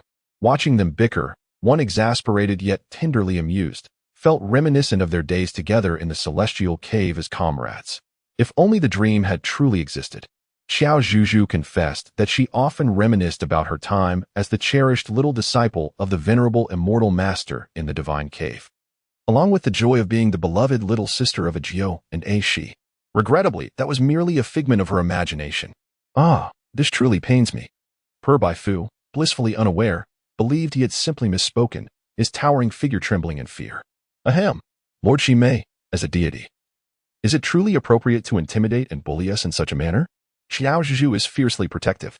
In her heart, even in the absence of Bai Ruo, Bai Fu has undeniably taken on the role of her beloved younger brother in this beastly world. Bully you? Shi Mei raised an eyebrow, as if she had just heard the most absurd joke. His gaze fell upon Qiao Zhuzhu, who stood defiantly in front of Bai Fu, a knowing smile playing on his lips. Though he uttered not a single word, his eyes, his countenance, and the curve of his mouth all silently conveyed a profound message. Are you certain that I could ever bully you, my dear girl? Rather, wouldn't it be you who could intimidate me? She may undoubtedly wish to express this sentiment. Qiao Zhuzhu gazed at him fearlessly. All right, let us not squander time, everyone. It is best to complete this matter swiftly for the benefit of all the beast clans. Upon the utterance of Lord Zhike, Zhou Yuan and Shi Mei naturally nodded in respectful agreement. Zhu, where is the antidote? Zhuke turned to Qiao Zhuzhu, addressing her by name with a gentle and natural tone. Unreservedly, this action left Bai Fu beside them utterly astonished, hardly believing his own ears. Could it be? Lord Zhuke actually knows Sister Zhuzhu's name and calls her so affectionately. Moreover, Bai Fu felt an uncanny familiarity in the way Lord Zhuke looked at Sister Zhu. Overwhelmed by the barrage of thoughts, he furrowed his brow in frustration, struggling to recall. At this moment, Ali approached and pulled Bai Fu closer. The divine maiden truly embodies her title, confronting the three deities with such poise and ease. If only I possessed 10 heads and the courage to gaze directly upon the faces of the divine lords. Ali spoke without concern for any ridicule from Bai Fu, who shared the same sentiment. Indeed, Sister Zhu is a divine maiden. After uttering this realization, Bai Fu's memory sparked. He had often seen such a gaze in the eyes of his elder brother Bai Ruo, as well as in the leader of the wolf clan, and the merman prince from the merfolk. No wonder it felt somewhat intrusive. However, out of respect and admiration for the divine, he refrained from pondering further. Could it be that Lord Zhuke is also a stumbling block in his elder brother's pursuit of courtship? And perhaps the most formidable one at that. Once the antidote was secured, Zhuke and the other deities did not linger for long, as they were burdened with numerous responsibilities. The antidote will be disseminated across the continent. You need not worry. From today forth, the beast clans of the divine summer continent shall no longer be tormented by the affliction. After delivering this statement, Zhuke and the others vanished from the sight of the beastmen. Just as they departed, Yingqi, who had gone to fetch water, arrived. Zhu, what transpired just now? Seeing Bai Fu and Ali in a daze, and noticing Qiao Zhuzhu's absent-mindedness, he could not help but inquire with curiosity. Yingqi, you truly missed an astonishing scene. Bai Fu interjected eagerly, his eyes reddened and brimming with tears, as if he had been profoundly affected. What happened? Were you bullied by someone? Yingqi frowned in discontent. No. It was that we just witnessed the three deities, the divine summer's three deities, appear right before our eyes. If only you had come out sooner. You might have seen them too. It was truly marvelous to behold them standing together. I may never forget this entire lifetime. Upon hearing Bai Fu's words, Yingqi immediately understood. He felt somewhat helpless yet embarrassed to dismiss Bai Fu's goodwill, so he could only feign regret and sigh along. However, to be frank, Yingqi indeed felt a sense of loss. He had only met Lord Zhuke and Lord Zhou Yuan alone, while he had scarcely seen Lord Shi Mei in person, let alone the sight of the three deities walking side by side. It was undeniably exhilarating and beautiful. Yet, as Yingqi turned to look at Qiao Zhuzhu, the dreamlike images he had witnessed with Lord Zhuke surfaced in his mind. What? The three deities appearing together, spreading the antidote discovered collaboratively by the Tiger Clan, Wolf Clan, and merfolk across the divine summer continent? Indeed, many of the beast tribe's strange ailments had already been resolved, bringing immense joy to the beastmen. This was largely thanks to the Tiger Clan, Wolf Clan, merfolk, and the three deities, particularly the Tiger Clan. As it was said, they were the first to form a team to seek the antidote. Not only did they manage to find and create the antidote, but they also generously ensured that all beast tribes could easily obtain it. Outside the cave closest to the trading area, various beast tribes gathered to discuss the events of the day. Their laughter and chatter echoed into the cave, and soon a tremendous, frightening noise emerged from within. Quickly! We don't know what resides in this cave. It seems it could devour beastmen. No one returns. Unbeknownst to them, a shadowy figure within the cave was gradually growing larger. Chapter 102. Celebrating the new year with Bai Ruo and the others. Time flies. We are about to endure the depths of winter, clad in our thickest furs. Once we surpass this phase, the rejuvenating spring will soon arrive. Wrapped in a thick fur coat, Qiao Zhuzhu nestled beside the crackling fire, savoring the enchanting snowfall outside. This heavy snowfall had persisted for nearly a week, blanketing the land in a pristine layer of white that bore little distinction from the snow-capped mountains. Remarkably, she had been here for over 6 months, lost in the passage of time. One wonders if the beastly realm acknowledges the concept of New Year. Lacking a calendar, the inhabitants mainly relied on the changing of seasons and the alternation of day and night to gauge the passage of time. Just 2 days prior, Qiao Zhuzhu unearthed a calendar from her space, one that required batteries. An electronic device. Thus far, it was the only electronic item she had discovered, a true rarity indeed. Qiao Zhuzhu regards this electronic calendar as a treasured possession, and her esteem has captured the attention of Ruo and others. The large and small digits inscribed upon it, along with even smaller figures beneath, beg the question, what do they signify? In the face of this unfamiliar artifact crafted by Qiao Zhuzhu, Ruo's thirst for knowledge is particularly commendable. The largest number denotes the years and months remaining in the Gregorian calendar, and currently, it appears there is no mention of the Gregorian calendar, only the lunar calendar. However, it can be inferred that it is presently December. The smaller digits indicate the days within a month. In my locale, a typical month comprises 30 days, representing 30 cycles from dawn to dusk. Yet, during the months of January, March, May, July, and the 8th and 12th months, the count extends to 31 days, with the 12th month corresponding to the current December. These smaller digits represent the dates of the Gregorian calendar, while the even smaller figures indicate the dates of the lunar calendar. As for the disparity between the two calendars, I cannot articulate the specifics. Suffice it to say that our daily lives adhere to the Gregorian calendar, while we reference the lunar calendar for holidays and birthdays.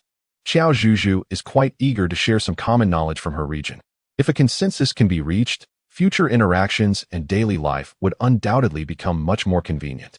It seems that the people in your area are exceptionally intelligent, having established such meticulous regulations. Unlike us, who merely recognize that it is time to rise with the sun, rest at night, and eat when hunger strikes, Fu remarked with admiration and longing. In this world, every element has its brilliant leaders, and you are no exception. To speak candidly, these regulations were actually formulated by our ancestors a long time ago. Their wisdom is indeed formidable. Qiao Zhuzhu cradled her face in her hands, reminiscing about a time when she was utterly captivated by various works set in ancient contexts. Whether they were films, novels, or comics, she indulged in them with great delight, harboring an immense longing for the lifestyle of yore. The emergence of time travel dramas and palace intrigue stories frequently led Qiao Zhuzhu to fantasize about the possibility of transcending time to the ancient world, where she could engage in a unique romance with charmingly dashing young lords or aloof yet devoted princes and emperors. Of course, she mused that even a journey to a primal world would be intriguing, as it would allow her to experience a life that starkly contrasts with the modern era, while also befriending a group of orcs who, contrary to their fierce reputation, were endearingly gentle and kind-hearted. Qiao Zhuzhu felt a deep sense of contentment. It would be even more delightful if she could take them back to her hometown. Sister Zhu, why does the last day of December have a different color from the other numbers? On the 31st, what does the inscription below signify? It appears to be the characters for New Year's Eve. What does that mean? Fu keenly noticed an unusual inscription. What? Tomorrow marks the last day of this month and this year. Qiao Zhuzhu gasped in surprise. Perhaps in the beast world, the concepts and distinctions of the Gregorian and lunar calendars do not exist, leading to the electronic calendar unifying the two. In other words, tomorrow marks the last day of the year, signifying New Year's Eve. The day after tomorrow heralds the arrival of the new year. With this thought, Qiao Zhuzhu's eyes sparkled with excitement. She would be able to celebrate the new year in the beast world. The last day of the year sounds rather significant. Fu, too, was swept up in Qiao Zhuzhu's enthusiasm, eagerly grasping his elder brother's arm. Brother, isn't this day worth remembering? Just think, once tomorrow passes, an entire year will have come to an end. A new year will begin anew. Indeed, it is a day to be cherished. Ruo's eyes glimmered, as if she were contemplating something profound. Yes, in the world I hail from, New Year's Eve is a day for bidding farewell to the old and welcoming the new. New Year's Eve, the eve signifies the setting sun, the twilight of bygone matters. On this day, we gather together to keep watch over the year, set off firecrackers, enjoy dumplings or tang yuan, and partake in a sumptuous reunion dinner. Once New Year's Eve has passed, the following day ushers in the new year, when we visit friends and family, extending our blessings, and children receive red envelopes. These envelopes contain the currency of our world, which can be exchanged for delightful treats and enjoyable pastimes. During this time, my family and every relative would prepare a large and generous red envelope for me, alongside a multitude of my favorite dishes. As she reminisced about the various aspects of the New Year celebrations, Qiao Zhuzhu's eyes grew increasingly moist, and her nose tingled with emotion. She missed home dearly. Zhuzhu, please join us in celebrating the New Year here. Qiao Zhuzhu suddenly felt a warmth on the back of her hand. Looking down, she discovered it was Bai Ruo's hand. Raising her gaze once more, she met the earnest and fervent eyes of the young man, inviting her in. Indeed, Sister Zhu, you are here with us now. We are your family, and we can celebrate the New Year together. I've never experienced the kind of New Year you described, but it sounds so joyful and blissful. Bai Fu chimed in with a smile, while also giving his older brother, who had unexpectedly become enlightened, a playful nudge of approval. I too am quite intrigued, old chap. I truly wish to partake in the New Year festivities of the goddess's hometown. Uncle Dolly joined in, expressing his thoughts. And I as well, goddess. Ali fervently nodded in agreement. Observing the enthusiastic support from everyone, Qiao Zhuzhu felt a warm glow in her heart. She understood that their interest in the New Year might not be genuine, but their desire to spend this holiday with her was a comfort against their homesickness. All right. Let us celebrate New Year's Eve together. Wonderful. Does this mean I can receive red envelopes too? Sister Zhuzhu, you mentioned that children can receive them. And I am still a child. Bai Fu exclaimed, embracing Uncle Dolly and Bai Ruo's arms, revealing a rare, innocent smile reminiscent of childhood. Of course, Bai Ruo replied with a smile, then turned his gaze toward the girl who occupied his heart. You will receive three. Qiao Zhuzhu blinked in surprise. Brother, this is quite biased. Why does Sister Zhu have three? You will surely only give me one. Bai Fu pouted in discontent, yet under Bai Ruo's authoritative gaze. He could only suppress his grievances, clenching his teeth and swallowing his frustration. Indeed, it seemed that once one had a wife, they would forget their younger siblings. Moreover, this was only the beginning of having a wife. Bai Fu dared not dwell further on it. Dejectedly, he released his grip on his elder brother Bai Ruo's arm and turned his attention to Uncle Dolly. Uncle, dear Uncle Dolly, you are my true uncle. In the future, I will take care of you. So could you possibly give me 2 red envelopes? Ha ha ha, you little rascal. Uncle Dolly, who had no close relatives alive, regarded Bai Fu, Bai Ruo, and Ali as his own children. With a stern exterior but a kind heart, he was charmed by Bai Fu's request and nodded enthusiastically, readily agreeing to his demands. Qiao Zhuzhu smiled as she withdrew her gaze from the elderly man and the child. Upon turning her head, she found herself locking eyes with Bai Ruo's striking golden pupils. Ahem, Bai Ruo, why have you given me 3 red envelopes? 2 would be understandable, perhaps indicating Bai Ruo's desire to express her regard or something of the sort. But 3? Qiao Zhuzhu truly could not comprehend the reasons behind it. In due time, you shall understand. Bai Ruo did not address this query, but instead inquired about other matters regarding the New Year's Eve and the upcoming New Year, suggesting it was time to prepare. Although she felt somewhat discontented by the abrupt change of topic, a fleeting thought crossed her mind. Perhaps there would be a delightful surprise. Moreover, everyone spoke of celebrating the New Year, and the tradition of giving red envelopes was inherently meant to bring good fortune and joy. Yes, the grand festival was fast approaching. It was indeed a time for happiness and merriment. Qiao Zhuzhu immediately beamed with joy. Well, there is much to prepare. However, as the saying goes, when in Rome, do as the Romans do. So let us strive to make things as convenient as possible. After all, the purpose is to gather together and enjoy each other's company. And making it overly complicated would not be ideal. Ultimately, not all orcs can adhere to those regulations, and there are also limitations in material resources. It is not a matter of coercion. It is simply the reality. Qiao Zhuzhu simply wishes to spend this uniquely enchanting New Year in the beastly realm with everyone, cherishing the moments together. Very well, I shall heed your words, Bai Ruo replied with a smile. Now, let me share a few essential customs that we must observe during New Year's Eve and the New Year itself. In our region, there are indeed numerous distinctive traditions, much like the myriad similarities and differences among your beast clans. Therefore, I shall highlight the most essential practices that must be followed. Qiao Zhuzhu provided a brief explanation and then cleared her throat to begin enumerating the customs.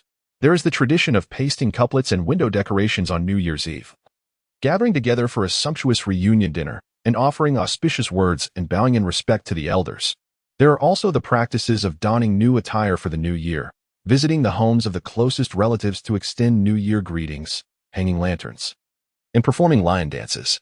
Most importantly, the celebrations of both the New Year and New Year's Eve are incomplete without the resounding crackle of firecrackers and the dazzling display of fireworks. As Qiao Zhuzhu spoke with increasing fervor, she seemed to envision the sky before her erupting into a myriad of splendid fireworks. Her anticipation and delight naturally captured Bai Ruo's attention, indicating that these fireworks were indeed an essential element. Bai Ruo silently committed this to memory. Oh, firecrackers and fireworks, what a completely novel concept. Upon hearing this intriguing topic, Bai Fu inched closer once more. Sister Zhu, are fireworks flowers? Can we find them here? If they are flowers, why do we set them off? Bai Fu transformed into a veritable fountain of questions, firing several inquiries in quick succession. Clearing her throat, Qiao Zhuzhu explained, fireworks are not flowers. They are, in fact, a kind of. Struggling with her scientific vocabulary, she endeavored to articulate precisely what they were. However, upon concluding her explanation, she realized a crucial issue. The materials for fireworks appeared to be non-existent in their beastly realm. Not only did Qiao Zhuzhu come to this realization, but Bai Ruo and the others also grasped the gravity of the situation. The buoyant mood that had just been ignited swiftly dissipated. Qiao Zhuzhu forced a calm smile, reassuring everyone that the absence of fireworks was not a cause for dismay. After all, they had refrained from setting off fireworks and firecrackers for quite some time, prioritizing air quality and safety. However, upon hearing her words, Bai Ruo felt an even deeper sense of regret. No, it is certainly possible to see them, Bai Ruo asserted with unwavering conviction. Qiao Zhuzhu couldn't help but feel astonished and intrigued. Even with her possession of the omnipotent space, she lacked complete confidence in creating fireworks. How could Bai Ruo be so resolute? Soon, New Year's Eve arrived. The Tiger clan had already been united under Qiao Zhuzhu's influence, fostering a particularly harmonious atmosphere among them. Naturally, everyone wholeheartedly supported her proposal to celebrate the new year together. Thus, on New Year's Eve, numerous Tiger clan members gathered to host a grand barbecue feast. The banquet featured an array of delicacies, including whole roasted lamb, suckling pig, roasted rabbit, and wild chicken, accompanied by a variety of fresh fruit and vegetable salads, primarily prepared for Qiao Zhuzhu. That evening, everyone indulged in delightful food and drink, reveling in joy as they welcomed the new year together.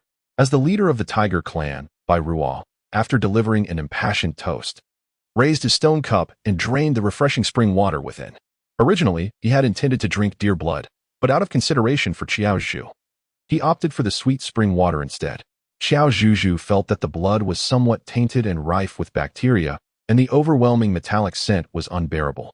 However, she had never requested Bai Ruo and the others to refrain from drinking it. Given the distinct physiology of the beast folk, it was possible that they were immune to such substances. Touched by Bai Ruo's thoughtful consideration for her, Qiao Zhuzhu felt a wave of gratitude swell within her. After their meal, the Tiger clan began to sing the New Year songs that Qiao Zhuzhu had taught them, engaging in their favorite games. After reveling in the lively atmosphere for a while, Qiao Zhuzhu began to feel somewhat weary. As she stepped away from the heart of the Tiger clan's festivities, someone grasped her wrist. Who is it? Do not be afraid. It is me, Bai Ruo said, releasing her wrist, his handsome face betraying an uncontainable excitement. What is it that brings you such joy? Zhuzhu, come with me, Bai Ruo declared, transforming into his beast form and effortlessly lifting Qiao Zhuzhu onto his back before soaring into the sky. Moments later, they safely descended to the ground. Qiao Zhuzhu discovered that Bai Ruo had unexpectedly brought her to the place where the meteor shower had previously occurred. Just as she pondered whether there would be another meteor shower that evening, a deafening roar resonated through the sky, followed by a dazzling display of brilliance bursting forth in the shape of flowers against the dark canvas of the night. Was this a fireworks display? Qiao Zhuzhu widened her eyes in astonishment, never expecting to witness such grand and beautiful fireworks in the beast realm. Do you like it? Chapter 104, Journey to the Wolf Tribe, witnessing the mother-in-law and daughter-in-law battle. I do, of course I do. Qiao Zhuzhu nodded earnestly and vigorously. She turned to Bai Ruo. Her curiosity piqued as she inquired, how did you accomplish that? It relies on a sincere heart. I can only put it this way, Bai Ruo responded, immediately feeling shy and turning her head away. Huh? What kind of answer is that? Qiao Zhuzhu ceased her inquiries. For this world is replete with occurrences that diverge from one's understanding. In any case, having witnessed the fireworks, she deemed her New Year's Eve to be a complete and splendid one. Thank you, Ruo. Though I am unaware of how you accomplished this. I am certain it required immense effort, did it not? It matters little as long as you are pleased. Ruo gazed at Qiao Zhuzhu's sparkling eyes, a smile gracing her lips. Qiao Zhuzhu felt an immense sense of gratitude towards Ruo. Not only had he accompanied her throughout her journey, but he had also made every effort to fulfill her wishes while respecting her autonomy. Of course, the other beastmen had also treated her with kindness. However, if she were to rank her affections for these characters, she believed Ruo would undoubtedly occupy the foremost position. Do you miss home? Ruo noticed a subtle shift in Qiao Zhuzhu's demeanor. Not at all. In fact, I have been thinking of you. Upon uttering her words, Qiao Zhuzhu's cheeks flushed as if scorched, turning a deep shade of crimson.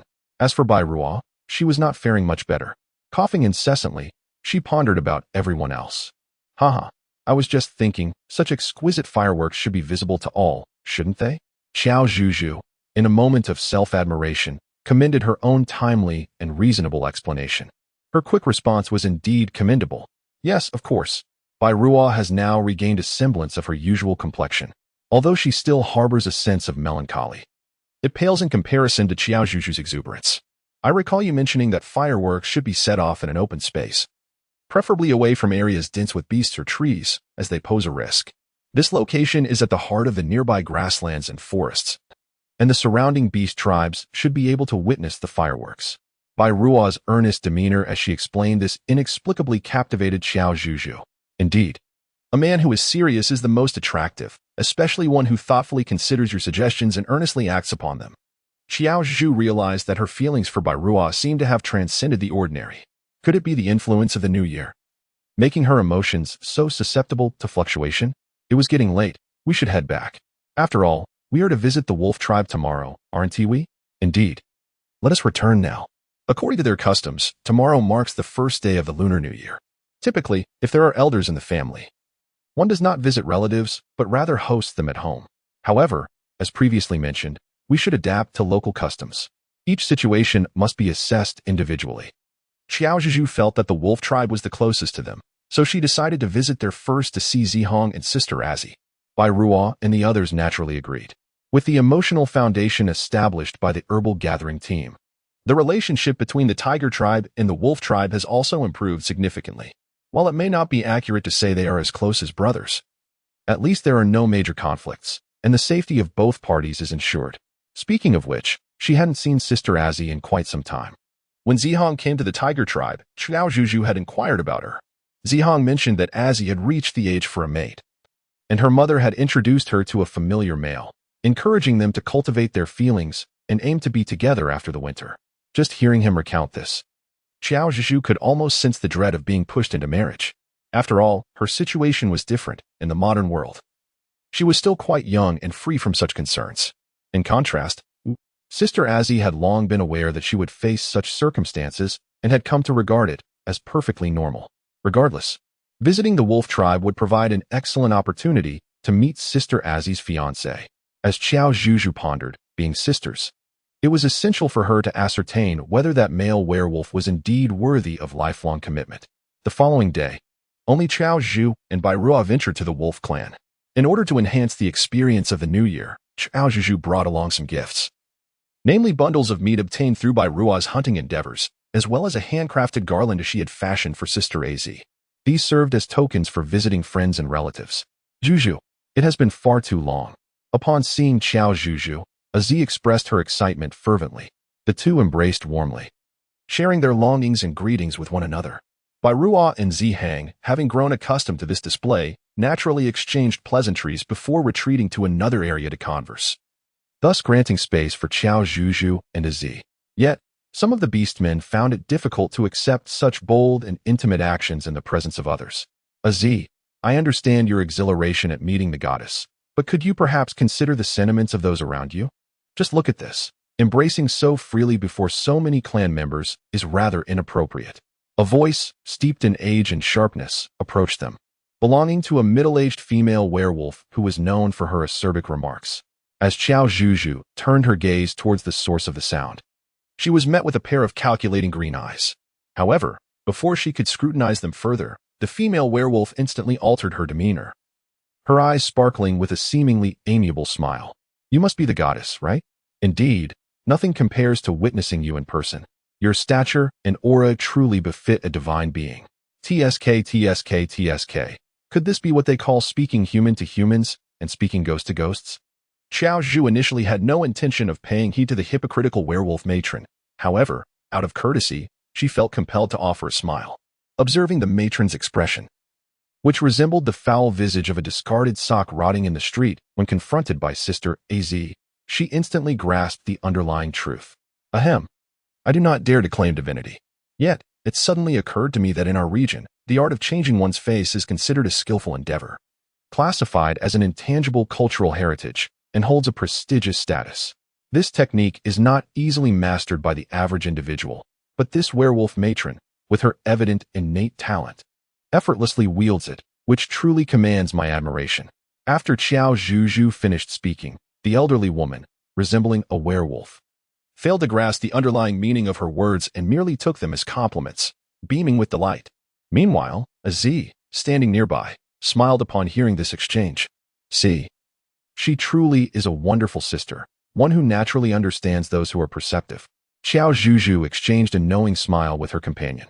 The elder werewolf, witnessing their interaction, suddenly realized that she was the subject of mockery, her face a patchwork of discolored hues, particularly unflattering. However, due to Qiao Zhuzhu's esteemed status, she refrained from uttering any insults. Instead, the elder werewolf redirected her ire towards her future daughter-in-law, Az. Subsequently, Qiao Zhuzhu witnessed a fierce verbal confrontation between the mother-in-law and daughter-in-law. Chapter 105. The love story of Sister Az. The scene was nothing short of astonishing. A spectacle that could move both heaven and earth, an overwhelming whirlwind of chaos. After witnessing the tumult, all Qiao Zhuzhu could utter to Az was, "Sister, you are my one and only sister. You are my goddess." Qiao Zhuzhu never anticipated that the once gentle and considerate beautiful werewolf sister would transform into such a formidable and fiercely independent woman when confronted with a wicked mother-in-law. To that, she would like to exclaim, "Well done. Life is meant to be lived in a manner that brings satisfaction and joy." When she was single, she enjoyed her freedom. Why should she endure such inexplicable grievances after marriage? She is certainly not foolish. From a young age, Qiao Zhuzhu's parents instilled in her the belief that if she were to marry in the future and find herself unhappy, she should refrain from doing so. One must never compromise oneself for the sake of obligation. She should seek a partner whose values align with her own, someone who can provide mutual support and encouragement, and who can impart a sense of positive emotional value to one another. This is the standard by which the Qiao family selects a son-in-law. You. I shall return to my beloved Qiufeng. The confrontation ultimately culminated in the elderly werewolf fleeing in disarray. Having spoken so much, Az now finds herself parched and weary. Yet the pent-up frustration within her has finally been released. "Sister Az, come and have some water. Look how exhausted you are." Qiao Zhuzhu thoughtfully offered water held in leaves. "You are the best, Zhu." Az smiled as she accepted it, drinking deeply. Observing Az in such a carefree manner, Qiao Zhuzhu felt a mixture of emotions. The recent quarrel had been exhilarating, yet the prospect of Az truly becoming partners with that so-called Qiufeng left her unsettled. Would that not mean frequent arguments with the elder were inevitable? The thought of daily disputes was quite exhausting. Even if they chose not to reside with their elders after marriage, living within the same large tribe would inevitably lead to encounters. One would always have to confront the other. Qiao Zhuzhu could not help but break into a cold sweat at the mere thought of a future filled with frequent quarrels. It was unbearable. She truly found it intolerable. As an outsider, there were certain words that felt awkward to utter, yet an irresistible urge compelled her to speak. "Sister Az, do you genuinely wish to forge a partnership with that autumn breeze? In our culture, marriage is regarded as a significant lifelong commitment, and I sincerely wish for your happiness. I cannot bear to witness you, Sister Az, in a state of discontent." Qiao Zhuzhu grasped Az's hand, lowering her voice and speaking with earnest seriousness. Az's expression flickered with momentary emotion, yet she said nothing, merely shaking her head with a smile. "This is my choice, aside from Qiufeng's mother. Nothing else brings me unhappiness. Of course, I assure you, I will not suffer. Rest assured, Zhu, I will find happiness and joy. And you too, Zhu. I believe you will be even happier than I." Despite harboring a multitude of thoughts, Qiao Zhuzhu could only smile and nod at the sparkling eyes of Az. "All right, we must both pursue happiness. Indeed, that is the mindset we should adopt. Now, let me inquire, what are your true feelings?" between the leader of the tiger clan, our wolf clan leader, and that little prince of the merfolk. Which one do you secretly favor, Zhuzhu? Z cast a sly glance at Bai Ruo and Zi Hang in the distance, grinning mischievously at Qiao Zhuzhu. Well, what a clever diversion. Qiao Zhuzhu felt both angry and embarrassed. She never expected to be urged into marriage so soon. After all, she was still quite young and believed there was no rush for such matters. At your age, it's perfectly appropriate to nurture a relationship in due time. You shall naturally find yourselves together as partners, which is truly wonderful. Initially, Qiao Zhuzhu intended to deflect the conversation by citing her youth, but Azi was not easily swayed. To her surprise, Azi immediately took hold of her arm, embarking on a campaign to garner support and affection for their leader. Although our leader is the eldest among those three, age brings wisdom and tenderness. Moreover, he is exceptionally skilled in caring for the orcs. You must have experienced this firsthand, right? Furthermore, our leader has never had a mate and has remained single all this time, which certainly makes him a valuable companion. To be completely honest, I am unashamed to admit that I had a childhood crush on our leader. He was a playmate of my brother and his friends, but after certain events unfolded, those feelings faded. Nevertheless, our leader is truly remarkable. You should give it some serious thought. Before Azi could elaborate further, the call of another middle-aged female werewolf resonated nearby. My mother is calling for me. I must go now, but I shall return shortly. As Qiao Zhuzhu watched Azi depart, she released a sigh of relief, yet a lingering worry remained. She couldn't shake the feeling that Azi was not entirely pleased with the prospect of this marriage. Why was she reluctant to express her true feelings? Was it merely her overthinking? Qiao Zhuzhu let out a helpless smile. Perhaps it is merely her overthinking. At least it can attest to the fact that Sister Az is capable of feeling joy due to this marriage arrangement. Are you pondering over matters concerning Az? The voice of Zi Hang drifted into her ears. Qiao Zhuzhu turned her head in surprise to look at him, her thoughts clearly etched upon her face. Zi Hang wore a subtle smile. Is it really that obvious? Qiao Zhuzhu shyly touched her face, feeling quite embarrassed. Bai Ruo and Hui had gone to the lively gathering. If Miss Zhuzhu does not mind, would you care to join me over there for a moment? Perhaps I could assist you with your troubles. Zi Hang extended his hand, presenting the invitation. Qiao Zhuzhu pondered for a moment before placing her hand in his palm. Aziz's partner, named Qiao Tian, is considered one of the youthful stalwarts among the Wolf Clan's hunters. He possesses a commendable character, though he tends to be somewhat reticent. Qiao Tian holds a deep respect for the elders of the tribe, and the community's regard for him remains exceedingly high. Qiao Zhuzhu was somewhat taken aback. She had not anticipated that this male werewolf named Qiao Tian was indeed quite formidable. Had it not been for his bothersome mother, he and Sister Az would have undoubtedly made a splendid couple. A being of Qiao Tian's caliber certainly attracted many admirers within the tribe. However, due to the fact that Aziz's parents had once saved the young Qiao Tian's life, leaving him with lingering health issues, his father had long established the custom that they should become partners upon reaching adulthood. Just not long ago, Qiao Tian's father had been injured while hunting and had reiterated the importance of remembering this custom, emphasizing the need to repay the kindness of Aziz's family. Thus, their relationship had blossomed. How fascinating it was to discover that in this beastly realm, such life-saving favors could be repaid through the sacred bond of marriage. Qiao Zhuzhu felt an inexplicable discomfort in her heart, sensing an inherent unfairness between them. Yet, she believed that Sister Az was the one who suffered the most in this situation. Despite having done nothing wrong, her family was enduring the repercussions of her father's misfortunes, and now she was subjected to the harsh treatment from her mother. It was truly exasperating. In truth, both Aziz's mother and elder brother had inquired whether she wished to be with Qiao Tian, to which Aziz had responded affirmatively, expressing her desire. Chapter 106. Coexisting with Zihong in a cave. What? Qiao Zhuzhu was utterly astonished. She had initially thought that Sister Az was reluctant to decline the arranged marriage due to her seniority, or perhaps she harbored feelings for Qiao Tian, which made her hesitant to refuse. Did Qiao Tian also possess feelings for Sister Az? Or was he merely complying out of courtesy and a sense of obligation to fulfill his father's promise? In any case, a multitude of questions swirled in her mind as Qiao Zhuzhu perked up her ears, attentively listening to Zi Hang recount the tale. I heard this from Zi. Ahem. There was an occasion when the wolf tribe was relocating to a more water-abundant area, and en route, they encountered conflicts with other beast tribes. At that moment, a hyena beastman pretended to engage with the wolf tribe's hunting team. only to suddenly veer off course and charge into the ranks of the younger and elder females of the wolf tribe. Among them was Zhi, who, in a valiant effort to protect her family and companions beside her, bravely fought against the cunning hyena beastman, sustaining several injuries in the process. At that time, I, along with a Hui and Zhi, were at the forefront, battling against the hyena pack and were unable to break away to rescue them. It was then that Qiao Tian broke through the encirclement and returned to save Zhi, who was on the brink of being disemboweled by the hyena. Disemboweled?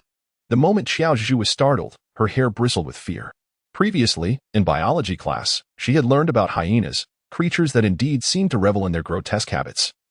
Terrifyingly fierce, cunning, and rather bothersome. After the wolf clan triumphed over the hyena beast tribe, the untransformed Az no longer clung to Zhi and me.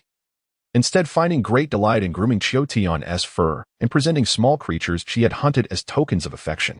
It is no exaggeration to say that nearly all the members of the hunting party were aware of Zhi's fondness for Qiao Tian. Some of the clan members, who knew of the rules set by Qiao Tian's father, would occasionally jest, referring to Zhi as Qiao Tian's little bride. At this point, Zhihang appeared somewhat exasperated. Qiao Zhuzhu empathized with his feelings. Although Zhihang was indifferent towards Zhi, he could discern that she had once harbored affection for him. However, this did not imply that Zhihang lacked fraternal concern for Zhi. In recent years, Qiao Tian had primarily been tasked with guarding a cave, often departing at dawn and returning late, which made it difficult for him to be seen within the tribe. It was no wonder, Qiao Zhuzhu mused, that during her previous stay with Bai Ruo and the others in the wolf tribe, she had never encountered this exceptional male named Qiao Tian.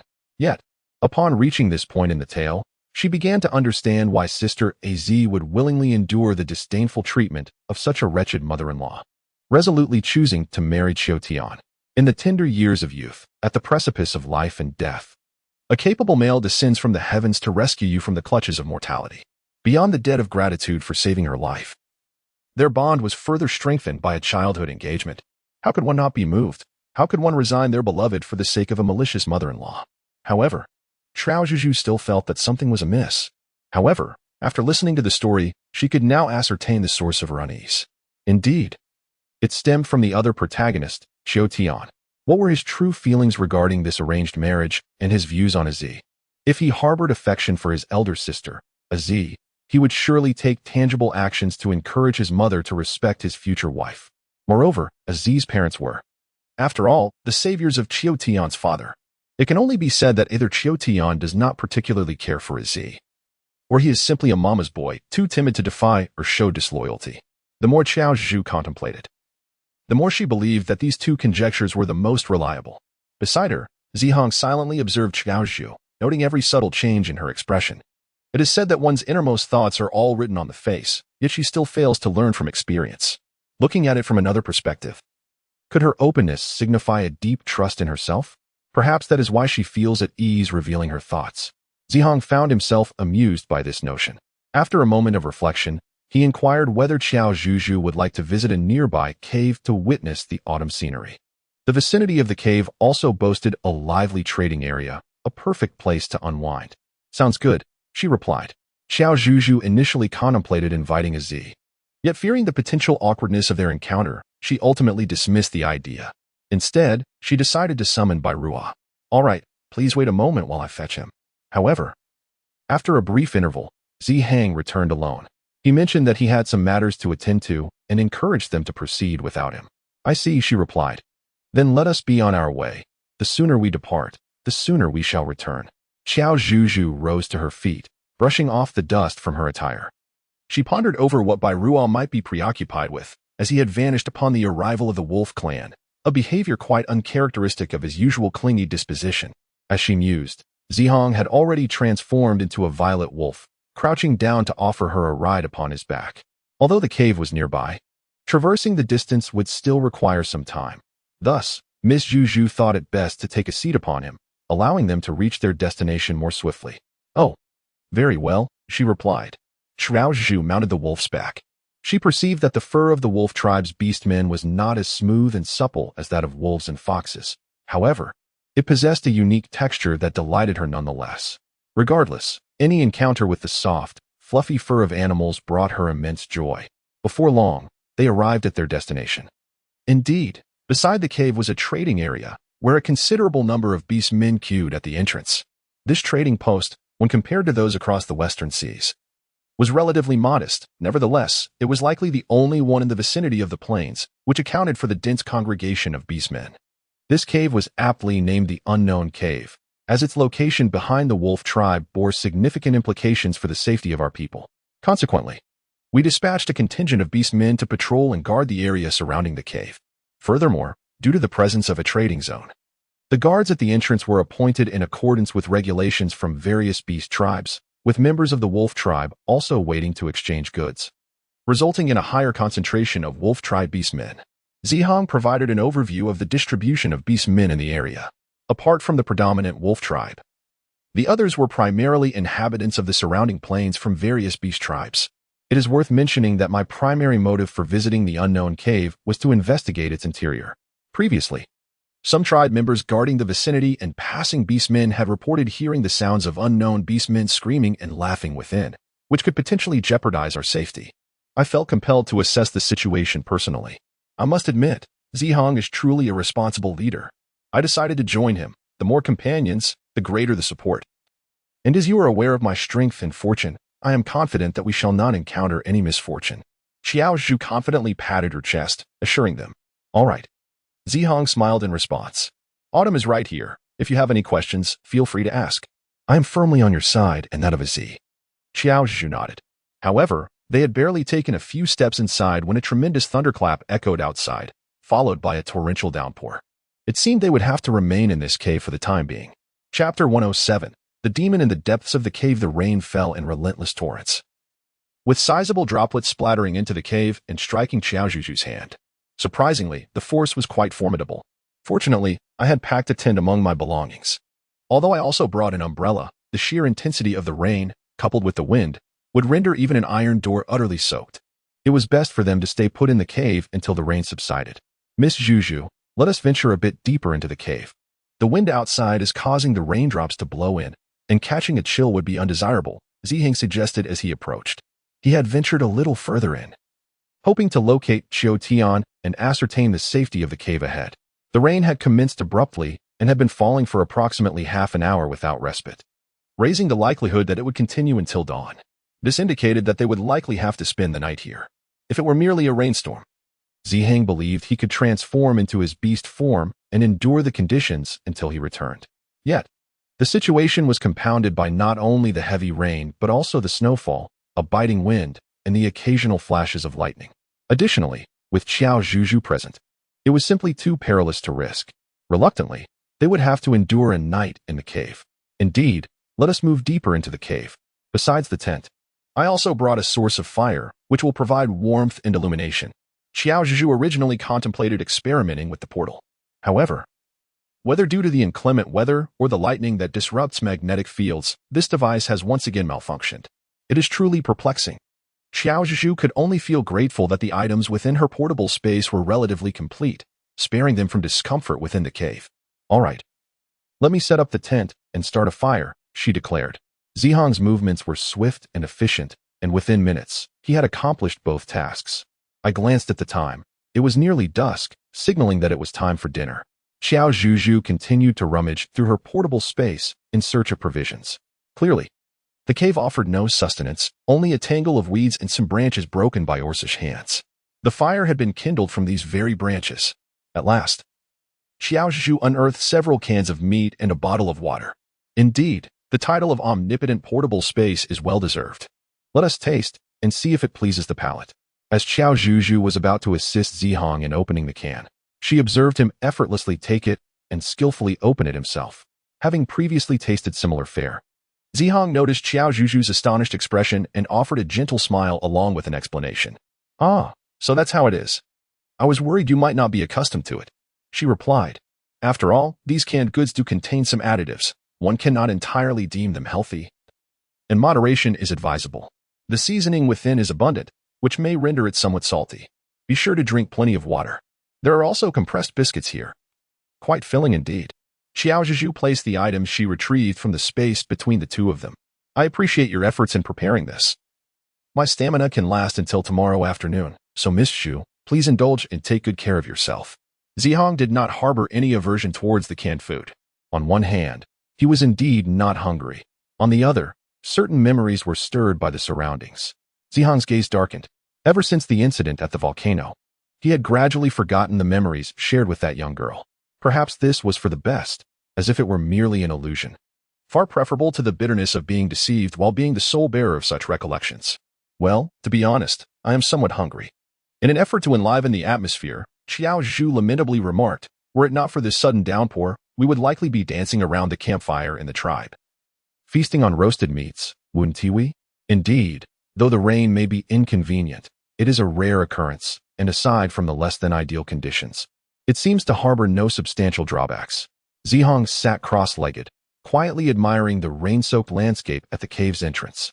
He ought to be grateful for this deluge, otherwise, with that fellow present, he would hardly have had the opportunity to spend such intimate moments with Qiao Zhuzhu, engaging in conversation.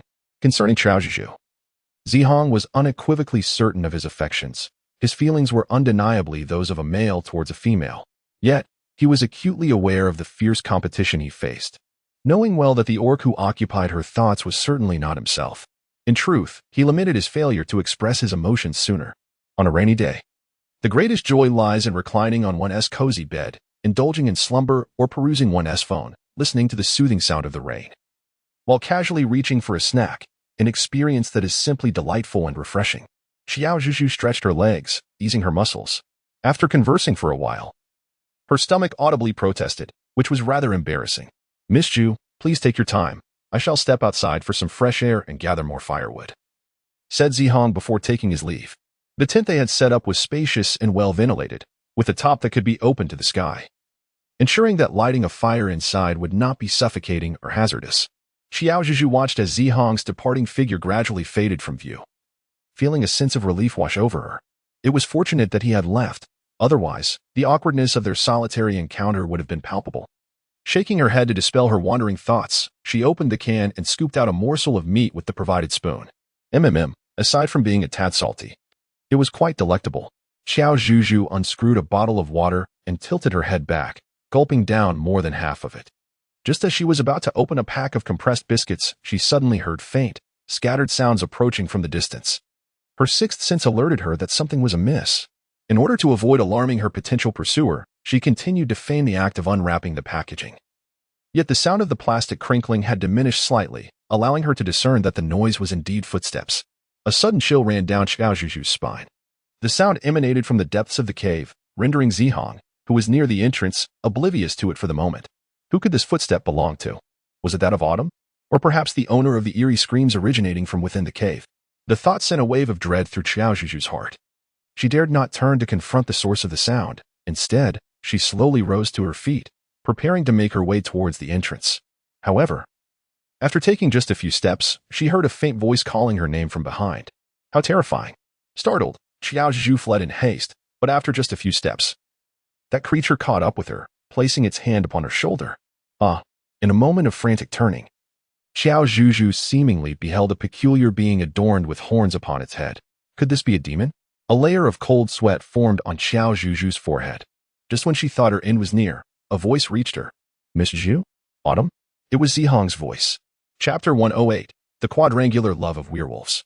Wait. What did he just say? Autumn. Was it the Autumn he was referring to? Qiao Zhuzhu hastily sidled up to Zihong, summoning her courage to gaze at the figure before her. Indeed, it was a strikingly handsome young man. So you are the divine maiden, he said. I must apologize for startling you just now. Qiao Tian immediately offered an elaborate bow, one reserved for a subordinate addressing a leader. Such a grand gesture left Qiao Zhuzhu thinking that she was unworthy of such respect. Given his politeness, she decided to dismiss the earlier fright. It's quite all right. I'm fine, she chuckled, though I wonder if my nervousness conjured an illusion. I could have sworn I saw a beast man with horns, and he even called my name. Once Qiao Zhu regained her composure, she recounted the peculiar phenomena and strange sounds she had just encountered. It must be an illusion. There is no need for concern. Miss Zhu, for this cave is quite profound, and such occurrences are not uncommon, Autumn remarked nonchalantly, having stood guard outside. I frequently hear bizarre noises emanating from within and occasionally catch glimpses of mysterious beastmen. Though Qiao Zhuzhu was aware of this, she felt that her experience was somewhat distinct. For, in truth, She had faintly discerned the visage of the horned beast man. It seemed oddly familiar, as if she had encountered it before. You truly need not worry. Divine Maiden, while I do not wish to boast, I can assure you that during my watch here, there have been no incidents of harm for nearly a year or two, Autumn stated, a subtle shift in his otherwise placid expression revealing a newfound confidence and pride. Indeed.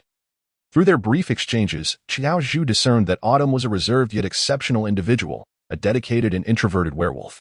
It appeared that Zihong and Sister Az had also mentioned his reticent nature. Very well, I place my trust in you. Qiao Zhuzhu smiled graciously. Upon recognizing their guest, they gathered around the campfire to engage in light conversation. Most of the dialogue was dominated by Zihong and Qiao Zhuzhu, while Qiao Tian remained relatively reticent. As the conversation flowed, Qiao Zhuzhu recalled that her primary purpose for seeking out Qiao Tian was to discern his feelings towards Az. However, she pondered whether it would be inappropriate to broach such a topic during their first meeting.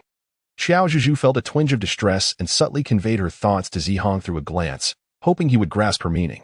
Qiao Tian, the leader, cleared his throat and began to inquire about Qiao Tian's family, seamlessly transitioning the conversation to the topic of marriage.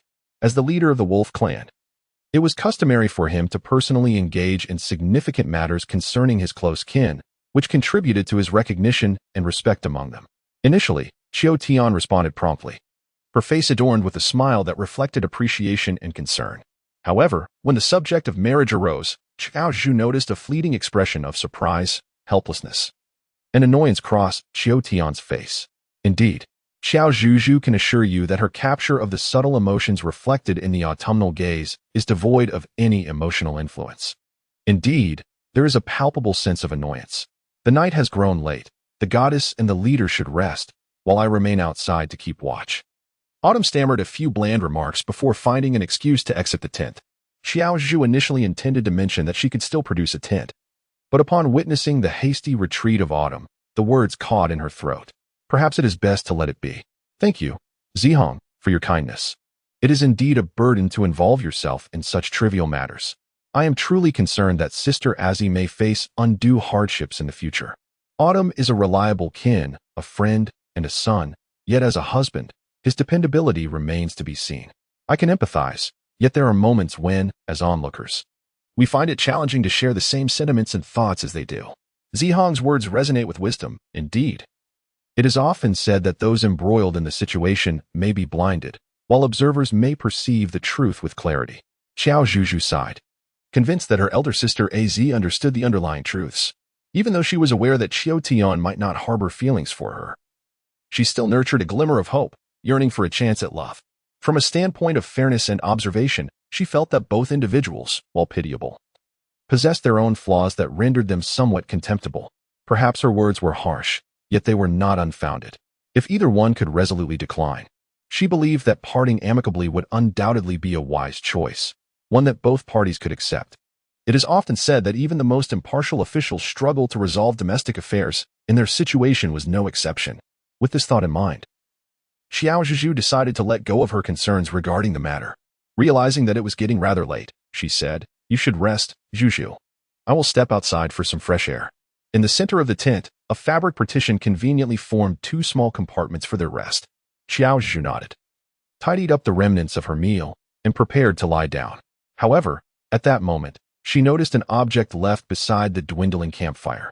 As Qiao Zhuzhu pondered whether this item belonged to Zihong, a closer inspection revealed that it was indeed left in the place where Qiao Tian had recently stayed. Zihong had already departed, leaving her with the task of carefully collecting and storing it, intending to return it to Qiao Tian at a more opportune moment. To her astonishment, upon discerning the true nature of the object, Qiao Zhuzhu found herself enveloped in a mix of surprise and bewilderment. This was, astonishingly, a photograph reduced to the size of a coin. How curious it was that the beast men of this world possessed a colorful photograph, a novelty of modernity. Moreover, the backdrop of this image appeared distinctly contemporary. However, its details were too minuscule and blurred for her to ascertain its precise location. The one undeniable truth was that the photograph depicted a young woman from the modern world. An instinctive notion surged within Qiao Zhuzhu, suggesting that this girl was likely the very time traveler whom Zihong could not forget. If this were indeed the case, it felt as though she had stumbled upon an extraordinary secret. Qiao Zhuzhu gently stroked her chin with one hand. Ahem, Let her sort out the relationships here. If she is not mistaken, Sister AZ has an affection for Qiao Tian, who, in turn, may harbor feelings for this time traveler. Additionally, Zihang also seems to be fond of this traveler. However, the current sentiments of the traveler towards these two werewolves remain a mystery. Initially, Qiao Zhuzhu assumed that the traveler must have an inclination towards Zihang since he had spent the most time with her, ultimately being the only one to remember the existence of this young girl. To her surprise, another character, Qiao Tian, has now emerged. Logically speaking, such exquisite selfies would not be shared lightly if the relationship were strained, let alone left for the other party. Goodness, is this a quadrilateral romance involving werewolves? The intricacies of these relationships are utterly perplexing. Chapter 109. It seems something is following. What is particularly bewildering is that the known indigenous beasts of this realm, specifically Zihang and Qiao Tian, still remember the time-traveling girl. It feels as though a rule within their understanding has been shattered. Will there be more beasts in the future who recall that girl? If their numbers increase, will it have any impact on this world? Moreover, it is not out of jealousy or anything of the sort. Qiao Zhuzhu can assure you of that. Based on Zihang's descriptions, her impression of that time-traveling predecessor is quite positive. However, the ambiguous relationships with Zihang and Qiao Tian are somewhat diminishing her favorable feelings. Qiao Zhuzhu hurriedly shook her head, urging herself to refrain from overthinking. Zhuzhu, take a rest. Cover yourself with this. You mustn't catch a chill. At that moment, Zihang approached, holding a fur coat in his hands. Qiao Zhuzhu noticed that beads of water were trickling down Zihang's body. Could it be that he had braved the pouring rain to rush to the trading area, all for the sake of acquiring this mere fur blanket to keep her warm? After all, she had prepared a sleeping bag.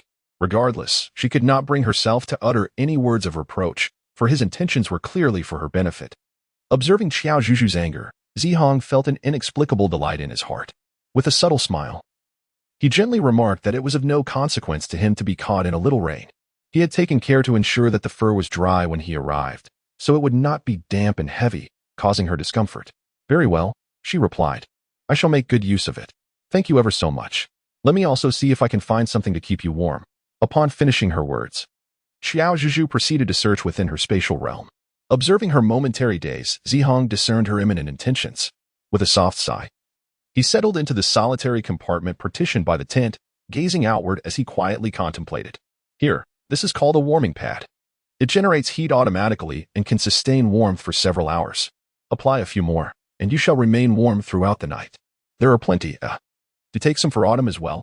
Qiao Zhuzhu placed a large pouch of heat packs before Zihang, deftly opening one to demonstrate its use. All right. Make sure to rest early. Good night. I hope the rain stops early tomorrow. After a night spent in a haze, the first thing Qiao Zhuzhu did upon waking was to check at the cave entrance to see if the heavy rain had ceased. Fortunately, it had indeed abated. Despite Zihang having provided her with a fur covering for warmth the previous night, the piercing chill of the wind was still quite unbearable. Miss Zhu, you have suffered. Let us return now. Zihang approached, neatly packing away the tent. Without uttering another word, he transformed into his beast form. Let us depart. Qiao Zhuzhu once again mounted on Zihang's back. At long last, they were able to depart from this cave. Perhaps it was due to the lingering image of that fleeting face that occupied her thoughts by day and haunted her dreams by night. Qiao Zhuzhu had not slept well throughout the night. Her mind was filled with chaotic and dark images, akin to a tumultuous battlefield, leaving her feeling oppressed and powerless. It seemed to serve as a reminder of something. Qiao Tian, why don't you return? Zihang's voice jolted Qiao Zhuzhu back to reality. She turned her gaze toward Qiao Tian, who remained in the cave. I shall not return for now, Chief. I must guard the unknown cave. It is my duty. Qiao Tian replied earnestly. It rained heavily yesterday. You have already exerted yourself. Consider this a day off. Go home and spend time with your family, Zihang stated. As the leader, his words were essentially commands, and Qiao Tian could not refuse. Yet, they noticed that Qiao Tian appeared somewhat hesitant, as if she had more to say, seemingly wishing to remain in the cave for some reason. Qiao Zhuzhu suddenly recalled that photograph. She nearly forgot to return it to him. But now she was uncertain whether the timing was fortuitous or not. This uncertainty stemmed from her lack of knowledge regarding whether Zihang was aware of the connection and narrative between Qiao Tian and that girl from another realm, and whether he, like her, still cherished the memories associated with her. Reflecting on the matter, she surmised that Zihang was likely oblivious. After all, how could he remain indifferent in the presence of a rival if he were aware? Furthermore, He had explicitly stated that he alone remembered that girl from the other world. Considering the present circumstances, it seemed plausible that Qiao Tian was concealing the truth from Zihong out of fear that he might discover the situation, thus preventing any potential discord. This line of reasoning made perfect sense. Well, it would be advisable for you to return as soon as possible when you have the chance. After uttering these words, Zihong led Qiao Zhuzhu away. As they walked, Qiao Zhuzhu became increasingly incensed. If Qiao Tian truly harbored such feelings for the girl from the other realm, it was one thing to remain silent, but why then agree to fulfill the marriage arrangement with Sister Az? Moreover, he turned a blind eye to his mother's atrocious behavior, leaving the burdens to fall upon his mother and Sister Az. Such conduct was utterly inexcusable. Regardless of the circumstances, Sister Az was innocent and should not be kept in the dark, foolishly enduring, believing she could await true love. The only silver lining was that Sister Az possessed a vibrant and spirited personality, daring to confront a wicked mother-in-law who was unreasonable, untrustworthy, and devoid of civility. Qiao Zhuzhu contemplated that she should observe a little longer and then persuade her Sister Az to refrain from plunging further into the abyss. Even if it meant meddling in affairs that did not concern her, she simply could not bear to witness her dear friend stepping into a perilous situation. It is often said that marriage is the grave of love, and in their case, love had yet to even blossom. Qiao Zhuzhu is particularly invested in this matter. And aside from the previously mentioned reasons, there exists another significant factor. Logically speaking, her parents share a loving and harmonious relationship, and their family is indeed a picture of happiness, which should render her less sensitive to matters of marriage and love. However, this is largely due to Qiao Zhuzhu having witnessed her cousin, with whom she shares a close bond, wholeheartedly adoring a young man who pales in comparison to her in various aspects, ultimately marrying him despite opposition. This young man has a mother reminiscent of a domineering figure, who frequently belittles, commands, and bullies her cousin. Yet, the young man has consistently failed to express any dissent, often using work commitments as an excuse to remain away from home for months on end. Her mother remarked that her cousin's situation exemplifies a typical widowed-style marriage. In Qiao Zhuzhu's memory, her cousin was not only exceptionally talented and beautiful but also brimming with confidence. However, less than 2 years into her marriage, she became plagued by insecurity and timidity, her once fair complexion marred by acne and scars. Fortunately, her cousin parted ways with that man, receiving a substantial compensation, allowing her to pursue her passions once more. She has now regained her former elegance and beauty. Reflecting on this, Qiao Zhuzhu smiled and shook her head, wishing that she, along with her Sister Az and everyone else, would never encounter wicked men or women. Lost in thought, Qiao Zhuzhu suddenly felt a gaze fixed upon her from behind, as if she were being followed. Chapter 110, A Birthday Surprise with an Unexpected Guest. Qiao Zhuzhu swiftly turned around for a glance. Behind her lay an emptiness devoid of any presence, not even a shadow to be found. How peculiar. Could it be that she had been overthinking, exacerbated by her current state of health, leading her to hallucinate? It seems she must take the time to rest and rejuvenate her mind upon returning. Miss Zhu, do you possess any insights? Just as they approached the wolf tribe, Zihong suddenly slowed his pace and uttered a cryptic remark. Did he know what she had discovered? Was it about the autumn and the time-traveling girl? Qiao Zhuzhu was so anxious that she could hardly swallow, and with a forced smile, she uttered, "What do you know?" She pleaded silently, hoping not to be questioned further, for she truly felt at a loss on how to articulate such matters. "It's nothing. I must have overthought it. My apologies." Ultimately, Zihong did not press on, while the purple heart above flickered momentarily. With a heart full of trepidation, Qiao Zhuzhu clicked to take a look. To her astonishment, the score had actually increased by a point. What could possibly be the reason? Before Qiao Zhuzhu could ponder this further, they had already arrived at the Wolf Clan tribe. "Zhu, come quickly." As soon as they landed, Sister Az rushed over with palpable excitement, grasping her wrist and urging her to enter. "Sister Az, what is this all about?" Qiao Zhuzhu was utterly perplexed. She turned her head to glance at Zihong, only to discover that he was, surprisingly, smiling. It dawned on her that they had been concealing something from her. Zihong, fearing that her prior knowledge would diminish the element of surprise, had likely asked that question out of the blue. Since it was indeed a surprise, Qiao Zhuzhu raised the corners of her lips only to let them fall again, feigning ignorance.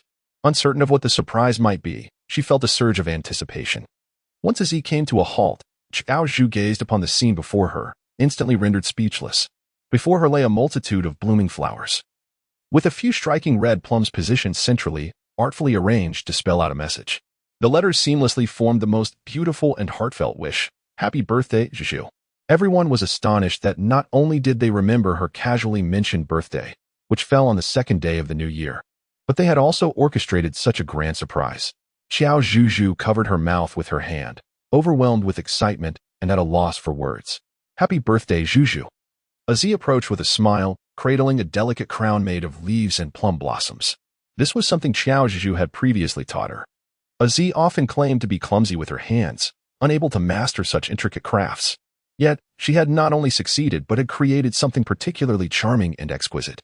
Without Azi needing to say a word, Qiao Zhuzhu understood the considerable effort that had gone into this gift. Thank you, Sister Az. I will wear it now and cherish it, treating it as a treasured heirloom. Qiao Zhuzhu happily accepted it. Oh dear, there is no need for such exaggeration, Zhuzhu. Just continue on your way, for there is more ahead. I shall not reveal the specifics, ha ha ha. Take your time to savor this journey. It seems the surprises awaiting you are quite significant, as Aziz's laughter has nearly obscured her eyes. Qiao Zhuzhu was filled with profound emotion and anticipation. She nodded, bidding farewell to Aziz, and continued on her way. After a short while, Qiao Zhuzhu encountered yet another cluster of blooming flowers, with the prominent words in the center reading, Sister Zhuzhu, you are becoming more beautiful. Such a self-important compliment could only be attributed to Bai Fu's handiwork. Qiao Zhuzhu suddenly smiled as she spotted Bai Fu emerging from behind the flowers. Sister Zhu, happy birthday. This is a beast rabbit I caught for you. Since you mentioned wanting to raise a fluffy pet, although we still find it difficult to understand the notion of keeping an animal that could also serve as food, rest assured, Sister Zhu, we would never have any ill intentions towards it. As she spoke, Bai Fu presented a rabbit, roughly the size of a palm. Its fur is white as snow, thick and fluffy. At first glance, Qiao Zhuzhu was utterly enamored. However, upon closer inspection, one could discern that Bai Fu was diligently suppressing his innate tendencies, restraining himself from revealing his fangs and sharp claws. It must be quite a challenge for him. Thank you, Afu. I shall take good care of it. Qiao Zhuzhu nervously accepted the adorable little white rabbit. The creature, seemingly aware of its escape from peril, had trembled in Bai Fu's hands, but upon being cradled by Qiao Zhuzhu, it became remarkably calm and docile. Her unease stemmed from her affection for these furry beings. Yet she had never owned a pet before. Her parents had expressed reservations about her desire to keep one, citing her health and academic responsibilities as their primary concerns. Indeed, the rigors of middle school were demanding, and Qiao Zhuzhu suspected that her fondness for animals was too expansive. Every new pet she contemplated left her heart in a quandary. Additionally, she feared that upon returning home, she would lack the energy to care for these creatures, ultimately burdening her parents. Yet, the precise reason for her apprehension eluded her. Reflecting on it, she found the entire situation rather peculiar. Qiao Zhuzhu was puzzled. She had always been fond of fluffy and gentle animals. During her elementary school years, it seemed like the perfect time to have a pet. Moreover, her family had always been supportive of her reasonable requests and not being allergic to animal fur. They should have bought her a pet. Yet, when she searched her memories of having a pet, her mind was utterly blank, and she felt an inexplicable sense of something being amiss. As long as Sister Zhu likes it, I'm off now. You keep going. There's still a gift waiting, Bai Fu said with a smile. All right, goodbye. Qiao Zhuzhu cradled the little rabbit in her arms and continued onward. She spotted Zihong, who, devoid of any surrounding blooms, held a large bouquet of vibrant flowers in his hands. It is truly remarkable to find such an abundance of blossoms during the winter season, a testament to how much everyone cares for her and the significance of her birthday. Qiao Zhuzhu's eyes glistened with emotion. Happy birthday, Miss Zhuzhu, Zihong said sincerely and gently. What a beautiful bouquet. Thank you, Zihong, I truly adore it. Qiao Zhuzhu accepted the bouquet, the fragrant aroma wafting towards her without the need to lower her head. It's delightful, for in comparison to their gifts, mine seems rather insignificant. No. In our culture, a bouquet is indeed a cherished gift. With a smile, Qiao Zhuzhu expressed her gratitude once more before continuing her journey. However, after walking for a while, she noticed the absence of other individuals and the sensation of being followed returned. This time, Qiao Zhuzhu could no longer endure it. She employed a binding spell to immobilize the unwelcome presence behind her. Alas, a miscalculation. The voice of a woman behind her startled Qiao Zhuzhu. Upon turning around, she was taken aback. It was none other than that time-traveling girl. For a moment, Qiao Zhuzhu thought her eyes were deceiving her. Greetings, friend from the modern world. Might you enlighten me regarding the binding spell you employed? Is it possible to revoke it? The girl. No. Now she appeared to be a mature and beautiful lady, likely in her 20s. Though slightly more aged than the photograph cherished in autumn, the resemblance was unmistakable. Is it possible? The lady, noticing Qiao Zhuzhu's silence, softened her tone and repeated her inquiry. Upon regaining her senses, Qiao Zhuzhu scrutinized the lady before her, who had also been observing her intently. I apologize, Qiao Zhuzhu began. But once my system's immobilization technique is activated, it cannot be undone until the time elapses. The lady was momentarily taken aback, her expression somewhat displeased. Yet she swiftly regained her polite smile. I see, she replied. It seems your system truly treats you well. The immobilization technique is not a common reward. It is indeed exceptional. Her tone carried an unmistakable hint of jealousy and sarcasm. Qiao Zhuzhu offered an awkward yet polite smile, pondering to herself that it was not her fault for returning to the beast realm in silence and subsequently being misconstrued as a villain, thus being subjected to such a predicament. After all, she was merely acting in self-defense. After a couple of minutes, the immobilization spell wore off, allowing the lady to move freely once more. As she stretched her limbs and regained her composure, she smiled and extended her hand towards Qiao Zhuzhu. Hello there. I haven't introduced myself yet. My name is Mu Xian, with Mu meaning wood and Xian referring to chip. I wonder if Zihong has mentioned me to you. As you may know or have observed, I consider myself a fast traveler, traversing various worlds to complete tasks assigned by my system. Qiao Zhuzhu was well aware of her identity as a traveler, but she was taken aback to discover that she was, in fact, a fast traveler. This meant that the beast realm was merely one of the many realms Mu Xian navigated through time and space, relying primarily on her system to do so. Qiao Zhuzhu couldn't help but feel a tinge of disappointment. She had initially entertained the whimsical thought that Mu Xian might possess a time machine, perhaps allowing her the chance to return home. However, perhaps it was for the best, having just dealt with the immobilization spell and the matters concerning Zihong and Qiao Tian. Qiao Zhuzhu sensed that a rift had likely formed between the two of them. Greetings, I am Qiao Zhuzhu, with Zhu as in jewels. I arrived here quite by chance. Qiao Zhuzhu did not fully disclose her information. Mu Xian, perceiving her wariness, raised an eyebrow. By chance, it seems you are still a student, am I correct? Don't you wish to return? Initially, Qiao Zhuzhu had no intention of engaging in a prolonged exchange with Mu Xian, but she was momentarily taken aback by the question. Of course, I long to go back. I certainly do, and I am diligently working towards it. After all, that ultimate prize will not elude me. Qiao Zhuzhu silently pondered to herself. Since the desire to return is so strong, it should be a simple matter. I can assist you in going back. Mu Xian revealed a smile that was entirely different from before. It was a confident, cunning, and radiant grin that suggested she had a plan and felt assured of success. Is that true? How can we return? Is it difficult? Qiao Zhuzhu feigned exaggeration and excitement as she inquired. It is often said that one cannot expect fortune to fall from the sky, especially not such a grand opportunity to return home. Upon hearing Qiao Zhuzhu's response, Mu Xian's smile deepened. Then let us strike a deal. If you can reduce Zihong's affection for you to 0 and remove him from your list of targets, I can contact the system to facilitate your return. While Qiao Zhuzhu anticipated some conditions, she was taken aback by the nature of this particular demand. Moreover, how did she know that Zihong was on her target list? Seemingly perceiving Qiao Zhuzhu's confusion, Mu Xian smirked, casually twirling her long, wavy hair. In that moment, she seemed to embody a multitude of charms. Since we both hail from the 21st century and have traversed to this beastly world, it must be fate. I shall not keep anything from you. You see, my mission in each realm I visit is to find the most exceptional individuals and cultivate feelings with them. The higher their affection for me, the greater the energy I can acquire. To initiate my next journey, I require a substantial amount of energy, which is why I seek out distinguished personalities to garner their favor.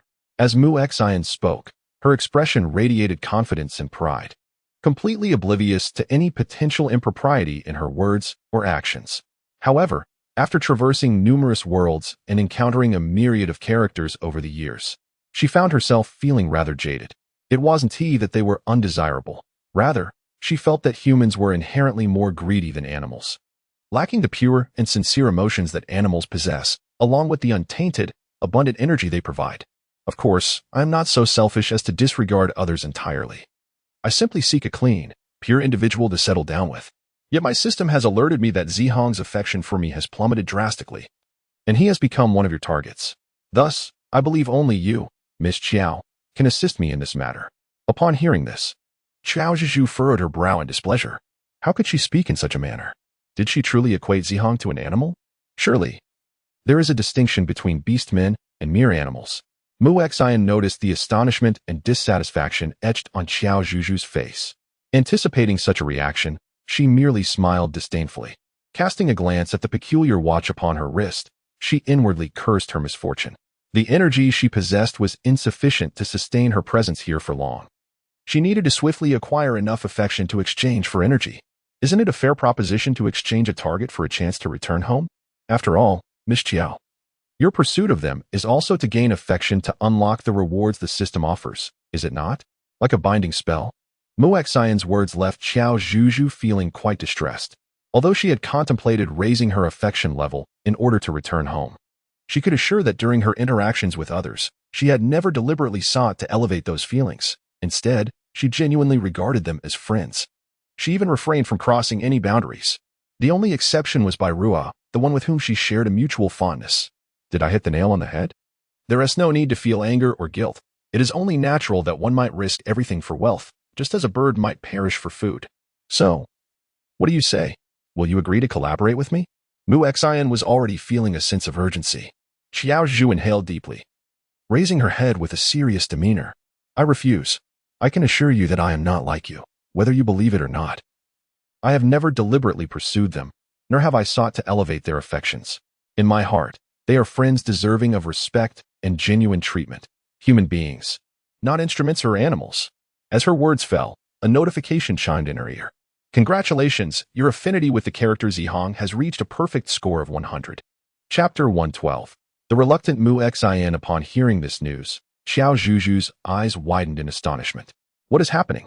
How could Zihong's affinity suddenly be at its peak? Could he have been eavesdropping? While lost in thought, she heard that familiar voice. What Zhuzhu says is true. She has never pursued us. Rather, we are willingly drawn to her, captivated by her sincerity and beauty. Immediately, a tall, slender figure emerged from behind Mu Xian. It was Zihong. Zihong? Mu Xian was evidently taken aback by his sudden appearance and conspicuous stance. Amid her shock, there was a palpable sense of reluctance and anger. I must admit, this little girl possesses some talent. Once upon a time, Zihong had an exceedingly high regard for me. To what extent, you ask? The energy values he provided me could sustain my adventures across 3 worlds. Thus, our arrangement is mutually beneficial. I am unaware of the charms you employed to entice Zihong to your side, but you must weigh the pros and cons carefully. We, the Traversers, are victims forcibly selected by the system, compelled to leave our homeland. Completing tasks brings them benefits as well. Why should we not strive to gain more within our limited capabilities? Allow me to impart this wisdom. Do not forsake an entire forest for a single tree, especially when it pertains to the opportunity to return home. As Mu Xian spoke these words, she showed no regard for Zihong's feelings, oblivious to the darkening expression on his face, which grew increasingly sorrowful. Naturally, Qiao Zhuzhu's countenance also grew grim. She could hardly fathom how the woman before her could be so selfish, arrogant, and insensible. Zihong was right there, and she could utter such hurtful and fallacious words without a trace of shame. Qiao Zhuzhu considers herself an ordinary person, possessing the necessary values and a sense of shame. She does not espouse grand philosophies, nor does she indulge in moral superiority to admonish others. However, at the very least, one must learn to respect and regard others as equals in order to earn reciprocal respect. Yet today, particularly at this moment, Qiao Zhuzhu feels that her eyes have been remarkably opened to the diversity of life. If you hold such a perspective, then regrettably, I must reiterate my refusal of your request. Regardless of whether I agree with your viewpoint, in the current circumstances, Miss Mu should not possess an equal standing to negotiate with me, should she? Upon hearing Qiao Zhuzhu's words, Mu Xian's expression shifted dramatically. Caught off guard and embarrassed by the revelation of her innermost concerns, she found herself at a loss for words. Just as you have articulated, your pursuit of higher favorability to acquire energy points is solely for your own benefit. It is precisely your urgent need that led you to seek me out so swiftly, intending to negotiate. However, I stand apart. My rewards are aimed at benefiting both myself and my friends, which embodies the true essence of collaborative success. Moreover, I never contemplated leveraging goodwill to establish such an unequal partnership with them. Miss Mu seems to overlook a pivotal point. While you are in desperate need, I too yearn for an opportunity to return home, albeit not at this moment. The crux of the matter lies in my unwavering belief that I shall indeed find my way back. With the unwavering support of my friends who are assisting me in this quest, if one were to define the nature of our relationship, collaborative success would be an inappropriate characterization. Rather, it should be described as a mutual journey, where we uplift one another. After Qiao Zhuzhu uttered these words, the expressions of Mu Xian and Zihang changed distinctly. Mu Xian's reaction was one of anger and humiliation, struck by painful truths and the unveiling of her distressing thoughts. In contrast, Zihang was taken aback by the sincerity of Qiao Zhuzhu's sentiments, feeling a blend of shock, emotion, and relief, along with a hint of acceptance. At such a tender age, one can be quite articulate. Yet, who knows if your words align with your actions? It seems unnecessary to embellish oneself while belittling others for the sake of one's own agenda. At this moment, although Mu Xian continued to feign confidence and ridicule Qiao Zhuzhu, her tone was palpably less assured than at the outset, lacking the conviction she once possessed. As Qiao Zhuzhu was about to retort, a tall figure obstructed her view. It was Zihang, standing resolutely before her. No one seeks to belittle you. It is your own actions and words that have unveiled the sordid and heartless essence beneath your hypocritical facade. I, along with the other beastmen, can assure you that your spoken words align perfectly with your deeds. Ultimately, there is no basis for comparison between the two of you, in my heart. And in the hearts of many, Zhuzhu will always be the finest. I shall never abandon her, nor will I return to your side. Zihang's tone grew increasingly frigid. Furthermore, I must clarify that my previous fondness for you was not genuine affection, but rather a blend of curiosity and admiration, which has now dissipated. Having discerned your true nature, I am even more resolute in my conviction that I could never harbor feelings for someone like you. I am uncertain how you arrived here, but next time, I shall instruct the Wolf Clan's guard to adhere to our customs. Now, take your leave. I shall not see you out. After delivering this icy declaration, Zihang turned to Qiao Zhuzhu, his tone softening as he inquired if she would leave with him. A perfectly delightful birthday had been marred by that insufferable individual. In the presence of Mu Xian, Qiao Zhuzhu grasped Zihang's hand. Among friends, holding hands is a gesture of camaraderie, devoid of ulterior motives. Thus, Qiao Zhuzhu and Zihang departed, leaving Mu Xian standing alone, shrouded in sorrow. How could this be? It should not be like this, she murmured, her eyes brimming with disbelief at the recent events. Accompanied by a profound sense of indignation, she felt betrayed by Zihang, and as for that naive little girl, Qiao Zhuzhu, not only had she undermined her, but she also had the audacity to confront her from a moral high ground? This indignation was unbearable. I refused to accept this.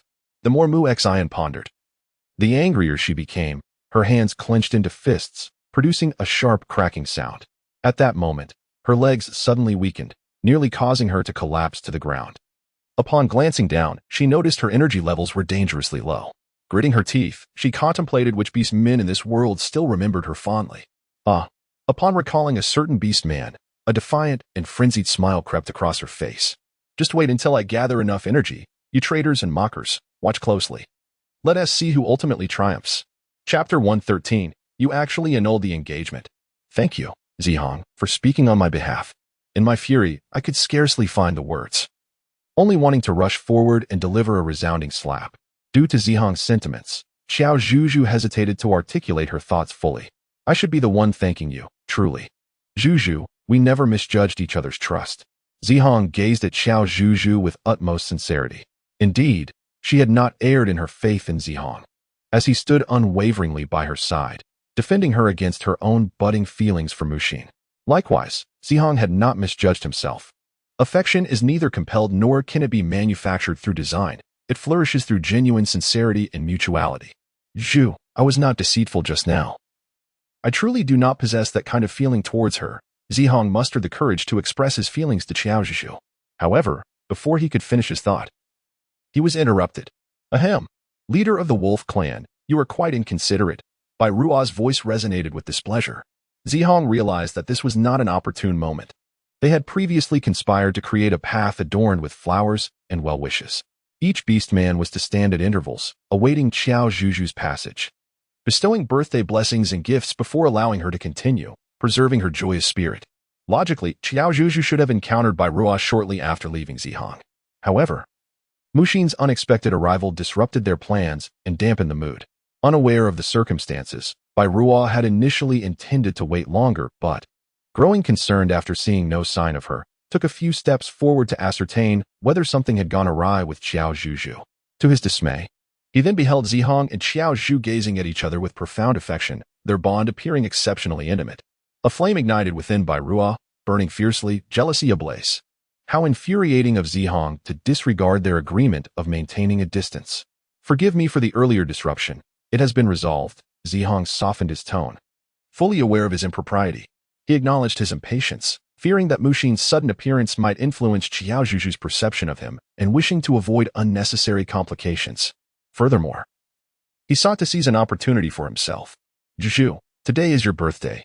You must be exceedingly happy. With that, Zihong departed, leaving the remainder of the surprise pathway in Bai Ruo's hands. Let us go, Zhuzhu. After the unwelcome presence had left, Bai Ruo finally revealed a smile. Yet, he remained concerned for Qiao Zhuzhu. What could have transpired? After walking a short distance together, Bai Ruo voiced his curiosity. Oh, it's nothing serious. Just an encounter with someone I once knew, but she is not a good person. Zihong and I have already sent her away. If you encounter her in the future, do remember to keep your distance. Qiao Zhuzhu said earnestly. She was not concerned that Mu Xian would harbor ulterior motives towards Bai Ruo, seeking to take him away. Rather, she feared that someone with such impure intentions, coupled with a system at their disposal, could exact vengeance upon them in the future. She could not let Bai Ruo and the others be embroiled in such turmoil. Rest assured, Zhuzhu, I shall not allow such a thing to come near. Bai Ruo assured with unwavering certainty, embodying the demeanor and poise of a class leader in a male virtue class. Enough with the banter. Qiao Zhuzhu smiled with a hint of helplessness. All right, I will be more serious. Ahem. Zhuzhu, happy birthday. Bai Ruo stood upright and, like a magician, produced a delicate handbag crafted from silk, pearls, and shells from behind her. Such exquisite and intricate craftsmanship made one wonder if a marketplace for modern products had somehow emerged in the beastly realm, were it not for the first-hand sight. Do you like it? Seeing that Qiao Zhuzhu remained silent, Bai Ruo, anxious and cautious, inquired softly. Of course I like it. It's truly beautiful. Qiao Zhuzhu eagerly accepted the bag, swiftly exchanging it for her previous small one. A radiant smile graced her lips, never faltering. How exquisite it is, and so versatile. As long as you like it, that is all that matters. Bai Ruo also revealed a grin of satisfaction and joy. In truth, this bag is a collaborative creation between myself and a merfolk artisan. However, he has been residing on land for too long and must now return to the sea for his sustenance, thereby unable to emerge. This illustrates that while Bai Ruo may often speak with a hint of arrogance and his emotions are readily apparent, he would never engage in selfish acts of claiming another's accomplishments. Indeed, I am quite fond of it, thank you both. Speaking of which, I must pay a visit to the Water Queen, the Sea King, and Yingxi in the Western Sea. Qiao Zhuzhu exclaimed with delight. Well, be sure to take me along. If it's inconvenient, do take care of yourself. Although the corners of Bai Ruo's mouth drooped slightly in displeasure, he nonetheless respected and supported Qiao Zhuzhu's decision. Observing his helpless yet disapproving demeanor, Qiao Zhuzhu could hardly suppress her laughter. However, Bai Ruo, what inspired you to collaborate with Yingxi to create a bag for me? How did you manage to craft this exquisite creation? Qiao Zhuzhu was genuinely intrigued. The craftsmanship. The quality of materials, if placed in a contemporary context, even a modest brand would command a price in the thousands. I noticed that your bag had seen better days. And with your birthday approaching, I wanted to present you with a gift that stands apart from the rest. I recalled that there were materials for bag making over at Yingxi. And so I collaborated with him, comparing it to your bag, experimenting. After several unsuccessful attempts, we finally achieved success. Bai Ruo expressed that he was not trying to elicit pity or seek praise. He was simply responding earnestly to Qiao Zhuzhu's inquiry. His tone was sincere, and his expression reflected that seriousness. Qiao Zhuzhu seemed to envision two youthful figures before her, diligently seeking materials and crafting bags through their own exploration. It is truly heartwarming and brings joy. Previously, Mu Xian remarked that they were compelled to enter this world, which seemed unjust to both themselves and their original families. However, Qiao Zhuzhu now wishes to convey that, after enduring so much, she has come to understand the principle of karmic retribution. Since she is here, she will make the best of it. Her parents would find solace in knowing she thrives in this beastly realm. She will return to her homeland soon. Shall we head back? Yes, this beautiful bag captivates her more with each glance. As she walked along the path, a smile graced her lips. Yet, upon her return to the wolf tribe, she was met with an uproar. After inquiring, she learned that it was Autumn who intended to annul his engagement with Sister Az. Chapter 114, The Darkening of the Werewolf Autumn. What on earth is happening? Qiao Zhuzhu initially intended to find an opportune moment to persuade Sister Az to voluntarily annul their engagement upon her return. After all, she is the most innocent party in this relationship. How distressing it would be for her if the engagement were to be called off. This matter has become increasingly vexing. What perplexes Qiao Zhuzhu the most is why the engagement was not annulled before autumn. Now, with the wedding date approaching, Sister Az has suddenly decided to cancel it after being ridiculed numerous times by that old werewolf matron. It seems implausible that he has had a change of heart. Otherwise, this situation would not have escalated into such chaos within the werewolf clan. Qiao Zhuzhu furrowed her brow, wishing to clarify the matter at hand. Excuse me. Could you please make way? Though these werewolves were not particularly large in stature, their sheer numbers created an impenetrable wall of flesh, rendering entry impossible. Before Qiao Zhuzhu could turn her head, she was suddenly lifted into the air. It was by Rual. He had raised himself and used his towering figure to clear a path for her. Thus, Qiao Zhuzhu successfully made her way to the front. There, she beheld her sister Az's mother and her elder brother Dzi reproaching Qiao Tian and his mother. Az was nowhere to be found. But perhaps it was for the best, sparing her the distress of witnessing the commotion. The true instigator of this farce, Qiao Tian, no longer exhibited the previous demeanor of avoidance. Instead, he appeared resolute and furious. What, one wonders, has bestowed upon him such courage and confidence? Qiao Zhuzhu felt a mix of anger and confusion. Clearly, when the rain ceased this morning, Zihong had urged Qiao Tian to return home, only to be met with refusal. At that moment, he must have been searching for the photographs left by Muxin. Ah, Muxin. Qiao Zhuzhu's eyes brightened as she suddenly attained enlightenment. No wonder Qiao Tian had the audacity to stand up and annul the engagement, daring to confront Az's family. Shouldn't we commend him for valiantly charging forth in the name of love, perhaps even bestowing upon him a banner of honor? Moreover, Mu Xian's speed is truly remarkable. The moment she learned that Zihang was no longer a viable prospect, she swiftly sought out a backup, successfully indoctrinating him for her own purposes in no time at all. Qiao Zhuzhu recollected how Mu Xian once mocked her for her skills. Yet it seems she is indeed the true master. Autumn, what shortcomings does our dear Az possess? Or rather, what grievances have we inflicted upon your family that you have subjected us to such torment and disdain? Az's mother, typically of a gentle disposition, now stood resolutely at the forefront of battle, hands on her hips, fiercely defending her daughter and family. Had it not been for my spouse and me at the time, not only your father, but perhaps even you and your mother would have met with dire fates. We endured significant health repercussions to save your family, particularly as Az's father ultimately succumbed to those ailments. We assure you, we have never publicly proclaimed our deeds. Those who are aware witnessed firsthand how we rescued your family. We have not spoken of your family's matters nor demanded any favors in return. It was your patriarch who insisted on entrusting Az to Autumn's care, asking her to look after Az and attend to me. We never initiated such arrangements. At this juncture, Az's mother felt her eyes welling with tears, her voice quavering with emotion. She was filled with indignation and fury. Frankly, had Az not held a favorable impression of you, wishing to spare your father the burden of worry as he departed, would she have acquiesced? I certainly would not have. Your family not only failed to express gratitude but also turned the tables on us. If you never intended to marry Az, you could have communicated that sooner for an amicable resolution. Instead, you reversed your decision at the last moment, belittling our Az as undesirable. Claiming she coerced you into the engagement? How shameless of you all. Qiao Zhuzhu was utterly astonished by the formidable prowess of Az's mother. Her arguments were cogent and incisive. Indeed, this individual has endured tremendous injustices and suffering, selflessly sacrificing her daughter's happiness without seeking recompense, only to be met with a temporary annulment and the humiliation of her entire family. Who would not feel disheartened in such a situation? In fact, she felt an overwhelming desire to confront them with force. Both Qiao Tian and his mother were far from amiable, with distorted values and a penchant for ingratitude. It is no surprise that he became enamored with Mu Xian. These two self-serving individuals are truly a match made in heaven. You speak nonsense. It is your family that coerced ours, forcing Qiao Tian to accept your impudent and unruly daughter.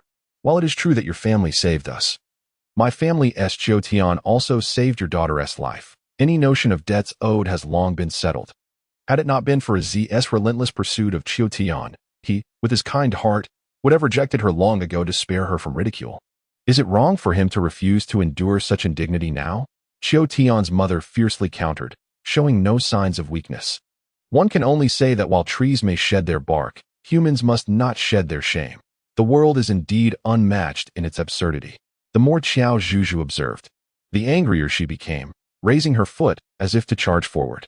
Don't go, Bai Ruo behind her grasped her arm. But they are truly excessive. It was their fault from the beginning. How can they speak of Sister Az in such a manner? Qiao Zhuzhu immediately thought of her cousin, who had endured the agony of a troubled marriage, her voice trembling with a hint of distress. Bai Ruo was on the verge of offering an explanation.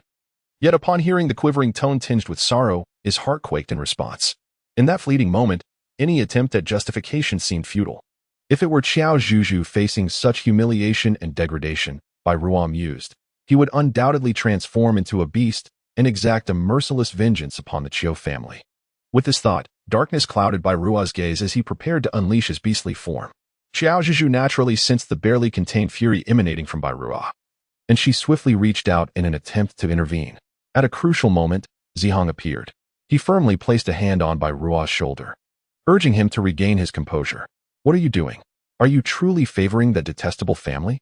Bai Ruo, enraged at being interrupted mid-chant, forcefully shook off Zihong's hand. Of course I do not favor them. I merely believe that Qiao condition is quite peculiar at the moment.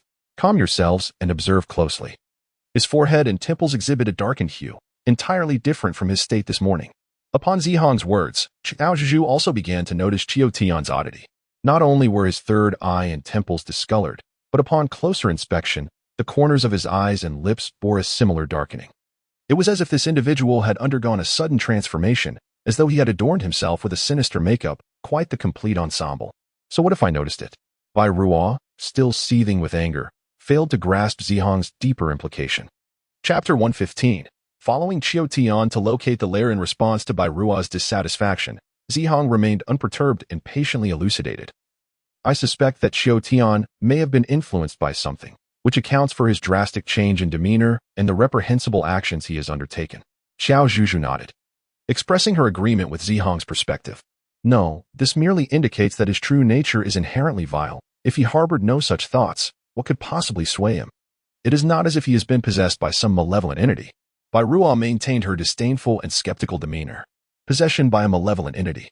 Qiao Zhuzhu's eyes sparkled with realization. Of course, how had she not thought of it before? I believe I have discerned the reason behind his actions, though it remains to be verified. At the very least, I now possess some clarity. Thank you, Bai Ruo, for your invaluable assistance and for providing such an excellent perspective.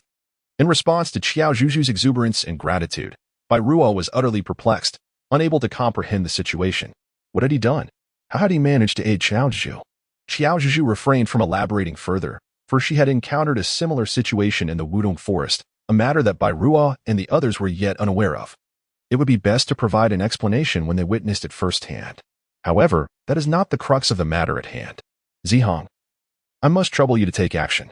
Their uproar has escalated beyond a mere family dispute. Indeed, as the leader, you cannot allow them to disturb the tranquility of the entire tribe. Qiao Zhuzhu and Bai Ruo turned their gazes towards Zihong. Very well, I understand. Zihong nodded before stepping forward. At that moment, a number of Wolf Clan beastmen stood behind Az's mother, jointly accusing the Qiao family. Although the werewolves on Qiao side were not few, most merely relished the spectacle and did not intercede on their behalf. Nevertheless, Qiao and his mother's combat prowess was formidable, managing to hold their own against 100 adversaries. It appears that a thick skin can indeed render one invincible. Silence. With Zihong's authoritative command, the previously clamorous wolf pack fell into an immediate hush. Qiao and his companions, recognizing the leader's authority, ceased their actions as well. This matter ends here for today. Discussion of it is strictly prohibited henceforth. Disperse. Once the multitude of werewolves had scattered, Zihong surveyed both sides. Dazi, Qiao, ensure your families are settled before seeking me. Yes, Chief. Dazi responded, calming his mother's emotions before leading her away. Observing this, Qiao mother hastily tugged at his arm, insisting that she needed to leave. She believed her attentiveness would elevate her son's standing in front of the chief. However, to her astonishment, her son paid her no heed. Instead, fixating his gaze intensely on the chief, radiating an air of disdain and a readiness to incite conflict. Qiao Tian's mother could hardly believe her eyes. How could this be? How dare her son show such disrespect towards the chief and provoke him? Was this truly the same timid son who shied away from confrontation? Are you unwilling to obey my command? Zihong discerned Qiao Tian's defiance. Though he suspected that some external influence had affected him, as the leader, he could not allow any insubordination to go unaddressed. In response, he emanated a powerful aura reserved for those in command. Even from 5 meters away, Qiao Zhuzhu could sense Zihong's fury. This lad is truly reckless, daring to provoke the chief to his face, Bai Ruo remarked coldly as she observed Qiao Tian. Though, I must say, Qiao Tian is older than you. Qiao Zhuzhu quietly muttered her discontent. I am no less formidable than you. It remains uncertain who shall ascend as the leader of the wolf clan. Qiao Tian smiled with a hint of mischief and uttered words that reverberated through the air. You, are you plotting a rebellion? Do you intend to drive this old soul to despair? Upon hearing this, Qiao Tian's mother nearly succumbed to darkness, almost fainting from shock. Enraged, she scolded her son, whom she had never dared to reprimand. But upon witnessing his indifference, she felt a profound chill and disbelief wash over her. It is over. Her son has uttered such disrespectful words, disregarding even her. This truly signals disaster. Oh, considering your youth and ignorance, I shall overlook this transgression. However, I am most curious to know who has emboldened you with such audacity to disrespect the leader and show ingratitude to your mother. Zihong's gaze shimmered with a cold light. Meanwhile, Qiao Tian remained oblivious, exuding an air of self-importance. That information is not for you to know. I am not naive. In 3 days' time, I shall publicly challenge you. Should I triumph, the position of leader will be mine, and you shall be cast out from the pack. Qiao Tian's bold declaration stirred considerable commotion. The nearby werewolves, having overheard, cast puzzled and derisive glances in his direction.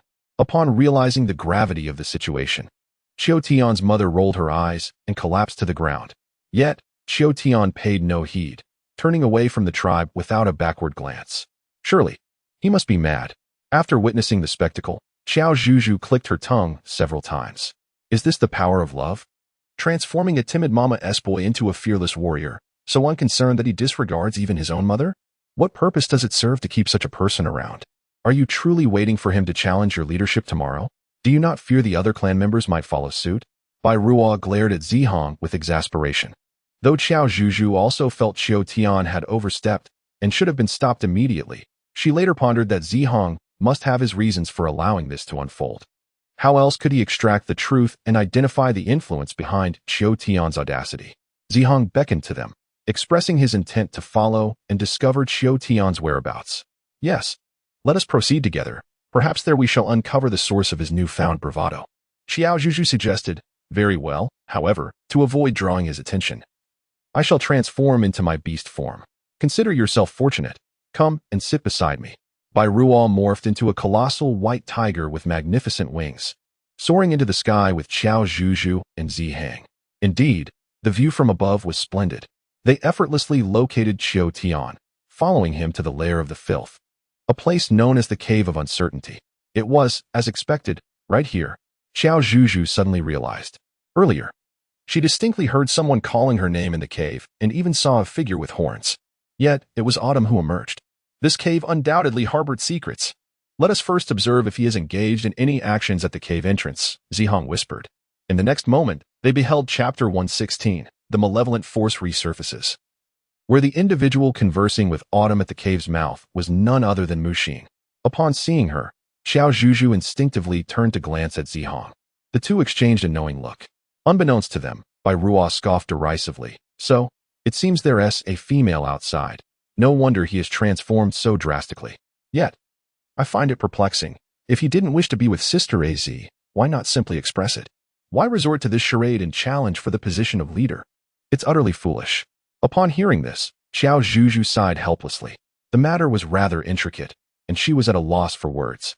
What needed to be done now was to follow the two deeper into the cave and ascertain if any malevolent entities lurked within. Shall we proceed further into the cave? Bai Ruo Zihong? Qiao Zhuzhu suggested. All right, Sounds good. Both of them nodded in agreement. Once Bai Ruo landed steadily, they cautiously followed suit. The cave grew darker the deeper they ventured. They needed to find a source of illumination, otherwise they would risk being discovered by the orcs and monsters lurking within. Yet, without light, the enemy would remain hidden in the shadows while they would be exposed, making them vulnerable to ambush. Ah, what a thought! Qiao Zhuzhu recalled her rewards. Stop. Stop, stop. Follow me. She produced the portal and, after murmuring the destination, opened it, inviting everyone to step inside with her. Upon traversing the portal, they arrived at a remarkably concealed spot that afforded a view of the unfolding scene before them. In truth, Qiao Zhuzhu was uncertain whether such a place existed within the cave, but given the nature of the portal, she decided to take a chance. It seemed her fortune was quite favorable. Zhuzhu, you are truly remarkable. Bai Ruo was once again awestruck by Qiao Zhuzhu's extraordinary abilities. Zihang also wore a face full of astonishment and admiration. The intensity of their gazes made Qiao Zhuzhu feel somewhat bashful. Ahem, let us pay attention. It appears there is some movement. After Qiao Zhuzhu spoke, there was a stir ahead. The conversation between Qiao Tian and Mu Xian drew increasingly closer. Are you truly willing to challenge for the leadership on my behalf? Qiao Tian, you are exceedingly kind to me. I did not misjudge you from the beginning. It's merely that you are not adept at expressing yourself. Otherwise, I would have supported your ascension to the position of Wolf King. And Zihang would not have any relevance now. Mu Xian's words were still imbued with confidence and dissatisfaction towards Zihang. It was my inability to harden my heart that prevented me from fighting for you to be spared suffering. This is my fault. This time, I shall reclaim everything that rightfully belongs to me. I desire the Wolf King and you, Xian both. Those who look down upon us and caused you distress will face the consequences they deserve. With Mu Xian's encouragement, Qiao Tian's tone brimmed with confidence and indignation. Listening to their dialogue, one might think that these two are a pair of desperate lovers once scorned and bullied. How pitiable. Now, filled with ambition, they aspire to reclaim their rightful place, yearning to rise again like the phoenix, reclaiming all that they lost. How poignant and stirring. However, anyone familiar with their character and past would surely feel compelled to regurgitate their overnight meal. Qiao Zhuzhu felt a profound sense of discomfort at the shameless behavior exhibited by the unscrupulous pair. Thoughts of Zihang crossed her mind, filling her heart with concern and sympathy for him. Zihang had committed no wrongdoing. That self-serving Mu Xian had never regarded him as an equal, solely intent on exploiting his affections for her own gain. Even after her true nature was revealed, she showed no remorse, instead audaciously accusing Zihang of betrayal. Such a selfish individual could only be paired with someone as foolish, or rather, deeply infatuated, as Qiao Tian. Very well, you possess such resolve and thoughts. I am pleased. Qiao Tian, the future of the Wolf clan rests upon you. Mu Xian shamelessly continued her indoctrination of Qiao Tian. How could someone so self-absorbed ever genuinely desire to be with Qiao Tian? It was undoubtedly a matter of her own unreserved and inflated affections. Qiao Zhuzhu found Autumn to be both foolish and ruthless. In truth, when Zihang ascended to the position of leader, it was with my assistance, a fact known to you. Autumn, since I was able to empower him back then, I can certainly do so once more. Mu Xian smiled slyly, extending her hand to beckon Autumn, who promptly approached her. Leaning closer to Autumn's ear, Mu Xian whispered something. Darn it, the words were inaudible. Ding. The system detected that the host's ultimate task was challenging, and it would now begin to relay the conversation of the eavesdropped subject in real time. Ah, who would have thought that in a crucial moment, I would rely on my own system. Finally, apart from tracking task progress, affection levels, and reward tiers, it has proven itself useful in another capacity. Though, the subject being eavesdropped upon does speak quite well. Qiao Zhuzhu listened intently, her astonishment growing. Mu Xian remarked, I once administered a novel potion, developed within my world. To Zihang. Once injected, this elixir enables ordinary beasts to double in size, significantly enhancing their strength and speed compared to their counterparts. It is precisely due to this potion that he transformed into the formidable purple wolf, effortlessly vanquishing all rival werewolves, ultimately claiming the title of Wolf King. Mu Xian continued. Regrettably, it seems that this potion lacks any side effects. Alas, I currently have none to spare, and reflecting on it fills me with remorse. However, Qiao Tian, you need not worry. I possess alternative methods, though they may entail some discomfort. Qiao Tian responded. As long as I can become the Wolf King and bring joy to you, Xianer, I am willing to endure any pain. TSK. One might suggest categorizing love-stricken minds as a significant mental affliction. It is indeed quite alarming. As Qiao Zhuzhu was about to relay her thoughts, she turned her head and was met with the sight of Zihong's grim and foul expression, alongside by Ruo's astonished and awkward demeanor after having consumed the melon. Oh! She had completely forgotten. The auditory sensitivity of the beastmen is remarkably acute. Although Mu Xian and Qiao spoke in hushed tones, they were still able to discern every word. Zihong witnessed firsthand and heard with his own ears the disparaging remarks made by a friend whom he once held in high esteem. Surely, such a revelation must weigh heavily upon his heart. Qiao Zhuzhu remained oblivious to the truth, yet she suspected that Mu Xian had deliberately administered a shot to Zihang. After all, how could Zihang accept something he had never encountered before? Such fierce protectiveness was evident. Moreover, Zihang's fists were clenched tightly, the veins on his hands prominently visible, indicating his profound astonishment and anger. His surprise suggested that he might be unaware of the nature of the potion. Just as she pondered this, Mu Xian revealed another crucial piece of information. Autumn, Mu Xian began. Have you ever heard of malevolence? Its name may sound ominous, but its power is extraordinarily formidable. Malevolence? Indeed, it was this entity. It was poised to make its return. Chapter 117. What is the second calamity? Zhao Zhu deduced that the darkening of Qiao Tian's forehead was indeed related to malevolent energy, although she did not expect the connection to be so profound. Malevolent energy? Qiao Tian echoed in surprise. During his previous vigil outside the cave, he had heard the term from some elder beastmen. They spoke of this phenomenon as an accumulation of resentment from all beastmen and living creatures in the world, manifesting an unfathomable power. Despite its formidable strength, most beastmen could not wield it. They risked being consumed by this malevolent force, losing their consciousness and becoming mere sustenance and tools for its growth. Even the three gods of the divine summer continent found themselves powerless against it at times. An elder recounted that millennia ago, the continent suffered a catastrophic calamity when malevolent energy possessed a deity. Qiao Tian paused at this point. Anyone with eyes and ears could sense his trepidation. After all, this was malevolent energy. If the three gods struggled to control and eradicate it, how could an ordinary wolf tribe beastman like him hope to harness it safely and effectively? You mentioned that this occurred thousands of years ago. Yet, in all these years, we have not witnessed malevolent energy rising to wreak havoc upon the world. Consider this. If everyone harbored enough resentment to cause disaster over millennia, the world would have been obliterated numerous times. Faced with Qiao Tian's concerns and fears, Mu Xin deemed these worries trivial and continued to persuade him with fervor. Furthermore, we are not overly ambitious. We merely wish to utilize a small amount of malevolent energy. As long as you grow strong enough to defeat Zihong, we won't draw too much from it.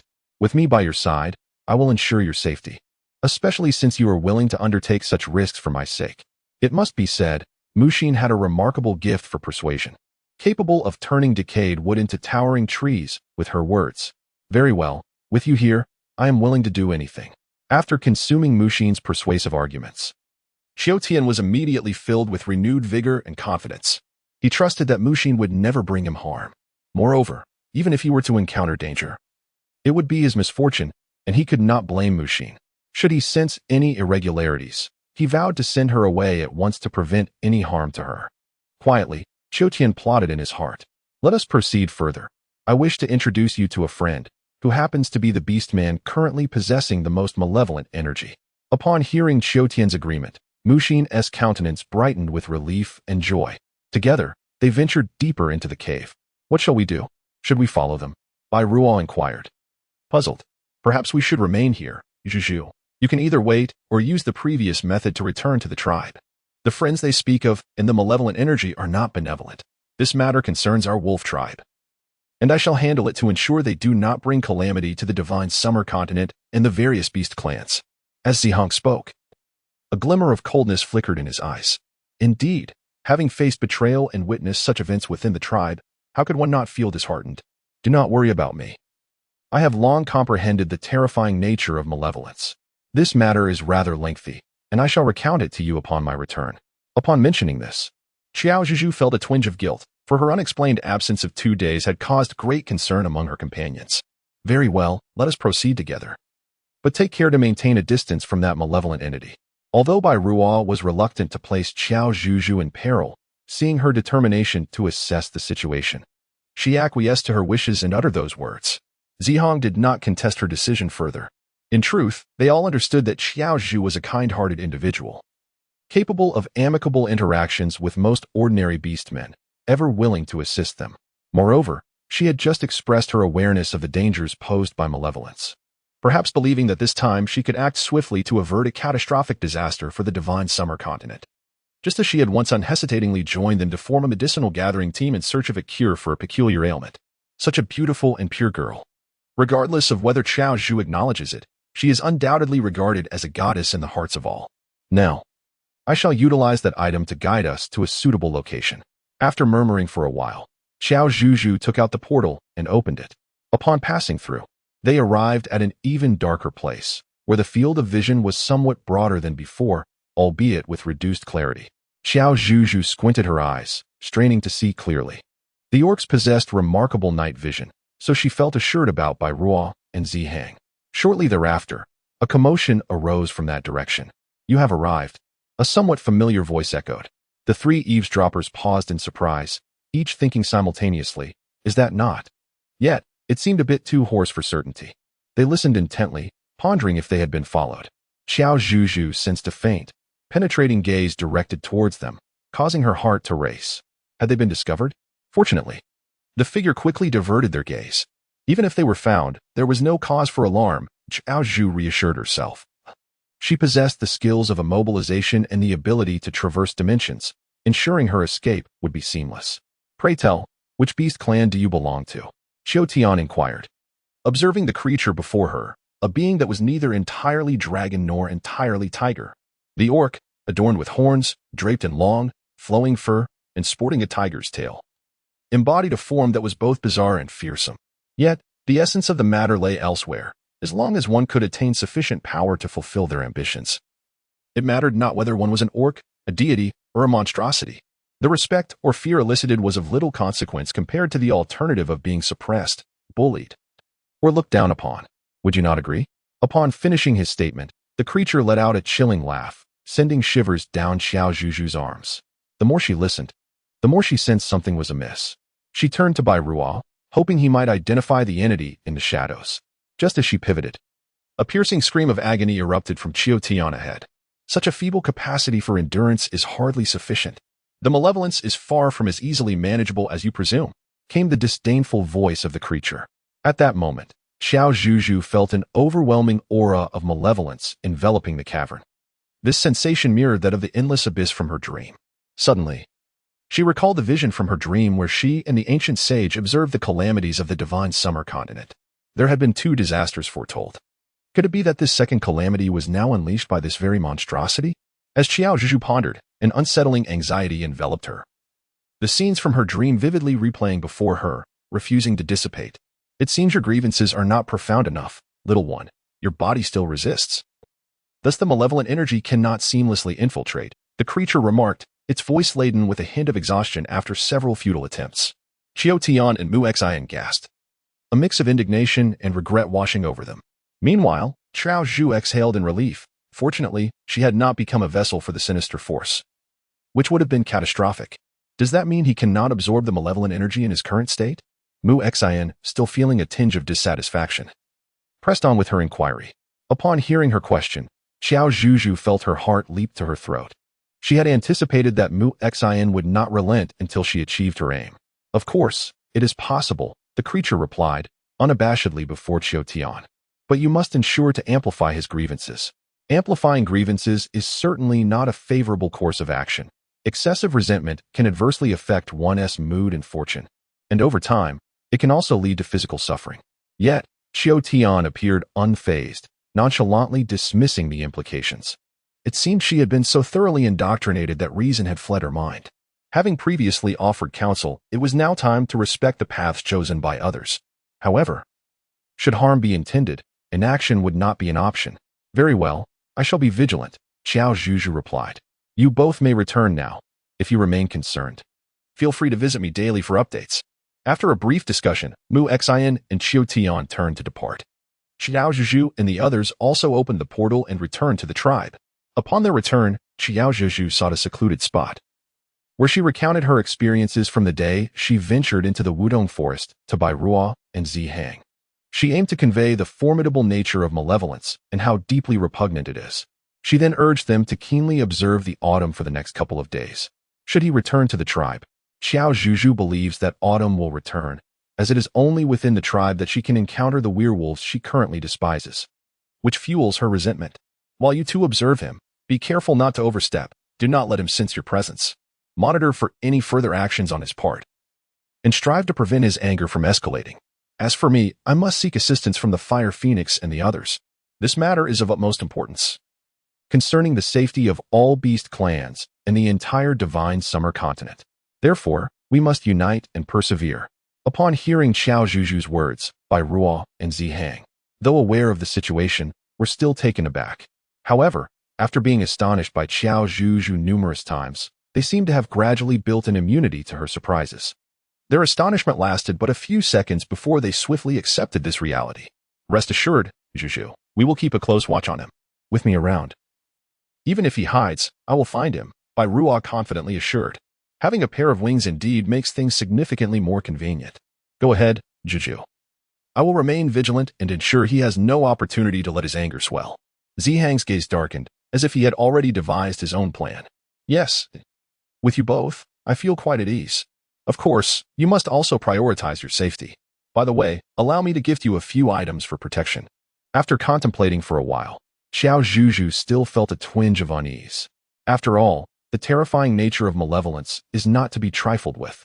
Moreover, with Mu Xin, that cunning trickster, complicating matters, the odds for Bai Ruo and Zihang, two ordinary beastfolk, were rather slim.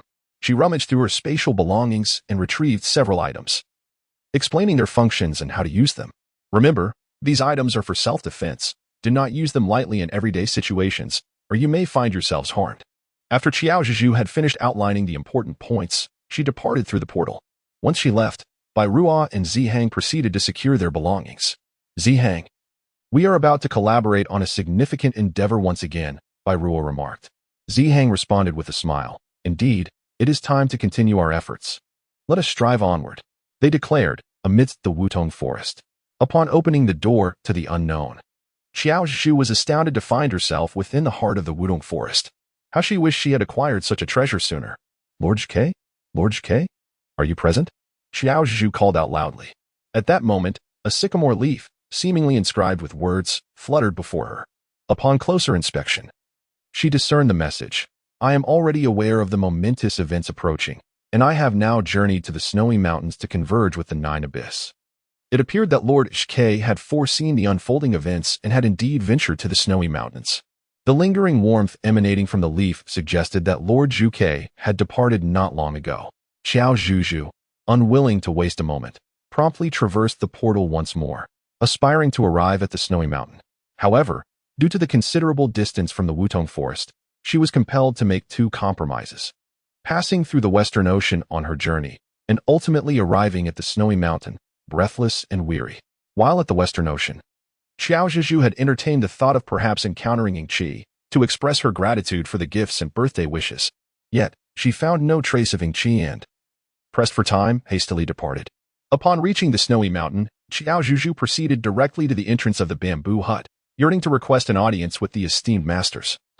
Jiao Yuan and Zhu Quebec. Qiao Zhuzhu spotted Zhu Yi and Zhu Er, excitedly waving her hand. Miss Zhuzhu, they greeted, appearing unfazed, as if they had anticipated her arrival all along. Greetings to both of you. Before Qiao Zhuzhu had the chance to instruct them to relay the message, the door of the bamboo house swung open. Please, come in.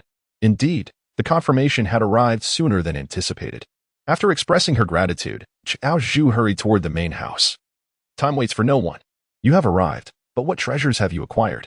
Your arrival was so swift, merely a moment behind me. Lord Zhike gently stroked his long hair that cascaded over his shoulders, his handsome visage adorned with the ever-present, tender smile. Just a trinket. Nothing to dare flaunt in the presence of Lord Zhike. Qiao Zhuzhu smiled bashfully. You arrived just in time. We can discuss how to effectively and promptly prevent the resurgence of malevolence from endangering the divine summer continent. Jiao Yuan approached. Meanwhile, the third day of the new year had dawned. Zihang and Bai Ruo had been observing for quite some time and discovered that Qiao Tian had indeed returned to the wolf clan.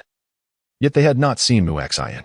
Later, Bai Ruo soared into the skies and, during the night, witnessed Qiao Tian clandestinely bringing someone in, exploiting the trust of other beastmen. Upon closer inspection, he realized it was none other than that female. When dawn broke, the duo continued their surveillance, one from the air and the other from the ground, monitoring Qiao Tian's actions, but they found nothing particularly noteworthy until Aziz appeared. She arrived at Qiao Tian's doorstep, seemingly intending to have a final clarification with him. However, shortly after she entered, a considerable commotion erupted from within. Chapter 119. Aziz becomes possessed by malevolence. Soon after, Aziz emerged with reddened eyes, drawing the puzzled attention of the surrounding werewolves. What happened to Aziz? I don't know. Seeing her like this, she must have been humiliated and bullied again by that rascal Qiao Tian. Have you heard? Qiao Tian challenged the chief yesterday. He truly has the audacity, not even knowing his own identity, scaring his own mother into a faint that she cannot awaken from.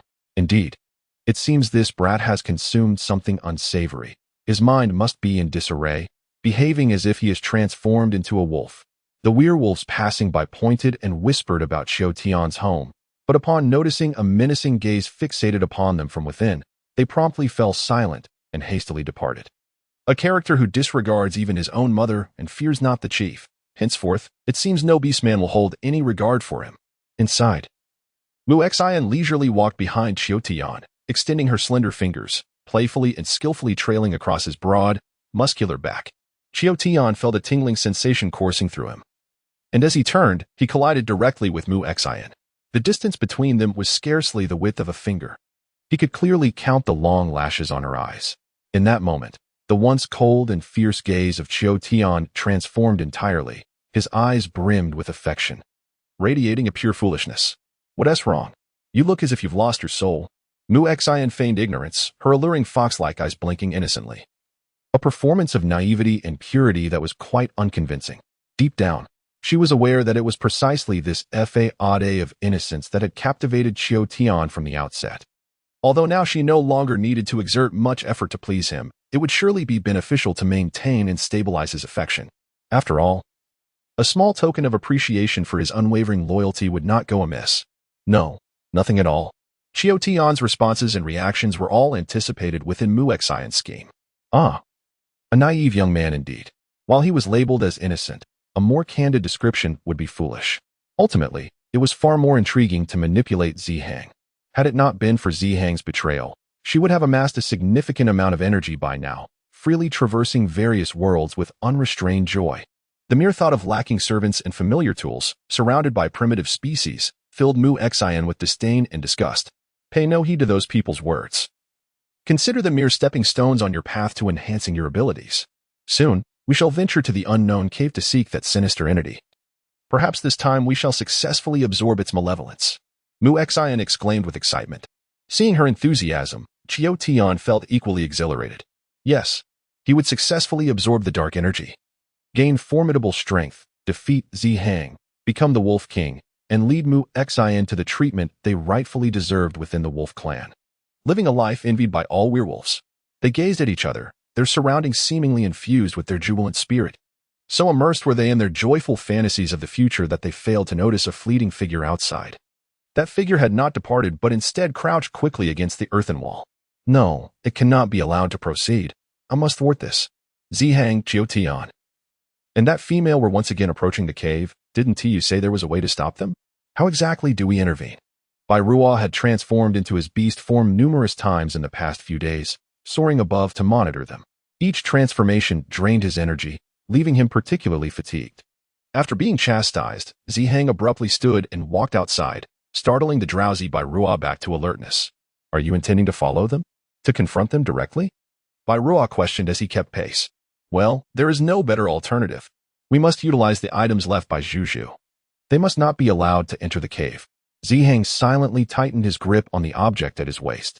All right, quickly ascend. We must reach the unknown cave before they do. Thus, a remarkable scene unfolded in the heavens. A majestic white tiger with grand wings swiftly bore a werewolf through the clouds. They soon arrived before Qiao Tian and Mu Xian. How did you follow us?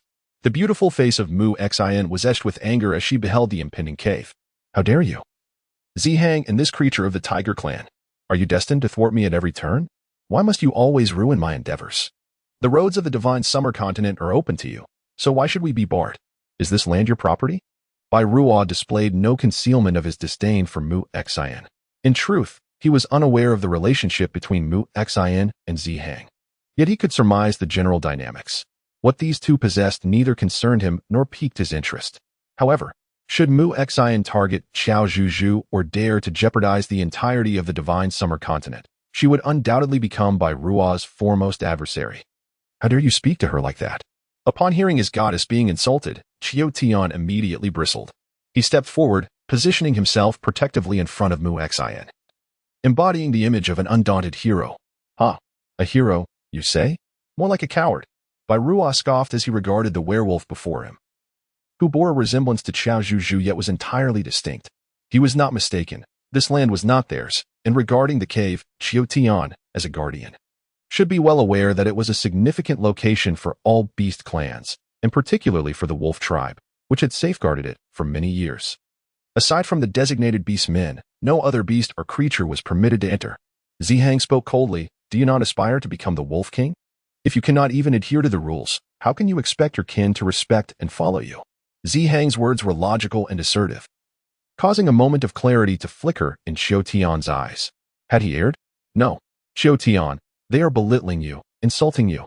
Pay close attention and remember this feeling. Let your resentment rise to the surface. Mu Xian urged anxiously from behind Qiao Tian. She wished to say more, yet her gaze fell upon the monstrous figure emerging from the cave. Upon witnessing this, a blend of relief and triumph graced her features. Evil cannot be thwarted. Both Zihang and Bai Ruo sensed an unusual disturbance. They turned to behold a large mass of dark energy hurtling towards them, swiftly dodging. They watched as the ominous energy surged directly toward Qiao Tian. No! With a loud shout, a slender figure burst in, resolutely intercepting a surge of malevolence. Chapter 120. Sister Azzy achieves great merit at this moment. The expressions on both sides varied greatly.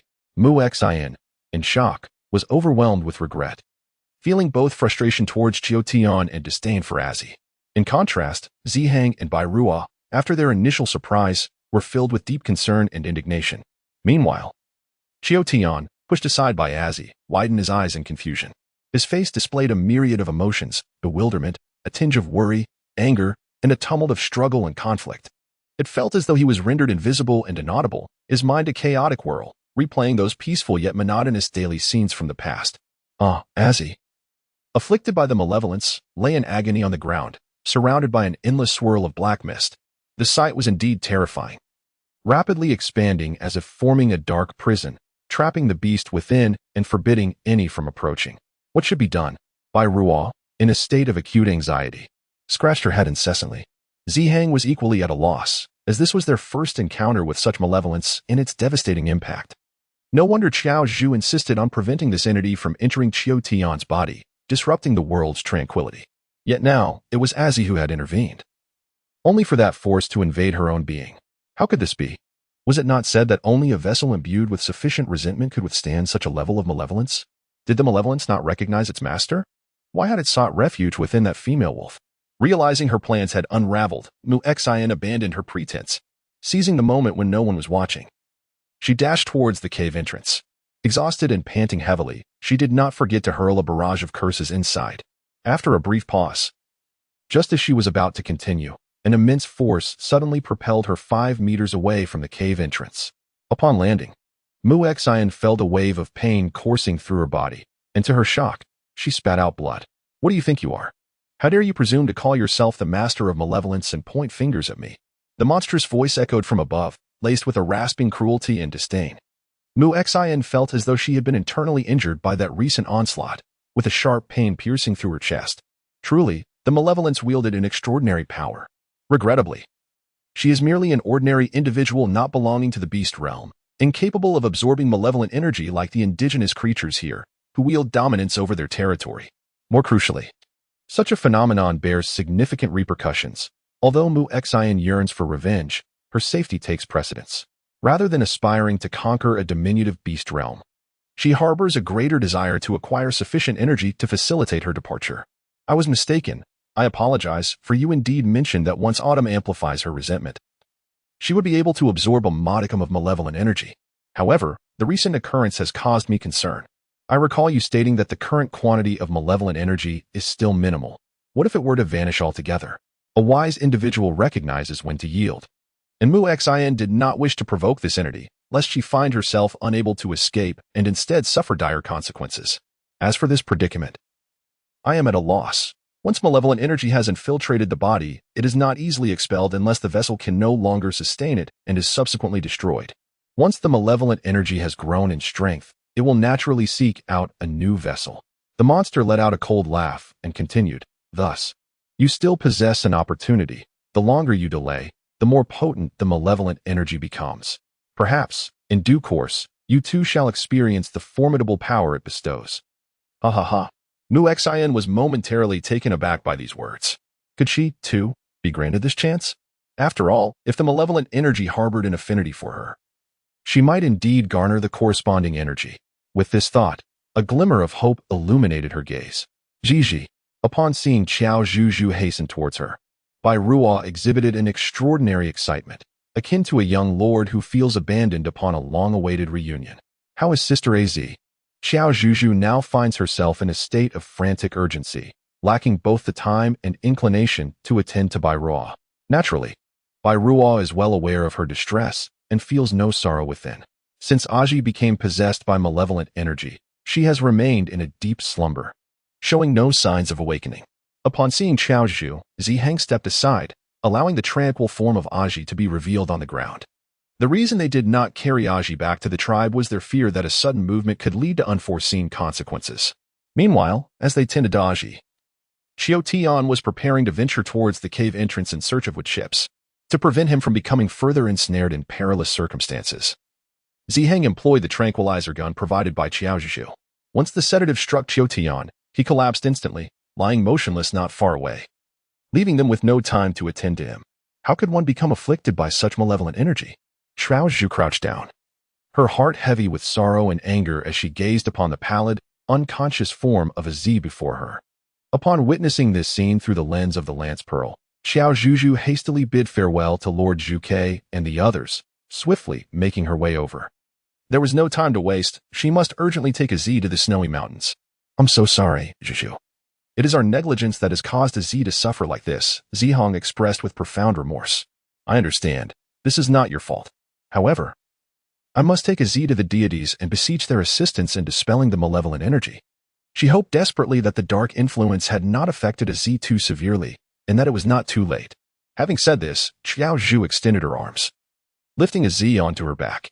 Though Az was taller than her, making movement somewhat arduous, the thought of her beloved werewolf sister enduring torment within a dream, even facing the specter of death, spurred her onward. Qiao Zhuzhu could hardly fathom the situation, immediately feeling an invigorating surge of strength. With determination, she swiftly escorted Az to the portal's entrance. I shall go first. You all remain here. Do not fret or rush. Keep a vigilant eye on Qiao Tian. The effects of the sedation may only last half a day, so ensure he does not escape. Once I have resolved matters concerning Sister Az, I shall return to settle the score with this fellow. After Qiao Zhuzhu departed, Zihang and Bai Ruo brought Autumn back to the tribe, confining it within the snowy mountains. Qiao Zhuzhu hurriedly brought Az before Zhuke and Zhou Yuan, seeking their assistance. The young girl seemed to possess a remarkable physique. After hearing Zhu Chue's words, Qiao Zhuzhu furrowed her brows. Esteemed one, the malevolent energy is no trifling matter. The life of the beast is at stake. Do not fret, Zhuzhu. What I mean to convey is that your sister Az may prove to be of great assistance to us. Zhuke revealed a glimmer of joy. Upon hearing this, Qiao Zhuzhu felt a flicker of hope ignite within her heart. Chapter 121. Old rivals. Zhuke stated, though Az has absorbed a considerable amount of malevolent energy, her countenance suggests that this dark force has likely penetrated deep into her being, making it impossible to eradicate. It was akin to the dream where she may, once a pure youth, transformed into a greasy man with a penchant for smoky makeup after being tainted by malevolent energy. However, she continued, the difference lies in the fact that despite having absorbed so much malevolent energy, I can still sense a righteous force within her, valiantly battling against it. The reason she believed Az could assist us was contingent upon whether the malevolent energy would interfere with her true self upon awakening. If she remained unchanged from her former self, it would signify that her essence had triumphed over the invasion of malignancy. Thus, we could temporarily confine the malevolent energy within her, and with the combined divine powers of the three of us, we could expel the dark force from her body, preventing it from expanding and wreaking havoc upon the divine Xia continent. After Zhu Chue's explanation, Qiao Zhuzhu comprehended the situation. She nodded and turned her gaze towards the still unconscious Az, thinking to herself, Sister Az, please be well. Rest assured, Zhu. Based on our years of experience in combating malevolent energy, your sister will certainly be fine, Shike reassured the anxious Qiao Zhuzhu. Zhou Yuan, standing nearby, also nodded in agreement with Zhu Chue's conclusion. With the assurances of these two divine beings, Qiao Zhuzhu felt a sense of peace settle within her. She believed that Sister Az had always been steadfast and resilient, never harboring grievances against others or the beast around her. It is said that malevolent energy thrives on deep-seated resentment, often finding the most fertile ground in those with intense inner turmoil, while those who merely display surface-level grievances are more difficult to manipulate. Once tainted, malevolent energy is notoriously hard to cast off. In the dream, even Shimei harbored inner resentment, but when the dark force invaded, he struggled yet failed to cleanse it entirely at that time. The crux of the matter was that the malignancy had infiltrated his mind, rendering him particularly susceptible to manipulation. Let her remain here for now. Once she awakens, we shall assess the situation, and at intervals, we will employ divine power to purge her of the malevolent energy. Zhou Yuan finally spoke, his words measured and deliberate. Very well, I shall stay and watch over her as well, Qiao Zhuzhu replied. Qiao Zhuzhu found the situation rather cumbersome, especially considering that Sister Az was a woman amidst a group of men. Moreover, her presence could alleviate some of their burdens. However, I believe you have a more pressing matter to attend to. Lord Zhuke produced the Lan-Shi pearl, and with a gentle wave, an image was revealed. In the nocturnal darkness, a peculiar creature with horns was stealthily approaching a certain location within the wolf clan's territory. Qiao Zhuzhu immediately discerned that this entity was the monster lurking deep within the cave, and it was highly likely that he was headed towards the very place where Autumn was ensnared. This creature was shrouded in malevolent energy, rendering it possible for Bai Ruo and others to overlook its presence, even as they fixated upon it. Should they fall victim to this dark energy, the consequences would be dire indeed. It is evident, and there is no need for further elaboration. However, if your concerns persist, then Zhou Yuan shall provide you with the Lan-Shi pearl, enabling you to monitor the situation at all times. We assure you that we will eradicate her malevolent energy, as this is our responsibility.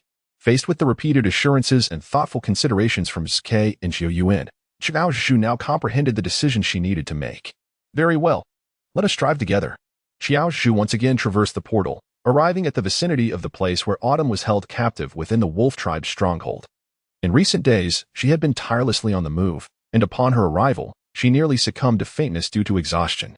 Fortunately, Dazi promptly noticed her plight, assisting her to a nearby spot to rest, while providing her with some water and sustenance. After replenishing her energy, Qiao Zhuzhu felt an instantaneous revival, exclaiming, "Ah! I feel rejuvenated. Goddess, why have you arrived so late? Is there an urgent matter at hand? Shall I fetch the chief and the leader of the tiger tribe?" Dazi inquired with a hint of confusion. "No need to go just yet. Instead, please inform them to gather here and wait. They need only to approach, and ensure they move quietly. It would be best if they observed from the skies without causing much disturbance." After quietly confiding her plan, Qiao Zhuzhu initiated her actions upon witnessing Dazi's departure. Through the lens of the world, she vigilantly monitored the movements outside the stone house where Qiao Tian was confined. This extraordinary artifact not only enabled her to glimpse into the past and future, but also allowed her to perceive distant and immediate phenomena, enhanced by divine power. It unveiled sights hidden from ordinary beings, such as malevolent auras. At that moment, she distinctly observed a being shrouded in a black mist, nearly blending into the night. Gradually approaching the stone abode containing Qiao Tian, it appeared that this creature possessed insufficient dark energy, lacking the strength to penetrate the stone structure or abduct Qiao Tian through sheer force. This was certainly a more manageable situation. Qiao Zhuzhu silently devised a plan in her heart. The next moment, she sensed something and quickly glanced up at the sky. A streak of white passed through the air. It seemed that Bai Ruo and the others had already arrived. Splendid. Qiao Zhuzhu immediately employed a binding spell, successfully immobilizing the creature ensnared within the swirling black mist. As the monster found itself suddenly paralyzed, it quickly realized it had been discovered. Infuriating, that wretched girl again. The creature seethed inwardly. It was this female again, and it remained perplexed by her peculiar abilities. Despite already harboring malevolent energy, it was astonishing that it could be so easily restrained. Could it be that she truly possessed some divine power capable of countering its dark essence? Ah, it is you. A voice from ahead snapped the monster back to reality. Upon recognizing the loathsome girl before it, the creature was taken aback. How could she see it? Qiao Zhuzhu, initially equally astonished, had not anticipated that the monster was the very same one that had harmed Bai Ruo amidst the ardent tiger pack. They were indeed old adversaries. The layer of black mist surrounding you has dissipated. Qiao Zhuzhu mused that the malevolent aura of this fellow was rather lacking, truly disappointing. Huh. It is merely that I have yet to gather more of such dark energies. But now, everything has changed. Upon seeing you, you wretched girl, my resentment has swelled immensely. I am confident that I shall soon acquire a wealth of malevolence. The large-faced creature, brimming with arrogance, began to spew foul words at Qiao Zhuzhu. Suddenly, it felt a sharp pain piercing its neck. In the next moment, its eyes widened in shock as it collapsed to the ground, losing consciousness. Chapter 122. Qiao Zhuzhu. I am but a spinning top, is it truly him? Upon returning to the ground, Bai Ruo discerned that the creature was none other than the large-faced member of the Yadwan tiger clan, a mix of disdain and astonishment washing over him. Due to past grievances with the private tigers, he vented his anger by stomping on the large face several times. I clearly recall that he was on the brink of death, yet in a moment of inattention, that creature managed to escape. Who would have thought it would survive until now, and even acquire that peculiar malevolence? Zihang could empathize with Bai Ruo's sentiments. And as thoughts of this villain's collusion with Mu Xin, which harmed Zi and Qiu Tian, ignited a fiercer flame of rage within him, he too, when unnoticed, lifted his foot to strike at the creature's most vulnerable spot. Fortunately, the anesthetized beast was unconscious and did not cry out in pain. It remains a mystery how it came into contact with this malevolence. Perhaps the dark energies sought it out, given the immense resentment it must have harbored at that time. Qiao Zhuzhu reflected on the matter and expressed a rather untimely thought. If malevolent forces were indeed present in the modern world, one might be at a loss as to whom to seek out, for under various pressures, everyone harbors a modicum of resentment. Nonetheless, despite these grievances, humanity remains largely optimistic, and the world continues to brim with hope and beauty. Thus, Qiao Zhuzhu firmly believes that the primal and unrefined emotions of the beastly realm shall not be vanquished by malevolence. At present, it lies in a state of induced slumber. What course of action should we take next? Should we confine it, akin to the separation of autumn leaves? Bai Ruo inquired, somewhat perplexed. To speak candidly, the large-faced fiend has committed numerous heinous acts, and its demise would not be regrettable. However, it harbors malevolent energy. If we were to release it without caution, that very energy might absorb the resentment within it, growing potent enough to emerge and threaten the populace. Therefore, my intention is to transport it to the realm of the divine, to ascertain whether it might serve a purpose there, allowing it to atone and exchange its existence for a future of peace. After Qiao Zhuzhu finished speaking, Bai Ruo and Zihang expressed their support. However, they couldn't help but feel that Qiao Zhuzhu, with her constant back and forth and her considerable stature, would undoubtedly find it burdensome to escort him. They felt a pang of discomfort knowing they couldn't assist her in any meaningful way. Perhaps it would be better for one of us to accompany you? It would be more reasonable to wait outside rather than let you bear the strain of managing such a large orc. After a moment of contemplation, Bai Ruo couldn't restrain himself any longer. He truly wished to volunteer himself, but wasn't Zihang standing right beside him? His imposing physique certainly posed a challenge. Let me ponder this for a moment. Qiao Zhuzhu pondered for a moment and resolved to have Bai Ruo accompany her. Of course, she could not neglect Zihang. Zihang, as the leader of the wolf clan, I must trouble you to remain and take good care of your kin. Additionally, do exercise caution as autumn approaches. By collaborating on both sides, we shall alleviate our concerns from within and without. Qiao Zhuzhu felt that she had done her utmost to maintain balance. Furthermore, if Bai Ruo had wings, he could, in moments when she found herself overwhelmed in the snow-capped mountains, take matters into his own hands and return to the mainland. Well-fed and content, soaring through the skies. Very well, I shall remain vigilant. As astute as Zihang is, he could discern Qiao Zhuzhu's intentions and understood her desire not to neglect either of her two beast men. However, perhaps in affirming his feelings, he found himself becoming somewhat like that fellow Bai Ruo, overly calculative. Let us depart then. Time waits for no one, especially with the anesthetic. It was late, and she urged him to rest early. After bidding farewell to Zihang, Qiao Zhuzhu and Bai Ruo vanished through the portal.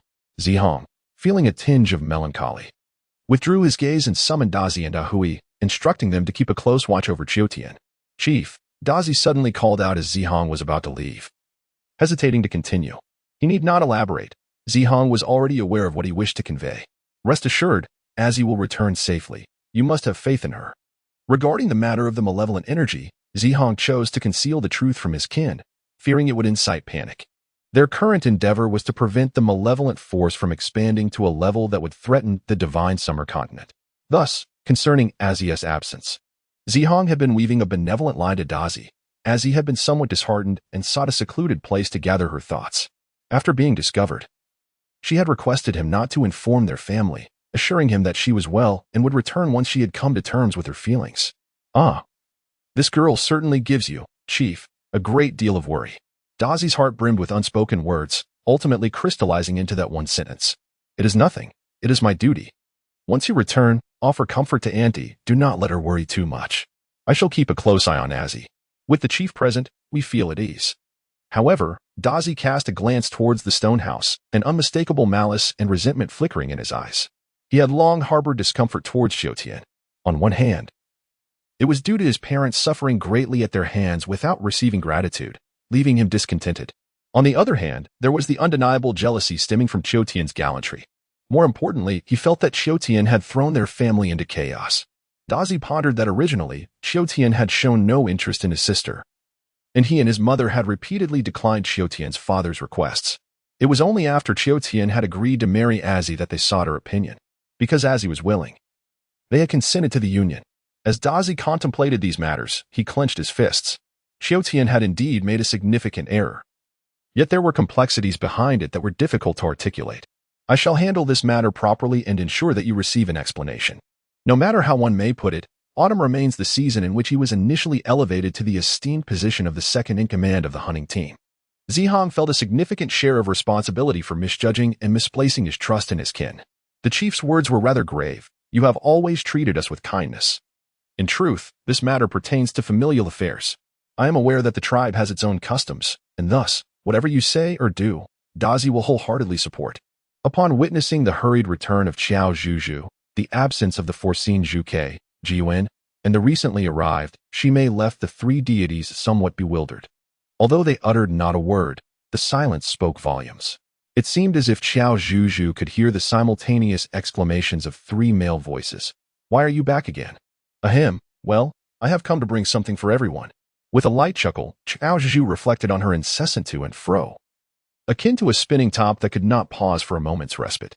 Recognizing the urgency of the situation, she promptly instructed Bai Ruo to bring over the large faceplate. This was, indeed, the very culprit that had introduced the malevolent energy. Chapter 123, Crisis Averted? Immersed in her pressing concerns, Qiao Zhuzhu remained oblivious to the varied expressions adorning the faces of the three deities upon seeing Bai Ruo. Although Lord Zhike maintained a gentle smile, there was an unmistakable glint of indifference in her eyes. Lord Zhou Yuan, typically aloof, now exhibited a blend of surprise and unspoken emotion. As for Shimei, he scrutinized Bai Ruo with a smile that hinted at both amusement and provocation. Bai Ruo, the beastman at the center of this scrutiny, acutely felt the weight of three heavy, unfriendly gazes upon him. Yet, aware of the exalted status of these deities, he refrained from raising his eyes to meet theirs, believing it to be a mark of respect towards the divine. In summary, had Qiao Zhuzhu witnessed this scene, she would undoubtedly have found it rather peculiar. The true instigator, Lord Zhou Yuan murmured as he regarded the large face plate abandoned on the ground. Recognizing it as the source of the malevolent energy that had returned to the divine summer continent and harmed Sister Az. Had it not been for her, the malevolent energy might have wreaked even greater havoc. In a sense, one could consider this a fortunate misfortune. Qiao Zhuzhu has now completely comprehended why it is said that Sister Az has rendered a significant service. Firstly, she differs fundamentally from those ordinary beastmen who have been targeted by malevolent forces from the very beginning, harboring boundless resentment deep within their hearts. Secondly, she is not akin to the young and powerful Shimei, endowed with divine strength.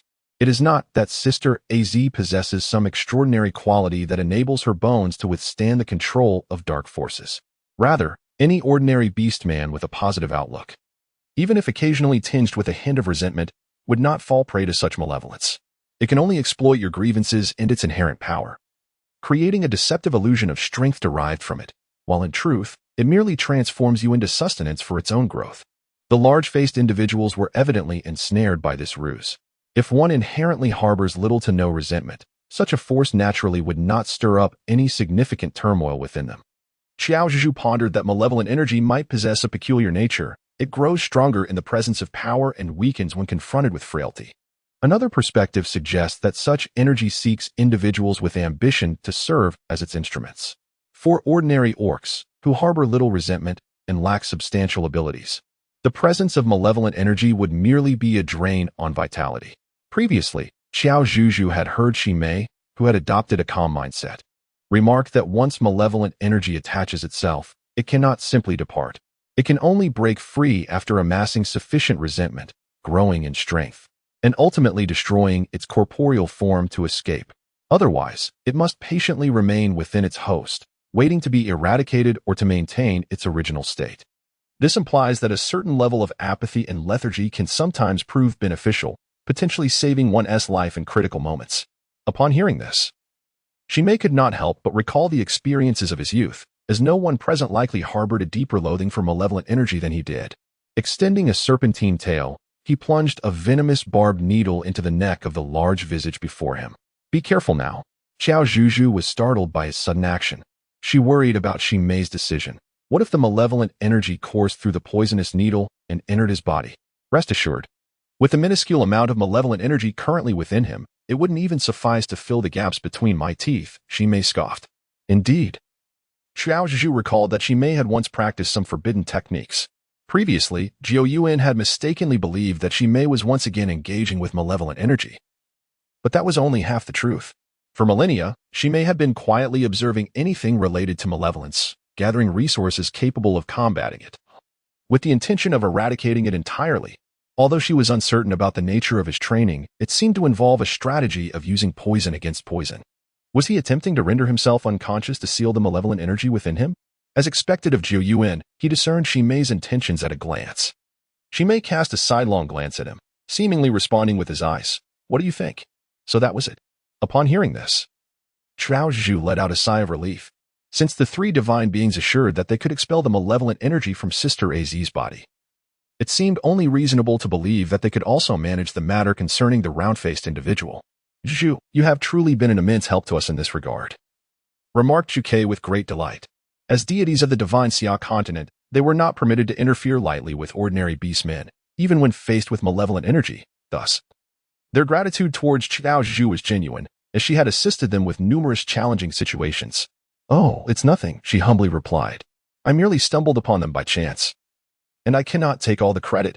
My friends played a significant role as well. Wouldn't you agree, Bai Ruo? Qiao Zhuzhu extended her elbow, nudging Bai Ruo. Ah, indeed. Suddenly called upon, Bai Ruo appeared somewhat flustered. He was entirely unprepared to speak in the presence of these divine beings, wishing instead to remain an inconspicuous orc, assisting Qiao Zhuzhu before retreating back to the shadows. The chieftain of the Tiger clan, not only emerging unscathed from the volcanic moth, but also bestowed with a pair of wings, was indeed a formidable young man. The vermilion bird was the first to break the awkward silence that had abruptly enveloped the gathering. It is merely good fortune, and I extend my gratitude to you. Lord Vermilion Bird, Bai Ruo muttered, keeping his gaze lowered, still reluctant to meet the eyes of his esteemed companions. Qiao Zhuzhu comprehended Bai Ruo's psychological state. After all, if she were to encounter the illustrious figures she had only heard of throughout her life, particularly those of divine stature, standing before her and engaging in conversation while showering her with compliments, it would surely overwhelm her senses. There is no need for you to feel anxious or modest. Such fortune is not something an ordinary beastman can possess. Perhaps in the future, you may have the chance to embrace other possibilities. Zhuke smiled gently and uttered a profound remark. Ahem, in any case, I extend my gratitude to you all for these past few days. We shall swiftly eradicate the malevolent presence, and as for this ardent Tiger Clan beastman, Jiao Yuan cast a glance at the large, round face. I suggest we retain him here, revoke his beastman identity, and allow him to exist as an ordinary creature, thus avoiding any further chaos. Shimei spoke in a light-hearted tone. Agreed. Shimei's proposal received unanimous approval from everyone. Qiao Zhuzhu believed that this could hardly be considered a deprivation of the right for the large-faced creature to become human. After all, It had committed such a grave error that it could potentially endanger the lives of numerous orcs and other beings. The fact that it was still alive was a testament to the mercy shown, as it merely lacked the higher intellect and the skills that would facilitate human tasks. If the malevolence were to be eradicated, would it not imply that the second crisis foretold by the prophecy would also be alleviated? Qiao Zhuzhu suddenly recalled an important matter.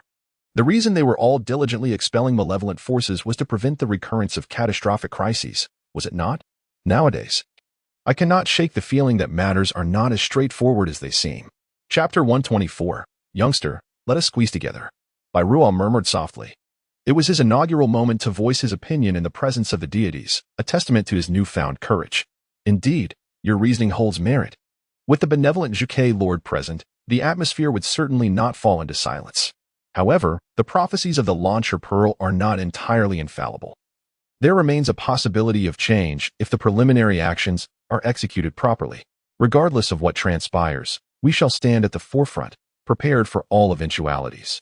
Indeed, since the Zhuke Lord has expressed his stance, both Jiu Yuan and Shi Mei naturally shall follow suit. Qiao Zhuzhu wore a resolute expression. There is an old saying in their region that one must see things through from beginning to end. Furthermore, since experiencing that dream, she felt as though she were the beloved disciple of the venerable immortal residing in the divine cave. Thus, she was determined not to allow the realm of the divine summer, which the immortal had safeguarded with his very life, to fall victim to malevolent forces once more. We shall unite and thwart the rise of darkness. At this moment, Bairua also exuded newfound confidence and boldness. Though merely an ordinary beastman, he found inspiration in Sister Az, who bravely resisted the malevolence and effectively countered it. They too could rise to the challenge. The thoughts of Bairua were unmistakably etched upon his countenance. Qiao Zhuzhu felt a profound warmth and motivation within her heart, prompting a gentle smile to grace her lips. This must be what they call the remarkable power of the masses. When hearts unite, even Mount Tai can be moved. All right. You have all worked hard these past few days. It is quite late now. Why not stay the night and return tomorrow? When Shi Mei uttered these words, it was as if he were the rightful master of the Snow Mountain Bamboo House. He conveniently overlooked a fleeting glance from Jiu Yuan. This seems rather inappropriate. Does it not? Qiao Zhuzhu felt a sense of inner conflict. Perhaps I should stay and rest, she mused.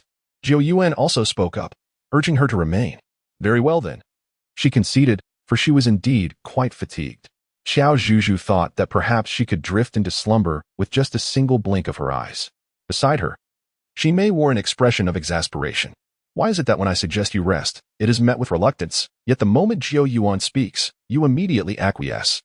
Qiao Zhuzhu discerned his thoughts, her face a canvas of exasperation. Why am I like this? Do you not have any awareness of it? Acting magnanimously in someone else's home. While I crave that very face.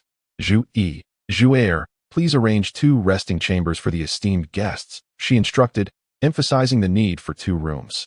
Upon the command of Jiu Yuan, the 2 spirit disciples who had been waiting outside promptly appeared within the room. Yes, master. Zhu and Zhu responded dutifully, leading Qiao Zhuzhu and Bairua away.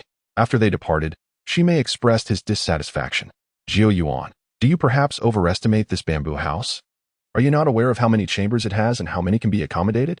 It was certain that the main house belonged to Jiu Yuan, and naturally, the finest chamber was reserved for the illustrious Lord Zhuke. Zhu and Zhu resided in the training quarters at the back, while the malevolent Ozzy was placed in a nearby chamber. This left only 2 large chambers available, one of which was occupied by Shi Mei. Upon hearing this, Jiu Yuan replied coolly, I am well aware of my own dwelling. Therefore, you shall resolve your lodging situation on your own tonight. What? Shi Mei could scarcely believe the cruel words that had reached his ears. This fellow was actually relinquishing the room he occupied? Even a spirit disciple had a place to rest, yet he, one of the 3 gods, the renowned Hydra, was to spend the night on the snowy mountain? It was utterly devoid of compassion. You may either squeeze in with that young one from the Tiger clan, or you must share a room with Zhuzhu.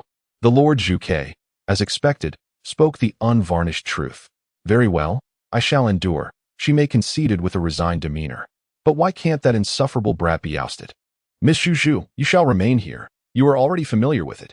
Zhu guided Qiao Zhuzhu to the eastern chamber. She had resided there on a previous visit and was indeed well acquainted with it. Thank you, spirit disciple. Once settled, Zhu turned to leave. Qiao Zhuzhu called out to him, inquiring about Bairua's whereabouts. That person should have gone to the western chamber, but But what? Zhui hesitated for a moment before continuing. The western chamber is currently occupied by Lord Qiao Zhuzhu. I fear the two of them will have to make do. What? Qiao Zhuzhu was utterly astonished. She knew that both Ximei and Bai Ruo were incredibly strong-willed, neither willing to concede in verbal sparring. The mere thought of them cohabitating made Qiao Zhuzhu apprehensive about the potential unrest this evening might bring. Nonetheless, her trust in Bai Ruo remained steadfast. Thus, she silently hoped that Ximei would refrain from instigating conflict or deliberately targeting Bai Ruo. Surely, he wouldn't resort to such tedium? Achoo. It had been a long while since she had sneezed.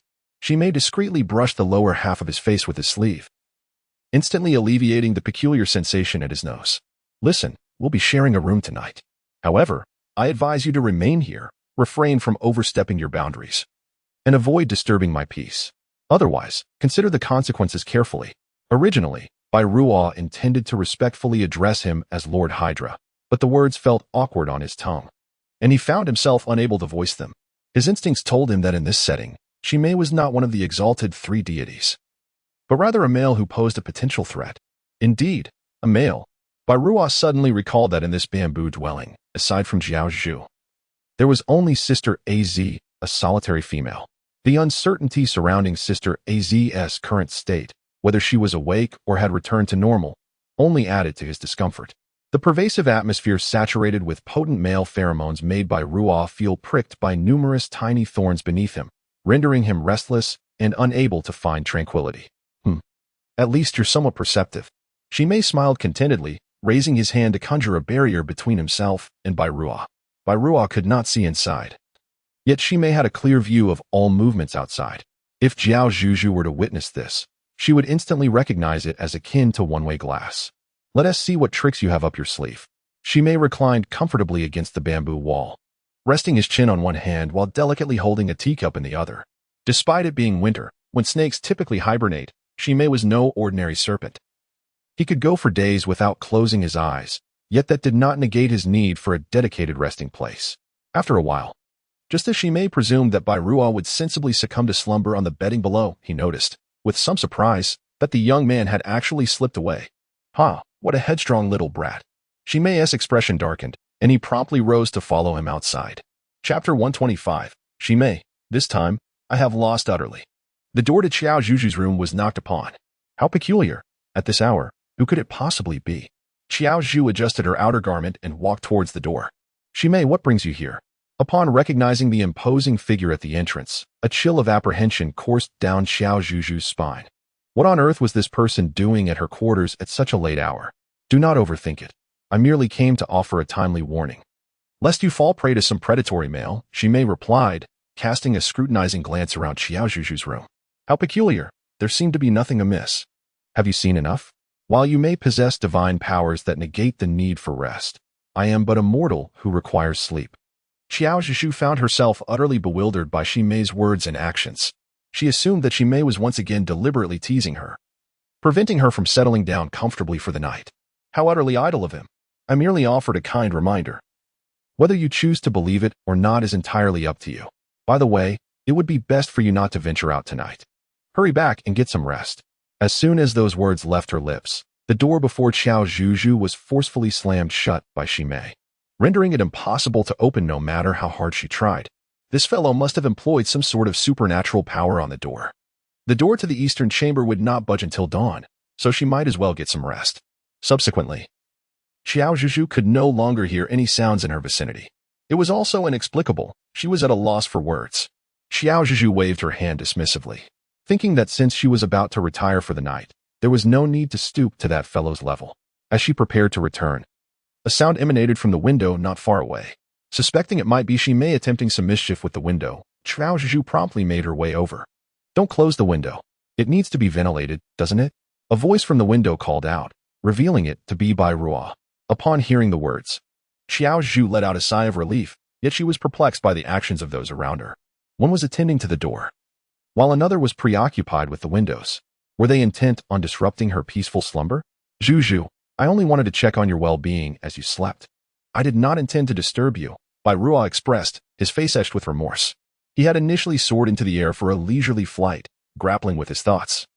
And upon descending, He happened to witness Shimei closing the door behind Qiao Zhuzhu as she departed. With a surge of concern, he hastened to the window. Fortunately, Qiao Zhuzhu was unharmed, though the evening's hormonal surges had rendered the beast somewhat agitated. Bai Ruo fought diligently to exercise restraint, not daring to meet Qiao Zhuzhu's gaze. It was still winter. Such a reaction seemed unwarranted. It wasn't truly disruptive, as I had yet to fall asleep, she mused. Although she found Bai Ruo's behavior somewhat peculiar, her concern for her own well-being overshadowed any annoyance, prompting her to gently suggest he return to rest as well. All right. Tomorrow morning, I shall come find you. Perhaps we can visit Sister Az together? Bai Ruo felt he had cleverly crafted an excuse. A grin nearly stretching from ear to ear. Qiao Zhuzhu, not pondering too deeply, was equally eager to inquire about Sister Az's current state. Sounds wonderful. I shall see you tomorrow. Until tomorrow, Bai Ruo replied, content as he returned to his quarters. Upon entering, he was greeted by a commotion, and suddenly, the barrier that had been in place vanished, revealing Shimei, her expression cold. The palpable hostility was unmistakable. Bai Ruo would have to be a fool not to perceive it. However, out of respect, he refrained from expressing his thoughts, merely nodding politely before retreating to his bed. The sight of him, seemingly flawless, only intensified Shimei's ire. After much contemplation, she resolved to orchestrate a delightful dream for the troublesome boy in the dead of night. Viewing it as a form of welcome, an extravagant gesture indeed. As she entertained this thought, the corners of her mouth curled into a most incredulous smile. That night, Bai Ruo indeed experienced a splendid dream, so enchanting that it awoke him, his eyes fixated on the inky darkness above. He remained wide awake until dawn, unable to return to slumber. Good morning.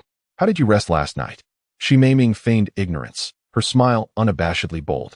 Bai Ruo immediately grasped that the terrifying dream from the previous night emanated from the hands of the deity before him, though a surge of indignation welled within him.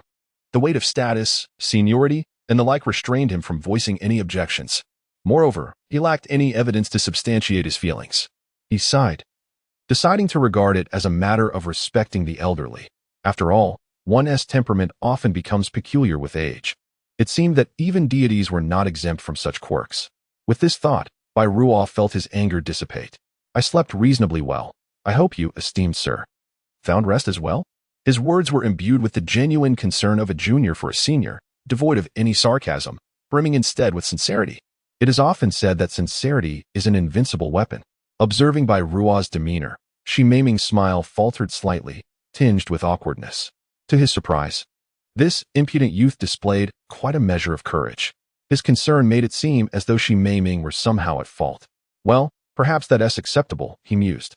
Initially intending to retort, Shimei lost interest in doing so. Just then, dawn had broken, and the divine energy at the girl's door should have dissipated by now. As he prepared to step outside, a knock echoed at the door. Such polite courtesy lacked any spiritual aura, confirming that the visitor was indeed Qiao Zhuzhu. Just as Shimei was about to open the door, he suddenly recalled something significant. Wait, Zhuzhu, good morning. Bai Ruo had already taken the initiative to open the door. Outside stood Qiao Zhuzhu. Good morning. I rose early and thought I would come over. Qiao Zhuzhu smiled gently, then discreetly surveyed the surroundings with her gaze. The reason for her early arrival was to ascertain whether Shimei had mistreated Bai Ruo. Indeed, she arrived not only early but also at a fortuitous moment. On the floor directly opposite the entrance, a thin mattress bore witness to Bai Ruo having slept there the previous night. Given the current chilly weather, one could easily be roused from slumber even on a bed, let alone on the floor. However, being in someone else's home, Qiao Zhuzhu was acutely aware of Shimei's temperament. It could only be said that Bai Ruo had endured some hardship the night before. Qiao Zhuzhu resolved that after visiting Sister Az, if Bai Ruo appeared to be in good spirits, they would return home together. Then we shall go as well, Bai Ruo said with a smile. Where are you two planning to go?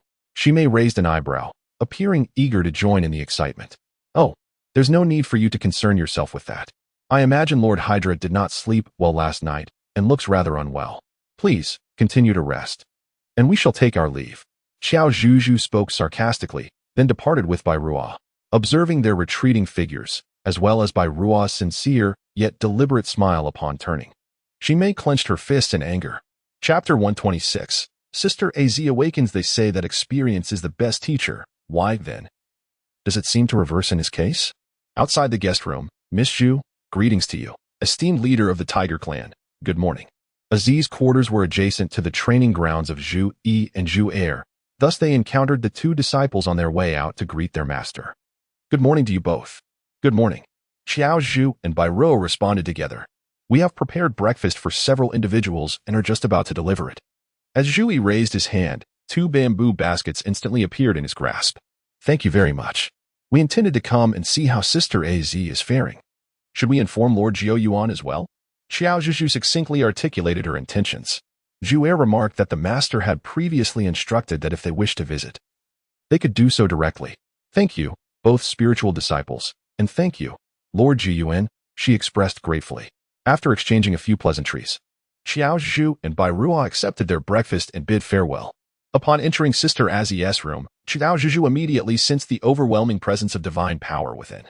Divine energy and malevolent aura are entirely antithetical forces. It is difficult to define their exact nature. In essence, the former evokes a sense of positivity and warmth akin to sunlight, while the latter engenders a pervasive atmosphere of gloom, anger, and resentment, ultimately leading one to be consumed by this negativity, resulting in the loss of self and, ultimately, life itself. With a heart full of anticipation, Qiao Zhuzhu stepped into the room. Bai Ruo, believing in the distinctions between the sexes, chose to wait outside until Az awakened before entering. "Sister Az?" "Yes. It's you, Zhuzhu." On the bed, Az had already regained consciousness, apart from her somewhat pale complexion. She appeared far better than when she was initially possessed by the malevolent force. As Qiao Zhuzhu approached her, she could no longer sense the chaotic energy within Az clamoring to escape. After 2 or 3 days, the malevolent force had been nearly eradicated.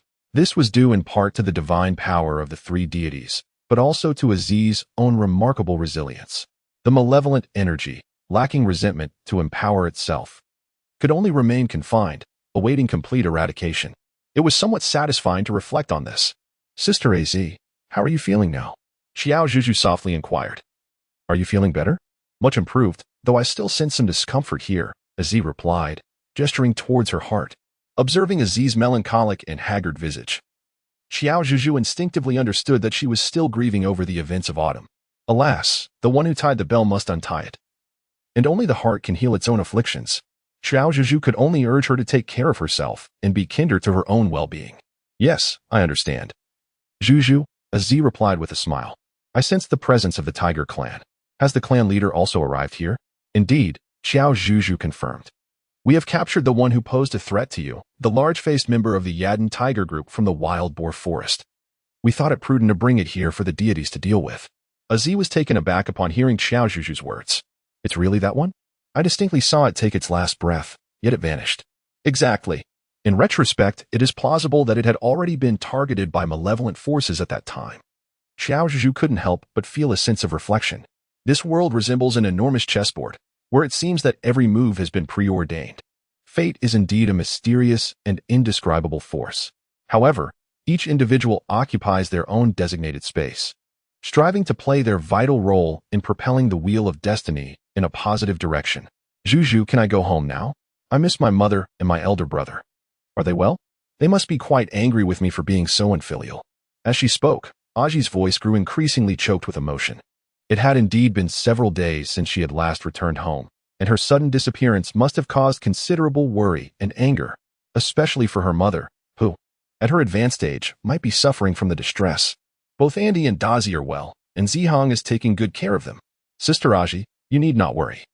Qiao Zhuzhu quickly reassured her, noticing Aji's overwhelming guilt and concern. Once Aji's emotions had stabilized, she spent a considerable time conversing with her. As they talked, Qiao Zhuzhu suddenly realized she seemed to have forgotten something. Bai Ruo. Outside the house, Bai Ruo had been standing in place for nearly half an hour.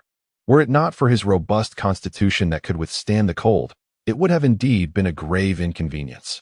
"Greetings, chief of the tiger clan," Aji said, acknowledging Bai Ruo. "Hello, Sister Aji. You appear to be in good spirits. It seems there are no major issues." "Yes. I believe I should be able to get up and walk now." Upon hearing this, Bai Ruo and Qiao Zhuzhu exchanged knowing glances, demonstrating their mutual understanding as they approached. Qiao Zhuzhu assisted Aji to sit on the edge of the bed, and together they helped her support herself by holding on to each of their arms. With all her might, Aji finally managed to stand up. Having lain down for so long, She felt her limbs had grown quite stiff. Sister Aji, do not rush. Let us try to walk slowly and give your muscles time to adjust. You will feel better soon. Qiao Zhuzhu gently offered her words of comfort. With their encouragement and companionship, Azi was first supported as she walked for a while, gradually gaining the confidence to attempt walking on her own. Eventually, she regained her mobility, moving with the same ease as before. How wonderful, Sister Az. Qiao Zhuzhu felt an overwhelming joy emanating from her core. Indeed, good deeds are often rewarded. It was truly wonderful that Sister Az had not been harmed by the malevolent forces and could continue her journey back to her original self. Haha, Zhu. Why are you so ecstatic? Is it not a tad exaggerated? Az remarked with laughter, tears streaming from her eyes. The two exchanged glances, and ultimately, laughter filled the air. Bai Ruo, standing nearby, also wore a smile. Qiao Zhuzhu's happiness brought him joy as well. Naturally, Sister Az was a comrade with whom he had once fought side by side, and her safety brought him delight. How about we bid farewell to the three elders after lunch? Sister Az seems fit to return home now. Qiao Zhuzhu proposed, sure. Az is eager to return home. However, she has noticed something. Zhuzhu, tell me, have I truly been rescued by the legendary three deities? Might I have the honor of meeting them? They are the gods I revere above all. I wish to express my heartfelt gratitude to them. Az had more to say. To be personally saved by three divine beings, what a remarkable fortune amid the dirt and grime that clung to her. This event would be etched into her family's lineage, celebrated for generations to come. Well, I cannot say for certain, but, Sister Zhuzhu, could you grant me a favor? Chapter 127. The Vanished Wooden Core. Qiao Zhuzhu hesitated for a moment, but ultimately resolved to clarify the matter with Az. What matter, you ask? If we cannot meet, I certainly shall not insist. I would never put you or the deities in a difficult position. Rest assured, Zhuzhu. It is still my dear Sister Az, who is considerate and understands me. Qiao Zhuzhu cleared her throat softly and instructed Az to keep the events of the past few days to herself upon returning home. The rationale behind this was, of course, to safeguard their well-being. Az concurred, realizing that if she were to divulge the fact that she had encountered the legendary three deities and received their assistance, she might very well be perceived as a lunatic and confined for her delusions. I understand, and I shall keep it to myself, she assured. Having experienced such an extraordinary event in her lifetime was more than sufficient. Az thought to herself that she harbored no extravagant desires. As long as her family was well and she was in good health, that would be ample. Shall we have breakfast now and then take a stroll? After lunch, we can bid our farewells. Qiao Zhuzhu felt a twinge of hunger, realizing that Az must also be feeling famished after such a long time without a proper meal. Have the adults been informed of our departure? She inquired of Ling Tuzhu Yi, who had come to relay the message. However, she was not surprised. After all, Lan Shizo had returned last night, and they could surely have deduced their intentions. Indeed, Miss Zhui replied with a smile. The esteemed ones have completed their affairs and are preparing to return to their cultivation of divine power. My master has also retreated for seclusion and is unlikely to emerge in the near future. However, this does imply that the outside world should be tranquil, so you need not worry excessively. Should any urgent matters arise, feel free to approach me, and I will convey your messages to my master. Very well. Then we shall take our leave. Farewell. Upon finishing her words, Qiao Zhuzhu prepared to use the portal, only to be halted by Zhu Yi's hand. He then retrieved a resplendent, golden-red phoenix feather from his pocket. This was entrusted to me by Lord Zhike to present to Miss Zhu, who mentioned that it possesses divine power capable of transporting its users to their desired destinations. The phoenix feather can be utilized twice, after which its divine essence will dissipate. Qiao Zhuzhu began her expressions of gratitude even before receiving the Fengling. With such a divine artifact in her possession, she would save considerable effort and find her burdens lightened.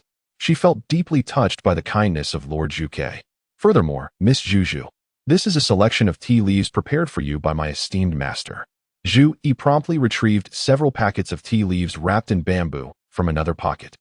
These tea leaves also contain the divine energy of my master. When brewed in moderation, they will aid in sleep and provide relaxation, significantly enhancing both physical vitality and mental clarity.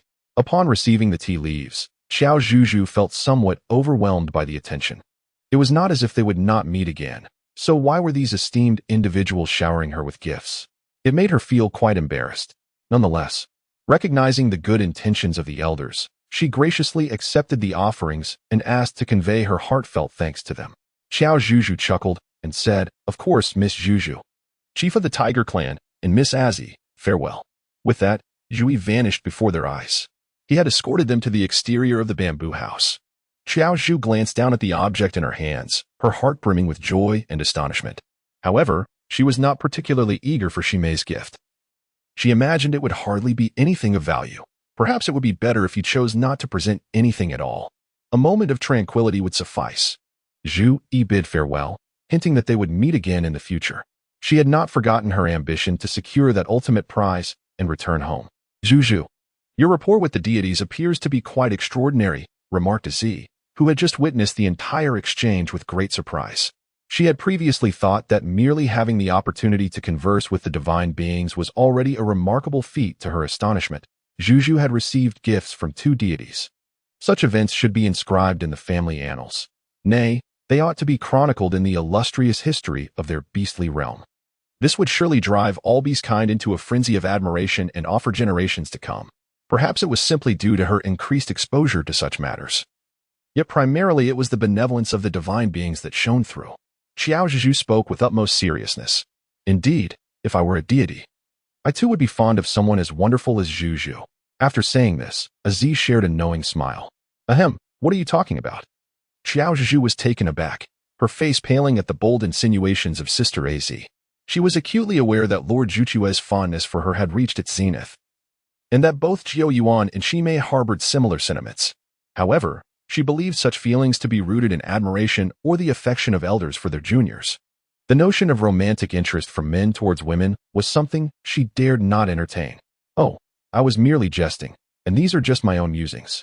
Honestly, Zhuzhu, if I were male, I would have the opportunity to pursue you." Aziz chuckled playfully. "If Sister Zhuzhu were to transform into a male, I might just keep my distance, for it is said that males and females should not engage in close intimacy." Qiao Zhuzhu also began to jest with her. The cheerful laughter of the two echoed through the slightly desolate snow-capped mountains. As they laughed, Qiao Zhuzhu felt a profound sense of comfort and gratitude within her heart.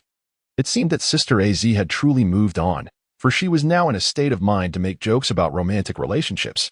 After all, it was due to matters of the heart that Sister Az had endured such profound emotional and physical scars. Qiao Zhuzhu could discern that Sister Az was not intentionally concealing her emotions. She did not feign indifference merely to reassure them. She must have genuinely let go. "Let us proceed." Qiao Zhuzhu grasped the phoenix feather, focusing her mind on the words Wolf Clan Tribe. In the next instant, a warm golden glow enveloped the 3 of them, and they vanished into the snow-laden mountains. "They have returned. It is a relief."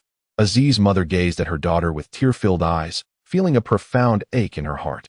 She could scarcely fathom the hardships Az had endured over the past few days. "Just look at her face. It has grown so haggard, almost sunken."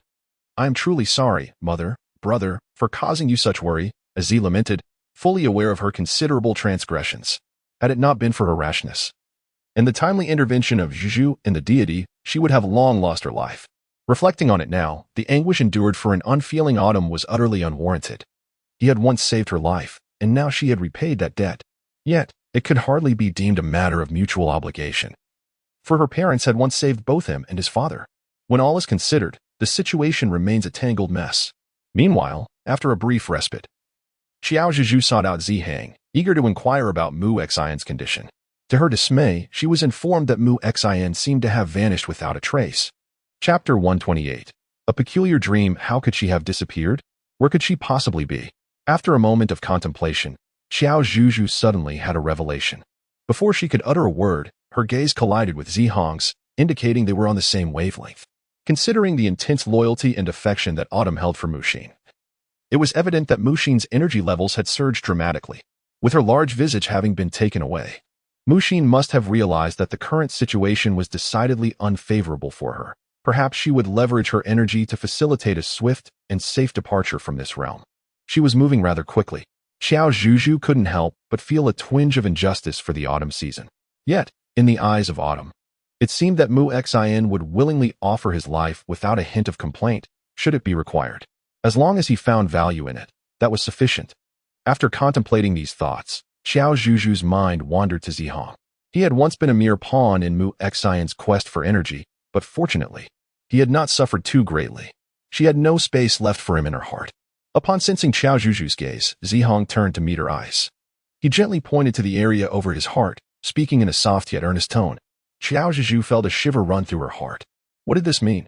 What were the two of you doing? A voice tinged with annoyance came from behind, by Ruo. Now, the situation had escalated.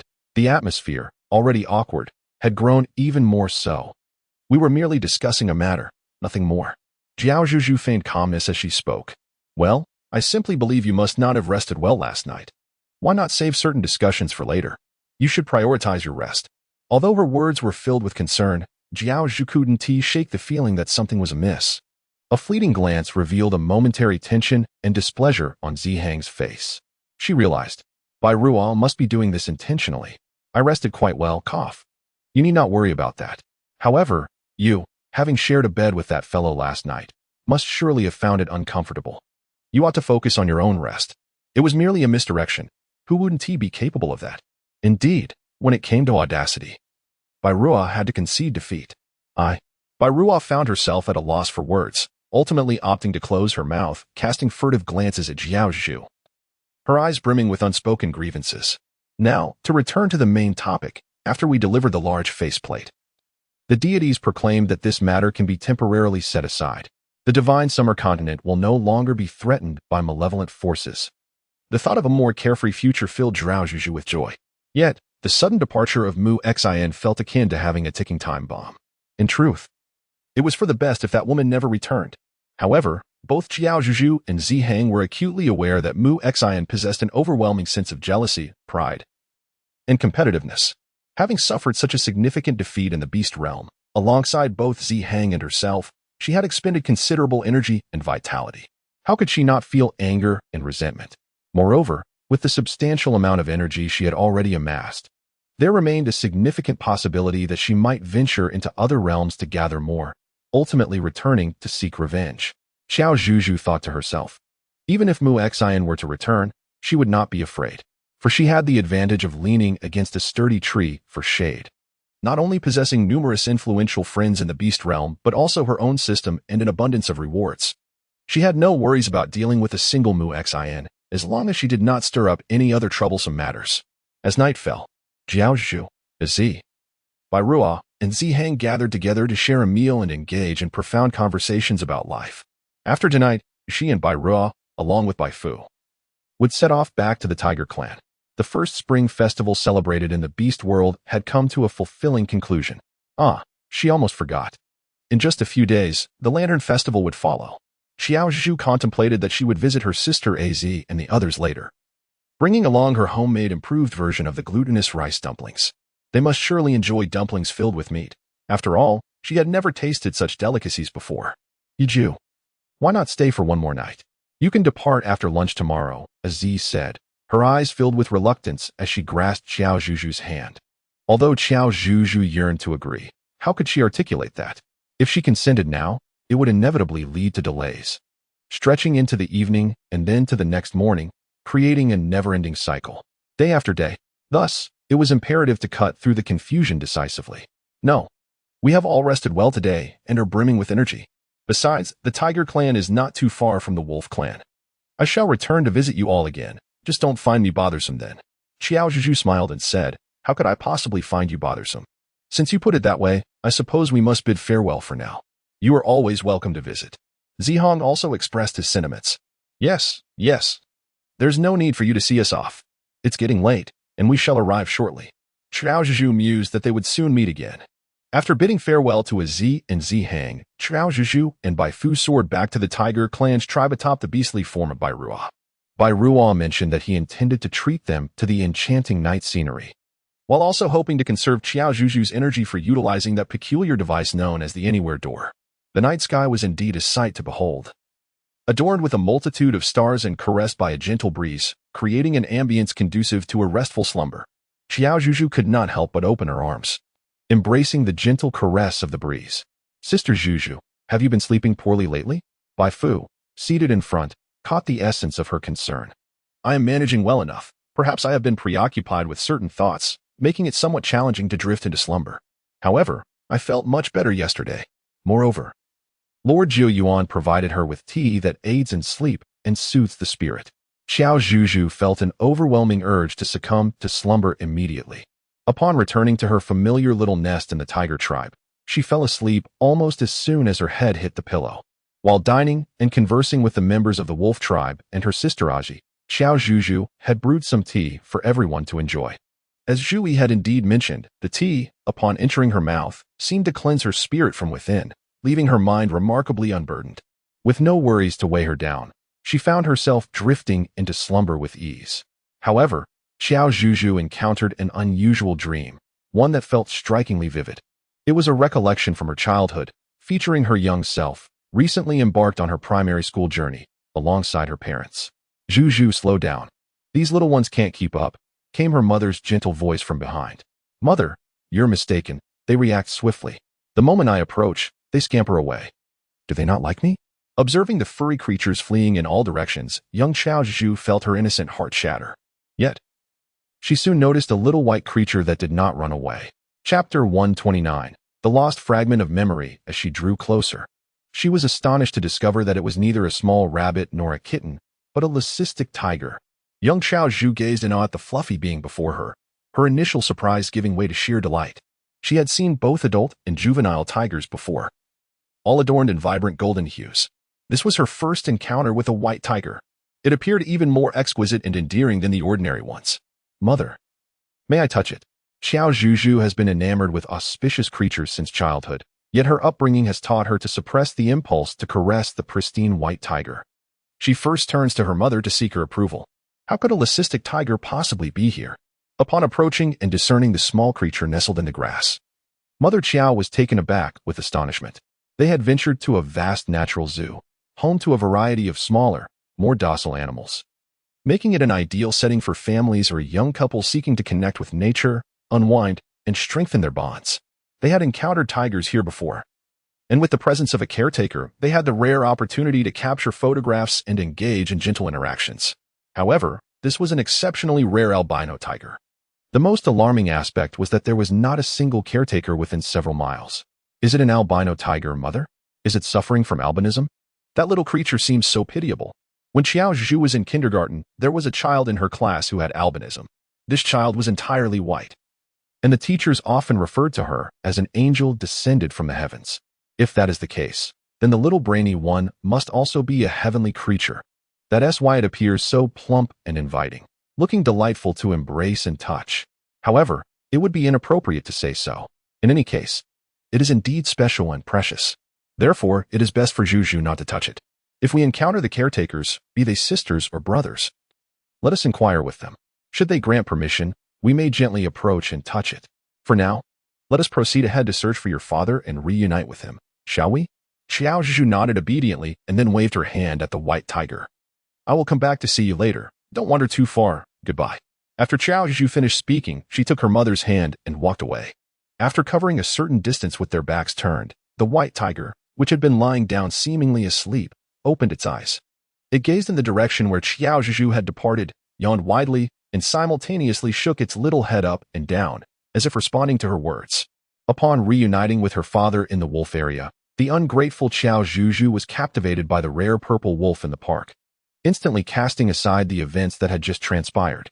Little Z seemed to be quite fond of Zhuzhu, remembering her scent and showing no signs of timidity. The caretaker joyfully remarked, "Really?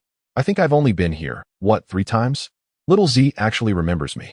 After counting on her fingers, Qiao Zhuzhu expressed her delight to the little purple wolf in her arms, her touch becoming more gentle. "Oh woo!" The little purple wolf howled, then playfully rubbed its fluffy head against Qiao Zhuzhu's belly, causing her to burst into laughter. "Little Z is responding to your affection. Look how much it adores you. Little friend Zhuzhu, do come and visit Little Z more often when you have the time." The caretaker gently patted the heads of both Qiao Zhuzhu and Little Z. Absolutely. I wish I could spend every day with these little creatures." After leaving the wolf enclosure, Qiao Zhuzhu's family went to see the fish. Today, a newly introduced species shimmered like glass, radiating a dazzling light under the sunlight, resembling diamonds. It was simply breathtaking. Wow, it looks like a mermaid from a fairy tale. Qiao Zhuzhu leaned against the glass, observing the fish swimming back and forth before her with rapt fascination. It was truly a sight to behold. Suddenly, the little fish swam towards her and paused right in front of her, engaging in a delightful stare-off. "Hello, mermaid. It is a pleasure to make your acquaintance." Qiao Zhuzhu greeted the little fish with joy. Bubbles surfaced at the corners of the fish's mouth, seemingly responding to her. In the next moment, the little fish swam forward, its lips gently brushing against Qiao Zhuzhu's cheek. Through the glass, it bestowed a tender kiss. "Wow." Qiao Zhuzhu, taken aback by the unexpected affection, quickly sent a flurry of air kisses to little fish. "Goodbye, little fish." With a playful gurgle, the family then proceeded to the snake enclosure. However, due to her deep fondness for plush creatures, Qiao Zhuzhu felt an aversion, even fear and dislike, towards these smooth or rough-skinned beings, particularly the cold-blooded ones. Yet, having come this far, why not muster the courage to touch a little snake? Father Qiao intentionally teased his daughter, knowing well her fondness for plush animals. However, he believed that the world is filled with a plethora of fascinating creatures that one should encounter and understand. It would be unwise to venture out into the world completely uninformed. After all, even the most adorable animals can harbor dangers. While those deemed less charming may exhibit unexpected friendliness, he hesitated to describe a snake, which he found unappealing, dark, long, and thick, though he refrained from uttering a term that might come across as disrespectful. His daughter, Qiao Zhuzhu, was indeed a connoisseur of beauty. If she was reluctant, he would not press her. He merely provided a brief introduction to the snake's basic characteristics, advising her to be cautious of its growth, for it would become quite large. Even if it were non-venomous, entanglement around one's neck could lead to perilous situations. After they departed, the snake flicked its tongue, raising its head high with an air of arrogance as it gazed after Qiao Zhuzhu. Its emerald eyes radiated a palpable sense of danger. Wudong District. "Mother, didn't you say that phoenixes are a myth? They are said to dwell in Wudong trees, if they are indeed fictitious. Then why does the zoo have a Wudong District?" Qiao Zhuzhu inquired with confusion. Perhaps this is a designated educational area of the zoo, where they might project an image of a phoenix here. Mother Qiao explained. "So that's how it is. Mother, look quickly. It's a phoenix. It truly resembles one. It's simply stunning." Qiao Zhuzhu pointed at the sky, exulting in delight. Along her journey, she encountered numerous charming and peculiar little creatures. When she arrived at the icy region to pet the baby polar bears and the little white foxes, the image of the earlier white tiger gradually resurfaced in her mind. She almost forgot about the little white tiger. Qiao Zhuzhu gazed intently as her youthful self frolicked in the natural zoo for an entire day. Strangely, she found herself devoid of any recollection of this memory. Had she suffered from amnesia? Chapter 130. It turns out this is her redemption. "Dear caretaker, may I touch the white tiger here?" Qiao Zhuzhu hurriedly returned to the vicinity of the initial lawn, where she fortuitously encountered a caretaker. Upon hearing her words, the caretaker's face displayed a mixture of astonishment and curiosity. "Little one, are you referring to the albino tiger?" Yes. Qiao Zhuzhu nodded earnestly, observing her sincerity. The zookeeper's face displayed an even deeper expression of confusion and concern. She felt a tinge of worry as well. Clearly, there were no albino tigers within the confines of the zoo. How, then, had that little white tiger come to be here? The wild instincts it possessed posed a risk. What if it harmed a visitor? "I apologize, dear child, but that little white tiger needs to rest now. I shall check on it, and if it has recuperated, I will notify you through my smartwatch. Is that agreeable?" In this natural zoo, Qiao Zhuzhu's family is regarded as VIPs. Upon entering, they receive a tablet and a smartwatch, equipped with functions such as location tracking and safety features. After hearing this, Qiao Zhuzhu nodded obediently and uttered a soft okay. The caretaker smiled apologetically at her, then quickly turned away to contact the security department, expressing her concerns. "There has been a sighting of an albino tiger in our zoo. We must review the surveillance footage to ascertain how it entered and who brought it here." As she spoke, her heart began to race, a foreboding sensation stirring within her. "Mom, Dad, where are you?" Young Qiao Zhuzhu anxiously scanned her surroundings. She recalled that after saying farewell to the caretaker, her parents had mentioned returning to observe the fish.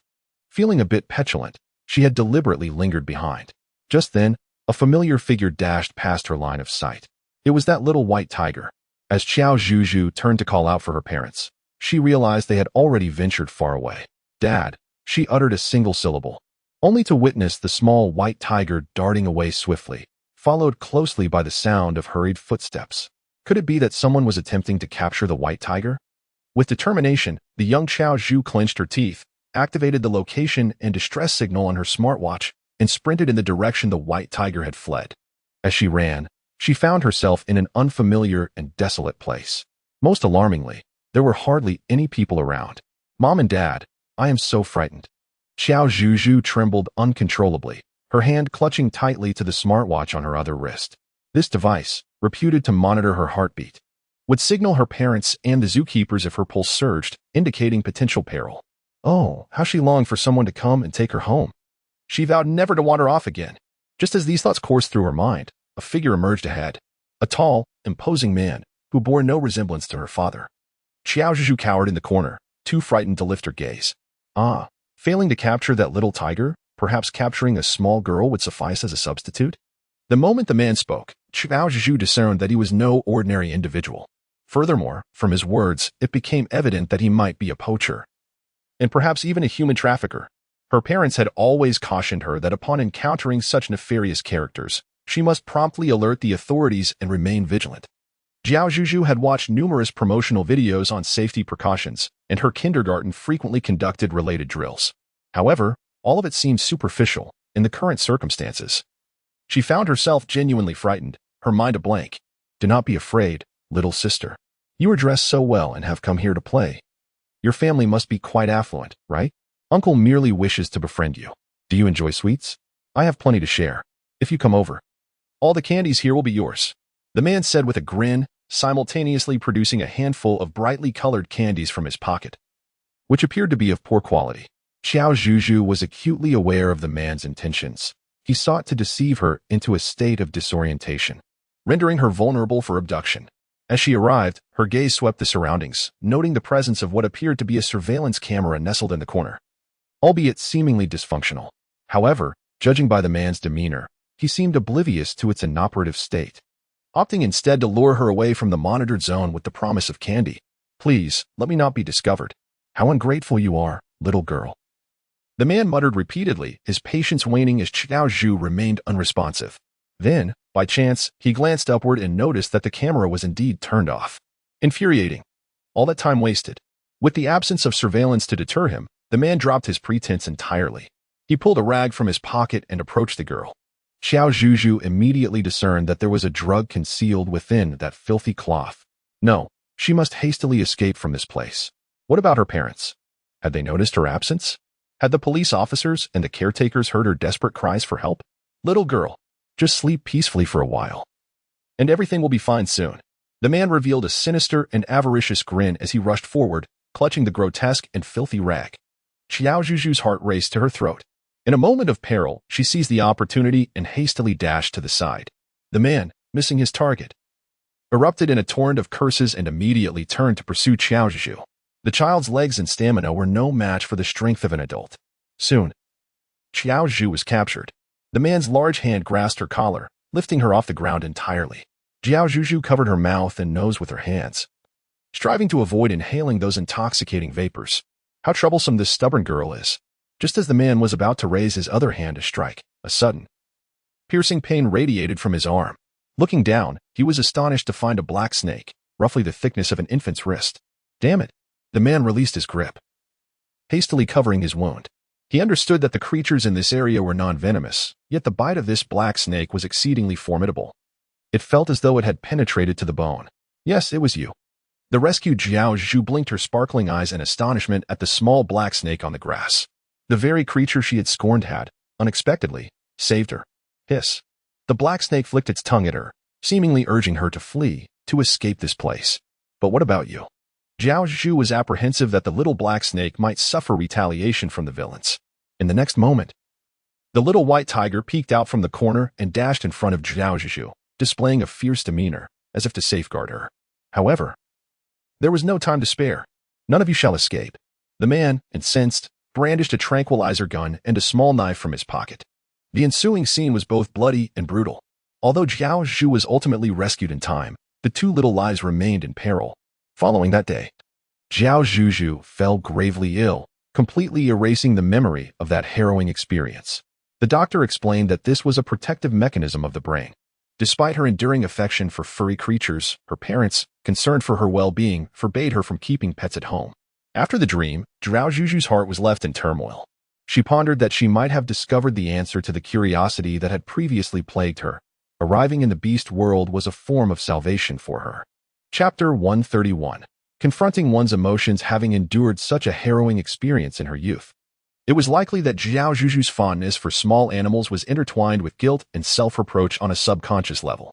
Yet, in the beast world, she could interact freely with everyone, forge friendships, and utilize her strength to aid them, redeeming the feeble and helpless part of herself deep within.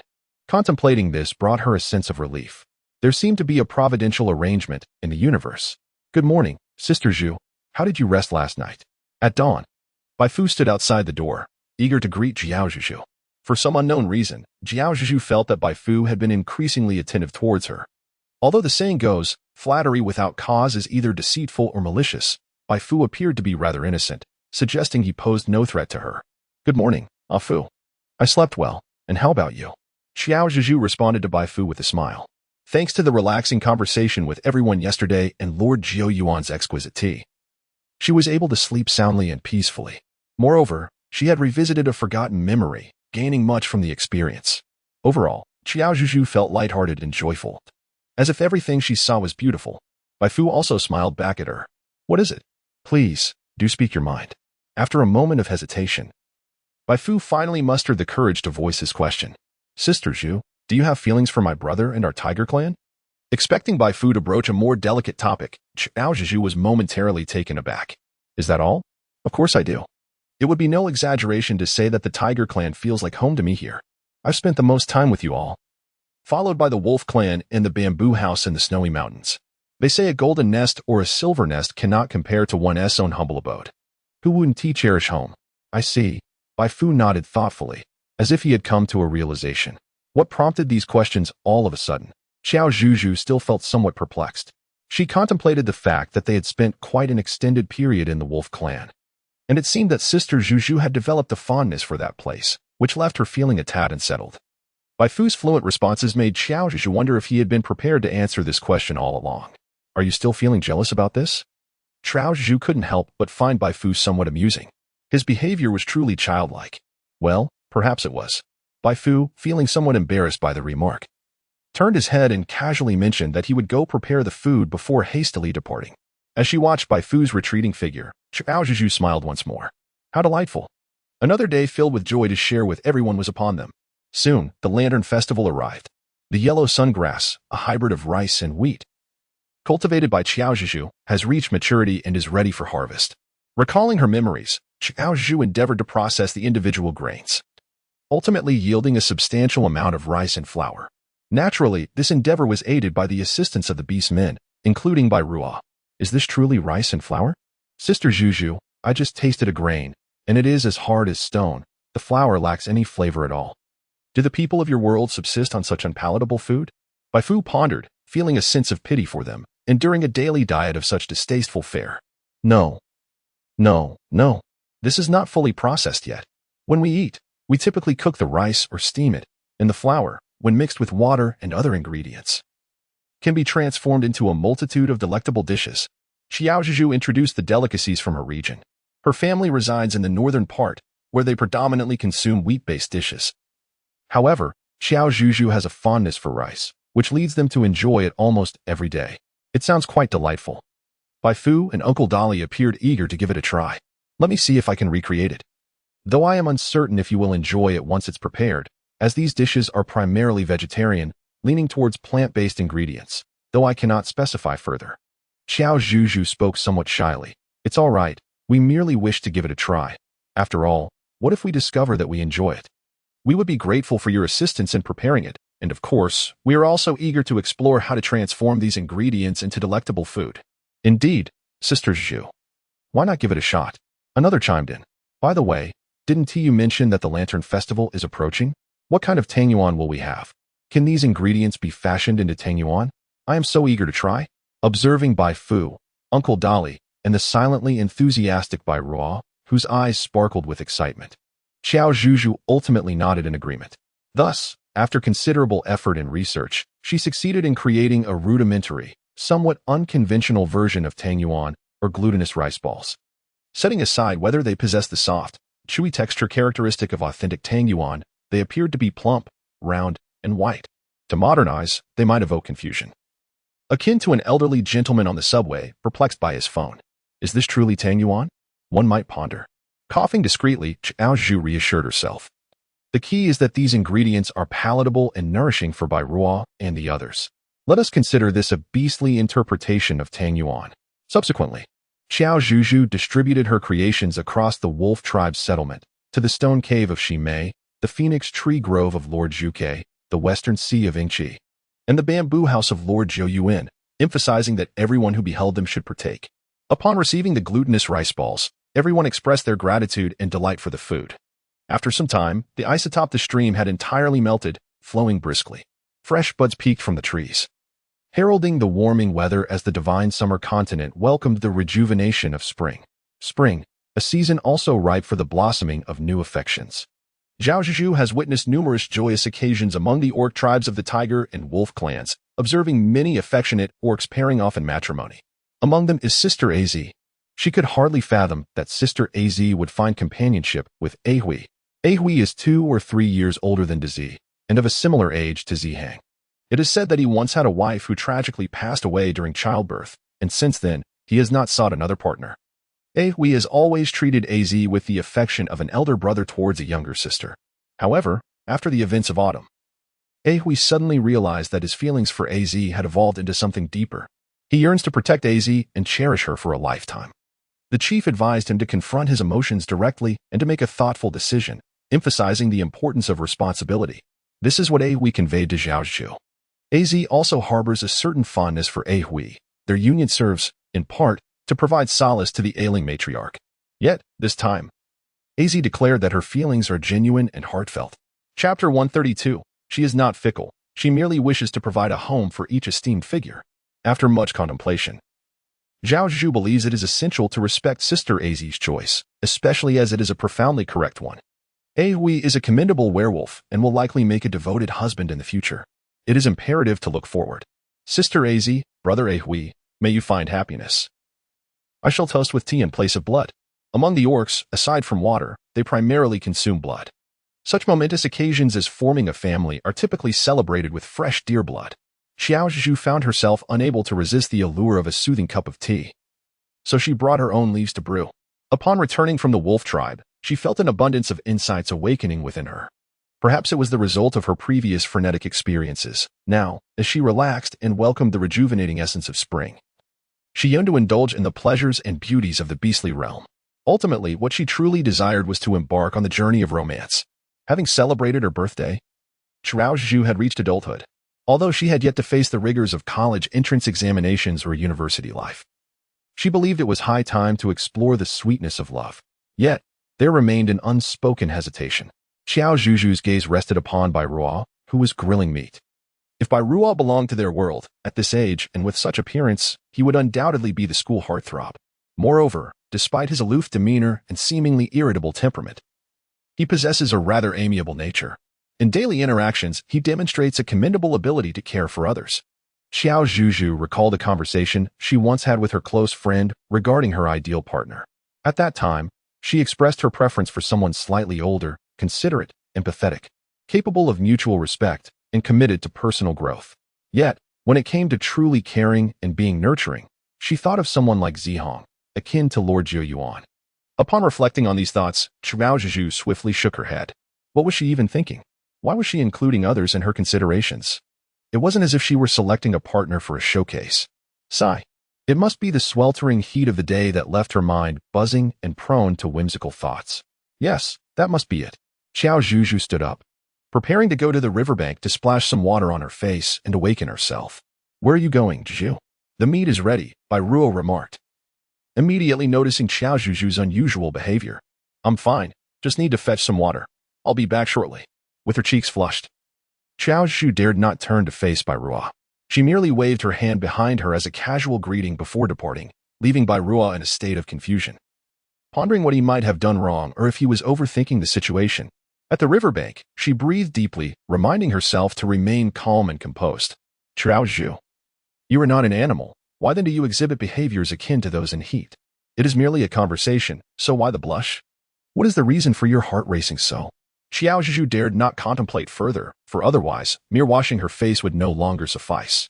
She would need a thorough jolt to awaken her completely. "My dear, how may I assist you?" Suddenly, a gentle female voice emerged before her. Indeed, it was emanating from the small river right in front of her. Qiao Zhuzhu rubbed her eyes, and as her vision cleared, she realized that the reflection in the water was no longer her own, but that of a familiar woman. "Thank you for remembering me, dear child," the woman said with a gentle smile as she emerged partially from the water's surface, her lower half seemingly intertwined with the liquid itself. Qiao Zhuzhu finally recognized that what lay before her was not the real Shueihou, but rather a sophisticated projection created from water. Truly remarkable. "Of course, I remember you. Since my last visit to the Western Sea, I haven't seen much of you. How have you been? As for me, I have been flowing through life like water." Effortlessly and gracefully, the two exchanged knowing smiles. After a brief exchange of pleasantries, Shueihou inquired about the frown that had recently crossed Qiao Zhuzhu's face, wondering if she had encountered any troubles. The moment she recalled her absurd and unrealistic fantasies, Qiao Zhuzhu's cheeks flushed crimson. Those thoughts were too embarrassing to voice. Despite being old acquaintances, she still felt shy in front of her elder. "We are alike. There is nothing we cannot share. Do not worry," Shueihou encouraged with a smile. Indeed, as women, and with Shueihou being her elder, she likely possessed greater understanding. Most importantly, Qiao Zhuzhu remembered Shueihou as an open-minded individual, always eager to embrace new experiences. Just like during the Lantern Festival when she nervously presented her Tangyuan, Shueihou was the first to express her delight. Her genuine surprise and praise were evident, reflecting her sincere desire to try something new rather than merely offering empty compliments. Shueihou had even remarked, a phrase Qiao Zhuzhu still vividly recalls, "These Tangyuan are truly beautiful. Just like pearls. Equally precious, equally lovely."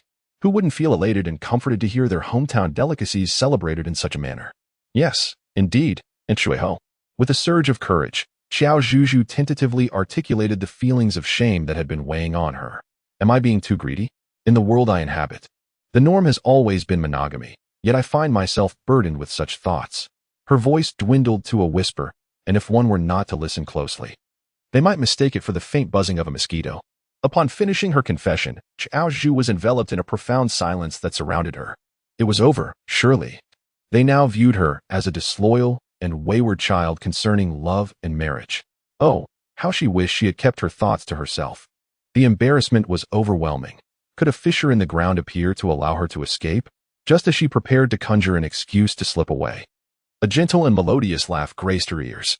This laughter bore no trace of mockery or disdain. Rather, it was imbued with genuine admiration. Qiao Zhuzhu was puzzled, and as she raised her head, she found herself locking eyes with the Water Empress. "Oh dear child, is it truly over such a trivial matter that you are distressed?" The Water Empress's description left Qiao Zhuzhu momentarily bewildered. How could the profound matters of marriage and fidelity be considered trivial? "Listen closely, my dear," the Water Empress continued. "You are now in the divine summer continent, no longer in your original world. Here, we do not adhere to many absolute rules. While loyalty is indeed essential, it is not necessarily incompatible with having multiple partners. At least, that is our way. Among our beast kin, there are many instances of one female having multiple males, and they coexist harmoniously. The key is to live in peace, manage these relationships well, and avoid causing trouble for other beastmen. As long as you lead a good life, that is sufficient." The Water Empress reminisced about her youth, when she had simultaneously been with many males, only to ultimately relinquish that part of her life for the Sea King. This brought to Qiao Zhuzhu's mind a poignant thought. "I am not overly sentimental. I merely wish to provide each boy with a home." Chapter 133. To discuss so much at once, are you reckless? Qiao Zhuzhu felt that if she were still in the modern world, she would undoubtedly be drenched in melodrama. "Do not fret so much, dear child. We live but once, so let us treat ourselves with kindness. Moreover, one must remember that in the divine summer continent, it is often the females who wield the most influence and desirability. Males who lack ambition and merit find it exceedingly difficult to secure a spouse. Not to mention, you are a goddess. As for me, I am merely a minor water deity, and in my youth, I was surrounded by a dozen enchanting mermaids. Your entanglements, I imagine, should not exceed 10, at most." Reflecting on the past, a flicker of nostalgia and regret crossed the water deity's face. "Had I known, I would have gathered more mermaids to win their favor. Although the Sea King is named thus, he is undeniably loyal. Prior to the water deity, he had but one consort, the mother of the two princes. The Sea King once rescued this consort, leading her to uncontrollably fall in love with him and desire to be his mate, bearing his offspring. While there was affection between them, it was not profoundly deep. After the consort's demise, the Sea King encountered and fell in love with the water deity. Since then, they have lived a blissful existence as a pair of mermaids, destined to be together. Naturally, they faced resentment and even mischief from the two stepsons. Yet, the water deity's heart and mindset were as boundless as the ocean, and she did not harbor resentment towards their actions. Regrettably, her generosity and attentive care did not garner equal respect in return. Thus, when they faced punishment, the water deity refrained from pleading on their behalf. After all, her beloved son Engqi and her cherished daughter-in-law had both been harmed. At that moment, she knew she could not afford to be magnanimous. The seed she had sown would bear their own bitter fruit, and she must face the consequences herself. However, that was not quite the case. Qiao Zhuzhu remained immersed in the fervent words expressed after the water incident, oblivious to the change in the other person's expression. Oh, then why not share the considerations and dilemmas you were grappling with? The emotions following the water incident arrived swiftly and departed just as quickly, after all. She was merely reflecting on the past, and would soon return to her usual self. Observing Qiao Zhuzhu's continued shyness, Shuiho devised a bold idea that she had longed to inquire about. However, she feared that being too abrupt might frighten her young daughter-in-law away. The more Shuiho looked at Qiao Zhuzhu, the more she felt that she embodied her dreams: intelligent, adorable, beautiful, witty, brave, kind-hearted, and generous, among other qualities.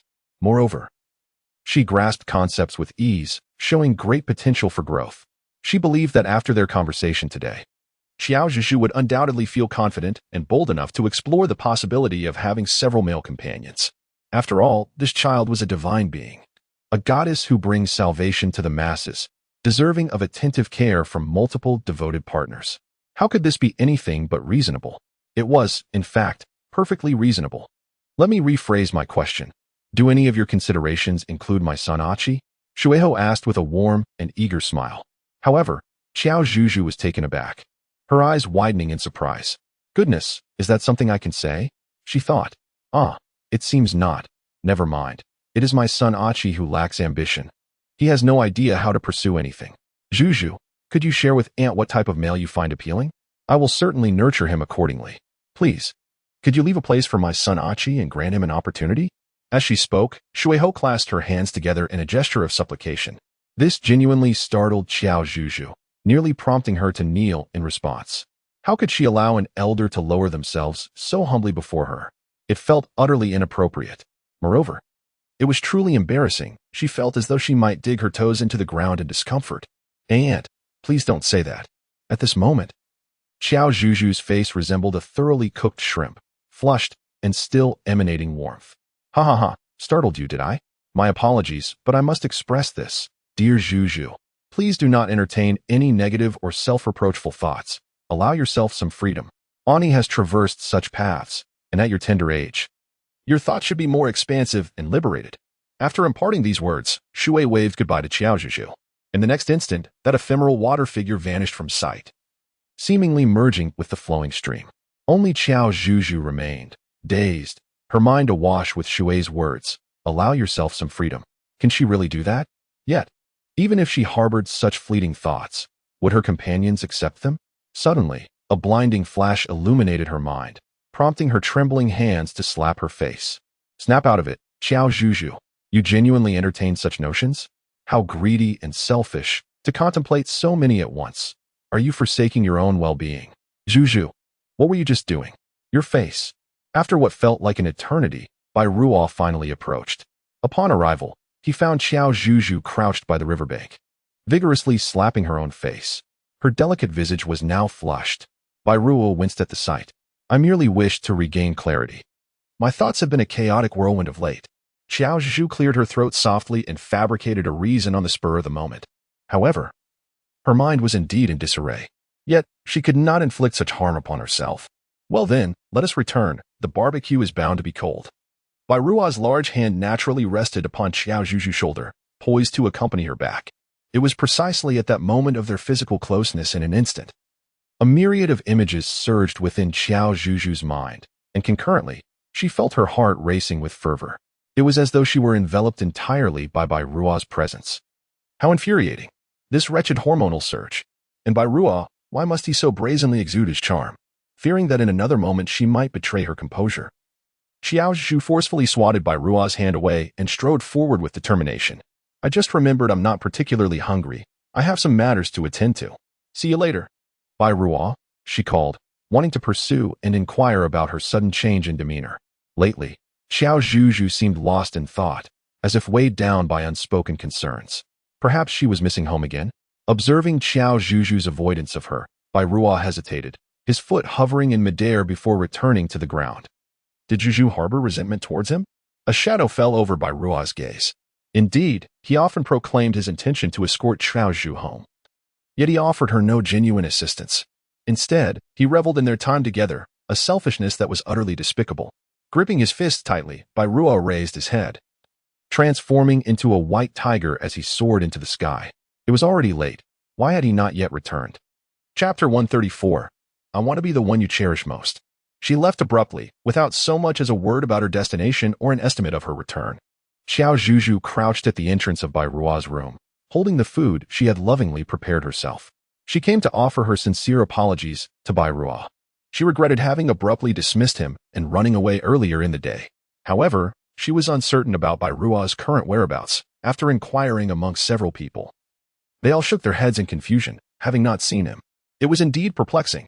Thus, Qiao Zhuzhu found herself wandering outside Rua's residence intermittently, hoping to catch a glimpse of his return.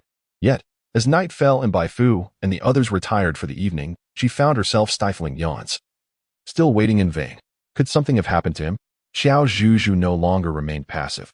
She swiftly took out the portal and, with a fervent thought of the places Rua might have gone, sought to traverse each one in her quest. As the portal opened, without the slightest hesitation, Qiao Zhuzhu lifted her foot, ready to step through. Zhuzhu! A familiar and urgent voice called from behind. It was Rua. He had returned. Qiao Zhuzhu hurriedly closed the door to the anywhere door and turned around, finding herself enveloped in a warm and slightly damp embrace. How familiar it felt. Was something amiss? Why the urgency? Rua's voice was somewhat hoarse, yet it flowed gently and soothingly, akin to a feather, gradually calming her restless heart. I was worried that I had wronged Rua. I should not have treated you so poorly. Qiao Zhuzhu apologized with a choked voice.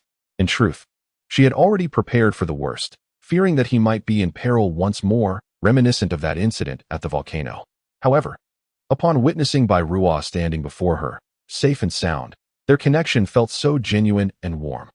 The thought that had taken root in Qiao Zhuzhu's heart gradually transformed into a resolute decision. Aunt Shui was indeed correct. This was the beast world. She yearned to craft as many beautiful memories as possible with those she cherished during her limited time here. However, before embarking on this journey, she needed to inquire about their feelings. If none were willing, Qiao Zhuzhu mused, it would be exceedingly awkward. And she would have no choice but to seek a different life on Earth. She hoped for a smooth resolution. She would strive to balance the responsibilities as best as she could. No. It is I who should apologize. If only I could have assisted you in finding your way home sooner. How foolish and wicked I must seem. Rua's words left Qiao Zhuzhu utterly astonished. So, this was his line of thought. Were you truly absent for most of the day in order to help me find my way back home? Qiao Zhuzhu candidly expressed her suspicions.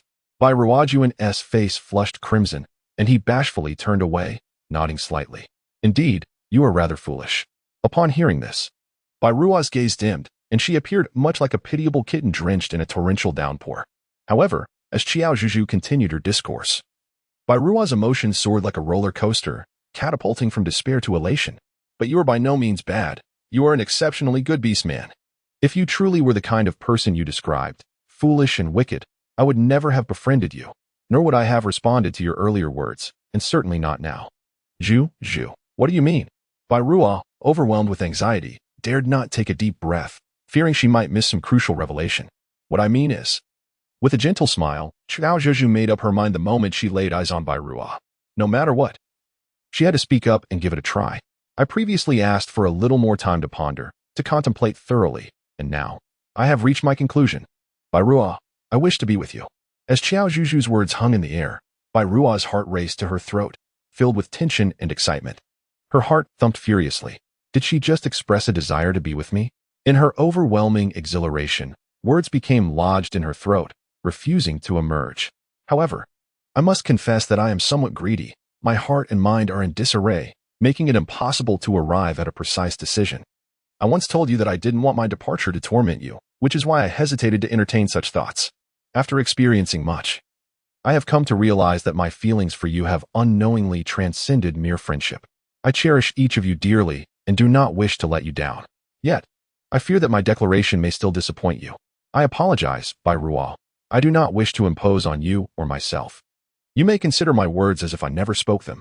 Perhaps, tomorrow, I shall seek a path that is beneficial for us all. Qiao Zhuzhu's voice gradually lowered. Yet her tone grew increasingly resolute. She spoke from the depths of her heart. One must not force anyone, least of all oneself. Each of these formidable figures in the beast realm treated her with kindness, embodying several of her ideal archetypes, each holding a unique significance and evoking distinct emotions within her. Qiao Zhuzhu believes that within the confines of her limited time, she should strive to create memorable moments with all those she cherishes, and perhaps those who also hold her dear. At present, it seems that only by gathering them all together can such a heartfelt wish be fulfilled. After Qiao Zhuzhu finished speaking, a profound silence enveloped the surroundings. Indeed, such a demand proved to be unfeasible. Upon reflecting from another's perspective, had she been subjected to similar treatment, she undoubtedly would not have felt pleased in her heart. Qiao Zhuzhu took a deep breath, preparing to apologize to vying. Vying, I agree. Huh? Qiao Zhuzhu blinked in disbelief. Surely, she had not misheard? Zhuzhu, I am truly delighted that you have considered me. From the words you just uttered and your demeanor over the past few days, it is evident that you have been tormented and conflicted for quite some time. The mere thought that your distress stems from us, to the extent of jeopardizing your own well-being, weighs heavily on my heart. You should have confided in me sooner. I would have undoubtedly supported you without hesitation. However, you must promise me that among them, I am the one you cherish the most. This is what vying holds dear, a line he cannot cross. After all, no male truly desires for their partner to have multiple other suitors. Yet, in your case, it is Qiao Zhuzhu, the most exceptional and precious goddess. She differs from that so-called Mu-Xin. She genuinely cares for them and dedicates herself, deserving of their willing sacrifices in return. Thank you, vying. Qiao Zhuzhu could hardly believe that vying had actually agreed to her request. She blinked, and a warm tear slowly trickled down her cheek. In Chapter 135, digging deep into the realm of romantic thoughts, it is revealed that, at the moment she spoke those words, Qiao Zhuzhu experienced a fleeting moment of regret due to the ensuing silence. However, vying's unwavering support and encouragement dispelled her feelings of insecurity, resentment, and shame. That night, they conversed by the riverside for an extended period. Vying repeatedly emphasized two crucial sentiments. Zhuzhu, you truly deserve this. Be bold in your actions, express yourself freely, and trust that we will treat you well. And Zhuzhu, you must promise me that I hold the foremost place in your heart, distinct from everyone else. As their conversation drew to a close, Qiao Zhuzhu found herself so fatigued that her eyelids grew heavy.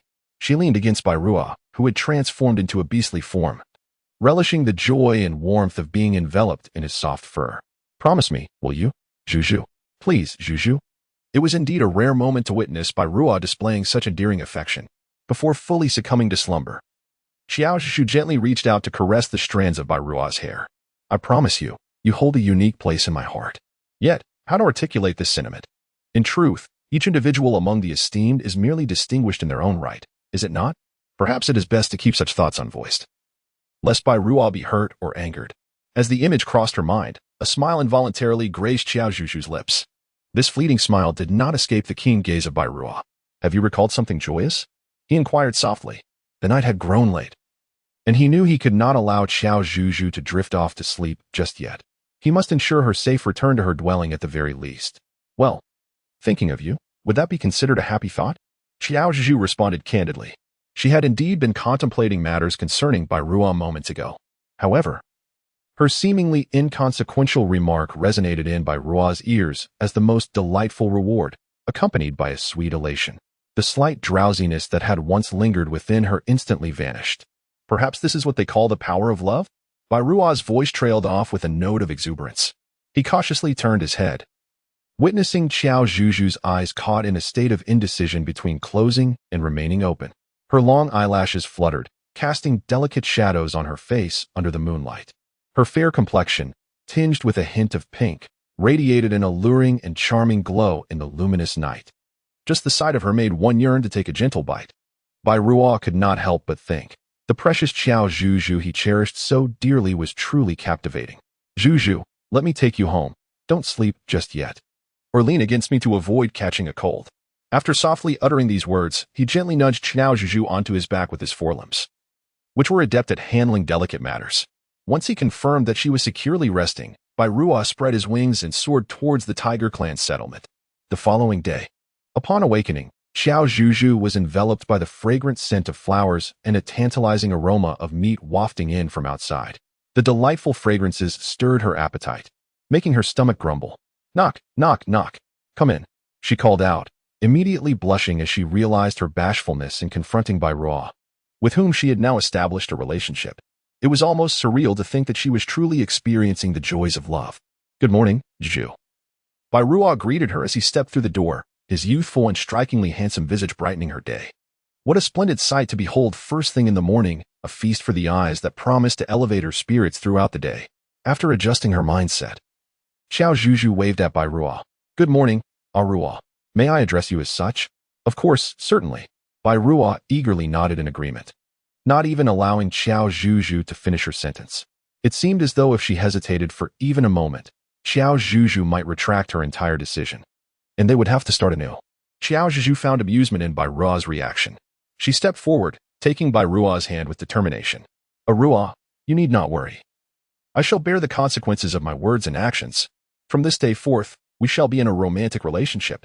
The previous night, Qiao Zhuzhu and Bai Ruo had engaged in extensive conversation, touching upon matters of love and marriage in their culture. Typically, one first establishes a romantic connection before contemplating marriage. At present, they were merely in the courting phase. The notion of marriage was premature. Given her current circumstances, surrounded by influential figures, it would certainly not be appropriate.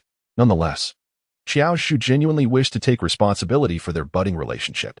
If anyone should be concerned about responsibility, it ought to be me. All you need to do, Zhuzhu, is embrace joy each day, and that will bring me great happiness. Bai Ruo grasped Qiao Zhuzhu's hand, gently placing a kiss upon her knuckles. He yearned to kiss her cheek, even her lips, but considering it was merely the first day of their newly agreed relationship, it felt somewhat inappropriate. Ruo. Qiao Zhuzhu was filled with profound emotions. She was genuinely grateful to Bai Ruo for wholeheartedly thinking of her well-being, as well as for his unconditional acceptance and support. He consistently encouraged her, assuring her that she was indeed worthy of all good things. All right, it's breakfast time, Bai Ruo exclaimed. Zhu, I couldn't find many fresh flowers last night, but I thought you might appreciate these, so I gathered a few to set aside. They look beautiful, and their fragrance lifts the spirits. Do you like them? He placed the food on the stone table, carefully observing Qiao Zhuzhu's reaction with anticipation. Of course I like them, she replied. After Qiao Zhuzhu finished speaking, she opened her arms wide, as if embracing the air filled with heartfelt sentiments and fragrant aromas. Upon waking up in the morning and savoring these delightful scents, she felt that her mood for the entire day could be uplifted. Remarkably, these flowers and plants did not attract any mosquitoes. Otherwise, she could not have peacefully slept until dawn. Bai Ruo truly had a thoughtful heart. As long as you were happy, she said. Bai Ruo gazed at Qiao Zhuzhu's radiant smile and couldn't help but scratch the back of his head. After enjoying lunch, the two entered into a mode of delightful companionship. They first visited the expansive open field, brimming with cherished memories, and then proceeded to the riverside to play in the water. During this time, by a stroke of serendipity, Qiao Zhuzhu and Bai Ruo encountered Zihong and Ingqi. They first came across Ingqi, who, upon seeing the two of them intimately linked arm in arm, briefly displayed a sorrowful expression that quickly transformed into joy. Zhu, can you not give me a chance? I would never want to put you in a difficult position. The Empress is right. I must strive to become better to be worthy of you. Can you wait for me? I truly like you. And even occupying the smallest corner of your heart would be the greatest joy for me. Ingqi's heartfelt words brought tears to Qiao Zhuzhu's eyes. Next came Zihong, who, without Qiao Zhuzhu uttering a single word, proactively expressed his desire to join them. Thus, their first day of dating effortlessly enriched the two powerful beast clan leaders. How should one describe this? Fortunately, the leaders were indeed the rumored love-struck types.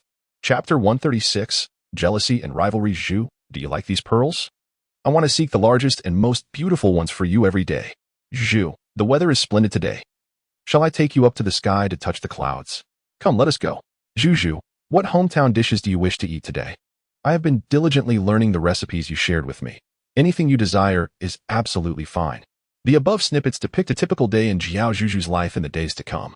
Not long after that day spent conversing with Bai Ruo, Zihong, and Ding Qi, Qiao Zhuzhu decided to move away from the Tiger Clan tribe. This decision was made after careful consideration of various factors. As she prepared to leave, Bai Fu and Uncle Dolly expressed their reluctance and curiosity, wondering why she suddenly wanted to move away from a perfectly good residence. However, upon glancing at Bai Ruo's calm demeanor, they seemed to grasp something deeper. It appeared that the true details behind this decision were known only to the clan leader. Fortunately, Sister Zhuzhu, your new home is not far from us. We can reach it in just a quarter of an hour if we hurry.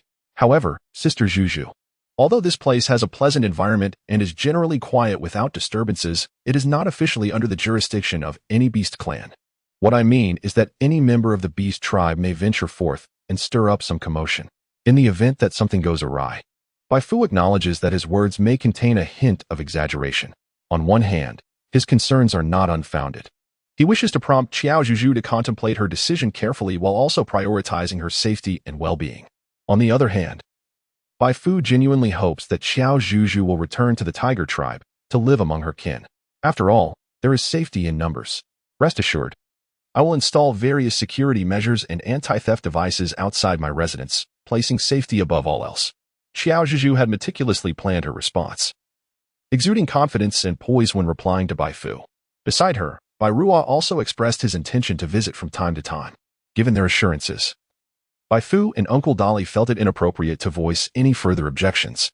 With the presence of the clan leader nearby, it was unlikely that the smaller beast tribes would dare to approach lightly. The goddess's formidable reputation had undoubtedly spread far and wide, and one could trust that no foolhardy individuals would dare to intrude. Uncle Dolly wholeheartedly supported this sentiment, exclaiming, "Not at all." Qiao Zhuzhu initially resided in a rather spacious tent, while Bai Ruo and the others prepared some basic materials for construction, beginning work in the vicinity. Not only were Bai Ruo and his companions present, but also Zihang, a Z, and a Hui. Indeed, even Ning Qi had come to join them. The various beast tribes gathered together. Without the need for words, one could easily discern the fervent attentiveness of their respective leaders towards Qiao Zhuzhu. Bai Fu mused that he now understood why Sister Zhuzhu insisted on departing from the tiger tribe. After all, with the wolf tribe and the mermaid tribe visiting the tiger tribe daily, it was quite understandable. No one expressed dissent regarding the current scene, as they had grown accustomed to the sight of one female surrounded by many males. Moreover, Qiao Zhuzhu was not merely an exceptional female, she was a remarkable one, particularly for standing alongside a deity. It was entirely natural for her to be surrounded by numerous equally distinguished and formidable beast leaders, who would dare voice dissatisfaction. They unanimously supported the situation, hands and feet raised in agreement. Were it not for the fear of retribution from their leaders should such thoughts be vocalized, they would have shared a bold notion. Such a powerful and admirable goddess surely deserved a leader of equal stature, and it might even be considered a slight to her to continue tending to their leader. However, expressing such sentiments would undoubtedly hurt the spirits of the beasts, so they chose to keep them to themselves. Thus, with the concerted efforts of the three beast tribes, a small house was crafted under Qiao Zhuzhu's design, with Bai Ruo and Zihang providing labor and materials, while Ning Qi supplied durable materials, such as shark fabric, as well as decorative pearls and coral. After 3 days of toil, the project was completed with great success. Wow, when I saw the drawing you made, I knew it would look beautiful. But I never expected it to turn out this splendid. Azee exclaimed, her eyes sparkling with delight as she gazed upon the small yet exquisite house. In truth, the house was not particularly small. It could be likened to a single-story, 4-room apartment with a small courtyard in the modern world. The surrounding environment was exceptionally pleasant, and the distance to the areas occupied by the tiger tribe, wolf tribe, and mermaid tribe was quite comparable. Qiao Zhuzhu couldn't help but sigh inwardly. A significant part of her decision to move here was to maintain harmony. If Az is fond of it, I can begin preparations now, after all. It is high time for us to build a new house. Next to her, Aoi gently inquired with a steady voice tinged with affection, which made Az blush shyly. Witnessing the couple's deep affection, Qiao Zhuzhu felt a sense of joy and contentment for them. Dear friends, to celebrate the successful completion of my little house and to express my gratitude for all your support and assistance, how about we host a celebration banquet and a housewarming gathering tonight? Qiao Zhuzhu exclaimed loudly. It had been quite a while since they had gathered together in joyous laughter, and seizing this opportunity, they decided to revel in the merriment. Great. I shall prepare the food. Then I will fetch plenty of water. And me. I want to go too. Amidst the cheerful commotion, the small house was filled with warmth and comfort. However, certain conflicts were still inevitably bound to arise. Much like the initial dialogues that transpired, Qiao Zhuzhu is aware that each of them wishes to impress her, eager to win her favor. It seems as though they are vying for her affection. However, truth be told, she initially found it somewhat bothersome, yet after becoming accustomed to it, she discovered an unparalleled joy in the situation. Qiao Zhuzhu has gradually learned to embrace and savor happiness. Each day, she finds herself surrounded by those she adores, and who cherish her in return. They cook together, engage in games, and explore the myriad activities that couples often dream of doing. Although she has multiple partners, they prove to be dependable and cooperative during pivotal moments, never causing her any discomfort. Zhu, how have you been getting along with them lately? I hope my dear Achi hasn't troubled you. Shueho has invited Qiao Zhuzhu to dine and converse in the underwater palace.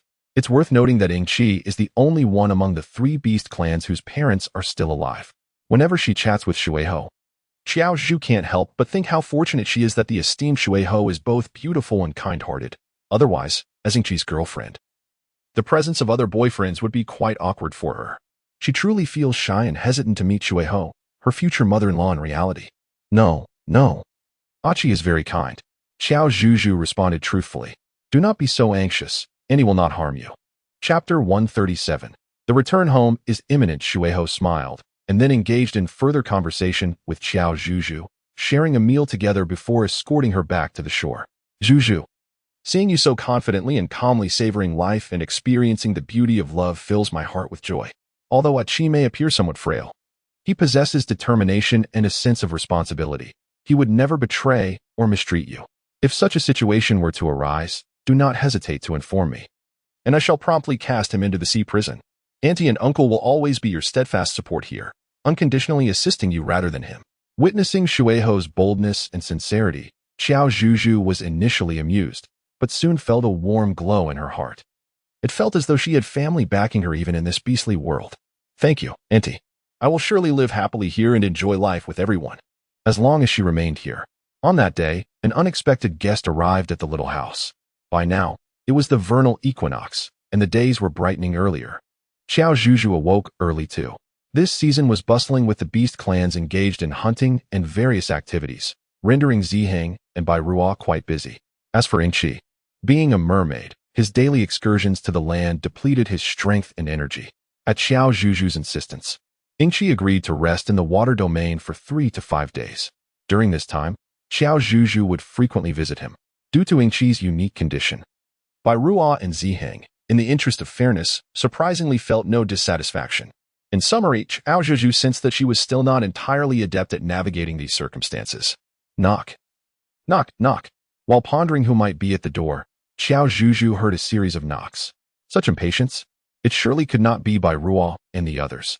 Upon opening the door, her face darkened, and she immediately attempted to shut it. Wait. We are acquaintances, after all.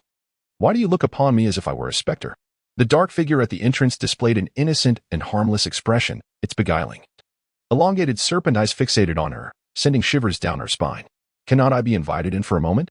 Noticing Qiao Zhuzhu's continued wariness, she may felt a pang of regret and confusion. Was I truly so insufferable in the past? I would not mind entering.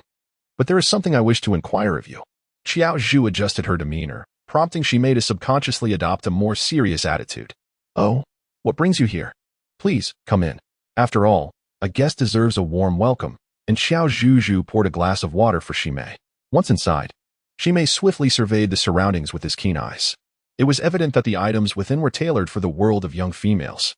However, many of these possessions were crafted from materials native to the divine summer continent, lacking the exquisite finesse typically associated with their appearance. The thought that this abode housed elements from the Tiger Clan, Wolf Clan, and Mermaid Clan caused the corners of Shimei's mouth to involuntarily lift. If his assumptions were correct, then this young female was indeed quite intriguing. As Qiao Zhuzhu was about to inquire about Ximei, she glanced up and was astonished to see the black heart above his head pulsating with life. What was happening? Had his approval rating increased? Upon closer inspection, it was indeed true. There were already 98 points. Although she harbored some prejudices against Ximei, she could not deny the tumult of emotions stirring within her.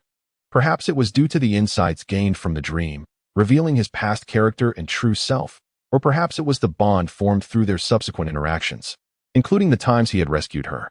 Amidst the clamor and chaos, there existed both grievances and connections. Qiao Zhuzhu pondered that she should have long ceased to harbor the same disdain for Ximei as she once did. However, upon witnessing his insufferably smug demeanor, she could not help but feel the urge to retort. Ahem, I intended to inquire. Just days before the Lantern Festival, I unexpectedly had an exceedingly vivid dream. She later speculated whether this occurrence might be linked to Ximei. After all, he was the only one capable of wielding divine power, revealing the innermost dreams concealed within one's heart. Upon hearing this, the playful and carefree expression on Ximei's face gradually faded. Resting his chin on one hand, his tone, though seemingly indifferent, sent a shiver down her spine. Little female, is this truly how you perceive me? This question left Qiao Zhuzhu momentarily speechless. Her intention was not to challenge or blame him. She merely sought clarity. Just as she was about to clarify, she noticed the black heart above Ximei's head pulsating violently. Surely, this meant a significant drop in her standing, didn't it? With a mix of anxiety and guilt, Qiao Zhuzhu cautiously clicked on the black heart. Her favorability had plummeted from 98 to 90. Quite a drastic decline indeed. Qiao Zhuzhu took a deep breath and, just as Ximei was about to depart, she firmly grasped his wrist. You? Ximei was taken aback by Qiao Zhuzhu's unexpected gesture. Clearly, he had never anticipated that she would wish to retain him. I apologize, Ximei. My intention is not to cast blame. Rather, I seek clarity. If that dream truly pertains to you, I wish to express my gratitude. Were it not for that dream, she might have remained oblivious to the reasons behind her lifelong aversion to pets, unaware of why she found herself here, among all of you. In the grand scheme of fate, everything unfolds as it should. Little female. In the stillness of the space, Ximei murmured incredulously. How many times must I say it? I have a name. Truly, he was a master at disrupting the atmosphere. Qiao Zhuzhu found herself in a state of bemusement due to Ximei's antics. Well, since your attitude is so sincere, I shall reluctantly grant you my forgiveness, she conceded. Ximei enunciated Qiao Zhuzhu's name with deliberate precision. His eyes and voice mirrored the essence of his being, the name Ximei itself, imbued with an irresistible allure. The way he called her sent shivers down Qiao Zhuzhu's spine. Now, I shall respond to your inquiry. That dream indeed stemmed from my divine power. Truly, it did. Qiao Zhuzhu widened her eyes. Although she had anticipated this revelation, the confirmation still left her in a state of shock. Why? After all, the divine power associated with Ximei had previously manifested in rather unsettling dreams. Naturally, it stemmed from my unwillingness to concede to them. Ximei's lips curled into a smile. When you departed from the snowy mountains, Senior Zhuke and that fellow Jiu Yuan each gifted you a phoenix feather and some tea leaves respectively.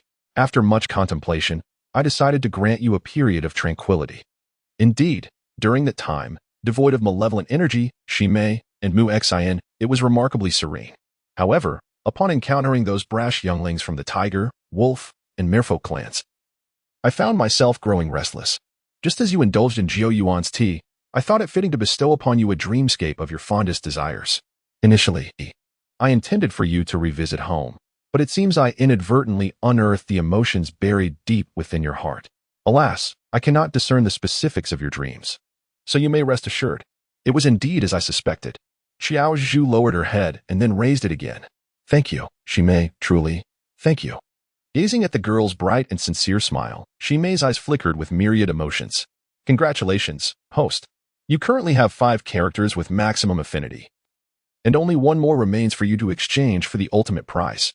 The ultimate prize. Her dream of returning home was within reach. Chapter 138. A sense of being caught. So, this little house is merely a convenient spot for you to rendezvous with those young lads, to indulge in romance? As she uttered these words, Ximei's tone and expression were laced with undeniable anger. Look at what you're saying. Of course, it's to ensure I live happily and comfortably here. While it indeed serves a purpose, it's best left unsaid. We are still good partners, after all. Qiao Zhuzhu replied with feigned calmness, so that's how it is. Ximei nodded thoughtfully. In any case, thank you very much. To express my gratitude and to resolve the discord that has lingered between us for so long, I will personally prepare a meal today. I hope we can get along amicably in the future. Qiao Zhuzhu stood up, inquiring about Ximei's culinary preferences as she made her way toward the kitchen. How amicable? Ximei softly echoed Qiao Zhuzhu's words, a sly, mischievous smile curling upon his lips. Meanwhile, Qiao Zhuzhu, who had already prepared to kindle the fire, awaited a response for quite some time. Just as she turned around, she collided with Ximei's formidable and robust physique. How could his chest resemble his serpentine scales? Rigid. Indeed, I find your culinary creations quite delightful. They differ remarkably from what I have previously tasted. Thank you. It is truly rare to receive such praise from him. What do you intend to prepare? I wish to partake as well. Ximei approached Qiao Zhuzhu, picking up a spatula for a closer examination. These tools are indeed used in the realm of small female creatures. Since you are also a carnivorous being, let us prepare an array of meat dishes.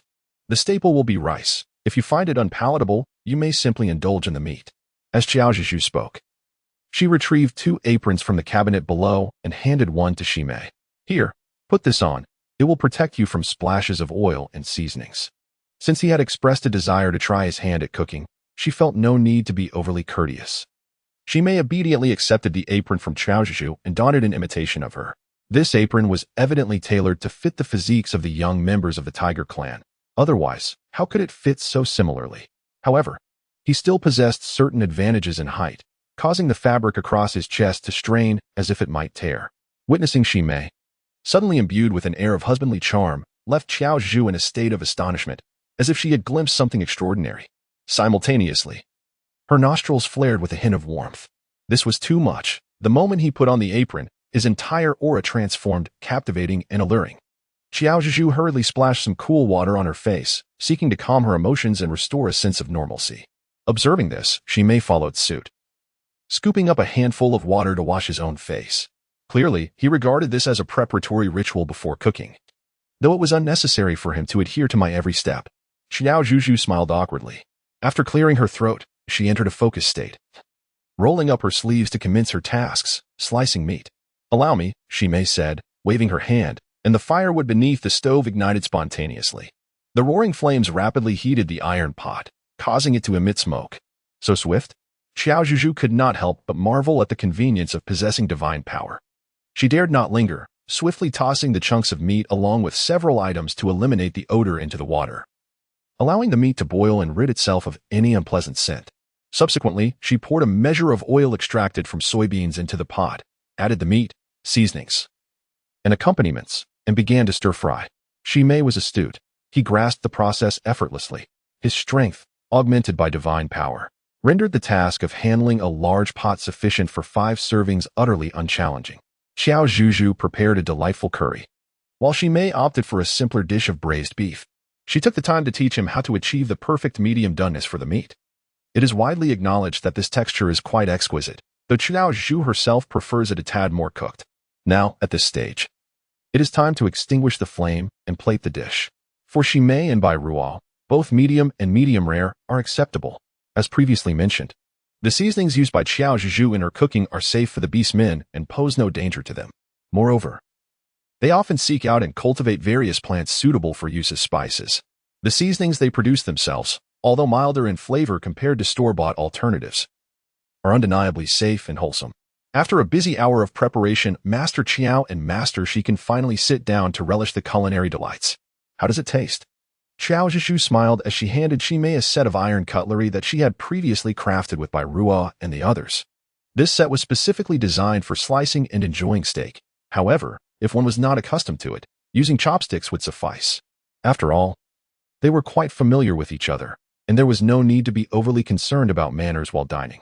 Qiao Zhuzhu savored her curry accompanied by rice. Thus she utilized a spoon. Very well. Ximei, on the other hand, was quite inclined to embrace novel experiences. With a knife in one hand and a fork in the other, he deftly sliced across the plate. In the next moment, a substantial piece of steak was expertly divided into uniformly sized portions. Subsequently, Ximei speared a piece of meat with his fork and presented it to Qiao Zhuzhu. Please, indulge first. Oh, has the sun risen from the west today? How remarkably gentlemanly of you. Thank you. Qiao Zhuzhu wished to take the fork and feed herself, but found herself unable to move. Let me feed you, Shimei chuckled, her tone and gaze imbued with an irresistible authority. Since you were so insistent, I suppose it can be arranged. Qiao Zhu, disinclined to engage in any disputes with him, opened her mouth and bit into the piece of beef that appeared to be perfectly stewed.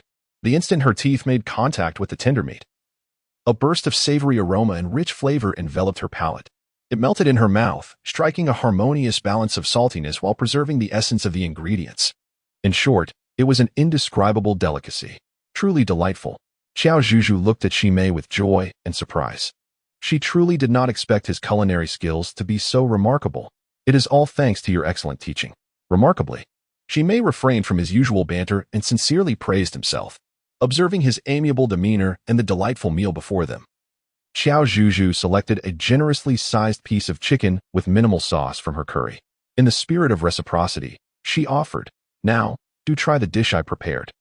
Qiao Zhuzhu extended a spoon filled with succulent pieces of chicken, just as Shimei leaned in, taking the spoon into her mouth. Their eyes met in a fleeting moment of connection. Just as they were about to exchange words, a familiar and exuberant male voice echoed from outside the door. "Yiju. Today I caught a particularly plump one." As Bai Ruo pushed the door open, a frozen smile adorned her face upon witnessing the unfolding scene. One of the three divine beings, the Hydra, was affectionately grasping Qiao Zhuzhu's wrist while still holding the spoon she had offered. Was Zhu feeding him? When had their relationship grown so intimate? Bai Ruo's eyes widened in disbelief. "Hey, Ruo, it's not what you think." The sensation of being caught in the act was overwhelming. Chapter 139. Lord Jiao Yuan is injured. After a series of explanations, a profound silence enveloped the room. Qiao Zhuzhu dared not even breathe. At this moment, Shimei and Bai Ruo were locked in a fierce standoff, neither willing to yield. Despite their impassive expressions, Qiao Zhuzhu could distinctly sense the palpable animosity radiating from both of them. It was truly a battleground of tension. "Ruo, are you hungry? Would you prefer curry or braised beef?" Qiao Zhuzhu, unwilling to be suffocated by the oppressive and awkward atmosphere, hurriedly spoke up, attempting to alleviate the current situation by suggesting a shared meal. Upon hearing Qiao Zhuzhu's voice, Bai Ruo finally reacted. "I crave curry, the one made by your own hands." "Zhuzhu, it must be delicious."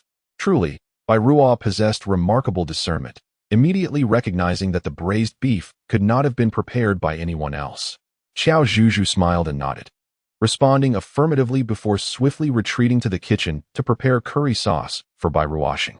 By the time she emerged, Bai Ruoxing had already succumbed to slumber, his head resting on the table. A plump game hen, freshly hunted, hung from his waist. It seemed the tribe had been exceptionally busy of late, leaving the child utterly exhausted. Qiao Zhuzhu shook her head, filled with both compassion and helplessness. As she approached, a thought flashed through her mind about sleep, dreams, and Shimei. She quickly reined in her thoughts, avoiding any questions that could jeopardize her relationship with that individual. "This fellow truly cares for you, even in his exhaustion. He still remembers to check on you, competing with me." Shimei teased, addressing Qiao Zhuzhu's confusion while simultaneously defending his own intentions. Caught in the act of revealing her innermost feelings, Qiao Zhuzhu felt a wave of guilt and embarrassment wash over her. "Ruo, he really is too tired. I'll help him to rest." "I'm so sorry. Please, feel free to eat and drink whatever you like." With that, she prepared to assist Bai Ruo, only to be overtaken by a shadow. "Let me handle this," Shimei asserted, unceremoniously lifting Bai Ruo. Using one of his serpent tails, he effortlessly draped Bai Ruo over his shoulder as if carrying a sack of rice. This maneuver prompted Qiao Zhuzhu to give him a thumbs up in admiration. "Which room does he occupy?" "Surely he isn't staying in the same one as you," Shimei's tone hinted at a tinge of resentment. Qiao Zhuzhu hurriedly denied it, then pointed towards the room on her left. Speaking of this, it inevitably reminded her of the considerable challenge she faced while building the house, particularly the difficulty of carrying water evenly. At that time, Bai Ruo and the others all wished to choose a room that was as close to Qiao Zhuzhu as possible. However, this was rather improbable. At most, it would allow their 3 rooms to be approximately equidistant from Qiao Zhuzhu's main house. Such a layout proved quite difficult to design. In her quest for an exquisite design that would bring joy and satisfaction to all, Qiao Zhuzhu spared no effort or mental exertion. Fortunately, the house has now been meticulously designed and constructed. It comprises 4 splendid rooms, quite delightful indeed. After placing Bai Ruo on the bed with a serpentine tail, Shimei turned to Qiao Zhuzhu and uttered an astonishing declaration. I wish to apply for membership. May I? What? Qiao Zhuzhu felt as though her ears were deceiving her. Such words ought not to be spoken or heard. Am I truly deemed unworthy now? She may raised an eyebrow, completely oblivious to the implications of her utterance. How could you, one of the three deities, make such a request? He possessed divine power and was revered by the orcs who followed him carefree and unrestrained. Why would he wish to become one among many at her side? Although Qiao Zhuzhu had once fantasized about the day she might stand alongside the three deities, she lacked the audacity to voice such aspirations.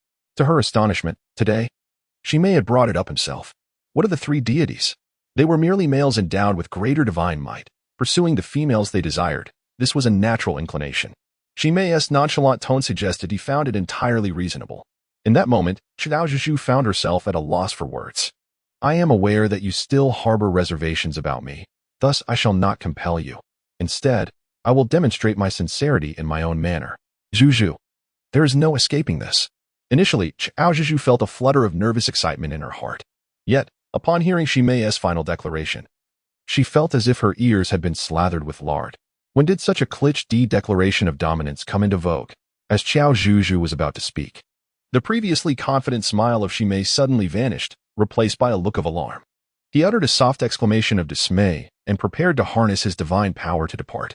What could possibly have transpired? It must be a matter of considerable gravity to cause such urgency in Shimei. Surely, it is connected to malevolent forces. Qiao Zhuzhu immediately adjusted her demeanor, eager to accompany Shimei to investigate the matter. Senior Zhike announced that an incident had occurred in Zhouyuan. After uttering this statement, Shimei cast a glance at the room where Bairua was waiting, her intent unmistakable. She departed, fully aware that Bairua would undoubtedly be concerned upon waking. I shall leave a note to clarify the situation. However, the pressing matter at hand is Lord Zhouyuan. Time is of the essence, so let us hasten our departure. In a flurry, Qiao Zhuzhu hastily produced a pen and paper, inscribing a few words to indicate her departure. Noticing her resolute demeanor and preparation, Shimei refrained from further protest. He summoned his divine power, enveloping them both and transporting them to the snowy mountains. During the journey, Shimei could not help but glance at the anxious and worried Qiao Zhuzhu beside him. The young man from the Tiger clan seemed to garner her concern, as did the fellow from Zhouyuan, causing her to fret. When would this little girl ever show the same care for him? Shimei could not suppress a sigh within, his usually carefree visage momentarily revealing a hint of melancholy. This expression quickly vanished upon their arrival at the destination. As they reached the bamboo hut, Qiao Zhuzhu eagerly sought the presence of Zhouyuan. At that moment, Zhike emerged, beckoning the two to come forth.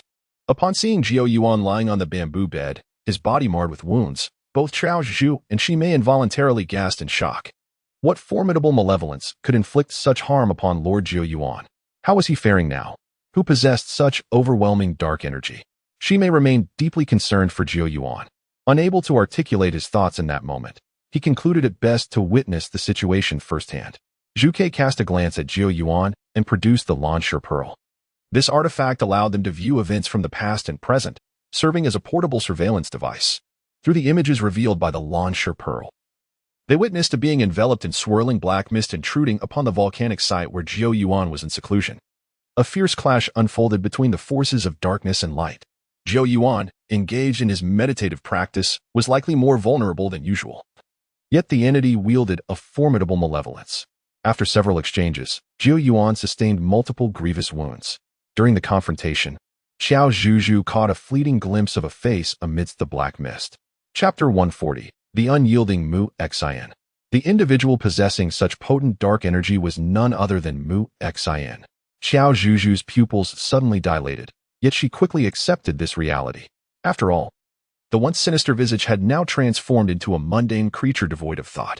Thus, only Mu Xin could embody the criteria of being infused with abundant malevolence.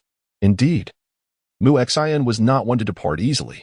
In the scene, after injuring Zhouyuan, Mu Xin did not pursue further, but instead circled around him in a taunting manner before ultimately departing. It was at this moment that Lord Zhuke sensed a signal of danger and hurried over. By the time he reached Zhouyuan's side, Mu Xin had already vanished.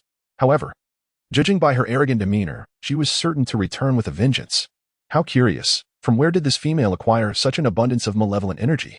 Shimei pondered this conundrum, but could not discern any reason. Qiao Zhuzhu stroked her chin, lost in contemplation. Suddenly, an idea struck her. The wood core possessed an abundance of energy bestowed by autumn, enabling it to traverse numerous small worlds.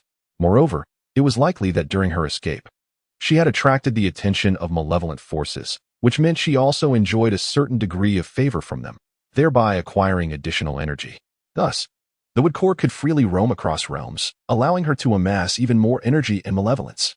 Indeed, malevolence is not merely a collection of resentments harbored in the hearts of many.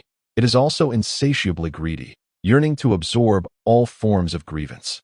The reason malevolence chose the wood core was precisely due to its avarice, seeking to draw from the grievances of various worlds.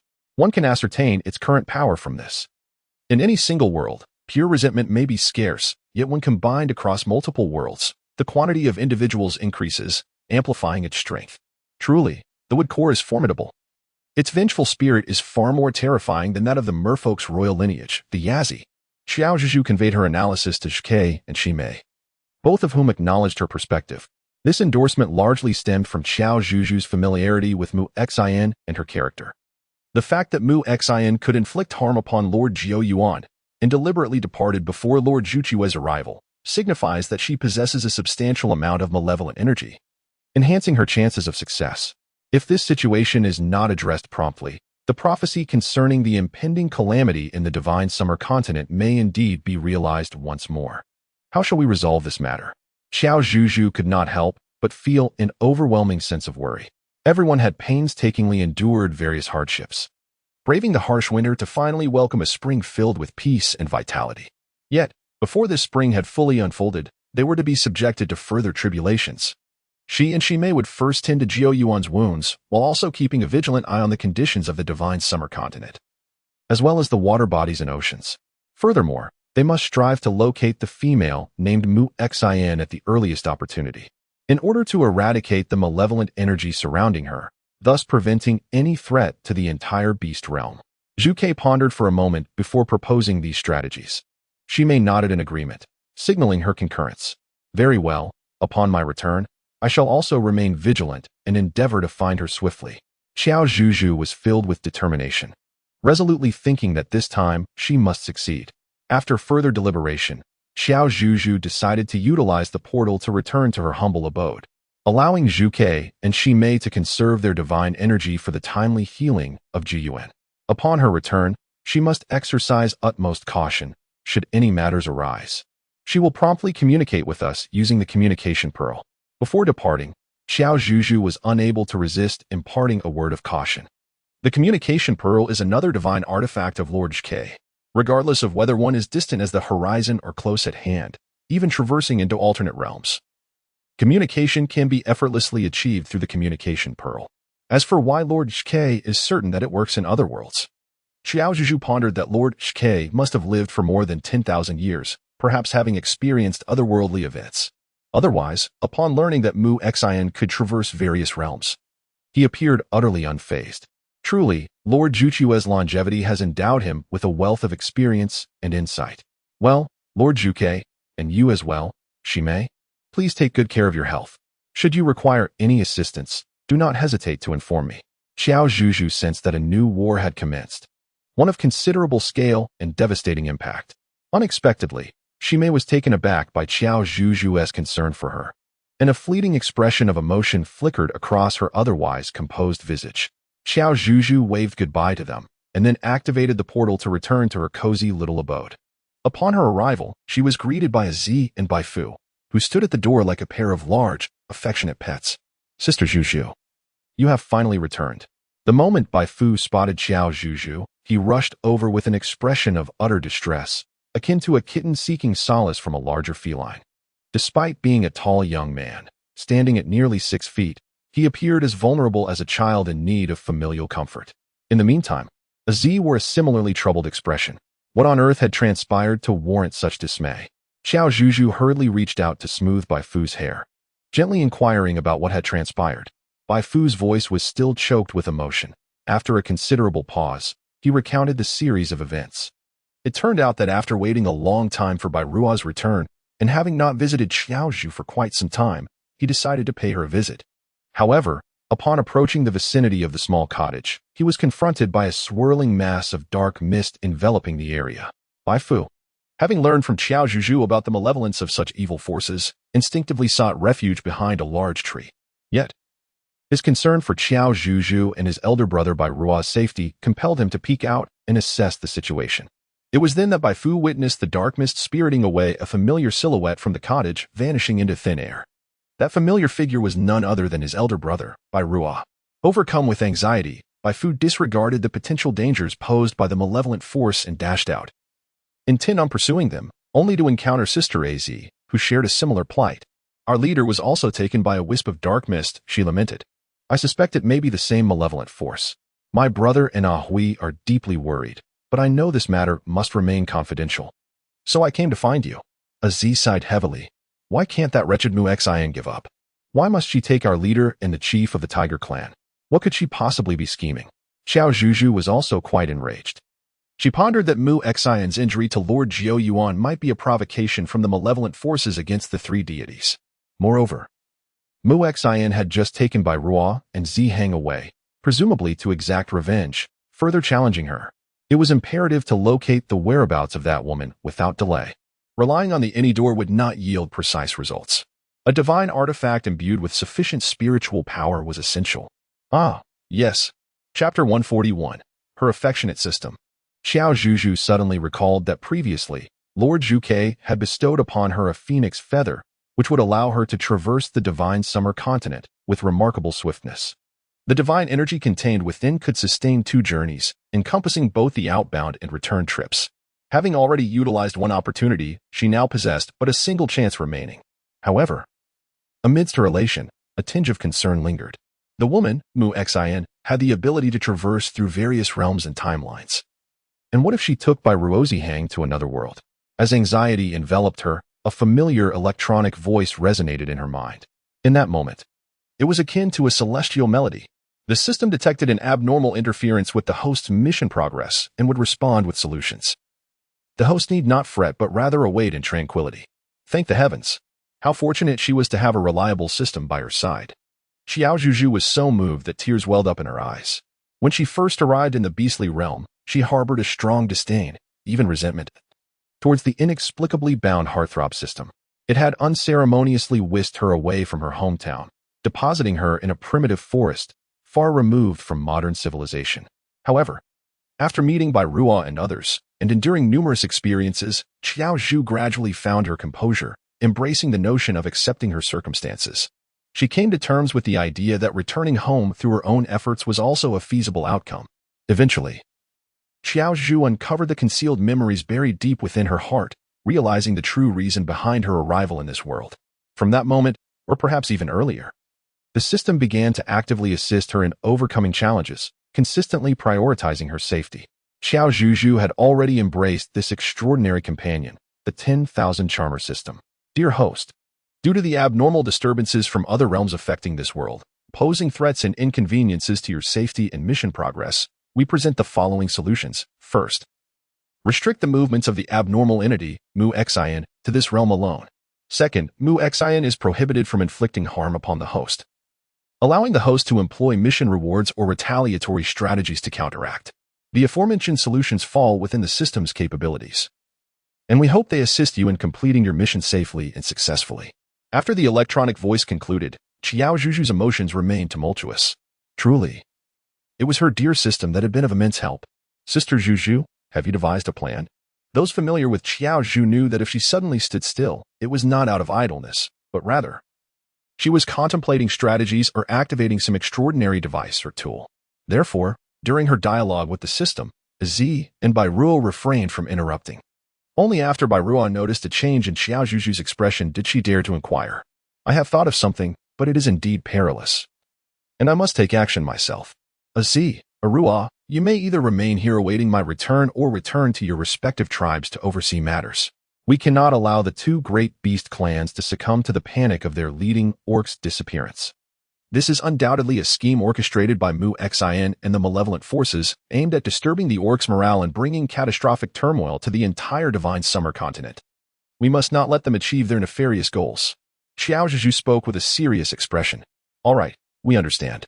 Rest assured, Zhu. We will stand behind you and do everything within our power. You must be exceedingly cautious, paying utmost attention to your safety, Aziz said, her face etched with concern as she grasped Qiao Zhuzhu's hand. The level of danger this time was not trivial. She genuinely feared for Qiao Zhuzhu's well-being. Do not worry. We are destined for protection, and ill-fated individuals will be met with their own kind. Therefore, we shall certainly remain safe. Without further delay, I must hasten my departure. Aziz, sister, and Arua, take care of yourselves as well. Qiao Zhuzhu waved her hand and then opened the door to embark on her journey of trial and error. Why refrain from using the phoenix feather? Because Qiao Zhuzhu thought it prudent to conserve her last opportunity for unforeseen circumstances. Although the door could not guarantee her arrival at a desired destination, the likelihood of Mu Xian and her companions shifting locations at any moment necessitated a series of attempts. Thus, Qiao Zhuzhu engaged in a process of trial and error, changing locations repeatedly, until serendipity smiled upon her. Indeed, the heavens do not forsake the diligent. After 3 fruitless attempts, Qiao Zhuzhu finally arrived at the location where Mu Xian and Bai Ruo currently resided. Upon witnessing the dim, damp, and foul-smelling surroundings, she couldn't help but feel a surge of concern for Bai Ruo and Zihang. It was truly a torment for them to be confined in such a place, especially in the company of someone like Mu Xian. However, now was not the time for lamentation. She needed to rescue them swiftly.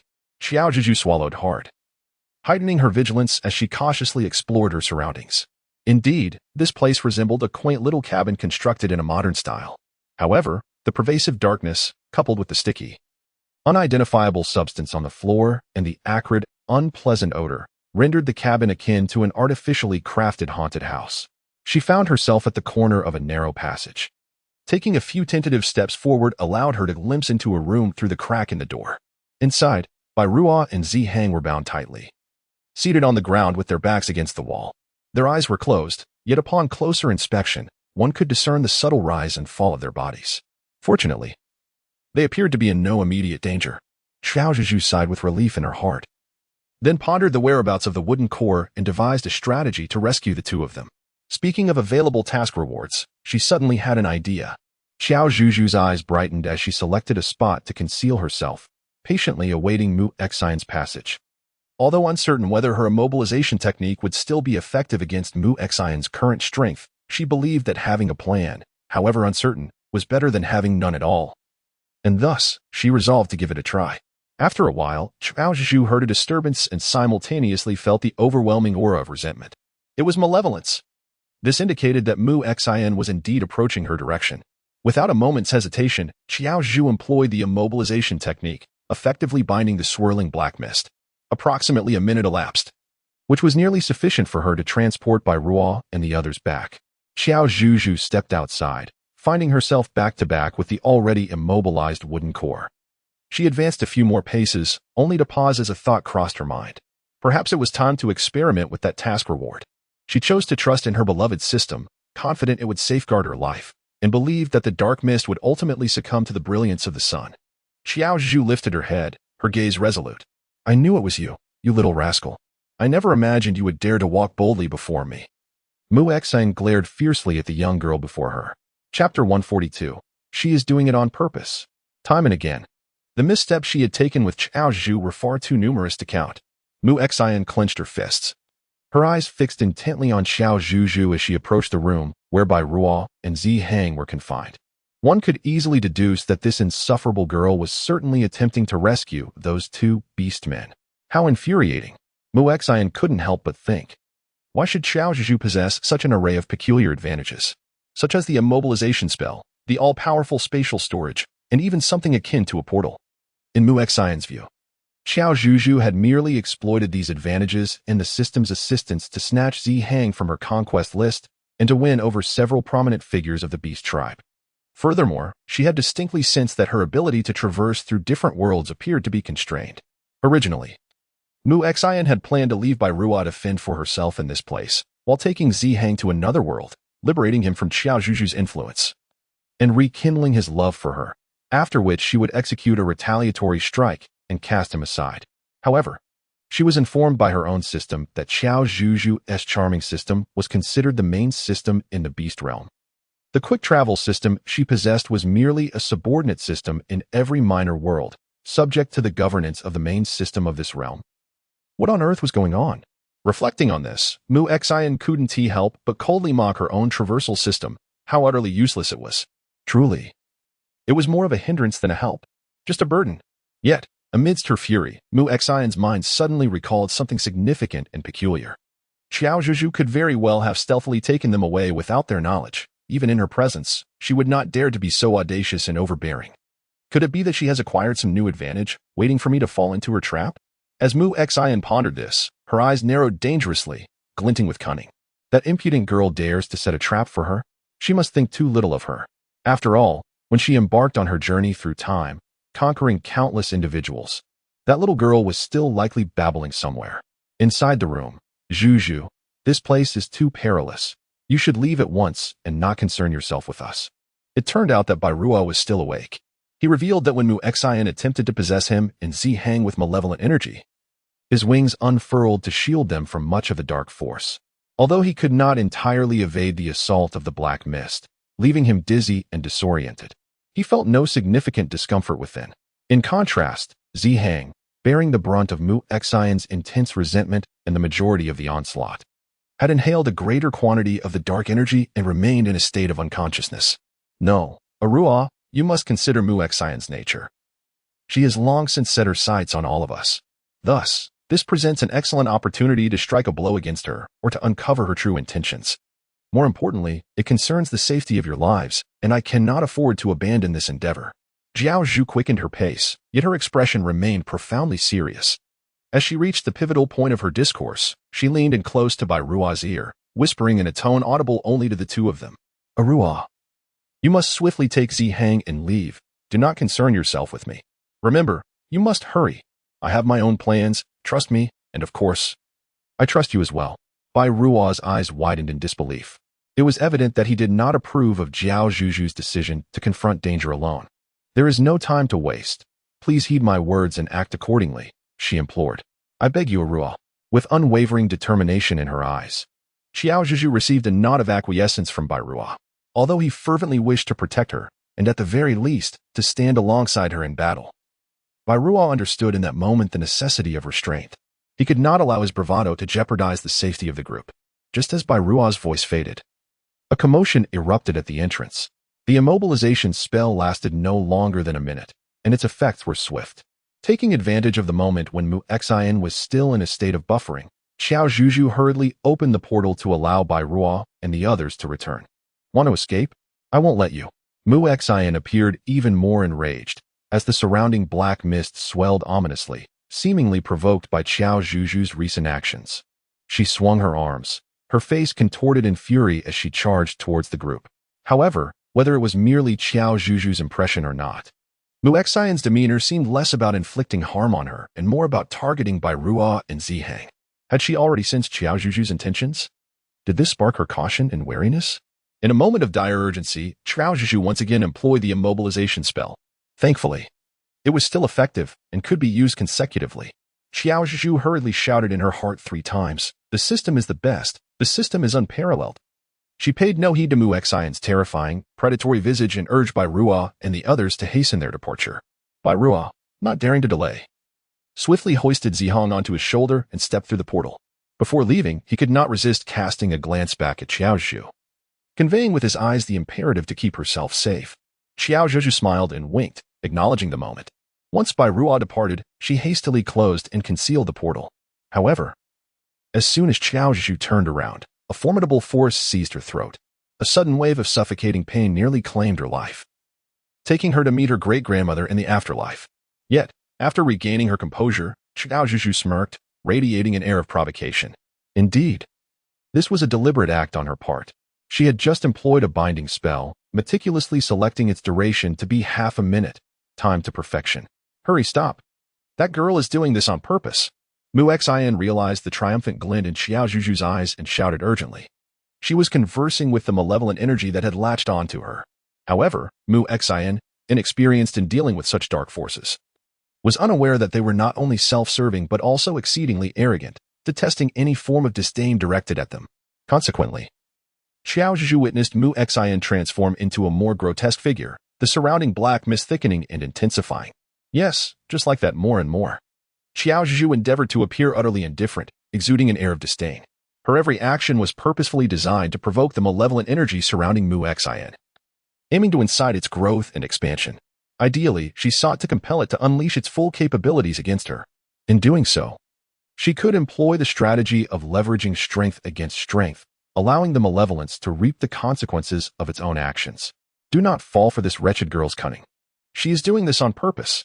Mu Xian struggled desperately to resist, yet her body was increasingly under the control of the malevolent energy.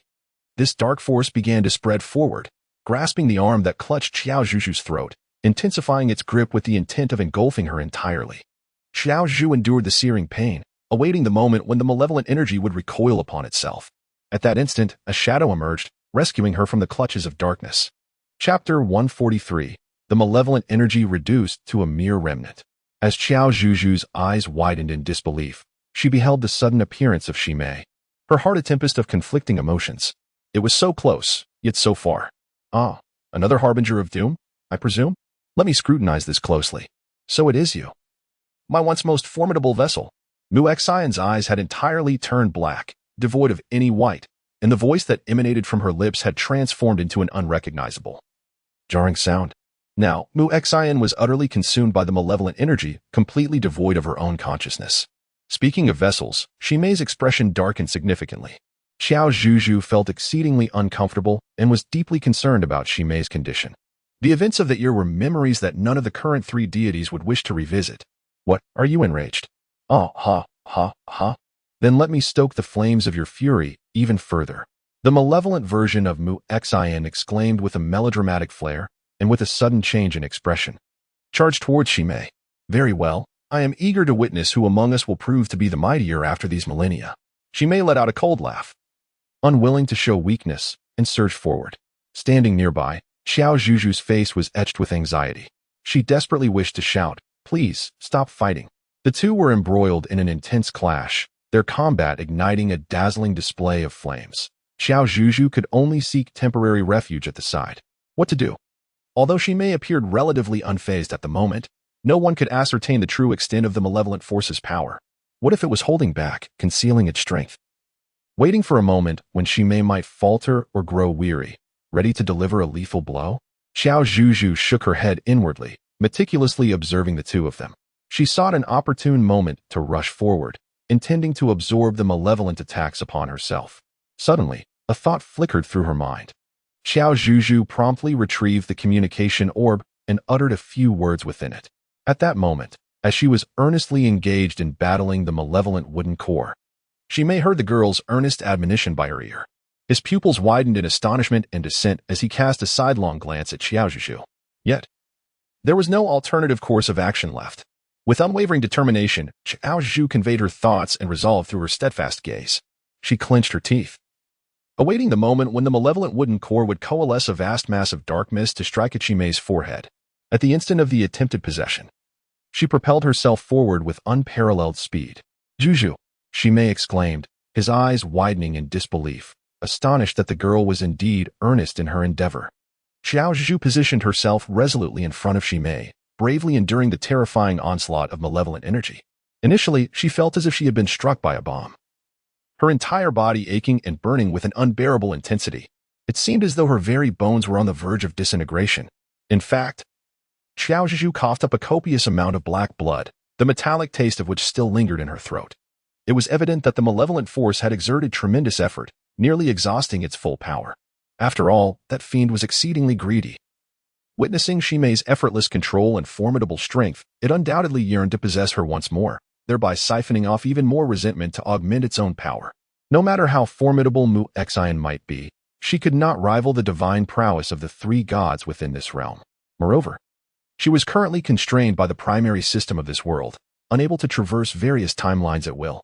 Ha ha ha, the malevolent entity jeered, "You insolent little girl. After enduring my blow, you may as well resign yourself to your fate. What goddess? What three gods? Ultimately, they shall all perish at my hands." The malevolent version of Mu Xian, upon witnessing Qiao Zhuzhu's grievous injuries, could not help but display a triumphant grin, even throwing back its head in laughter, exuding a most arrogant demeanor. Supported by Shimei, Qiao Zhuzhu struggled to keep her eyes open, repeatedly reassuring herself in her mind, just endure this moment. Trust in your system, trust in yourself. Suddenly, the previously cackling malevolent force let out a piercing scream, followed by a cacophony of even more dreadful, jarring shrieks, culminating in its own expulsion of black blood. Ding! The host is currently utilizing the technique of leveraging power against power. As the attacking entity sustains equal damage, the host's injuries will gradually mend until the assailant is fully incapacitated, allowing the host to return to normal. Truly, the system she trusted was remarkable. Qiao Zhuzhu could distinctly sense that as the malevolent energy howled in agony and spewed forth blood, her own body was gradually regaining its strength. Simultaneously, Shimei perceived Qiao Zhuzhu's improvement, his originally narrow eyes widening in astonishment. "Little girl, I told you to trust me," Qiao Zhuzhu replied to him with a reassuring expression. Although she initially felt a twinge of annoyance at Shimei's sudden appearance, which disrupted her plans, her greater concern was for the well-being of those she cared about. It must be said that Shimei's status in her heart had risen significantly. However, if she were to rank the individuals involved, it would require further effort. After all, such matters are akin to traversing uncharted territory. It is exceedingly difficult to assess. The malevolent spirit nearby sensed something amiss. Although it had not yet unleashed its full power, it had revealed enough to be formidable. Yet, this girl had managed to outmaneuver it, leaving its accumulated resentment severely diminished. The grievances it had painstakingly amassed were now almost entirely dissipated. What was even more infuriating was that this very resentment had recoiled upon itself. The source of its malice, the dark deity, found itself nearly exposed by its own power.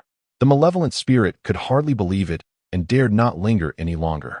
Fearing it might fall victim to another scheme, which could lead to its utter annihilation, attempting to flee was not as simple as it seemed. Shimei lowered her voice, channeling divine energy towards the malevolent spirit, aiming to deliver a decisive blow. However, the spirit had survived for millennia and was remarkably cunning. It deftly evaded her attacks, managing to avoid them with a sliver of remaining vitality. TSK. Shimei frowned in displeasure. Was she too anxious and too angry? How could she have failed to land a single hit? Perhaps it was time for her to take charge. Qiao Zhuzhu waved her hand, preparing to employ her immobilization technique. "You little rascal!" The malevolent spirit seemed to anticipate her intentions and, at a critical moment, charged directly at Qiao Zhuzhu. Just then, urgent cries for help echoed from outside the house. Seizing the moment when Qiao Zhuzhu and Shimei were momentarily distracted, the malevolent spirit swiftly retreated, vanishing from sight. Chapter 144. Are you foolish? TSK. Who could that be outside? Once again, the plan was disrupted, and this time it was the perfect opportunity to defeat the malevolent spirit. The expressions on Qiao Zhuzhu and Shimei's faces darkened. They simultaneously redirected their ire towards the unfortunate soul outside, who was desperately calling for help. Moments ago, the atmosphere had been charged with tension, and Qiao Zhuzhu had lacked the composure to discern the specifics of his pleas. Now, amidst the profound silence, one could hear a pin drop. She finally grasped the essence of his cries. "Help, help, I beg you, do not harm her. Spare her life, I implore you." Indeed, it was the voice of that despicable autumn. Already vexed, Qiao Zhuzhu's mood soured further upon realizing it was this fickle-hearted wretch pleading for Muxian. Should we eliminate him for good? Shimei turned to Qiao Zhuzhu, seeking her counsel. "Let us first venture outside to investigate." Qiao Zhuzhu, suppressing her anger, opened the door. To her surprise, she beheld Qiao, similarly bound, writhing on the ground like a caterpillar, laboriously inching towards her. However, he appeared to be in a slightly better state than Bai Ruo and the others. Perhaps the malevolent energy had not been employed against him. "Oh, divine spirit, I beseech you, spare Xin," she implored. Yet, how foolish it was. He had long been blinded by jealousy and hatred, losing all sense of self, using her only to cast her aside.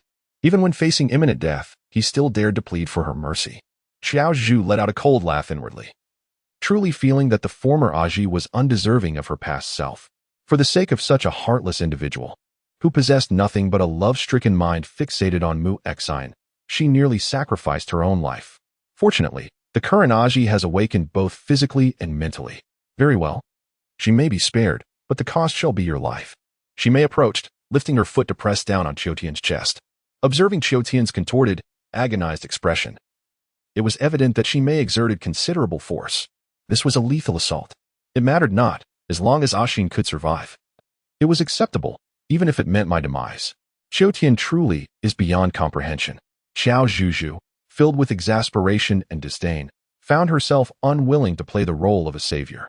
She believed that allowing Qiao to perish so easily would be a disservice to him.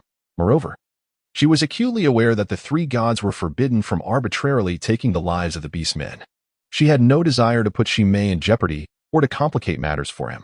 Very well, if he was so intent on courting death, then she would oblige him. At that moment, Shimei, consumed by anger, was prepared to unleash his wrath upon this willing target. Just as he was about to place his foot upon Qiao throat, he hesitated. Qiao Zhuzhu promptly intervened, glancing at Qiao face, which was flushed to the point of imminent collapse. A wave of trepidation washed over her. It was fortunate that she acted swiftly, for otherwise, Shimei would have faced dire consequences. What is the matter? Shimei inquired, perplexed, as he turned his gaze towards Qiao Zhuzhu. Let us take him to the bamboo cottage on the snowy mountain and confine him there for the time being. It may prove useful in the future. Qiao Zhuzhu contemplated that if the core of Mu, possessed by malevolent energy yet still retaining consciousness, were to awaken, it might seek out Qiao. After all, Qiao could be regarded as a reliable source of energy for Mu. With the resentment of the malevolent energy significantly diminished, it is quite possible that Mu could regain dominion over its own body, seizing the opportunity to gather enough energy to depart from this realm. As the threat posed by the malevolent energy to itself and its mission has lessened, Mu may swiftly restore its ability to traverse dimensions.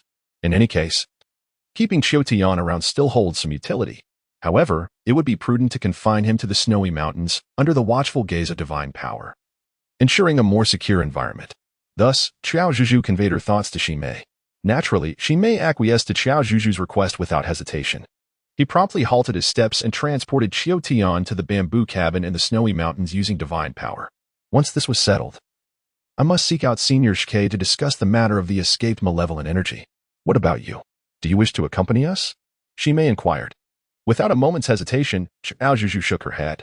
She had promised by Ruo that once she resolved the matters at hand, she would return promptly to assure her safety. Moreover, she was uncertain whether Zihong had regained consciousness. This reminded her of the injured Lord Jiyuan. Alas, her heart was burdened with too many concerns. It was simply overwhelming. Very well, you may arrange things as you see fit. Although Shimei felt a twinge of dissatisfaction, he was nonetheless willing to support all of Qiao Zhuzhu's choices. Yet, another thought crossed his mind. Are you out of your mind? It is so perilous. Fortunately, you have divine protection, or else what would have happened if something went awry? Reflecting on how Qiao Zhuzhu had recklessly charged forward, enduring that malevolent strike and collapsing in a pool of her own blood in his embrace, Shimei still felt a chill of fear. He truly could not fathom what would have transpired had Qiao Zhuzhu lacked such formidable abilities. I am perfectly well. Thank you for coming to my rescue, and I am grateful for your faith and support.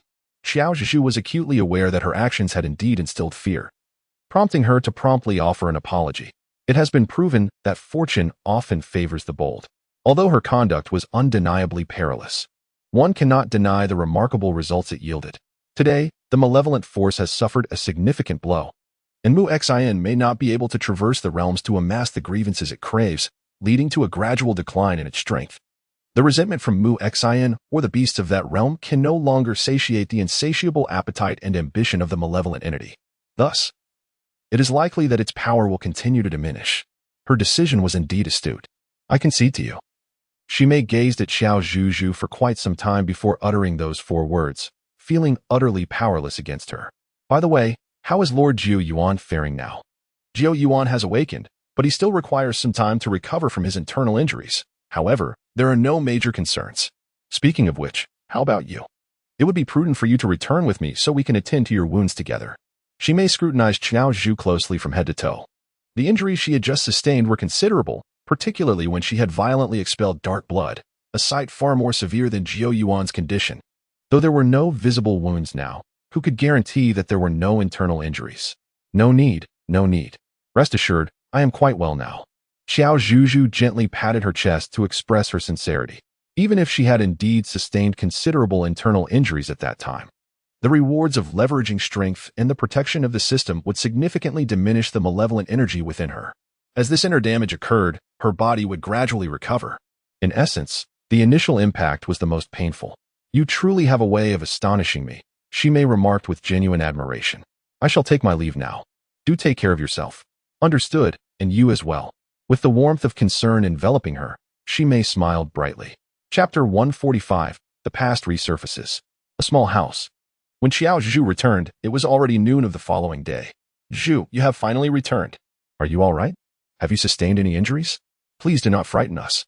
"Sister Zhuzhu, both Aji and I have diligently managed the emotions of our kin, preventing any unrest." Bai Fu wore a self-satisfied expression, as if to say he had not lagged behind. Zihong and Bai Ruo, however, seemed hesitant to speak, yet their eyes were filled with concern. Upon a glance, Qiao Zhuzhu could discern that Bai Ruo surely harbored some grievances regarding her solitary venture into peril. Just look at that handsome visage. His brows were nearly knitted into a mountain range. "Ah, Fu truly is remarkable." Qiao Zhuzhu first engaged in conversation with a Z and Bai Fu, before proceeding to comfort Bai Ruo and Zihang. "Why the long face? Do you not trust me?" she said, leaning closer to Bai Ruo. Upon seeing her return unscathed, Bai Ruo felt a surge of joy within him. However, his temperament was inherently cantankerous and proud, and beyond his irritation, he harbored a deeper sense of guilt.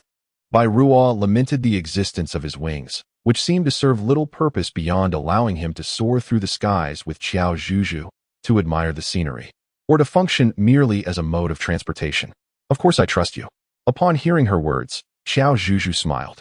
She had just been contemplating that had Bai Ruo chosen to stay back then, witnessing her shielding she may from the malevolent forces, it would likely not have been so easy to placate him now. "Fear not, I shall not take such risks in the future. And the malevolent energy shall no longer be as formidable as it was today. This time, the calamity plaguing the divine summer continent has truly been resolved. At last, everyone can breathe a sigh of relief." Bai Ruo nodded, genuinely believing every word that Qiao Zhuzhu uttered. Having reassured one, Qiao Zhuzhu turned her gaze towards Zihang. His complexion remained somewhat pale, yet his beautiful and gentle peach blossom eyes sparkled with brilliance. It seemed he should be all right. "Hang, how are you feeling now? Is there any discomfort?" Qiao Zhuzhu was also concerned about whether Zihong might have internal injuries. Bai Ruo shared this worry as well. They would need to conduct a thorough examination soon. There was a slight dizziness while walking, but it was not a matter of great concern. Zihong smiled and replied honestly. He felt gratitude towards Bai Ruo. If it weren't for his timely intervention, he might have never had the chance to see Qiao Zhuzhu and the others again. Reflecting on the fact that among the beastmen who admired Qiao Zhuzhu, he seemed to be the most ordinary, Zihong's gaze dimmed. While Bai Ruo and the others could still assist Zhu, possessing the capability to ensure her safety, he could only help in managing her daily life. Upon deeper reflection, he felt a mix of reluctance and shame. "It's all right. After all, you are an essential member of our family." The radiant smile of Qiao Zhuzhu instantly smoothed the unevenness within Zihong's heart. "Is that so?" Zihong lowered his head, unable to suppress his thoughts. Nevertheless, it mattered not. He could now stand beside them, equally, at Qiao Zhuzhu's side. In his own way, to cherish her and to be by her side was sufficient. "Are you hungry? What would you like to eat?" Zihong rolled up his sleeves. Perhaps roasted chicken?" Qiao Zhuzhu naturally took the conversation forward. She was not oblivious to the fleeting melancholy that had washed over Zihong moments ago. So she made a conscious effort to act as though she were indifferent to matters of ability and status, treating everyone equally. After all, it is best to regard everyone with impartiality. Almost forgetting, she noted that the few wild chickens seemed to have grown considerably plumper. Bai Ruo spoke as she made her way toward the backyard of the house, where a number of wooden boxes and cages were situated. In one particularly smaller, yet extravagantly decorated cage resided a chubby, adorable rabbit, a birthday gift from Bai Fu to Qiao Zhuzhu. This was the first pet she had ever cared for herself, and it served as her silent companion. Not far off were several cages containing the wild chickens and little goats captured by Bai Ruo, Zihong, and the others, kept as provisions. They adhered to the principle of causing no unnecessary suffering, allowing these ordinary creatures to depart peacefully, destined to become culinary delights at the dining table.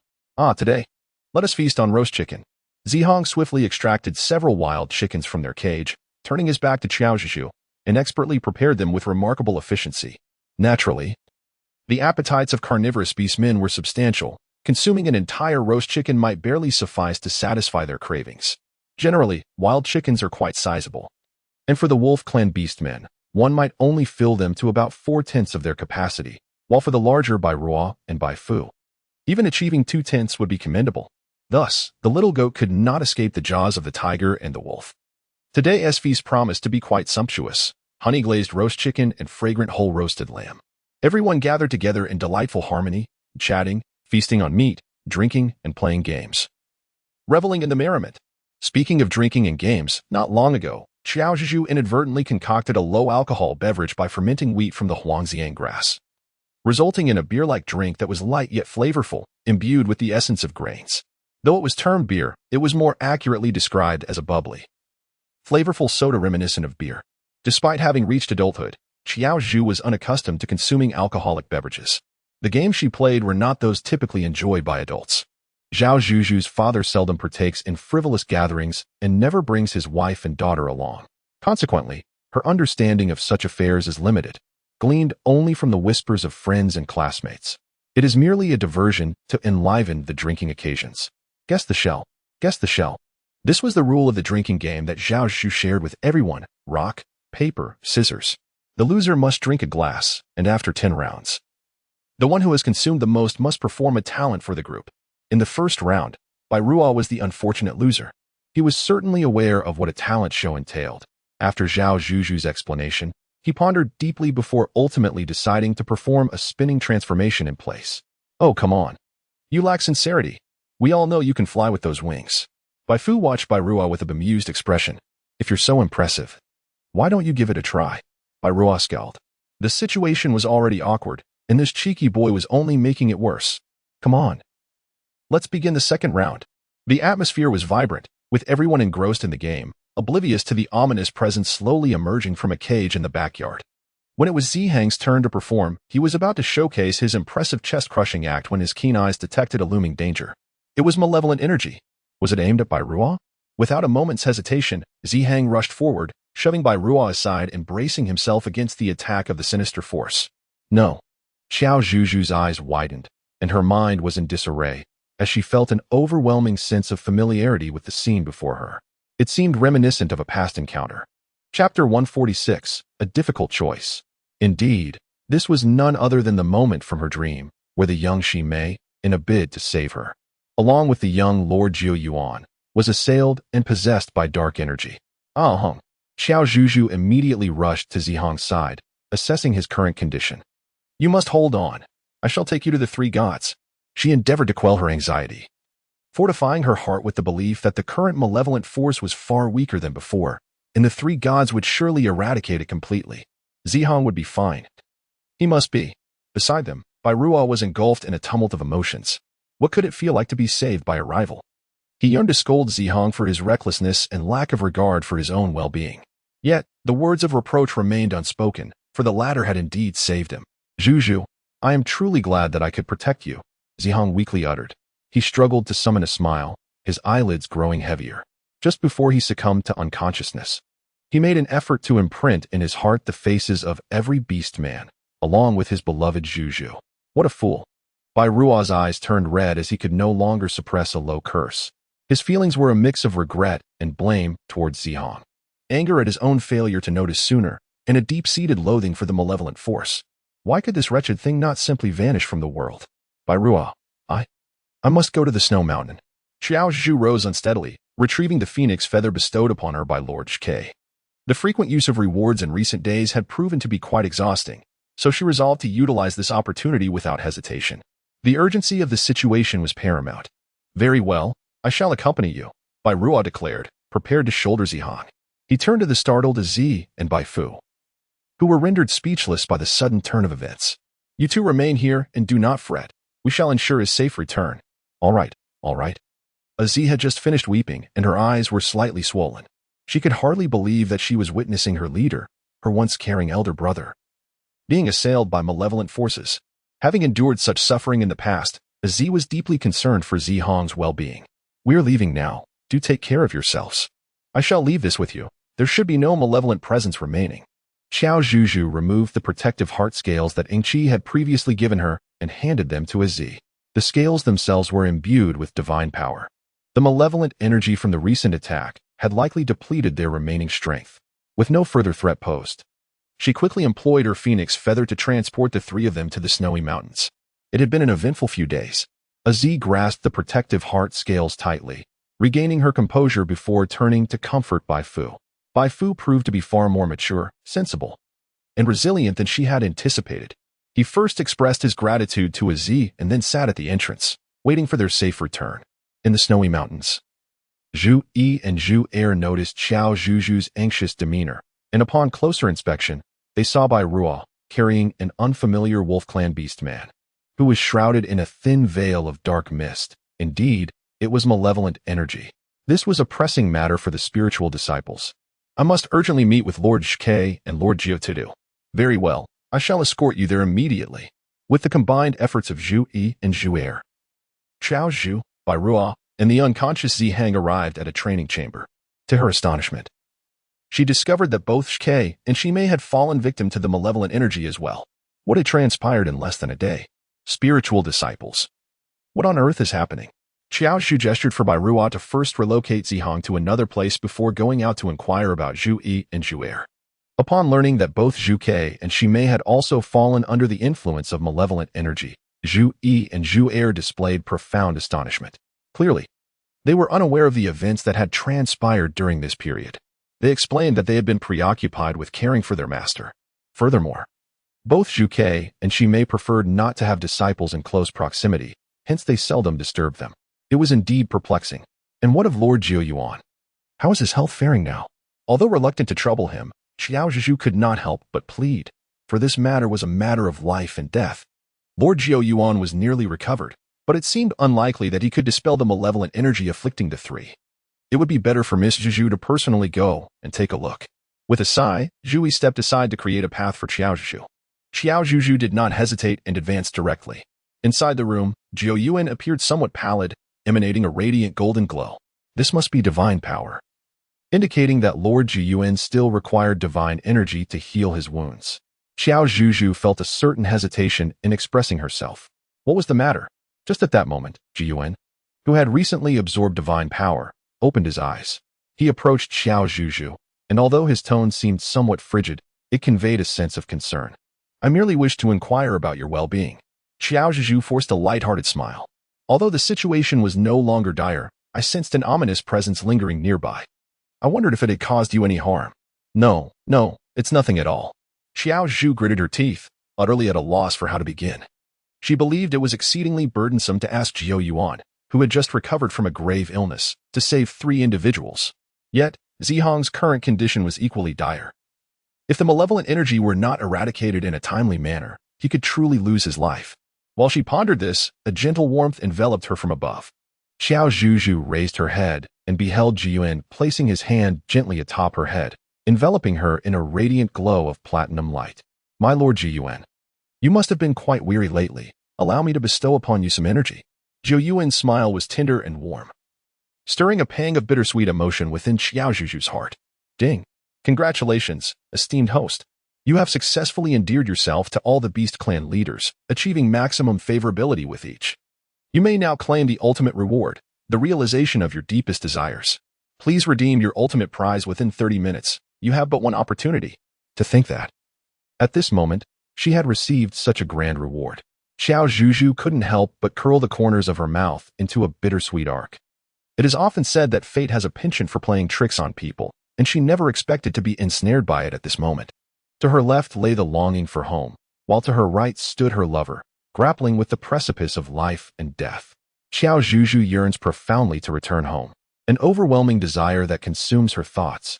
Yet, at this moment, her heart is besieged by turmoil and inner conflict. For whatever decision she makes, regret is certain to follow. She is not the type of person to be selfish or unfeeling. She cannot bring herself to sacrifice her friends or loved ones to fulfill her own desires. Such actions would render her no different from the malevolent or the wicked. At this moment, Qiao Zhu is engulfed in profound anguish. Chapter 147. Return to the volcano's mouth. Qiao Zhu departed from the bamboo cottage, wishing to shield Jiu Yuan and Bai Ruo from witnessing her impending breakdown, not wanting to burden them with worry. Zihang was ensconced among a collection of divine artifacts within the cultivation chamber, enveloped in protective divine energy, which should, hopefully, contain the malevolent force within him. At this moment, All Qiao Zhuzhu desired was to step outside for a breath of fresh air and expedite her decision-making. 30 minutes had been allotted, and now only 25 remained. What course of action should she take? Qiao Zhuzhu's mind was filled with questions, leaving her utterly oblivious to everything else. She walked on autopilot, unaware of the path she was traversing or its significance. When she finally came to her senses, her eyes widened in astonishment. She had inadvertently arrived at the mouth of a volcano. At present, the volcano appeared to be in a dormant state. Qiao Zhuzhu stood beside the chasm of the volcano, her heart a tumult of emotions. In the past, Bairuo had sacrificed himself to save them, venturing into this perilous place in a quest to guide her home, only to be consumed by the molten lava. Now, Zihong, too, was risking everything to shield them from the malevolent forces teetering on the brink of peril. Fate truly is a capricious and enigmatic wheel of fortune, akin to the unfathomable depths of the volcano before her, where one cannot fathom or predict the mysteries that lie within. Qiao Zhuzhu recalled that both Lords Zhu and Zhu Yuan, along with Zihong and Bairuo, had mentioned that the volcano's crater might serve as a gateway to another realm. It was through this very portal that Bairuo had attained rebirth and wings. Perhaps she too could unearth the answers concealed within. At that moment, the system's prompt echoed in her ears, reminding her that she had only 15 minutes remaining. Should she exceed the allotted time, the ultimate prize would be temporarily suspended, and the system would randomly assign new tasks that must be completed to reinstate her rewards. Time was of the essence. Qiao Zhuzhu, you can do this. If she were to encounter unforeseen peril within the volcano, she must remember to ensure Zihong and the others regained their health, and that the malevolent energy was eradicated from this world before losing consciousness. With her resolve fortified, Qiao Zhuzhu grasped the rocky edges of the crater and descended with determination, standing at the precipice and gazing down into the abyss of unfathomable darkness.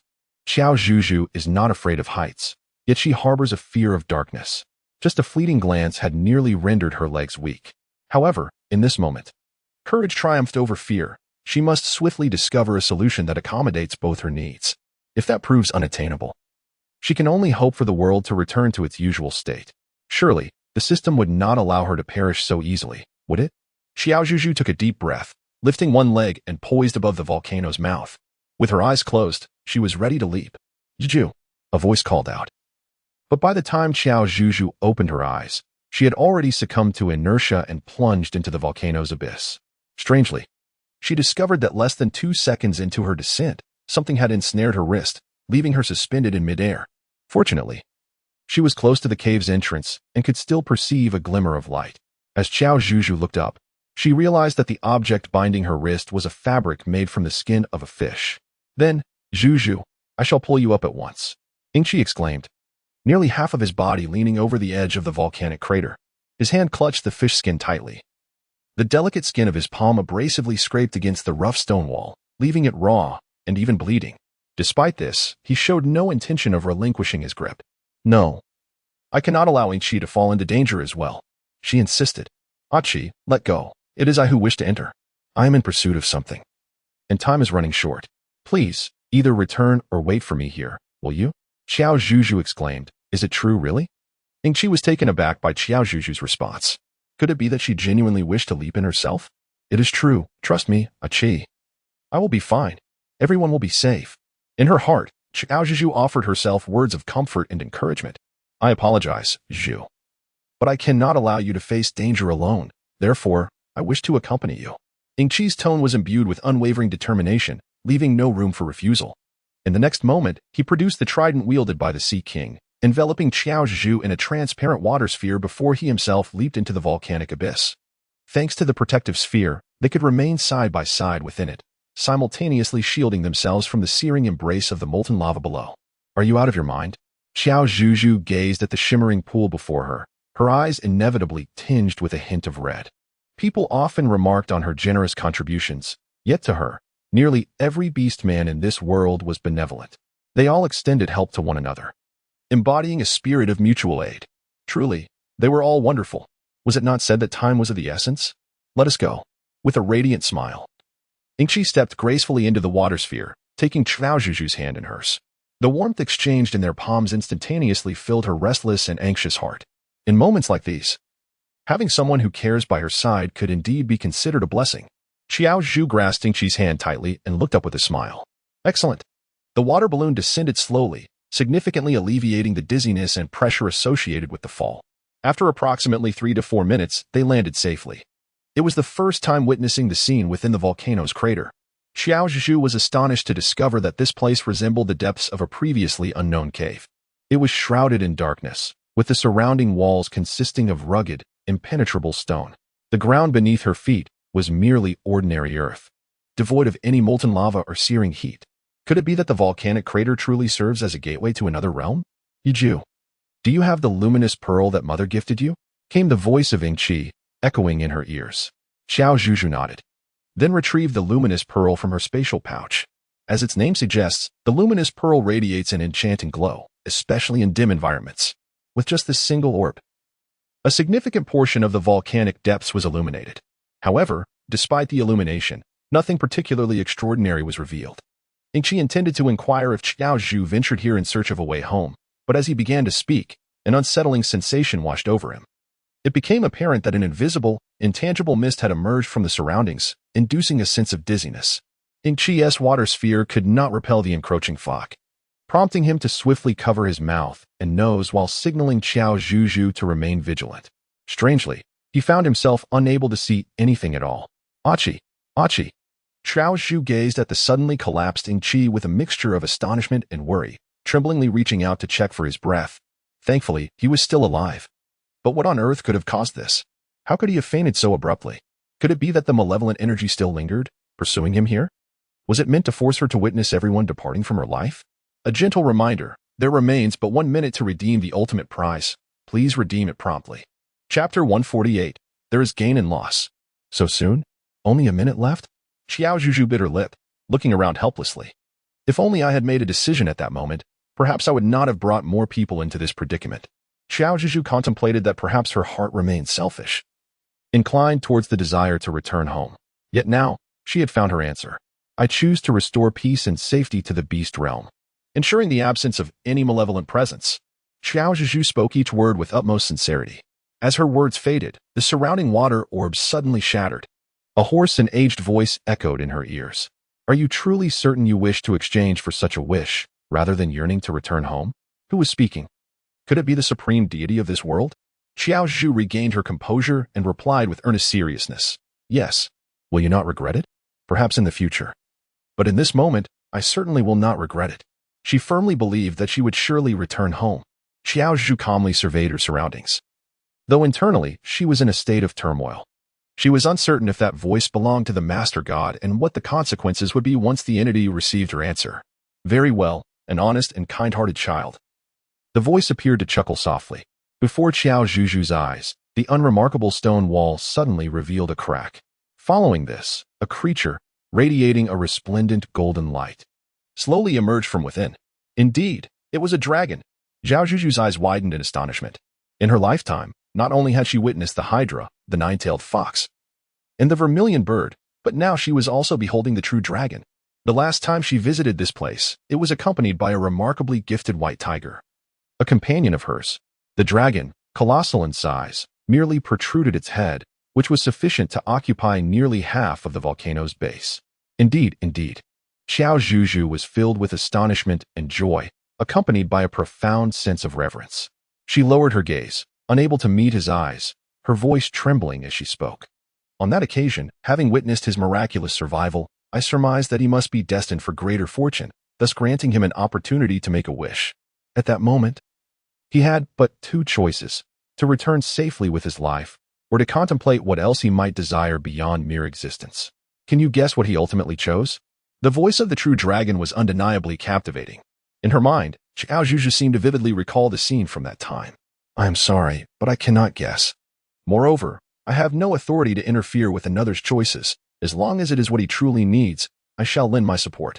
This was Qiao Zhuzhu's response, as she contemplated the undeniable truth that Bai Ruoping had returned safely.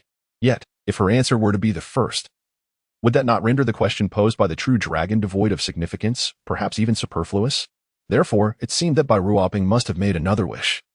Subsequently receiving the true dragon's affirmation, which not only fulfilled his desire but also ensured his safe return. You are astute, she thought. The true dragon was indeed worthy of its title. Qiao Zhuzhu's fleeting thoughts were laid bare before it, as if inscribed for all to see. That child had indeed chosen the second option, wishing for your swift return home. At that moment, I had also inquired whether he would regret prioritizing your return over his own life. His response was simply, "You are more important than him."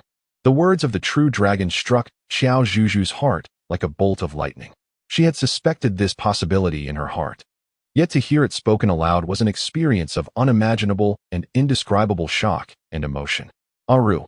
Qiao Zhuzhu closed her eyes, trapping tears within her eyelids. As you can see, my decision to allow him to return safely signifies my admiration for his courage and sincerity, as well as my willingness to fulfill his wishes and let him live to meet you. After the true dragon spoke these words, a large and radiant sphere of light illuminated the space between the dragon's horns above. To fulfill his wish, does that mean he can return home? At that moment, it truly felt as though one might have to face the possibility of sacrificing by Rua's life. Qiao Zhuzhu lifted her head, although the orb of light flickered. It was not glaring, but rather imbued with a comforting warmth.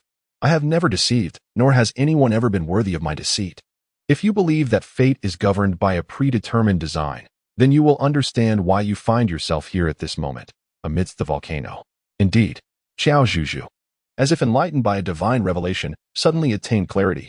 My child, you must understand that in the cycle of giving and receiving, one must relinquish in order to gain. Fortune and misfortune are interdependent.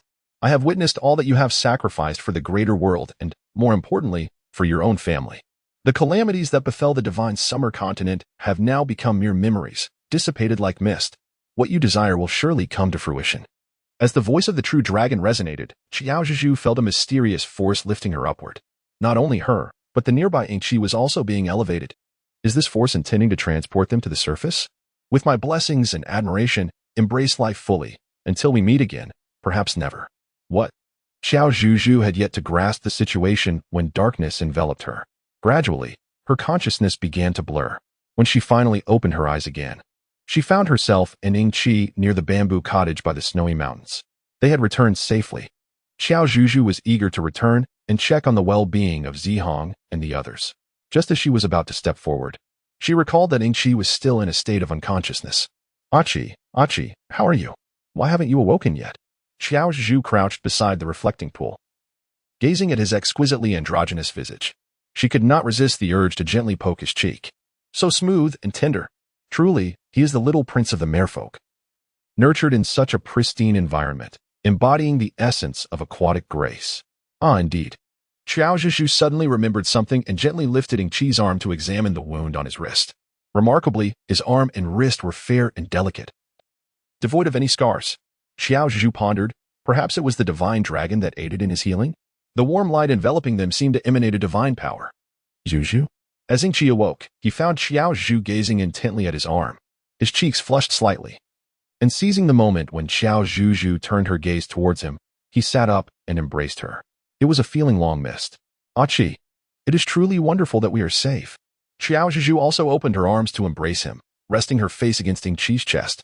If that is the case, then Zihang and the others must surely be safe as well. By the way, Zhuzhu, have you found your answer? Yingqi had not forgotten that Qiao Zhuzhu had ventured into the volcano for a reason. Qiao Zhuzhu released him, revealing a radiant smile. She had found it, a most satisfying answer.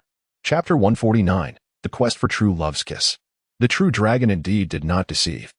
Zihong and Lord Zhike had not only returned to their normal selves, but also shared with Qiao Zhuzhu a momentous piece of news. The malevolent energy had been completely eradicated. The divine summer continent could finally embrace a life of peace and joy. Reflecting on the arduous journey, Qiao Zhuzhu felt an overwhelming sense of relief and happiness. At last, she could genuinely save her life. Achi, shall we go find Rua and the others? Certainly. The moment they returned to the bamboo cottage, Qiao Zhuzhu felt as though she was immersed in a realm of comfort and tranquility. The air was devoid of any unsettling negativity, and both her mind and intellect were enveloped in a delightful ease. Zhuzhu, Rua, having waited anxiously for quite some time without seeing her, was on the verge of transforming into her beastly form to venture out in search of her. Casting a glance to the side, her expression darkened. How could members of the merfolk be present as well? Where were Aheng and the others? Qiao Zhuzhu approached and gently grasped by Rua's hand, a gesture of comfort and goodwill. After all, it is indeed unsettling to cause worry, especially when the other party cares so deeply, as she herself does. The moment Qiao Zhuzhu walked over and took Bai Ruo's hand, the latter's expression shifted from gloom to brightness. Although her face clouded over momentarily upon hearing Qiao Zhuzhu's concern for Zihong and the others, it soon returned to a radiant sunshine. Vibrant and lively, indeed. Such an apt description. They entered the room together, finding Zihong seated in one row, while Lord Ke and his companions occupied another, seemingly engaged in conversation. The serene atmosphere of the moment was truly comforting. Zhuzhu is back, and she has brought someone along. Lord Ke was the first to speak, greeting Qiao Zhuzhu with a warm smile and a wave, inviting them to sit. Initially, Qiao Zhuzhu thought little of it. However, as she approached, a sudden realization struck her. The current situation felt rather peculiar. Firstly, her position was right in the center, encircled by 2 rows of seats. Truly a debut in the coveted C position. Secondly, a glance at the arrangement revealed a clear division. On one side, the trio of gods centered around Zhuke, and on the other, the 3 formidable leaders of the beast clan focused around Bai Ruo. Lastly, and most crucially, all 6 of them were her intimate acquaintances. Surprising? Unexpected? Thrilling? When they had previously spent time apart, it had been manageable, often in groups of 3, allowing her to attend to the sentiments of each esteemed leader. Yet now, sharing a space with all 6 powerful figures was a novel experience for her, one fraught with uncertainty. Under the gaze of 6 pairs of eyes, each reflecting a myriad of emotions, Qiao Zhuzhu mustered her courage and settled onto the soft cushion in the center. As she took her seat, the other beastmen also sat down behind the table. The atmosphere felt reminiscent of a negotiation. Surely, they would not collectively castigate her, would they? A tremor coursed through Qiao Zhuzhu's heart as she discreetly scanned the expressions of those around her, feeling increasingly uneasy. Clearing her throat softly in an attempt to ease the atmosphere, she found herself at a loss for words. Just then, Lord Ke spoke, declaring that all malevolence had been eradicated and that, from this day forth, the divine summer continent would no longer face any catastrophic calamities. This remarkable turn of events was owed to Zhuzhu and to everyone present. To commemorate this moment, let us all partake in this cup of divine spring water. With that, Lord Zhuke wielded his divine power, and cups of water appeared on each table, shimmering with a golden aura of divine energy, as if one sip could bestow immortality and bolster one's vitality. Come, let me propose a toast to Zhuzhu, exclaimed Shimei, ever the instigator of merriment. Raising his hand to signal Qiao Zhuzhu, let us toast to our Zhuzhu. Without her, we would not have crossed paths and gathered here today. From now on, we are all members of one family, and harmony is essential. Just listen to those words. They made it sound as though she were some ancient noblewoman, surrounded by numerous admirers vying for her attention. Qiao Zhuzhu, her cheeks flushed with embarrassment, hastily averted her gaze from Shimei, who was behaving rather inappropriately. Zhou Yuan cast a sidelong glance at Shimei, seemingly having done something that caused Qiao Zhuzhu to keenly observe a fleeting grimace on Shimei's face, his lips tightening slightly. Upon glancing at Lord Zhuke, she noted a facade of feigned amusement masking deeper sentiments. It appeared that the two had united their divine powers to momentarily silence Shimei. To this, she could only commend, well done. After dealing with Shimei, the group raised their glasses in a harmonious celebration, envisioning a promising future ahead. The 6 of them, or rather 7 including Qiao Zhuzhu, had coexisted amicably on the snowy mountains for a considerable time. As summer approached, patches of snow began to melt, revealing the underlying yellow earth. Bare branches sprouted lush green leaves, heralding the vitality of the season, while some trees bore fruit, such as loquats and peaches. Qiao Zhuzhu gazed at the harmonious gathering of everyone in the courtyard, her heart brimming with joy. Previously, she perceived them as a diverse group of individuals, each possessing distinct personalities yet united by common aspirations and interests, forming a familial bond. Beyond the complexities of romantic entanglements, they resembled a vast collective. Living in this environment truly fostered a sense of contentment, allowing her to forget past sorrows. With the presence of the 3 deities, they could always return to their respective tribes to reconnect with friends and family. If only they could continue to live in such blissful harmony. However, she reminded herself not to become complacent and to remember one crucial matter: returning home. After a recent gathering filled with laughter and merriment, Qiao Zhuzhu had been so exhausted that she succumbed to slumber after consuming a few cups of divine spring water. The following day, she intended to converse with Bai Ruo but was informed that he, along with Zhuke and Wu Tonglin, had gone off on some unknown errand. By the time they returned, 3 days had elapsed. When Bai Ruo finally approached her, excitement radiated from him as he announced that he had acquired some divine power. He promised that whenever Qiao Zhuzhu wished to witness a meteor shower, he could conjure a spectacular display with his newfound abilities. Gradually, she began to forget to inquire about the transaction he had made with the true dragon. Today, however, she resolved to seek clarity on that matter. Zhuzhu, what would you like to eat? I'll go catch it. Just as she thought of him, Bai Ruo appeared, and upon seeing her warm smile, a pang of unease struck his heart. Had he inadvertently done something wrong recently? Ruo, come, let us have a chat. Qiao Zhuzhu continued to smile, then took Bai Ruo away, seeking a quieter place. After a considerable effort, they finally found a serene spot. Just as Qiao Zhuzhu was about to speak, she felt a sudden force pushing her forward. Unknowingly, she lifted her head and found herself kissing Bai Ruo. If only you had mentioned it earlier. I was completely unprepared, Bai Ruo said, blushing furiously, her lips curving into an exuberant smile. This isn't how it was supposed to be. As Qiao Zhuzhu was about to explain, a sudden notification sound from the system interrupted her. Due to the previous ultimate prize not being utilized, it is now frozen. To unfreeze it, the host must swiftly collect the true love kisses from 6 characters, thereby regaining access to the ultimate prize, enabling wishes to come true. Chapter 150, Uneven Balance, 6 Bowls of Water. What does this mean? Before Qiao Zhu could react, Bai Ruo solemnly grasped her shoulders with both hands, speaking in an incredibly gentle yet resolute tone. Zhu, I am ready. In the next moment, a shadow loomed overhead. Qiao Zhuzhu felt a tingling and delightful sensation upon her lips. As the kiss deepened, it became increasingly uncontrollable. When the kiss finally concluded, Qiao Zhuzhu found herself slightly breathless, her mind and body feeling weightless, nearly unable to maintain her footing. Fortunately, Bai Ruo swiftly wrapped his arm around her waist, allowing her to regain her composure. Suddenly, a chorus of gasps erupted from ahead. Oh no, they had been seen. Upon reflection, the only nearby beasts could be Zhu Ke and Zihong, or perhaps Zhu Yi and Zhu Er. However, it seemed that having any of them witness such an intimate moment between herself and Bai Ruo would not bode well. After all, despite their harmonious coexistence as one large family for quite some time, witnessing such an event firsthand would undoubtedly be quite embarrassing. Qiao Zhuzhu dared not look to see who the person was, but from Bai Ruo's tone, which was imbued with pride and a hint of provocation, it was not difficult to ascertain the identity of the individual. This can be described as an intimacy that arises in moments of deep affection. Does Lord Hydra really need to interfere even in matters of mutual consent? Qiao Zhuzhu realized that Bai Ruo's verbal finesse had notably sharpened. Upon hearing those words, Mei's expression stiffened momentarily, then turned rather unsightly. A dangerous glimmer emanated from his narrow, beguiling eyes, reminiscent of a venomous serpent in its beastly form, fixating on a little rabbit that had betrayed it and scurried towards other carnivorous beasts. Qiao Zhuzhu dared not meet Mei's gaze, feeling an inexplicable sense of guilt gnawing at her heart. With an abundance of family members, it was inevitable that she could not attend to everyone's needs simultaneously. She possessed only 2 hands, yet had 6 bowls to manage. How could she possibly balance them all?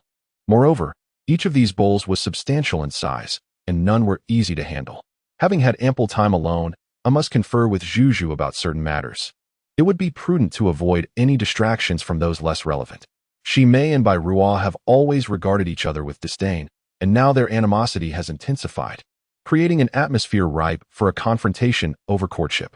Qiao Zhuzhu hurriedly stepped forward, eager to diffuse the tense atmosphere. Just then, another figure appeared. What are you all doing? Zihong inquired, having come to find Qiao Zhuzhu, only to discover Bai Ruo and Mei locked in a gaze. The atmosphere was palpable, and it was evident that something had transpired moments before. The thought of Bai Ruo's relationship with Qiao Zhuzhu, likely more intimate than anyone else's, stirred feelings of jealousy and frustration within him, though he would never admit it. Nonetheless, Zihong was determined not to leave Qiao Zhuzhu with a lingering impression of jealousy. He wished only to remain by her side, fulfilling the role of her supportive companion. Ah, Wolf Clan lad, your timing is impeccable. For the sake of fostering a harmonious future, might you share your thoughts? Mei arched an eyebrow, adopting a serious demeanor as if genuinely intent on discussing fairness and shared enjoyment with Zihong. Alarmed, Qiao Zhuzhu quickly signaled to Zihong, urging him not to engage. Despite his inner turmoil, he recognized that the world could be vast, but Qiao Zhuzhu was of utmost importance. Thus, he resolutely declined Ximea's proposition. Furthermore, Zihong had a perfect excuse to extricate Qiao Zhuzhu from the situation, as it was precisely what he had intended to convey, as he is expecting. And she wishes to invite us over as guests. What?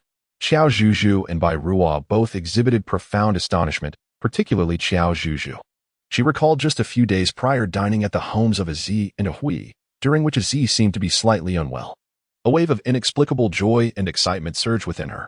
This might very well be the first of her friends, or even relatives of similar age, to embark on the journey of marriage and impending motherhood. In essence, she was to become an aunt. The mere thought exhilarates her. Let us depart at once. With Sister Az and her future little wolf nephew in mind, all the petty rivalries among the orcs were instantly cast aside by Qiao Zhuzhu.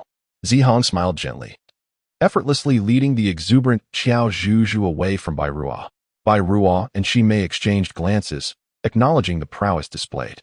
Behold, this is true mastery, defeating us both with such ease and subtlety. No, I must join in. Bai Ruo, quick to react, hurriedly followed suit, leaving Ximei momentarily bewildered. What on earth left him alone? No, he too must go. Aziz surveyed the 7 individuals before her and suddenly felt that her quaint little stone house was far too small. Not to mention Qiao Zhuzhu and her leader alongside the 4 others. Who could possibly enlighten her as to why the illustrious 3 gods of the divine summer continent would deign to visit such a humble abode? One might think her residence to be a source of some dark energy or divine power, warranting the presence of these esteemed beings. Congratulations, Sister Az. Qiao Zhuzhu was the first to extend her heartfelt blessings to Az. She rummaged through her portable space to retrieve an array of nourishing supplements for the wolf, along with some charmingly pastel-hued garments. Previously, during her visit to the zoo, she had learned that wolves typically give birth between 4 to 6 months and can have litters of 5 to 7 pups. Zihang had also mentioned on the way here that the gestation period for beast forms and werewolf forms was quite similar, though it might be slightly shorter for the latter.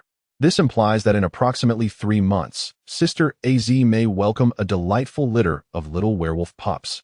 Qiao Zhuzhu felt a blend of joy and melancholy, for she was uncertain how much longer she could remain in this realm. Reflecting upon her time in the beast world, she realized nearly a year had passed, leaving her to wonder about her parents and their well-being. The system had informed her that if she could collect 6 true love kisses from the formidable strategists, she would be able to exchange them for the ultimate prize, her return home. However, would it not seem overly eager to seek their affections in such a short span? After all, following her encounter with the true dragon, she had only mentioned to them the possibility of her return, never revealing the matter of the true love kisses. Thank you, my dear Zhuzhu. It has been so long since we last met. Let us share some heartfelt words. The esteemed strategists, for the time being, could be excused to treat this place as their own home. Az, noticing the weight on Qiao Zhuzhu's heart, intentionally spoke in this manner and gently led her away. Initially, she pondered whether the 6 strategists were indeed daunting figures, causing Qiao Zhuzhu's fatigue. While this was partially true, it was not the primary reason for her distress. Qiao Zhuzhu hesitated for a moment, but ultimately decided to confide in Sister Az. After hearing her, Az remained silent for a considerable time. Suddenly, she called out Qiao Zhuzhu's name, causing her heart to skip a beat. You should have spoken up sooner. We would all support your return home. Hearing the resolute tone in Az's voice brought tears to Qiao Zhuzhu's eyes. This unwavering support was a significant reason for her inner turmoil and reluctance. Everyone was genuinely good-hearted, always considering and sacrificing for those they cared about. While it was indeed challenging to manage the 6 individuals in the short term, an idea had sparked in her mind. Az smiled cunningly after sharing her thoughts. Chapter 151. Truth or Dare. Sister Az's method proved to be effective, and remarkably, they could gather everything within a single day. However, Qiao Zhuzhu was still troubled about whether to reveal this matter to everyone. Keeping it a secret would mean using them to achieve her goal of returning home, which felt inherently wrong. It would be far better to speak openly about it. Az believed this was not a significant issue. Even with her unstable emotions due to her pregnancy, she firmly chose to support Qiao Zhuzhu's return. Not to mention the several influential figures who genuinely wished to assist Qiao Zhuzhu in going back, despite their reluctance to admit it. The undeniable truth remained that Qiao Zhuzhu did not belong here. After all, the game they had previously played was called Truth or Dare. Perhaps discussing it within the context of a game would make it easier. Qiao Zhuzhu attentively listened to the advice offered by Sister Az, and after a moment of contemplation, she nodded in agreement. Very well, let us proceed in this manner. Following a hearty meal, with Az's divine assistance, a group of friends eagerly embarked upon a game of truth or dare. They opted to substitute water for wine. Should one fail to reveal a heartfelt truth or undertake a daring challenge, they would be compelled to consume 3 large cups, and they must endure until the very end without seeking relief. The playing cards had been fashioned from leaves that Qiao Zhuzhu had collected earlier. Drawing the joker allowed one to designate a question or challenge for the chosen player. Before commencing, they had established rules, no underhanded tactics, and no reliance on supernatural abilities to cheat. It was a game, and with rules to follow. The participants from Zhuke were certainly expected to adhere to them. The first round commenced swiftly. Az drew the joker, while Shimei drew the little joker. I choose dare, Shimei proclaimed with a sly smile, seemingly well prepared for this moment. Qiao Zhuzhu received a certain signal, instantly sensing that her lips might swell tonight. Well, I suppose I shall speak freely. After all, it is the first round, and Az does not dare to make her intentions too conspicuous. Thus, she merely suggested that Xiao Wang select one of 2 sides for a hug lasting 1 minute. Upon hearing this, Shimei Juan's expression darkened. For to his left stood Bai Ruo, and to his right, Jiu Yuan, both of whom had grievances with him. TSK, Shimei silently scoffed, ultimately opting to embrace Jiu Yuan. In the second round, Bai Fu assumed the role of the king while Bai Ruo played the part of the little king. These 2 brothers would surely conspire together. Consequently, Bai Ruo, also choosing a daring adventure, was assigned the task of kissing Qiao Zhuzhu on his left. This was hardly a perilous endeavor, it was clearly a reward. After several more turns, Qiao Zhuzhu found herself kissed in the same manner by Zhike and Ingqi, her petite face blushing throughout. I am the little king, Qiao Zhuzhu thought to herself, finally feeling a sense of participation. Quickly, choose truth or dare. The king is Shimei, and judging by his demeanor, he seems to have already devised a task for Qiao Zhuzhu. Until now, she had been the passive recipient of kisses. Shimei mused that it was time for this little girl to take the initiative and bestow a kiss, which would be truly delightful. I choose truth. Qiao Zhuzhu had prepared herself to seize this opportunity to reveal her potential return home. Upon hearing her response, a collective sigh of relief emanated from the crowd, with the exception of Shimei, who was on the verge of boiling with rage. Nevertheless, as he observed Qiao Zhuzhu's serious and expectant demeanor, he seemed to grasp something profound. Well then, why don't you enlighten us? Do you harbor any secrets from us? With this question posed, all eyes turned to Qiao Zhuzhu. Azzy, who was privy to the details, winked at her reassuringly, encouraging her to muster the courage to speak. Yes. Qiao Zhuzhu took a deep breath and then spoke of the incident. Although uttering the words true love's kiss filled her with a sense of embarrassment and shame. Once she expressed it, an immense weight seemed to lift from her heart. What a relief. After her revelation, a profound silence enveloped the group. I'm sorry.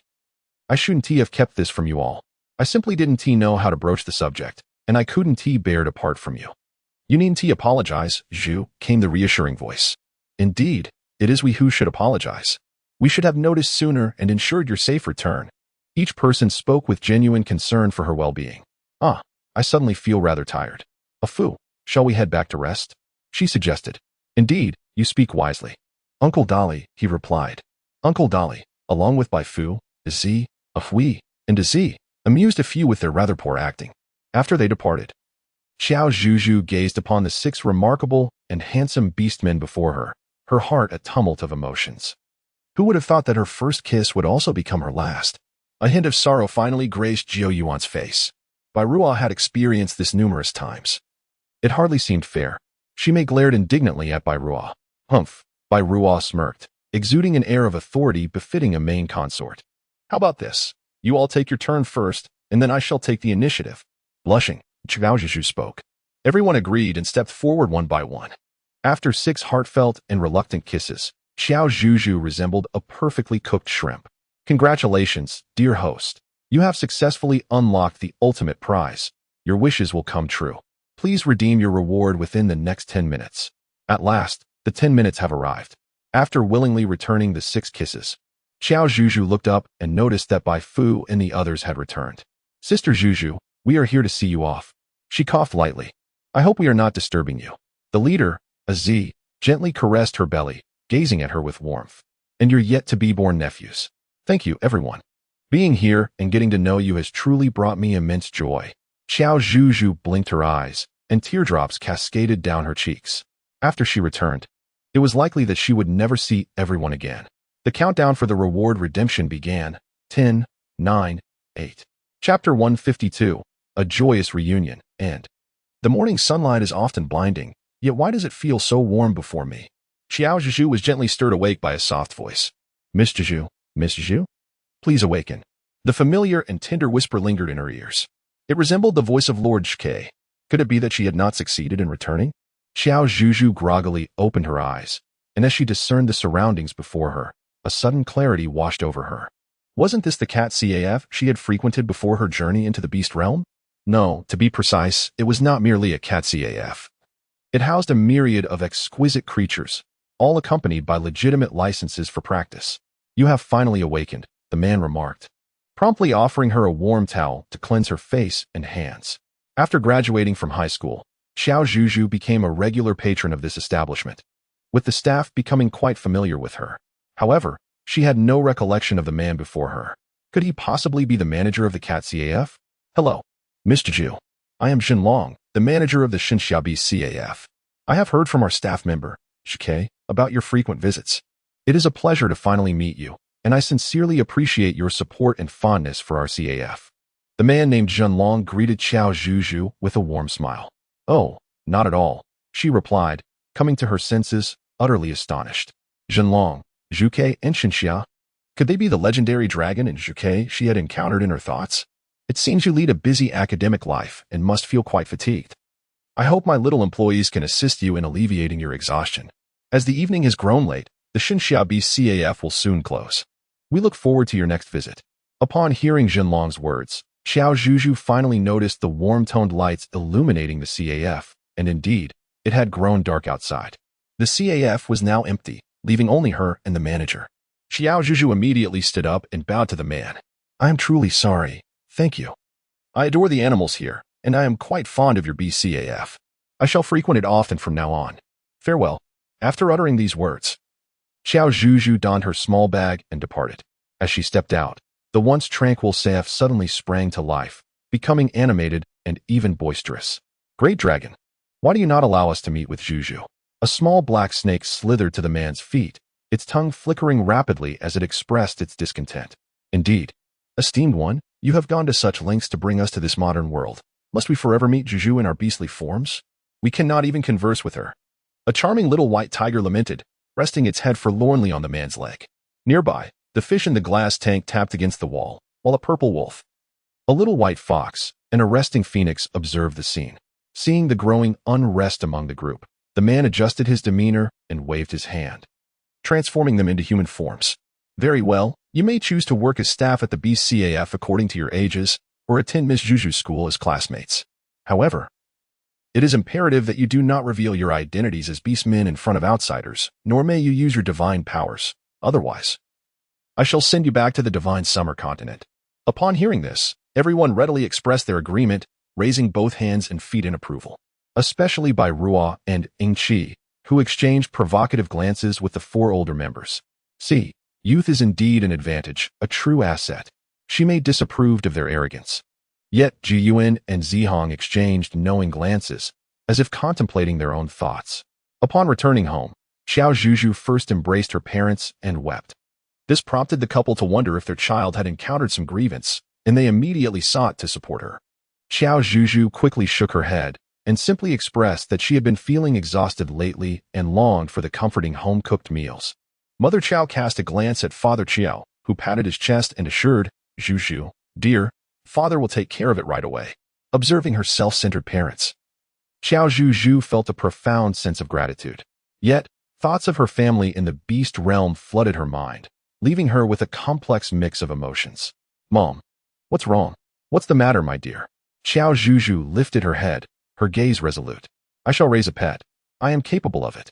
Tears welled up in Mother Qiao's eyes as she embraced her daughter. After a moment of inner turmoil, she finally nodded in agreement. Very well, very well. Qiao Zhuzhu felt as if she were experiencing hallucinations. For instance, her next-door neighbor had suddenly transformed into a person named Yuan Jiao, who bore an uncanny resemblance to the esteemed Lord Jiu Yuan from the beast world. Furthermore, in Zhenlong's beast CAF, there were 2 staff members, one named Zhu Ke and the other Shimei. Additionally, 2 strikingly handsome boys had transferred into her class, astonishingly named by Ruo and Qiying. To top it all off, their homeroom teacher had also changed, now going by the name of Zihang. Goodness. Was she truly back in the modern world after her time in the beast world? Qiao Zhuzhu found herself in a state of bewilderment. Yet, a profound happiness enveloped her. For she had once again reunited with the one she loved, and who loved her, in a fantastical realm. A brief interlude. Qiao Zhuzhu returned to the zoo she had visited previously and discovered a purple she-wolf that had given birth to 6 adorable, plump wolf cubs. Each one was irresistibly charming. She also noticed that the purple wolf seemed quite fond of her upon her arrival. It eagerly picked up each of the cubs and brought them before her for closer inspection. If Sister Z were to visit this place as well, she would surely give birth to as many delightful little ones, wouldn't she? Qiao Zhuzhu couldn't help but exclaim. Perhaps she is indeed? A voice from beside her was that of Zihang. As Qiao Zhuzhu lifted her gaze, she beheld her own reflection within those enchanting amethyst eyes. Do not gaze at him. Look at me, Zhuzhu. A large hand grasped her wrist. It was by Ruo. Sister Az, we shall take our leave first. That child A Fu longs for you, Zhuzhu. Bai Ruo waved farewell to the purple wolf and then led Qiao Zhuzhu towards the white tiger district. Gradually, an array of animals and people gathered around her. Bai Ruo, Zihang, Ying Qi, as well as Zhu Ke, Jiu Yuan, Shimei, and the likes of Az, Ahui, Bai Fu, and Uncle Dali. How wonderful it was to live joyfully and happily alongside everyone. Synopsis. Qiao Zhuzhu is an avid enthusiast of fortune and beauty, enamored with all furry and aesthetically pleasing creatures. One day, while indulging in the pleasure of petting a cat, her excitement led her to faint. Upon awakening, she discovered that she had traversed to an ancient continent, arriving in the legendary beast realm. Furthermore, she had bound herself to a heartthrob system, where captivating the leaders of the beast tribe would yield new rewards. What? Is it the kind of beastman she imagines? Qiao Zhuzhu was ecstatically thrilled, declaring that this wave of benefits was undoubtedly a win.